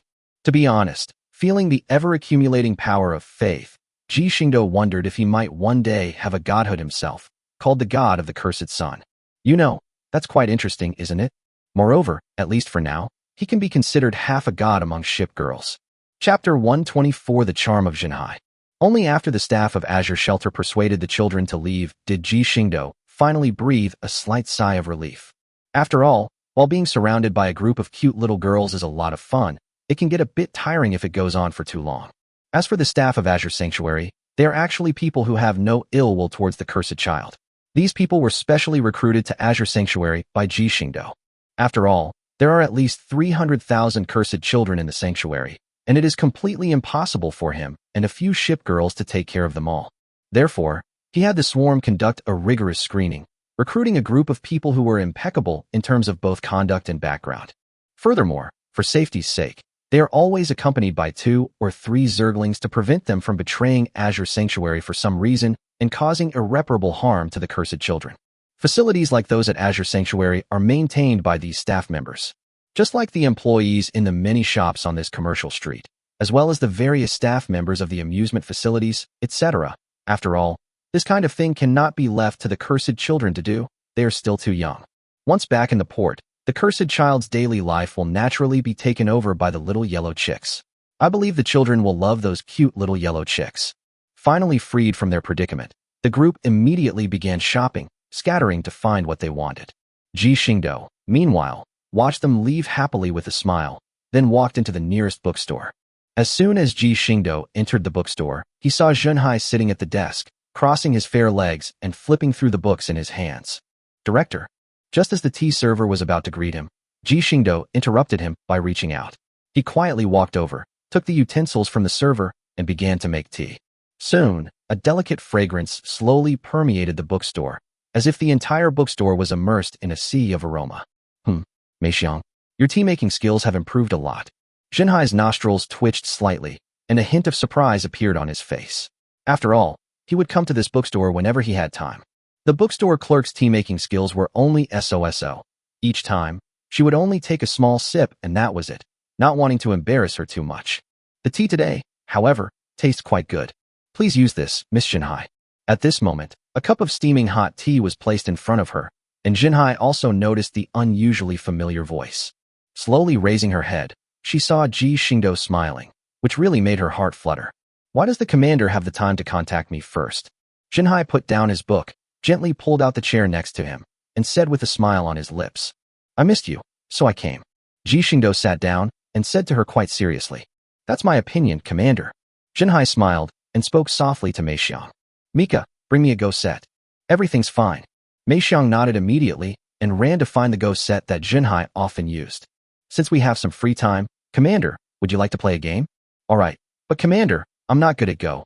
Junhai, you'd better go easy on me. Ji Xingdou nodded and readily agreed to Junhai's request to play Go. The Go match between the two then officially began. Commander, if you land here, your Baron Nashor will be gone.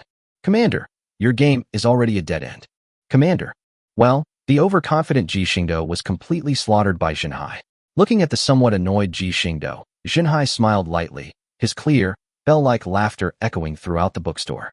Seeing Junhai grinning from ear to ear, Ji Xingdou smiled inwardly as well. Immediately, he pretended to be angry and embarrassed, and directly reached out to stop Junhai's slender and exceptionally soft waist, pretending to be fierce.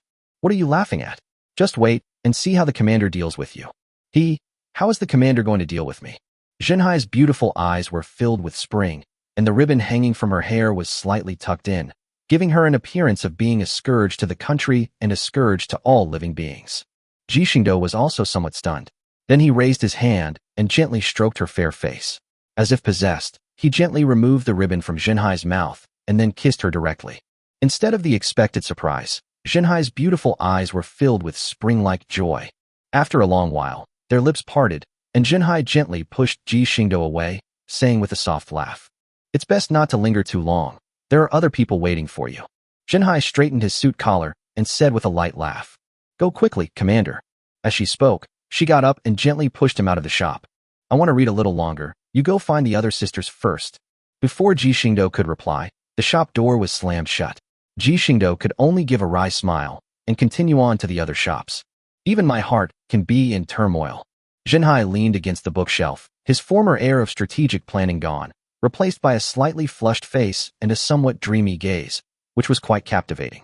As for Meixiang, who worked at the store, she had long since moved away from this area. After all, she was paid to do her job, and she knew very well what she should and shouldn't look at. Continuing forward, Ji Xingdou entered a shop selling various tea products. As soon as I entered, a shop assistant rushed forward and greeted me respectfully. Director, you've arrived. The two ladies are upstairs selecting tea. Okay, take me there. Ji Xingdou nodded and said softly, Please. Ji Xingdou had no intention of refuting the shop assistant's words. Besides, what was there to refute? It would be a fait accompli sooner or later.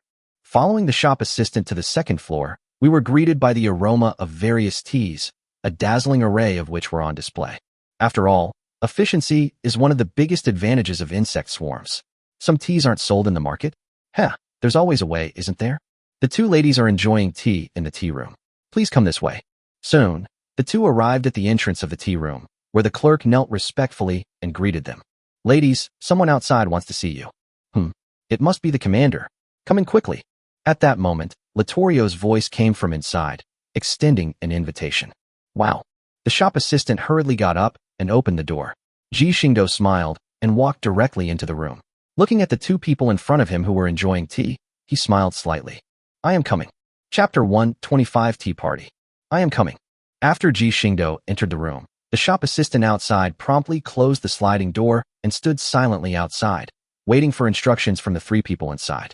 Greetings, Commander. Guanghui gracefully put down her teacup, stood up gently, and gave Ji Xingdou a standard ladle-like bow, a joyful smile on her face. Seeing this, Latorio also stood up, but since she doesn't usually wear long skirts, she didn't have a skirt hem in her hand. So, she suddenly had a brilliant idea and materialized the gorgeous cloak behind her. Then she lifted the cloak and gave Ji Xingdou a ladle-like bow. Well, rather than describing her as a graceful and charming lady, these actions actually brought out her heroic and spirited temperament, giving her a unique charm. Although, the act of materializing one's cloak in order to perform the ritual is indeed quite amusing. Ji Xingdou smiled and stepped forward, gently taking their hands, and said with a hint of apology, Sorry I'm a little late. It's all right, Commander, we're very happy that you came. Guanghui took Ji Xingdou's hand and led him to the table covered with a clean white tablecloth. Guanghui gently pressed him into the chair and smiled. What would the commander like to drink? Green tea, or black tea, or perhaps flower tea would be fine too. Seeing that Guanghui was clearly in a good mood, Ji Xingdou smiled slightly. Let's have green tea then, it's something we're more used to drinking. Okay, just a moment, Commander. Guanghui smiled and nodded, then picked up the utensils beside him and began to brew tea for Ji Xingdou. Latorio, however, watched glorious movements intently, his eyes filled with admiration. Ji Xingdou glanced at Latorio, who was engrossed in his work, and chuckled to himself. As expected of a fan of illustrious, Latorio. What's wrong, Commander? Are you captivated by me? As if sensing Ji Xingdou's gaze, Latorio snapped out of his reverie, blinked, looked at Ji Xingdou, and spoke with considerable confidence. Yes, Latorio is truly dashing and captivating. Ji Xingdou squinted at Latorio's face and responded softly. Really? Commander, you certainly have excellent taste. Latorio's face was full of confidence. For her, failure? There was no such word as failure. It was simply that she hadn't succeeded yet. If you haven't succeeded, it means you're still trying. In that case, what's the point of talking about failure? She's a ship girl who's always full of confidence. Miss Latorio, you've always been so confident. Inspired by you, others will unconsciously strive forward. Guanghui, carrying a teapot filled with tea, walked to the table with a light laugh. As he poured tea for Ji Xingdou, he spoke softly. If you don't even have the courage to face difficulties, you might as well just give up. I don't like that kind of life. Latorio solemnly accepted the tea that Glorious handed him and said very seriously. As the three continued their conversation, the entire room was filled with a joyful atmosphere. Soon, Ji Xingdou decided to leave first. After all, there were still other places he hadn't been to. Guanghui felt a pang of reluctance, but as the most elegant lady of the royal family, she naturally wouldn't show it. Instead, she smiled and saw Ji Xingdou off. Latorio, on the other hand, had no such thoughts at all. After all, she firmly believed that Ji Xingdou would not disappear again without a reason, and she was very certain of this. After leaving, Ji Xingdou walked a while longer and, with a dark expression, dragged out Volga, who was drunk again, from a shop selling all kinds of wines from around the world. What left him speechless was that when he found her, she was dragging a little girl with black bear jeans around her neck, constantly rubbing her fluffy bear ears, looking like she was cuddling a pet. Ji Xingdou's lips twitched slightly. He stepped forward and chopped her on the head with a chop, rescuing the little girl who had been treated like a toy. After calling out, Your Majesty the God, the little girl covered her bare ears, blushed, and hurriedly ran away. Oh no, it got away. Volga said in a low voice, on the verge of tears. My sister is so sad, the cute little guy ran away. You just drank last night, and you've drunk so much again today. Ji Xingdou picked her up and flicked her fair forehead. Hee, last night is last night, and today is today, right, Commander? Volga looked at the familiar figure in front of her and smiled sweetly. Then, she leaned in and pressed her face directly to Ji Xingdou's lips. Hee, how about it, Commander? It smells like alcohol. Ji Xingdou chuckled and ruffled her hair, his words seemingly tinged with disdain, but his smile never wavered. Hee, that means I like you. I like you so much, Commander. Volga hugged Ji Xingdou's arm and spoke softly. Me too, Volga. Ji Xingdou lowered his head, looking at the lovely face leaning on his shoulder, and said softly, Let's go find someone else. Okay, I understand, Commander. As the two walked outside, Volga swiftly grabbed a bottle of vodka. What could Ji Xingdou do in this situation? Let her drink it. After all, she wouldn't suffer any problems like an ordinary person. As for paying, why should I pay for taking my own things? Afterwards, Ji Xingdou, who was with Volga, found Dunkirk in the food shop and helped her get all the ingredients and utensils she needed. They also went to a clothing store and found Kaisen, who was having a dress-up party for Chisho Natsuyo and Tina, and Tirpitz and Musashi watching quietly from the side. This time, Ji Xingdou also helped them dress up Qian Shouxiao and Tina nicely. Seeing the two little ones dressed in gorgeous and fluffy Lolita dresses, Ji Xingdou and the Shipgirls were also pleasantly surprised. After all, no one can resist cute things. Finally, it was time to choose a new pair of sunglasses and a new pair of headphones for Columbia. Although, in any respect, headphones are a bit outdated for them nowadays. However, Columbia's nostalgia is irresistible. Sometimes, it's not that new things are good, but rather that the old things leave a deeper impression. Chapter 126 Amusement Park, The Problem of Order. Yay, an amusement park. I want to ride the roller coaster. As the group chatted and laughed as they approached the amusement park, Kai Xian spotted the winding roller coaster track in the distance. He shouted excitedly and grabbed the two little ones beside him, yelling back happily. Let's go, Xia Shi and Tina.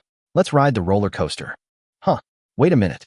Before Tina could finish speaking, she and Chisho Natsumi were dragged along by Kaisen and started running wildly, passing through the ineffective ticket checkpoint and heading towards the roller coaster. Triumph, that little guy. Ji Xingdou smiled and shook his head, saying helplessly, Come on, everyone. This is our first time visiting the amusement park since it was built. Let's see how it's doing. As for the safety of Kai Xian and the others, that's not even a consideration. Even if the amusement park were blown to bits, with Kai Xian there, the two little ones wouldn't have any problems. Director. When the ticket inspector at the amusement park saw Ji Xingdou, he immediately bowed and said respectfully, Ji Xingdou nodded and led the ship girls into the amusement park. Soon, the cursed children who were playing in the amusement park also came running and gathered around. The group, which was originally just a few people, suddenly grew larger. Fortunately, the amusement park was in its trial operation phase, and the number of cursed children who came was not large, so they were still able to keep an eye on them.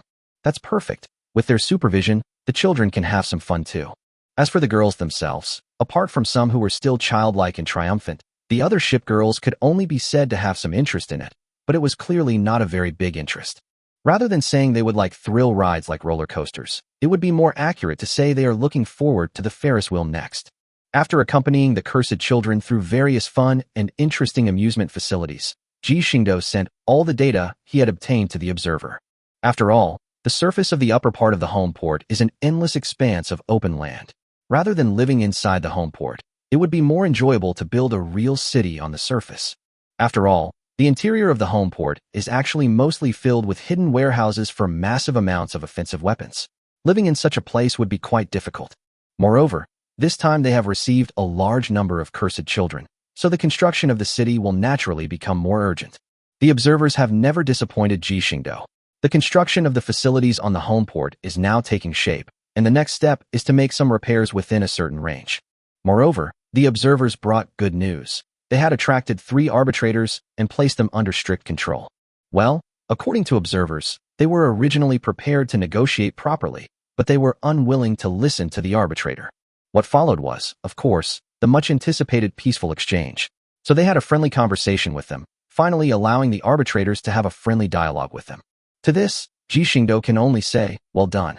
Pulling himself out of his thoughts, the massive Ferris wheel was already in front of them. Ji Xingdou turned his head and looked at the expectant eyes of the women. He scratched his head, feeling a little troubled. Who should we invite to go first? Inviting someone first feels like a disrespect to the other ship girls. As for not sitting down and just leaving, that's another story. Please, he's not one of those gentle male protagonists who keeps one female lead on one end and another on the other, going through a mental struggle before finally concluding that he's running away. Whether or not one is responsible for oneself is a minor matter. Isn't this being irresponsible towards the female protagonists? Let Volga go first today? Gloria smiled and gently nudged Volga. That's absolutely right. Littorio nodded in agreement, echoing the sentiment. Seeing that everyone nodded in agreement, Volga felt a little embarrassed. But Ji Xingdou definitely couldn't let her dawdle any longer. Now that the candidate had been chosen, he naturally had to act swiftly and decisively to resolve the matter immediately. Dragging things out would only lead to complications. Then, He smiled and took Volga's hand. Since that's the case, let's go up first. Volga also put aside his concerns, smiled, and said softly. Then, guided by the staff, the two boarded the Ferris wheel and swayed gently towards the top. Meanwhile, the ship girls on the ground looked at each other, none of them speaking first. After all, if you speak first and try to take the lead, it will always give people the impression that you are being petty. Seeing the hesitant looks in everyone's eyes, Glorious smiled gently. She then flipped her hand and took out a small iron box from her ship equipment space. Let's decide the order by drawing lots. I see. Miss Glorious, did you anticipate this situation beforehand? Looking at the small iron box, Zhenhai understood that Guanghui had probably anticipated this incident before setting off and had prepared the iron box for the lottery in advance. I'm just a little sensitive about this kind of thing. Guanghui smiled gently, his smile incredibly infectious. Let's begin. As the slips of paper were pulled away one by one, the order on the slips gradually appeared before the women. It's number 2.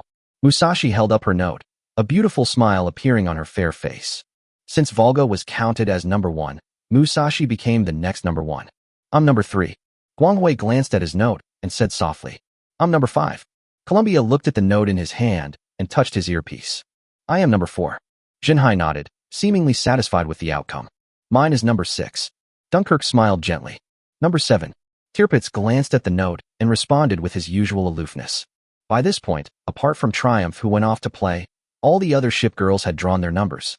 Meanwhile, the Ferris wheel that Ji Xingdou and Volga were riding had passed its highest point and was slowly heading back down to the ground. What were Ji Xingdou and the other person doing at this time? Well, after all, it's best not to talk about someone acting like a hooligan while drunk, as it does damage their image. Chapter 127 The End of the Megalith. Finally, as the Ferris wheel was about to reach its lowest point, Ji Xingdou straightened his slightly disheveled suit jacket, pulled Volga, who was smirking, and stepped off the Ferris wheel. Let's go, Commander. As Volga walked down the steps, Musashi gently stepped forward, a very gentle smile on his face. Good. Ji Xingdou reached out and gently grasped Musashi's slender, fair, and delicate hand, and said softly.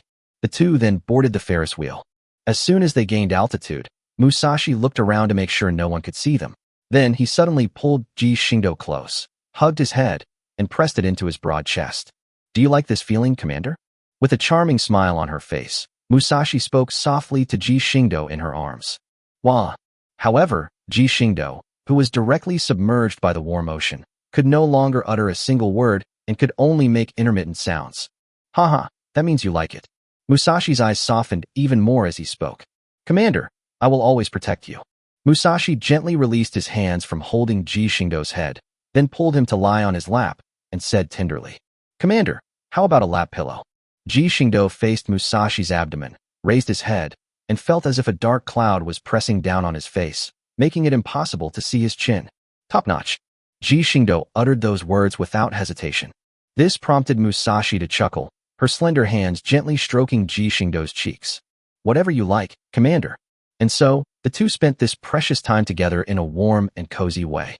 Next, Ji Xingdou began to enjoy rare moments of solitude with the other ship girls. Although Ji Xingdou had ridden the Ferris wheel many times, he didn't find it boring at all. On the contrary, he wondered if he should bring the other ship girls along for another ride after returning to the port. After all, he couldn't show favoritism. As night fell, dazzling fireworks suddenly lit up the sky, with all sorts of spectacular displays blooming in the clouds. This program didn't exist before, but ultimately, it's just a matter of a single sentence. Is this what fireworks are?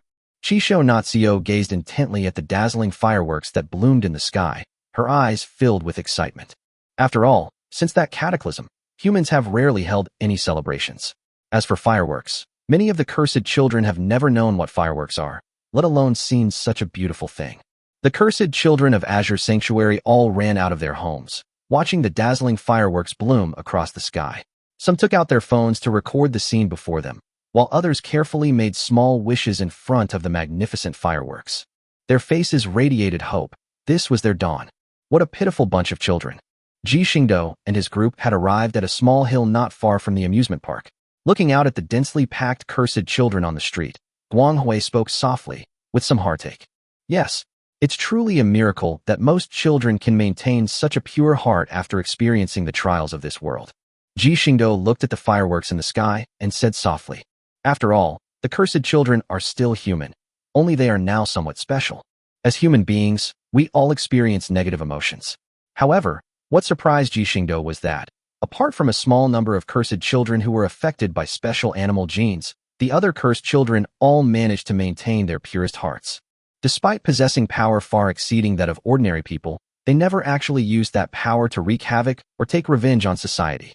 This is probably the main reason why they have been bullied all this time. But how could Ji Xingdou blame them?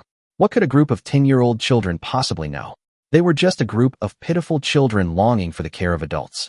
Such a world deserves to be sanctioned. A tragic fate is not a reason to persecute innocent people.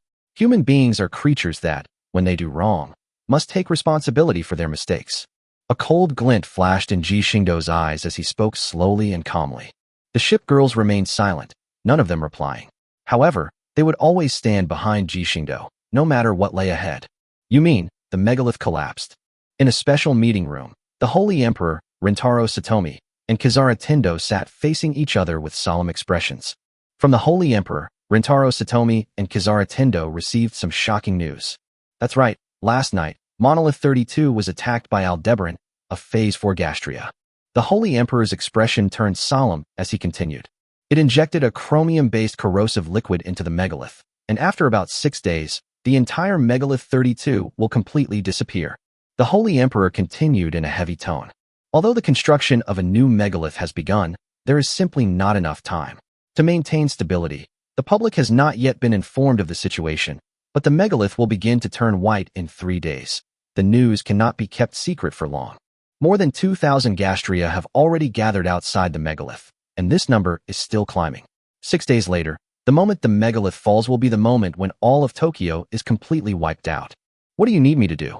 Rintaro Satomi's expression hardened slightly, and he said with some doubt, I need you to be the captain and build the support unit. What? Upon hearing this, Rintaro Satomi asked with some confusion. Auxiliary forces refer to units that incorporate police officers into the self-defense forces unit system.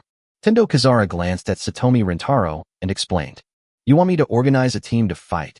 Yes, I hope you can serve as the squad leader of the auxiliary force and hold out for 3 days during the gap period when the new megalith is built, eliminating those attacking Gastria.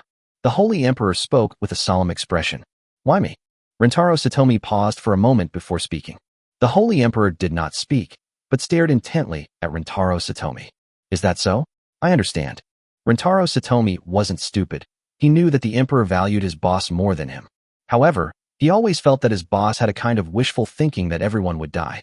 Under such circumstances, he did not believe that simply appointing him as captain would be enough to bind his boss to the Tokyo chariot. Is there really any chance of success in this? Chapter 128 Katajiri Brothers and Sisters. So, you couldn't find anyone else, so you came here to find me, right? A young man with short blonde hair casually put his legs on the table in front of him, looked at Rintaro Satomi, and said with a somewhat indifferent expression. Rintaro Satomi paused for a moment, then responded helplessly. You're right. Well, after all, you have a very powerful boss behind you, so it's normal for them to ignore your requests. The blonde youth wore a sarcastic smile as he relentlessly mocked Rintaro Satomi. I'm definitely not going to be teammates with a freak like you. Beside the young man, a girl with short blonde hair, wearing a black overall skirt, looked at Rintaro Satomi with disgust. Katagarasu, I need your help. Upon hearing this, the Katajiri siblings exchanged a glance and suddenly burst into laughter. Brother, he said, please come and help me. Yes, it is Yumizuki. Seeing the two laughing, Rintaro Satomi didn't say anything, but just silently watched them. Huh, I won't follow the weak. Katajiri Tamaki stroked his hair with his right hand, looked sharply at Satomi Rintaro, and said with a strong aura, that's only right. Rintaro Satomi lowered his head slightly and responded in a deep voice. 10 minutes later, a loud bang suddenly came from the Katajiri family's dojo. Half of the outer wall was blasted down. The Katajiri siblings walked out of the dojo in a disheveled state, shouting in disbelief. What the hell? Rintaro, what did you take? That's incredible. This is my dojo. Looking at the wailing Katajiri Tamaki, Satomi Rintaro quickly put away an item in his hand and said softly, It's nothing. I've just made some progress recently. Forget it. What bad luck. Just for that damn reputation and that meager bonus, I have to risk my life for you. Now it's up to you, Rintaro Satomi. Katajiri Tamaki turned his head, looked at Satomi Rintaro, and said with a smile. Of course. According to our report, The number 32 megalith has already shown signs of bleaching. Did His Majesty the Holy Emperor already know about the situation of the number 32 megalith? Has the construction of a new megalith already begun? Because the albinism phenomenon had already begun and the government's cover-up measures had completely failed, the Holy Emperor, having anticipated this, stepped forward and held his first press conference. In 4 days, the number 32 megalith will completely collapse. The Holy Emperor calmly looked at the reporters from various news agencies and newspapers below and slowly began to speak. Your Majesty, when will the new megalith be put into production? Were you already aware of this matter? We will use a lottery system to determine which residents will be required to take shelter underground. The Emperor ignored the previous questions. After all, if the reporters could control the pace of the press conference, there would be no point in holding it. A portion? By lottery? Is His Majesty the Emperor going to abandon a portion of the citizens? Rintaro Satomi remained silent as he watched the Holy Emperor being questioned repeatedly on television. She seems to have become the target of everyone's criticism. It's really pitiful. Katajiri Tamaki looked at the Holy Emperor on the screen and spoke softly. The method of using a lottery to determine whether citizens can enter the underground shelter has received mixed reviews. Can't other citizens move to other cities? Rintaro Satomi said softly. The airfares have been monopolized by the wealthy. I suppose this is bound to cause big problems sooner or later. It said that some people even ran towards Azure Sanctuary. Katajiri Tamaki continued, somewhat amused. Who doesn't know that place is a sanctuary for the cursed children? Yet, large numbers of people still flock there seeking refuge, including many from the plundered generations. Did the boss let them in? Rintaro Satomi frowned, puzzled. It said that a high-voltage wire fence has been erected around the area, and after a few reckless guys who ignored the warning signs were electrocuted, no one has tried it anymore. So is the sign true or false? Katajiri Tamaki suddenly remembered something and continued. However, there will always be people who find ways to hide in the Azure Sanctuary. But I've heard that whenever someone enters the outer forest, within minutes a piercing scream will echo from the woods. If I'm not mistaken, those people should already be dead. Katajiri Tamaki's expression was also somewhat heavy. In his view, those were also vibrant lives, which had vanished like weeds, and it was indeed very sad. Boss. Rintaro Satomi fell silent. His sense of justice continued to grow. After all, he was the protagonist. No matter how indifferent he usually seemed, he would still stand up to save Tokyo. Hey, this tattered rag can hardly be called a tent. I'm not going to sleep with a pervert like you, am I? No way. At that moment, Katajiri Yuzuki, who was tidying up the tent next to him, suddenly pointed at the dirty tent, which was obviously patched up, and shouted.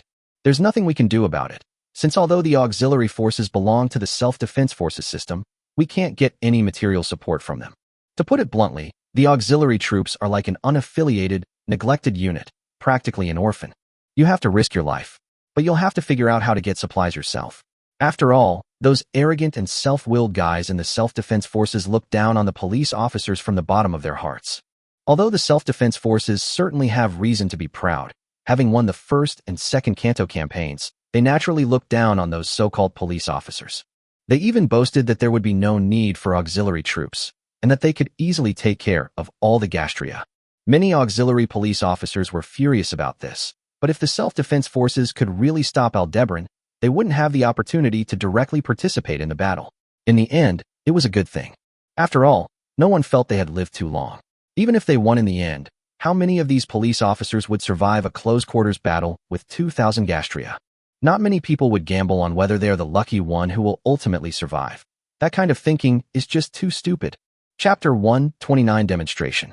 But are just the two of us enough? Katajiri Tamaki looked at Satomi Rintaro and said with a slight frown. After all, their team only has 4 people, which is still too small. Hehe, leave this matter to me. I will definitely find Rintaro a very good partner. At this moment, Lan Yuan Yanju patted her flat chest and said confidently, They're off, going to find our reliable partner. After saying that, Ehara Enju grabbed Satomi Rintaro and ran towards the police officers' gathering place, preparing to find new companions. What about that person wearing full armor? Wearing such heavy armor, it's obvious he's afraid of dying. Such a person is unqualified as a companion. He'd be better off going into battle lightly armed. Rintaro Satomi glanced at the man slurping noodles and said with a dark expression, What about this one? Hey, don't cause trouble for others. 2 hours later, Ehara Enju lay flat on the grass and said with a bored expression, Teammates are really hard to find. Meanwhile, Rintaro Satomi stood beside Enju Ehara, gazing silently in the direction of the giant stone monument. A fight has broken out over there. Suddenly, a shout caught their attention. Lan Yuan Yenju immediately sprang to her feet and hurriedly said, "Rintaro, go check it out." Ah. After saying that, the two quickly headed to the scene of the incident.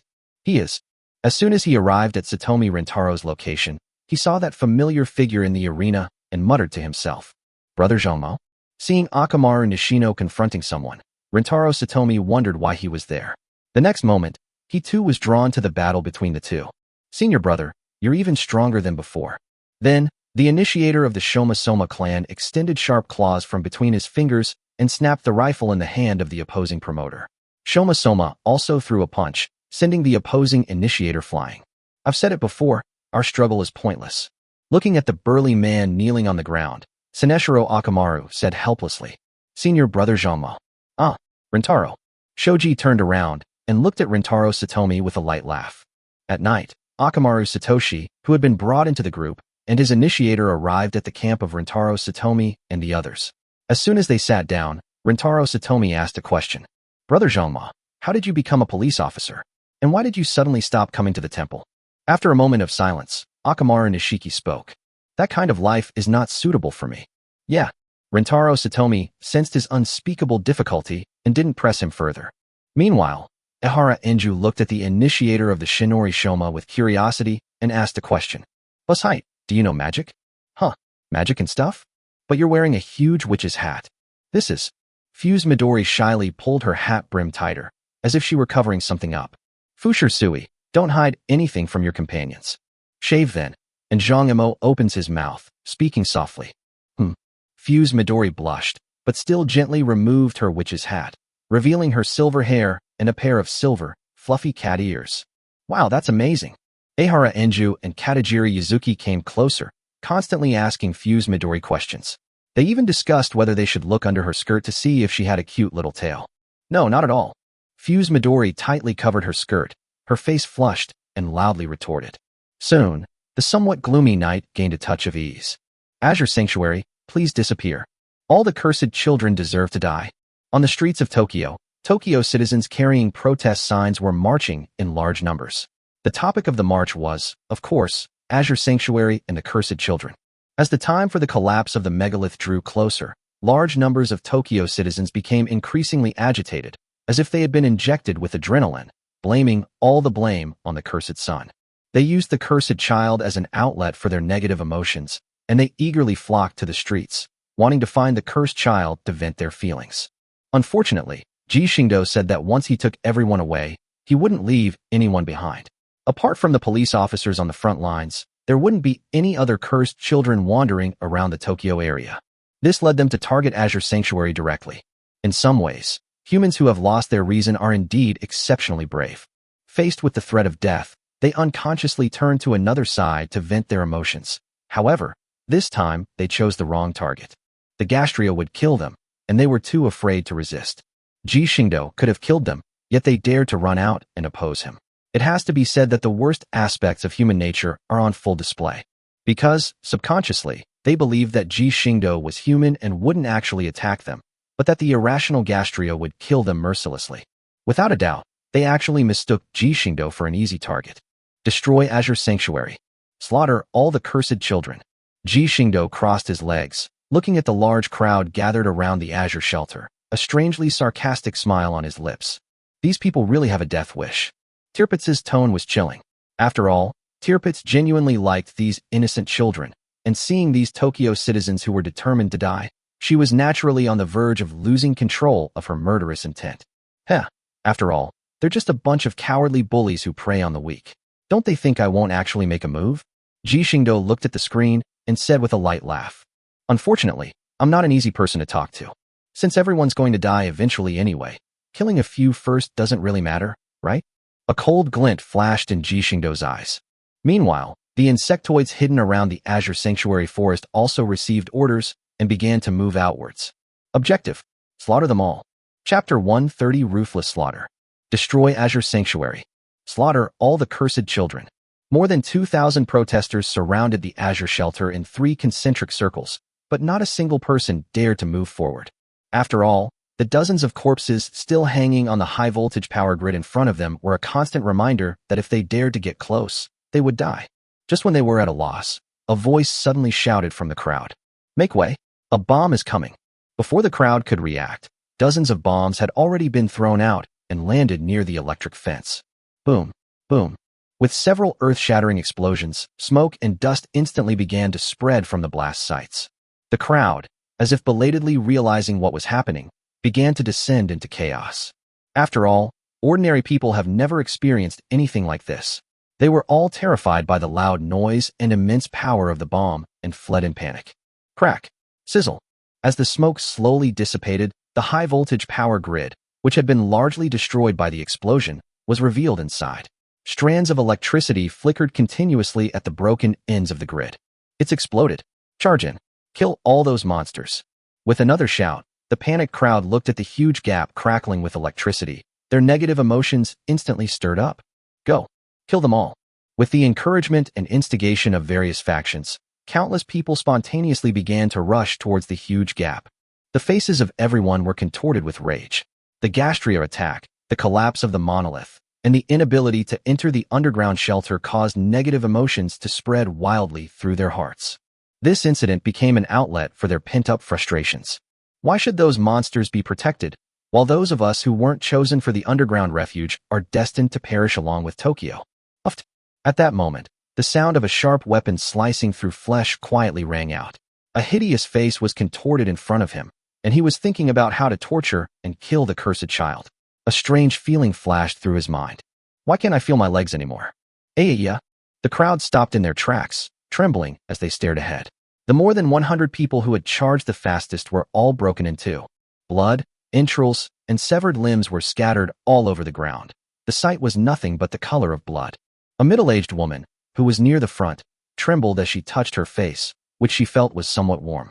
When she looked at the thick, sticky blood on her palm, she completely broke down.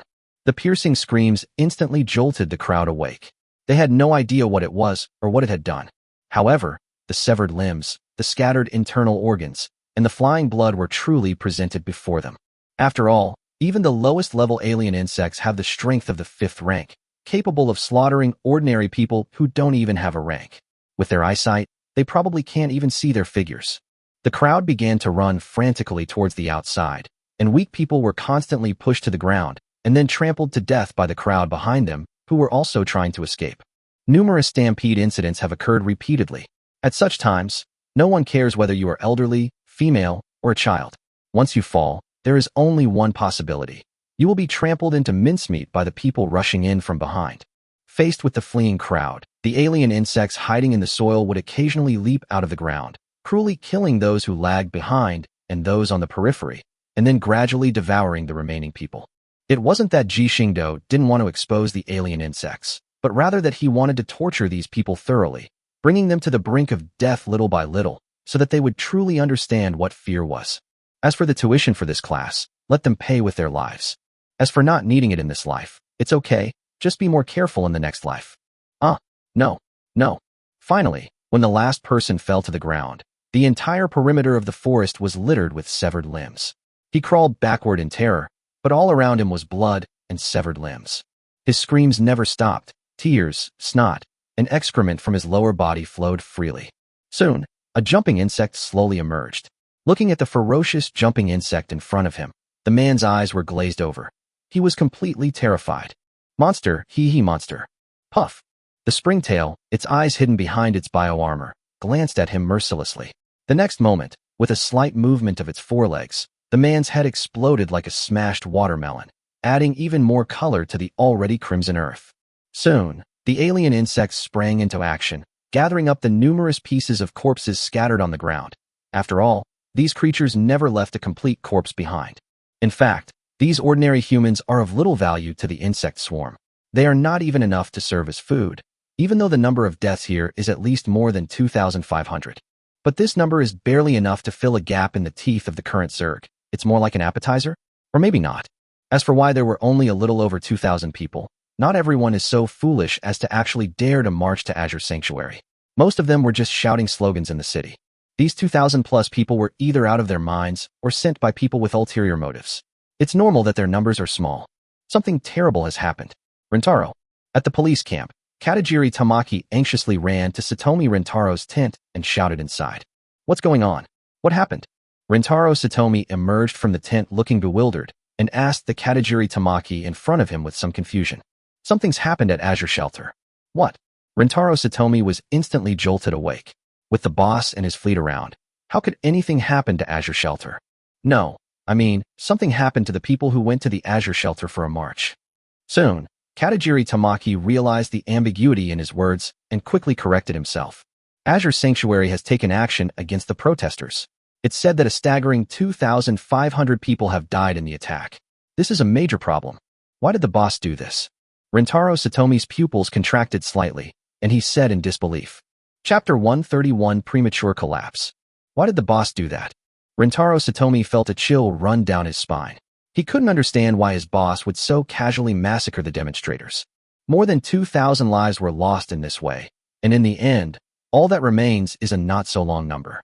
It is said that Tokyo's top leadership has held an emergency meeting regarding this matter, but they have not yet announced what specific measures they will take.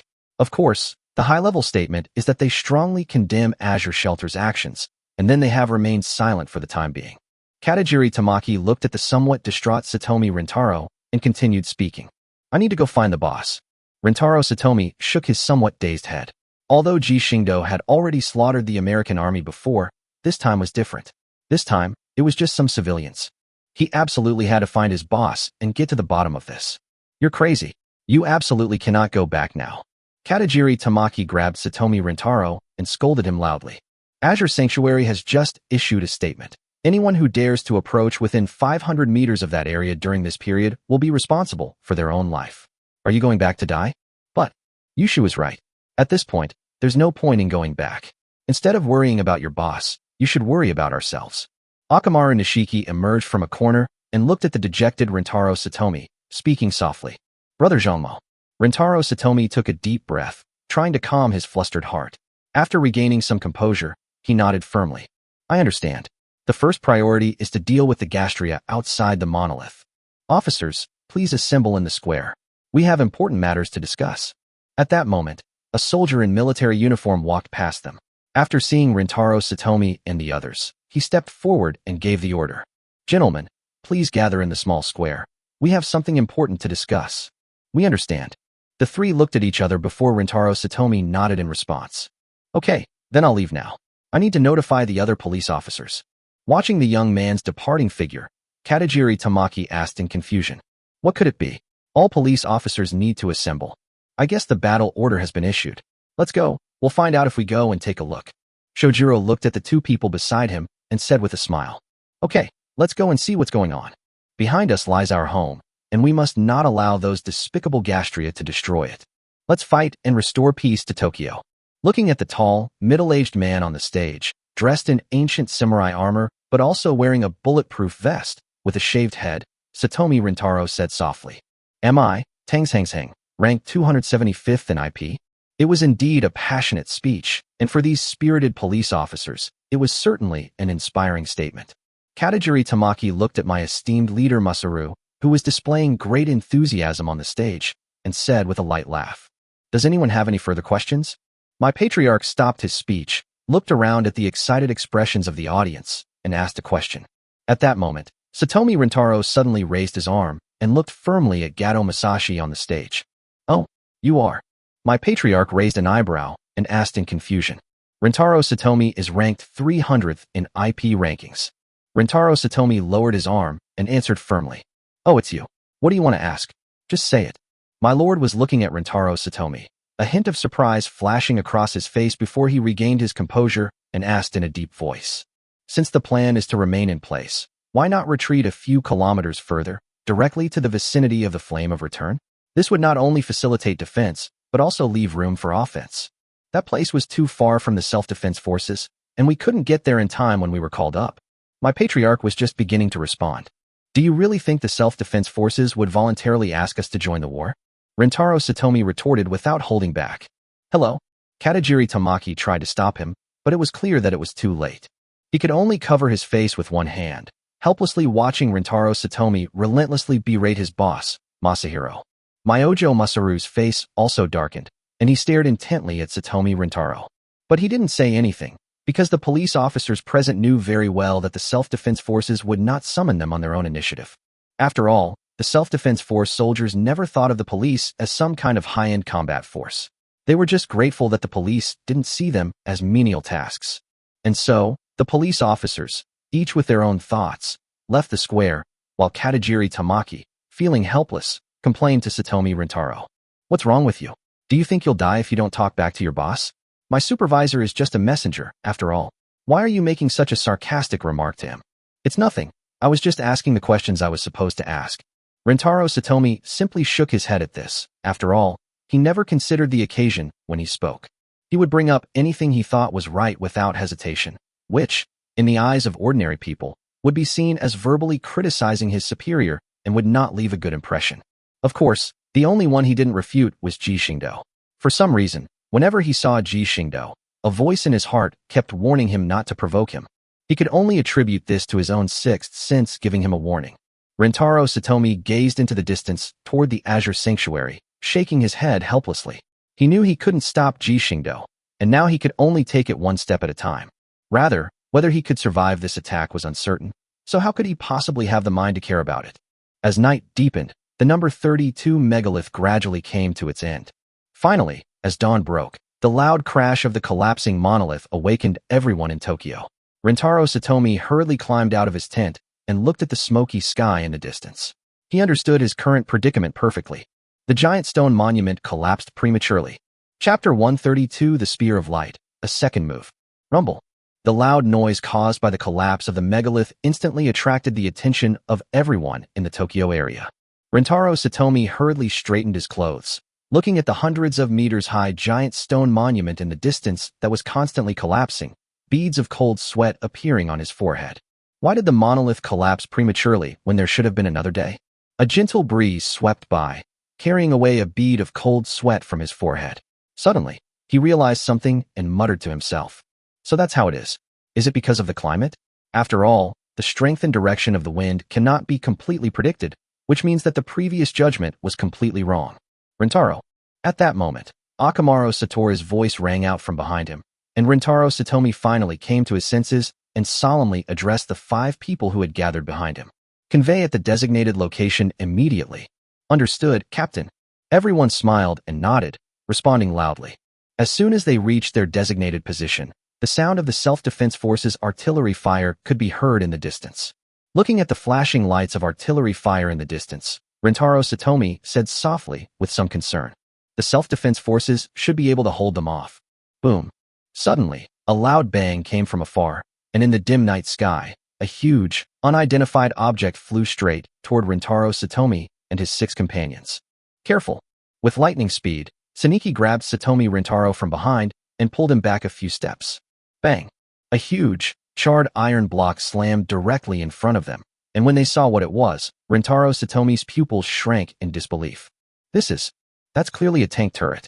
A bad feeling instantly spread through their hearts, and just then, a series of explosions rang out from the opposite side. A large number of gastria burst out of the smoke from the tank explosion and rushed straight toward Tokyo. Oh no, we must stop them immediately and not let them cross the forest.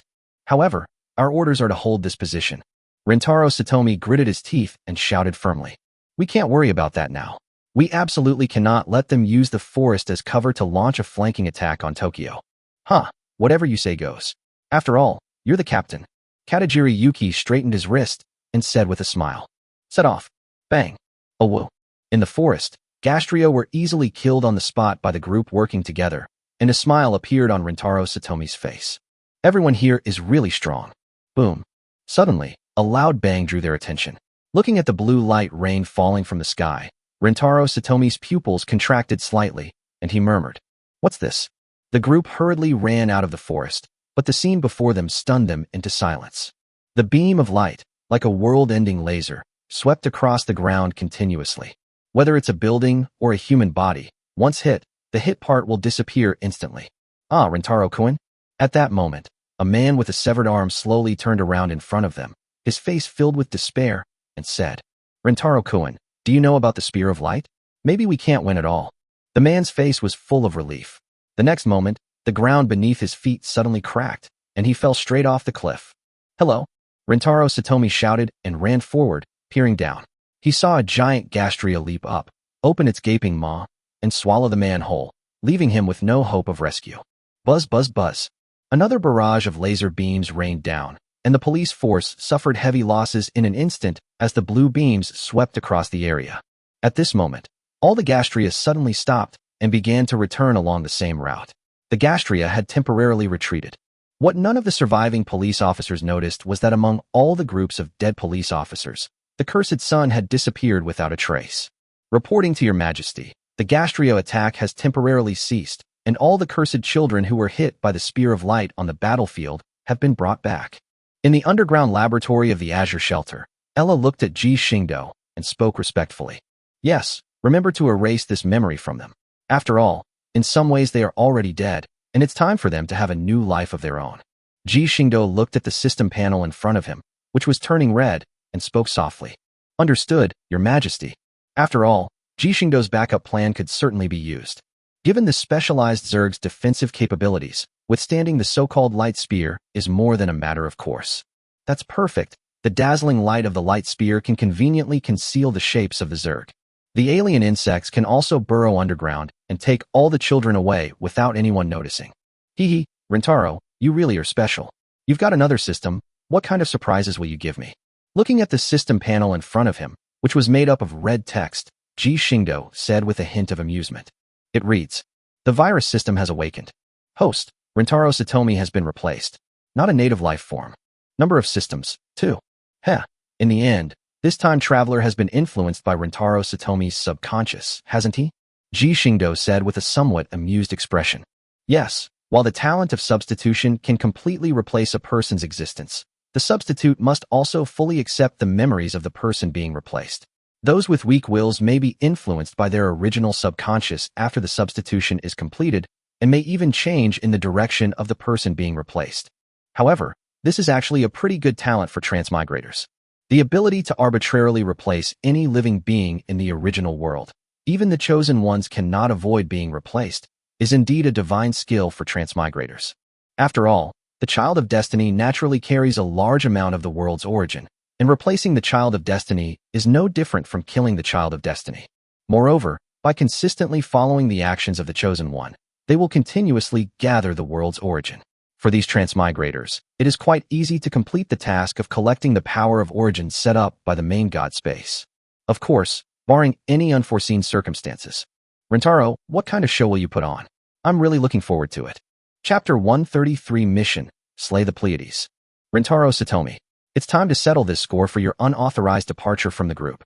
With one leg already broken, I, the headmaster, sat upright in my seat, staring intently at Rintaro Satomi, standing in the middle, and loudly pronounced my verdict. What? If we don't block those, ugh.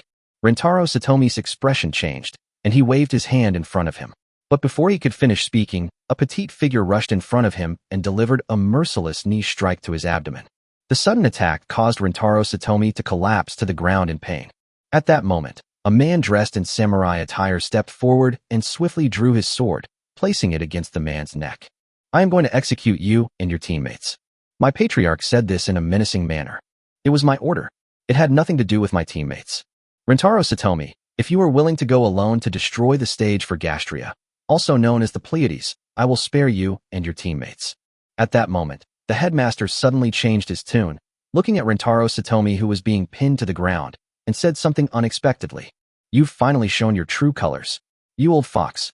With half his face pressed firmly to the ground, Rintaro Satomi roared in resentment. "You have no choice." My patriarch closed his eyes and said in an icy tone, "I see." Rintaro Satomi knew there was no turning back, so he could only grit his teeth and agree. "I'll remember you."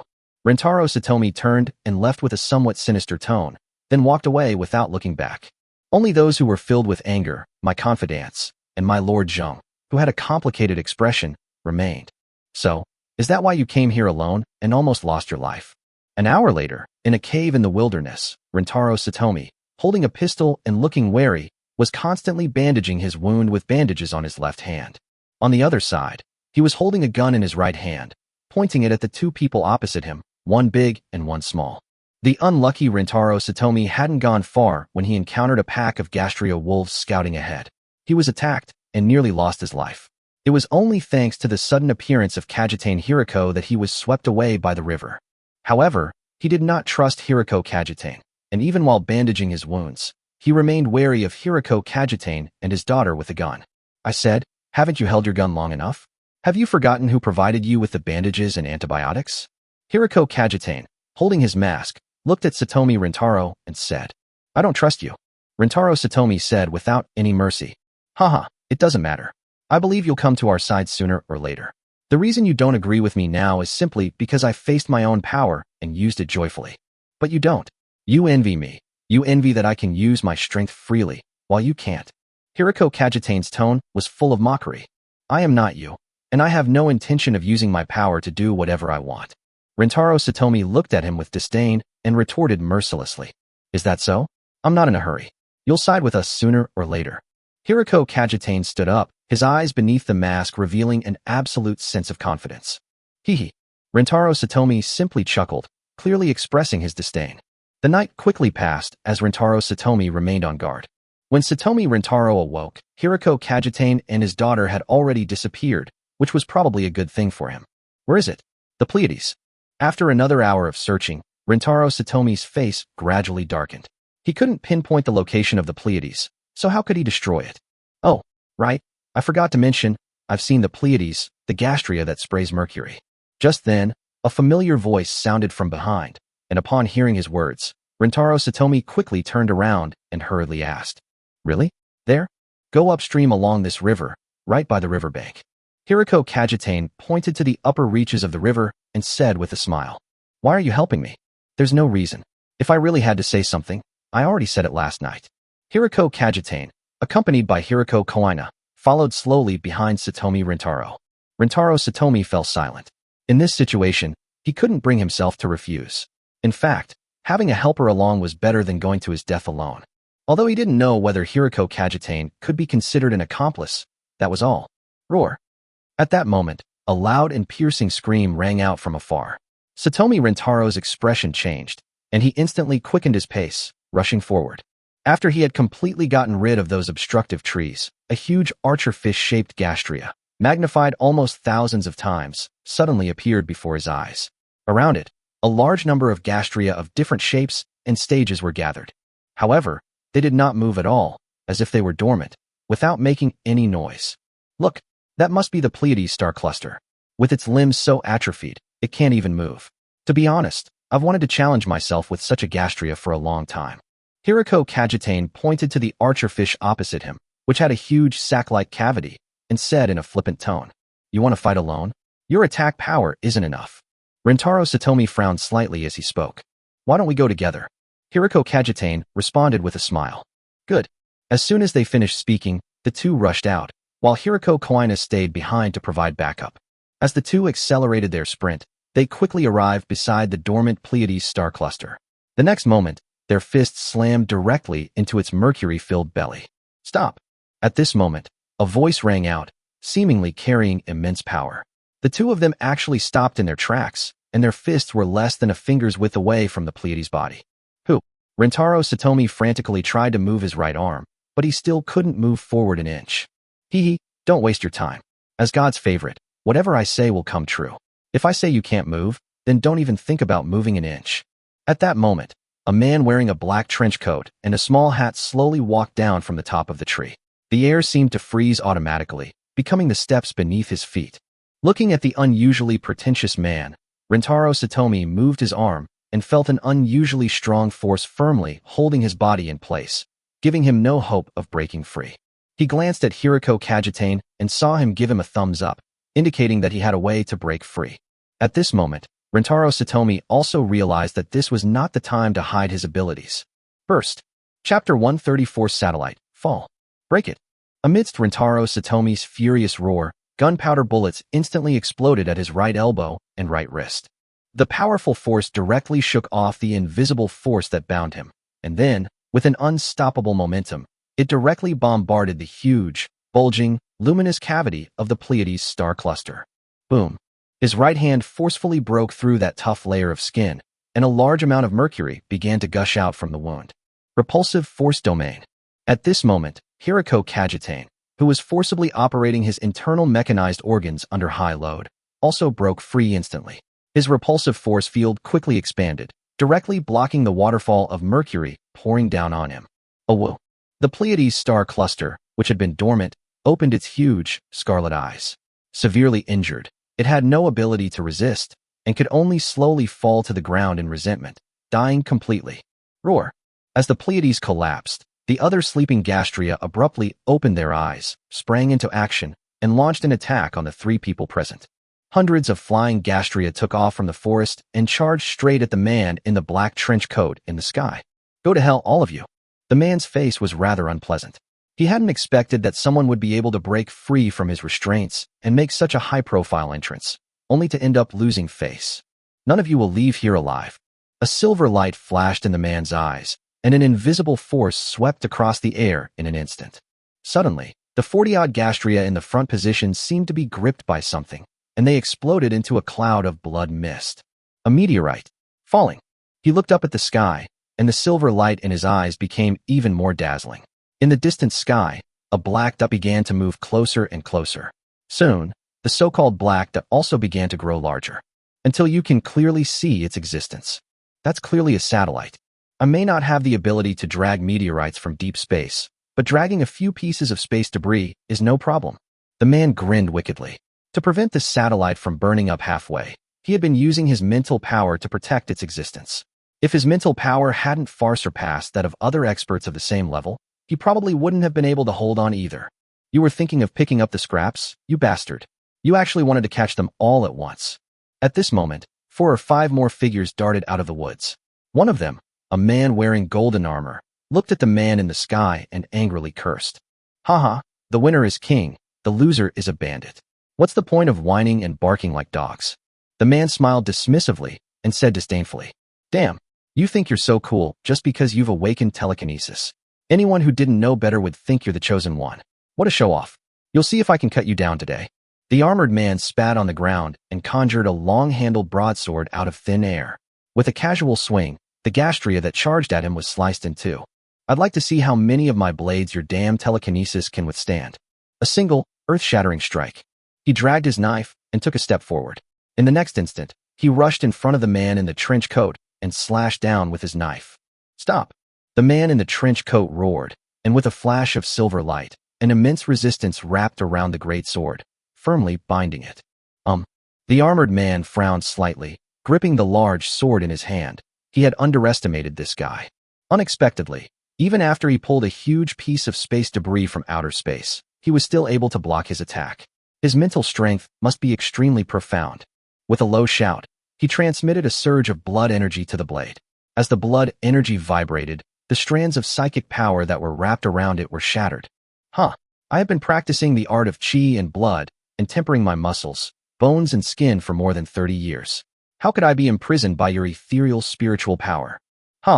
You'd better think about how to withstand the impact first.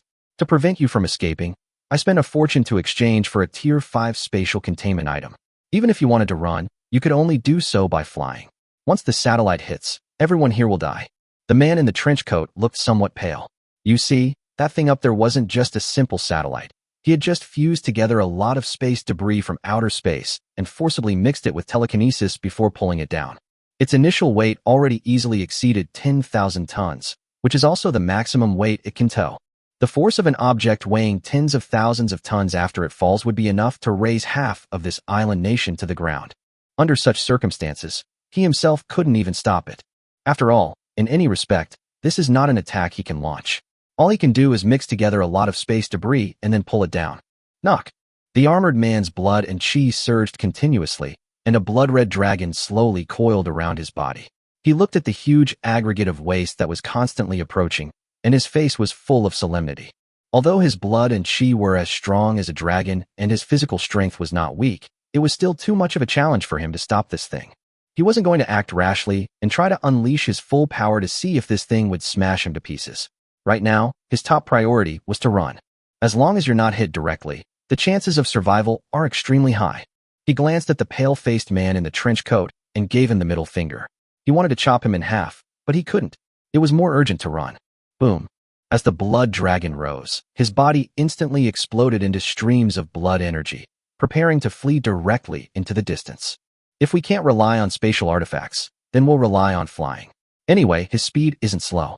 As long as we can get out of the center of the blast radius within 20 seconds, that's good. Seeing this, the others immediately abandoned their attack plan and fled frantically into the distance. No one even cared about Rentaro Satomi and Kajitane Hiriko. No, we absolutely cannot let the satellite fall. Rentaro Satomi's electronic prosthetic eye began to operate continuously, analyzing the satellites in the sky. Go quickly, Rentaro. You can't do it. Hiriko Kajitane looked at the sky and said calmly, I will never allow such a thing to happen. Mechanization. Modification begins.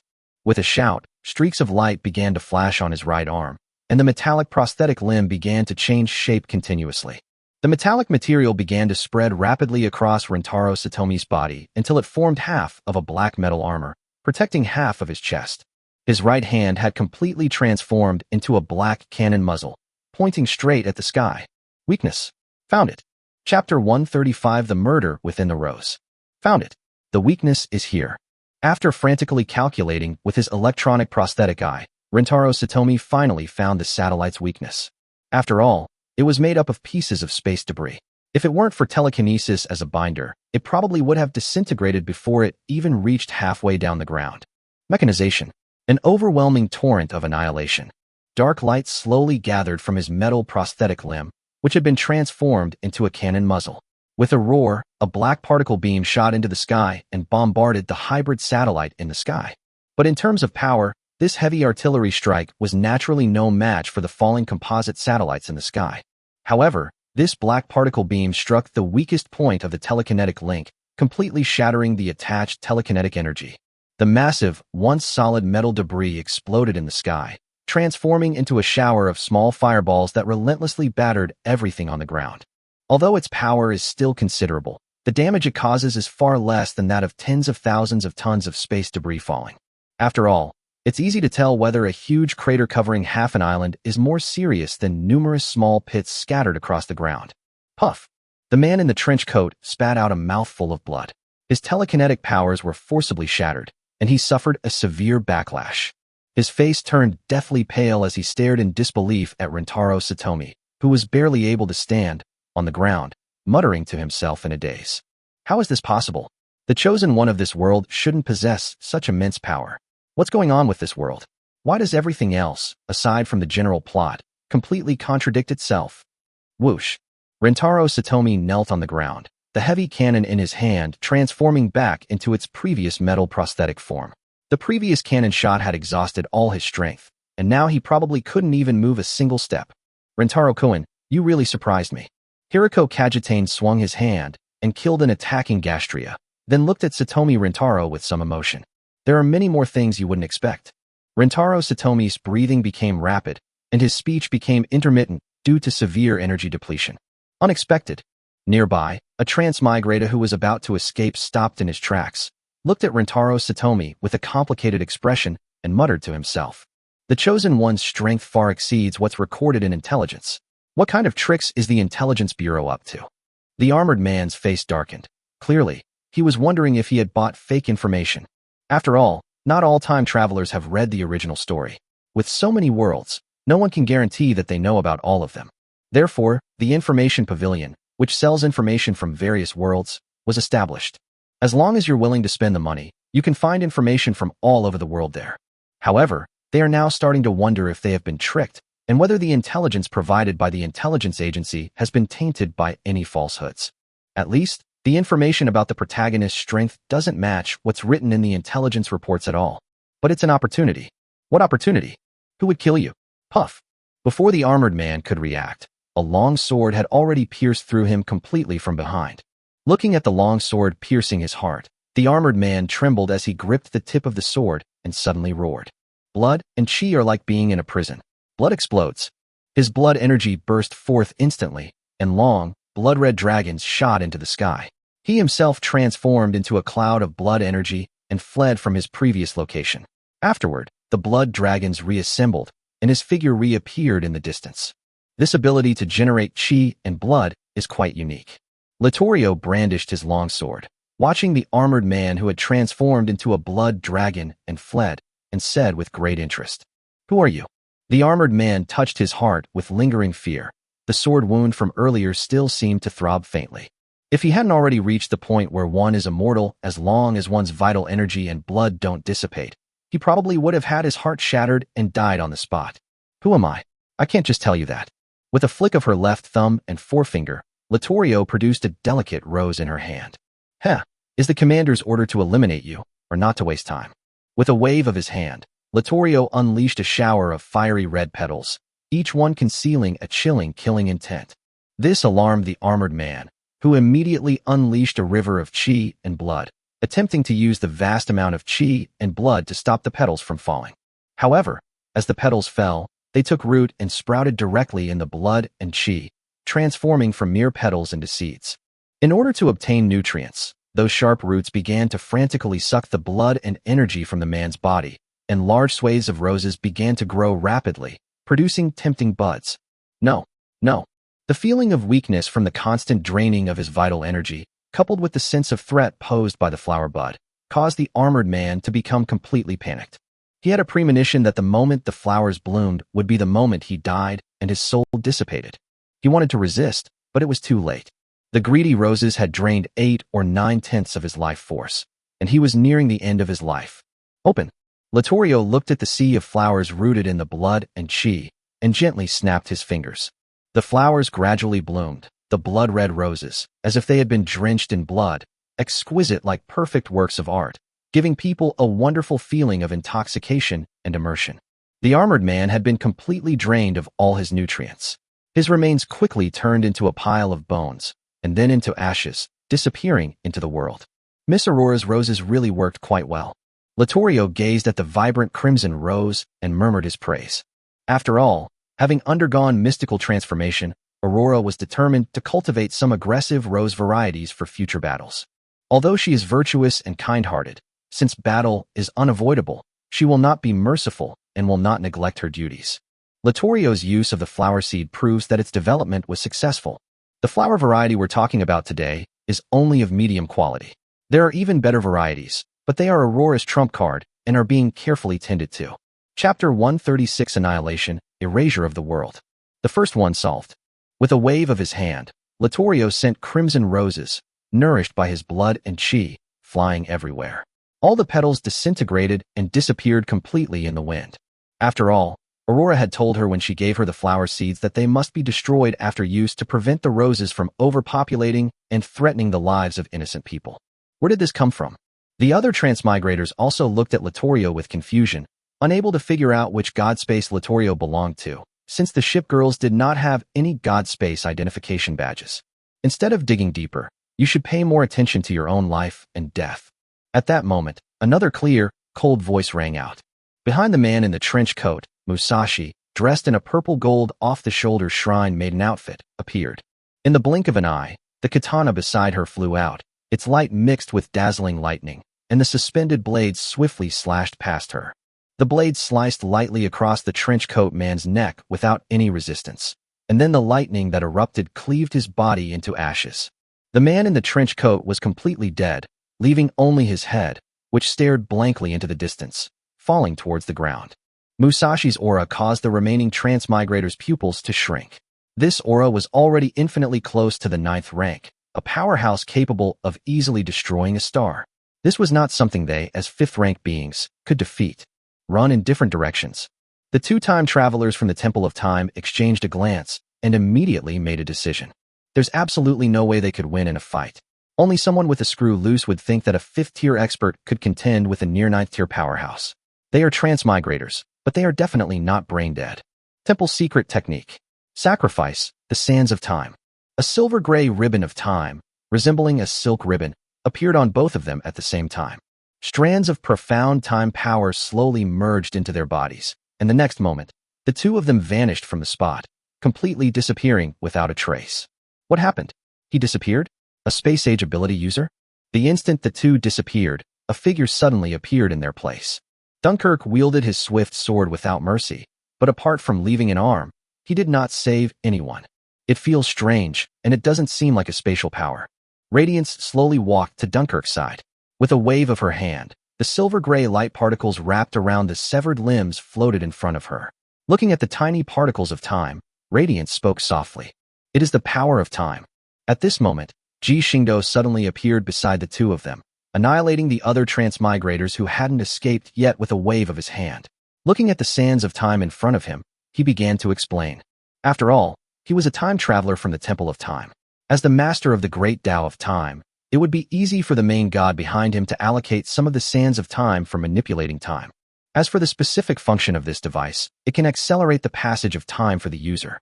This is why they were just here a moment ago, but suddenly disappeared. Their time was accelerated, while the time around them remained unchanged, naturally creating the illusion that they had suddenly vanished. Ji Xingdou raised his hand and opened a spatial rift, throwing the sands of time into it.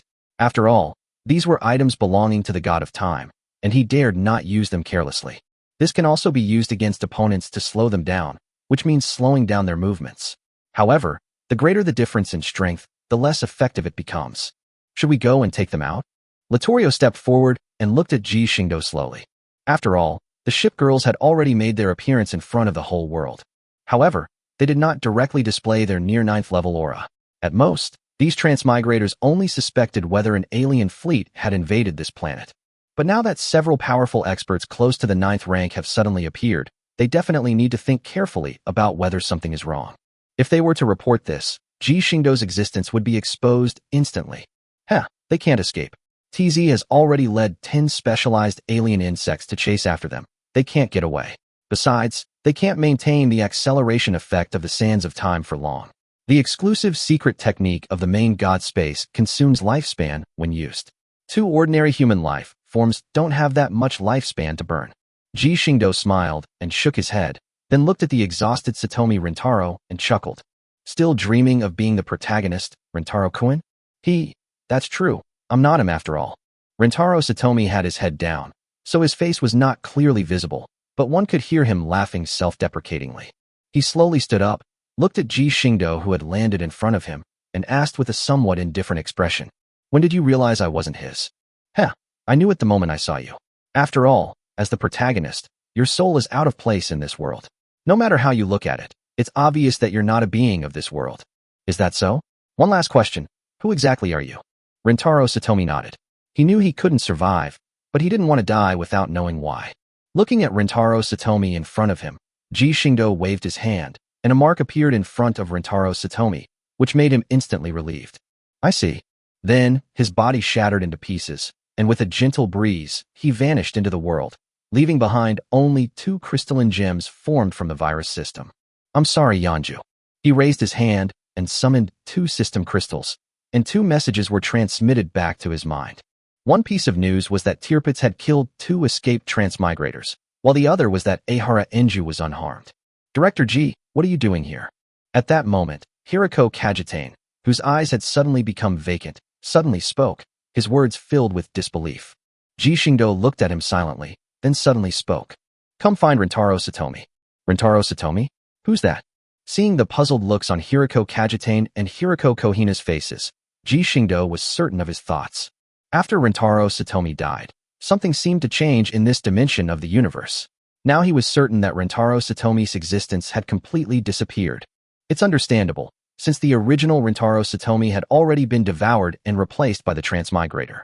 Now that the time traveler, who was playing the role of Rintaro Satomi, is dead, there is naturally no evidence of Rintaro Satomi's existence in this world. Therefore, through self-repair, this world will naturally and completely eliminate this bug, and the existence of Rintaro Satomi will naturally be erased from this world. And because the transmigrator replaced Rintaro Satomi, the fate line in the main god space that belonged to the transmigrator and the cursed child, sharing life and death, was not triggered. Thanks to this, Enju Ahara did not die with him. Because, in every respect, this time traveler is Rintaro Satomi, and the Chosen One has a significant counteracting effect in this regard. After all, this wasn't something the goddess of fate herself intervened in. It was simply a system established by the main god space under her jurisdiction. Therefore, Ahara Enju escaped a calamity, which can be considered the only good thing. Chapter 137: The Police's Defeated Struggle and the Wounded Fuse Midori. Roar. On the other side, Aldebaran, now revived, resumed its attack on the police force's defenses. Aldebaran, with a head resembling a dragon's head and a shape like a dragon turtle, was invincible in this battle. My lord, who had lost a leg, was no match for Aldebaran. Meanwhile, in the sky, fighter jets supported by the self-defense forces were also destroyed by a large number of flying gastria summoned by Aldebaran. Moreover, Aldebaran's recovery ability, comparable to that of Stage 5, left the police officers at a loss. Even the most powerful missiles carried by fighter jets can only blast away a part of its body, but its wounds can quickly heal completely, and no more injuries can be seen on its body. Hateful. My charioteer was holding a flaming steel knife, his face full of anger. Even though the flaming weapon had severed its head, it couldn't suppress its regenerative ability. Is it really going to advance to Stage 5? Ah! Aldebaran roared to the sky, its neck stretched out, and a large number of gastria rushed out from behind it again, frantically attacking the police officers' defenses. A large number of police officers were overwhelmed by the tide of gastria. After all, the long battle had left the police officers extremely exhausted, and the loss of the stronghold was basically inevitable. Oh woo. Ah. Usui. Just as Buffet was using her claws to kill a gastria, another gastria suddenly rushed out from the side and pounced on her, knocking her to the ground. Although Shoma was anxious, he was completely entangled and unable to break free. He could only anxiously try to break through towards Fushir Midori. He kept smashing gastria, but other gastria kept pounced on him. Get out of my way. At that moment, a petite figure rushed to Fuse's side and kicked out with such force that the gastria's head was smashed into a bloody mist. Fuse Midori, are you alright? Brush green your arm.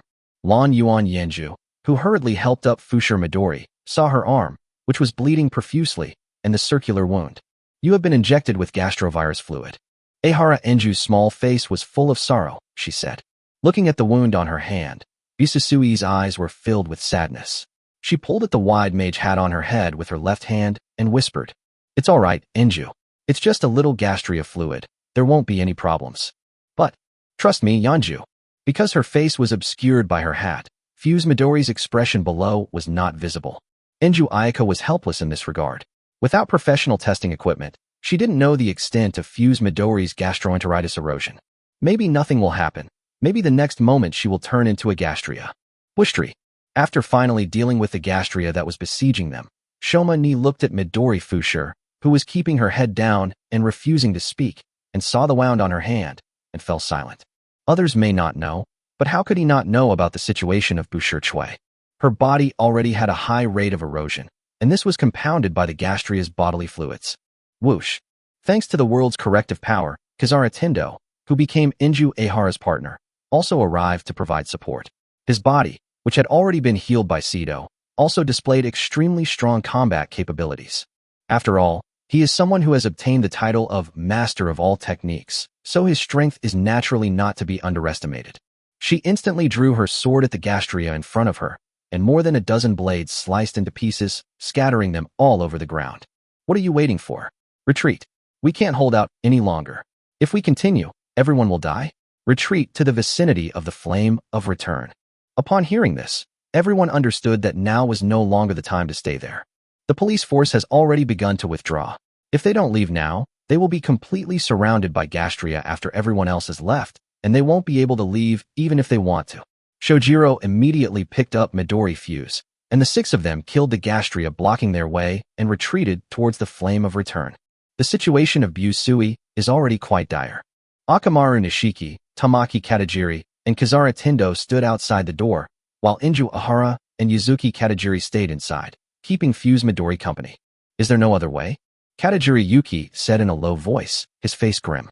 Fuse Midori's erosion rate was already quite high, which was the reason for her cat ears. Now she's been injected with gastria fluids. Shoma Nishiki didn't continue speaking, because all 3 of them understood that Fushir Midori was probably about to collapse. There's still a way. Azure Sanctuary can definitely save her. Kazara Tendo suddenly spoke, his tone firm. But can Fuse Green hold on until then? Besides, Azure Sanctuary has already given orders. Even if we go, will they step in to treat her? The boss definitely will. Tendo Kazara interrupted Katajiri Tamaki, speaking loudly. Hee, Kazara, I get shy when you praise me like that. Just then, a voice with a hint of mockery rang out. Tendo Kazara's eyes lit up, and he turned around to look at the familiar figure slowly approaching in the distance, letting out a long sigh of relief. Boss, you've arrived just in time. Haha, instead of praising me, you should try using different tea leaves next time. Don't try to fool me with tea dregs again. Looking at Tendo Kazara, Ji Xingdou teased her. Tendo Kazara blushed, because she had become so used to saving money to pay for her medical treatment that even when she had money later, she was reluctant to buy anything too nice. This led to her serving Ji Xingdou tea dregs whenever he went to the company, which Ji Xingdou found extremely annoying. Drinking that stuff is no better than drinking plain water. Is it true that shaving reveals the true nature of the process? After teasing Tendo Kazara a few times, Ji Xingdou turned to look at Satsuka Kira and said, Director Ji, hello? Shoji adopted a very humble attitude. After all, Ji Xingdou's status and strength were undeniable. Moreover, since Busi Sui's fate was in his hands, he naturally had to show her respect. Azure Sanctuary will heal Bruise, but afterwards Bruise will be taken in by Azure Sanctuary. Do you understand what I mean? Ji Xingdou looked at him with a smile, but her words did not convey any sense of rejection. Shoma fell silent and did not answer him immediately. How would you treat her? After a long while, Zhang Yimou said in a deep voice, I shave. I will provide her with everything she needs to grow up, and she will be in no danger under my protection. That is my promise. Chapter 138 Pistol, Treatment. You should understand that it's safer for her to stay with me than to continue working as a police officer with you. Ji Xingdou looked at Tsubaki Shoma and spoke frankly without any hesitation. After a moment of silence, Tsurugi Akira looked at Ji Xingdou and nodded seriously. I understand. I agree to your request. A wise choice. Ji Xingdou smiled, then pushed open the door and stepped inside. Huh, boss. What brings you here? At this moment, Lan Yuan Enju, who was accompanying Fushi Chui, heard the noise. When she looked up at the door, she saw Ji Xingdou with a smile on his face, and her expression immediately became happy.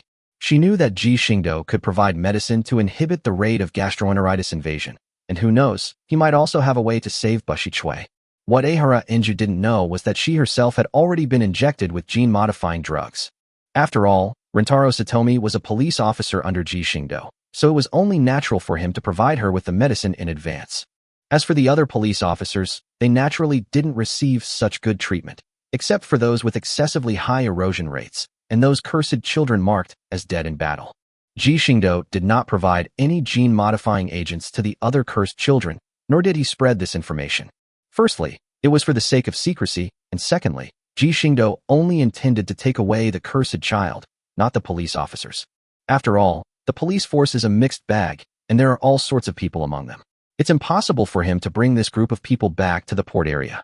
Wouldn't that just be asking for trouble? As for the cursed children, they are only 10 years old. They still have the opportunity to reshape their values and mentality, and these little guys are the ones worth taking back. Boss, could you please save Fuse Midori? She's been bitten by a gastria and injected with its bodily fluids. Lan Yuanyan rushed to Ji Xingdou's side, looked up at her with a pitiful expression. Looking at Lan Yuan Yenju acting cute and charming, Ji Xingdou couldn't help but find it amusing. After all, Ehara Enju's previous image was that of a precocious little girl, and we've never seen her act so cute and charming before. Ji Xingdou reached out and patted Lan Yuanyanzu's head, responding with a smile. Of course you can. Real? Lan Yuan Yenju's eyes lit up. After all, she had only tried it out of desperation, but she didn't expect it to actually work. Of course, otherwise what would I be doing here? Ji Xingdou gently flicked her forehead and then slowly walked towards Bushirtse, who was lying on the hospital bed. Wow, he looks so handsome. At this moment, Katajiri Yuzuki, who was sitting by Fuse Midori's bed, looked at Ji Xingdou, suddenly cupped her face, and said with a love-struck expression, I need to go for my treatment. Could you please leave for a moment, miss? Ji Xingdou looked at Katajiri Yuzuki and smiled gently. Katajiri Yumiko felt like she had been hit with 1,000 points of damage. She jumped off the chair, lowered her head, and pulled the unsuspecting Ura Enju out of the room, then carefully closed the door behind her. Bao Moon, what are you doing? Looking completely bewildered, Ehara Enju gazed at Katajiri Yumi with a puzzled expression and said with some dissatisfaction, Wow, he's so handsome. Is he the director of Azure Sanctuary? What's his name? Seeing Katajiri Yuzuki's infatuated expression, Ehara Enju felt a cold sweat break out on her forehead and quickly ran away, trying to avoid Katajiri Yuzuki's questioning. However, Katajiri Yuzuki was relentless and chased after her, determined not to give up until she answered him. Hey, you idiot sis. What are you doing? Katajiri Tamaki then punched Katajiri Yuzuki on the head and said with dissatisfaction, "He's just a pretty boy. Your brother is definitely more handsome." "You idiot, bro. You." Katajiri Yuzuki glanced at Katajiri Tamaki, his expression gradually turning into disdain, completely transforming into a look of contempt, everything unspoken. "You stupid little sister. How dare you look down on your brother? You jerk. Narcissistic, shameless, and utterly disgraceful." Watching the Katajiri siblings bickering as usual, Tendo Kisaragi and Shoma Tsunori smiled helplessly, having grown accustomed to it. "Kazara, do you think the boss can cure Fushir-sui?" Hiding behind Tendo Kazara, Ehara Enju looked in the direction of the room and asked softly, "Yes, it's possible. It definitely is. Are you the director of Azure Sanctuary? Please forgive me for not greeting you sooner." Looking at Bushir Chui lying alone on the bed with a gentle smile, Ji Xingdou saw the emptiness in her heart. After all, she was just a shy little girl wearing a hat before. But now, her eyes reveal a look of detachment, as if she has seen through the illusions of the world, a look of indifference that comes with the face of death. Ji Xingdou stepped forward and sat in the chair that Katajiri Yuzuki had previously occupied. Looking at Fuse Midori, who was still wearing the witch's hat, he asked softly, "You don't think you can be saved, do you?" Busi Sui pulled up the brim of her hat, so her expression couldn't be seen. She just stood there silently. Seeing that she didn't reply, Ji Xingdou raised his hand and took off her hat, revealing a small face underneath that was both panicked and full of tears. "No, don't look." Tears streamed down her face involuntarily. After all, she was only 10 years old. How could she be so indifferent to life and death? She still had so many years of her life ahead of her to enjoy. Why hide a handgun? Ignoring her resistance, Ji Xingdou directly lifted her blanket and found a still warm pistol under her, saying calmly. Seeing her secret exposed, Fuse Midori's tears instantly flowed down her cheeks. She curled up her petite body, buried her face between her knees, and sobbed incessantly. "I just didn't want them to worry anymore. They left so quietly." Ji Xingdou gently patted her thin back, casually destroyed the loaded pistol, and softly comforted her. "If you don't want them to worry, you need to get better. Think about it carefully. If you died, how would they feel? Could they be happy? But what can I do?" Fuse Midori raised her head and said with a sorrowful look in her eyes. After all, her previous erosion rate was already over 45%, and this mouthful of gastria fluid was enough to make her completely break through the critical value and become a gastria. She wanted to live, but she couldn't. "Huh, I've come all this way. Do you think I'd let you die?" Ji Xingdou smiled slightly, and with a flick of his wrist, a gene-modifying drug appeared in his hand. The next moment, he struck, stabbing directly into Busi Sui's neck. "Sleep it off, and everything will be over." Before her consciousness completely disappeared, Fusui heard these words and then fell into a deep sleep. Chapter 139 Curse, Retribution. "Boss, how's it going?" As Ji Xingdou stepped out of the room, Tian Tong, Muzang hurriedly came up and anxiously asked. "There are no more problems. Once she wakes up from her nap, everything will be over." Ji Xingdou looked at Tian Tong Muzang and smiled slightly. "Really? That's great." Tendo Kazara patted his full chest and let out a long sigh of relief. "You should also prepare for the evacuation. I'll handle the gastria situation." "Boss, you're deploying a fleet." Kazara Tendo's expression turned slightly surprised, and he responded loudly. "Hee, I've been in this world long enough. It's time to settle things." Although Ji Xingdou was smiling, Tendo Kazara felt something was off. As a vengeful sword demon, she could vaguely sense the malice emanating from Ji Xingdou. Although she wasn't entirely sure, she trusted her intuition. Boom. After a deafening roar, Aldebaran and its army of 2,000 to 3,000 gastria were completely annihilated by the bombardment of the plasma cannon. Meanwhile, the surviving transmigrators around the world were all attacked by gastria. 1/3 of the transmigrators were killed. Because more than half of the transmigrators were killed or wounded, the main god space ended the invasion operation ahead of schedule. With the system's lockdown lifted, all the surviving transmigrators left this world. As Ji Xingdou had predicted, the main god space did not conduct a mandatory inspection of this world this time. After all, the emergence of an interstellar civilization in a different dimension is not a big deal. At most, it just raises the level of that world a few notches.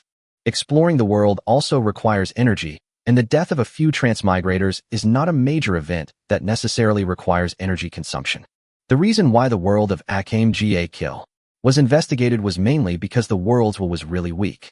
A world will that couldn't even take form wouldn't require much energy to investigate. As for these transmigrators who had seen Ji Xingdou's image, a group of fifth-order beings, it really didn't take much effort to hinder their understanding. Now, in their memories, Ji Xingdou's face has been replaced. Ji Xingdou wouldn't leave any leverage behind so easily. The gastria used in the attacks were actually a type of Zerg. The Zerg possess an extremely powerful infection capability, capable of transforming any organism. The infected are those organisms that are directly transformed during combat. They still retain the characteristics of their original organisms, but in essence they are now insectoids. Sending these guys to attack the transmigrators will make them really believe that they were driven back by gastria, and they won't suspect the Zerg or Ji Xingdou. It's a win-win situation. Just as the citizens of Tokyo were cheering for victory, Ji Xingdou, having finished dealing with the transmigrators, turned on the projection again, and his image reappeared in the skies above cities all over the world. The whole world seemed to calm down, and looking at the images in the sky, everyone had a bad feeling. It should be noted that the massacre of demonstrators at Azure Sanctuary had already become common knowledge, thanks to the secret instructions of the International Initiator Management Association. Now that he has reappeared before humanity, he has caused immense fear among people. After all, he really does kill people. Ahem, everyone, don't panic. Today, I have some good news to share with you. In the video, Ji Xingdou coughed lightly twice and said with a smile, "Regarding gastria research, our Azure shelter has made a groundbreaking breakthrough. We have developed a vaccine that can eradicate gastria. Once the vaccine is distributed worldwide, all gastria and gastria will be completely eliminated within 3 days. Humanity will be freed from the world ruled by gastria." What? Is this real? Could this be a conspiracy by Azure Sanctuary? They're being so kind. He's not planning to release gastroenteritis, is he? The world was instantly in an uproar, but more people were mocking and insulting Ji Xingdou and the Azure shelter than believing them, thinking it was impossible for them to do such a thing. Even worse, some people believe they are trying to poison the whole world and turn everyone into monsters. Ji Xingdou simply smiled at this. With his ability to easily monitor the entire world, he naturally knew how people all over the world were reacting. Now that we've covered the first thing, let's move on to the second. Ji Xingdou was still smiling, but those who knew him well could see that beneath that smile lay endless chill. The second thing is to examine your own heart. As he uttered the words, "Ask your heart," a glint of light flashed in his eyes. A vast spiritual force swept across the entire world. All of humanity, whether they scoffed at his words or believed in them, stood frozen in place, their expressions constantly shifting. Some had gentle expressions, as if they were smiling, while others had ferocious expressions, accompanied by constant roars. Everyone was pulled into the illusion by Ji Xingdou. This environment is called questioning the heart, and its contents are, of course, to allow them to see the cursed child. Anyone who harms the cursed child within the illusion will be marked by Ji Xingdou as preparation for the next step of his punishment plan. While everyone was engrossed in the illusion, Ji Xingdou also dispatched the Zerg to take away all the cursed children who had become the initiators. When everyone regained consciousness, they realized that it had all been a hallucination, but fear was still evident on their faces. Can someone who can cause so many people to hallucinate at the same time still be called human? Now everyone knows what's on your mind. So let's move on to our third thing. Ji Xingdou was still smiling, but his next words sent chills down everyone's spines. "I curse you all to suffer the excruciating pain of 10,000 worms gnawing at your marrow every day. You will never have thoughts of suicide or harming others. The time and frequency of the pain will be unpredictable each day, with each episode lasting an hour. You will spend the rest of your lives paying for your sins." As the last word fell, a large amount of black mist slowly rose from the ground of cities all over the world, then wrapped around the marked people and gradually eroded their bodies. They tried to resist, to run away, to stomp their feet, to smash things, but nothing worked. Whether they resisted or fled, the black aura would swirl around them, and then they would feel as if something was gnawing at the very bones of their bodies. The sensation of itching mixed with excruciating pain drove them completely mad. They were writhing on the ground in pain, tears and snot streaming down their faces, but not one of them thought of committing suicide. Because they would never even entertain such a thought, their only option is to wait for the day they die of natural causes. Sometimes, death is the real luxury. Chapter 140 Revenge, Departure. Ouch, it hurts. It hurts so much. Bones. Bones. Yeah. The screams of humans echoed throughout this world. Except for those who were not marked, all the other humans were emitting heart-wrenching cries. Hearing the cries of agony coming from all over the world, Ji Xingdou's smile widened. If he were an evil god, this scene would probably provide him with a lot of evil god power. Unfortunately, he was such a sunny, cheerful, and pure young man, unlike those ugly evil gods. Okay, that's all I wanted to say. I wish you all a happy life ahead. Ji Xingdou's voice rang out again, but apart from those who hadn't received the curse, everyone else couldn't hear what he was saying at all. The pain had long since numbed their minds, making it impossible for them to hear anything else. Commander, all the children have been reunited and are ready to be evacuated from this world at any time. Jinhai pushed open the door, came to Ji Xingdou, and spoke softly. Okay, I'll open the portal. You guys evacuate first. I still have some things to take care of. Looking at Jinhai, Ji Xingdou smiled slightly and said softly, Understood, Commander. Jinhai nodded, walked out the door, and prepared to carry out the evacuation order. I thought you had already left. Tiantong Civil Security Company, Tiantong Kazara said slowly, looking at Ji Xingdou with a complicated expression. I am preparing to leave, but I still remember the promise I made to you before, that I would help you get revenge, so I will not break my promise. Ji Xingdou took a sip of the fragrant and rich tea, looked at the complicated expression on Tendo Kazara's face, and teased him. That's right. Life is only so long. Why make yourself suffer? I'm not as rich as you, able to squander money as I please. Tendo Kazara rolled his eyes and said through gritted teeth. Hee, now you have it. Ji Xingdou shrugged and casually waved his hand, and a black and gold bank card appeared in front of Tiantong Yuzhang. Anyway, I don't need it anymore, so I'll give it to you. There's probably over 10 billion in there. I haven't seen it, so I'm not sure. Looking at Ji Xingdou, who appeared calm on the surface but casually tossed out over 10 billion, one could see that he was quite composed. Tendo Kazara's lips twitched. He snatched the bank card and held it protectively in his arms, looking at him warily. You said it. You can't go back on your word. Hee, why would I go back on my word? This thing is useless to me now. Who cares about the gain or loss of a small card? Ji Xingdou glanced at her, then flipped his right hand, and a thick stack of documents appeared in his hand. Here it is, all the information about the crimes committed by the Tendo family. Ji Xingdou placed the documents in front of her and said sarcastically, The invasion of Aldebaran and the collapse of the 32 monuments are both related to the Tiantong family. The number 32 megalith was built under the responsibility of the Tiantong family, and it contains a lot of impurities. Who knows how much public funds they embezzled? At this moment, Tendo Kazara's face had turned completely gloomy. The records of the heinous crimes were so numerous that even wiping out the Tendo family 100 or 1,000 times wouldn't be enough. Looking at Tendo Kazara, whose entire body was shrouded in black energy, Ji Xingdou chuckled softly. Let's go, and begin your path of revenge. Cut. Inside the Tendo family's dojo, Tendo Kazara slowly sheathed her sword, while behind her, her nominal uncle stood motionless, holding a steel spear, as if he were a statue. Pay the price for your crimes. As Tendo Kazara walked out the door, a trickle of scarlet blood flowed from the corner of the man's mouth inside the house. The next moment, his body was like a burst water tank, with a large amount of blood seeping out from all over his body. Bang! With a muffled thud, he exploded into pieces all over the ground. His blood splattered everywhere. The first one. With a murderous glint in his eyes, Tendo Kazara looked at Ji Xingdou, who was leaning against a pillar, and said in a somewhat sinister tone, Hee, let's move on to the next one then. Ji Xingdou's lips curled up slightly, and a devilish voice began to ring out. Right now, he was even more devilish than a devil. Next, all the members of the Tendo family who committed crimes were killed on the spot by Tendo Kazara, until Tendo Kikunajo finally met his end. I never imagined that the Tendo family would still be ruined by you. Kikunajo Tendo, whose other arm had been completely severed, knelt on the spot, looking at Kazara Tendo, who had a knife to his neck, and said in a deep voice, The destruction of the Tendo family is a foregone conclusion. After doing so many wicked things, do you really think you'll have a peaceful end? Tendo Kikuchi coldly stared at the nominal grandfather in front of her, and threw the document containing the Tendo family's crimes directly at Tendo Kikunajo's face. Because the documents were so thick, the blow knocked Kikunajo Tendo's nose crooked, and blood began to flow uncontrollably from his nose. Is that so? Kikunajo Tendo stared blankly at the documents scattered on the ground, realizing that he had messed with someone he shouldn't have. Otherwise, Tendo Kazara, who was under their special attention, would never have been able to obtain such detailed information about the Tendo family's crimes.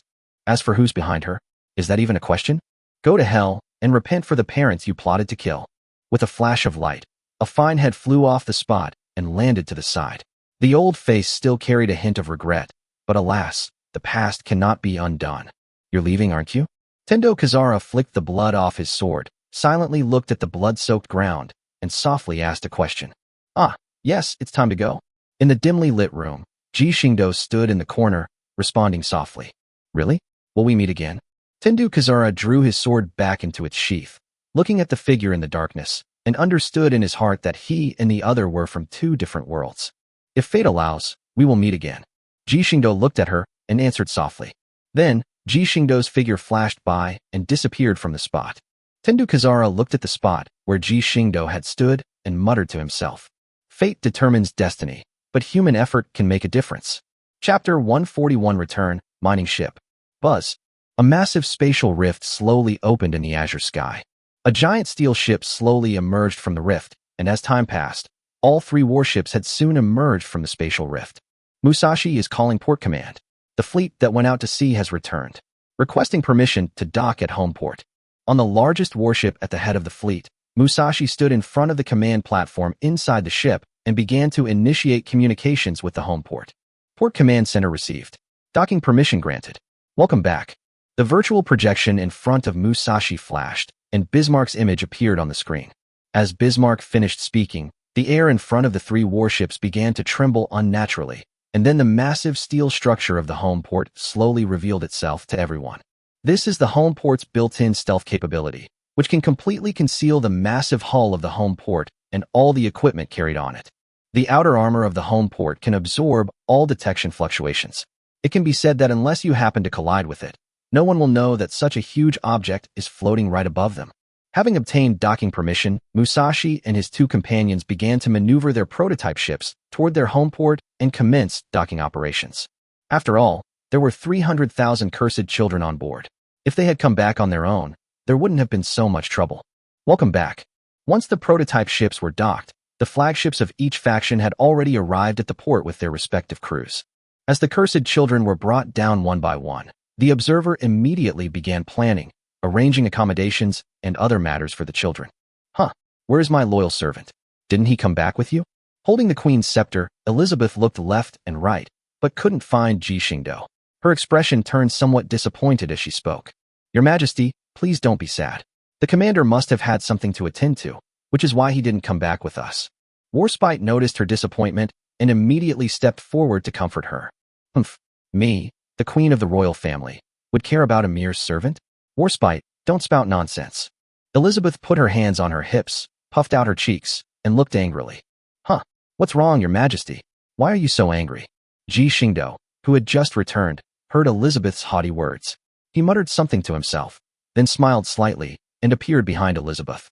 Upon seeing him appear, the ship girls exchanged smiles, remaining silent in perfect unison as they watched Ji Xingdou gradually approach Elizabeth with delight. Heave-ho! Whoa! Who dares to attack this queen?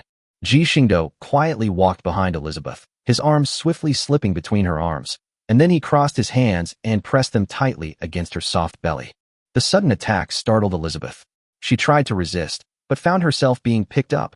She reached out to try and pry open the hand on her stomach, but found that she couldn't even budge it. Go to hell. Enraged, Elizabeth shouted and swung her small, pink fist behind her. War weariness. My knight, come to my rescue. Elizabeth, her attack unsuccessful, kicked her legs wildly. Her face flushed as she looked at Warspite and shouted an order. Warspite touched her nose, looking somewhat troubled. Asking her to attack her own commander was indeed asking too much of her. But the queen couldn't just stand by and do nothing. She was about to speak up and persuade Ji Xingdou to stop. Then Ji Xingdou gently put Elizabeth down and said apologetically, I'm sorry, Elizabeth, but it seems I went a bit too far. Elizabeth's face was flushed. She naturally knew who was holding her all along. How could she not recognize that familiar scent and warm embrace? However, the queen's dignity cannot allow her to lose face. In short, she's at Sundara. She kicked his shoe hard and glared at him fiercely. You have disgraced the royal family. So, as she spoke, Elizabeth's face began to turn red. So you have to take responsibility. Upon hearing this, Ji Xingdou leaned down, looked into Elizabeth's beautiful, jewel-like eyes, and spoke softly. Yes, Your Majesty. Humph. Elizabeth hummed twice after receiving the reply, then turned around and hurriedly spoke to Warspite and the other Royal Navy ship girls. Let's head back home. All the Royal Navy shipgirls had smiles on their faces. Ji Xingdou couldn't see it, but how could they not? The queen's face was so red it was almost as red as a ripe crab. Ji Xingdou looked at Elizabeth, who seemed to be fleeing in panic, and the corners of his mouth slightly curled up. He turned to look at the group of shipgirls in front of him and said softly, "I'm back." The mining ship that the commander redeemed proved to be a great help. In the conference room, representatives of various factions of shipgirls gathered together and sat around the table with Ji Xingdou. Meanwhile, the observer was using a recording device to continuously perform calculations and reporting back to Ji Xingdou. With the capabilities of over 20 mining ships, the major surrounding planets are nearing completion of their mining operations.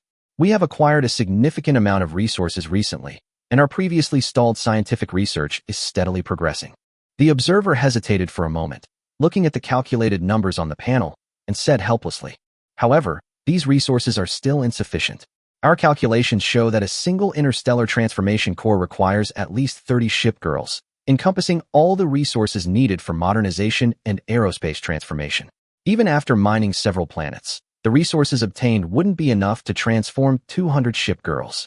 Moreover, the current research involves more than just interstellar terraforming. It also includes antimatter weapons, antimatter armor for the children, and the maintenance of the homeport. The resources required for all of this wouldn't be enough even if all the surrounding planets were depleted." As he spoke, the observer's expression turned somewhat resentful. This commander did not bring back any other women, but who knew that he would bring back more than 300,000 cursed children with his first move. Furthermore, they also need to be equipped with dark matter armor and a variety of weapons. According to Ji Xingdou, they don't necessarily have to go to the battlefield, but since they're here, they should have some means to protect themselves. If the main god space really attacks the home port directly, are we just going to let them sit there and wait to die? That won't do. Chapter 142, The Arbitrator, Lavos. Yeah. Upon hearing the news of insufficient resources, Ji Xingdou felt a headache coming on. It was indeed a big problem. As technology develops, the need for resources will increase, and the resource gap in the port area is widening. It's important to know that these scientific research projects and equipment manufacturing are not all that's needed. He also plans to rely on the control capabilities of artificial intelligence to build a fleet of unmanned vehicles for auxiliary purposes. That would be another huge expense in terms of resources. Keep in mind that he already has 500 or 600 shipgirls. The problem is that 500 or 600 warships are far from enough if a full-scale war were to break out with the main god space. After all, his home port needs a fleet to be stationed there, and when war breaks out, every attack dimension also needs a fleet to be stationed there. He can't just send 1 or 2 shipgirls to fight a war. Putting aside whether the firepower is sufficient, having too few ships will significantly increase the risks faced by the shipgirls. However, if too many shipgirls are deployed in a given dimension, it may lead to a shortage of ships. Therefore, Ji Xingdou thought of building a batch of warships controlled by artificial intelligence to serve as an auxiliary fleet to assist the shipgirls in combat. We can send out 1 or 2 shipgirls with a fleet controlled by artificial intelligence, which will not only guarantee combat power, but also ensure the safety of the shipgirls. After all, if something really goes wrong, we can just abandon the auxiliary fleet. However, he can't think about that right now because he doesn't have enough resources, so he can't build it. It seems that the most urgent task is to conquer the original world first. After all, the world of Azalane is a unified world system, and both the original world and the numerous experimental worlds possess abundant resources. Once the crisis in the original world is resolved, all the resources in the experimental worlds will be sufficient to support the development of the Ji Xingdou fleet. Where are the observers and arbitrators now? Thinking of this, Ji Xingdou looked at the observer and asked. They are currently in the amusement park area of Zone B3, experiencing the newly built rides. The observer fiddled with her tablet expressionlessly. Although her tone was calm, a hint of helplessness could still be discerned in her words. Huh. Ji Xingdou's facial expression was also quite interesting. What the heck? A bunch of prisoners of war have wandered into an amusement park? Are they prisoners? They must be on vacation. Well, ever since we beat them up, they voluntarily handed over all their equipment and then started to slack off. New Jersey's expression also revealed a hint of embarrassment. She hadn't expected that the arbitrators of the prestigious arbitration body would collectively give up after a fight. Without even being asked, he threw off all his equipment and became a prisoner without any hesitation. It's ridiculous. As for letting them roam around freely, it wasn't due to the shipgirl's negligence, but rather because the arbitrator was no longer a threat. Furthermore, They couldn't enter the classified areas, and anyone who wanted to escape was watching them. Therefore, they were allowed to move around freely in some unimportant areas. Well, as long as they don't cause trouble, it's good to give them some freedom, since we still need them. Ji Xingdou thought about it for a moment and made a decision. After all, if he wanted to launch a counterattack against the primordial world, he would have to make contact with the sirens. Even if he didn't get their help, he couldn't let them cause trouble. Let's go see them. Ji Xingdou stood up and looked at the group of shipgirls, speaking softly. After all, he also needs the coordinates of the primordial world. Whoa. Looking at the arbitrator Lavos riding the roller coaster in front of him, Ji Xingdou had a strange expression on his face. He looked at the control panel of the roller coaster, which had been set to high-speed overload mode, and sighed. That's really letting loose. It should be noted that the wind pressure generated by this roller coaster in the port area under overload mode, when running at full speed, is something that even ordinary cultivators with second or third level strength cannot withstand. If an ordinary person dared to ride this, it would probably be raining blood from the sky by now. She's physically strong and dares to try anything. Ji Xingdou looked at the roller coaster spinning rapidly above, then at the red emergency stop button on the control panel, and pressed it without hesitation. Squeak. Crack. With a screech of brakes, the high-speed roller coaster finally came to a stop. Lavos waved her thin skirt somewhat strangely and looked around in confusion. When he saw Ji Xingdou and his group, he seemed to remember something, and his expression turned regretful. She reached out and untied the restraints binding her, then reluctantly climbed off the roller coaster, looking as if she hadn't had enough. Huh, you're the commander of this port? You don't seem like anything special. Wearing a light gauze dress, Lavos approached Ji Xingdou, lightly touching her red lips with her right index finger, staring intently at Ji Xingdou, and suddenly smiled charmingly. So what perspective is your understanding of what is extraordinary based on? Ji Xingdou paused for a moment, then asked. For example, 3 heads, 6 arms, plus a blue face and fangs, and thick muscles. Lavos smiled and continued talking, counting on his fingers. So you've already transcended the realm of humanity. Ji Xingdou looked at Lavos and said with some helplessness. Hee, just kidding, don't take it so seriously. So, Commander, what brings you here today?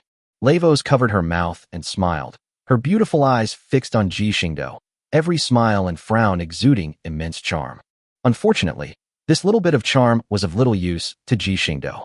He simply asked with a straight face. I need to know the coordinates of the primordial world.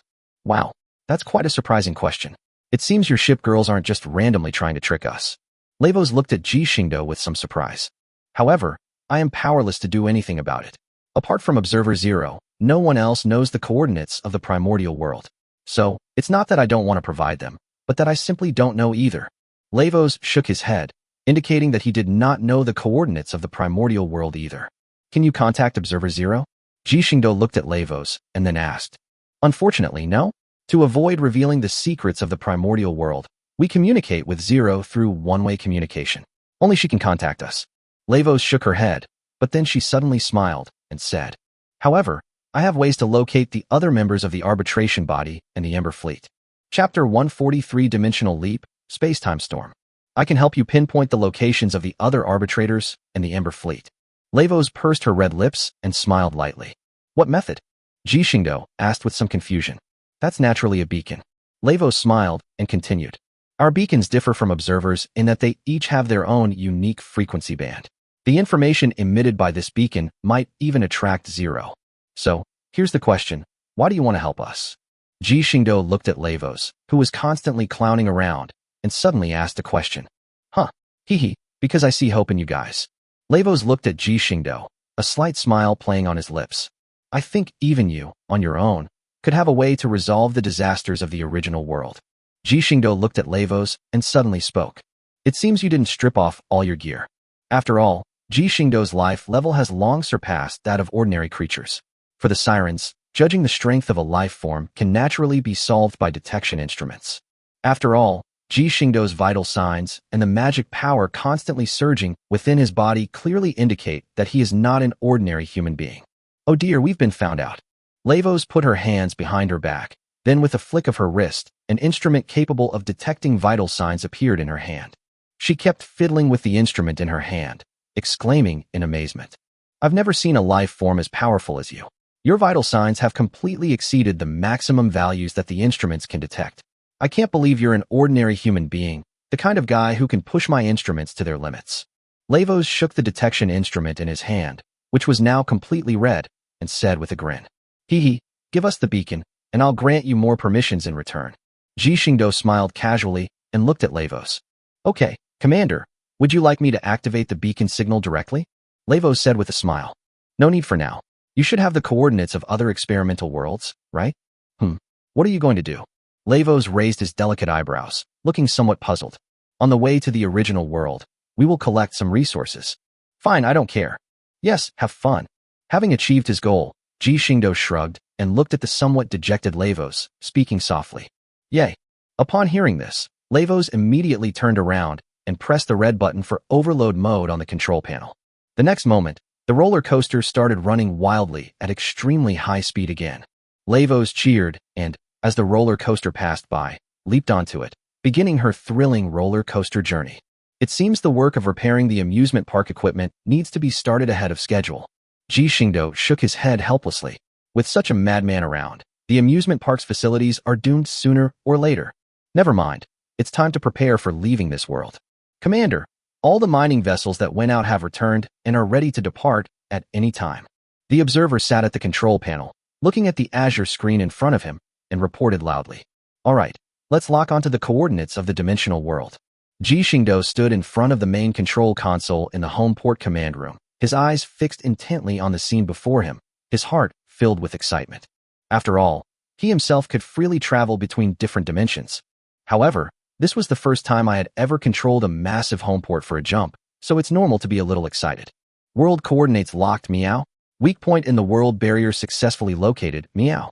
Ming, who was sitting in another control seat, responded loudly. "Activate the warp drive. Initiate a dimensional jump." With Ji Xingdou's command, the energy of the entire home port began to be supplied to the jump device. With the inexhaustible energy supply from the spark source, the jump device was activated instantly. The next moment, the huge home port that was originally suspended in the sky above the Pacific Ocean began to become illusory, presenting a state of being indistinct and elusive. The next instant, the enormous figure on the home port, which was constantly shifting between reality and illusion, vanished without a trace, as if it had never existed at all. A slight jolt could be felt, and Ming and the observer kept correcting the dynamic data of the home port. After all, this is the first time a warp has been made. It is an excellent research resource for the warp devices that Shipgirls will be equipped with in the future. We have entered the space-time turbulence layer.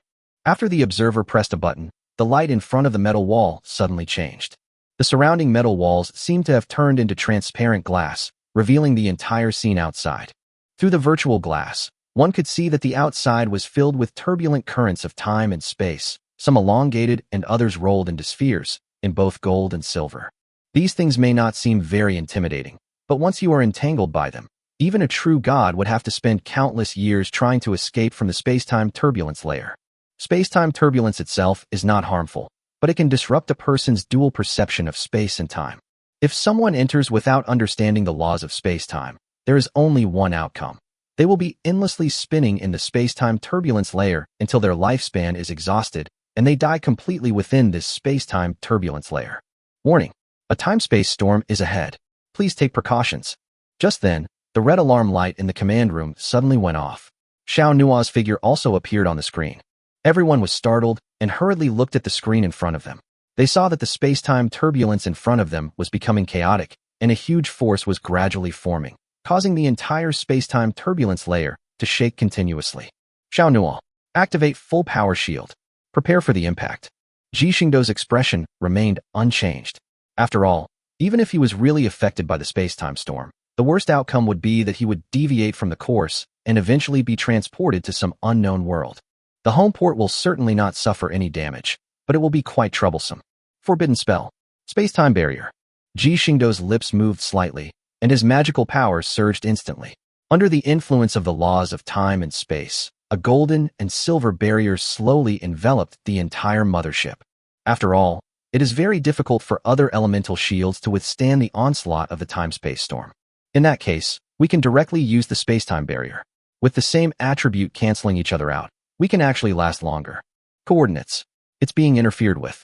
At this moment, the observer, looking at the screen in front of him, suddenly changed his expression and shouted out. Really? Ji Xingdou's heart sank. The thing he least wanted to happen had still happened. Chapter 144: The Outrageous Space-Time Storm. As expected, the thing I least wanted to see happened. Ji Xingdou frowned slightly. With the interference of the space-time storm, who knows which world they would be thrown into? If it were a normal world, it would be fine. But if you were thrown into a plane world occupied by the main god space, that would be terrible. At that time, the interdimensional war will probably start immediately, and they are not fully prepared yet. Prepare to escape the space-time turbulence layer. However, there was no time for him to hesitate. He decisively gave the order, and Xiao immediately adjusted the output power of the homeport shield to the maximum to prepare for the impact of the space-time storm. The rampant space-time storm began to erode the outermost space-time barrier of the homeport. Even the space-time barrier, personally cast by Ji Xingdou, began to gradually lose its power under the relentless erosion of the space-time storm. In the end, only a thin layer of the space-time barrier remained, and it was about to collapse completely. Report: a time rift has appeared to the left front of the homeport. At this moment, the observer who had been watching the surrounding environment suddenly spoke up. Following her words, everyone looked to the left front. To the left and in front, a huge rift was torn open by a powerful space-time storm, and a large amount of space-time power began to be drawn out by the rift. But soon, the self-healing ability of space-time began to manifest, and the huge space-time rift began to slowly close. Let's go out there and rest for a bit. We're still stuck in the time-space storm and can't find our way forward. Ji Xingdou originally thought that this space-time storm would only last for a short while and might just pass by without him noticing. But who knew that this space-time storm would move along with the homeport? Seeing this, Ji Xingdou felt like he had a curse in his mouth but didn't know whether to say it or not. This was the first time he'd ever encountered such a time-space storm, and it even got stuck with him. Seriously. Unfortunately, rather than traveling with the space-time storm and wandering in the space-time turbulence layer, it's better to go directly to this unknown world. As long as we don't overdo it, we can treat it as a break and a chance to replenish our resources. At Ji Xingdou's command, Ming and the observer immediately began to adjust the navigation channel of the homeport. As the massive engines of the homeport began to start, the powerful force propelled it out of the entanglement of the space-time storm and flew towards the space-time rift not far away. Buzz. Although the space-time rift healed very quickly, the homeport still managed to rush into the space-time rift just before the last moment, completely escaping the entanglement of the space-time storm. Beep beep beep. Bump warning. Please be seated or hold on tight to the handrails beside you. There will be a very bumpy ride ahead. Please do not fall. At this moment, Xiao voice rang out again, and as soon as she finished speaking, the entire port began to tremble unnaturally. However, the expected scene of them falling over did not occur. All the ship girls stood there calmly, as if they were rooted to the spot. The jolts that could throw a person off balance had no effect on them whatsoever. Well, that's not quite right either. At least, Ji Xingdou's viewing experience was excellent. That vast expanse of soft, bouncy cotton candy was a feast for his eyes. Oh, right, except for little Jejia. Despite undergoing so many modifications, she hasn't improved at all. Seriously, are she and Lexington really sisters? Absolutely not. She's nowhere near as generous as Lexington. Commander, have you seen enough? Seeing Ji Xingdou's appearance, Guanghui ignored the swaying and stepped forward, asking with a light laugh. Thank you for your hospitality. Ji Xingdou gave a thumbs up, and a trickle of blood slowly flowed down his nose. Puff. Looking at Ji Xingdou's appearance, Guanghui suddenly laughed out loud, took out a clean white handkerchief, and was about to wipe away his embarrassing nosebleed.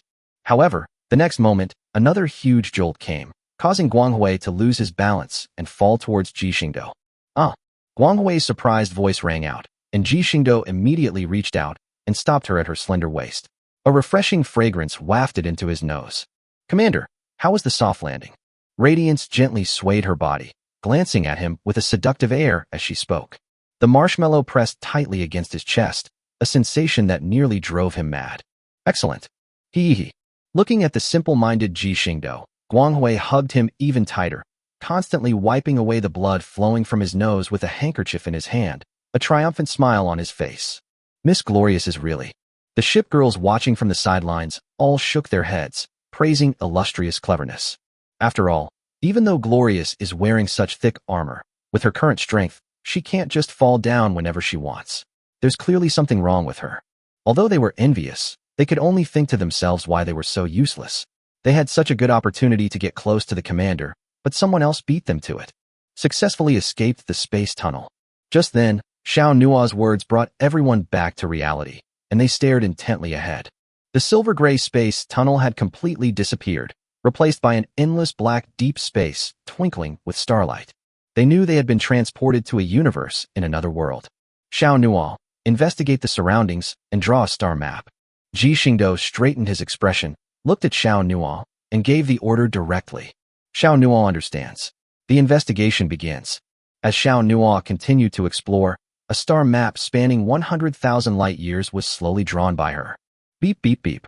Earth-like planet discovered. The possibility of life arising cannot be ruled out. At this moment, Xiao Nua suddenly called the police and sent a location coordinate to the screen in the command room. Is it 150 light-years away? Ji Xingdou stroked his chin and suddenly spoke to the observer and Ming. Observer, immediately dispatch mining ships to collect resources from surrounding planets. Ming, immediately begin the production of the interstellar terraforming core. Just in case, produce as much as you can. Understood, Commander. Got it, Meow? The two nodded solemnly, indicating that they understood. Xiao Nua begins to approach the Earth-like planet, while remaining vigilant about the surrounding area. Ji Xingdou looked at the intelligent AI in front of him at the home port and gave the order. The order has been accepted. Everyone, be prepared for a possible counterattack. Received, Commander. Chapter 145 Transformation, the Possibility of Godhood. With Ji Xingdou issuing a series of orders, the entire home port immediately began to operate. To improve the mining efficiency of the mining ships on the surrounding planets, Ji Xingdou also used dimensional points to exchange for another batch of mining ships, bringing the number of mining ships to 100. It's safe to say that the mining ships obtained through the system are absolutely worth the money. Although each ship requires 200,000 dimensional points, it's important to know that these mining ships are equipped with interstellar warp devices and a high-powered mining laser cannon. It can be said that it can easily mine almost all resources in the universe. Furthermore, each ship is equipped with a super-large space compression warehouse, which can easily hold all the resources of a small planet. You could say this thing is not only fast, but it can also hold a lot. Following more than a month of gathering, the port area has yielded a rich harvest of resources. He has mined almost all the planets with precious resources that he passed along the way. There's no way around it. Interstellar civilizations need to develop, which inevitably requires consuming vast amounts of resources.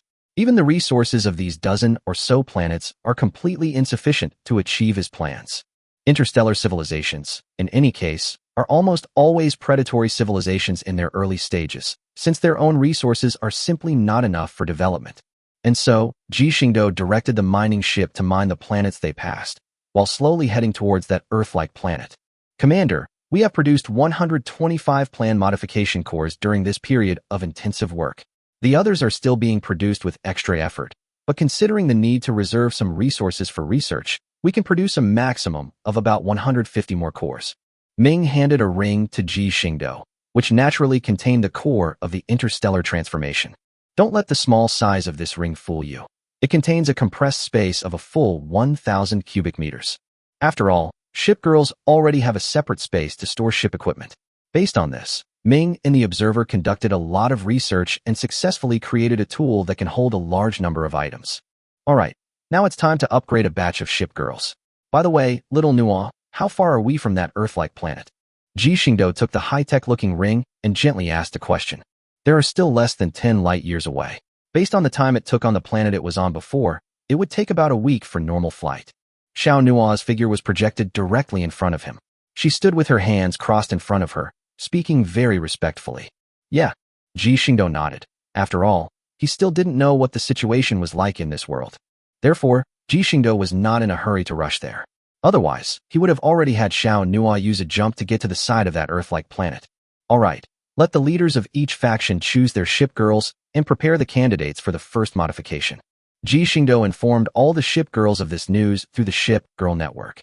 After all, it was really difficult for him to bring this up. Since they were all shipgirls from the port, how could he choose who would be remodeled first and who would be remodeled later? Although he knew that no matter what choice he made, the shipgirls wouldn't blame him, this was something that should really be done by the flagships of each faction. Beep. There is something I need to tell you, host. After the interstellar transformation is completed, the facilities that were originally closed at the home port will be opened at the same time, and the area of the home port will instantly expand to about 10 times its original size. Please prepare in advance. At this moment, The system's voice suddenly rang in his ears, which puzzled Ji Xingdou. This isn't even the final area of the home port? If it's expanded tenfold, wouldn't it reach 100,000 square kilometers? Beep. Please understand, host, that this home port is more accurately described as a war fortress than a home port. It is comparable to the ultimate war machine in the God's kingdom. Without considering resource consumption, the home port can easily destroy an entire dimensional universe. Please use the home port's functions with caution. The system's voice echoed in Ji Xingdou's ears. After all, true gods all have their own divine kingdoms, and the beings living in them may be their own races before they became gods, or they may be their believers when they became gods. Since it is called a divine kingdom, it naturally has a considerable army. The war between gods is sometimes also a war between divine kingdoms, which is the main reason why he keeps developing the strength of shipgirls, insectoids, and the cursed children. He hadn't expected this home port to be such a war machine, but unfortunately, resources aside, he wasn't at the point where he could disregard resources yet. It's a trump card anyway, let's save it for later. Soon, 7 days had passed, and the shipgirls who had undergone interstellar transformation had completed their transformations one after another. Shipgirls like New Jersey and Musashi, whose original prototype ships were already quite large. After the modification, their original ship hulls exceeded 5,000 meters. Even the smallest destroyer shipgirl, like Shimike's, had a hull of about 2,500 meters. As the prototype ships of the shipgirls increase in size, the capacity of the energy conformation matrix to hold energy crystals also begins to increase. People like the Great Emperor can already carry about 15 energy composite matrices. If they fire a full power shot, not only will it destroy a star, but the spatial barrier constructed by the world plane will also tremble. Moreover, he also sensed a trace of the aura of law emanating from them. It's important to know that comprehending the laws is almost the first standard for becoming a god, which means that all his shipgirls have the potential to become gods. Most importantly, this trace of law originates from the law of destruction. That makes sense, really. After all, the giant cannons of warships are the ultimate embodiment of destruction, so it's reasonable and not surprising that they might possess some of the potential for destruction. The fully fledged homeport, or rather, the space homeport, originally carried one main cannon, but now it has 12. Add to that the countless large, medium, and small secondary guns, and it's safe to say that if the homeport were to go all out now, with the resources Ji Xingdou possesses, it could only hold out for about 10 seconds at most. However, those 10 seconds or so are enough to tear through all the defenses of a level 3 true god. While it may not necessarily make them die in the northwest, it will definitely teach them what cruelty is. If the shipgirls currently possess only the rudiments of laws, then the giant cannons on the space homeport are far from rudiments. They are etched with the complete laws of destruction. It's fair to say that if Ji Xingdou encountered this thing, he would immediately turn around and run away, fearing that this thing might fire a shot at him. The ultimate form of the law of destruction can even shatter other laws along with it. It's fair to say that even a true god like you really can't afford to mess with this thing. Chapter 146, The Mechanical Era. Report. Earth-like planets are approaching. Inside the command center, Xiao Nuo projected the shape of a terrestrial planet onto Ji Xingdou and the group of shipgirls. After investigation, this terrestrial planet was found to be over 80% similar to the original planet. It has a similar satellite orbiting around it, and its exterior features space-based structures resembling space stations, leading to the initial assessment that it possesses the capabilities of a spacefaring civilization. Xiao Nuo continuously scanned the composition of this Earth-like planet and presented its information in the virtual projection. Life form scans revealed that the planet appears to have no signs of human life, but rather various forms of animal and mechanical life forms. Animals and machines? Ji Xingdou frowned slightly as he looked at the scan results presented by Xiao Nuo and muttered to himself with some doubt. The mechanical life forms have a subtle sense of déjà vu, and the fact that no humans survived is because excessive technological development led to a backlash from the mechanical life forms, resulting in their collective extinction. Xiao Nuo, investigate and see if there is any life activity on that so-called space station. Order received. Detection in progress. Is something wrong with my child? At this moment, the Emperor stepped forward and asked softly. There's a strange sense of déjà vu. It might be a movie I watched in a past life, or a game I played. Ji Xingdou looked at the Emperor and began to explain.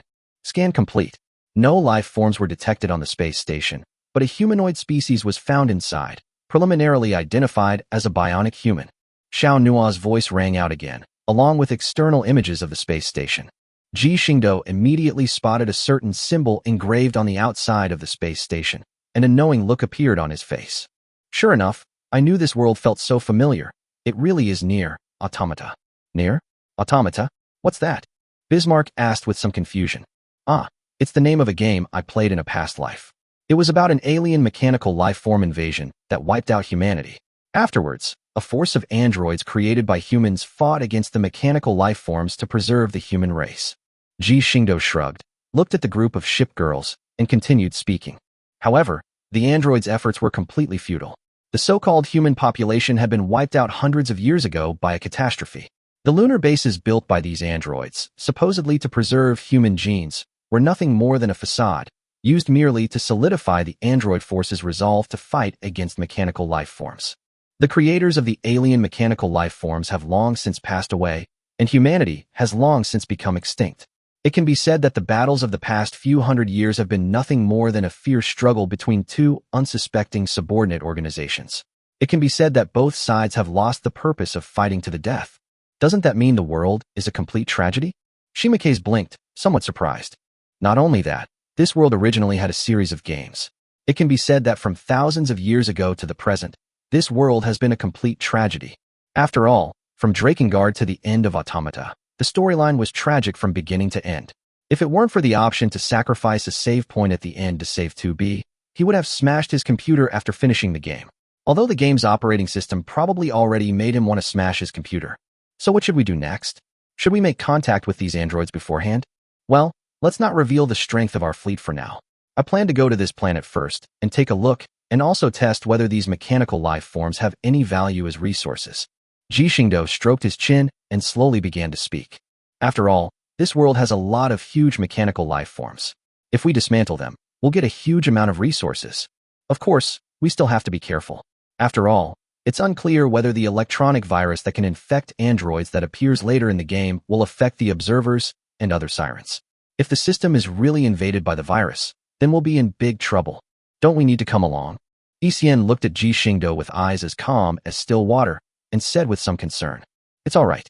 If this place hadn't been invaded by the main god space, those mechanical life forms wouldn't have been able to harm me." And Ji Xingdou also reiterated his previous conjectures, which prompted the observer to reflect before responding.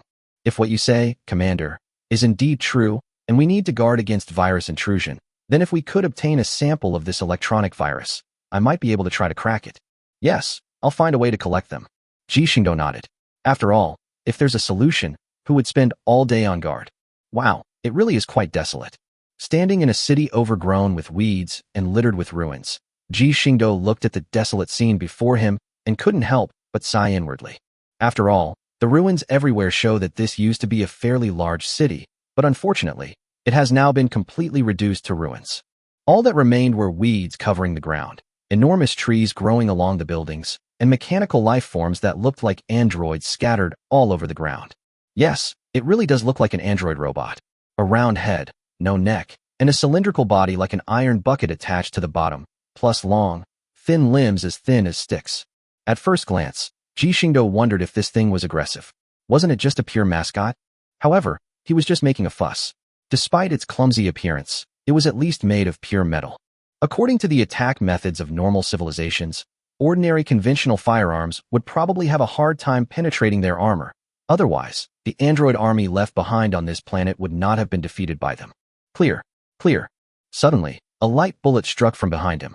Ji Xingdou raised an eyebrow and slightly turned his body, only to see a black ball of light slowly brush past him. Could you slow it down any further? Watching the light blast slowly drift by, Ji Xingdou twitched his lips, looked behind him at the small mechanical life form sitting on a frisbee-like object, and said helplessly, "Where did this idiot come from?" Chapter 147 Attack. Life form detected. Human. Warning. Human. Eliminate. Eliminate immediately. It was like a flying disc-shaped mechanical life form spinning erratically in the sky. Clusters of white or black light were continuously emitted from it, raining down on Ji Xingdou in a deluge. Watching the mechanical life forms spinning wildly in the sky, Ji Xingdou strolled around as if taking a walk. With slight movements of his feet, laser orbs constantly grazed past him without harming him in the slightest. Looks like we've stirred up trouble in the heart of the mechanical life forms. Ji Xingdou paused, raising an eyebrow. He saw more than a dozen flying mechanical life forms hurtling towards him from a distance, clearly heading straight for him. Moreover, it didn't stop there. A large number of small mechanical life forms began to climb along the walls of the building and jumped onto the roof one after another. There were also 7 or 8 slightly larger mechanical life forms mixed in, clearly upgraded in terms of combat capabilities. Their round, bead-like eyes began to flash with an eerie red light, and they slowly began to move toward Ji Xingdou. Bang bang bang. Newly arrived mechanical life forms continued to leap onto the rooftop, and soon Ji Xingdou was completely surrounded by them. Humans. Clear. Clear. Orders received. The red light that had been flashing in their eyes turned completely red, and all the mechanical life forms pounced on them. The mechanical life forms using ranged attacks didn't care at all about the lives of their companions who rushed at them. A barrage of light projectiles began to be unleashed, intending to completely annihilate the humans in front of them. Is it really true that they hate humans that much? Seeing the mechanical life forms rushing towards him, Ji Xingdou shrugged helplessly, kicked the fastest charging mechanical life form into pieces scattered all over the ground, and then, with a flick of his right hand, a bright silver spear appeared in his hand. As Ji Xingdou wielded his spear, large swathes of mechanical life forms were brutally cleaved in two, scattering gears and other parts all over the ground. As for the approaching rain of light orbs in the sky, Ji Xingdou didn't let it slip by either. He raised his spear and swept it across the sky, unleashing a sharp burst of energy that shot straight into the heavens, shattering the sphere of light in the sky, along with the scattering mechanical life forms, into fragments. Uft! Sizzle! People cleared out. After Ji Xingdou's spear pierced through the body of the last mechanical life form, the mechanical life form continued to struggle, trying to execute the programs implanted in it. Of course, it's not the only one. It can be said that, due to the special nature of mechanical life forms, some mechanical life forms that are broken in two will not simply perish. They were still struggling, clinging to their remaining 1 or 2 arms, and crawling toward Ji Xingdou. That's really persistent. Ji Xingdou sheathed his spear, lightly tapped his foot, and a strange wave instantly spread outwards from the soles of his feet.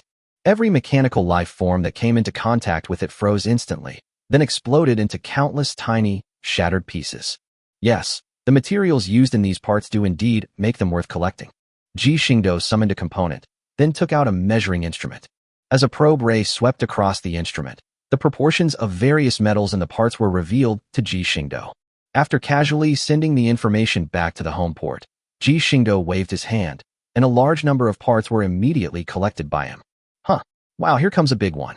At this moment, a loud noise in the distance caught Ji Xingdou's attention. Not far away, in what appeared to be a huge processing plant, a massive mechanical life form appeared. Judging by its appearance, it must be 200 or 300 meters tall. And such a gigantic mechanical life form, a factory, this visual impression, isn't it? Ji Xingdou stroked his chin, offering his own guesses about the matter. After all, he was one of the top figures in the 3D district in his previous life, and finally seeing him in person made him a little excited. Without hesitation, he vanished from his spot and headed towards the distant battlefield. Bang! Sizzle! The enormous arm swung down, slamming heavily onto the factory's open space. As the front of the arm spun, the circular, chainsaw-like blades began to rotate, cutting cracks into the ground. At this moment, a woman wearing a black jumpsuit, with short white hair and a black eye patch covering her eyes, was nimbly dodging the attacks of the giant mechanical life form. The enormous, spinning gear slowly passed in front of her, a sight that startled the woman. If she were caught in this chainsaw, even if she were a mechanical android, she would be completely shredded to pieces. This can't go on. Beside her, the white, box-like floating object was relentlessly pouring its ammunition onto the armor of the giant mechanical life form, leaving craters on its body. Unfortunately, in reality, there are no health bars. Given the firepower of flying objects, if you don't attack their weak points, you probably won't even be able to penetrate their armor. Boom. Another arm slammed down, and the woman seemed helpless as she watched the 2 chainsaw arms wreaking havoc. Without heavy firepower support, the chances of winning a battle against such a large machine are extremely low. 2B, hang in there a little longer. I'll be there in a minute. At that moment, 2B heard her companion's conversation through her communicator. Looking at the continuously falling mechanical arm, she also felt helpless. This space was already small, and with the rampage of the giant mechanical life form, the space she could dodge was getting smaller and smaller. It would probably be long before she had nowhere left to hide. Buzz. Just then, Another loud bang rang out, and another giant mechanical life form emerged directly from the sea. Its two enormous arms, together with the first one, slammed down hard on 2B. Oh no, there's no dodge now. 2B's expression changed instantly. One was already bad enough, but another one suddenly appeared, and it attacked from the start. There was absolutely no way to dodge it. 2B had jumped into the air in order to dodge the attack of the first giant mechanical life form. Under such circumstances, there was no way she could dodge it. Oh, it seems you need some help, miss. Chapter 148 Shock. Oh, it seems this young lady needs help. Just then, a slightly teasing voice rang in 2B's ear. A man wearing a black trench coat embroidered with gold appeared in front of her, and above his head was the huge mechanical arm that was falling down. Careful. Seeing this, 2B stretched out her arm towards Ji Xingdou, trying to grab him and get him away from that area. Even a corner of clothing. However, 2B, who is in midair and flying upside down, cannot do it at all. She could only watch helplessly as she grew further and further away from Ji Xingdou, until the massive mechanical arm crashed down. Boom. The deafening roar shook 2B's ears, making her feel as if her auditory system was about to malfunction. It seems this young lady is quite worried about me. Should I say that I feel very honored? At this moment, Ji Xingdou's voice rang in 2B's ears again. Upon hearing this, 2B began to doubt whether her hearing system was truly and completely damaged. Could a damaged android still speak? Without a second thought, 2B used the momentum from flying backwards to lightly brace herself on the ground with her right hand, then somersaulted in the air before landing safely on the ground.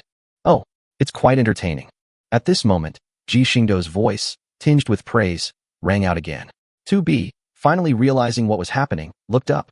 Four enormous mechanical arms were hovering above Ji Xingdou's head, as if an invisible force was restraining their descent. Sparks were flying from the joints of the robotic arm due to excessive force, but it still hadn't completely collapsed. Even the chainsaw at the tip of the robotic arm was brought to a complete stop by some force, emitting a loud, clicking sound as if it were about to break down. Who are you? Looking at the man in front of her, 2B asked uncertainly. After all, she had never heard of such a person in the Yorha unit on the space station or in the android resistance army on Earth. Ding. Ding ding ding. Warning. Surviving human life form detected. Surviving human life form detected. Execute protection plan immediately. Repeat. Execute protection plan immediately. At this moment, the white box-like flying object that was following 2B suddenly approached Ji Xingdou and scanned around him, quickly obtaining a message that stunned 2B. Human beings? 2B feels like it's about to completely crash. She was a soldier in the Yorha unit, her duty being to protect humanity forever. But she had never seen, not even a single living human being. Never. Although the space station's commander always said that a united human group was in charge of the lunar base, they had never seen a single human emerge from the moon. Today, I actually encountered real humans, and on our home planet, which we had already declared extinct. This isn't a surprise. This is horrifying. Urgent communication from the space station. The white box quickly flew back to 2B's side, and as its two mechanical arms extended, a virtual projection appeared in front of 2B. Commander.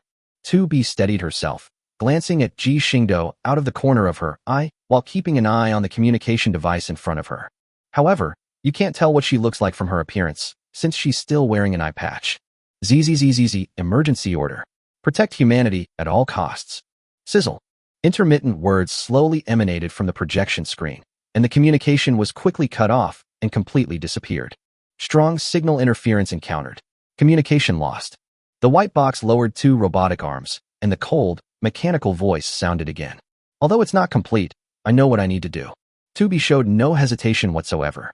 For her, there was no need for orders from headquarters. Her underlying logic always told her to protect the humans in front of her. Behind her, a large white katana and a white katana slowly emerged. She gripped the two long swords in her hands, looked at the two enormous mechanical life forms whose movements were restricted, and was about to charge forward. Snap! At this moment, Ji Xingdou, who had just seen the 2B action, suddenly stretched out his right hand and snapped his fingers crisply. Boom boom boom boom. A series of explosions rang out wildly in the area. The two giant mechanical life forms were all violently exploded, including the joints of their limbs, the connections of their necks, and the locations of their power reactors. The continuous explosions instantly blasted the two enormous mechanical life forms into countless tiny fragments, which scattered across the ground like raindrops.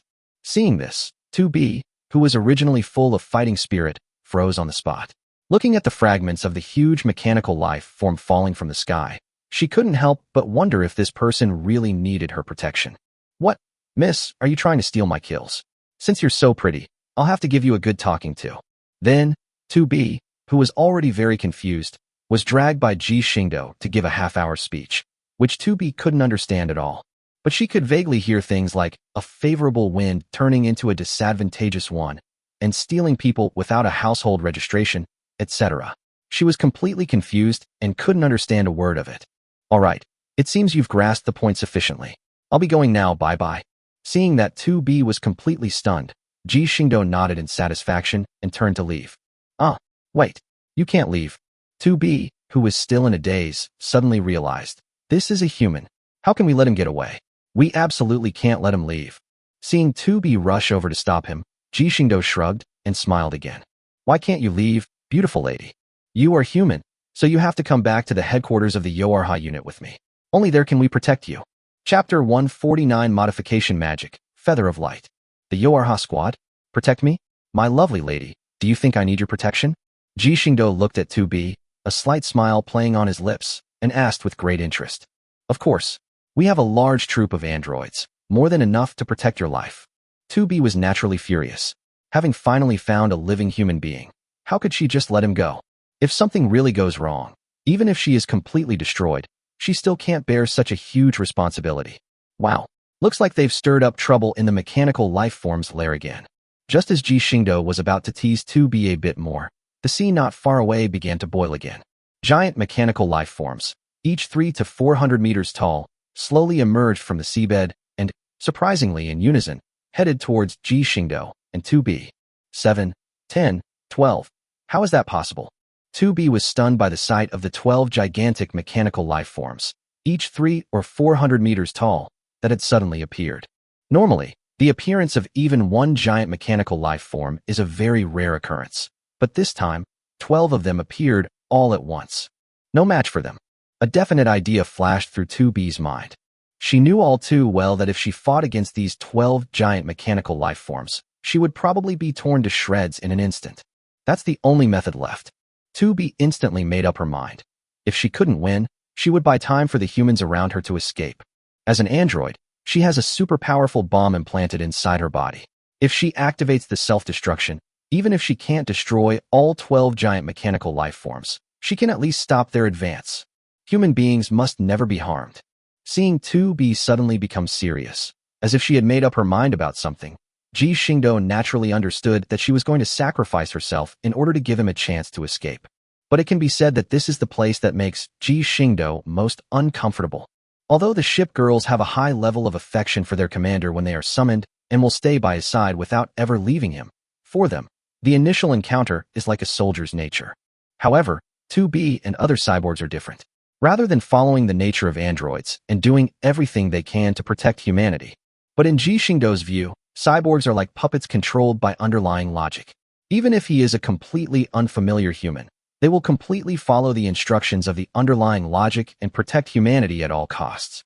Perhaps he was overthinking things, but under any circumstances, Ji Xingdou was not prepared to bring these androids to the home port unless the underlying logic of these androids could be modified. After all, if humans no longer exist in this world, then they do exist in other worlds. The God space has no shortage of humans, and without modifying the underlying logic, the android army will be of no use whatsoever in the upcoming war. This is why he has temporarily refused to go to the space station. "Human, please leave this place as soon as possible. I will activate the self-destruct program to slow their advance. Please escape quickly." As she spoke, 2B stood in front of Ji Xingdou, preparing to buy him time to escape. "I have no habit of sending women into battle while I flee in a sorry state." Ji Xingdou raised his hand and placed it on 2B's shoulder, then gently pulled her behind him. Human, how could you?" 2B cried out in alarm, but was immediately interrupted by Ji Xingdou. "Shut up and watch carefully." Upon hearing Ji Xingdou's authoritative voice, 2B involuntarily closed her full red lips. Watching Ji Xingdou walk slowly toward the giant mechanical life form with his hands behind his back, and recalling how easily he had dealt with the two mechanical life forms before, 2B felt a strange sensation. Maybe he really can do it? As Ji Xingdou took a step forward, A golden magic circle slowly rose beneath his feet, which greatly shocked 2B. The unprecedented power system caused a slight overload on 2B's operating system. Descend, wings of light. As soon as Ji Xingdou finished speaking, the same thing happened again. More than a dozen magic arrays with extremely complex patterns rose up at the same time and merged with the previous golden magic array. The spell Feather of Light is actually based on a single target attack spell of about level 5 called Spear of Light. Its effect is to summon a spear of light, which then shoots toward the target at near the speed of light. However, Ji Xingdou later discovered that the magic circle diagram could be simplified to a certain extent. Moreover, these simplified patterns can actually complement each other to some extent. Therefore, he directly transformed this magic into the current area of effect magic, and its power was also upgraded to the 6th tier. However, this transformation process is something that ordinary magicians cannot do. After all, modifying magic requires a large amount of magical knowledge as a foundation. Moreover, the modifier must have considerable experience in creating magic and be a master of array formations. The conditions are quite demanding. The second condition alone is enough to stop 99% of magicians. After all, creating magic is no easy task. Currently, in various planes, apart from magics like the Elden Hair Ring that are more characteristic of their respective planes, more than 90% of the other magics were created by the current god of magic. As far as Ji Xingdou knew, this was a god who had cultivated himself into a god since the beginning of the era of all things. Starting from level 0, he frantically created his own magic, eventually even creating the mage profession that swept across the entire world, truly an epic era. Feathers of light began to gather in the sky, 10, 100, 1,000, 10,000, until they reached 1,000,000 before finally stopping. This is only good for dealing with these giant mechanical life forms. Otherwise, he could cover the entire planet with spears of light. Even 6th-tier magic depends on who uses it. Sometimes, rank isn't the issue. Destroy it. Before Ji Xingdou could finish speaking, the sky-covering spears of light had already fallen en masse. In an instant, the defenses of the 12 giant mechanical life forms were completely torn apart, and in less than a second, they were ripped into pieces all over the ground. At this moment, 2B was so shocked that she couldn't say a word. The shock she felt from the light gun that even blocked out the sky was incomparable. Now, do you still think you can protect me, lovely lady? Chapter 150 The Sand People, Suicides About. Now, do you still think you can protect me? 2B stared at the distant coastline billowing with thick smoke and fell silent instantly. Indeed, 2B, who witnessed this scene, knew that probably no one on the entire space station was qualified to say that they could protect the human in front of them. Think it over carefully. I'll be going now. Ji Xingdou shrugged at the silent 2B, then turned and walked towards the outside of the industrial zone. But after taking only a few steps, Ji Xingdou stopped and asked with some confusion, "What are you doing following me?" 2B didn't say anything, but silently stopped and stood less than a meter behind him. Ji Xingdou would take a few steps, and 2B would follow. When Ji Xingdou stopped, 2B would stop too, which made Ji Xingdou feel a sense of helplessness. You androids are all as stubborn as donkeys. Seeing that you ask me questions but I don't answer, and you hit me but I don't leave, and then I just follow you around like a fool, Ji Xingdou is helpless. Please, I'm just trying to keep you safe. If Taiho and Ron find out, they'll tear you apart. Let me make this clear in advance. Please stop following me. This is for your own good, so goodbye. As soon as Ji Xingdou finished speaking, he stepped into the spatial rift and disappeared without a trace. Upon witnessing this, 2B froze on the spot. Where did that enormous living person in front of me go? He just vanished like that. Human? Human? Where are you? 2B immediately began a thorough search of the factory area, and a large number of mechanical life forms suffered annihilation under the almost frenzied attack of 2B. The mechanical life forms in the factory are incredibly unlucky. They've encountered such a killing machine today, and 2B has turned the entire factory upside down. 2B, cease operations immediately. Return to the space station immediately. At that moment, the white box transmitted the communication from the space station command again. A woman with long blonde hair appeared on the communication screen and gave instructions to 2B. But, Your Excellency, I have it. 2B cleaved a slightly larger mechanical life form in two with her greatsword, and then hurriedly reported to the commander. Obey orders. Return to the space station first. Your life signs have been detected by the space station. You will return to the space station to rest and await the next phase of the plan. The blonde woman, referred to as the commander, interrupted 2B and explained to her. 2B understands. 2B could only admit that her search was meaningless, and having no other choice, She could only obey the commander's orders. 9S was knocked unconscious by the energy ripples during the attack, but has now awakened and is on her way to your location. Return to the space station with 9S. 2B received. After cutting off communication, 2B silently walked out of the factory gate, looked silently at the sky, and softly said, "Human, I will find you." Achoo, who's talking about me? Here, Ji Xingdou sneezed as if sensing something, then looked around at the desert-style mechanical life forms that kept rushing towards him, and Ji Xingdou felt a little emotional. The Sand People? Because of their different locations, have these mechanical life forms evolved their own unique culture? That's quite interesting. The main reason why mechanical products in this world are called mechanical life forms is that, in terms of both their living habits and ways of thinking, they are developing in the direction of life forms. They don't simply wear the same clothes or say the same thing. They have completely broken free from the rigid forms of machinery. Some mechanical life forms even possess rich emotions that only living beings can have, such as love, friendship, and kinship. Apart from their different composition from normal carbon-based organisms, they are no different from normal humans. That's truly a miracle. Ignoring the ever-growing army of sand people around him, Ji Xingdou gazed toward the city nestled in the desert. If others don't know, how could he not know? There, a miracle is being conceived. A real life is being created. Let me take a good look. Let me see where your limits are. It's unclear whether they sensed Ji Xingdou's danger or simply wanted to kill him, a human. Large numbers of sand people began to launch continuous attacks on Ji Xingdou. With every step Ji Xingdou took, dozens of sand people would turn into scrap metal on the ground, but they still attacked Ji Xingdou without hesitation. In the dilapidated desert city, the sand people who had gathered there were everywhere, and the ruins left behind by Ji Xingdou when he passed by blocked them. At this moment, the creature, which was several sizes smaller than a normal mechanical life form, pounced, and, with the help of the other sand people, finally touched the hem of Ji Xingdou's coat. Don't even think about getting close. The small mechanical life form screamed in an electronic voice, and then it self-destructed. A dozen or so white lights completely engulfed Ji Xingdou's figure. The powerful and unparalleled explosive shockwave even blasted the sand people who were very close by into pieces. Seeing the achievements of the small mechanical life forms, all the sand people raised their arms and cheered. In their eyes, this human demon has finally been completely eliminated. Whoosh. Then, the disappearing footsteps sounded again.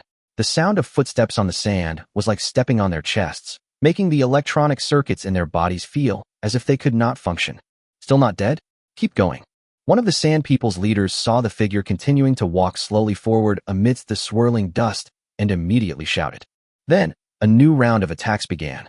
This time, the small mechanical life form that was self-destructing made no attempt to hide, and a series of explosions began to resound throughout the entire sand city. Gradually, the sand people's strategy changed. They realized that they didn't seem to have the ability to kill this human. They chose a delaying tactic. We absolutely must let it be born. Chapter 151 Support. Inside the space station where the Yoarhai unit was located, 2B, who had already undergone adjustments, slowly sat up from her bed. She looked around at the familiar room, and the memories stored in her mind flooded back. Are they really human? Ding ding. A message from the commander, ordering 2B to proceed to the command center immediately. At that moment, her personal white pod robot flew over again and relayed the commander's message to 2B. I see. 2B got up from the bed, straightened her black combat dress, and lightly tapped her black high-heeled boots on the metal floor before walking towards the door. Because the space station has a circular structure, 2B didn't bother to determine any direction. Instead, it simply took a random route and headed towards the command center. She kept thinking about Ji Xingdou, which made her somewhat absent-minded. Logically and emotionally, she is an android, not a real human, and should not have such emotions. But now she has to admit that she seems to be thinking more and more, and becoming more and more hesitant. She didn't know if this was good or bad, nor did she know what had happened, let alone how to solve it. Looking at the familiar door to the command center, 2B sighed and walked towards the door. As she approached, the door opened automatically. As soon as she stepped through the door, she was greeted by a huge electronic screen. In front of her was a platform that wasn't very large. The place she was in was the second floor of this command center. She stepped forward and walked to the circular elevator platform in front of her, which had no railings. As the platform moved, she descended to the lower level. You're here, you idiot. As soon as they reached the bottom, a mature, older sister-like voice rang out. The commander, dressed in a white, tight-fitting uniform, slowly turned around, looked at 2B who had rushed over, and asked a question. How's the debugging going? 2B. No problem, Commander. 2B composed himself and responded respectfully. Yes, that's perfect. We've located your Excellency's life signature signal, indicating you're in a desert city in the desert region. But the biggest problem now is the sheer number of mechanical life forms surrounding you. We can conclude that your Excellency is in danger. The commander ordered the android next to him to pull up the detected images and spoke to 2B. What? 2B was taken aback, but the commander quickly continued. We are preparing to deploy all available Yorha units from the space station to reinforce your Excellency. You will lead the operation. Bring your Excellency back with you. 2B received. 2B nodded, and then turned and walked out of the command room. This time, we won't let you get away again. Soon, the remaining 30-odd combat personnel from the Yorha unit boarded their transformable single-unit fighters and rushed out of the space station, heading straight for the nearby blue planet. What they didn't notice was that right around their space station, there was a warship no less than 3,000 meters long, which was using its stealth system to stay next to their space station and observe their every move. Curaçao calling homeport. The target has dispatched 31 combat personnel to the planet's surface. Initial assessment indicates the target is the commander. Should they be intercepted? Inside the warship, Curaçao, dressed in a maid outfit, reported the situation she had just observed to the port area. Not needed for now. Continue monitoring the space station's movements. The image of war weariness appeared before Curaçao. Understood. Curaçao gave a slight bow and then shut down communication with the homeport. Boom. Another loud bang rang out, and Ji Xingdou emerged unscathed from the smoke and dust once again. From the beginning until now, he has been attacked by no less than several thousand suicide bombs. It can be said that half of the desert city has been completely reduced to ruins by these continuous explosions. After the explosion, nearly 10,000 sand people who had come to provide support beforehand were completely wiped out. He could also sense that more sand people were heading this way, but they weren't very close. As you continue walking forward, you see a dark cave ahead, and scattered around its edge are android prosthetic bodies. Some of these prosthetic bodies belong to the Revolutionary Army of Earth's androids, while others belong to the Yorha unit. Judging from their mutilated bodies, they must have suffered a lot of abuse before they died. Ji Xingdou turned his head and stepped directly into the cave, heading deeper into it. After a long period of darkness, a ray of light appeared in front of Ji Xingdou. Several dilapidated buildings formed a circular structure resembling an arena, and at the base of this structure, a large number of sand people were gathered. Standing on the high ground, Ji Xingdou looked down at the sand people below and then slowly walked down. Upon reaching the bottom, a scene that could be described as iconic unfolded before him. A sandman held a small, mechanical life form he had created, much like a human mother caring for her child. Some were even flirting and talking in pairs, just like real human couples. And then there are those who, despite being robots without even the necessary parts, are doing the same things that humans, men and women do. Looking at the scene before him, Ji Xingdou raised his eyebrows and muttered to himself. To learn from human behavior, to learn how life originates? Buzz, how did a human become a human life form? Suddenly, all the sand people stopped and began uttering incomprehensible words. Human life. How can life be born? Suddenly, a tall sandman burst out of the sand in front of Ji Xingdou. That round, metallic face with beady eyes and camouflage paint kept getting closer to Ji Xingdou's face. How can life be born? It pressed on with its questions, but its mechanical voice already carried a hint of deterioration. Ji Xingdou looked at it coldly, and without any mercy, he reached out and pressed his hand on its head. With a slight force, he detached its head from its body. I'm here to see your research findings, not to answer your questions. If you're sick, get treatment sooner rather than later. Chapter 152 Pregnancy. Thump. The headless mechanical body slowly laid down on the ground, the metal hitting the exposed rock with a soft, rhythmic sound. Sizzle, life begets life. The mechanical head, lacking power, kept repeating these words, and the light in its beady eyes flickered a few times before finally disappearing completely. Life. Propagate. The remaining mechanical life forms began to stagger and stumble toward Ji Xingdou, like zombies infected by a virus. Die. Seeing this bizarre scene, Ji Xingdou felt nothing at all. With a cold wave of his hand, a strong wind swept across the entire area, and all the sand people vanished into thin air, leaving only ruins on the ground. Why aren't you coming out yet? Ji Xingdou stood with his hands behind his back, calmly looking at the empty space in front of him, and said coldly, Buzz, buzz, buzz. As Ji Xingdou finished speaking, Strips of light displaying various data suddenly rose up from the sand. The bands of light slowly converged and intertwined, lifting a ball of light off the ground until it hovered in midair. If you look closely, you can see that there seems to be some kind of figure in the ball of light, a figure that looks like a human. As expected, it's a miracle belonging to mechanical life forms. Ji Xingdou's lips curled up as he looked at the ball of light floating in midair with great interest. Human, I've finally found you. At that moment, a familiar voice suddenly came from the high place behind Ji Xingdou. Ji Xingdou looked behind him in confusion, only to see 2B, dressed in black armor, appear at the entrance to the cave he had just entered. His black faceplate was shattered, and his black high-tech armor was covered in scratches, making him look extremely disheveled. Human, a massive number of mechanical life forms are converging on this direction. More than 30,000. My Yoarha unit is outside resisting their attack. Please leave with me immediately. 2B leaped down from midair and landed in front of Ji Xingdou, grabbing his hand and wanting to leave as soon as possible. However, if Ji Xingdou doesn't want to leave, even a Shipgirl that has already been modified won't have an easy time pulling him away, let alone 2B. Human, leave now. 2B couldn't help but feel a little anxious when she realized she couldn't pull Ji Xingdou along. However, firstly, she would never possibly lay a hand on Ji Xingdou. Secondly, we can't win even if we use force. Well, that's great, we're stuck here. Seeing that she couldn't pull Ji Xingdou away, 2B had no other choice but to draw her twin swords and silently guard his back. Even if it costs us our lives, we must buy him time to escape. I said, don't call me your excellency, human. It doesn't sound very pleasant. My name is Ji Xingdou. Ji Xingdou continued to gaze at the nascent ball of light as he spoke softly. Ah yes, Lord Ji Xingdou. 2B was stunned for a moment and almost dropped the two swords in her hands. After all, she had met him twice, but this was the first time she had heard Ji Xingdou's name. So that's true? Humans all have names, not just numbers like we do. 2B pondered silently in his heart. Huh, don't you know human etiquette? At this moment, Ji Xingdou looked at her with a puzzled expression and asked, huh, what etiquette? 2B became even more confused, having no idea what Ji Xingdou was talking about. Name, I'm telling you my name. Shouldn't you tell me your name? Ah, excuse me, Lord Ji Xingdou, my name is 2B. 2B answered with some self-reproach, while also being somewhat afraid that such an answer would displease Ji Xingdou. However, she was indeed overthinking it. Ji Xingdou, as a well-educated young man from his previous life, didn't have that many pretentious things to do. He won't care much if people mutter his name randomly or curse him, but other gods might not care. You should know that even though he is only a demigod, he will still sense if someone says his real name or talks about him.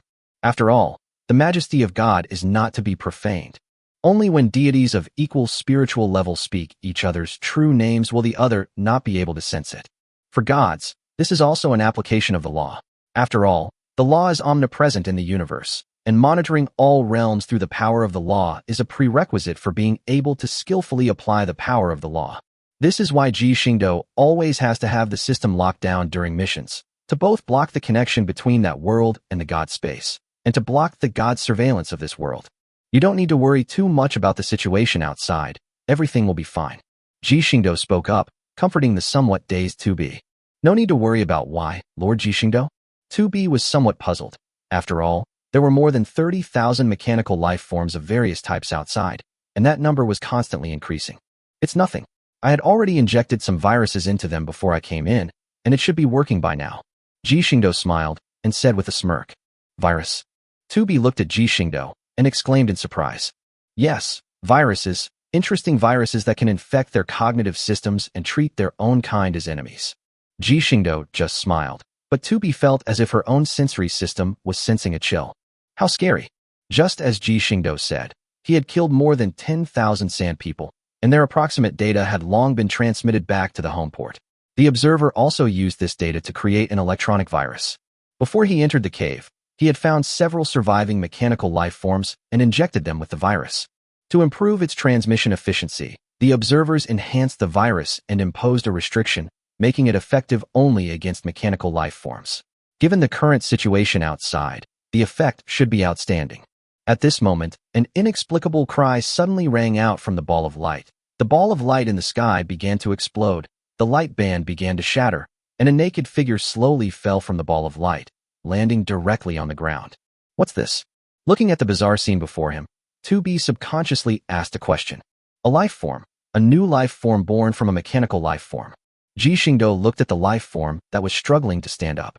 Its gender was unknown. In its early stages, Adam did not have the important characteristics of human males and females. It was unclear what happened later, since he couldn't just strip it to take a look. Mechanical life forms give birth to life. Chapter 153 Ancient Tree of Life, Laws of Reproduction. How is it possible for a mechanical life form to give birth to life? Because 2B herself is a mechanical android, she understands how a machine could possibly have the potential to give birth to life. Nothing is impossible.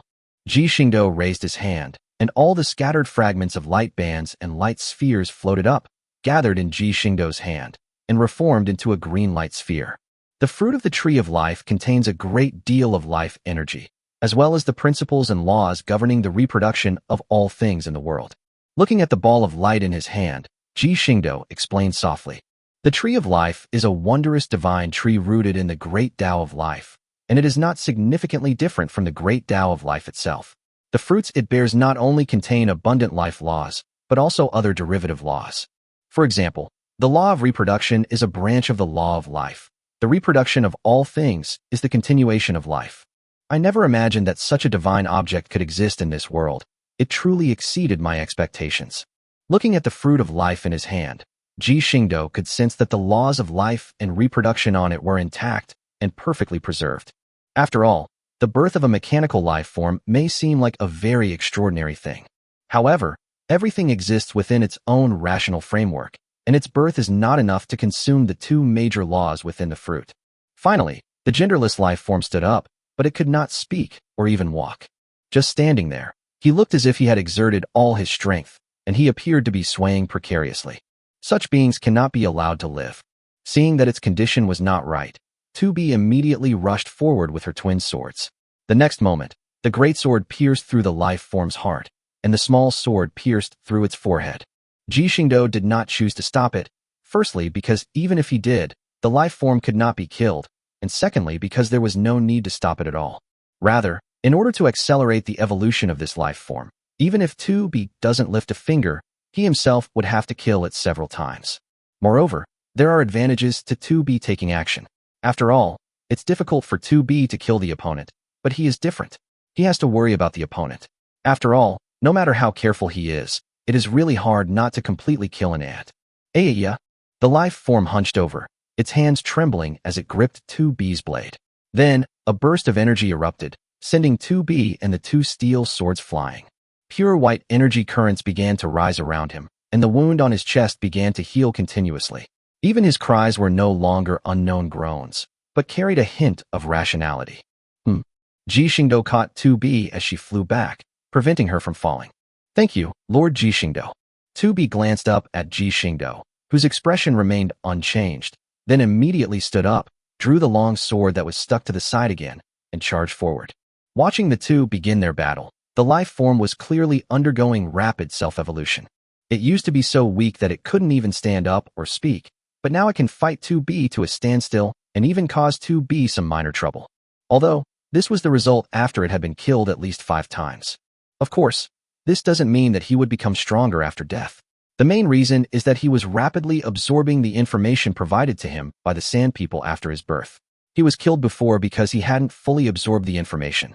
Previously, they were merely like children, fighting adults for their lives. How could they possibly win?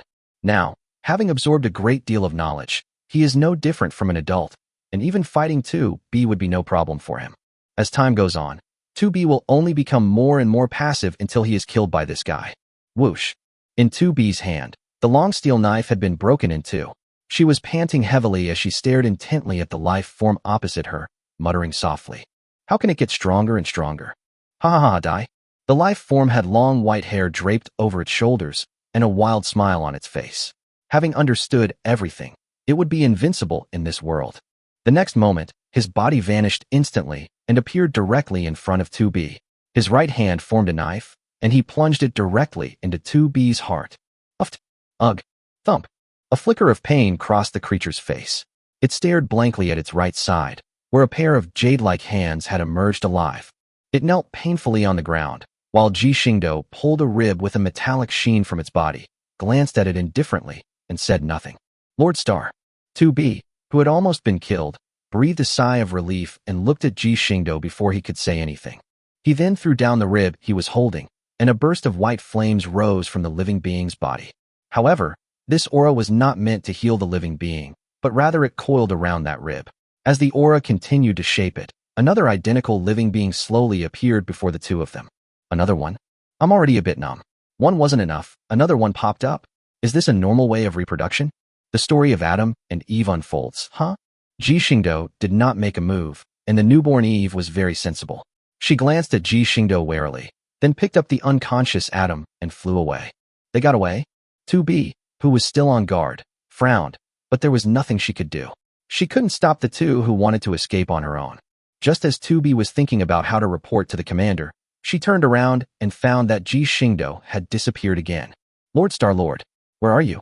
As you can imagine, 2B panicked again and immediately began searching until she encountered the support troops who rushed over from outside. The original support team of 31 people has now been reduced to 25, but they do not look so disheveled. What's going on? How did you get in? Who's guarding outside? When 2B saw them, she felt a sense of foreboding. Had the outside already fallen? No, Captain 2B, it was those mechanical life forms who started fighting amongst themselves, and we couldn't even get involved. One of the team members quickly explained. At this moment, 2B also remembered Ji Xingdou's words. It was true after all, that electronic virus. Chapter 154, The Strange Amusement Park. So what Lord Ji Xingdou said was all true. Electronic virus. 2B murmured. Lord Ji Xingdou, could that be a human's name? It sounds so nice. Upon hearing 2B's words, the members of the Yoarha unit instantly erupted in excitement, each clamoring to get a good look at Ji Xingdou, the only remaining human being. 2B could only give a wry smile. She still wanted to know where Ji Xingdou had gone. How could an ordinary android like her possibly catch up with his ability to leave and disappear at will? Pod, contact the commander. Received. Communication established. The white pod robot flew over and opened the familiar communication screen. Soon, the communication with the commander was connected, and the commander's familiar image appeared on the communication interface. Commander, His Excellency Ji Xingdou has disappeared again. We are unable to ascertain his whereabouts. 2B looked at the commander and reported softly. Moreover, two strange mechanical life forms were discovered here. According to Lord Ji Xingdou, they appear to be true life forms bred from mechanical life forms. Their strength is extremely formidable, making them impossible to defeat by force. The commander remained silent for a long time before Huan spoke. Okay, I understand, 2B. His Excellency Ji Xingdou's location has been located. He is in the amusement park on the outskirts of the city, southwest of your current location. 2B received. We're heading there immediately. After getting the exact location, 2B nodded, turned to look at his eager colleagues, and shouted. Ready to go? Ding ding ding dong dong dong. A strange melody rang out continuously as the amusement park gates opened wide. A group of chubby mechanical life forms dressed as clowns were holding a joyful party in the plaza in front of the amusement park. Their movements were perfectly synchronized, the balloons in their hands swaying gently in the breeze, and colorful fireworks were continuously scattered into the air, creating a harmonious and peaceful scene of joyous gathering. Even after Ji Xingdou stepped into the amusement park, the mechanical life forms holding the welcoming ceremony showed no other reaction whatsoever, as if Ji Xingdou were just an ordinary tourist. Welcome to our amusement park. This is our prize ticket, which can be redeemed for a big prize. Collect all the stamps on it to win a surprise grand prize. A 2-meter-tall mechanical life form dressed in a formal suit walked up to Ji Xingdou and introduced itself in a slightly obsequious electronic voice. Ji Xingdou didn't reply, but instead looked the mechanical life form in front of him up and down, and then smiled as he took the card from its hand. After all, whether he accepts this or not makes no difference to him. Moreover, this thing is indeed, as it claims, a prize-collecting item, but the prize is of no use to him. Have a great time. The tall mechanical life form removed its top hat and bowed respectfully to Ji Xingdou. Then, as if acting very self-aware, it retreated back to the entrance of the amusement park and continued its reception work. Haha, amusement parks are indeed very interesting. Ji Xingdou glanced at the mechanical life forms beside him, who were clearly radiating killing intent but were completely unwilling to make a move. A slight smile appeared on his lips. Then, he slowly walked towards the interior of the amusement park. That's a human, right? A mechanical life form standing to the side, who had not participated in the activity, looked at its companion and asked somewhat uncertainly. Yes, Why would humans appear here? We need to tell the village chief. You watch. I'll go tell the village chief. After saying that, a saucer-shaped mechanical life form left the area and headed towards a secret route on the side of the amusement park. It really was locked. Ji Xingdou looked at the locked door leading to the final boss room, a look of expectation on his face. But unfortunately, this is reality. Who do you think such a small, dilapidated door can stop? Although this gate is 4 or 5 meters taller than Ji Xingdou's. Boom. Without any hesitation, he kicked the door in front of him away, and then swaggered towards the palace in the distance. Decipher it? Decipher my ass. Only those who can stop him are qualified to let him decipher it. If you can't even stop him, why should you let him decipher it? This is the place. Tubi looked at the amusement park in front of her and said softly, "Is this an amusement park run by mechanical life forms? What are they doing running something like this?" A member of the mechanized unit asked with some confusion. After all, the two sides have always been in a state of fighting whenever they meet.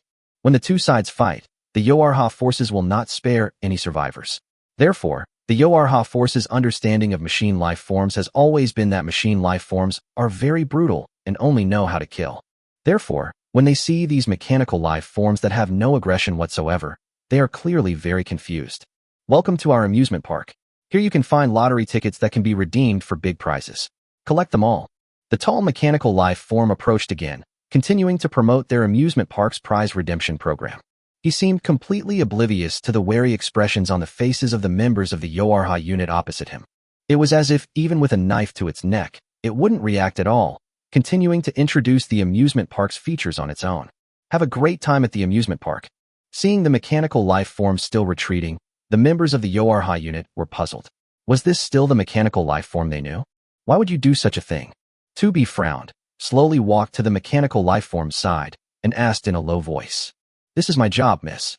The mechanical life form responded calmly and unhurriedly. "My job is to provide services to visitors to the amusement park." Looking at the mechanical life form in front of her, Tubi's expression changed. She saw a very rational side in this guy. If this is not an isolated case, then could there be another group? A group that has not lost all rationality like those mechanical life forms in the wild? Are mechanical life forms really as simple as they've always imagined? Chapter 155, A New Crisis. Keep going. However, now is not the time to worry about these things. 2B and the others' primary goal is to find a way to bring Ji Xingdou back to the space station. Even though they knew they couldn't possibly hurt the other person by fighting, they still didn't dare to actually do it. Headache. 2B muttered something under his breath, expressing his helplessness. But there's no way around it. Life has to go on, and humanity has to keep pursuing its goals. AA. Why? Why won't it love me? I killed so many of my own kind. I killed so many androids, and grafted their most perfect parts onto my own body, all for it. Why doesn't it love me? Why do you call me a monster? The sound of her sobbing, coupled with her painful wails, made the atmosphere on the entire stage painful. Then all of you should die? All of you should die. The songstress stood tall and straight, her skirt flared out, transforming into sharp blades that gleamed with a captivating light under the lamplight. As her body began to spin, she instantly transformed into a meat grinder, wreaking havoc on the stage. Judging by her posture, she intended to grind Ji Xingdou into mincemeat. Ding ding ding ding.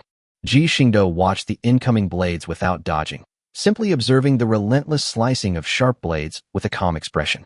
A pale blue magic shield automatically rose in front of him, constantly blocking the attacks of the sharp blades. After all, this thing couldn't possibly do any harm to him. Let alone breaking the magic shield, it would be difficult to even remove a single speck of dust from it. All right, I've seen enough of your love story. Now, it's time to bring a perfect end to your tragic life. After Ji Xingdou finished speaking, he looked at the songstress who still wanted to unleash her ultimate move and simply said. The next moment, 5 cracks slowly appeared on its body, and accompanied by the songstress's screams, it shattered into pieces and was completely destroyed. Lord Ji Xingdou, we've come to protect you. At this moment, 2B, who rushed in, looked at the songstress who had been beaten to a pulp and Ji Xingdou, who still had a smile on his face, and a knowing expression appeared on his face. Yeah, I'm used to it. It's just a normal thing, nothing to make a fuss about. Hey, are you guys here to experience the fun at the amusement park too? I think this place is pretty well organized. Like that stage play where the actors, while performing, actually beat up their fellow actors playing the same roles. Ji Xingdou looked at 2B who had arrived, and smiled easily. Is that so, Mr. Ji Xingdou? Whatever makes you happy. 2B, with a smile on her face, jumped onto the stage, and walked towards Ji Xingdou. Got him. When they got close enough, 2B suddenly lunged forward and grabbed Ji Xingdou's right arm tightly, as if she wouldn't let go no matter what. Ji Xingdou was taken aback and looked at 2B with some confusion. What are you doing, Miss 2B? You're not getting away now, Your Excellency Ji Xingdou. 2B held Ji Xingdou's right arm tightly, as if to say no matter what, she wouldn't let go. She didn't care whether she was using too much force. As long as she could keep him from running away, that was a success. I didn't say I was going to run away. Ji Xingdou shrugged and said helplessly. Do you think I'd believe that, Lord Ji Xingdou? You've already lied to me twice. I won't fall for it a third time. 2B said, seemingly unmoved by reason. No, I really didn't intend to run away this time. It's just that I have an urgent matter to tell you. Ji Xingdou said with a hint of helplessness. Urgent? What's urgent? 2B looked up and asked with some confusion. Invasion. New invaders have arrived in this world. Ji Xingdou looked at her and said somewhat solemnly. New invaders. 2B immediately thought of mechanical life forms. After all, they were originally an invasive species. If it weren't for them, the human population on the planet wouldn't have gone extinct. Okay, I'll take you to the space station right now. After a not-too-long voyage, Ji Xingdou entered the space station belonging to the Yoarha unit in a perfectly legitimate manner. As he walked along the space station's corridors, a large number of logistics staff surrounded him, curiously observing the first human to appear in the android's field of vision in hundreds of years. Welcome, Mr. Ji Xingdou. The commander, dressed in a neat uniform, approached Ji Xingdou and saluted him with utmost respect. It's all right. It's me who seems to have caused you a lot of trouble. Ji Xingdou nodded, answering without any attempt to hide his feelings. It is our pleasure to serve you. The commander adopted a very humble posture. I've come here to tell you something that concerns the very survival of this planet. Ji Xingdou didn't care about the commander's attitude and spoke directly. A group of dimensional raiders has arrived in this world, and this is their target. Although their purpose is not yet clear, they are rushing towards this planet at full speed. If I'm not mistaken, this planet will soon be plunged into an era of all-out war once again. Dimensional raiders are. The commander hesitated for a moment. After all, she had never even heard of this before. You can think of it as a bandit organization that can travel between different worlds. Ji Xingdou explained it in simple terms. Although it seems, perhaps, that what I'm doing now is similar to what they're doing. He secretly cursed in his heart.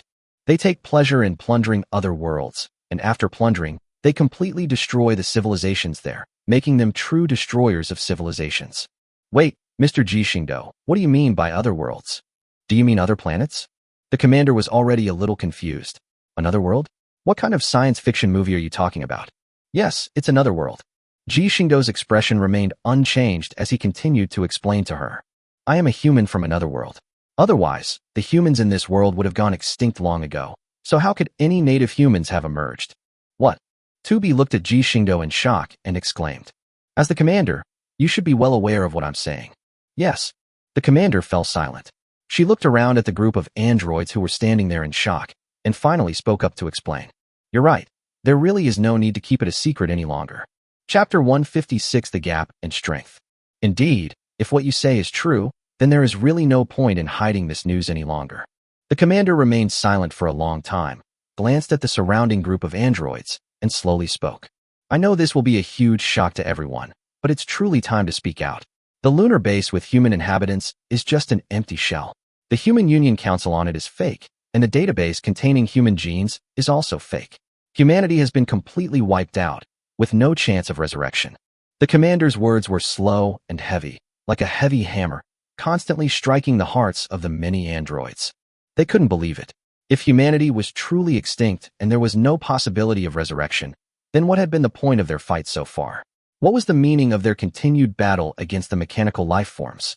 Not only you, but the creators of the mechanical life forms, those aliens, have all perished, wiped out by the killing machines they created themselves. It's fair to say that there are no winners in this battle between your two sides. Ji Xingdou sat down, looked at the group of dejected androids, and spoke softly. You mean those alien invaders, and they're dead? The commander's eyes lit up, and he looked at Ji Xingdou, and hurriedly said, Yes, they're all dead, but I advise you not to even think about attacking them. In 5 days at most, the plane raiders will arrive on this planet. With your strength and that of the mechanical life forms, you are absolutely no match for them. Ji Xingdou looked at the commander who was itching to act, and poured cold water on him without any mercy. It was the truth, after all, that the news was brought back by a mining ship that had been dispatched overseas. At the time, the mining ship was conducting mineral extraction operations on a planet when the surrounding space barrier suddenly began to shake unusually. After all, the mining ship is equipped with a warp drive, making it highly sensitive to changes in the surrounding environment during space jumps. In order to observe, the intelligently controlled mining ship took advantage of the fact that the other side was unfamiliar with the surrounding environment when it first landed, took a set of images, and then immediately initiated a warp to leave the place. The images it brought back were extremely useful. It showed more than 50 warships that were over a kilometer in length. Among them were even 2 capital ships, each 2,500 meters long. These warships could easily be equipped with planet-destroying cannons, which was enough to show that the enemy was up to no good. Including the various auxiliary ships, the number of raiders deployed from this plane exceeds 500. This is clearly not a small raider gang. Given the current strength of both sides on the planet, they would probably be overwhelmed and slaughtered as soon as they met. Ji Xingdou also explained the origins of most of the raiders and the strength of their fleet to everyone. Although it is unclear what their objective is, they will not use the planet-destroying weapon before achieving their goal. After all, if the planet is gone, their objective will also be gone. So what exactly do they want? The commander was puzzled. After all, this planet was already in a post-apocalyptic state. What could possibly attract them to come here and plunder? Perhaps they are relics from ancient civilizations, or perhaps they are you in mechanical life forms. Ji Xingdou looked at them and spoke slowly. What? Us? The commander was somewhat surprised, but with their advanced technology, would they really care about these androids? Why not just build one themselves? After all, things from otherworld civilizations are excellent collectibles for some large civilizations. These collectibles include, but are not limited to, historical artifacts of that civilization and even remnants of that civilization's human population, all of which have extremely high collectible value for them. Ji Xingdou gave a mocking smile and said slowly, "They are the kind of people who take pleasure in plundering and destroying civilizations, and consider this behavior something to be proud of, plunderers. So, sir, what should we do next?" The shocked commander stood frozen in place, his mind racing with possible solutions, but to no avail. He could only instinctively ask a question. After all, she felt that since Ji Xingdou had brought up the matter, he must have a solution. You can't possibly stop these guys. Ji Xingdou shrugged and said without any mercy, "Therefore, I will be in full charge of these shameless guys who have come here." What?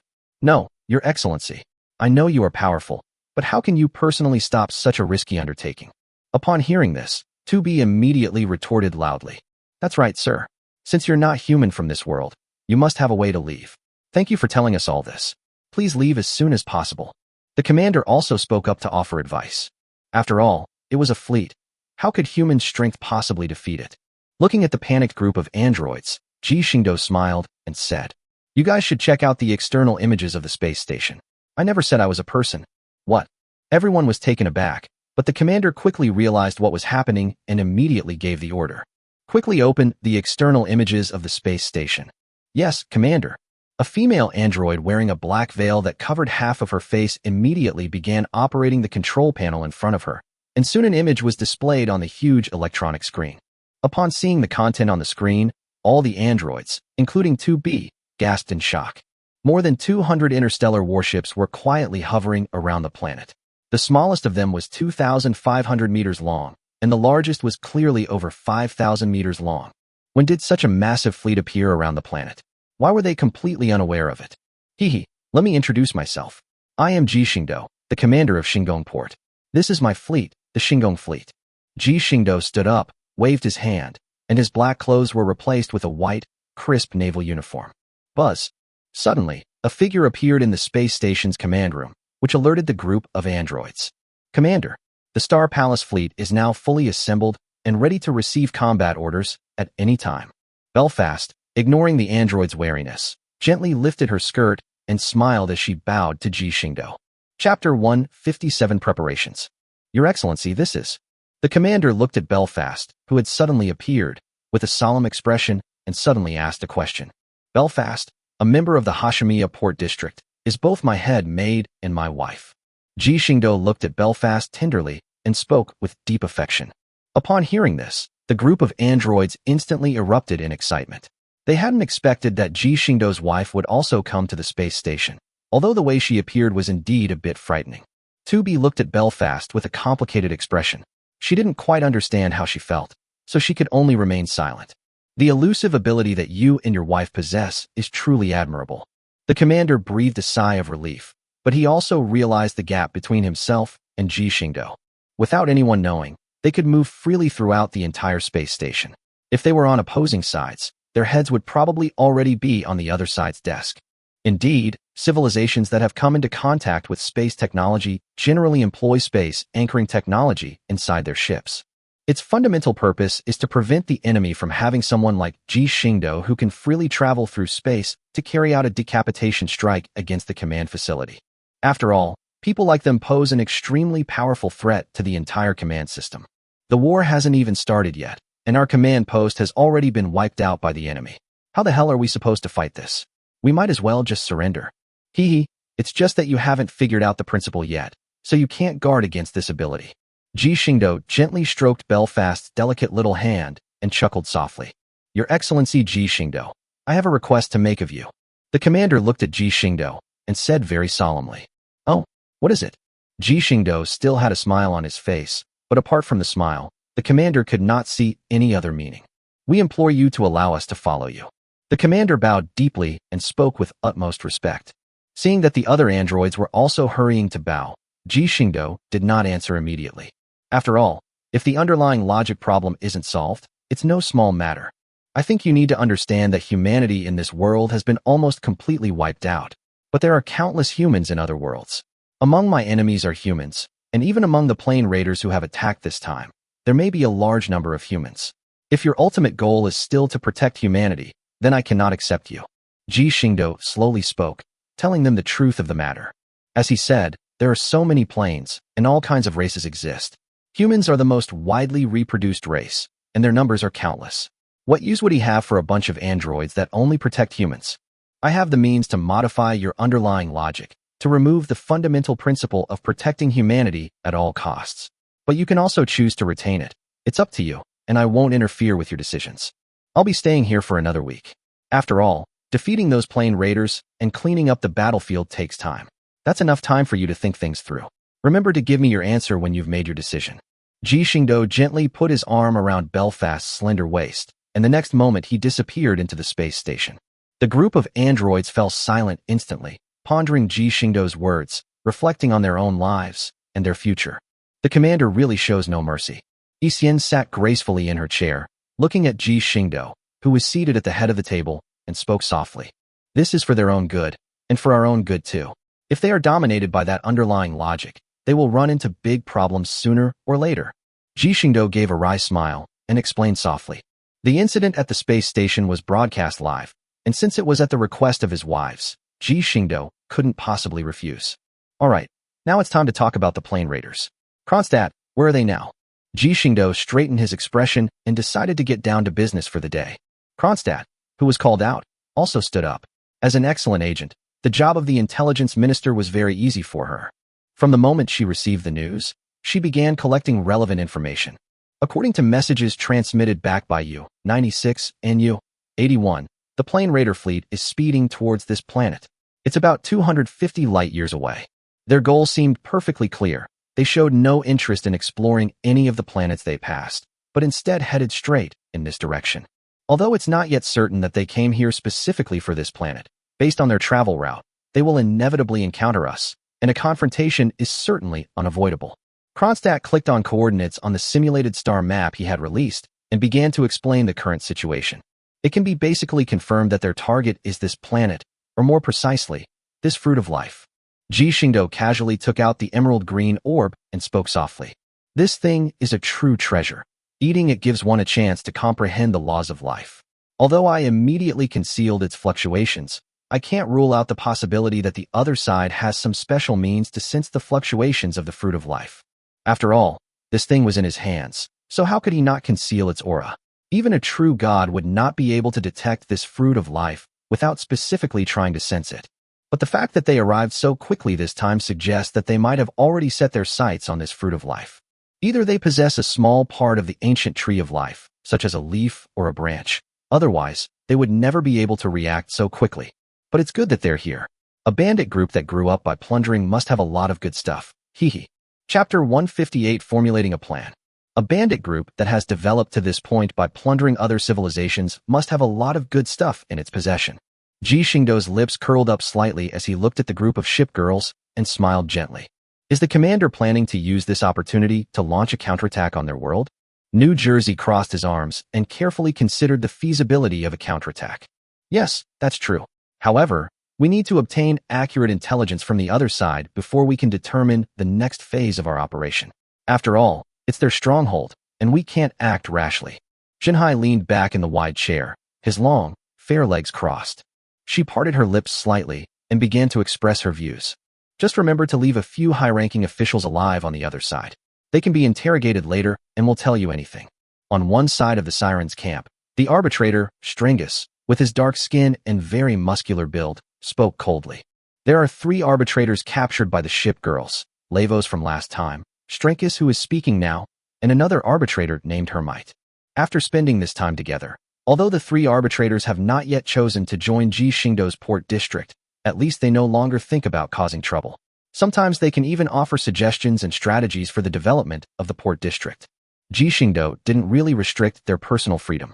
Apart from the most important facilities, they were basically free to wander around the home port. Ji Xingdou had specifically called them over for this meeting.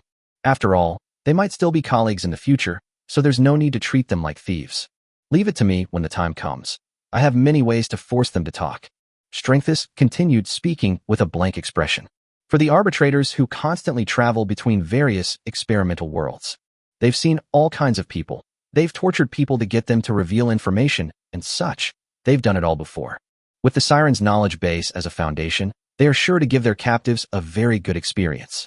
Sure, I'll break through the spatial anchoring inside their command ship and keep an eye on all their high-ranking commanders. However, I won't immediately issue a ceasefire order to their fleet.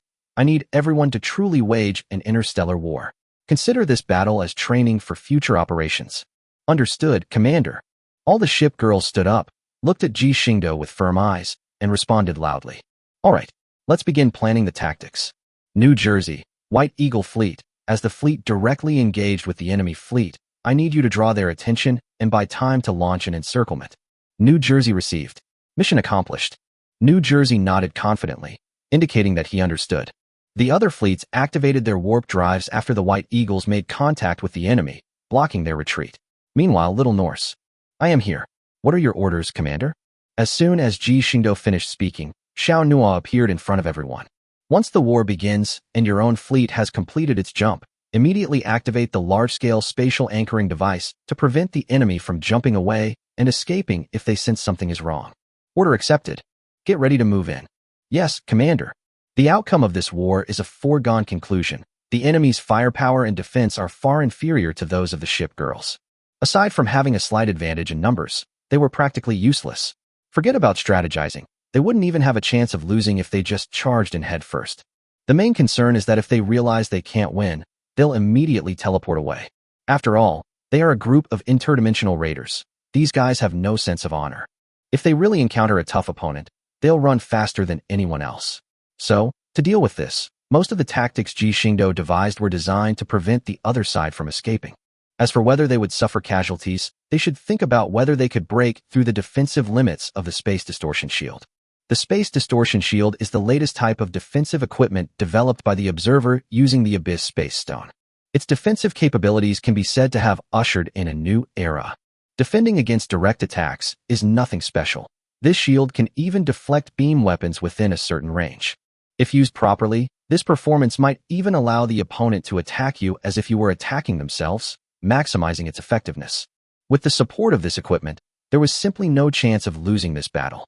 Unless another true god comes along. But to be honest, if someone has the strength of a true god, who would want to be a plane raider that everyone hates?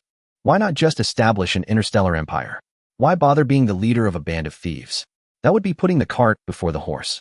After establishing an empire, although there will be certain restrictions on behavior, both development and population will experience extremely rapid growth.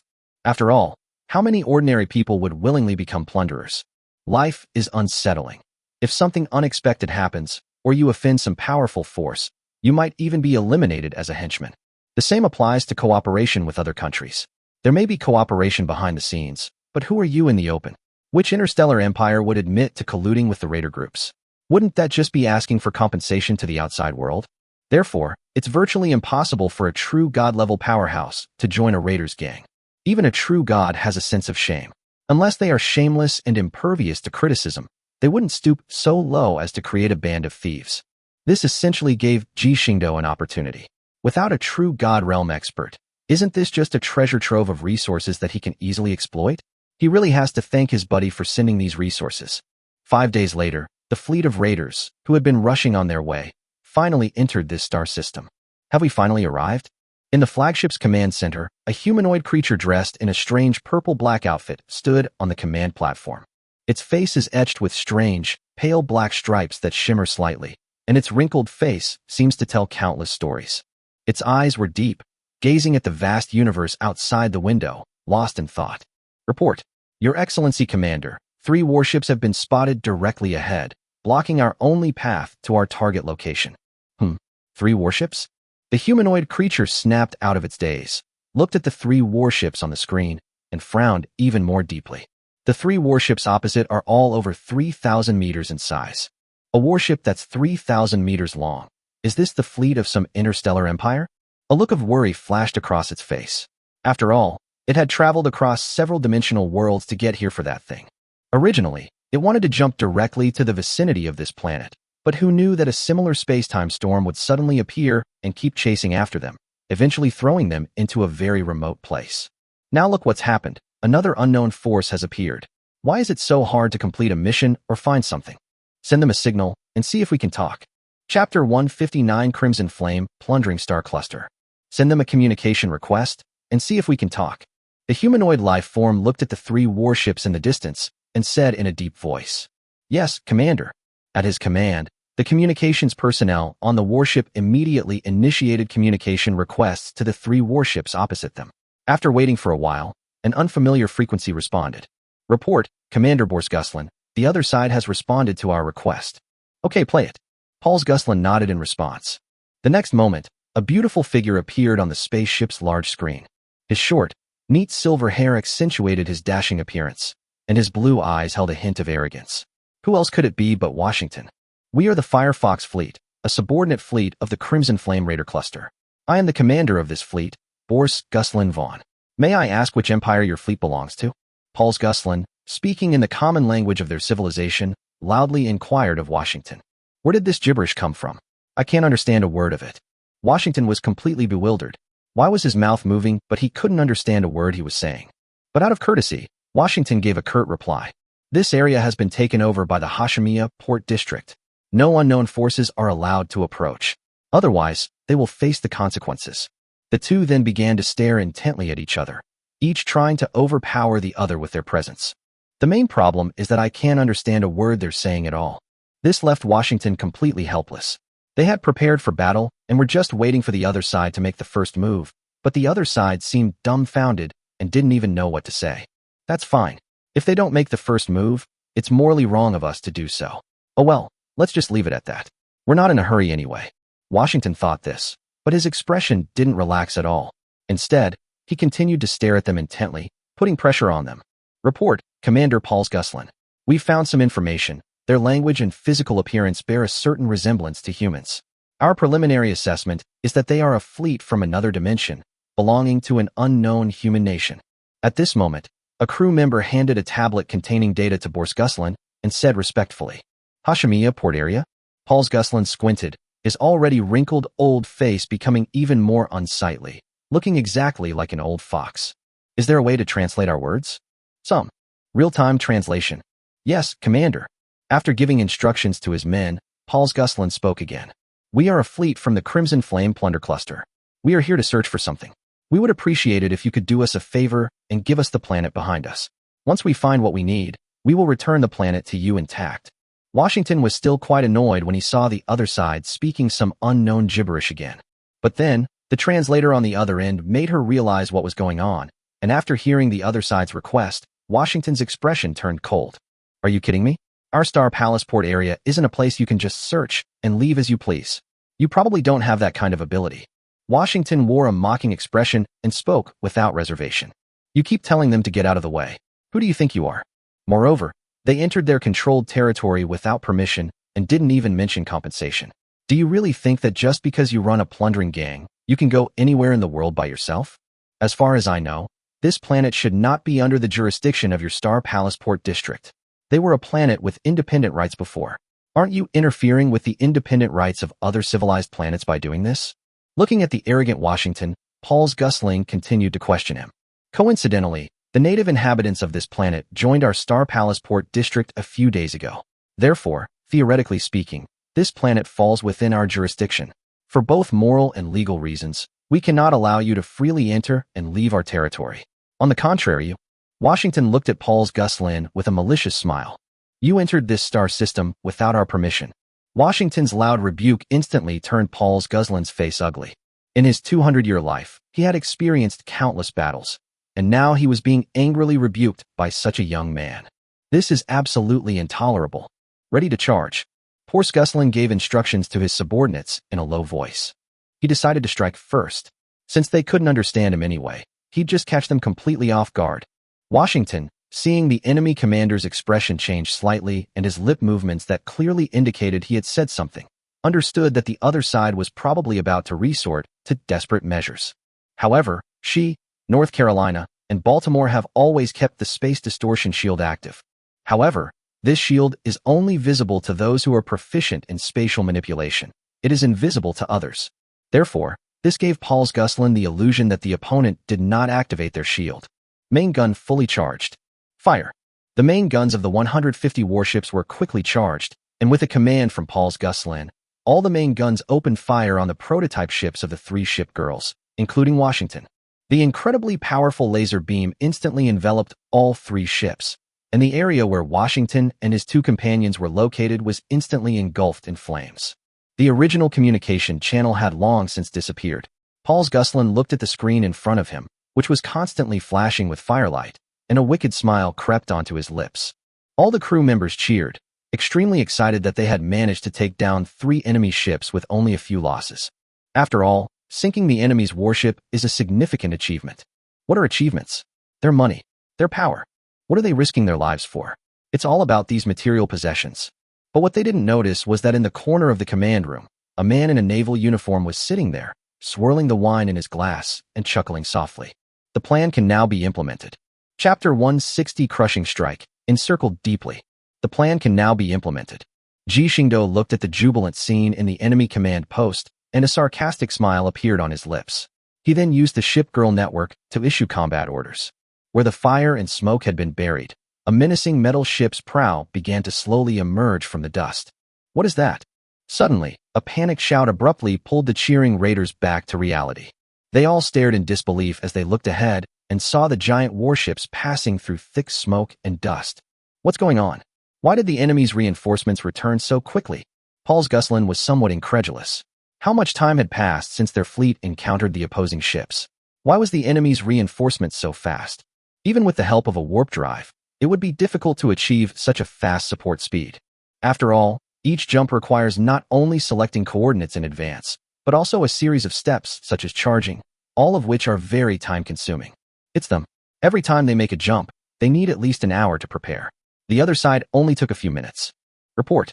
Commander Paul's Gosling, it seems the enemy on the other side didn't jump over. A crew member, his forehead covered in cold sweat, was constantly operating the control panel with his octopus-like tentacles. Through continuous comparison with the system, he finally came to a conclusion. They seem to have been here all along. Their ships have the ability to become completely invisible. Commander, this is a trap. Upon hearing this, all the crew members trembled, and even Paul's Gosling's face instantly turned ugly. He began to recall the scenes along the way and realized that something was indeed amiss. He had always been able to sense that subtle feeling of being watched. You must know that he is also an 8th level expert. Otherwise, he wouldn't be able to stand here safely after experiencing tens of thousands of battles. As an 8th level expert, his perception is naturally very strong. However, although he had sensed it before, he hadn't taken it to heart. After all, that feeling was less about sensing something and more like a sign of strength, not exactly a good premonition. But now it seems that the other side has been sending ships to stealthily follow their fleet all along. He should have realized this sooner. With an interstellar fleet on the other side, how could they not be scouting the surrounding star systems? They were probably discovered the moment they landed. There were 25 ships on the other side, but they were all giant ships over 3,000 meters long. And there was one more. The crew member pointed a trembling finger at the prototype ship in New Jersey and stammered. There's another one that's over 5,000 meters. The cries of agony from the crew echoed throughout the command center. Anyone could hear the despair in the crew's hearts. Their two largest warships barely exceed 2,500 meters in length. A 5,000-meter class warship? That's twice the size of theirs. The enemy's main guns could probably wipe out all their ships with a single shot. They'd probably be vaporized in an instant. Paul Guslin's face also turned ashen. Even if they used all the resources of the Crimson Flame plundering star cluster, they still couldn't build a 5,000-meter class warship. This is no longer a question of how much resources we have. It's a question of our technological level. Their limit is that they can only build warships that are 3,000 meters long at most. But now, the other side's ability to build warships that are 3,000 meters long is as easy as eating and drinking. What's the point of fighting like this? One shot from the enemy flagship, and even my Tier 8 character would be instantly obliterated. Fighting is out of the question. Retreat is the best option. Fleets 3 to 10 will remain to hold them off. This will buy time for the other fleets to evacuate. Paul Gusland immediately issued the combat orders. The only option now is to abandon a portion of the fleet in exchange for the safe evacuation of the rest. Upon receiving the order, the 3rd to 10th fleets immediately began a fierce bombardment of the White Eagle fleet. However, those bombardments that would wipe out all civilizations on the surface of a planet are nothing more than a tickle to the Shipgirls now. They didn't even use their main cannons. They just unleashed a salvo from their secondary laser cannons, and the enemy shield was riddled with holes. Initiate strategic missile bombardment. Standing in the command center of his prototype ship, New Jersey issued the next operational orders. The next moment, the missile bays of the 25 warships fully deployed, and they launched a deluge of missiles. Even in Baltimore, which has the fewest missile bays, a single salvo of missiles can still exceed 5,000. As for New Jersey, the number of missiles released at one time could even reach 8,000. Hundreds of thousands of missiles were fired at the opposing ships, and soon, the violent explosions instantly engulfed the remaining 8 fleet groups, numbered 3 to 10. It's important to know that at least 1/3 of these missiles are strategic nuclear missiles. When on the planet, Ji Xingdou rarely deploys nuclear weapons, since the destructive power is a minor issue. The biggest concern is the radiation. Not only would it harm the life on the home planet, but it would also hinder his subsequent resource extraction. Large-scale nuclear bombing would be a completely counterproductive move. But not anymore. It's the universe anyway, and there are plenty of cosmic rays and such. Adding a little more oil and vinegar to it should be quite reasonable, right? Therefore, he lifted some restrictions on the use of weapons and prepared to see what art was like after a long time. Commander-in-Chief Borskin's fleets 3 through 10 were completely annihilated. The command center fell silent. 8 fleets, totaling more than 200 warships, were wiped out in a single encounter by 20 enemy warships. In the past, he would have definitely found this crew member, executed him on the spot, and told the other crew members that this was the consequence of spreading false information and disrupting morale. However, he wouldn't do that now, because it would be pointless. The fleet would be destroyed right under his nose. What good is his denial? It only reveals his impotent rage. Report. A fleet has appeared behind us. It numbers over 30. A fleet has appeared on the right. It numbers over 40. Left. Space anchoring blockade detected. Unable to activate warp drive. Hearing the anxious reports, Paul Gusland understood that the mission had completely failed, but he absolutely could not be captured. Given the strength of the opposing fleet, if they knew the coordinates of their home base, they could easily destroy the Crimson Flame plunder cluster's stronghold. No one can stop them. They absolutely cannot be captured. Initiate the self-destruct sequence immediately. Everyone, prepare to sacrifice yourselves for the cause. Chapter 161, A Big Fish. Initiate the self-destruct sequence immediately. Everyone prepare to sacrifice themselves for the cause. Paul Gusland's face was grim as he roared at his crew. Yes, the crew members looked extremely grim, but they had no choice but to initiate the self-destruct sequence. After all, they have families too. If they don't carry out this mission, and news of what happened here gets back, their families could be doomed as well. However, after waiting for a long time, the self-destruct program still failed to start.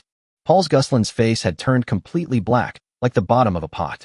He never expected anyone would dare disobey his orders. Did you think you could survive without self-destructing? He moved suddenly, appearing directly behind the crew member who was activating the self-destruct sequence. He reached out, grabbed the crew member, and then put his hand on the crew member's neck. Do you think you can survive without activating the self-destruct program? Paul Guslan spoke expressionlessly, his grip tightening as he did so. The crew members in his hands kept trying to pry his hands off, but how could a third-tier cultivator possibly be a match for Boris Guslan? All I could do was let him pinch me until my eyes rolled back, and I didn't even have a chance to explain. Since you lack the resolve to sacrifice yourselves for the star cluster, then I will personally send you to your deaths, and then personally initiate the self-destruct sequence. Everyone will die here. Click. The crew member's neck was crushed by Paul Guslan, and even his head was snapped off. That fine head fell to the ground with a thud and began to roll around until it reached a corner, right in front of Ji Xingdou, who was enjoying his wine. Who are you? Ji Xingdou, having dispelled the concealment spell, appeared in front of Boris Guslan without warning. Looking at Ji Xingdou's carefree expression, Boris Guslan felt a chill rise from his back. How long has he been here? As the fleet commander, you are indeed very decisive, but... Ji Xingdou smiled slightly, slowly stood up, looked at Paul Guslan, and his voice echoed directly in the depths of his mind. After all, Ji Xingdou didn't know their language, so he could only communicate with them through their souls. However, your style of doing things doesn't seem like that of a plane raider, don't you think? I have no idea what you're talking about. I am the commander of the Flame Fox Squadron of the Crimson Flame Plundering Cluster. That is an indisputable fact. A flicker of panic flashed in Paul Guslan's eyes, but it was fleeting, quickly masked by his forceful words. Crimson Flame Plundering Cluster? Commander of the Flame Fox Fleet? Whatever you say, I have plenty of ways to make you say it. Ji Xingdou looked at him sarcastically. Would a raiding star cluster be militarized? Would a raiding star cluster force its members to activate self-destruct systems, perishing with their ships? And would they actually obey such orders? The members of the Plunderer Cluster are known for their disorder. Expecting them to voluntarily undergo militarized management is simply ridiculous.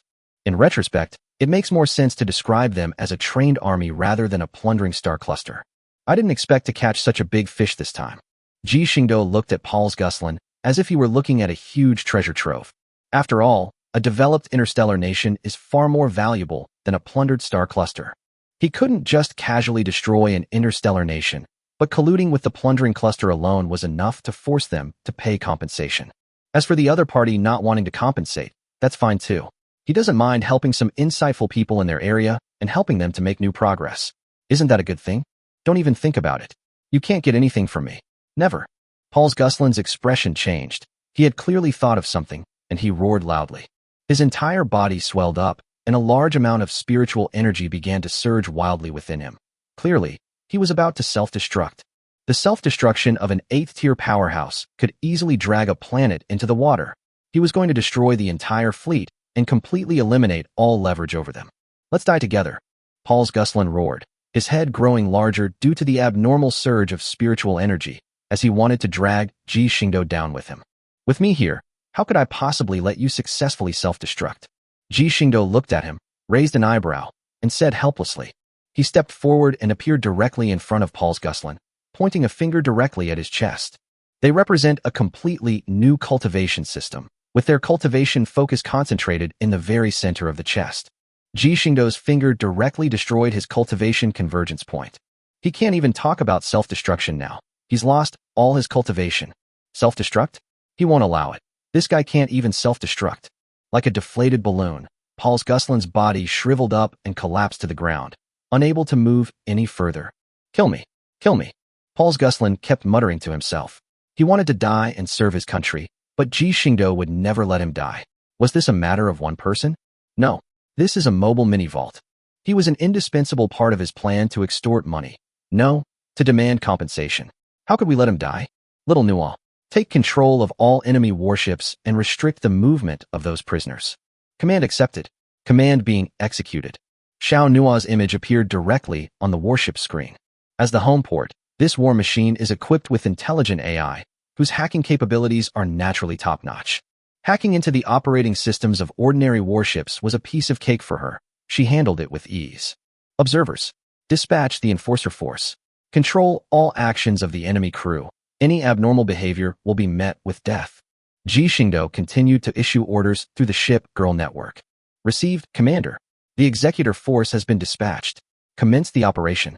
Upon receiving the order, The observers immediately dispatched a large number of executor units to begin the takeover operation of the enemy ships. Seeing that things were progressing steadily, Ji Xingdou glanced at the Paul's Guslan at his feet and chuckled. Let's go. I'm sure you can give me a very good answer, right? Chapter 162 Interrogation, Arrival. Yeah. The piercing screams echoed continuously in the interrogation room at the lowest level of the home port. To get Paul's Guslan to talk, Stringus went to great lengths. If it weren't for Ji Xingdou providing some treatment medicine from time to time, Paul's Guslan would probably have been tortured to death by now. How's it going? Ji Xingdou sat in the room on the outer floor of the interrogation room, calmly looking at Hermite, and asked softly. Hermite glanced at the inner room where torture was being carried out and shrugged. He's on the verge of a mental breakdown, and the potion of truth is ready. Once he breaks down, we can force-feed him the potion. Ji Xingdou nodded. After all, the truth potion sounded impressive, and those who drank it were required to tell the truth. However, if someone has undergone systematic training in rhetoric, they can use these skills to utter ambiguous statements, at which point the truth potion loses its intended effect. To maximize the effects of the truth potion, it is necessary to completely break down a person's psychological defenses. A person who has completely broken down mentally wouldn't think about how to use words to circumvent the effects of the truth potion. Click. At that moment, the door to the inner room opened, and Stringus, covered in blood, remained indifferent. She walked to the table, pulled out a tissue, and gently wiped the blood splattered on her face, saying indifferently, "That's good enough. Thanks for your hard work." Ji Xingdou stood up, took out a piece of paper, and wiped the remaining blood from her cheek. "It's all right." Stringus' face was expressionless, as if indifference was the dominant tone of her emotions. Ji Xingdou nodded, put down the tissue he had just used to wipe his hands, and turned to walk into the inner interrogation room with his hands behind his back. As soon as I pushed open the door to the inner interrogation room, an unusually strong stench of blood filled my nostrils. The walls of the not-so-large interrogation room were covered with splattered blood, which is probably why Stringus was covered in so much blood. Looking at Paul's Guslan again, he was no longer recognizable as human. His limbs were bent to varying degrees, clearly indicating that they had been broken off. The person felt a strange sense of powerlessness, as if their supporting bones had been smashed. Many parts of his body were missing skin, clearly torn off by force. The male characteristic in the middle was also brutally smashed, leaving only a pile of minced meat. As for fingernails, teeth, and the like, nowadays they are all plucked in half, leaving only half. You can't find a single intact organ on the whole body. His whole body was covered in blood. Looking at the miserable state of Paul's Guslan, Ji Xingdou raised an eyebrow. With a flick of his wrist, a pill appeared in his hand. With a light flick of his finger, the pill flew directly into Paul's Guslan's slightly open mouth, where half of his teeth were missing. He was genuinely worried that the guy would kick the bucket halfway through his question. Give him a pill, just to keep him alive and prevent him from really dying.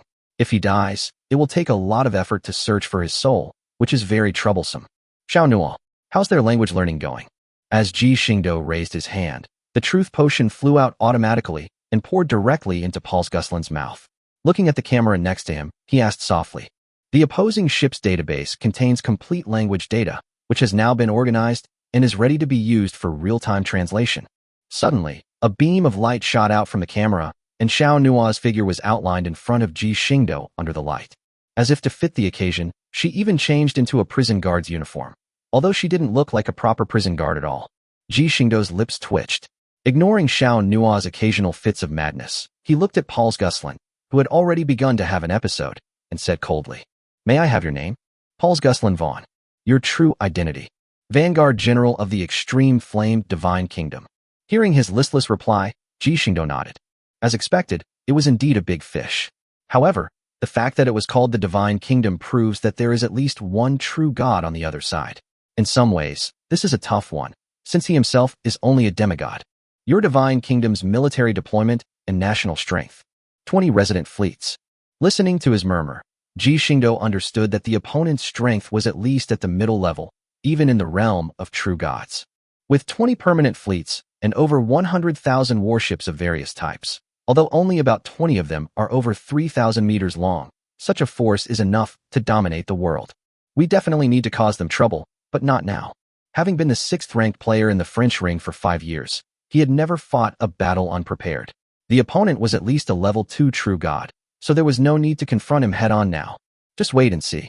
He had a premonition that once he had completely resolved the problems of the primordial world, it would be the time for him to truly ascend to godhood. When the time comes, no matter who the other side is, we'll beat them up first. Looking at the barely alive Pulse Guslan, Ji Xingdou asked one last question. What are the coordinates of your divine kingdom's location? He opened his mouth as if he were saying something, or perhaps not. Suddenly, his eyes widened, as if his eyeballs were about to pop out. He kept groaning, as if something was stuck in his neck, preventing him from saying a word. However, Ji Xingdou ignored him and instead looked at the crimson gold figure that appeared behind him and slowly spoke.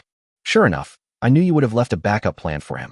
After all, Ji Xingdou didn't expect to be able to pry the coordinates of their divine kingdom out of Pulse Guslan's mouth. After all, the other party was a true god. How could he not leave some backup plan when he did things? The crimson gold figure glanced indifferently at Ji Xingdou, then raised his hand and burned the struggling Pulse Guslan to ashes. The crimson gold figure looked at Ji Xingdou, and a voice as loud as a great bell resounded.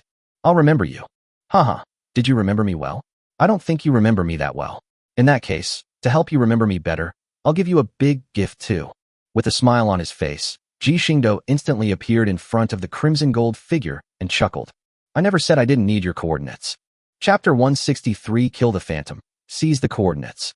I never said I didn't need your world's coordinates. Ji Xingdou looked at the crimson gold figure in front of him and said with a smile. The majesty of God is inviolable. The crimson gold figure spoke again, his words now tinged with anger. Those authoritative words resounded directly in Ji Xingdou's mind, leaving only the translation process. Crimson gold flames rose continuously, like maggots clinging to bones, and began to climb up Ji Xingdou's body. The crimson gold flames transformed into man-eating fire serpents, constantly circling around Ji Xingdou's body, clearly intending to devour him whole. The terrifyingly high temperature, though not directed at anything else, caused the specially made metal walls of the interrogation room to slowly melt. Hot molten metal began to drip slowly down the wall, making a sizzling sound. Ji Xingdou felt as if he were standing in the sun, with an uncomfortable burning sensation constantly coming over him, but he just chuckled at it.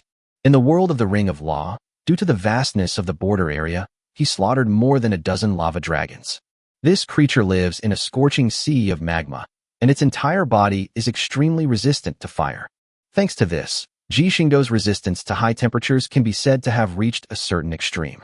Even the flames of a true god would take time to burn him. Moreover, what stood before him was merely an incarnation of a true god. With your avatar, you shouldn't even think about hurting me. Ji Xingdou casually grabbed the crimson gold snake head and then, with a slight effort, crushed it completely, turning it into countless flying fireflies. I will definitely kill you. The crimson gold figure spoke again, his tone carrying a sense of certainty. Haha, anyone can talk tough. Just wait until I come looking for you. Ji Xingdou chuckled and reached out with his right hand again, piercing straight through the chest of the crimson gold figure. When he pulled it out again, a crimson gold flame orb appeared in his hand. The crimson gold figure began to slowly dissipate, his eyes fixed intently on Ji Xingdou. Just as Ji Xingdou said, he was indeed deeply impressed. He would kill this guy who blasphemed the dignity of the true god sooner or later. Ignoring the gaze of a true god, Ji Xingdou looked at the jewel in his hand, which seemed to be burning continuously, and a smile appeared on his lips as he muttered to himself. Now we have the coordinates. After all, the other side wouldn't have time to erase the traces left behind when they arrived. By following the aura left on this precious pearl, they could easily trace the location of the other side's divine kingdom. It has never been him who is facing fear, but the other side. They have to bear the pain of knowing that their homeland could be attacked at any time. Call someone to tidy this place up? Yes, Commander. Xiao Nua changed back into her previous clothes and responded respectfully. So, does that mean we've gathered almost all the intelligence? Inside the operations conference room at the home port, a group of ship girls gathered once again. Veneto blinked her charming eyes, looked at Ji Xingdou, and asked a question. Yes, I already know most of the information. Even if they start a large-scale conscription and begin building spaceships, the increase in their military strength will be very limited. Ji Xingdou nodded. After all, once the army is mobilized, it's a continuous source of money. A country's capacity to withstand war is limited. Even if the opponent is an established superpower, it is impossible to afford too much war expenditure. If they can add 5 more fleet groups to their current position, it would be a testament to their formidable strength. After all, they didn't know when Ji Xingdou would attack, and they couldn't keep the divine kingdom in a state of resource overload indefinitely. This behavior is fine for a short time, but if Ji Xingdou doesn't attack for decades or centuries, are they going to persist for decades or centuries? That's absolutely unrealistic. Therefore, Ji Xingdou, who had the initiative, was not worried at all. He would leave them hanging for a while, and then talk to them properly after he became a god. Now, let's focus on leaving this place first. Solving the disaster in the primordial world is the most important thing. Ji Xingdou straightened his posture and continued. What should be done with the prisoners? Latorio looked at Ji Xingdou and asked in confusion. The port area doesn't support idlers. Ji Xingdou shrugged and smiled. After all, besides the cursed child, Ji Xingdou is the only human in the port area, so the port area does not support idle people, which is not a problem. No. Latorio nodded, indicating that he understood. They have never shown mercy to their enemies. Observer, take a look at those warships and see what materials are still usable. Dismantle them and collect them. There's no need to keep these warships. Received. I'll send someone to handle it right away. The observer nodded in response. After all, Ji Xingdou really didn't think much of those warships. It's one thing if the spaceship is no good, but the warship system is completely unoriginal. Bringing it back would only make it cannon fodder. Ji Xingdou even complained that it wasn't sturdy enough. As for using resources to upgrade it myself, I'd rather just dismantle it and build something better. Wouldn't that be much better? Why bother modifying this piece of junk? It's just an eyesore. How have the underlying logic of androids been modified? At this moment, Ji Xingdou also remembered 2B and the others, and immediately asked about it. It's all fixed, meow. I've added the command for absolute loyalty to Hashimiya port, meow. Ming waved her wide sleeves and answered with a smile. Don't accuse Ji Xingdou of being selfish for arbitrarily adding things to their underlying logic. He wasn't exactly a saint. His main purpose in accepting these androids was to have them take on various positions. For example, in the city where the cursed child lives, there are all sorts of professions that need people to take on the roles. He can't exactly send shipgirls to act as sales clerks. The executors and agents are perfect killing machines, but not qualified service machines, and he would never let them take on these positions. As for the yellow chickens, their intelligence is even inferior to that of executors and agents. They are only good at doing dirty and tiring work, and since they don't even have a language system, they are even less capable of fulfilling these positions. Therefore, these androids with human emotions are the best candidates. Of course, androids with combat talents, such as 2B, were taken over by the Watchers, because their combat equipment is far outdated for the current port area. Therefore, the observers decided to create exclusive equipment for them, and also to lay the groundwork for future equipment for children. As for 2B and the others, their role is to serve as Ji Xingdou's bodyguard. Although Ji Xingdou didn't understand why he needed a guard team. However, under the strong request of the shipgirls, Ji Xingdou could only agree and take it as a token of their goodwill. After all, he was always restless and running around everywhere. Although the shipgirls knew Ji Xingdou's strength, they were still very worried about him. Although they knew that this guard team was basically useless. Chapter 164 Preparations Before Evacuation. Now you can start preparing for the evacuation. Ji Xingdou clasped his hands together and placed them on the table in front of him. Looking at the group of shipgirls, he spoke slowly. After all, the other party is still very vengeful. To avoid unnecessary trouble, we should withdraw as soon as possible. Now is not the time to fight a divine kingdom. We should try to complete all matters within one day. Understood. I will recall all mining ships immediately. The observer nodded and immediately pulled out the controller, preparing to recall all the mining ships. The arbitrator, Hermite, also stood up and smiled. Leave those prisoners to us. No one is better at handling this than us. With that, he, Strength, and Lavos left the conference room to deal with the prisoners. I'm going to dismantle the spaceship, meow? Ming jumped off the chair, smiled, and waved her wide sleeves, then jogged out of the conference room. Richelieu, Yatsen, take some men to the planet and wipe out all those large mechanical life forms, and collect their remains. I will obey your orders. Richelieu smiled at Ji Xingdou and spoke softly. Yes, Commander. Etienne stood up and nodded. The remaining factions formed patrol fleets to maintain security in the surrounding area.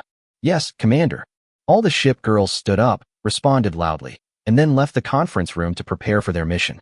Of all the preparations, dismantling the spaceship was the most time-consuming. To improve efficiency, the shipgirls also helped dismantle the spaceship.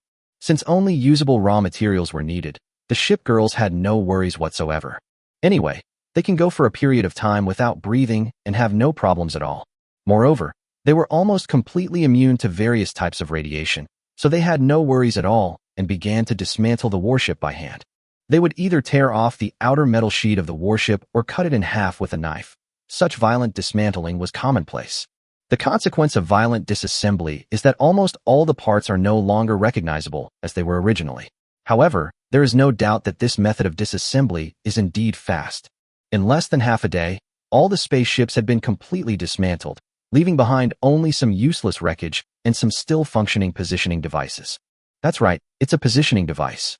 After all, a fleet dispatched overseas can take anywhere from a few months to several years, or even decades. How can we manage if we don't know the fleet's location in real time? If the fleet were destroyed midway, headquarters probably wouldn't even know where they died, which would be a real joke. This is why Ji Xingdou insisted on dismantling the warship right here. If all of these things are taken away, the location of the Azure World system will likely be directly exposed to the other side's vision. At that time, the one with the initiative will not be Ji Xingdou, but the other side. Given the current size of Ji Xingdou's fleet, it is more than capable of offense, but its defensive strength is insufficient. It would be best not to do something as foolish as revealing the world coordinates. Soon, the mining ships also returned fully loaded one after another. Richelieu, Yatsen, and the others who went to the planet's surface to eliminate the giant mechanical life forms also returned safely.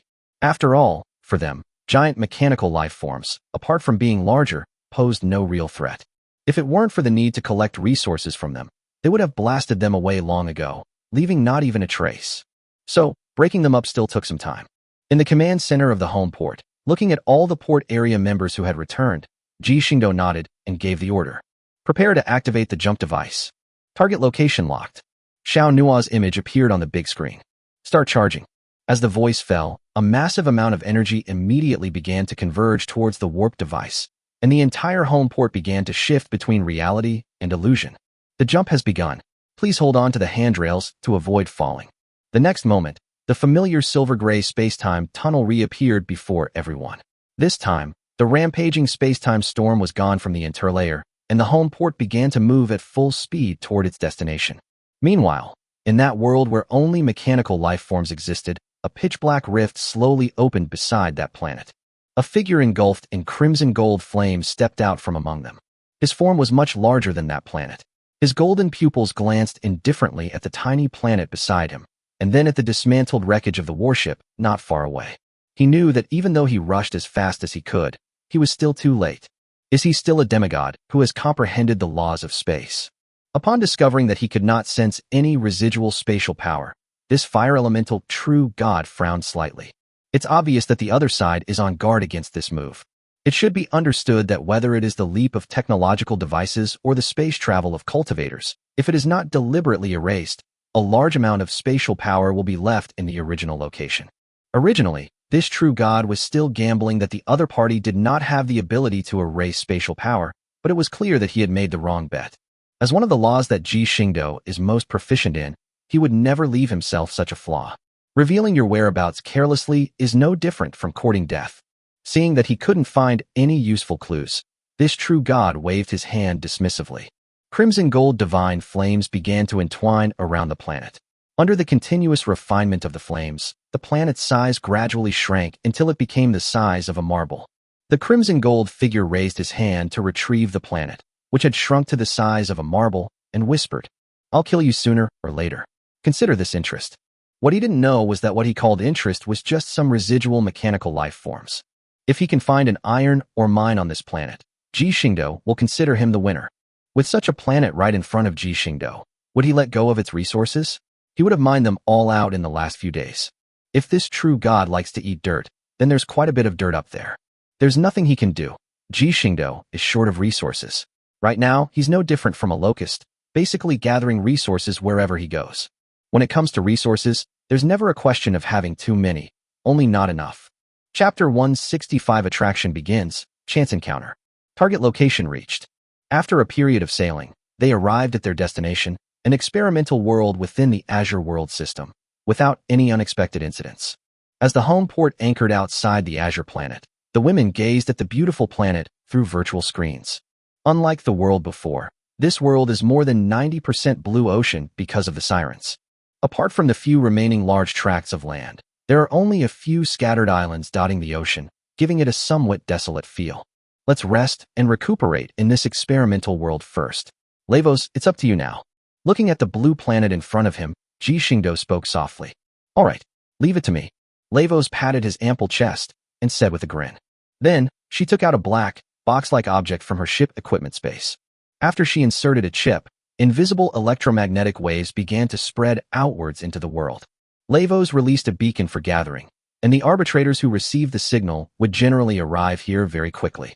And those members of the Ember Fleet, after intercepting this summons message belonging to the arbitrators, will surely come here to see what exactly happened. After all, although the arbitrators have been relentlessly pursuing the Ember Fleet, it doesn't mean that the Embers are powerless to resist. The Ember Fleet is strong enough to fight the arbitrators. However, most of them were busy with their own affairs and were unwilling to clash with the arbitrators. After all, both sides have beacons, and if either side gets entangled, it could lead to a large-scale battle. After all, once the fighting starts, both sides might release beacons, and before long, people from both sides might start gathering and engaging in a chaotic battle. This would be a completely counterproductive move. But things are different now. With Ji Xingdou's fleet as a foundation, we're not afraid of fighting and can wipe out the enemy in no time. It's worth noting that when the three of them were attracted here, the port area was still undergoing aerospace transformation. Of the three, the best performer was Strength, who managed to hold out for about 20 seconds thanks to the gravity device. She and her might had barely started fighting when she was pinned to the ground by the opponent within seconds. Now they've undergone another round of modifications, and if any arbitrators dare to act recklessly upon arrival, they'll likely be eliminated instantly and rendered incapable of fighting. To be honest, under normal circumstances, how could the three of them be so obedient? They're sirens, after all. They're the arbitrators. But there's nothing we can do. Circumstances dictate our fate. We can't win in a fight, and we can't run away, so we might as well accept our fate early and live a more comfortable life. Since the main task now is to wait for the other arbitrators and the Ember Fleet to take the bait, the shipgirls are idle, except for the mining ships in the port area, which cannot stop working. It was essentially a holiday, and the shipgirls were divided into shifts. Apart from some staying behind, the rest headed towards the planet in front of them. After all, even though the cities in the port area have everything, you can get tired of visiting the same place all the time. Since they had the opportunity this time, they decided to explore the cities on this planet. Ji Xingdou naturally had no objection to this. The shipgirls were not his subordinates, and not all of them had to revolve around him. They should also have their own hobbies and lifestyles, and he will silently watch over them, just as they silently protect him. However, just like the shipgirls who can't sit still, Ji Xingdou is even less so. Sitting in the office all day reviewing documents? What kind of talk is that? Is that what a human being should be doing? Ji Xingdou strongly condemns this kind of life. Without a shred of remorse, he cast a spell on the pen, imbuing it with sentience, instructing the poor thing to work hard, and then slipped away. All that was left was that fountain pen on the table, writing furiously. Sometimes, when it ran out of ink, it even had to unscrew the ink bottle cap and refill itself, making it a truly miserable working pen. In response, the fountain pen strongly condemns Ji Xingdou's irresponsible behavior. At least give the document some intelligence. I'm just a pen, I can write, but I also have to know how to turn pages. A bustling city. Ji Xingdou strolled through a city in Western Europe, watching the bustling streets, and sighed softly. After all, the cities on the home port are naturally far more technologically advanced than the cities in front of them. However, due to the unique nature of the city, such bustling scenes are actually quite rare. Imagine a city of 300,000 people, all of whom should be in school and studying hard. At a certain time, the streets are basically deserted. After all, they still have to go to school, and they can't neglect their studies. In some ways, the city is rather desolate. As Ji Xingdou pondered this, he stepped into a jewelry store. Just as he was looking around at the dazzling array of jewelry, a smiling middle-aged woman approached him and said something in a friendly tone. Sir, are you looking to buy some jewelry? Given Ji Xingdou's status, his food, clothing, and daily necessities were naturally of the highest quality. The shop assistant could tell that the materials used in Ji Xingdou's clothes were extremely exquisite, and that Ji Xingdou's figure was also quite perfect, so she thought that he was a big customer and immediately came to greet him. Let's take a look first. Ji Xingdou smiled and nodded, responding softly. Okay, I'll introduce it to you now. The shop assistant maintained her smiling expression. She couldn't let go of this big customer. Wait, what's the best jewelry you have here? Just then, Ji Xingdou saw two familiar figures in the distance and asked the shop assistant next to him. Ah, This is our main store's prized possession, a necklace called Tears of the Goddess, made entirely of. A hint of joy flashed across the shop assistant's face, and she was about to launch into a long explanation when Ji Xingdou suddenly frowned and interrupted her. Only one? Ah. The shop assistant was clearly taken aback, somewhat confused by his meaning. I mean, you only have one item that's considered your store's most prized possession? Ji Xingdou continued to ask, somewhat helplessly. Yes, sir. The shop assistant answered somewhat timidly. TSK. Ji Xingdou frowned. Although he knew that this request was indeed a bit difficult, since these were the store's prized possessions, it would be hard to find a second one. The problem is, if he were only giving it to one person, one piece would be enough, but now that he has two, how can he possibly give this one away? One Shipgirl gives away the store's prized possession, while another Shipgirl gives away something else. Are you kidding me? Although they wouldn't care what I give them, it's still best if there's no difference. Or should I make two right now? Chapter 166, Making a Necklace. Or should I make two myself? Ji Xingdou gently stroked his chin with one hand, pondering the feasibility of such a thing. With his extraordinary mental strength and self-control, making two necklaces shouldn't be too difficult, right? After all, Ji Xingdou had never worked in this industry, and he wouldn't be so arrogant as to think that an amateur like him could challenge other people's professional skills. That would be far too presumptuous. As for the system store, there are indeed skills related to this job, but well, Ji Xingdou still has to learn them on his own. This damn system, it fails at the crucial moment. Ji Xingdou secretly cursed in his heart. However, he still redeemed relevant professional books from the system store. He could never become a master jeweler in such a short time, but at least he knows how to do it, which is enough. Do you still have any unpolished rough stones here? Ji Xingdou looked at the shop assistant standing to the side and asked. Yes, there are. Do you want to? The shop assistant nodded and looked at Ji Xingdou respectfully as he inquired. I'd like to have two necklaces made by hand. Do you provide raw stones? Don't worry, you won't shortchange me on the fees. Yes. To handle this situation, our store offers specialized services and corresponding pricing. Please follow me. The shop assistant explained to Ji Xingdou with a smile, and then began to lead the way for Ji Xingdou.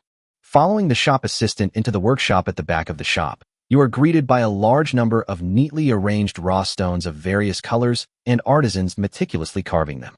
After the shop assistant explained the purpose of the visit to an elderly man who was carving, the old man looked at Ji Xingdou with a strange look, and a hint of appreciation flashed in his eyes. Although Ji Xingdou couldn't understand why the old man was looking at him like that, it didn't matter. In fact, if there were a master in this field to guide him, at least he wouldn't have created such a mess. Ji Xingdou kept flipping through the information in the book in his mind, and realized that he should pay more attention to the processing of the raw stones. Looking at the rare raw stones on the shelf next to him, a glint flashed in Ji Xingdou's eyes, and the internal structure of the raw stones was revealed to him. Ji Xingdou stepped forward and selected a rough sapphire with the highest purity. Its size was enough for him to make two necklaces, and there was still more than enough room for it. Sir, are you planning to use this sapphire to make a necklace? At this moment, an old voice slowly sounded behind Ji Xingdou. He turned around, looked at the old man who had walked up behind him and was looking at him calmly, and replied with a smile. Yes, sir, I do intend to use this rough stone to make two necklaces. Haha, sir, you have a really good eye. This rough stone is a top-quality piece, even among the rough stones that are abundant in Kashmir. The old man smiled and nodded, praising Ji Xingdou's good eye. Hee. Only such gems could barely be worthy of their pure hearts and minds. Ji Xingdou slowly raised the raw stone in his hand. Under the light, the raw stone appeared so dazzling. Because of Ji Xingdou's careful selection, this gemstone has very few impurities inside, and everything looks so pure and captivating. The old man led Ji Xingdou to a special workbench and brought out several other materials for Ji Xingdou to practice on. After all, if such a precious sapphire rough stone were accidentally damaged right away, the old man might have a heart attack. It's not about the money, it's about wasting something. Ji Xingdou understood this, so he began to test the feel of the material. With the help of his extremely strong mental power, Ji Xingdou did not waste a single piece of material. Looking at Ji Xingdou's masterpiece and his rock-solid hand, the old man was speechless with astonishment.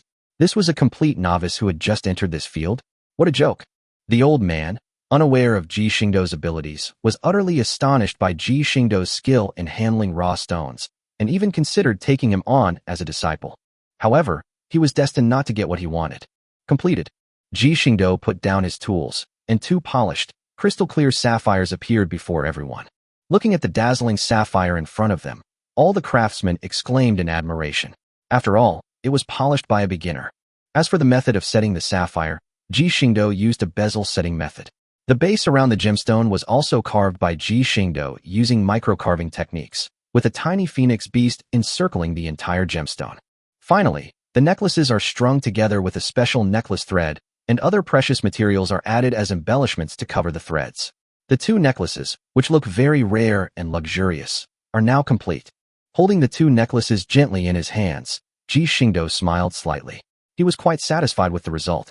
I never knew the commander could make necklaces. Just then, a soft voice sounded from behind him. Ji Xingdou stood up and found St. Louis and Helena, dressed in casual clothes, standing quietly behind him, looking at him with smiles. Ji Xingdou also realized that he was too engrossed in his work and had forgotten to observe his surroundings. Moreover, the ship girls are quite strong now, and I was so caught up in the moment that I didn't even notice that the two of them had arrived. It's just a hobby. Ji Xingdou looked at the two of them and smiled gently. Then he picked up two exquisite necklaces and gently walked up to the two of them. And to their astonishment, she gently placed the necklace on their swan-like, snow-white necks. Helena was somewhat lost in thought, gently stroking the delicate necklace that draped down to her chest. Tears of emotion began to well up in her eyes.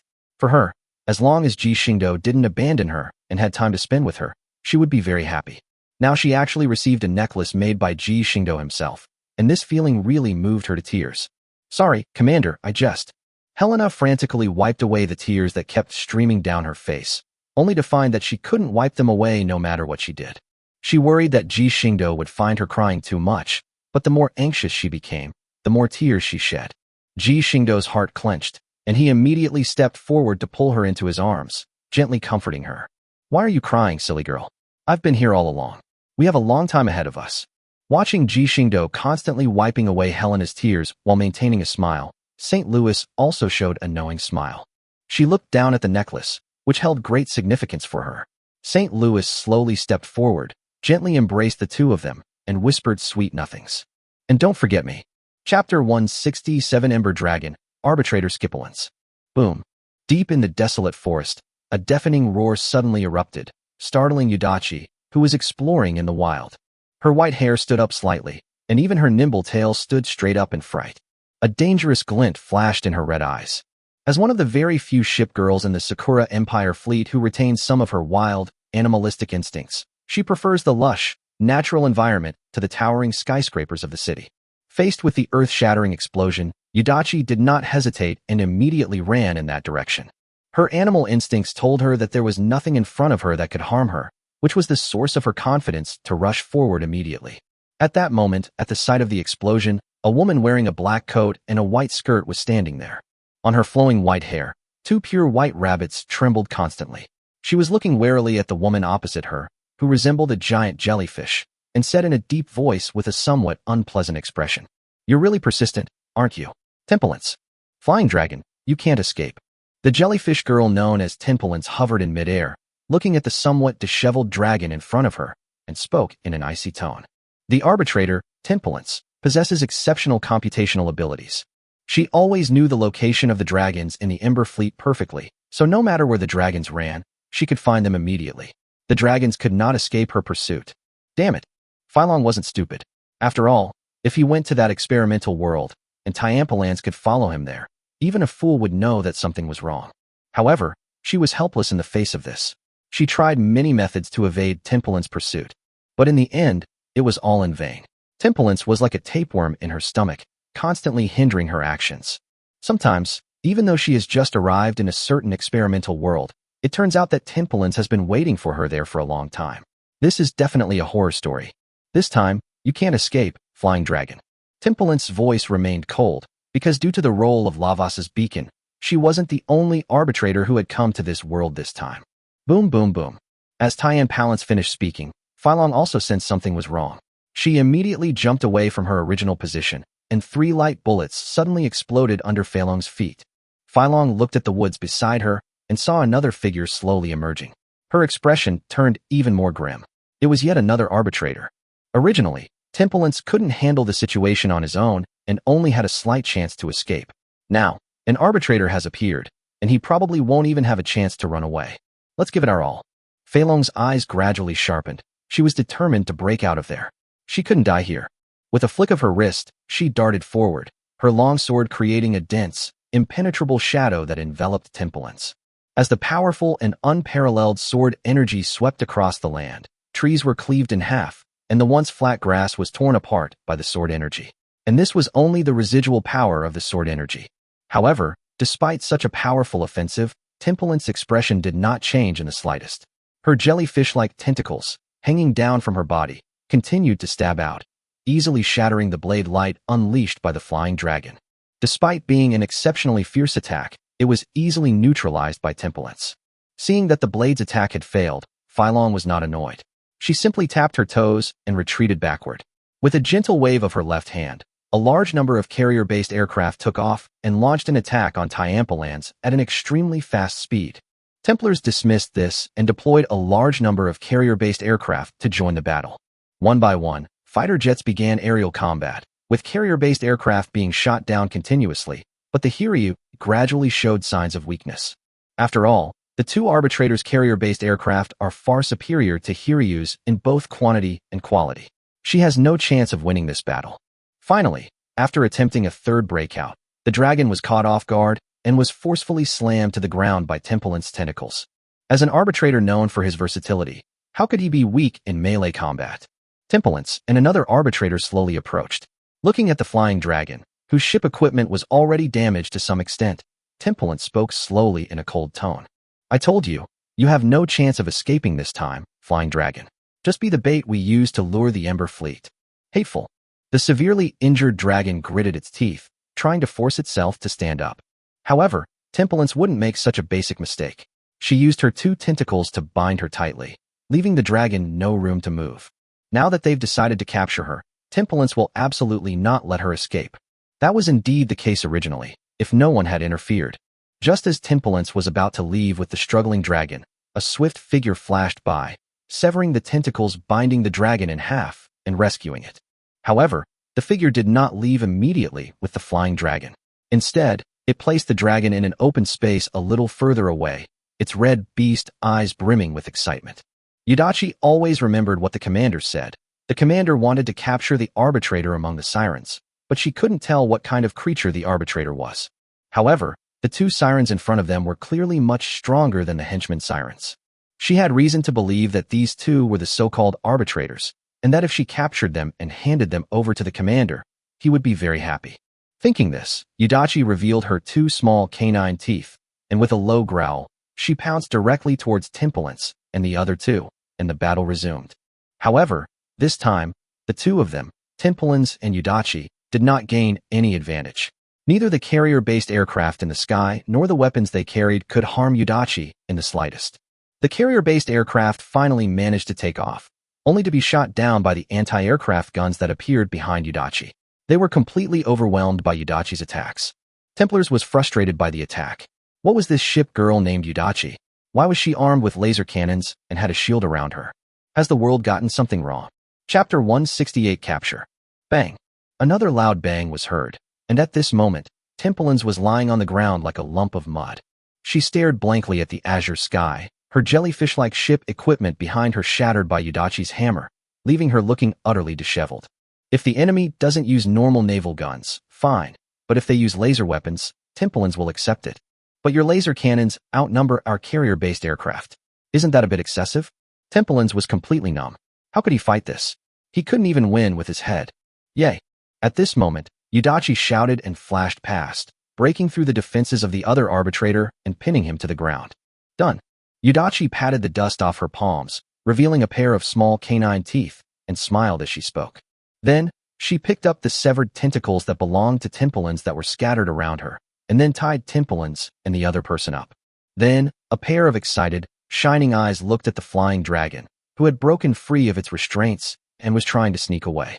Feeling Yudachi's burning gaze, Fei Long trembled all over, and cold sweat immediately broke out. She turned her head mechanically, forcing a smile onto her face. Well, I won't bother you any longer, I'll be going now. After saying that, she turned around, wanting to leave this troublesome place immediately. However, the next moment, a small hand wearing a small boxing glove landed on her shoulder, pinning her to the spot and rendering her unable to move an inch. How can you leave? You can't leave. Yudachi's voice came from behind the dragon, accompanied by the sound of tentacles slapping the ground. Filong turned his head, looked at the long mechanical jellyfish tentacle in Yudachi's hand, and put on an ugly smile. No need, right? This is a necessary measure to prevent you from escaping. Yudachi tugged at the tentacle in her hand. Then with a slight movement, before the flying dragon could react, it found itself bound up like a large burrito. This speed. Filong looked at Yudachi with some helplessness and gained a new understanding of her speed. The next moment, Yudachi picked up the flying dragon and put it on his shoulder, and then lifted up the two arbitrators who were tied together. Come out. Shili looked up to the sky and shouted. Then, to the astonishment of the arbitrator and the dragon, a massive warship slowly revealed its enormous size. What is this? Filong looked on in disbelief. What was this? A starship? You're telling me Yudachi's prototype ship was a starship? Dude, did you wander into the wrong movie set? Meanwhile, Templin and another arbitrator named Dibaru fell silent. They now understood why Yudachi had so many laser cannons. With a hull nearly 3,000 meters long, it seemed reasonable to have a lot of laser cannons. Teleport. With another command from Yudachi, a white light swept across the four people on the ground from the warship, and then their bodies disappeared. The four people then appeared inside the warship's command room. He casually tossed the three prisoners aside. Then, somewhat excited, looked at the battleship's operating system and shouted, Destination, home port. Let's go. Upon receiving the order, the warships quickly rose into the air and sped towards the outer reaches of the planet. So, you just brought them back like that?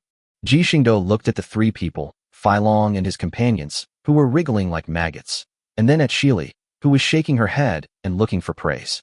He smiled and patted her head. Well done. Hee. Yudachi rubbed against Ji Xingdou's large hand, her face full of happy smiles. After interacting with Yudachi for a while, Ji Xingdou looked again at the bound Filong and the two arbitrators.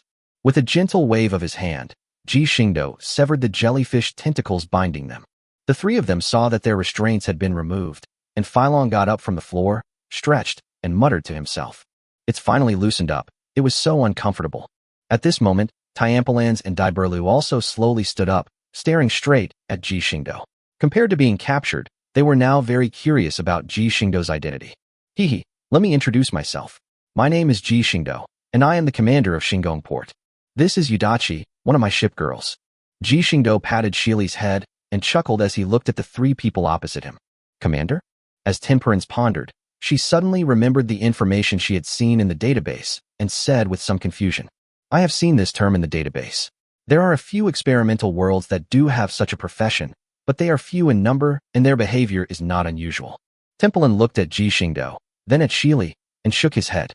It seems there's a significant discrepancy between what's recorded and reality. You're practically the biggest anomaly. This ship girl named Yudachi should be the Yudachi we know.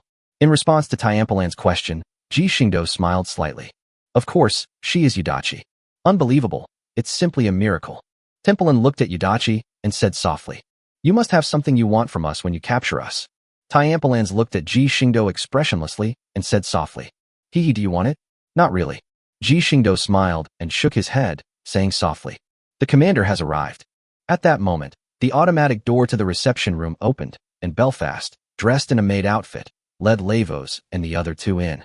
Upon seeing Lavos and his two companions, both Templar and Daiburlu's pupils constricted, and they exchanged a disbelieving glance, realizing that they had stepped into a trap set for them. After all, they were drawn here by Lavos's summons, and now Lavos is standing right in front of them.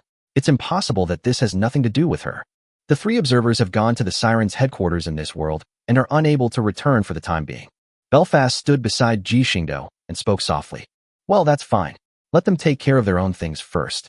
Ji Xingdou nodded, then looked at the two, Tyampalans and Ji Xingdou, who were on guard, and smiled gently.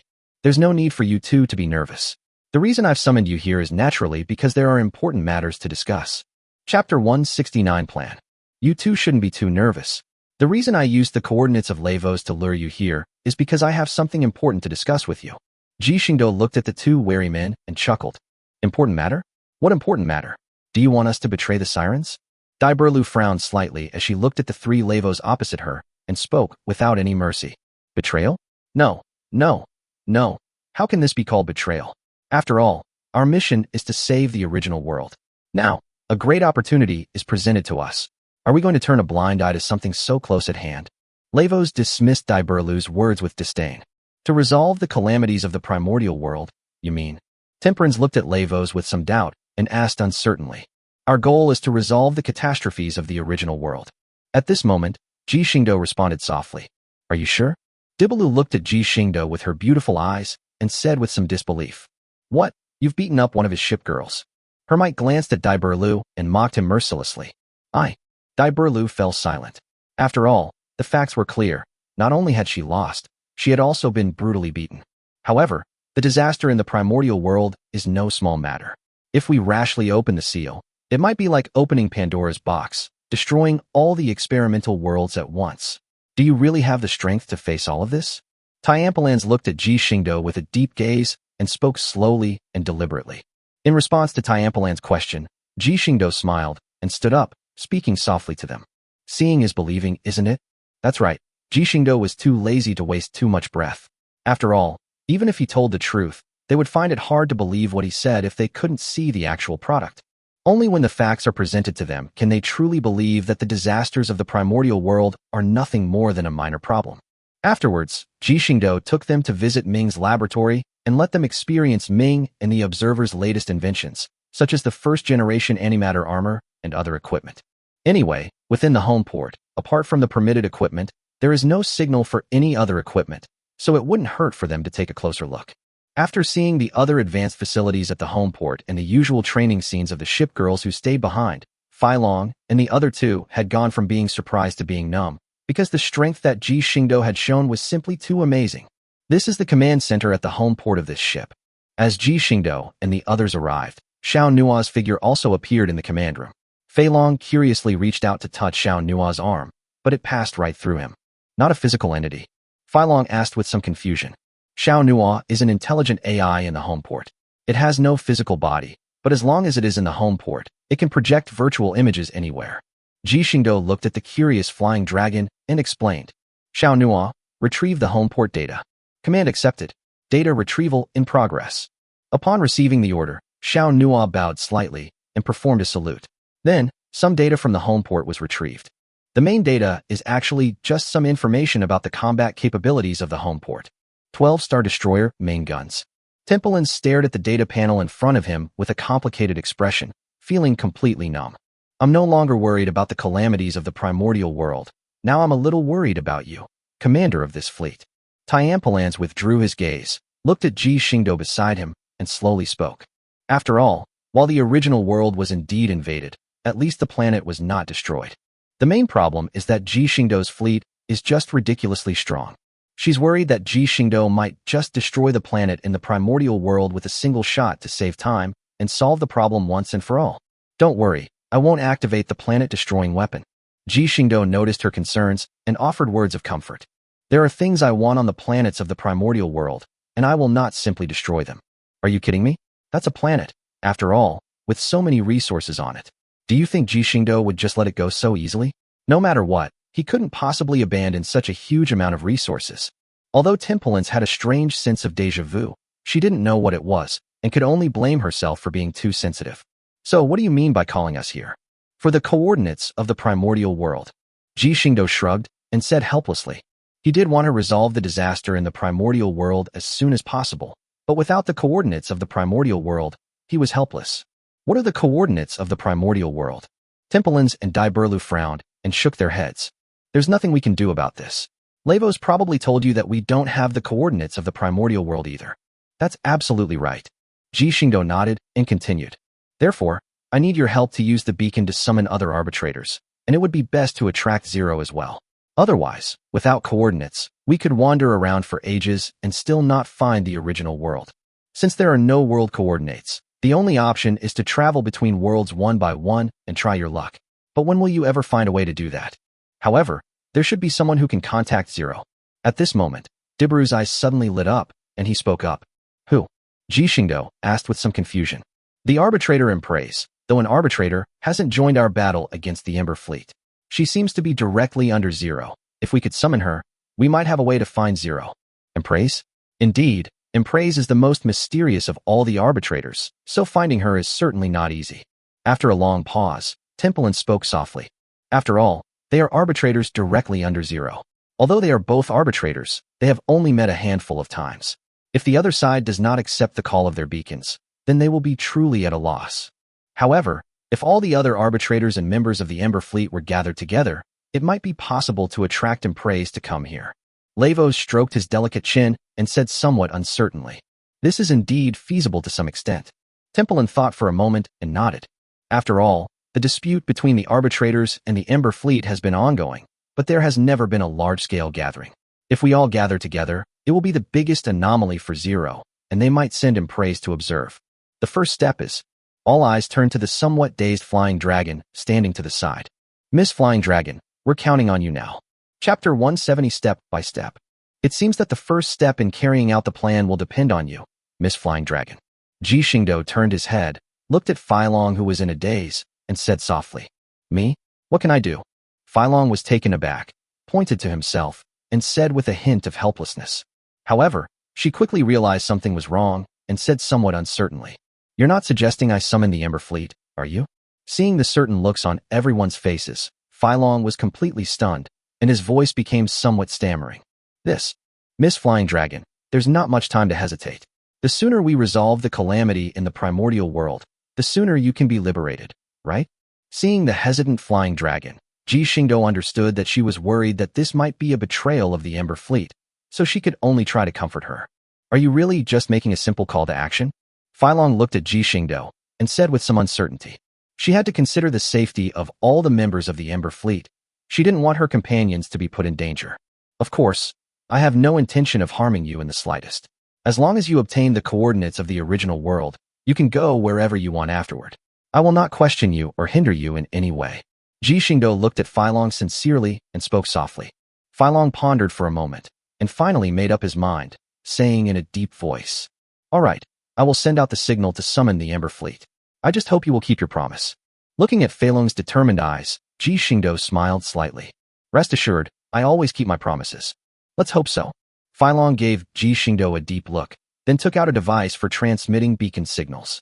As she activated the beacon, another special signal broke through the world barrier, continuously sending summons signals to the members of the Ember Fleet outside the world. "Thank you, Ms. Feilong, for your help." Ji Xingdou smiled slightly and thanked him softly. The next step is to convene the arbitrators. Ji Xingdou turned to look at Lavos and the others. "No, there is actually no need to specifically convene the arbitrators." Templin shook his head. "Why?" Ji Xingdou asked with some confusion. "Every arbitrator involved in the battle against the Ember Fleet has a target they constantly monitor. Wherever that target goes, we can arrive immediately. I think the Flying Dragons have a lot to say about this." Templin glanced at the dragon and spoke calmly. "Cut." Feilong glanced coldly at Tyampalance, showing disdain for this sycophantic arbitrator, but still spoke. "That's right. Ever since the fleet was established, this guy has been able to track my movements, just like a little shadow." Seeing that the two were about to start arguing, Ji Xingdou could only hurriedly interrupt them. In other words, as long as the corresponding members of the Ember Fleet are gathered, the other arbitrators will also arrive. "That's exactly right." Templin glanced at the somewhat sullen Flying Dragon, but resisted the urge to retort. Instead, she gently responded to Ji Xingdou's question. "The next step is to decide how to receive the arbitrators and members of the Ember Fleet who have arrived." After receiving a definite answer, Ji Xingdou nodded and continued. After all, the members of the Ember Fleet and the arbitrators were right in front of him. He couldn't very well say that he would beat up everyone who came first. This is really damaging to the glorious image of their fleet. Even if they really want to beat them up, Ji Xingdou absolutely cannot be the one to bring it up. What else can we do but beat them up first? At this moment, Lavos suddenly spoke up with a grin. "What? Beat them up?" Feilong shouted loudly, looking completely bewildered. "Are you kidding me?" "I'm not kidding. All of us who came here got a good beating first. Since we're all here, we should all be treated equally." Lavos argued forcefully and spoke with great logic and reason. What's most alarming is that the other arbitrators all seem to be seriously considering the matter, clearly weighing its feasibility. After all, they were just colleagues who worked together, and the kind of colleagues who rarely saw each other. If they hadn't been created for the sake of the original world, it's uncertain whether they would have been able to work together at all. Looking at the people beside him, including Tyampalance, who were discussing how to swindle the arbitrators, Feilong couldn't help but cover his face. What kind of nonsense was this? You guys have no conscience at all when it comes to swindling your own people? Anyway, she would never betray her own colleagues. The friendship between the Ember Fleet is unbreakable. It wasn't until the arrival of the Royal Arkansas from the Ember Fleet that the Wyvern instantly changed its mind. Looking at the destroyer ship girls staring at Ji Xingdou, Royal Arkansas wore a perverted expression. Fight. We must fight. Without rules, there can be no order. The Ember Fleet cannot lose face. This time, it was Belfast who made the move. She appeared directly behind the Royal Arkansas, a terrifying smile on her face, and said in a sinister tone, Miss Royal Arkansas, it seems your problem is just as serious as our Royal Arcs. Perfect timing. Welcome to the Royal Arc's specially designed cell. As he spoke, Belfast immediately staged a powerful skull-crushing act, causing Royal Arkansas to writhe on the ground in excruciating pain. No, my dear sister who's being expelled. I don't want to be locked up. The Royal Arc's piercing screams echoed through the sky. Although the vast universe lay outside the home port, this could not deter the Royal Arc's determination to protect and expel its sister. Bump. You should honestly reflect on your actions here. Belfast threw the Royal Arkansas directly into a specially made cell and said in a somewhat sinister tone, My dear sister who was banished. Let me out. I want to go to the paradise where my sister who was banished lives. Royal Arkansas suddenly lunged at the cell door, pounding on it repeatedly with an unusually mournful sound. Unfortunately, the prison cells in the port area were extremely sturdy and had excellent soundproofing. No matter how much she screamed, no one would hear her. You also like banishing your sister? Chapter 171, Unknown Identity. You also like to banish your sister? At that moment, a voice suddenly rang out from deep within the cell, carrying a hint of anticipation in its tone. Of course, the little sister's petite figure, her supple body, and her slightly fragile expression. The little sister is the best. Royal Arkansas shouted to the sky, and as she continued to imagine, 2 streams of bright red blood slowly flowed from her nostrils. She had performed the role of me as a pervert to the fullest extent. We're kindred spirits. At that moment, a figure rushed out from deep within the cell, tightly grasped Royal Ark's hands, and shouted excitedly. I thought there was no one left in this port who could walk with me. But today I unexpectedly met someone like you. Someone with such similar ideals. Expel my sister, you're the best.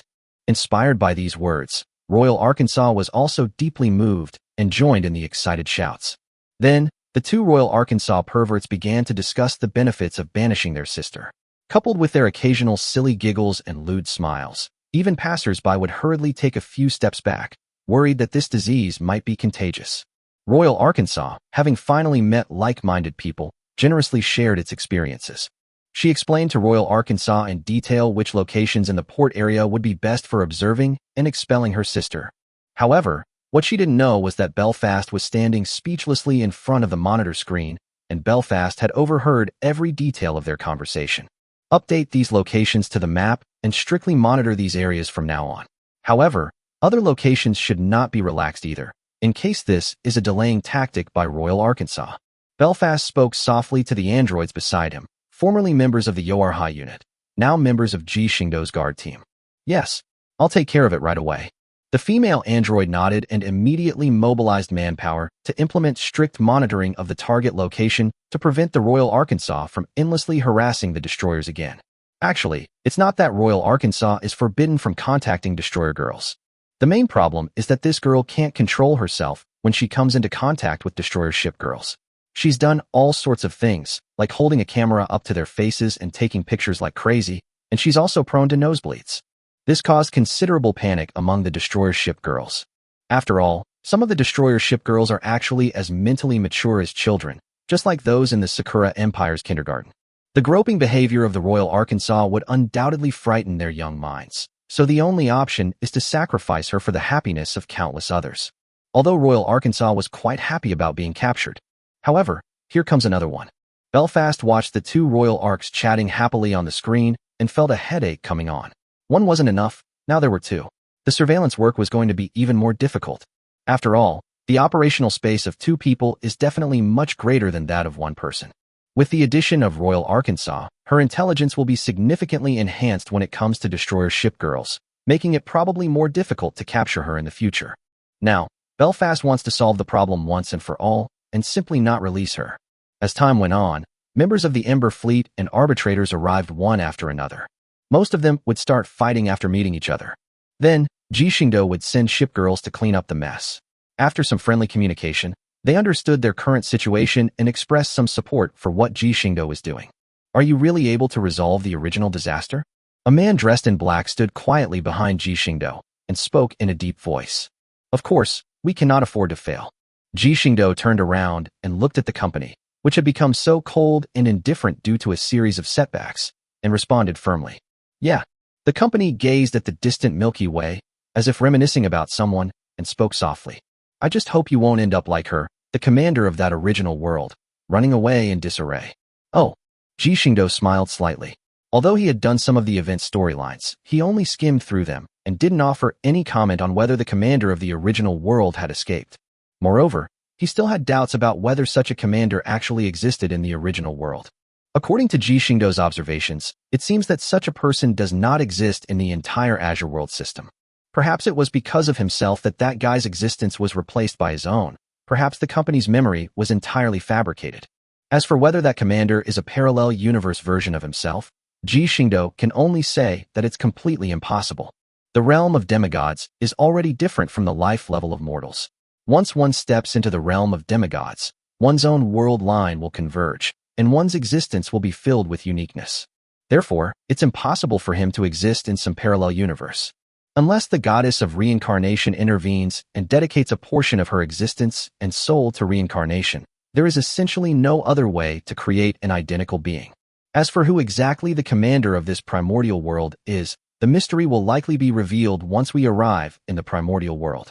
Another day passed, and after the last arbitrator was tricked and beaten up by Lavos and his gang, he finally became completely obedient. All the arbitrators except Emprase were present. Lavos smiled as he looked at Ji Xingdou. The members of the Ember Fleet have all arrived. The company was standing to one side, leaning gently against the wall behind him, and said in a deep voice, After all, almost every Ember Fleet that comes here contributes its own beacon, so the speed of mobilization is getting faster and faster. However, the number of people in the Ember Fleet was indeed not very large.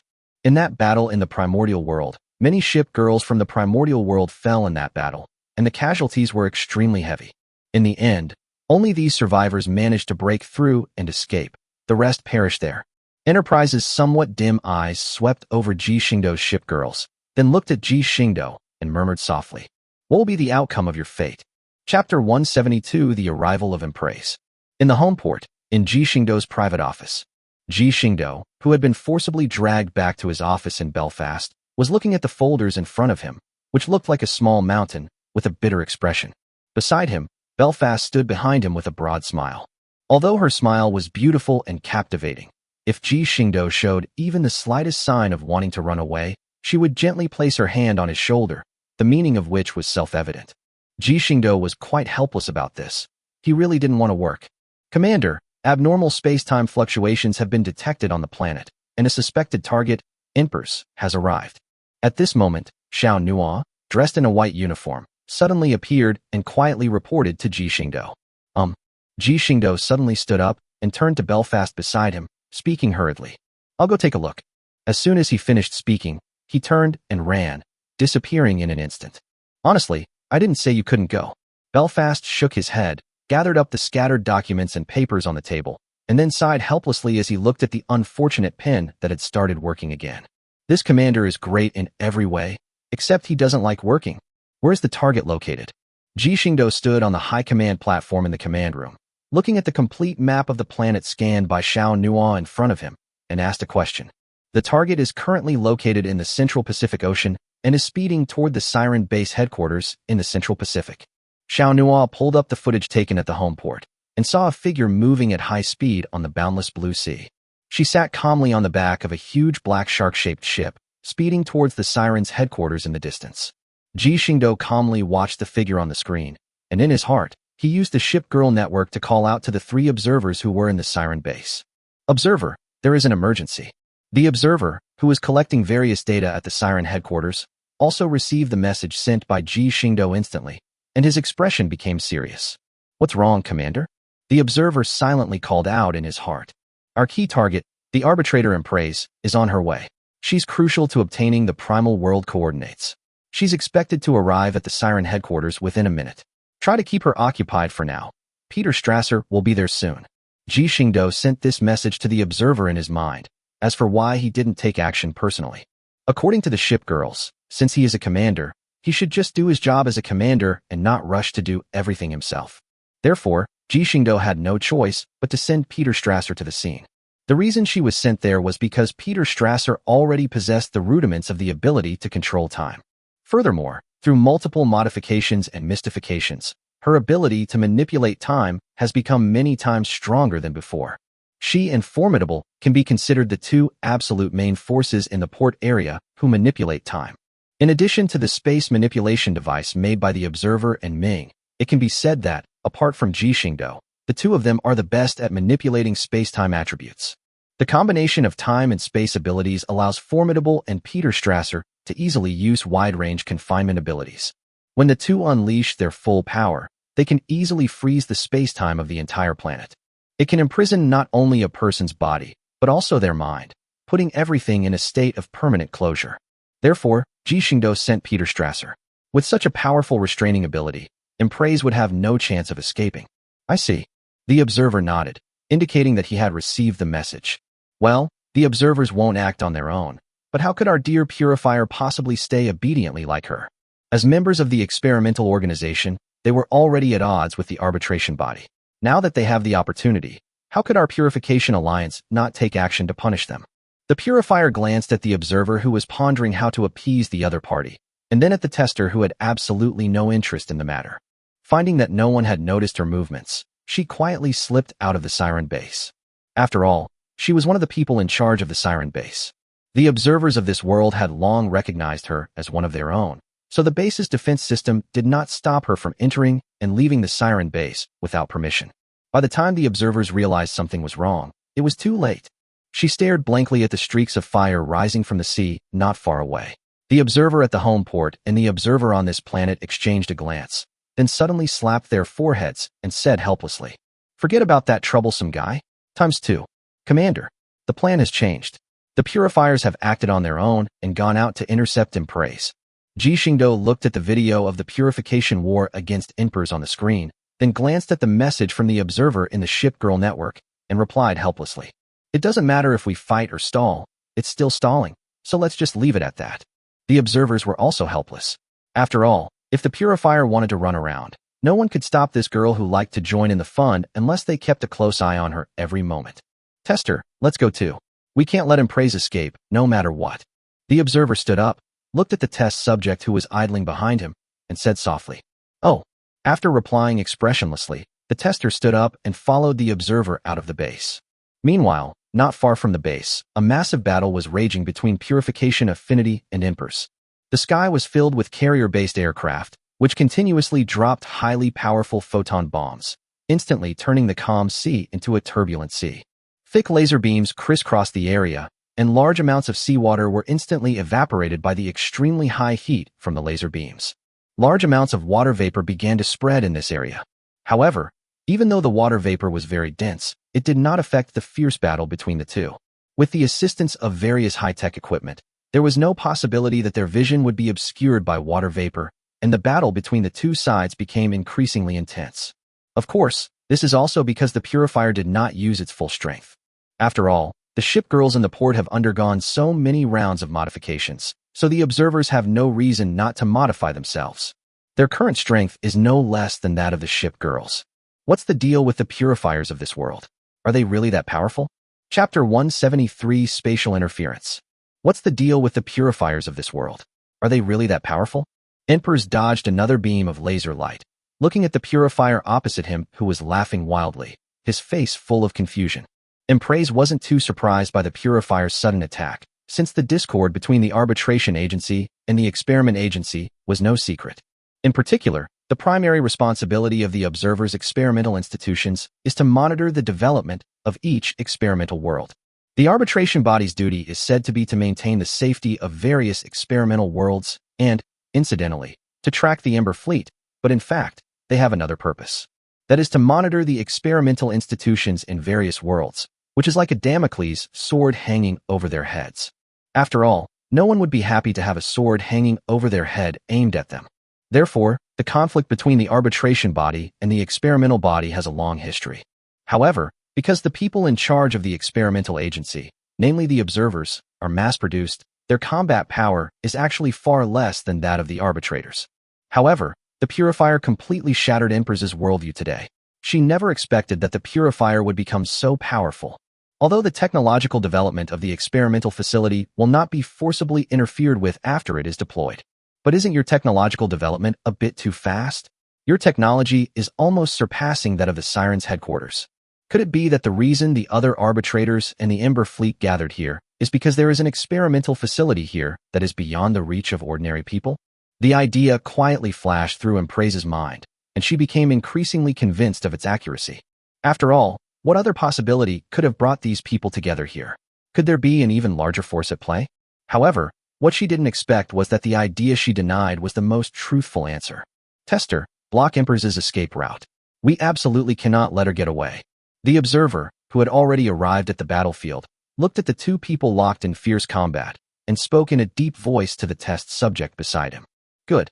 The tester calmly nodded and then drove towards the rear of Empress, preparing to intercept him. The observer closely watched the battlefield before her. Instead of rashly intervening in the battle, she began monitoring the space-time fluctuations in the surrounding environment to prevent Empress from noticing anything amiss and activating the space device to escape. Observers and testers?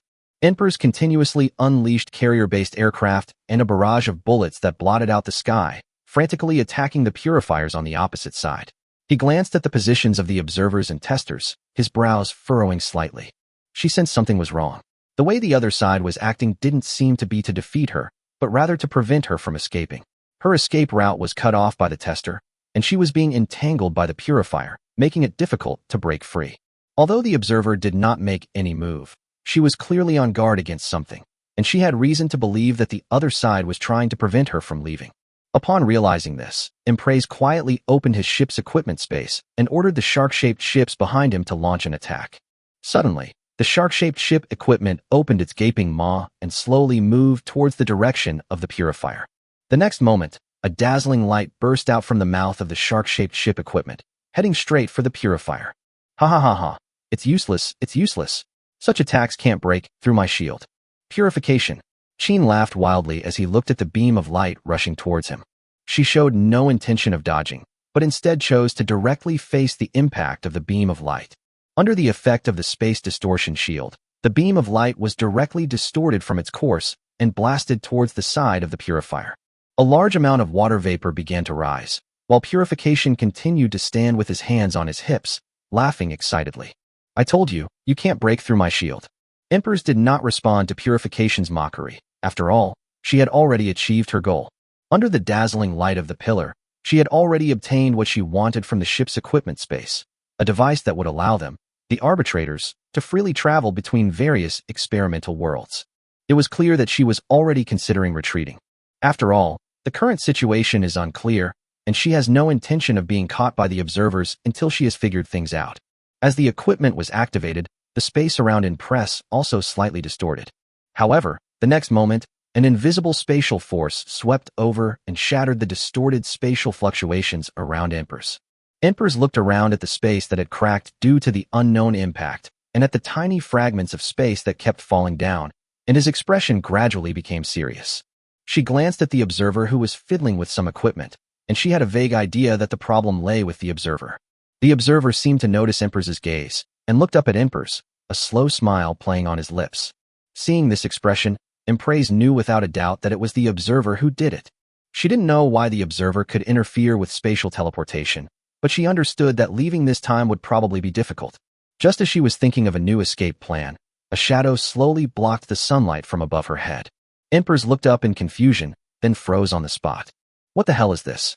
Empress stared in disbelief at the massive ship in the sky. Data streams began to flash through her eyes, and she quickly came to a conclusion. A massive ship over 4,500 meters long. When had such a thing ever appeared in the experimental world? With a flash of white light, Peter Strasser, dressed in a black and white long dress and wearing a white military cap, with a very slender and curvaceous figure, stood on the sea. Peter Strasser? After comparing the data with the database, Empress drew his own conclusion. But what puzzled her was why Peter Strasser had disembarked from this massive warship, and what role did she play on it? Pause.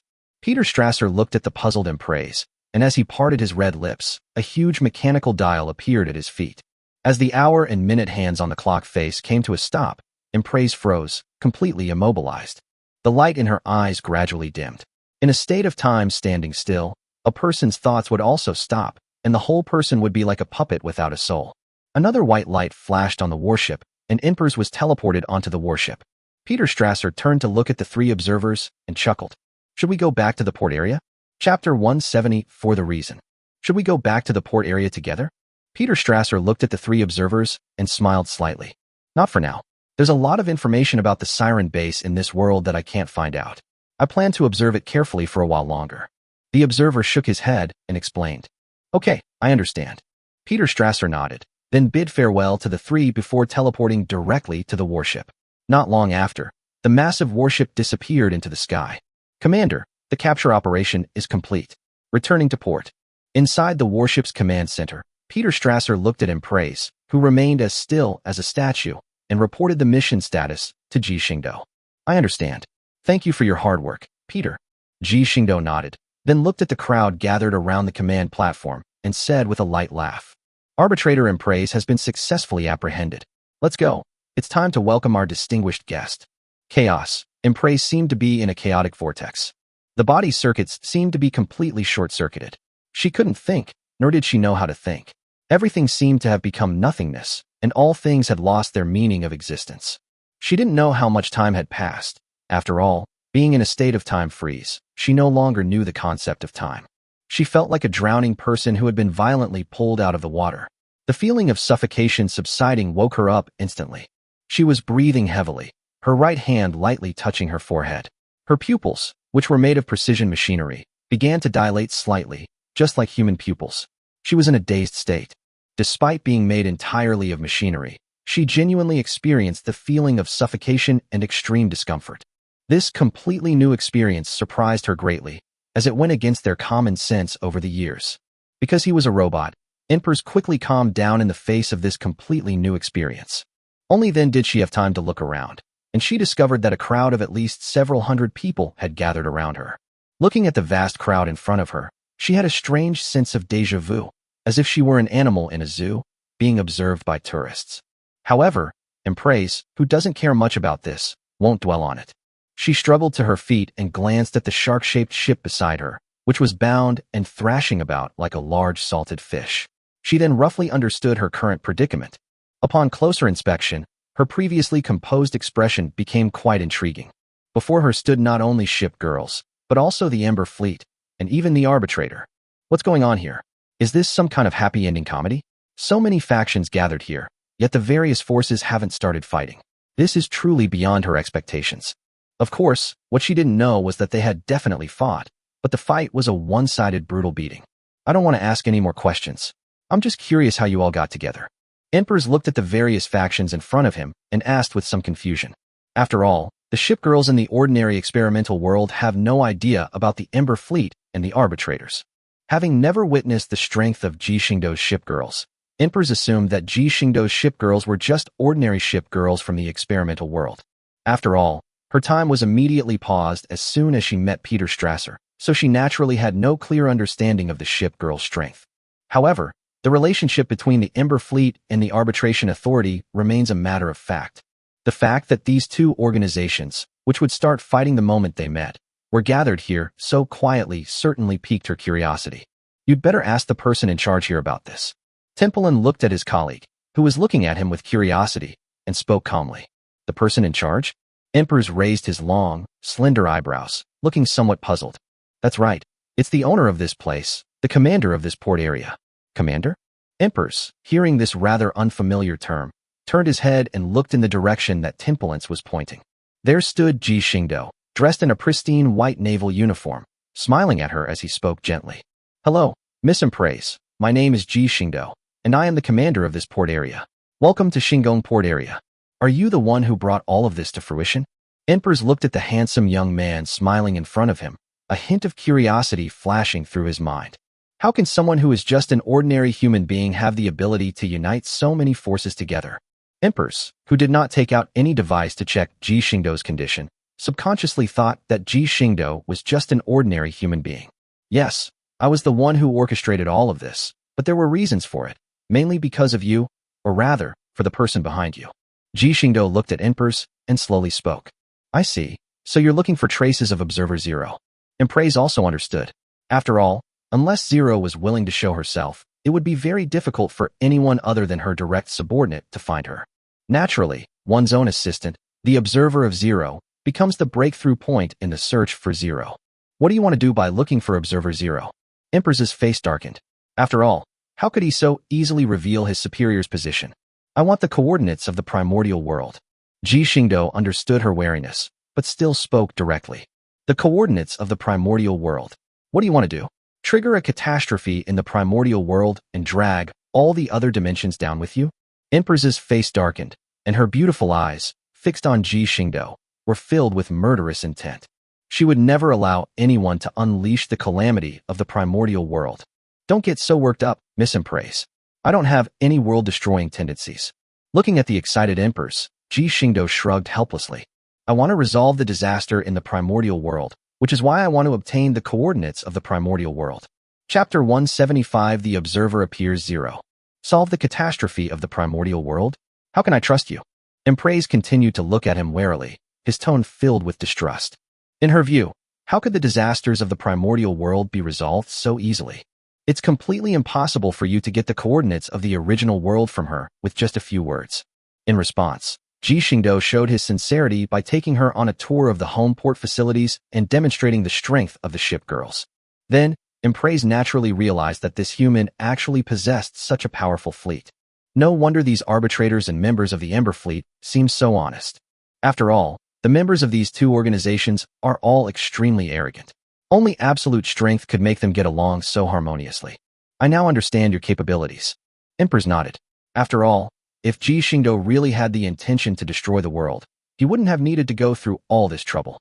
Based on the strength he has shown so far, he has no need to rely on the power of the primordial world at all. It could be said that if he wanted to, he himself would be a mobile source of disaster. So why would he need the disasters of the primordial world? You do indeed possess the power to resolve the disasters in the distant world, but I have one more request. Empress looked at Ji Xingdou and understood that the opportunity to resolve the calamity of the primordial world was right in front of her. She had no reason to let this opportunity slip by. It was their innate destiny. What request? Ji Xingdou raised an eyebrow and asked softly. Please don't just destroy the original world. Empress looked at him and said, word by word. No.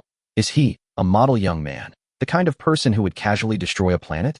Why does everyone think I'm going to destroy the planets of the primordial world? Do they have "this person is extremely dangerous" written all over my face? I'm not that cruel, am I? Ji Xingdou covered his face, looking pitiful and deeply hurt. The shipgirls standing nearby covered their mouths and chuckled. They had never seen a commander like this before. I didn't mean anything by it. I just felt a little uneasy seeing the weapons you have. Empress realized the mistake in his words and quickly explained. Don't worry. I acted to resolve the disaster in the primordial world, not to solve the primordial world itself. You can put your mind at ease about that. Ji Xingdou waved his hand helplessly and said softly. So, regarding the matter of contacting Observer Zero. To prevent Empress from dwelling on the matter any longer, Ji Xingdou cut straight to the point. This is simpler. I can communicate directly with Observer Zero without needing to use a beacon to determine her location. Empress calmed himself down and responded. There's no time to lose. Let's get in touch with Zero right away. Ji Xingdou nodded in agreement. After all, a lot of time had already been wasted, and it was best to resolve the issue as soon as possible. Empress nodded solemnly, agreeing with Ji Xingdou's decision. Just as she was about to contact Observer Zero, Xiaonua suddenly appeared in front of everyone. She bowed and greeted Ji Xingdou. Commander, abnormal space-time fluctuations have been detected. Unidentified individuals have descended upon this world. Ji Xingdou frowned, looking somewhat surprised. He didn't understand why another outsider had arrived, nor did he know if it was Observer Zero who had come to this world, or if some other unknown force had invaded it. However, the most urgent task is to immediately confirm the other party's identity. Xiaonua, investigate the location of the unidentified person's arrival immediately. Command received. Target detected. Xiaonua's eyes also changed color, and streams of data began to flash rapidly in her eyes. At this moment, she also constructed a virtual 3D map of a planet. As a red cursor moved across the map, it eventually stopped, indicating the location of the other party. The location indicated is situated at the very center of the South Pole of this planet. Antarctica? Ji Xingdou looked at the map in front of him and spoke softly. Xiao Nuo, pull up the surveillance footage. Order received. Image processing in progress. Retrieval successful. As a large virtual screen unfolded, the image showed a magnificent aurora spanning the entire sky. Because Antarctica is currently experiencing polar night, a period of perpetual darkness, the beautiful aurora borealis in the sky gives the entire polar region a unique beauty. The tiny nanomechanical insect used for monitoring spread its small wings and began to take flight. After all, constantly launching satellites to monitor a planet is a rather troublesome and wasteful practice. Because sometimes satellites are damaged during recovery, which can lead to a serious waste of resources. These nanomechanical insects, however, do not have this problem. They can be reused and can also repair the damage they suffer on their own. In addition, their compact size, large numbers, and extremely high speed of movement, reaching 4 or 5 times the speed of sound, make them an excellent surveillance device. Moreover, due to the special properties of their materials, they can adapt to various extreme environments, such as the Antarctic, which is currently in a state of polar night, where they can still move freely in such an extremely low-temperature environment. Thus, a large number of nanobots began a thorough search of the entire Antarctic region and quickly located the target who had suddenly appeared. It's Observer Zero. At that moment, Empress suddenly spoke up. It seems that the gathering of the Ember Fleet and the arbitrators, along with your loss of contact, has forced Observer Zero to come to this world to conduct observations on its own. Ji Xingdou looked at the figure on the screen and said in a deep voice. Chapter 176 Dialogue in Antarctica. It seems that the unusual gathering of the Ember Fleet and the arbitrators, along with your loss of contact, have forced Observer Zero to come and observe in person. Ji Xingdou looked at the figure that resembled an ice lotus in the snow and ice and spoke softly. Should we invite her to the port area? Hu Tung looked at the figure in the image, then at Ji Xingdou, and suddenly spoke. But why do you emphasize the syllable of please so much? Ji Xingdou turned around in confusion and glanced at the ship girls who were smiling kindly, as well as the arbitrators and members of the Ember Fleet who were rubbing their hands together in anticipation. His lips twitched slightly. No need, I'll go myself. After all, he's the nominal commander-in-chief of the Sirens, so it's perfectly reasonable for me to go in person. Ji Xingdou directly rejected Hu Ting's suggestion and decided to go in person. After all, he only needed the coordinates, and it would be bad if the observers misunderstood and he couldn't get the coordinates. After saying that, Ji Xingdou disappeared from the spot amidst the regretful gazes of the crowd. This completely surprised all the arbitrators and members of the Ember Fleet, except for the 3 arbitrators who arrived early from Lavos. Where's everyone? All the members of the Ember Fleet, as well as the arbitrators who arrived later, were in a panic. Just when there was hope of saving the original world, that hope vanished into thin air. Seeing what was happening before their eyes, Ji Xingdou's shipgirls just smiled and didn't say anything. At that moment, Empress, who was about to search high and low for Ji Xingdou, suddenly looked at the virtual image in front of him and was instantly stunned. He appeared next to Observer Zero? What? Where? Everyone who was unaware of the situation gathered around, and then they saw Ji Xingdou talking to Observer Zero, their faces filled with shock. It seems he didn't activate the space teleportation device just now. Is your commander capable of doing something like this? Tempelin turned around with a complicated expression, looked at Ji Xingdou's ship girls who didn't seem to care about the matter, and asked in confusion. The strongest force in the port has never been us, but the commander. New Jersey crossed his arms and looked at the incredulous crowd, explaining with a light laugh. This is just the tip of the iceberg of his strength. The emperor looked at the figure standing proudly in the wind and snow in the image, his eyes filled with loving kindness. After all, Ji Xingdou had not shown any strength in front of the Ember Fleet and later the arbitrators. They generally believed that Ji Xingdou was just an ordinary human being with a gentle smile on his face all day long. And now, Ji Xingdou has transformed into the strongest fighting force in the port area. This caused some of the Ember Fleet members and arbitrators to change their expressions, followed by a sense of relief. After all, when they first met Ji Xingdou, they really thought he was the breakthrough point for this port area. At first, they even wanted to kidnap Ji Xingdou to make the ship girls hesitate to act. Fortunately, they were taken down by the ship girls before they could actually make a move. Otherwise, they would be in much worse shape now than could be dealt with by a good beating. At this moment, Ji Xingdou was naturally unaware of the little incident that had occurred in the home port. He was currently in the very center of Antarctica, where a biting and fierce wind was howling past him at an extremely fast speed. The snow that has just piled up could bury a person alive if you stepped on it. Ji Xingdou stood calmly on the thick snow, as if nothing was on him, and walked indifferently toward Observer Zero. You've arrived. A clear, ethereal voice slowly echoed throughout the world. Ji Xingdou stopped and looked at the petite figure leaning against the jellyfish-shaped ship's rigging, who was very close to him. He raised an eyebrow and replied, "It seems you knew I would come here." Observer Zero slightly opened his eyes, his gaze devoid of any emotion, simply looking calmly at Ji Xingdou. Her lips did not open, but her ethereal voice rang in Ji Xingdou's ears once again. "According to Laplace's demon calculations, now is the best time for us to meet." Yeah, Ji Xingdou showed no surprise. As for the existence of Laplace's demon, Ji Xingdou was aware of it. The great emperor had spoken with Laplace's demon by various coincidences and obtained a great deal of information from it. Laplace's demon, which is said to be able to know everything, is actually a machine created by humans in the primordial world, possessing some self-awareness and supercomputing power, in the eyes of Observer Zero. Every action Zero has ever taken has been calculated by Laplace's demon. Last time, when the observer suddenly gained access to classified information, it was because you granted them that permission, wasn't it? Ji Xingdou looked at Observer Zero, who was wearing a white fleece jacket, and asked a question. Yes. Observer Zero nodded, responding with the same emotionless tone. So, you've actually been observing us all along, haven't you? That's right. You were already my target when the observers were searching for classified information. Observer Zero continued to speak slowly in an ethereal voice. Information about those who trespassed into the experimental world, even the memories of the arbitrators who participated at the time, have been completely erased. Apart from me, no one else knows anything about those intruders. Therefore, the actions of the observer when conducting a targeted search of the database make you aware of this. Ji Xingdou nodded and said softly, "That's right.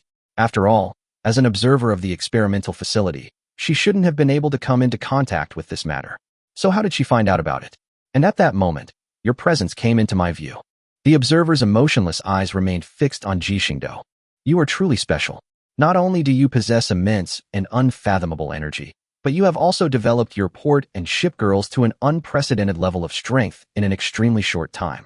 This ability amazes me and gives me hope. Why are you only showing up now?" Ji Xingdou frowned slightly and asked in confusion. "Because Laplace's demon, huh?" Before Observer Zero could finish speaking, Ji Xingdou interrupted her. He discovered that the behavior of Observer Zero was based on Laplace's demon. Perhaps, for the humans of the primordial world, Laplace's demon was the most solid reliance for finding a solution to the primordial world's calamities.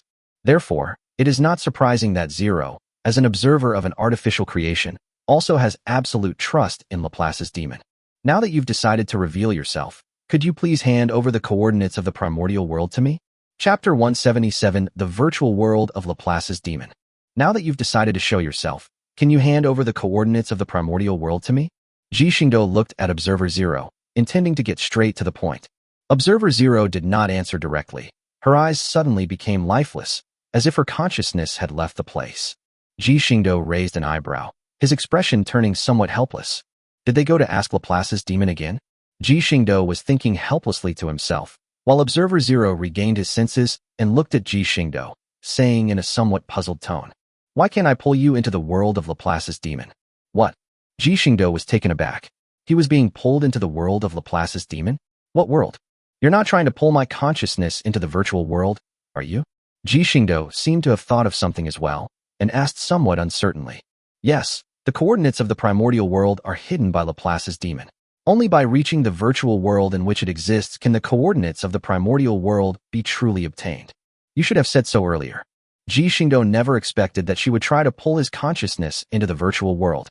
Ji Xingdou's soul was too powerful. Observer Zero's methods couldn't even budge his soul in the slightest, let alone pull him into the virtual world. The pulling force was too weak, and Ji Xingdou didn't even notice anything unusual. It was like an ordinary ant biting an elephant. How could the elephant possibly feel anything? "I'll release a portion of my consciousness first, and then you can continue the experiment." Ji Xingdou looked at Observer Zero and spoke. "Good." As Ji Xingdou released a portion of his spiritual power and attached a small part of his consciousness to it, Observer Zero once again began to entangle this wisp of Ji Xingdou's spiritual power. This time, with Ji Xingdou's cooperation, the entanglement went very smoothly, and this wisp of consciousness successfully entered the virtual world where Laplace's demon existed. As the dizziness subsided, Ji Xingdou slowly opened his eyes, only to be met with a calm, mirror-like azure ocean. Looking into the distance, the azure sky meets the deep blue ocean, and at the horizon, a dazzling white line appears. Welcome to this world. At this moment, a voice rang out, and Ji Xingdou turned around to look at the familiar figure standing behind him, but his expression did not change. Yes, he was indeed very familiar with this figure. A clean and neat short black hair, a handsome face with a slightly androgynous look, a tall and slender figure of 1.85 meters, and that familiar white naval uniform. That's right, the image that appeared in front of him was himself. How could he not be familiar with it? You don't seem surprised. Ji Xingdou, who was opposite, slowly spoke. Why be surprised? As a machine created by humans to calculate various things, you don't have your own fixed form, so you appear in the form of someone else. This isn't something to be surprised about. Ji Xingdou looked calmly at himself in front of him, his tone completely unwavering. Ji Xingdou shrugged and fell silent. The next moment, his figure began to slowly change, and his whole body instantly became distorted until all the colors faded, and a ball of light emitting white light appeared in front of Ji Xingdou. The voice sounded again, but this time it wasn't Ji Xingdou's voice, it was a cold, mechanical voice. Welcome back to my world. Looking at the shimmering ball of light in front of him, which resembled a light bulb, Ji Xingdou decided not to waste any more time and went straight to the point. Where are the coordinates of the primordial world? Laplace's demon did not reply immediately, its body flickered twice. The next moment, this azure sky and earth began to twist and distort, and the whole world looked like a destroyed oil painting, with various colors mixed together, creating an indescribable eeriness. Ji Xingdou's expression remained unchanged. He had seen his share of storms, and this little thing couldn't frighten him, even though it was just a wisp of his consciousness here. The thick and numerous oil paints began to mix gradually, and slowly, a deep black emerged. Soon, the black began to spread until it completely stained the entire world. After the darkness completely engulfed everything, tiny specks of starlight, like embellishments, gradually began to shine in this pitch-black void. As the magnificent universe gradually took shape before him, Ji Xingdou sensed something and turned around, where a huge planet came into view. At this moment, under the distant sunlight, the entire planet seemed to be emitting a faint glow. Ji Xingdou looked towards the surface of the planet, his gaze traversing the vast distance, and what came into his mind was the scene of Earth's surface. Flames, ruins, and billowing smoke rising straight into the sky. The wreckage of warships, the flames burning on the sea, and the ocean that has completely lost its original color. Half machine, half biological sea monsters are ravaging the entire planet. The few humans who have survived not only have to face the ravages of the sea monsters, but also the threat of death such as hunger, as well as the malice of their own kind. This is the original world as it is now. Laplace's demon floated to Ji Xingdou's side, its words revealing no emotion. What characteristics do these organisms have? Ji Xingdou looked at the enormous creatures that were wreaking havoc and asked.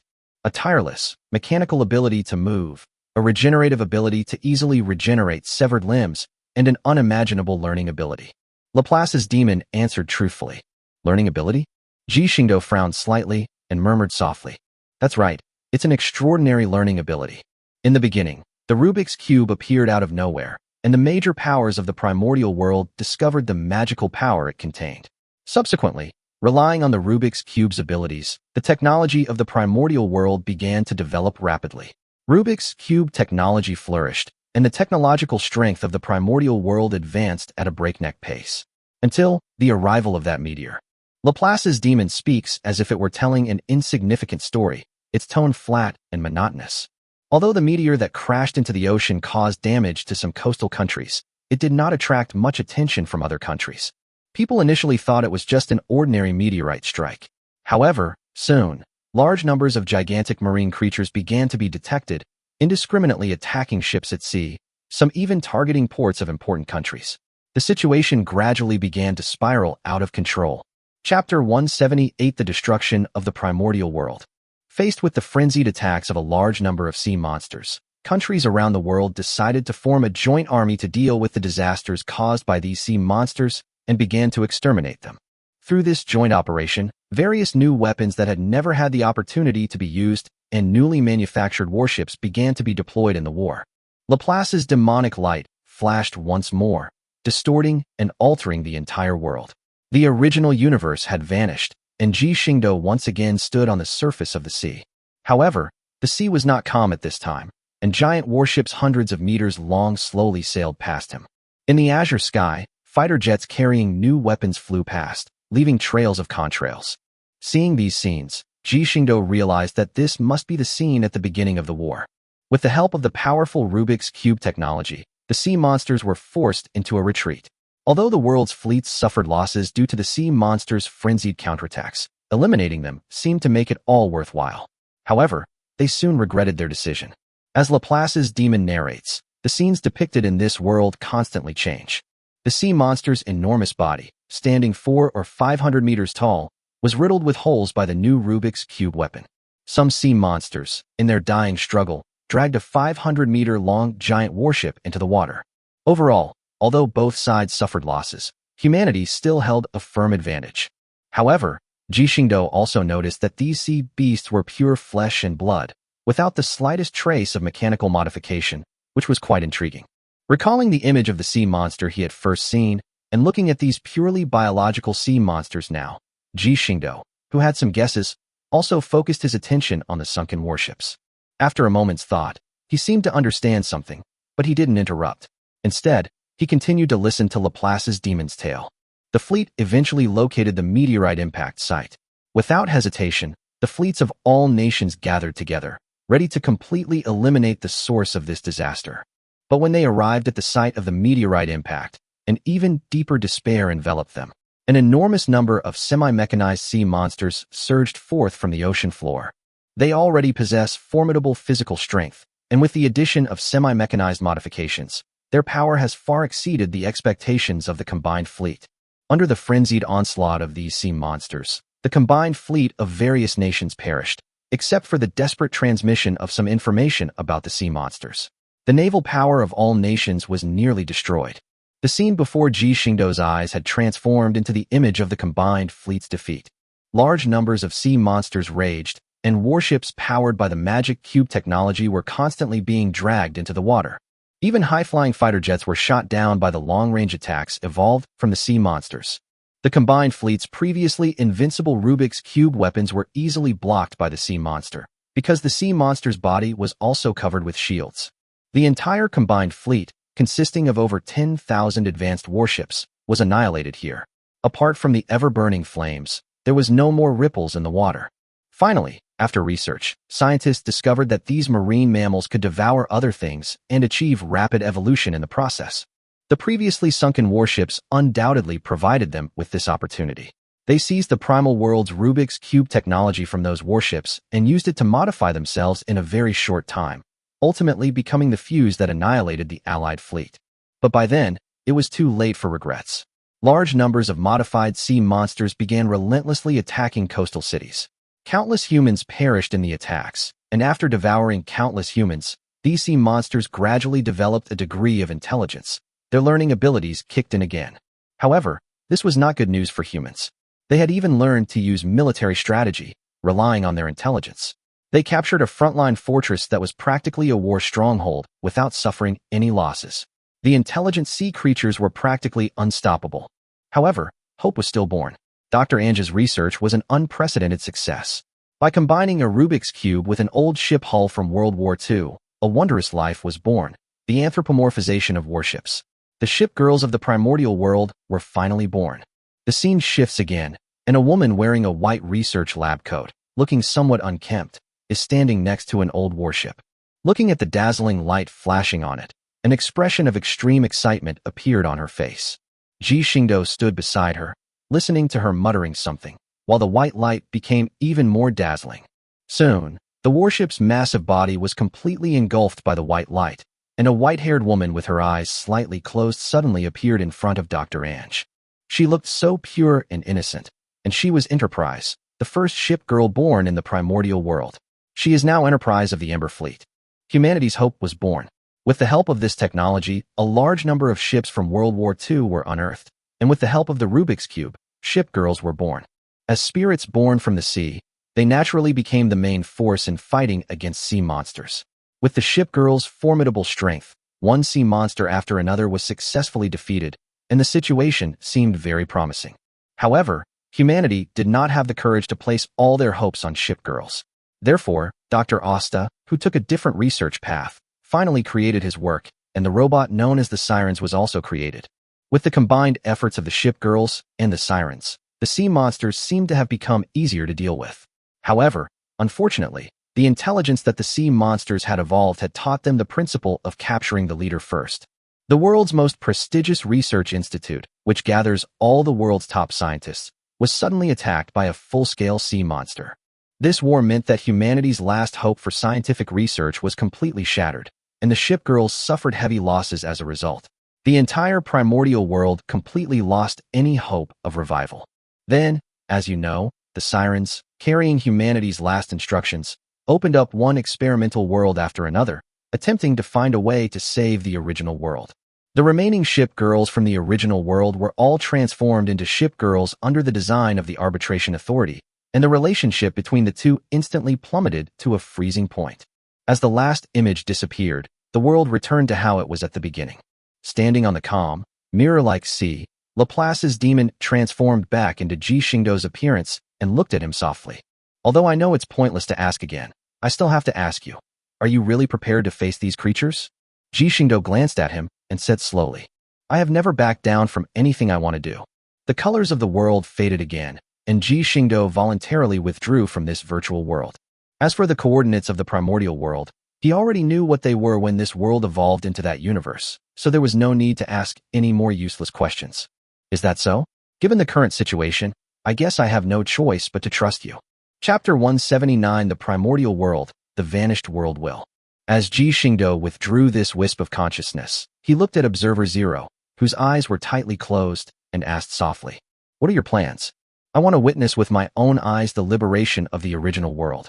As Observer Zero's long eyelashes fluttered slightly, she opened her half-closed eyes, and this time she finally opened her lips and whispered her words. Can. Ji Xingdou nodded, which could be considered as agreeing with her idea.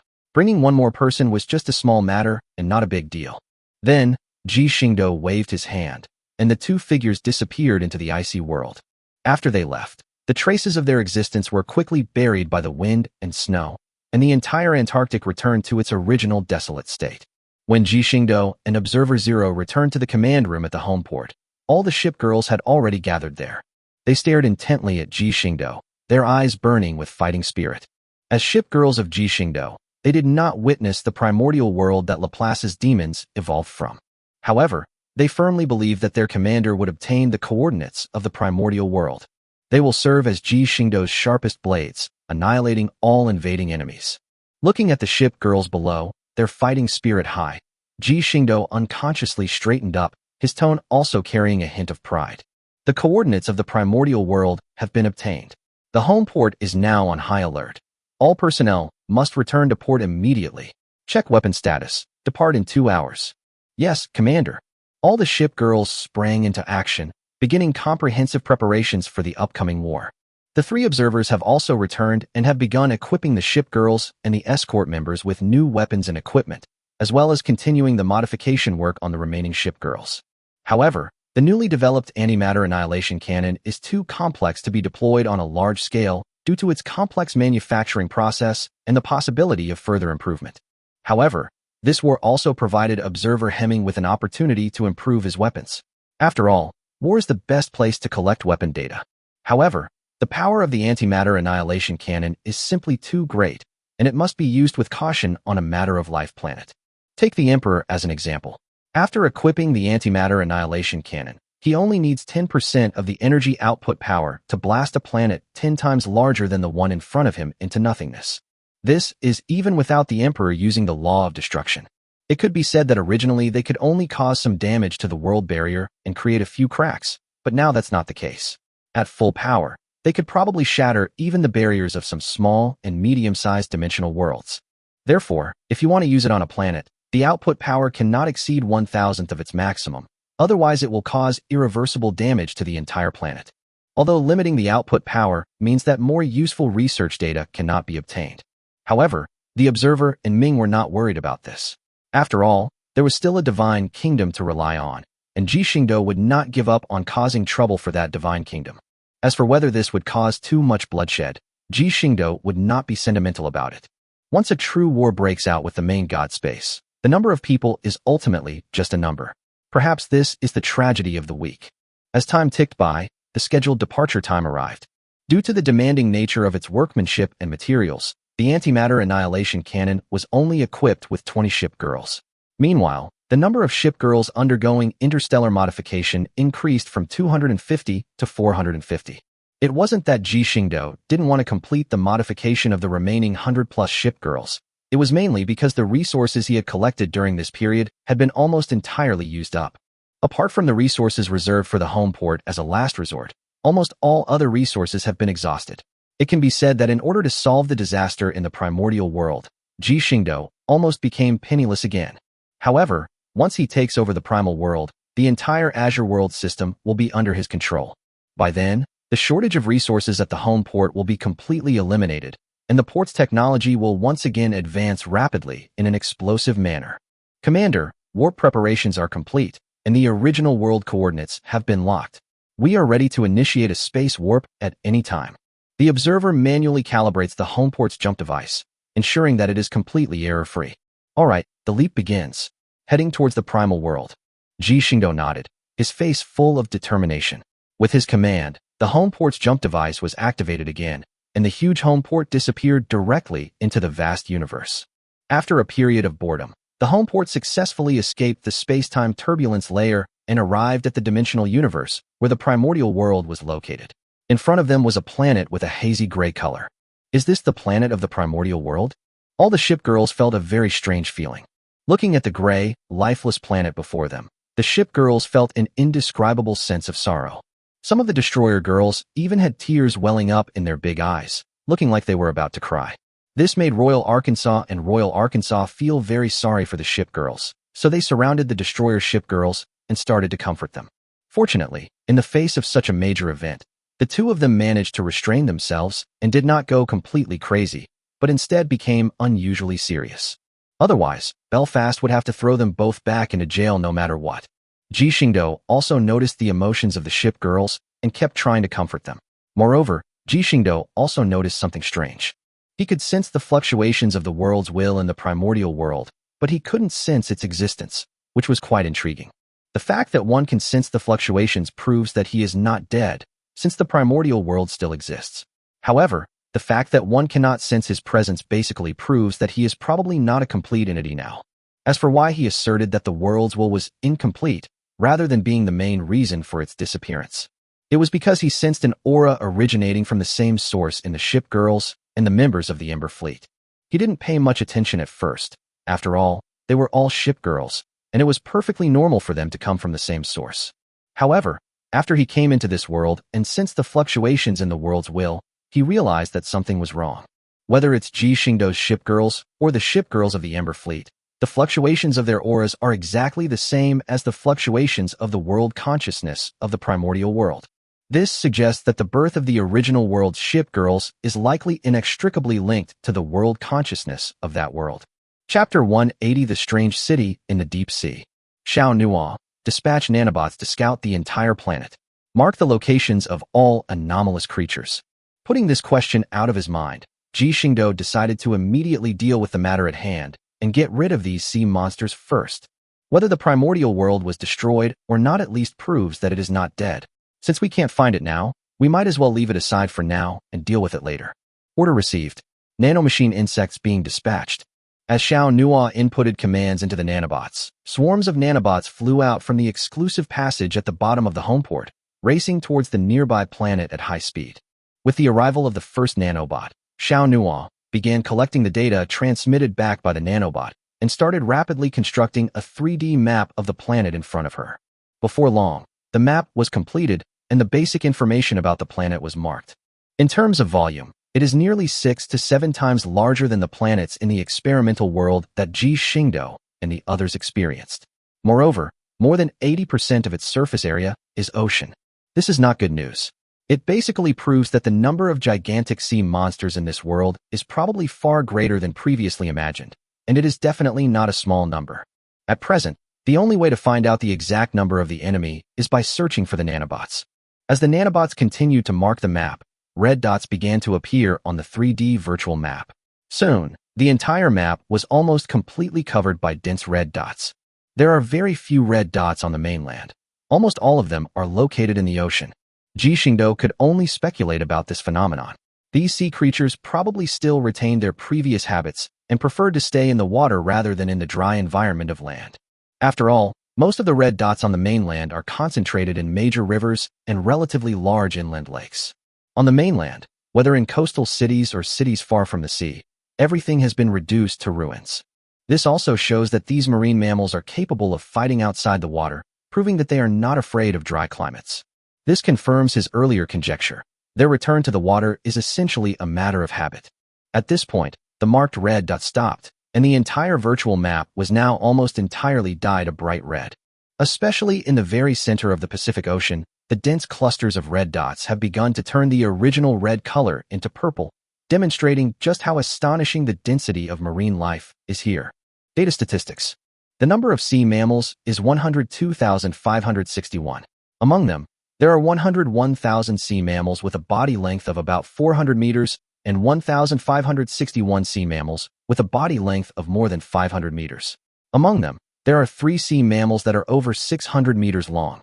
As Xiaonhua continued to compile the statistics, she also played back the images transmitted back by the nanomechanical insects one after another.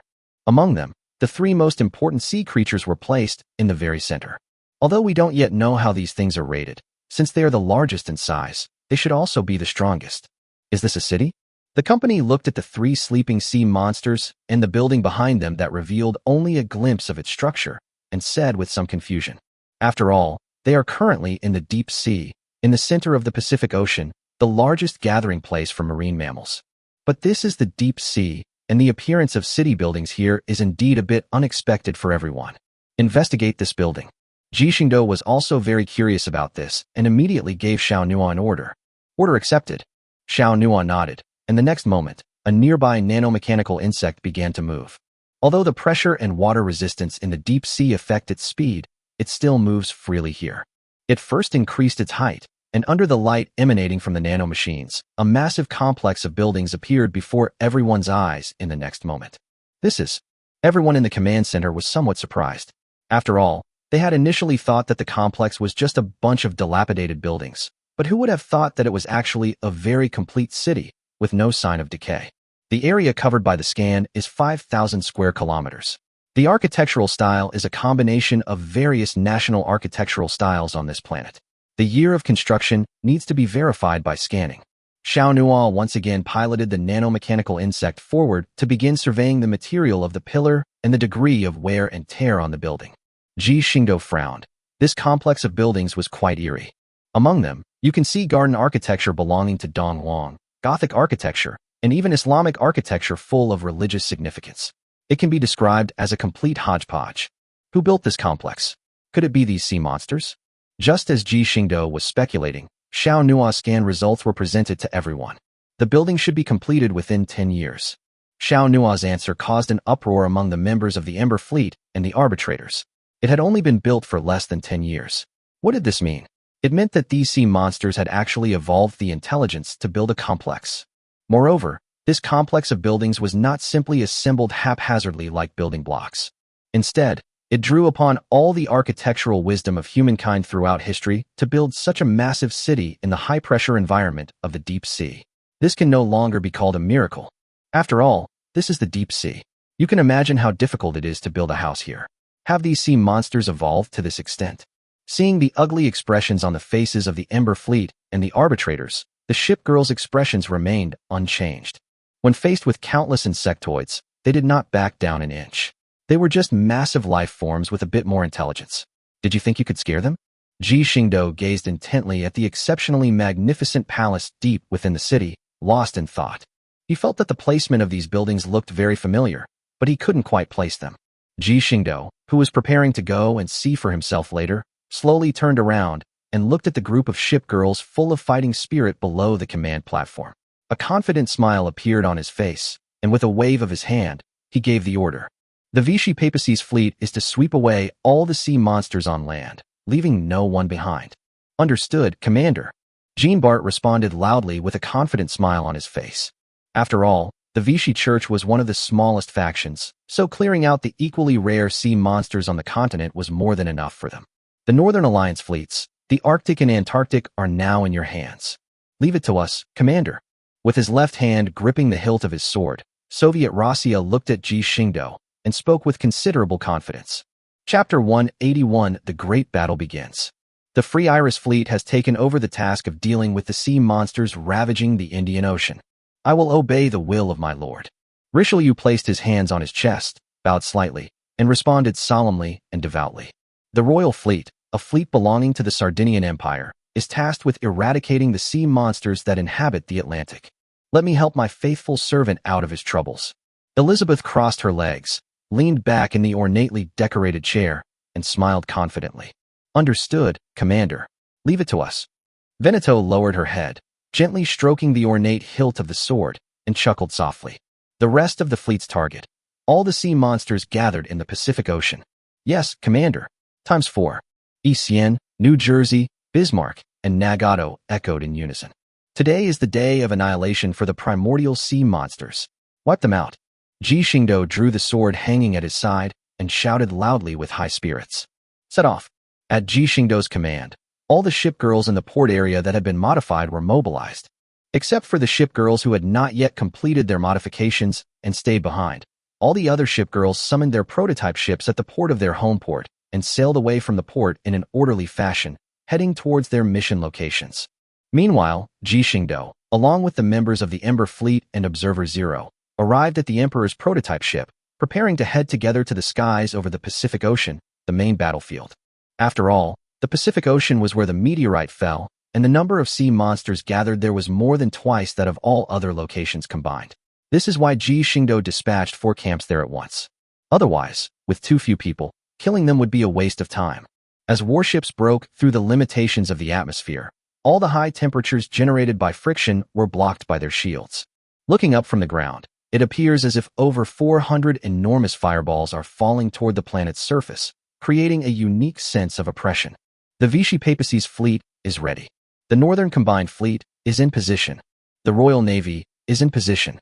The Free Iris has arrived at the designated location. As reports came in one after another, all the fleets had reached their designated combat positions, waiting for Ji Xingdou's order to begin clearing out all the sea monsters. Meanwhile, Ji Xingdou and the others had already arrived in the skies above the Pacific Ocean. Looking at the calm Pacific Ocean on the screen, no one would imagine that tens of thousands of enormous sea monsters lurk beneath this tranquil surface. All fleets, execute the elimination plan. Ji Xingdou looked at the sea in front of him and issued a command directly to the Shipgirl network. Received. Times 9. The flagships of the 9 factions responded in unison. My knight, activate the sonic weapons. If they won't come out, then force them out. Elizabeth looked at the sea monsters still sleeping on the seabed of the Atlantic Ocean, which had refused to appear, crossed her legs, and gave an order to Warspite beside her. Yes, Your Majesty. Warspite nodded, and the next moment, the Royal Navy warships over the North Atlantic completely dispersed and launched powerful sonic attacks into the sea below. After all, there is a vast ocean below, and bombarding it directly with beam weapons would not be very effective. It is not a good method, as it would waste both energy and time. Sound weapons, on the other hand, are different. When they enter media such as seawater, their propagation speed and range are much faster and wider than when they are in the air. Although sound waves do experience significant energy loss during transmission, ultimately, they didn't intend to kill the sea monsters directly with sonic weapons. All they need to do is make a huge noise to keep them from sleeping. They must be quite agitated right now. Roar. Just as Elizabeth had predicted, the sound waves that resounded throughout the entire seabed abruptly woke up the group of sea creatures that were still soundly asleep. Imagine that while you're sound asleep, someone holds up a specially made speaker, plays music, and dances around your bed. How would you feel? Indeed, all the sea beasts became extremely angry. They were sleeping soundly when such a loud noise suddenly broke out. Even a clay Buddha would have some anger, let alone these brutal sea beasts. The sea creatures beneath the North Atlantic were all howling angrily and immediately swam rapidly toward the surface. They wanted to see who was so blind as to dare disturb their peaceful dreams. However, the moment the first sea creature surfaced, they suddenly learned another emotion: regret. What greeted them was the Royal Navy's fully charged plasma cannons, and the powerful explosions echoed wildly across the entire Atlantic Ocean. The massive shockwave caused the seawater to churn violently. Vast swathes of seawater, along with the sea monsters that charged out first, were vaporized by the powerful force of the particle cannon, leaving not a trace behind. The powerful shockwaves of the plasma cannon were not diminished much even after entering the seawater, directly turning the group of sea beasts closer to the surface into a bloody mist. As the first wave of attacks ended, the entire Atlantic Ocean was stained crimson with blood. The first wave of attacks was successful. Elizabeth has shed her previous arrogant demeanor. Now, she is a true ruler, the eternal queen of the royal fleet, Queen Elizabeth. A large amount of energy fluctuations came from beneath the sea surface. A glint of light flashed in Warspite's eyes. Under their close surveillance, they knew exactly what lay beneath the surface of the sea. Increase the output frequency of the shields, and let this queen see just what kind of abilities they have. Elizabeth's eyes gleamed. Only in front of Ji Xingdou could she be that arrogant little brat who sometimes lost all her dignity. But when facing enemies, she would let them know what true queenly majesty was. Boom, boom, boom, boom. Tens of thousands of beams of light of various colors suddenly rose directly into the sky from beneath the sea, launching a powerful counterattack against the royal fleet in the sky. After a series of explosions, smoke began to fill the sky, and sea creatures kept surfacing. They roared loudly at the plumes of smoke billowing in the sky, as if venting their anger and demonstrating their victory. He does possess some wisdom, but not much. The Prince of Wales stood behind Elizabeth, looking down at the nearly 7,000 or 8,000 enormous sea creatures that had surfaced below, and said with a light laugh, "The shield load is less than 10%, posing no threat whatsoever." At this moment, King George V, cloaked in a cape, looked at the data feedback in front of him and reported softly, "Warspite, let's test the power of the antimatter annihilation cannon. The Observer and Miss Ming are still waiting for our data." Elizabeth rested her chin on her hand, looking down at the howling sea monsters below, a hint of disgust flashing in her eyes, and said softly, Chapter 182 Terrifying Power. Remember not to set the power too high. 2 or 3 10,000ths is about right. Too much damage would be bad. Elizabeth looked at Warspite and gently gave him instructions. "Rest assured, Your Majesty." Warspite nodded, even though he hadn't yet truly witnessed the power of this antimatter annihilation cannon. However, with the help of the rough experimental data provided by Ming and the Observer, she was still somewhat confident that she could control the power of the antimatter annihilation cannon. The royal fleet began ascending into the sky, trying to withdraw from the range of the antimatter annihilation cannons. A warning was issued to the Sardinian Empire's fleet in the South Atlantic, instructing them to also prepare for action. Elizabeth remained leaning back in her chair, issuing orders incessantly. After all, although Ji Xingdou is the commander of the entire fleet, in actual combat, unless he goes with the fleet, the on-the-spot battle orders are handled by the flagships of each faction. Yes, Your Majesty. All the royal fleet warships began to ascend into the sky, since the antimatter annihilation cannon had not yet been tested and no one knew how powerful it was. Caution is the best policy, and no matter what, they would never put their companions in danger. At this moment, Veneto, having received the message, looked toward the royal fleet and immediately ordered an ascent, while constantly monitoring energy fluctuations. Start building up power. Once all the warships had climbed up, a glint of shrewdness flashed in Warspite's eyes. She isn't on her prototype warship right now, but that doesn't matter. For shipgirls, controlling their prototype ships from a distance is just a small matter. The bow of the prototype warship began to change, and a black cannon barrel slowly emerged, propelled by the surrounding equipment. This was the original location of the plasma cannon, but it has now been replaced by the antimatter annihilation cannon. The Warspite's main gun, which used to consist of a single plasma cannon, has now been upgraded to 8 plasma secondary guns, resulting in a significant increase in firepower. A massive amount of energy began to accumulate inside the antimatter annihilation cannon, and tiny, black particles, invisible to the naked eye, began to emanate from the vicinity of the cannon's muzzle. Although an output frequency of 2 or 3 10,000ths may not sound like much, it depends on the base number.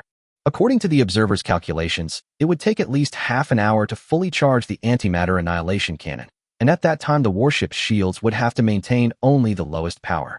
If protective capabilities are also required, the charging time can reach more than an hour. Therefore, even a charge of 0.02% or 0.03% took Warspite more than a minute. Keep in mind that a full charge of a plasma cannon only takes 5 or 6 minutes. The slow charging of this thing is a minor drawback. Having remembered the weakness of the antimatter annihilation cannon, Warspite's eyes flashed again as he looked at the gathering sea monsters below and said coldly, "Emission." At her command, the immense energy contained within the cannons at the bow of the ship seemed to pause for a moment. The next moment, a beam of light, constantly radiating black particles, poured down from the sky and crashed straight into the massive horde of sea monsters. Before the pillar of light fully erupted, the entire world seemed to fall silent. In the next instant, a deep blackness began to slowly spread, and everything touched by the black light shattered into pieces like a fragile mirror. The sea monster's shield and powerful body were completely ineffective. Their shields disintegrated into the smallest particles in the world the instant they came into contact with the antimatter annihilation cannon. The sea monster's enormous body vanished into thin air like dust. Wherever the energy of the antimatter annihilation cannon passed, everything was completely annihilated back to its most primitive state. It didn't launch a massive attack like a plasma cannon. Instead, it was silent, deathly silent, granting its opponent eternal slumber and tranquility. The northern half of the Atlantic Ocean had completely changed by this time. When the last bit of energy from the antimatter annihilation cannon was exhausted, a breathtaking scene unfolded before the Royal Navy Shipgirls. Even Elizabeth couldn't remain calm. She was so shocked that she stood up from her seat. Below them, a huge, circular crater had appeared, covering an extremely wide area. Within the area encompassed by this circular pit, there has long since been no trace of seawater left. They could even see below, where large areas of the seabed had been razed away by the antimatter annihilation cannon. The problem is that they had surveyed the area before they arrived, because the planets in the primordial world were about 6 to 7 times larger than those in the experimental world. The ocean is quite deep. In the area where they are, the depth from the seabed to the surface is at least 7 or 8,000 meters. With this one shot, they were all completely evaporated. The diameter of this crater is around 10,000 kilometers. Warspite, did you set the power level wrong? Huda immediately measured the deep pit in front of him and came to the conclusion he was about to reach. The shipgirls watched as the surrounding seawater continuously filled the huge crater. This was probably affecting the depth of the entire ocean, since it wasn't just a little seawater evaporating. Warspite felt wronged. She really hadn't turned the power up that high. To prove her innocence, she directly retrieved the data from earlier and presented it to everyone. The data clearly showed that the energy output power was 0.02%. Everyone fell silent. After all, the observer's data indicated that if the damage was less than 1 in 1,000, it wouldn't cause significant harm to the entire planet. But now it seemed that this might not be the case. It's important to understand that for these weapons, even a slight increase in energy output can make a significant difference in power. After all, the weapon's original power level is already set, and with such a large base, a little more output will definitely result in a significant increase in power. If an output power of 0.02% can achieve this level now, I'm afraid that if the output power exceeds 0.05%, more than half of this planet will be blown up. Even a fraction of that power would likely cause damage to the satellite orbiting the planet. Report the data immediately. Request that the power output limit of this weapon be lowered again. Elizabeth reacted instantly and immediately uploaded the situation. Fortunately, Warspite wasn't a reckless person, otherwise, the entire planet might be gone by now. And if the rest of the fleet had been dragged in, it would have been even worse. Of course, if such a situation were to actually occur, Ji Xingdou wouldn't just stand by and watch. After all, even if the weapon's power were at its maximum, he could easily handle it. I understand. Ji Xingdou, who was far away in the Pacific Ocean, also received a report from Elizabeth. He hadn't expected the weapon to be so powerful. It certainly exceeded the expectations of the observers and Ming. However, that's okay. Finding the problem is better than not finding it. We can just correct it in time. Chapter 183 Heading to the Underwater City Cluster. All shipgirls equipped with antimatter annihilation cannons, listen to this command. On this planet, the output power of antimatter annihilation cannons must not exceed 1/10,000th of their rated power. From now on, the energy usage permissions for antimatter annihilation cannons will be strictly regulated. Ji Xingdou immediately issued this order through the Shipgirl network. This is why Elizabeth and her group chose to use the area inside the ocean. If this were on land, the location that was bombarded would probably be a complete dead zone. The Shipgirls, having obtained the first batch of experimental data, became more cautious. They also worried that, because of another weapon, The culprits who would destroy the distant world might suddenly become them instead of those sea monsters. That would be a terrible thing. Commander, all the sea creatures in the Pacific Ocean except for that settlement have been completely wiped out. Now only the sea creatures near the settlement remain. At this moment, Zhenhai walked to Ji Xingdou's side, her beautiful eyes gazing at him quietly, and slowly spoke. After all, there were 4 fleets that came to the Pacific, including the Eagle Union and Sakura Empire, the 2 largest fleets, so it was naturally much faster to clear them out. Use sonic weapons to lure them out first. Don't use heavy weapons yet. Ji Xingdou looked at the sea not far away and gave the order in a deep voice. Zhenhai frowned slightly. After all, such an order was quite obvious, and Ji Xingdou must be worried about something.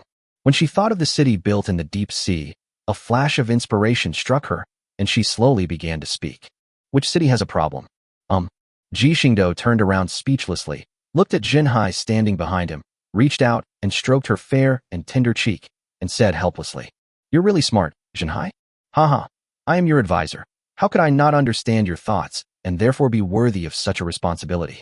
Zhenhai's eyes were filled with laughter, and he raised a slender hand and placed it on the large hand that was stroking his cheek, his eyes full of tenderness. Indeed, that city gave me a strange sense of déjà vu, especially the placement of the buildings, which gave me a very strange feeling, as if I had seen it somewhere before, yet also as if I hadn't. Ji Xingdou stopped hiding anything and spoke with some doubt. I asked the system, and that bastard said it wouldn't know unless I got closer. Oh well, I can't blame it. After all, even now, after looking at it for so long, I only think it's an ordinary cluster of buildings. However, my intuition tells me that it's not ordinary at all. So, you're planning to go there and see for yourself. Zhenhai looked at the man in front of her and spoke softly. Yes. Since we've already talked it out, there's no need to keep my plans a secret anymore. Then leave this place to us, my child. At this moment, the emperor, with a smile on his face, slowly walked in from outside the command room. Looking at Ji Xingdou's apologetic face, she walked straight up to him, hugged his head tightly, and pressed him against her chest again. This was probably the emperor's favorite thing to do. Emperor. That's right, Commander, they're just a bunch of mere sea monsters. They're barely qualified to be our opponents. You can go explore peacefully. At this moment, the New Jersey group, who had finished cleaning up the surrounding waters, also came in. Their eyes were full of determination and deep love as they looked at Ji Xingdou. Just as Ji Xingdou never asks the ship girls to revolve around him, the ship girls also want to stay by his side all the time. However, when it comes to important matters, they will silently protect him from behind, allowing him to do his own thing without any worries. They are not a bunch of idle vases. I see. Ji Xingdou slowly climbed out of the emperor's embrace, looked at the emperor's loving face, turned around, looked at the calm and waveless sea, and shouted loudly. Activate the sonic weapons and wake up all these big sleepy creatures. Yes, Commander. All the ship girls responded in unison, and the next moment, powerful sound waves began to be emitted towards the sea below, which undoubtedly woke up the sea monsters on the seabed.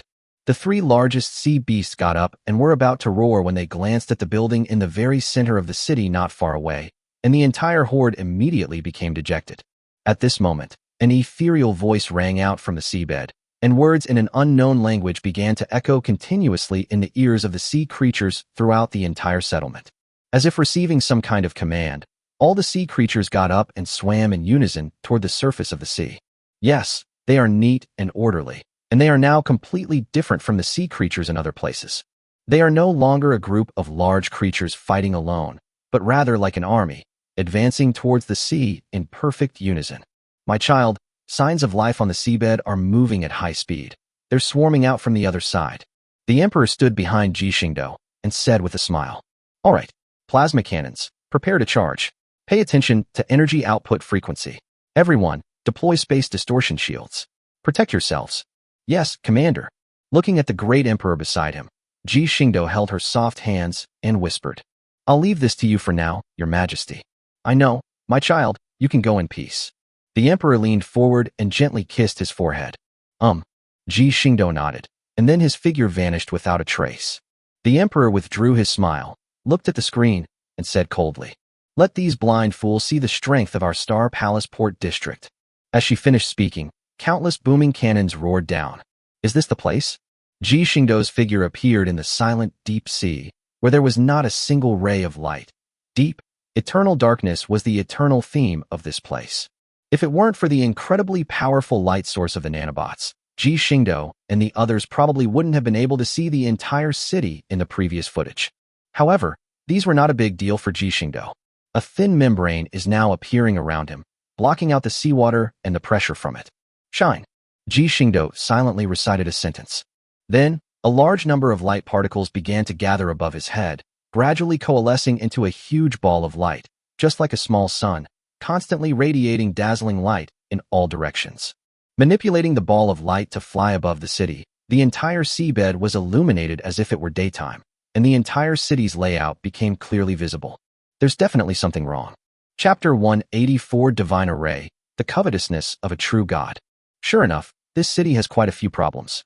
Looking at the city completely exposed before him under the illumination of the light, Ji Xingdou had a strange sense of déjà vu, which filled his face with doubt.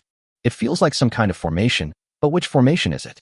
Ji Xingdou looked at the buildings arranged in a certain position in front of him and muttered to himself with some doubt.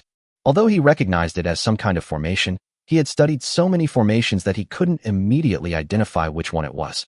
Beep. Please fly over the city. Without a complete view, a comparative scan cannot be performed. At that moment, the system's voice rang out, and a system pop-up window automatically appeared, hovering in front of him. Okay, I understand. Ji Xingdou nodded, and his figure appeared in the sky above the city. Looking down at the city cluster below, this inexplicable sense of familiarity grew stronger and stronger, and he vaguely had a few ideas. Comparison in progress.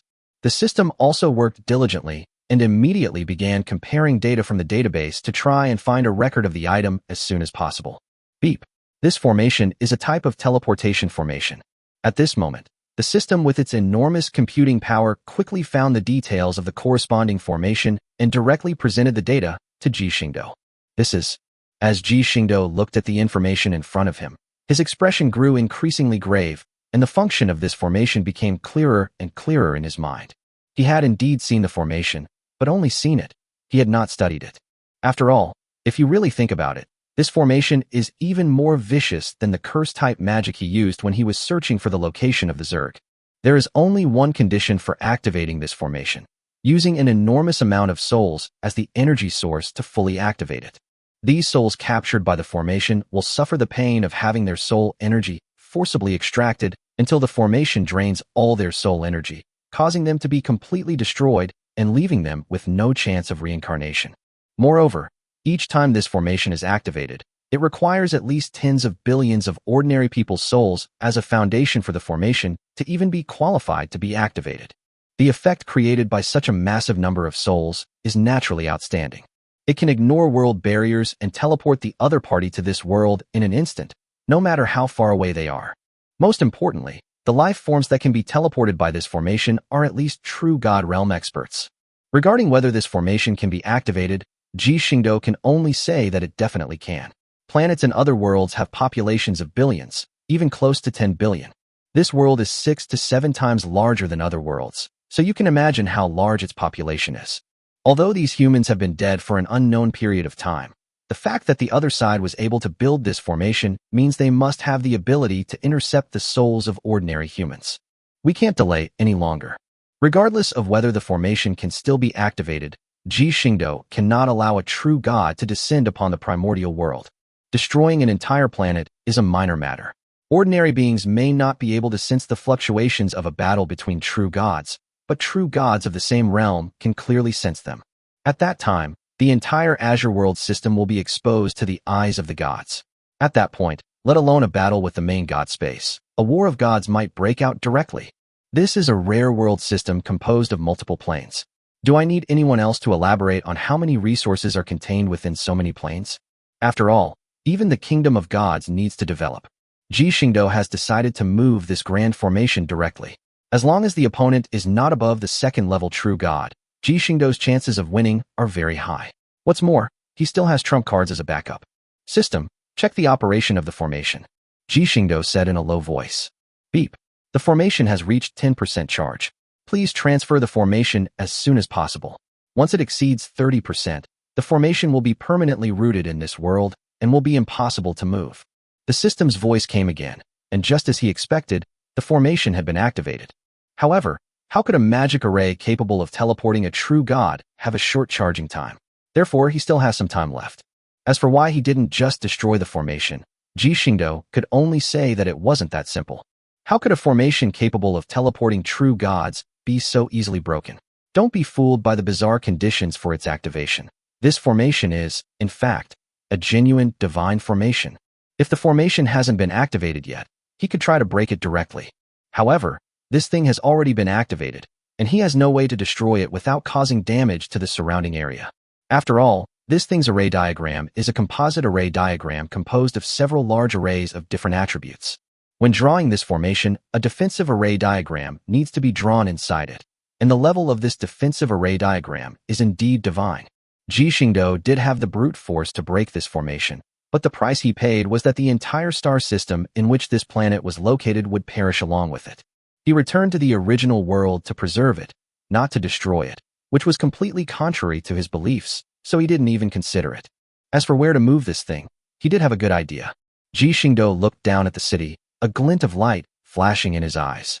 He saw 4 enormous cracks stretching for thousands of miles, instantly cutting along the city's perimeter and completely isolating it from the surrounding sea. Rise. Ji Xingdou flipped his palm over and gently raised it upwards.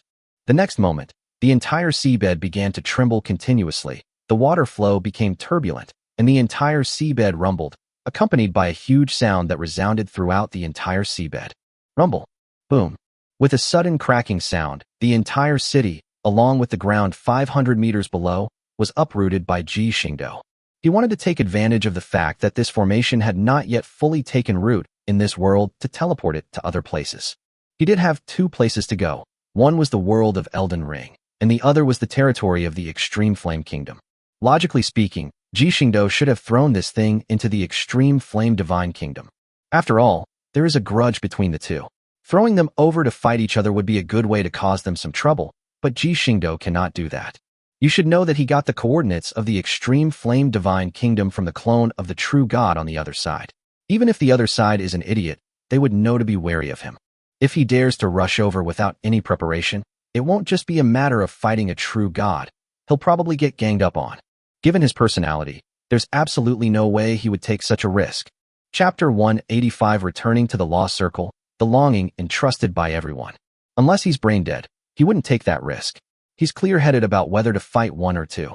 Moreover, the world of the French Ring is his home turf. This world can already be considered half of his divine kingdom. Back here, he not only has the home field advantage, but also, under his control, even if a true god senses the aura of their battle, he will have no way to pinpoint their location. He wasn't worried about being exposed at all, which was one of the advantages of the divine kingdom. It had the ability to conceal his aura and hide his location. Therefore, Ji Xingdou is planning to throw this divine array into the world of the magic ring. Open. With a wave of his hand, Ji Xingdou created a massive spatial rift.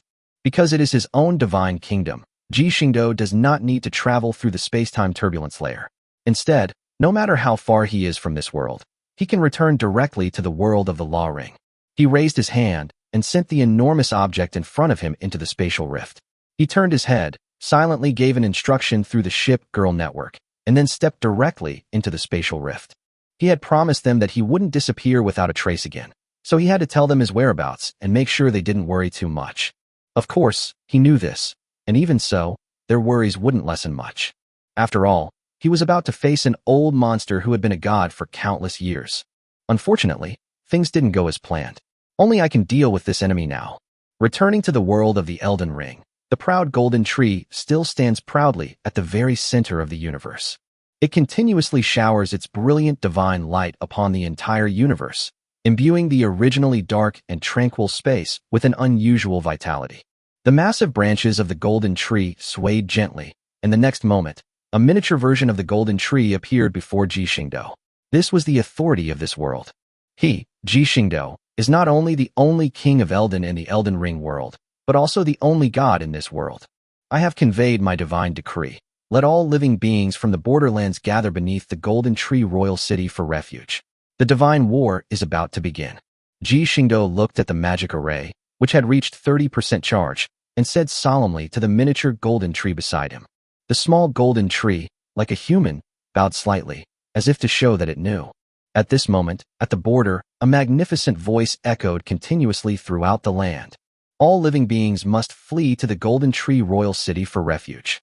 The War of the Gods is about to begin.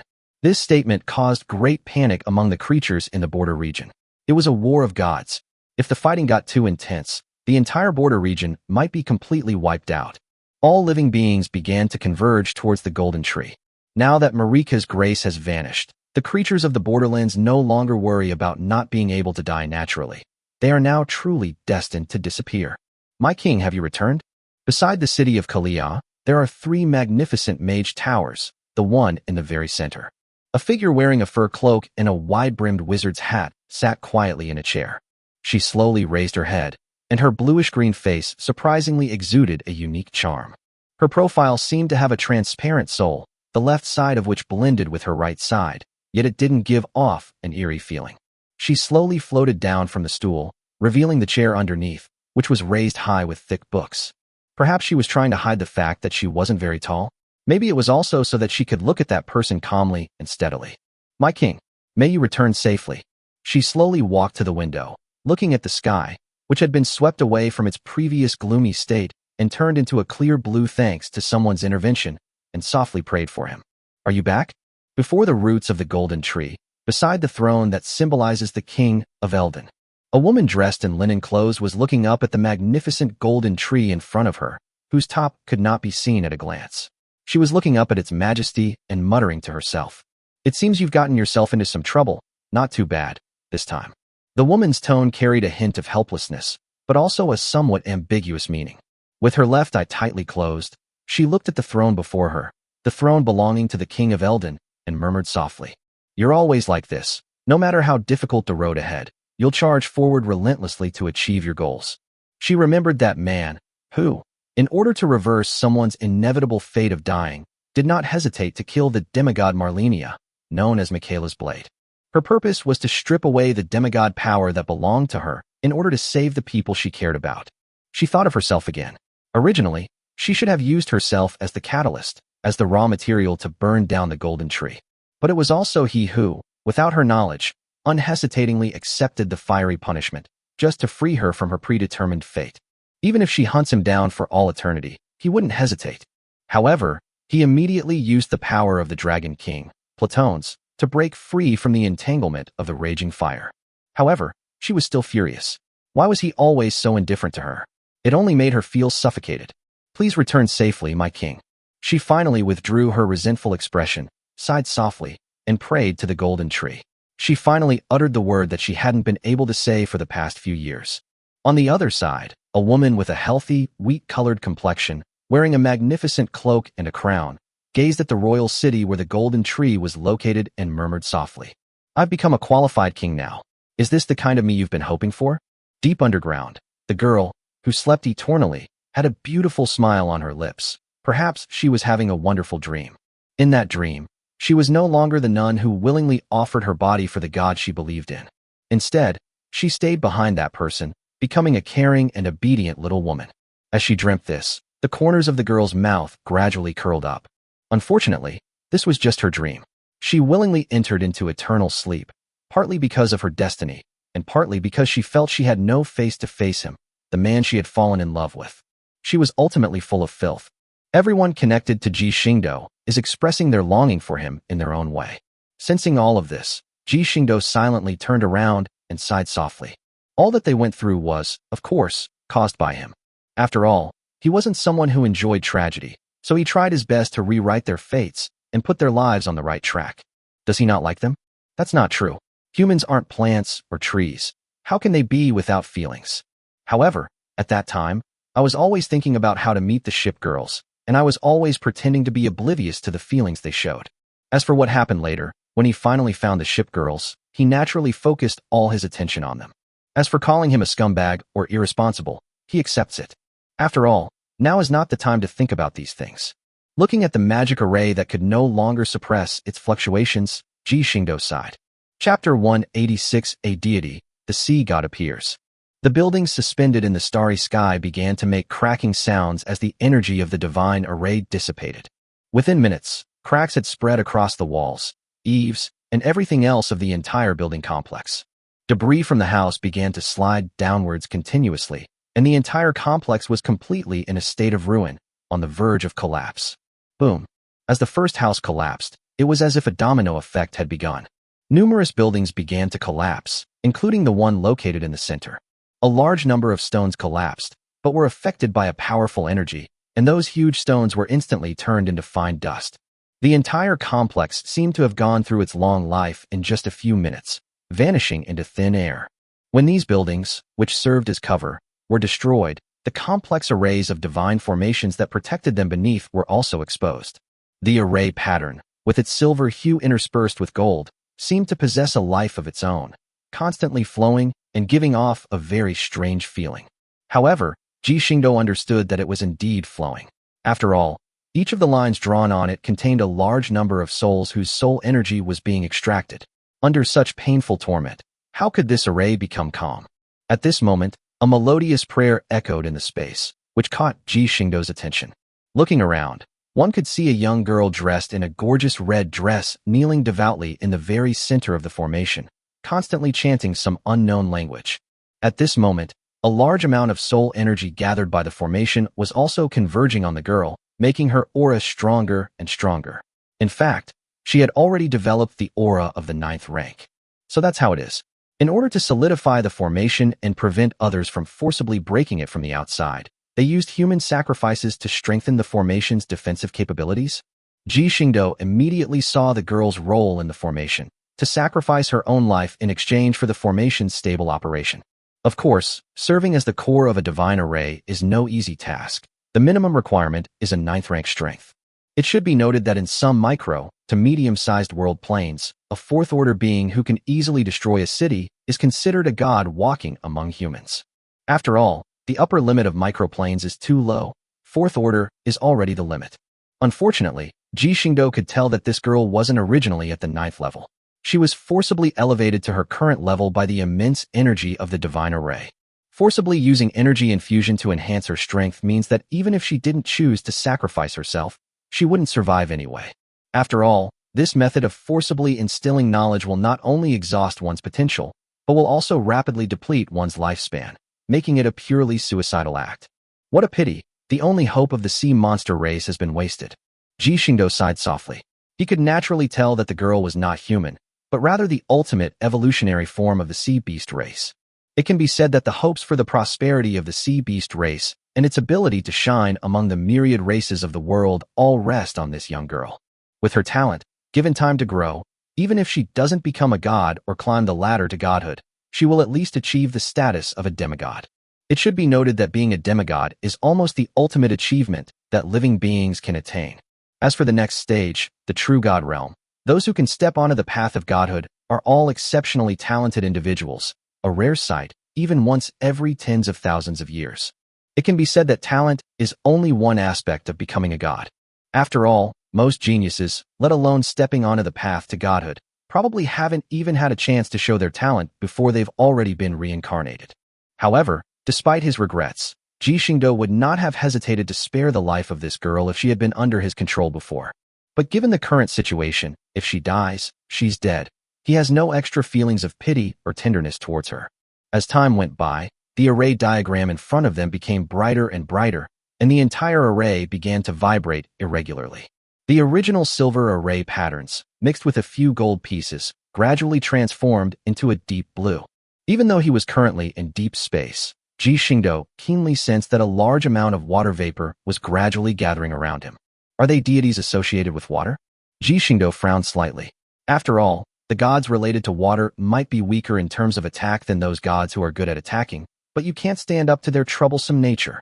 They not only possess a wide array of control abilities, but their healing power is also only slightly weaker than that of the gods in the life system. It can be said that if we cannot disable them as soon as possible, the enemy can wear us down to death in the next battle. As for whether avoiding watery areas would limit its fighting power, that's a joke. For these gods, creating their own home ground is just a matter of waving a hand. In this vast universe, if they wanted, they could directly change the appearance of this place. Trying to limit the exertion of their power by relying on location is an unrealistic thing. The moisture was getting thicker and thicker, and the array patterns had completely turned into a deep blue color.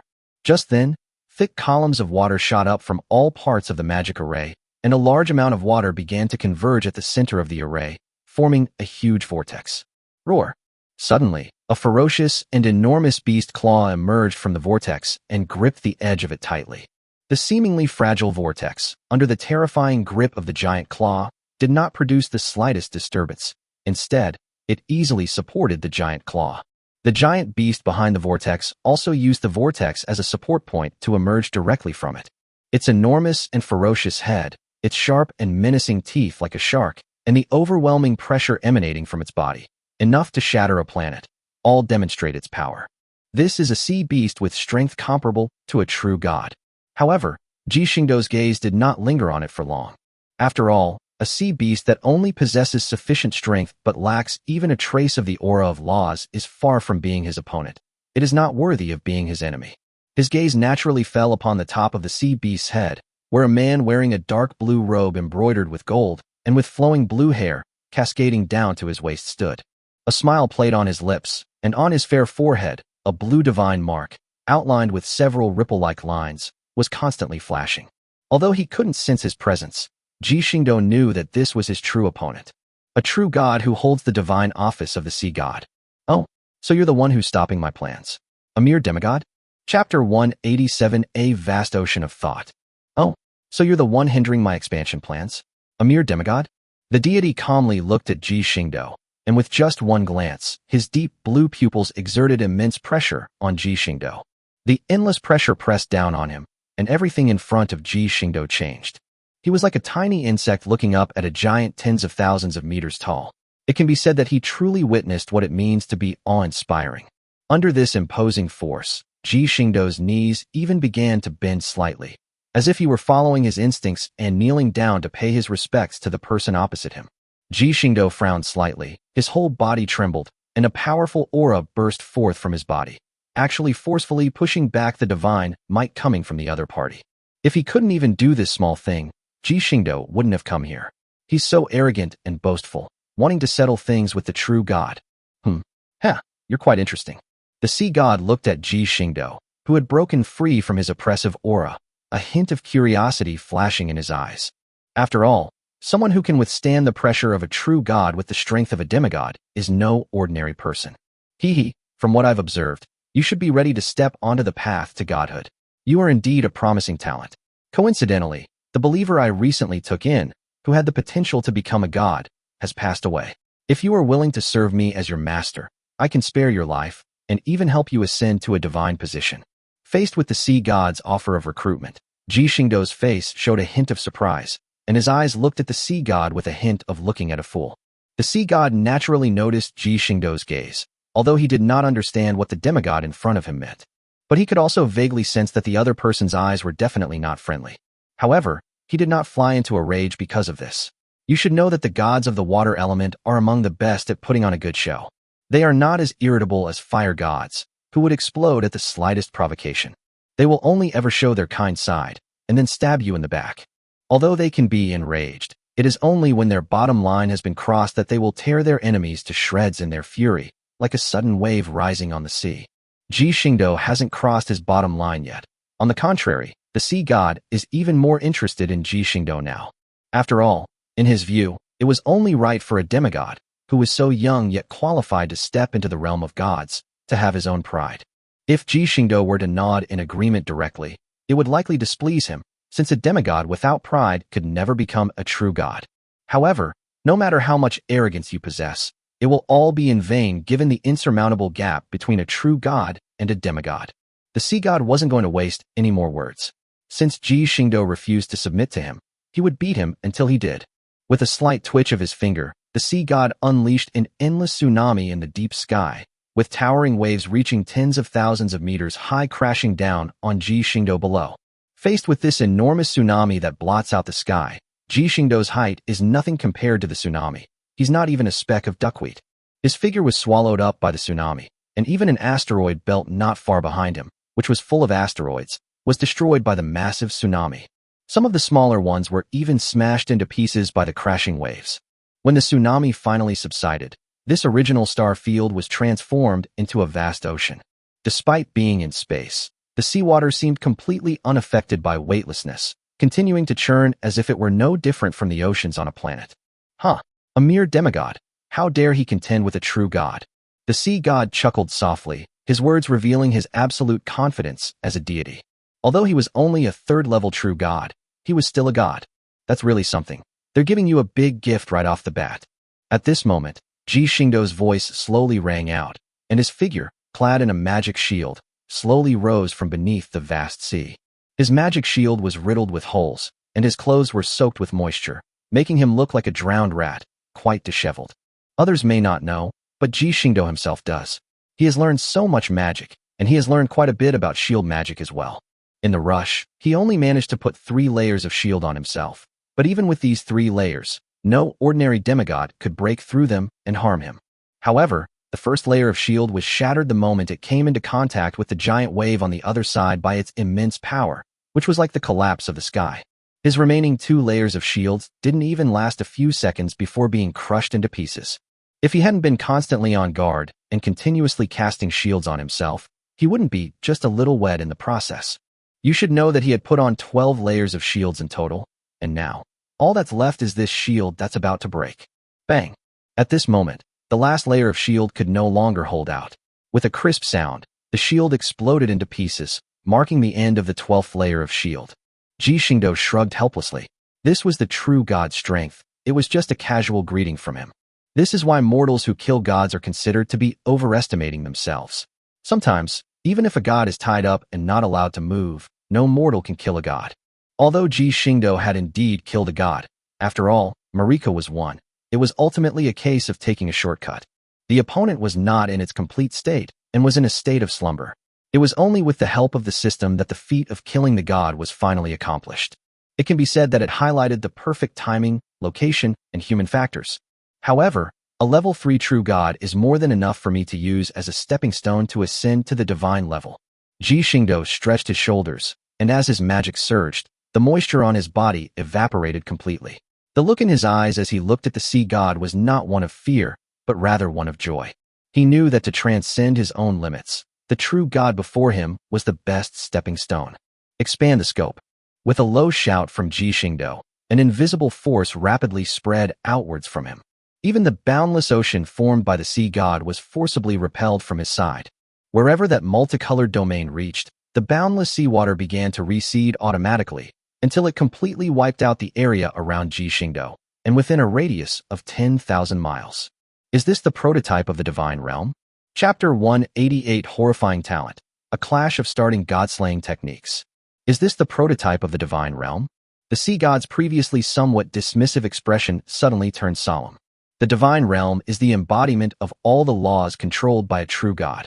In other words, the number of laws integrated into the divine realm is a symbol of a true god's strength. To integrate the laws into the divine realm, one must at least have complete control over the corresponding laws. It's not about just having grasped it, nor is it about simply knowing how to use it. It's about truly integrating the law into oneself, making the law obey one's commands. Only such laws can truly be integrated into the divine realm, serving as the cornerstone for its expansion. And now what does he see? A demigod has actually released the rudimentary form of a divine realm? What a joke. Are you telling me that you, a demigod, have not only comprehended the power of laws, but have also mastered them to the point of complete control?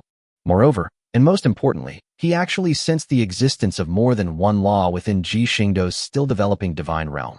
You must understand, even within his own divine realm, he only incorporated one law. Moreover, it's not the law of water as the primary law of the water system, but the law of the sea as a secondary law. Are you trying to outdo me, trying to infuriate even the gods? After all, integrating into a single law already qualifies one as a minimum level 3rd-tier true god. If one can integrate more than 10 laws, it is enough to enter the realm of a 2nd-level true god. As for becoming a 1st-level true god, one needs to integrate a terrifying 30 laws. You should know that even a genius with the qualifications to become a god may never be able to comprehend a single law in their entire life. And how much does this kid on the other side have? 1 line, for lines and 8 lines? The sea god was completely dumbfounded. Are you kidding me? If you were to ascend to godhood, wouldn't your strength completely crush me? Moreover, these 8 laws unfortunately include 3 supreme laws: space, time, and reincarnation. No way, your family's in the business of wholesaling laws, huh? You've already comprehended the supreme laws, and you've even managed 3 at once. Ji Xingdou looked at the sea god's constantly changing expression and understood why he had that expression. The system once said that if it were to reveal its true strength to everyone, it would leave a group of people speechless. Throughout the myriad worlds, from the beginning of this era to the present, there have been no more than 10 people who, before becoming true gods, had comprehended the laws to his level. Moreover, among the others, the one who comprehended the most laws had a total of 4, while I had almost double that number. Moreover, among these people, there was one who had some connection with him. That was the first generation of Watchers, a person who, before becoming a god, had grasped the rudiments of the divine realm and fused with 2 laws. This is why she was able to defeat 8 opponents single-handedly and achieve a great victory. As for his other 5 principles, they are naturally the 5 high-level principles of metal, wood, water, fire, and earth. The reason he himself was so talented in magic was largely because he had thoroughly understood these 5 basic high-level laws. He can learn elemental magic very quickly by relying on the mutual evolution between the 5 elements. As for why he is also good at other types of magic, well, geniuses are hard to explain, aren't they? Seeing that Poseidon was hesitant, Ji Xingdou wouldn't stand for it. I'm ready to fight you to the death. Do you think I'll let you back down? Even if he really couldn't kill him this time, he would still have to skin the guy alive. Meteor God Technique, the punishing spear of meteor flame. Ji Xingdou raised his hand and pointed, and a massive amount of magical power instantly erupted from his tiny body. A series of intricate magic circles kept appearing beneath his feet. As the first layer of crimson gold magic circle lit up, a huge crack suddenly opened in the endless starry sky, revealing the massive and scorching star inside. That was a massive, burning star. Just then, the second layer of the magic circle, which had a slightly earthy yellow hue, also began to shine brightly. The asteroid belt, which had been swallowed up by the massive tsunami, suddenly began to emerge from the vast ocean. And continuously, a huge, solid rock spear formed above Ji Xingdou's head. The rock spear is over 100 kilometers long and about 10 kilometers wide, making it look quite imposing. However, this was not the end. With a wave of his hand, Ji Xingdou threw the sturdy rock spear directly into the star. He wanted to integrate the power of the star into the huge rock spear. The sea god had a face full of question marks. He just wanted to ask, is this really necessary? Are you the real god, or am I the real god? You, a demigod, didn't say a word and immediately started with a meteor god technique, right? And it was a combination meteor god technique, right from the start. You're more of a god than me.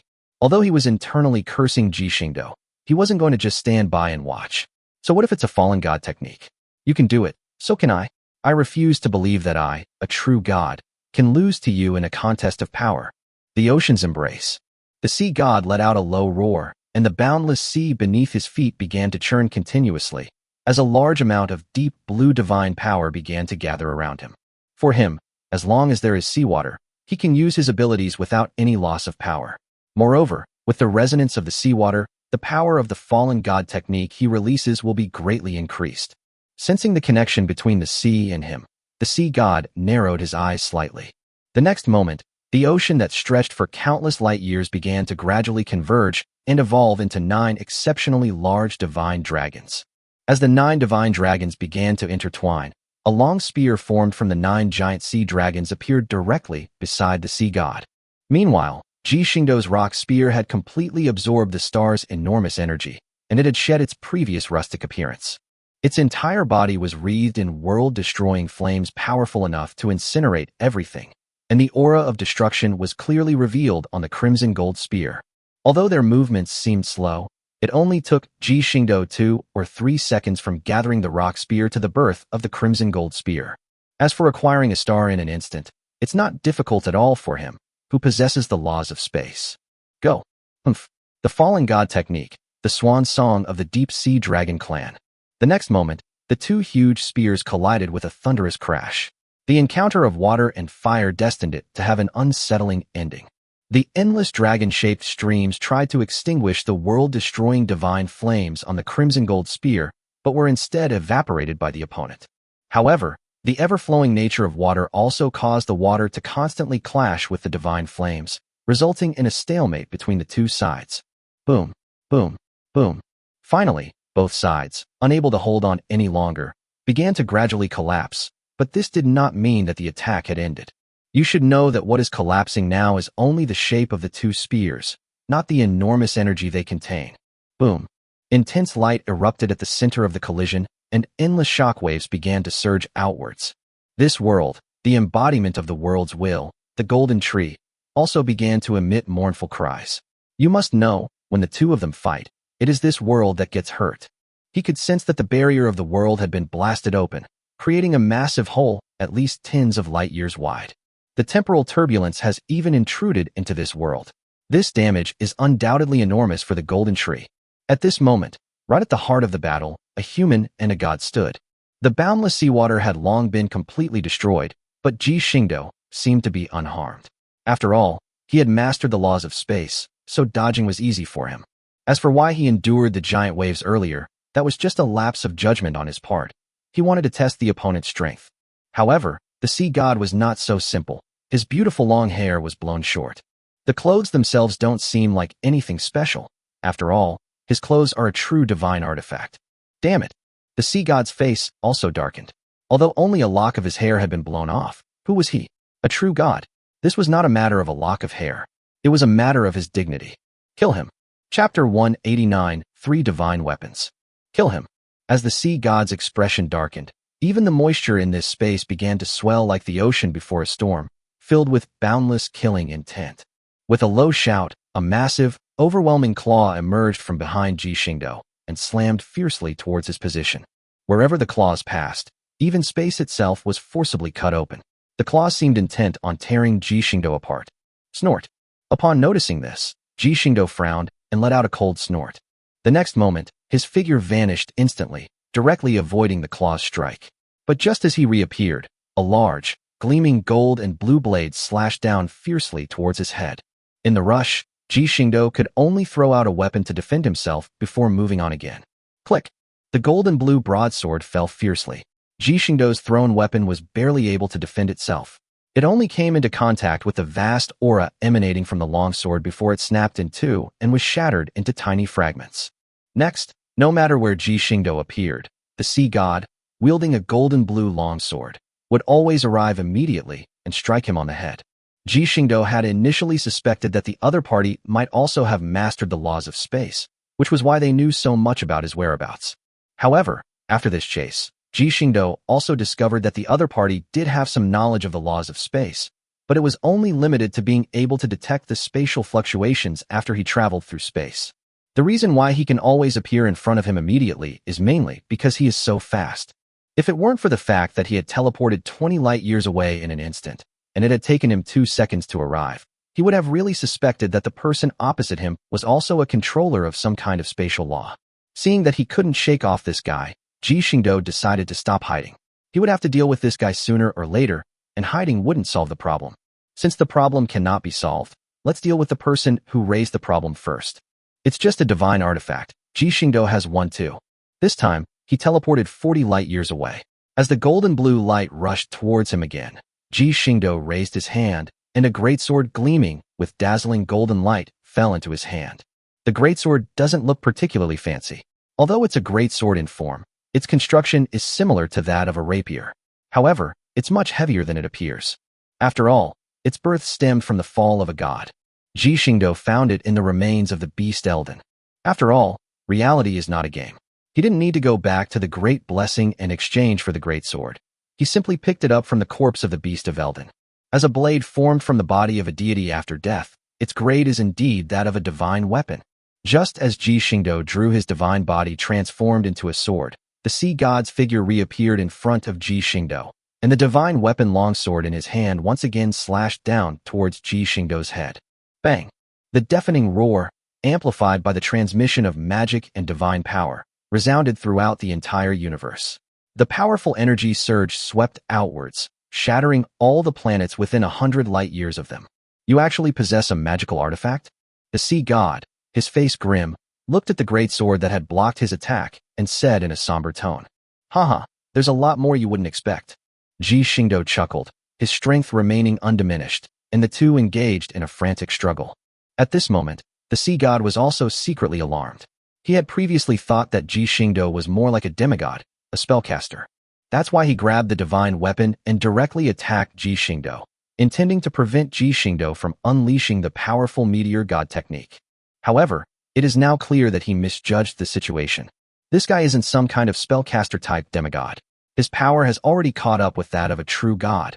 Although he can still barely suppress him, it's only barely. If this continues, he definitely won't be able to deal with this kid. Roar. At this moment, a deafening roar resounded once more, and the colossal beast that had come with the sea god reappeared behind Ji Xingdou. Its claw, which was as big as half a planet, slammed down on Ji Xingdou again, attempting to severely injure or even kill him through a sneak attack. Court death. A flash of anger crossed Ji Xingdou's eyes, and his magical power erupted instantly. The divine body sword in his hand also shone brightly with golden light under the enhancement of the immense magical power. The next moment, Ji Xingdou unleashed his full power. He swung his divine body forward, transforming it into a sword. A towering golden aura instantly carried the astonished sea god away from his original spot. A vast expanse of golden flames, imbued with immense power, actually carried the sea god away from the area. Afterward, Ji Xingdou once again flashed, directly dodging the giant beast's attack. You annoying beast. I think you're asking for it. When Ji Xingdou reappeared, he was standing on the top of the giant beast. The divine body transformation sword in his hand had disappeared, replaced by a small stone hammer that shone with the same light as the divine body transformation sword. Don't let its unassuming appearance fool you. This is a weapon on par with the divine body transformation sword, a divine artifact wielded by Myriad, the former god of the Elden Ring. The aura generated by the divine body transforming into a sword could not stop the sea god for long. Naturally, he wanted to take advantage of this gap to completely eliminate this ungrateful beast. Roar.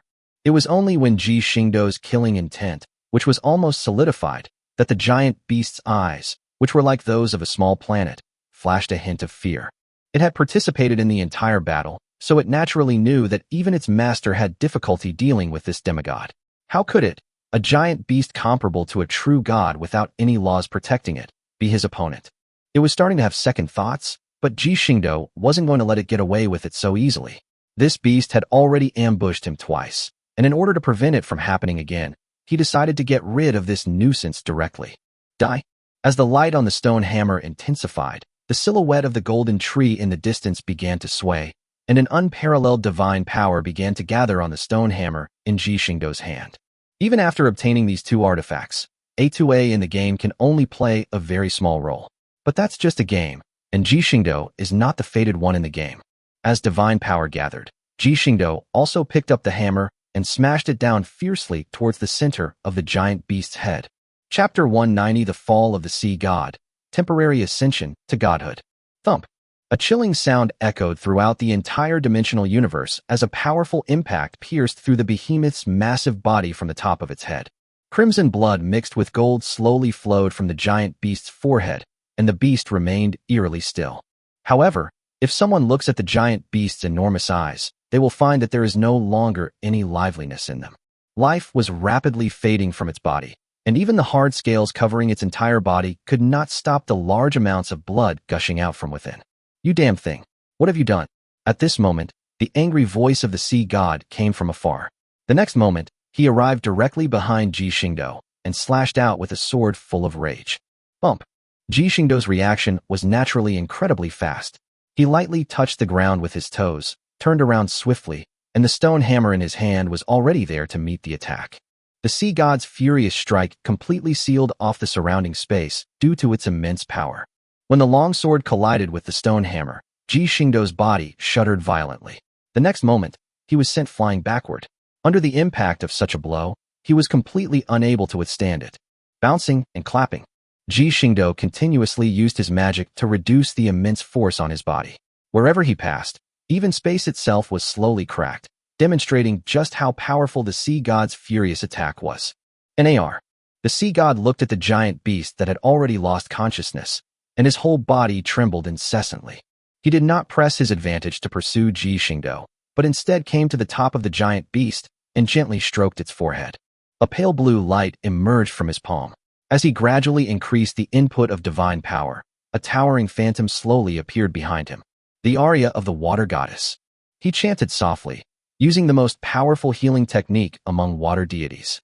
Gentle water elements began to flow continuously into Nar's massive body, healing the injuries it had suffered. The aria of the water goddess is one of the most powerful healing arts in the world, created by the water goddess. When fully comprehended, it can heal all damage in the world and even repair non-living things. However, the sea god did not see that beneath Nal's thick skin, golden runes were spreading. As the water element continued to be injected, the golden incantation spread faster and faster until it covered its entire body. Doing this will only hasten its death. At this moment, Ji Xingdou, looking somewhat disheveled, reappeared. He did not make a move, but instead looked at the sea god who was healing his followers and said coldly. The sea god did not answer, but continued to expend his divine power to heal Nar. Seeing this, Ji Xingdou did not say anything more. He knows perfectly well the techniques he uses. Although the stone hammer doesn't possess the overwhelming power of a sword transformed from a divine body, which can extend for thousands of light years, Ji Xingdou has still managed to create new ways to use it through his research. That is, any creature struck by it will be parasitized by the spell of the golden tree. The incantation will devour the power and life force of the parasite, and gradually grow stronger until it sends the parasite to an abyss of no return. The sea god's healing methods not only failed to work, but also accelerated the spread of the curse. Now, this behemoth has stepped onto the edge of reincarnation. Just as Ji Xingdou had thought, the giant beast's life was already on its last countdown. Now, the golden runes were no longer content to spread within its body. They had appeared on its surface until they completely drained its last bit of life force. The sea god remained silent, finally stroking the giant beast's head, reflecting on his memories of the beast. He was not a god who had cultivated himself, but a spirit of the sea that was naturally born in response to the requirements of a plane. And this giant beast had been by his side ever since his birth. The god and the beast cultivated together, fought together, ate and slept together. The beast was both his retinue and his most important partner. I will make you and this world pay with your lives. The sea god slowly stood up, and the divine power emanating from his body was gradually transforming into malevolent energy. Clearly, he had completely fallen into the clutches of his own inner demons. Ji Xingdou looked at the sea god who was falling towards becoming a demon god and muttered to himself expressionlessly. It seems that this is indeed the limit. If this continues, this world may collapse before a winner is even decided. As he said, the Elden Ring world, which gave birth to a true god, should theoretically have just crossed the threshold of becoming a large world. However, the combined efforts of the two true gods still put too much pressure on this world. If this fighting continues, the Elden Ring world will be completely destroyed in no time, a loss that Ji Xingdou cannot afford. Ascend to godhood. Ji Xingdou spread his arms, ignoring the falling sea god. Within his body, a golden, intricately patterned ring slowly emerged. The moment the immense life force appeared, the entire world, which had been riddled with holes due to the battle, began to miraculously and slowly heal. The enormous golden tree swayed as if it had seen a child who had found its home, and all living beings could feel an indescribable joy emanating from it. As the power of the golden tree continued to be released, a huge divine throne slowly emerged behind Ji Xingdou. As the Elden Ring resonated with the throne, Ji Xingdou, holding onto the handle, slowly sat down on the throne. A holy radiance continuously shone down from above Ji Xingdou's head, and a magnificent divine crown made of the power of laws gradually appeared above Ji Xingdou's head. The moment the divine crown was placed on Ji Xingdou's head, the entire world paused. Numerous strange phenomena began to appear around Ji Xingdou, making his figure, already clad in magnificent purple gold armor, appear even more sacred. Ayah! Just then, a roar full of resentment suddenly rang out, and the pitch-black sky suddenly rose up, actually rivaling the strange phenomenon that occurred when Ji Xingdou ascended to godhood. Looking at the completely corrupted sea god, Ji Xingdou's face was filled with majesty, and when he spoke softly, it seemed that heaven and earth were responding. Alright, let's begin our next round. Chapter 191 Blood Prison Godslayer. In the boundless universe, two figures, one purple and gold and the other black, are constantly colliding. As the two continued their battle, massive planets were repeatedly shattered by the residual force emanating from their clashes. The two figures collided and separated once again. As the black figure flew backward, a massive black lightning bolt appeared in its hand with a mere grasping motion. With a roar, it hurled itself fiercely at the purplish gold figure thousands of light years away. Boom! A black lightning bolt flashed by, easily piercing through the dozen or so celestial bodies blocking the path between the two gods, and heading straight for Ji Xingdou's heart. Grip. Ji Xingdou's expression remained unchanged. He simply murmured something. The star that was finally pierced instantly disintegrated, and then rapidly reassembled, forming a colossal rock hand composed of a single planet. The next moment, under the control of Ji Xingdou's spatial laws, the giant hand disappeared from its original spot and then appeared directly next to the rapidly moving black lightning. Collapse. The lightning's attack came to an abrupt halt as the giant hand mercilessly gripped it. The invincible lightning was firmly grasped and could no longer move an inch. It could only watch helplessly as its energy gradually dissipated and finally disappeared unwillingly into the world. Ji Xingdou looked at the sea god, whose body was emanating black mist, and felt a little emotional. He hadn't expected that after being corrupted and fallen, the other party would take this opportunity to forcibly comprehend the laws of storm and lightning. This was indeed somewhat beyond his expectations. After all, the system had already analyzed the opponent's strength during the previous battle. The final conclusion was that the opponent was merely a single-law god who had fused with one law, making him arguably the weakest among the true gods. But is this situation what they call darkening to twice the strength? Despite these thoughts, Ji Xingdou's hands never stopped moving. Since the other side had come over, he naturally wasn't going to back down. Thousands of forbidden spells and higher magic arrays rose directly from his body. Ji Xingdou pointed towards the direction of the sea god and spoke slightly. Fall. With the utterance, numerous magic circles instantly shone brightly, and dozens of purple glowing magic circles traversed the vast distance, appearing directly above the sea god's head. The next moment, divine lightning completely covered the star field where he was located. The divine lightning was like a prison, and a large amount of divine lightning began to fall like raindrops, directly attacking the sea god below like a cleansing storm.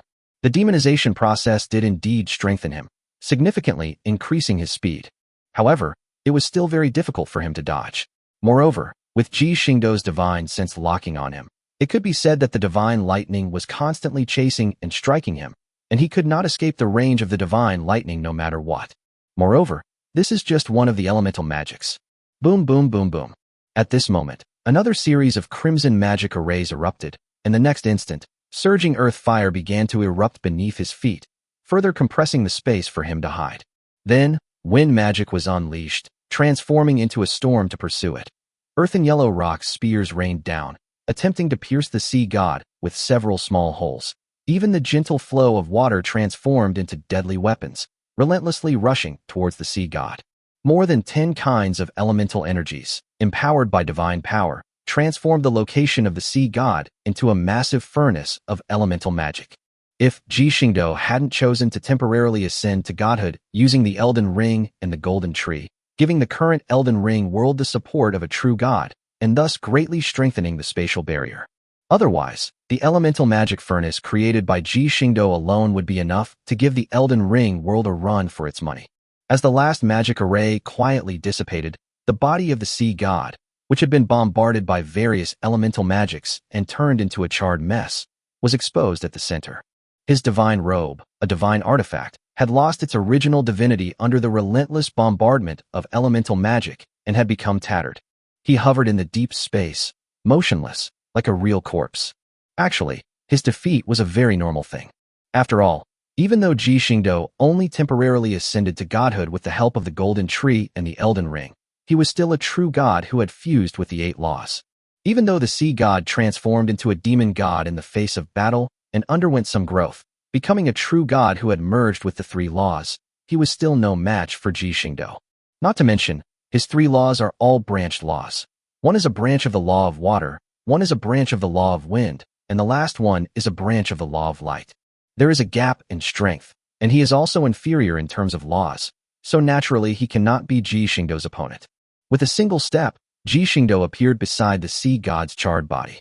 Looking at the dead god, Ji Xingdou seemed quite emotional. Just as he was about to turn around, the sea god's eyes, which had already turned scarlet due to demonic transformation, suddenly opened.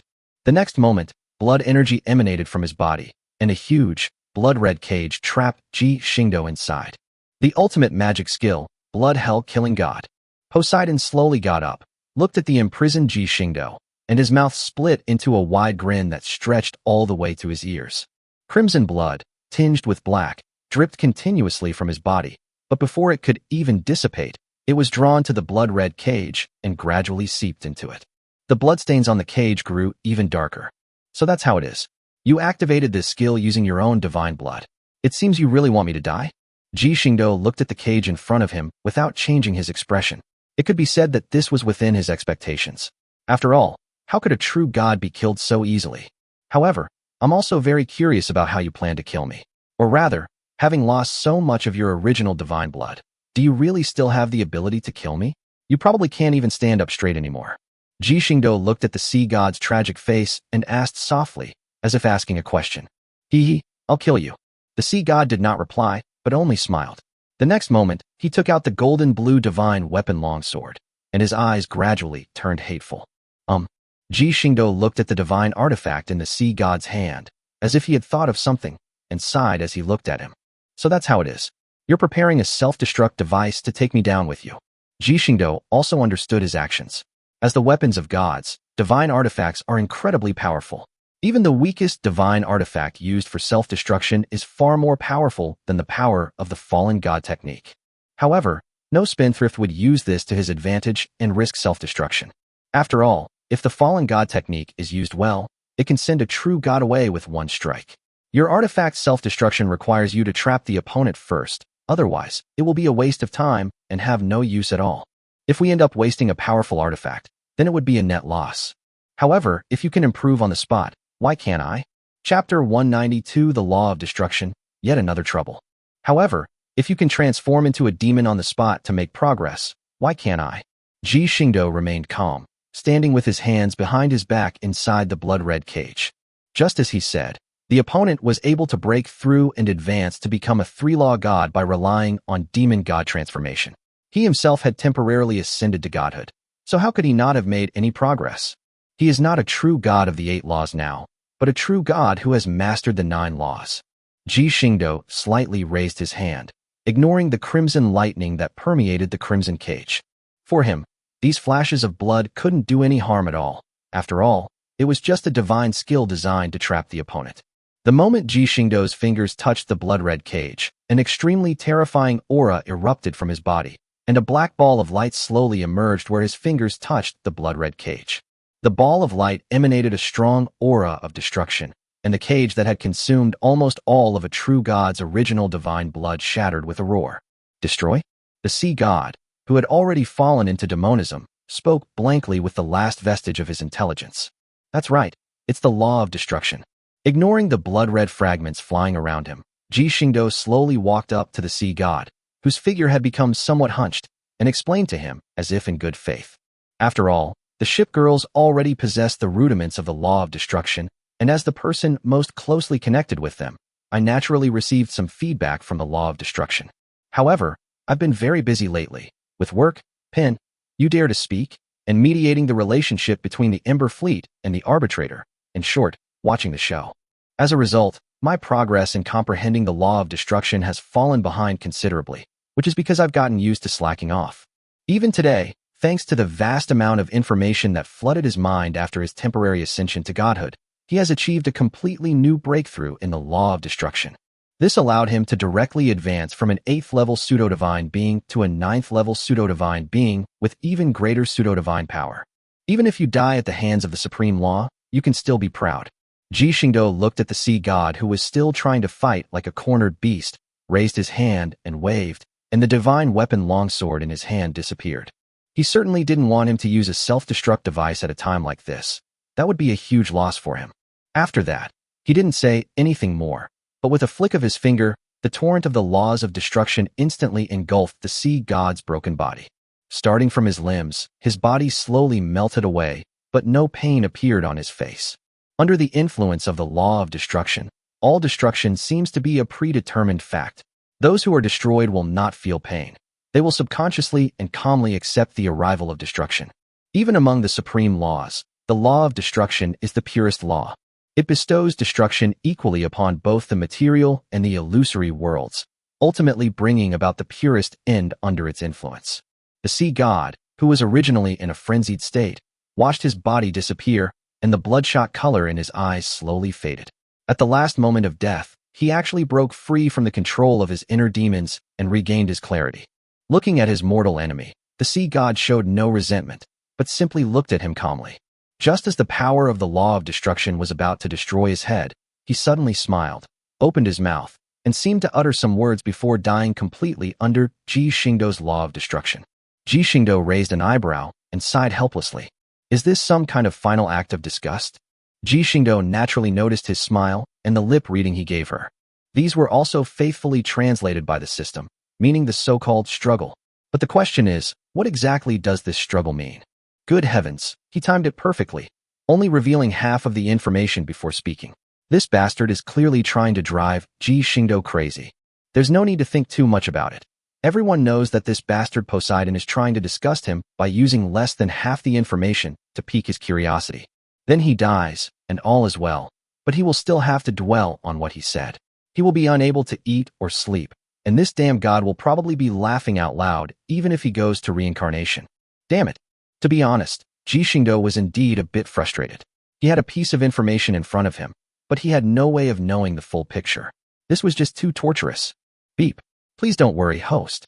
According to the system's detection, there is a 60% chance that the struggle mentioned by the sea god is related to a level 1 true god of the eternal star realm, the god of struggle. Ji Xingdou's face darkened. Despite the system's attempts to comfort him, Ji Xingdou's mood didn't improve at all. What the hell do you mean by don't worry? A first-level true god said there's nothing to worry about? Indeed, after 2 slaps from the other side, I was reduced to ashes. There's really nothing to worry about now. I can just lie there, right? Beep. Host, please don't worry about the other side directly entering the fray. What the god of conflict loves to do most is to provoke a great war between 2 forces and then watch the show from the sidelines. As long as there is no external intervention in the battle between the 2 sides, and the battle process is in accordance with his ideas, he will generally not take the initiative to intervene. In his view, intervening in the struggle between 2 forces is an insult to his divine office as the god of conflict. Therefore, sometimes he would even appear on his own initiative to warn other forces that wanted to get involved, meaning that other people or gods were not allowed to disrupt the sacred struggle. As the system explained, Ji Xingdou's expression became quite interesting, and he said somewhat speechlessly, "Isn't this just pure entertainment? Don't the other gods care about him?" Beep. The god of conflict last made a move 100,000 years ago, when he fused with 55 laws. Goodbye, sorry to bother you. Upon hearing this, Ji Xingdou immediately took the divine spark left behind by the sea god and turned to leave. Holy crap, he had already integrated 55 laws 100,000 years ago. Now, 100,000 years later, what kind of strength does that require? His divine domain, now fused with the 9 laws, can cover half of the universe's plane. How big must this guy's divine domain be? No wonder this troublemaker causes trouble everywhere and nothing happens to him. If the main god doesn't intervene, how many of the other first-level true gods can do anything to this guy? This kind of person is really not someone you can mess with.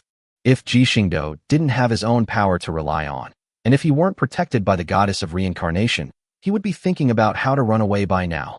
It is quite obvious that the war between the primordial world and the sea monsters was basically orchestrated by this god of war. Now that he has dealt with the sea beasts of the primordial world, and even killed the sea god who came to help, if this old guy doesn't come to his senses and comes looking for trouble again, then he'll be completely finished. Chapter 193, Farewell. Beep. Please don't worry too much, host. At this moment, the system reminded us again. What? Not worried? How can I not worry? That capricious, unpredictable guy, what if he thinks my killing of the sea god and the destruction of the sea monsters was wrong? He'll just intervene, and my ship girls and I would be finished. Ji Xingdou rolled his eyes at it, annoyed. Beep. There is an agreement among the main gods. The gods of the Eternal Star Realm are not allowed to use attacks beyond their capabilities against the Watchers and the forces of the main god space before the game of gods ends. Oversized? What does that mean? Upon hearing the new words, Ji Xingdou paused and asked with some curiosity. Beep. If the host is a demigod, then the forces dispatched from the Eternal Star Realm cannot exceed the demigod level. Since you are currently a level 3 true god of the 9 laws, the true gods dispatched cannot exceed this level. The same applies to the opposing god space. If any deity violates this rule, it will face a united attack from all the main gods until it is reduced to ashes and never reincarnated. What if a main god were to intervene directly? Ji Xingdou stroked his chin, pondering as he asked the question. Beep. The main gods do indeed share the same goal, which is why they have united. However, they are not a monolithic entity. The primordial power plundered from the main god space is insufficient for their distribution. The system continued to respond in a mechanical voice. I understand. Ji Xingdou suddenly realized why the goddess of reincarnation had been able to persist for so long. It's not just the sheer power of the cycle of reincarnation that's there, but also the fact that these main gods aren't on friendly terms enough to completely trust each other. Ultimately, the two sides are just in a cooperative relationship. If something unexpected happens, they might actually open their hearts to each other.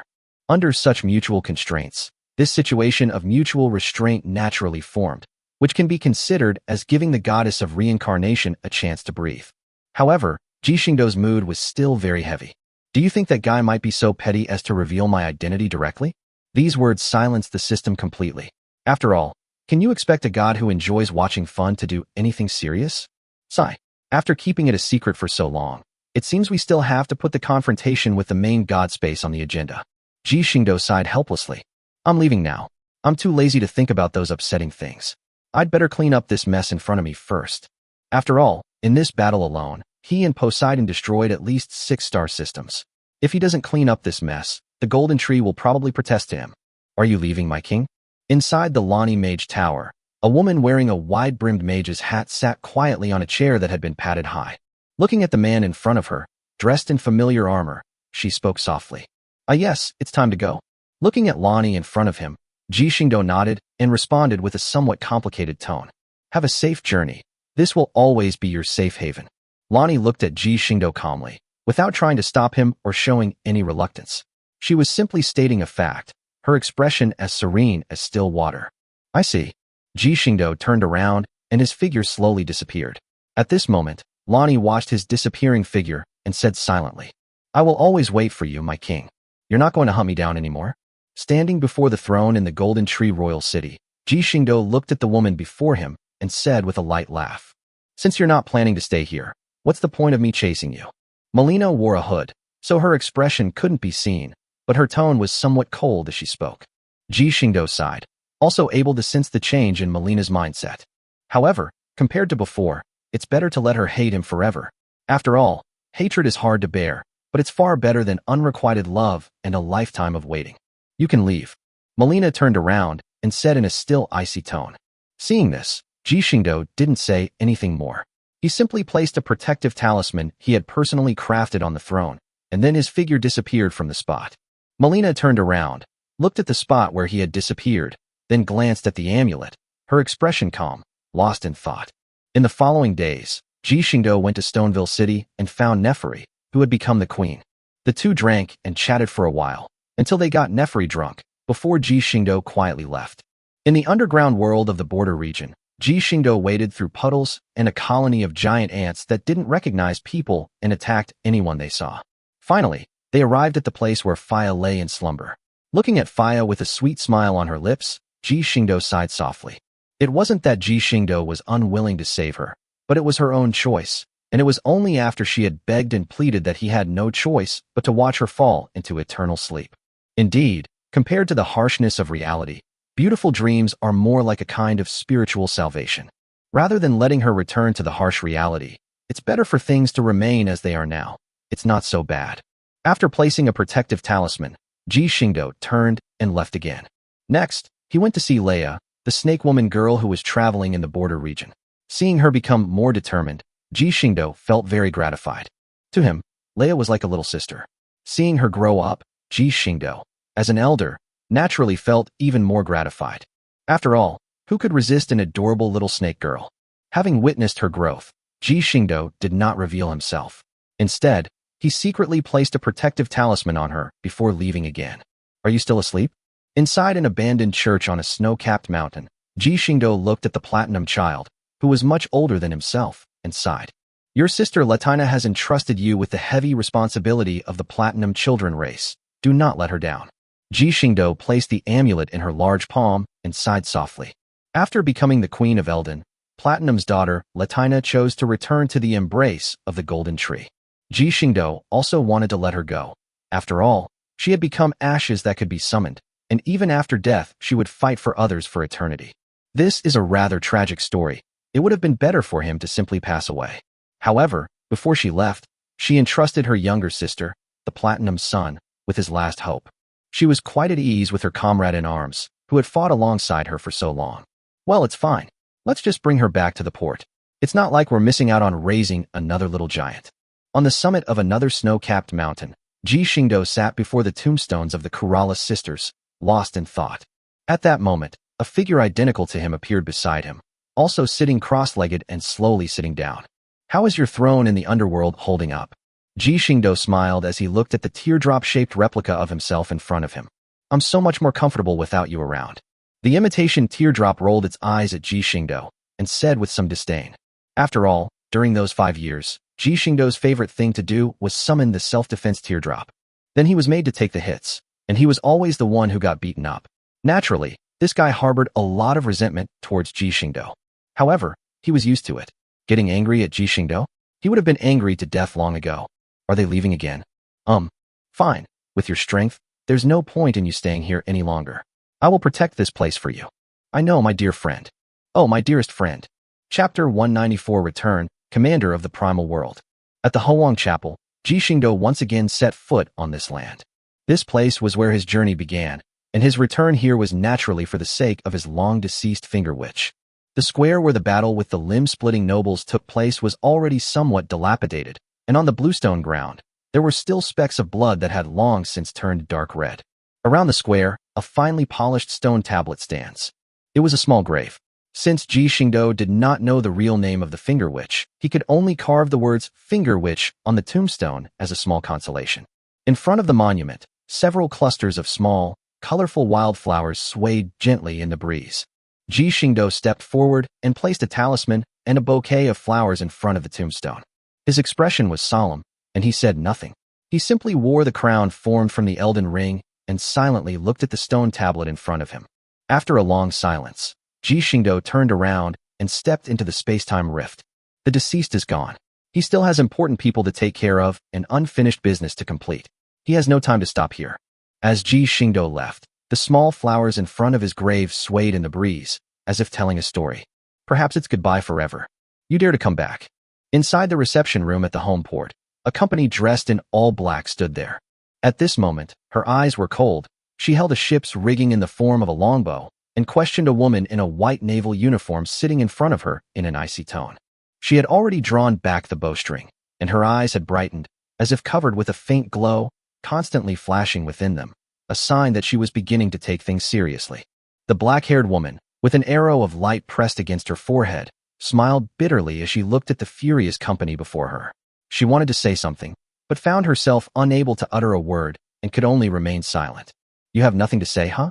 You're just admitting it, aren't you? You coward who deserted your post. The company's chest heaved, and grief and indignation spread through her heart. If it weren't for her, the commander, deserting the battlefield, if it weren't for her, Eng might not have died.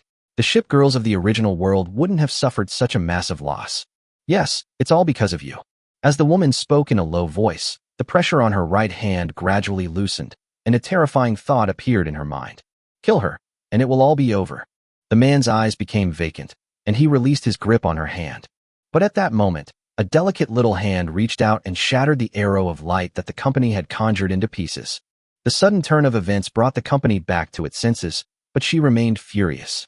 Perhaps taking action herself would have made a grave mistake, but the fact that her attack had been interrupted made her extremely irritable. Miss Enterprise, although I don't know the exact nature of your relationship with this lady, I absolutely cannot allow anyone to commit violence and injury in the port area. Sheffield, with his short ivory-gray hair, withdrew his hand, and his left eye, not hidden by his long bangs, held an irresistible look.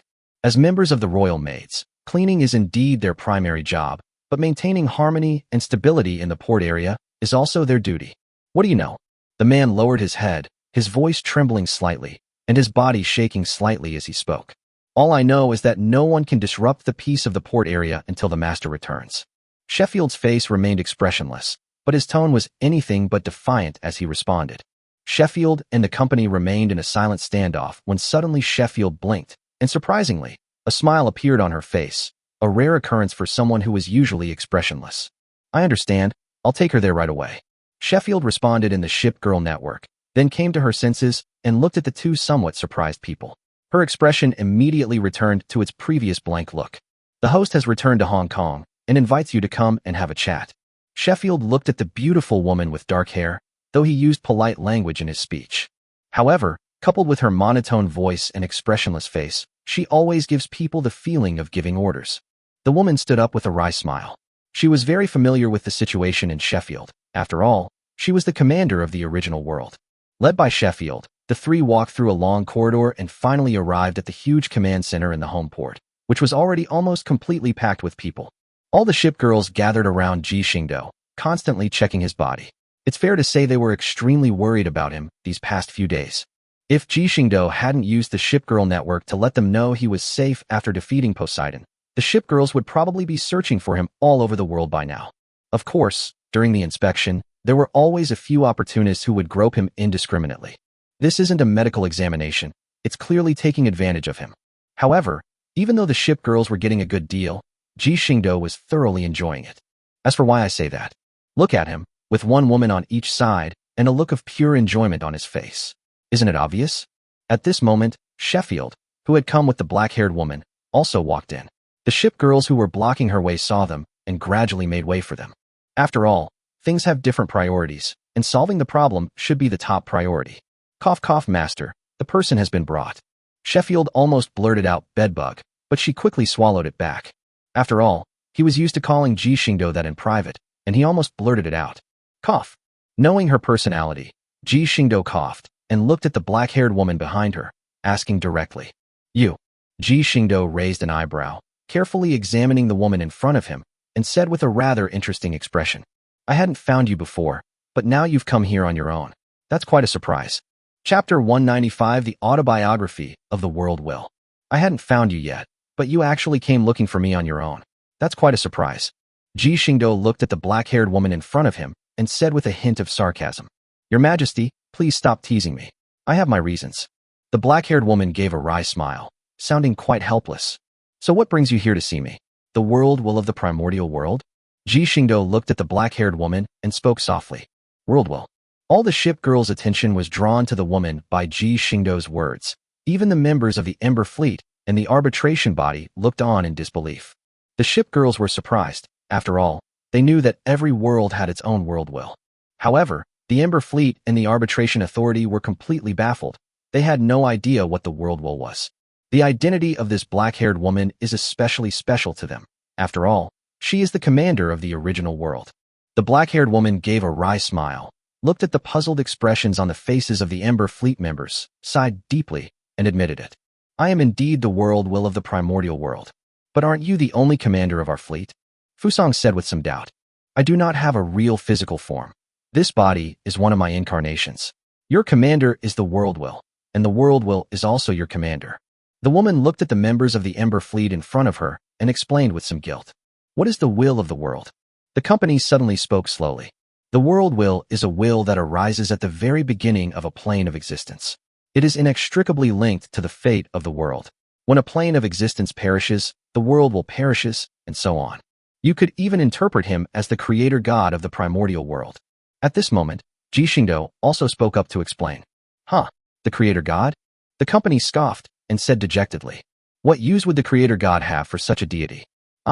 A hint of sadness flickered in the world will's beautiful eyes as she looked at the distraught company. She wanted to say something, but dared not approach, fearing that the company would develop a dislike for her. This surprised Ji Xingdou greatly, since the worlds will rarely show too much human emotion towards the creations of its own world. Most world powers, upon seeing their people suffer calamities, will at most offer a sigh and provide some assistance as best they can. However, world wills that harbor such concern for ship girls, like this world will, are extremely rare. I didn't want it to be like this either. The world will bowed its head and began to recount the events that occurred in the primordial world. When the mind cube suddenly appeared in this world, I originally thought it was a gift from a higher plane. In addition, thanks to the research on the cube, the technology of the original world developed rapidly, bringing great convenience to this world, so I did not stop it. But who knew that it was a complete trap? The world will said with a face full of sorrow. As the primordial world was rapidly developing and steadily progressing, a true god found me. He said, "Now that I have accepted his gift, I will take my dimensional world to participate in a war game he has organized. Although he did not specify the price of your defeat, I can vaguely guess that the price of losing is probably the extinction of all species on the planet in the primordial world. I cannot allow this to happen, but I am no match for him. He merely glanced at me, and my body was blasted into pieces. I also temporarily lost control of this plane. When I finally managed to gather enough power to barely regain some of my privileges, it was too late. The combined fleet was destroyed right before my eyes. As it spoke, the world was completely consumed by self-reproach. If it hadn't fallen for that true God's trick, the primordial world wouldn't be in its current state. I tried to find a way to save the original world, but to no avail. My power has not even fully recovered, and I have recovered less than 10% of the fragments of my original body. I cannot fight those sea beasts. Watching them slaughter my children is more painful than anyone else's. Until I met Anjia. Upon hearing the familiar name from the sky above the world will, the shipgirls of the Ember Fleet all brightened up, staring intently at him, eager for him to continue. Her experiment piqued my interest, but if it were merely the energy contained within the Rubik's Cube, it wouldn't be enough to achieve her goal. Because the Rubik's Cube can only give you a body, but it can never give you a soul. If it were only that, Anjia's experiment would never succeed. At that time, I also knew that instead of blindly searching, I might as well take a gamble. So, I broke off another piece of my hard-won original body and incorporated it into Anjia's experiment. Finally, a new life form based on the Rubik's Cube was born, and that is you, my children. The world looked at the Ember Fleet with a very loving expression, but it was also mixed with a touch of sorrow. At this moment, Ji Xingdou nodded. When he learned that the god of struggle might be involved, he could roughly guess some of the ins and outs. Similar to his conjecture, the shipgirls are creations of the original world's will. As for why shipgirls are born in other worlds, this is probably a sacrifice made by the original world's will. Ji Xingdou could see his current state. Not to mention that his original body was less than 1/10 of what it used to be. His original body was probably less than 1,000th the size it used to be. It is estimated that, apart from the source used to stabilize the world, all other sources were used by him to create shipgirls. Child. The business owners couldn't believe it. The person they hated the most had suddenly become their mother. What a joke. After that, I used the excess essence to create shipgirls, and through the connection between us, I became the first commander. In that final battle, I didn't intentionally choose to disappear.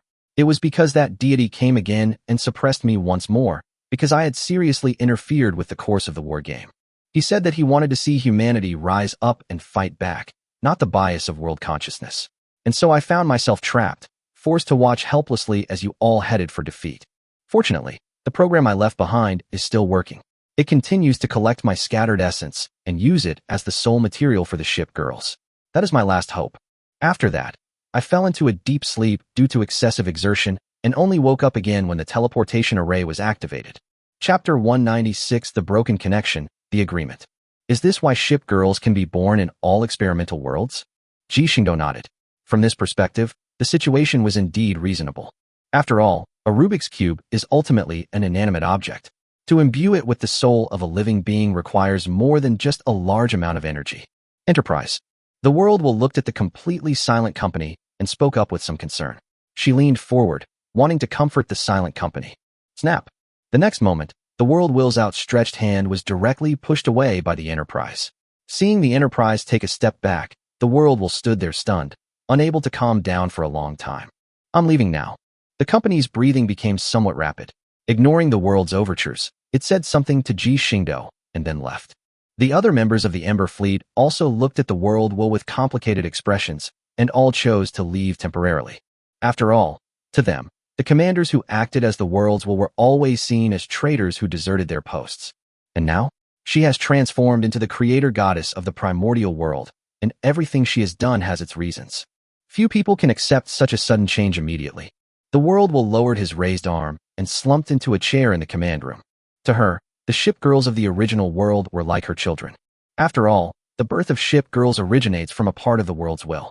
It can be said that, to the world's will, shipgirls are like its own children with blood ties.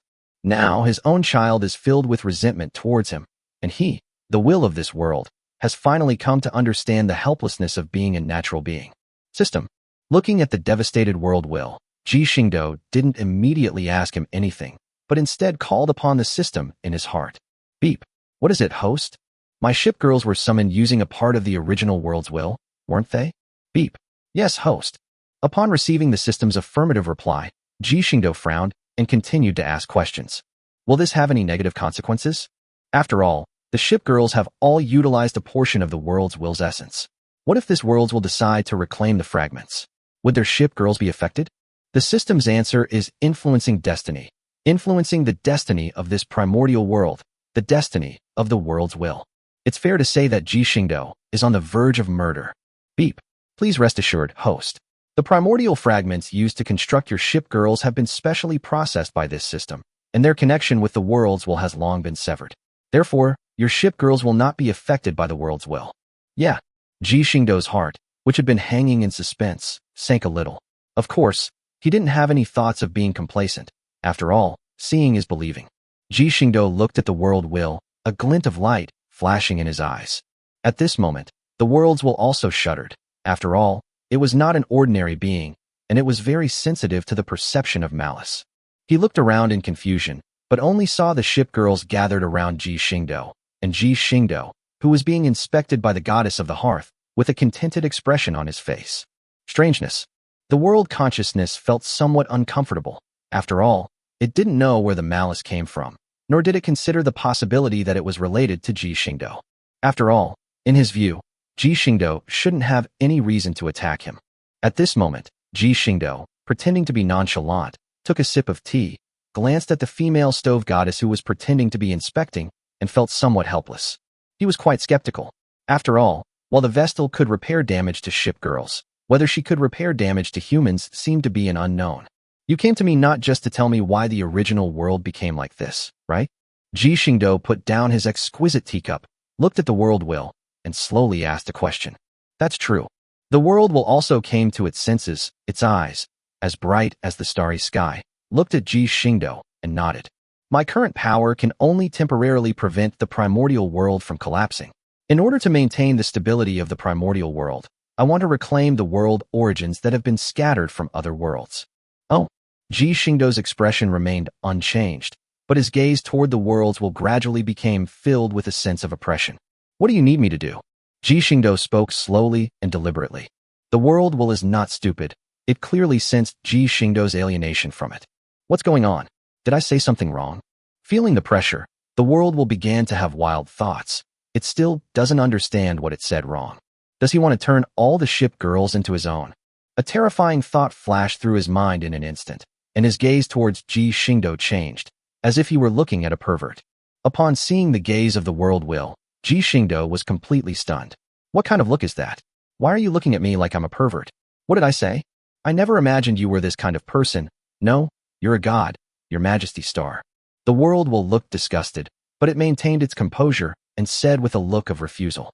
This time, not only Ji Xingdou, but all the Shipgirls were completely bewildered, not knowing why the world will would say such a thing. I mean, what exactly are you imagining? Ji Xingdou rubbed his forehead and said speechlessly. Huh, you wanted to collect all the Shipgirls and then hug and kiss them in a locked room? Stop, stop, stop. If we keep going, this will get censored. Seeing the world will getting more and more excited, Ji Xingdou directly called for a halt. He could already feel the rising killing intent behind him. If he didn't call for a stop soon, he would probably have to face the wrath of the Shipgirls. If you dare say another word to me, I'll completely destroy you right now and then cultivate a new world will. Ji Xingdou looked at the world will that had instantly become obedient and couldn't help but feel a headache coming on.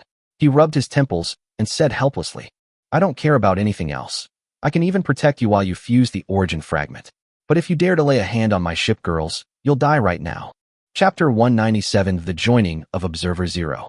Huh, why would I attack your Shipgirls?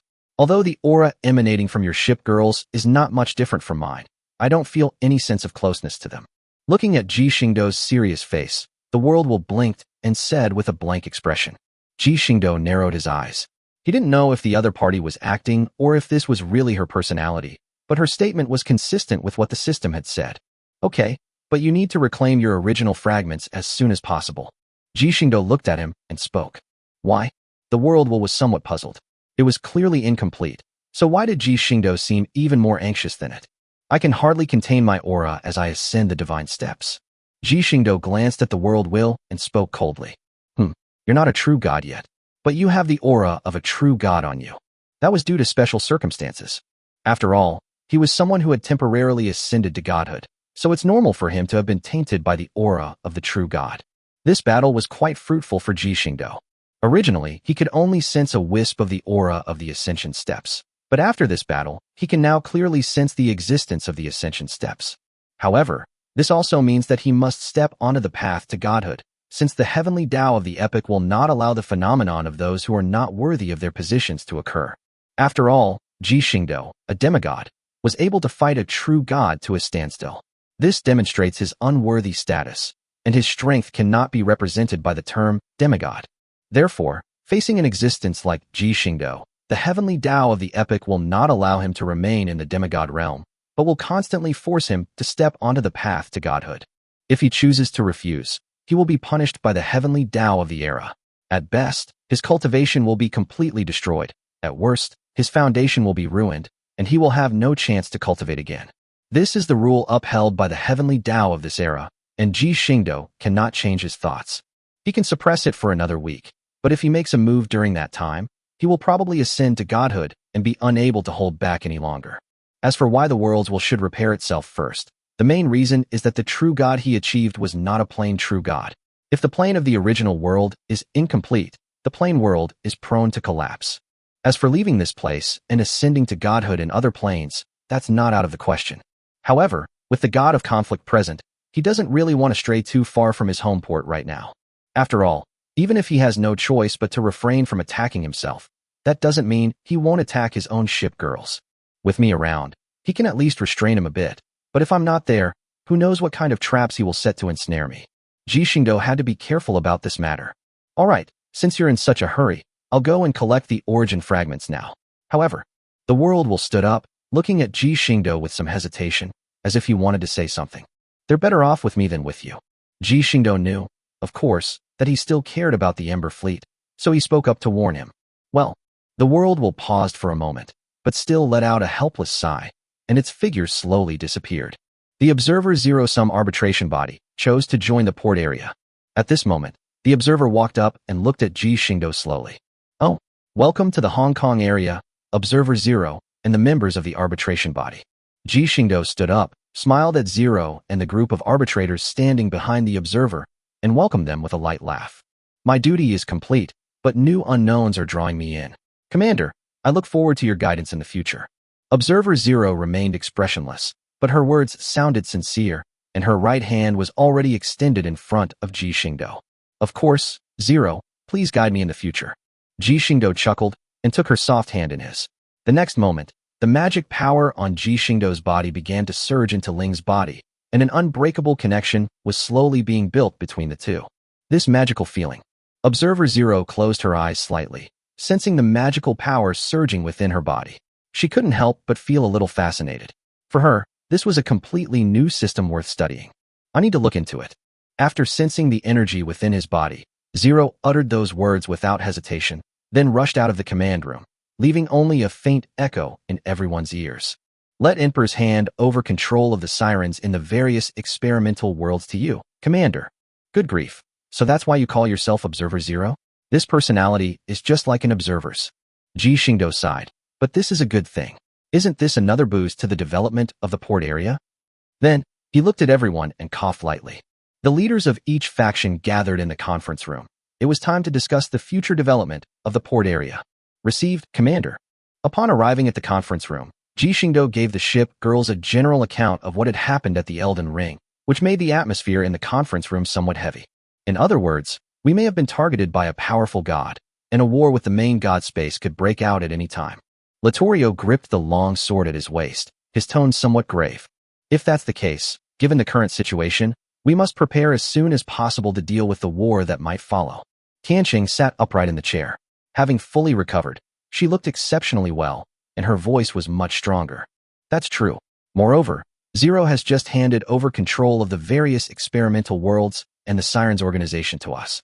We need to take advantage of this opportunity to gain control of all the experimental worlds as soon as possible. Shangri-La adjusted her glasses and made the suggestion. However, the distances between the various experimental worlds are not short. The farthest experimental world is very far away from us, and it would take 2 days to reach it even by warp. This is a major obstacle for us to control the experimental world. Arbitrator Lavos shook his head and spoke. After all, their original task as arbitrators was to monitor the experimental worlds, and they were very clear about the situation in each experimental world. That's easy, Meow. The homeport facilities have stargates, Meow. As long as we establish sub-stargates in each world and link them to the main stargate at the homeport, we can connect all the worlds together, Meow. Then, by simply activating the stargates, we can travel between two-dimensional worlds in a very short time, Meow. At this moment, Ming also stood up, waving her long sleeves, and said with a smile. Chapter 198 Stargate, an extraordinary world will. Is that so? If so, the construction of stargates is indeed of paramount importance. After all, whether it's providing support to various world planes during wartime or supplying shuttles for mining ships, the construction of stargates is absolutely necessary. Shangri-La stretched out his hand, continuously sketching out the war plan, and expressed his approval. After all, mining ships can jump within the same plane of the universe, but they cannot jump between planes. Therefore, a passage that can connect different worlds is an important basis for mining ships to carry out long-distance operations. As for why they didn't install a dimensional warp device on the mining ship, it's because the mining ship is almost non-aggressive. If they put it in a place that Ji Xingdou and the others can't take care of, it would just be sending it to someone else's doorstep. Therefore, mining ships have never been equipped with dimensional warp devices. After all, even if a mining ship is unfortunately captured, what is lost is just an ordinary space warp device, and the other side may not be able to copy it. However, if a dimensional jump device were installed on the mining vessel, the resulting losses would be astronomical. Ming, are there any special requirements for the construction of the Stargate? Seeing that the ship girls were in agreement, Ji Xingdou turned to look at Ming Miao and asked her. No, Miao. The Stargate device at the home port has complete blueprints. Moreover, the Stargates manufactured from the blueprints are all derivative devices of the main Stargate at the home port. The Stargate at the home port has absolute control, so there's no need to worry about the enemy occupying the Stargate and then using it to directly attack our home port. Ming leaned back in her chair, smiling as she spoke. It just so happens that the world will of the primordial world has already set off to collect the original fragments from various experimental worlds, and now is the perfect time to directly take over these experimental worlds. Observers, Empress, you need to take the experimental and arbitration agencies out and work with the siren experimental agencies in the experimental worlds to begin taking control of each experimental world and start setting up substargates. Yes, Commander. The observer looked at the data panel in his hand and nodded in response. I understand. We will definitely complete the mission. Empress nodded. For her in the past, loyalty to Zero was her duty, but now, she undoubtedly had another person to be loyal to. However, while the Stargate is very important, what if the enemy discovers the location of the primordial world and attacks directly here? King George V stood up, looked at Ji Xingdou, and voiced his doubts. That's right. If the other side jumps directly to their base, even using other experimental worlds as a delaying tactic will be futile. The company nodded, indicating their agreement. This is why I chose to help the world will of the primordial world complete itself. The world will of the primordial world is not an ordinary being. Ji Xingdou smiled slightly and explained. Not ordinary. What's unusual about it? New Jersey paused, recalling the sentimental woman from before, wondering what was so unusual about her. Based on our exploration and the various intelligence we've gathered, the world Azalane inhabits is a vast system of worlds. Like the relationship between the sun and the planets, all the experimental worlds are drawn to the primordial world, unable to stray far or escape it. As we can see from the worlds we've experienced, every world possesses its own world will. However, the level of a world differs, and the strength of the world will that can evolve also varies. But in the Azure world system, apart from the primordial world, other worlds do not have a world will. What? But if that were the case, wouldn't the dimensional world have already collapsed? Vanguard frowned and voiced the question that was on the minds of all the ship girls.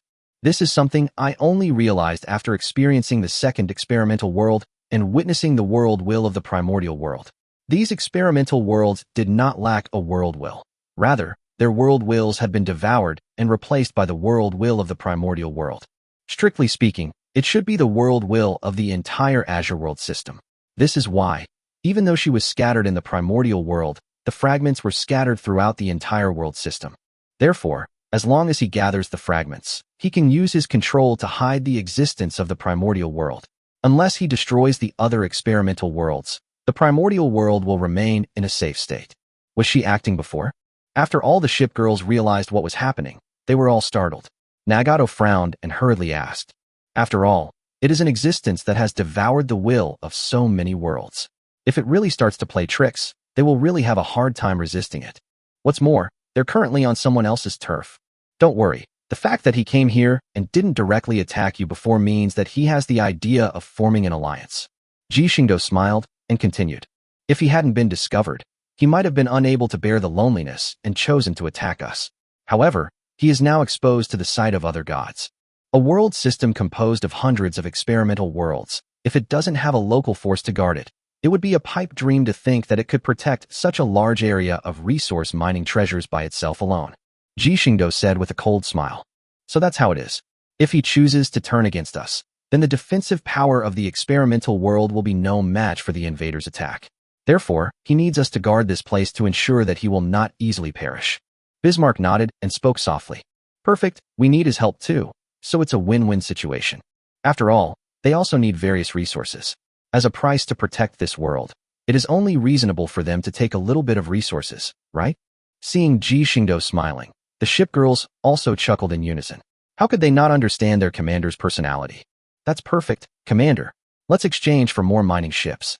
Based on the world coordinates we have now, we need at least 3,000 mining ships to barely complete the collection work in the various experimental worlds." The observer looked up at Ji Xingdou and smiled mischievously. "Okay, no problem." Ji Xingdou nodded.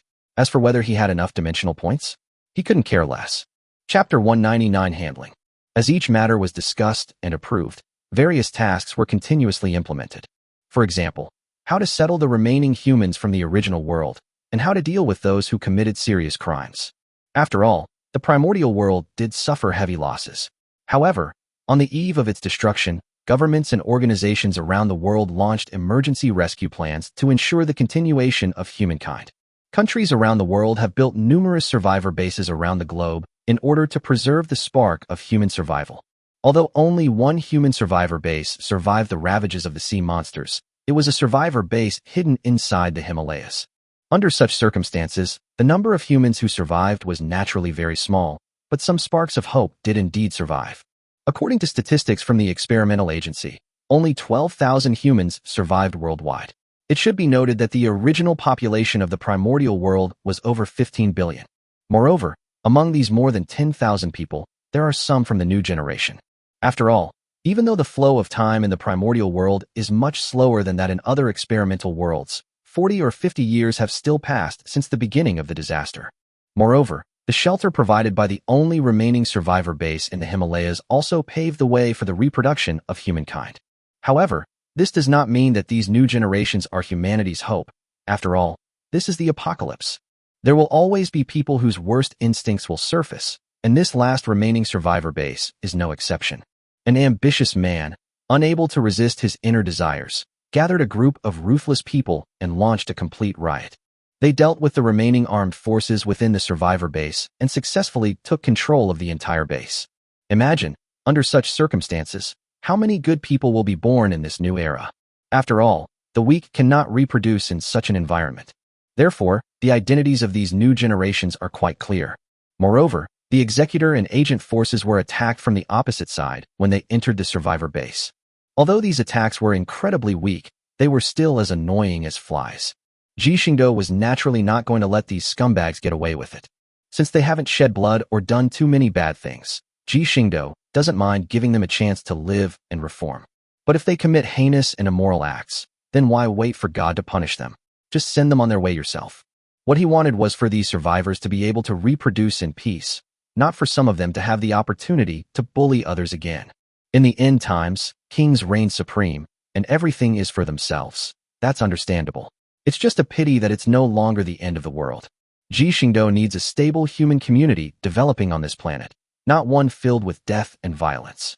These humans can't withstand any major upheavals. Besides the issue of resettling the survivors on the planet, there is also the issue of defending the subgate. After all, once a subgate is set up, personnel must be stationed there. Even if the main star gate has absolute control over the substar gates, it doesn't mean the substar gates don't need to be guarded. Therefore, deciding who to send to guard the star gates is also a problem. After heated discussions among the participating factions, it was unanimously decided to first dispatch a small group of shipgirls, leading a portion of the executors and agents, to guard the subgates of various worlds. Once the new type of unmanned intelligent warships are manufactured, a newly produced unmanned warship fleet will be dispatched as reinforcements, and then the remaining shipgirls will be sent back to their home port. Actually, it seems like the shipgirls have to separate from Ji Xingdou, but with the existence of the Stargate, the journey between the two worlds takes less than a few minutes. Even if they have to eat and sleep back in the home port every day, it's not a problem. Therefore, even when faced with parting, the women only felt a slight reluctance. After all, they would meet again soon. As all matters progressed steadily, time passed by second, and in the blink of an eye, 6 days had already gone by. Ji Xingdou is no longer able to move freely. All day long, he can only rely on meditation to constantly resist the impact of the epical heavenly Tao on him. The shipgirls were also very anxious about this. After all, 6 days had passed, but there was still no news from the world's will in the original world. Was it not going to keep its promise? However, compared to the shipgirls' anxiety, Ji Xingdou remained calm and composed. The shipgirls couldn't sense it, but Ji Xingdou could sense it very clearly. The area and stability of the spatial barriers of the original world are gradually increasing. If this rate of increase continues, then in less than an hour, this world will reach the minimum limit required for his breakthrough. At that time, he can choose to break through to the true God realm in one fell swoop. As for why he didn't remind his shipgirls, well, he's currently constantly fighting against the pressure exerted by the epical Tao. He's not just unable to move, he can't even move his lips. Most of his soul power is being subjected to the pressure exerted by the heavenly Tao of the epic. He can't even communicate with the system anymore, let alone use the shipgirl network. Moreover, he could also sense that the heavenly Tao of the epic was becoming increasingly impatient, and that it might not even last until the 7th day before it would unleash its punishment upon him. However, sometimes there are benefits to high pressure. After these few days of condensation, the magic power in his body was further compressed and became more solid. His mental strength was also steadily increasing, at least 3 points stronger than before. These were the absolute reliance he would have to overcome the trials of ascending to godhood. Rumble, rumble, rumble. At this moment, a strange sound came from the primordial world, and a huge face formed by starlight slowly condensed in the sky above the home port. The large face looked towards Ji Xingdou's location. Before the home port's defense system could attack, the large face slowly spoke, its voice as loud and clear as a great bell, resounding throughout the entire world. I have collected all the fragments. The ascension staircase will be available in half an hour. Can. A slightly suppressed voice slowly rang out. This was the only word that Ji Xingdou could utter. Chapter 200. A gift from the heavenly Tao of the epic. The ascension to godhood appears. In the blink of an eye, half an hour passed by like a fleeting moment as the shipgirls waited anxiously. Ji Xingdou, who was already close to his limit, frowned slightly and let out a soft groan. Then, the magic power emanating from his body could no longer be suppressed, and an extremely powerful aura burst forth from his body. As his aura erupted, the entire primordial world began to tremble slightly. Directly above the home port, in the once boundless dark universe, clusters of golden auspicious clouds began to gradually gather. As the golden auspicious clouds gradually increased, their area slowly covered the entire galaxy, but this was still not the limit. The area of the auspicious clouds continued to spread into the distance. Buzz. As the golden clouds continued to extend, chanting began to resound throughout the primordial world, and all the beings that heard the sound felt a sense of sudden enlightenment. Under the baptism of this sacred chant, whether it was the children studying in the home port city, Ji Xingdou's shipgirls and sirens, or the androids in the port area, they all felt that their soul circuits had been greatly sublimated. My strength has increased so much. Maryland, with her long, wine-red ponytail, clenched her fists, the kind that could smash a person into a pulp, and a haughty smile spread across her face. My brain seems to be clearer now. Marco Polo held a long scepter, his eyes flashing with brilliance, as ingenious ideas kept flowing through his mind.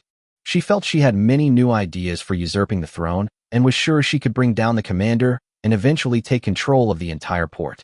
As he thought about it, Marco Polo burst into laughter.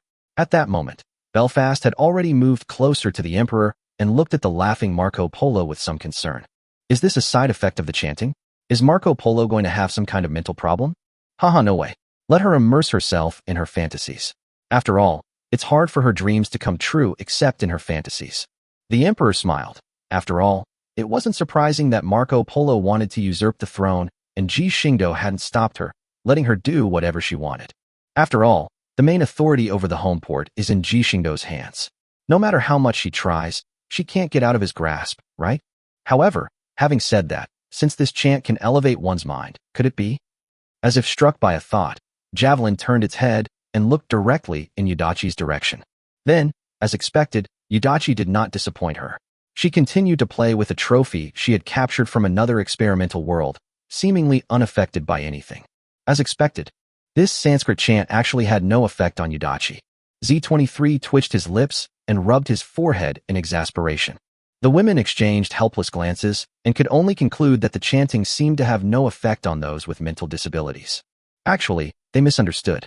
The chanting did have an effect on Yudachi. It simply enhanced her animalistic side of mind. However, Yudachi can control her animalistic side of her mind, so it is not outwardly apparent for the time being.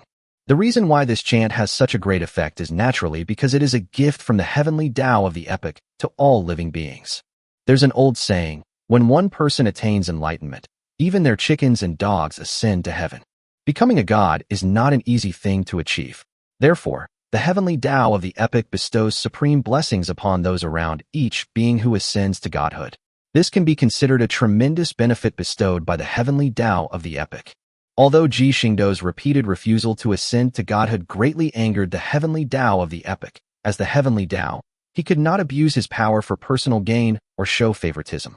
With the talent that Ji Xingdou has shown, he deserves a bestowal of the highest level. Therefore, the heavenly Tao of the epic was generous and did not diminish at all, bestowing its blessings equally upon all beings related to Ji Xingdou. As the chanting grew louder, the benefits the Shipgirls received also increased.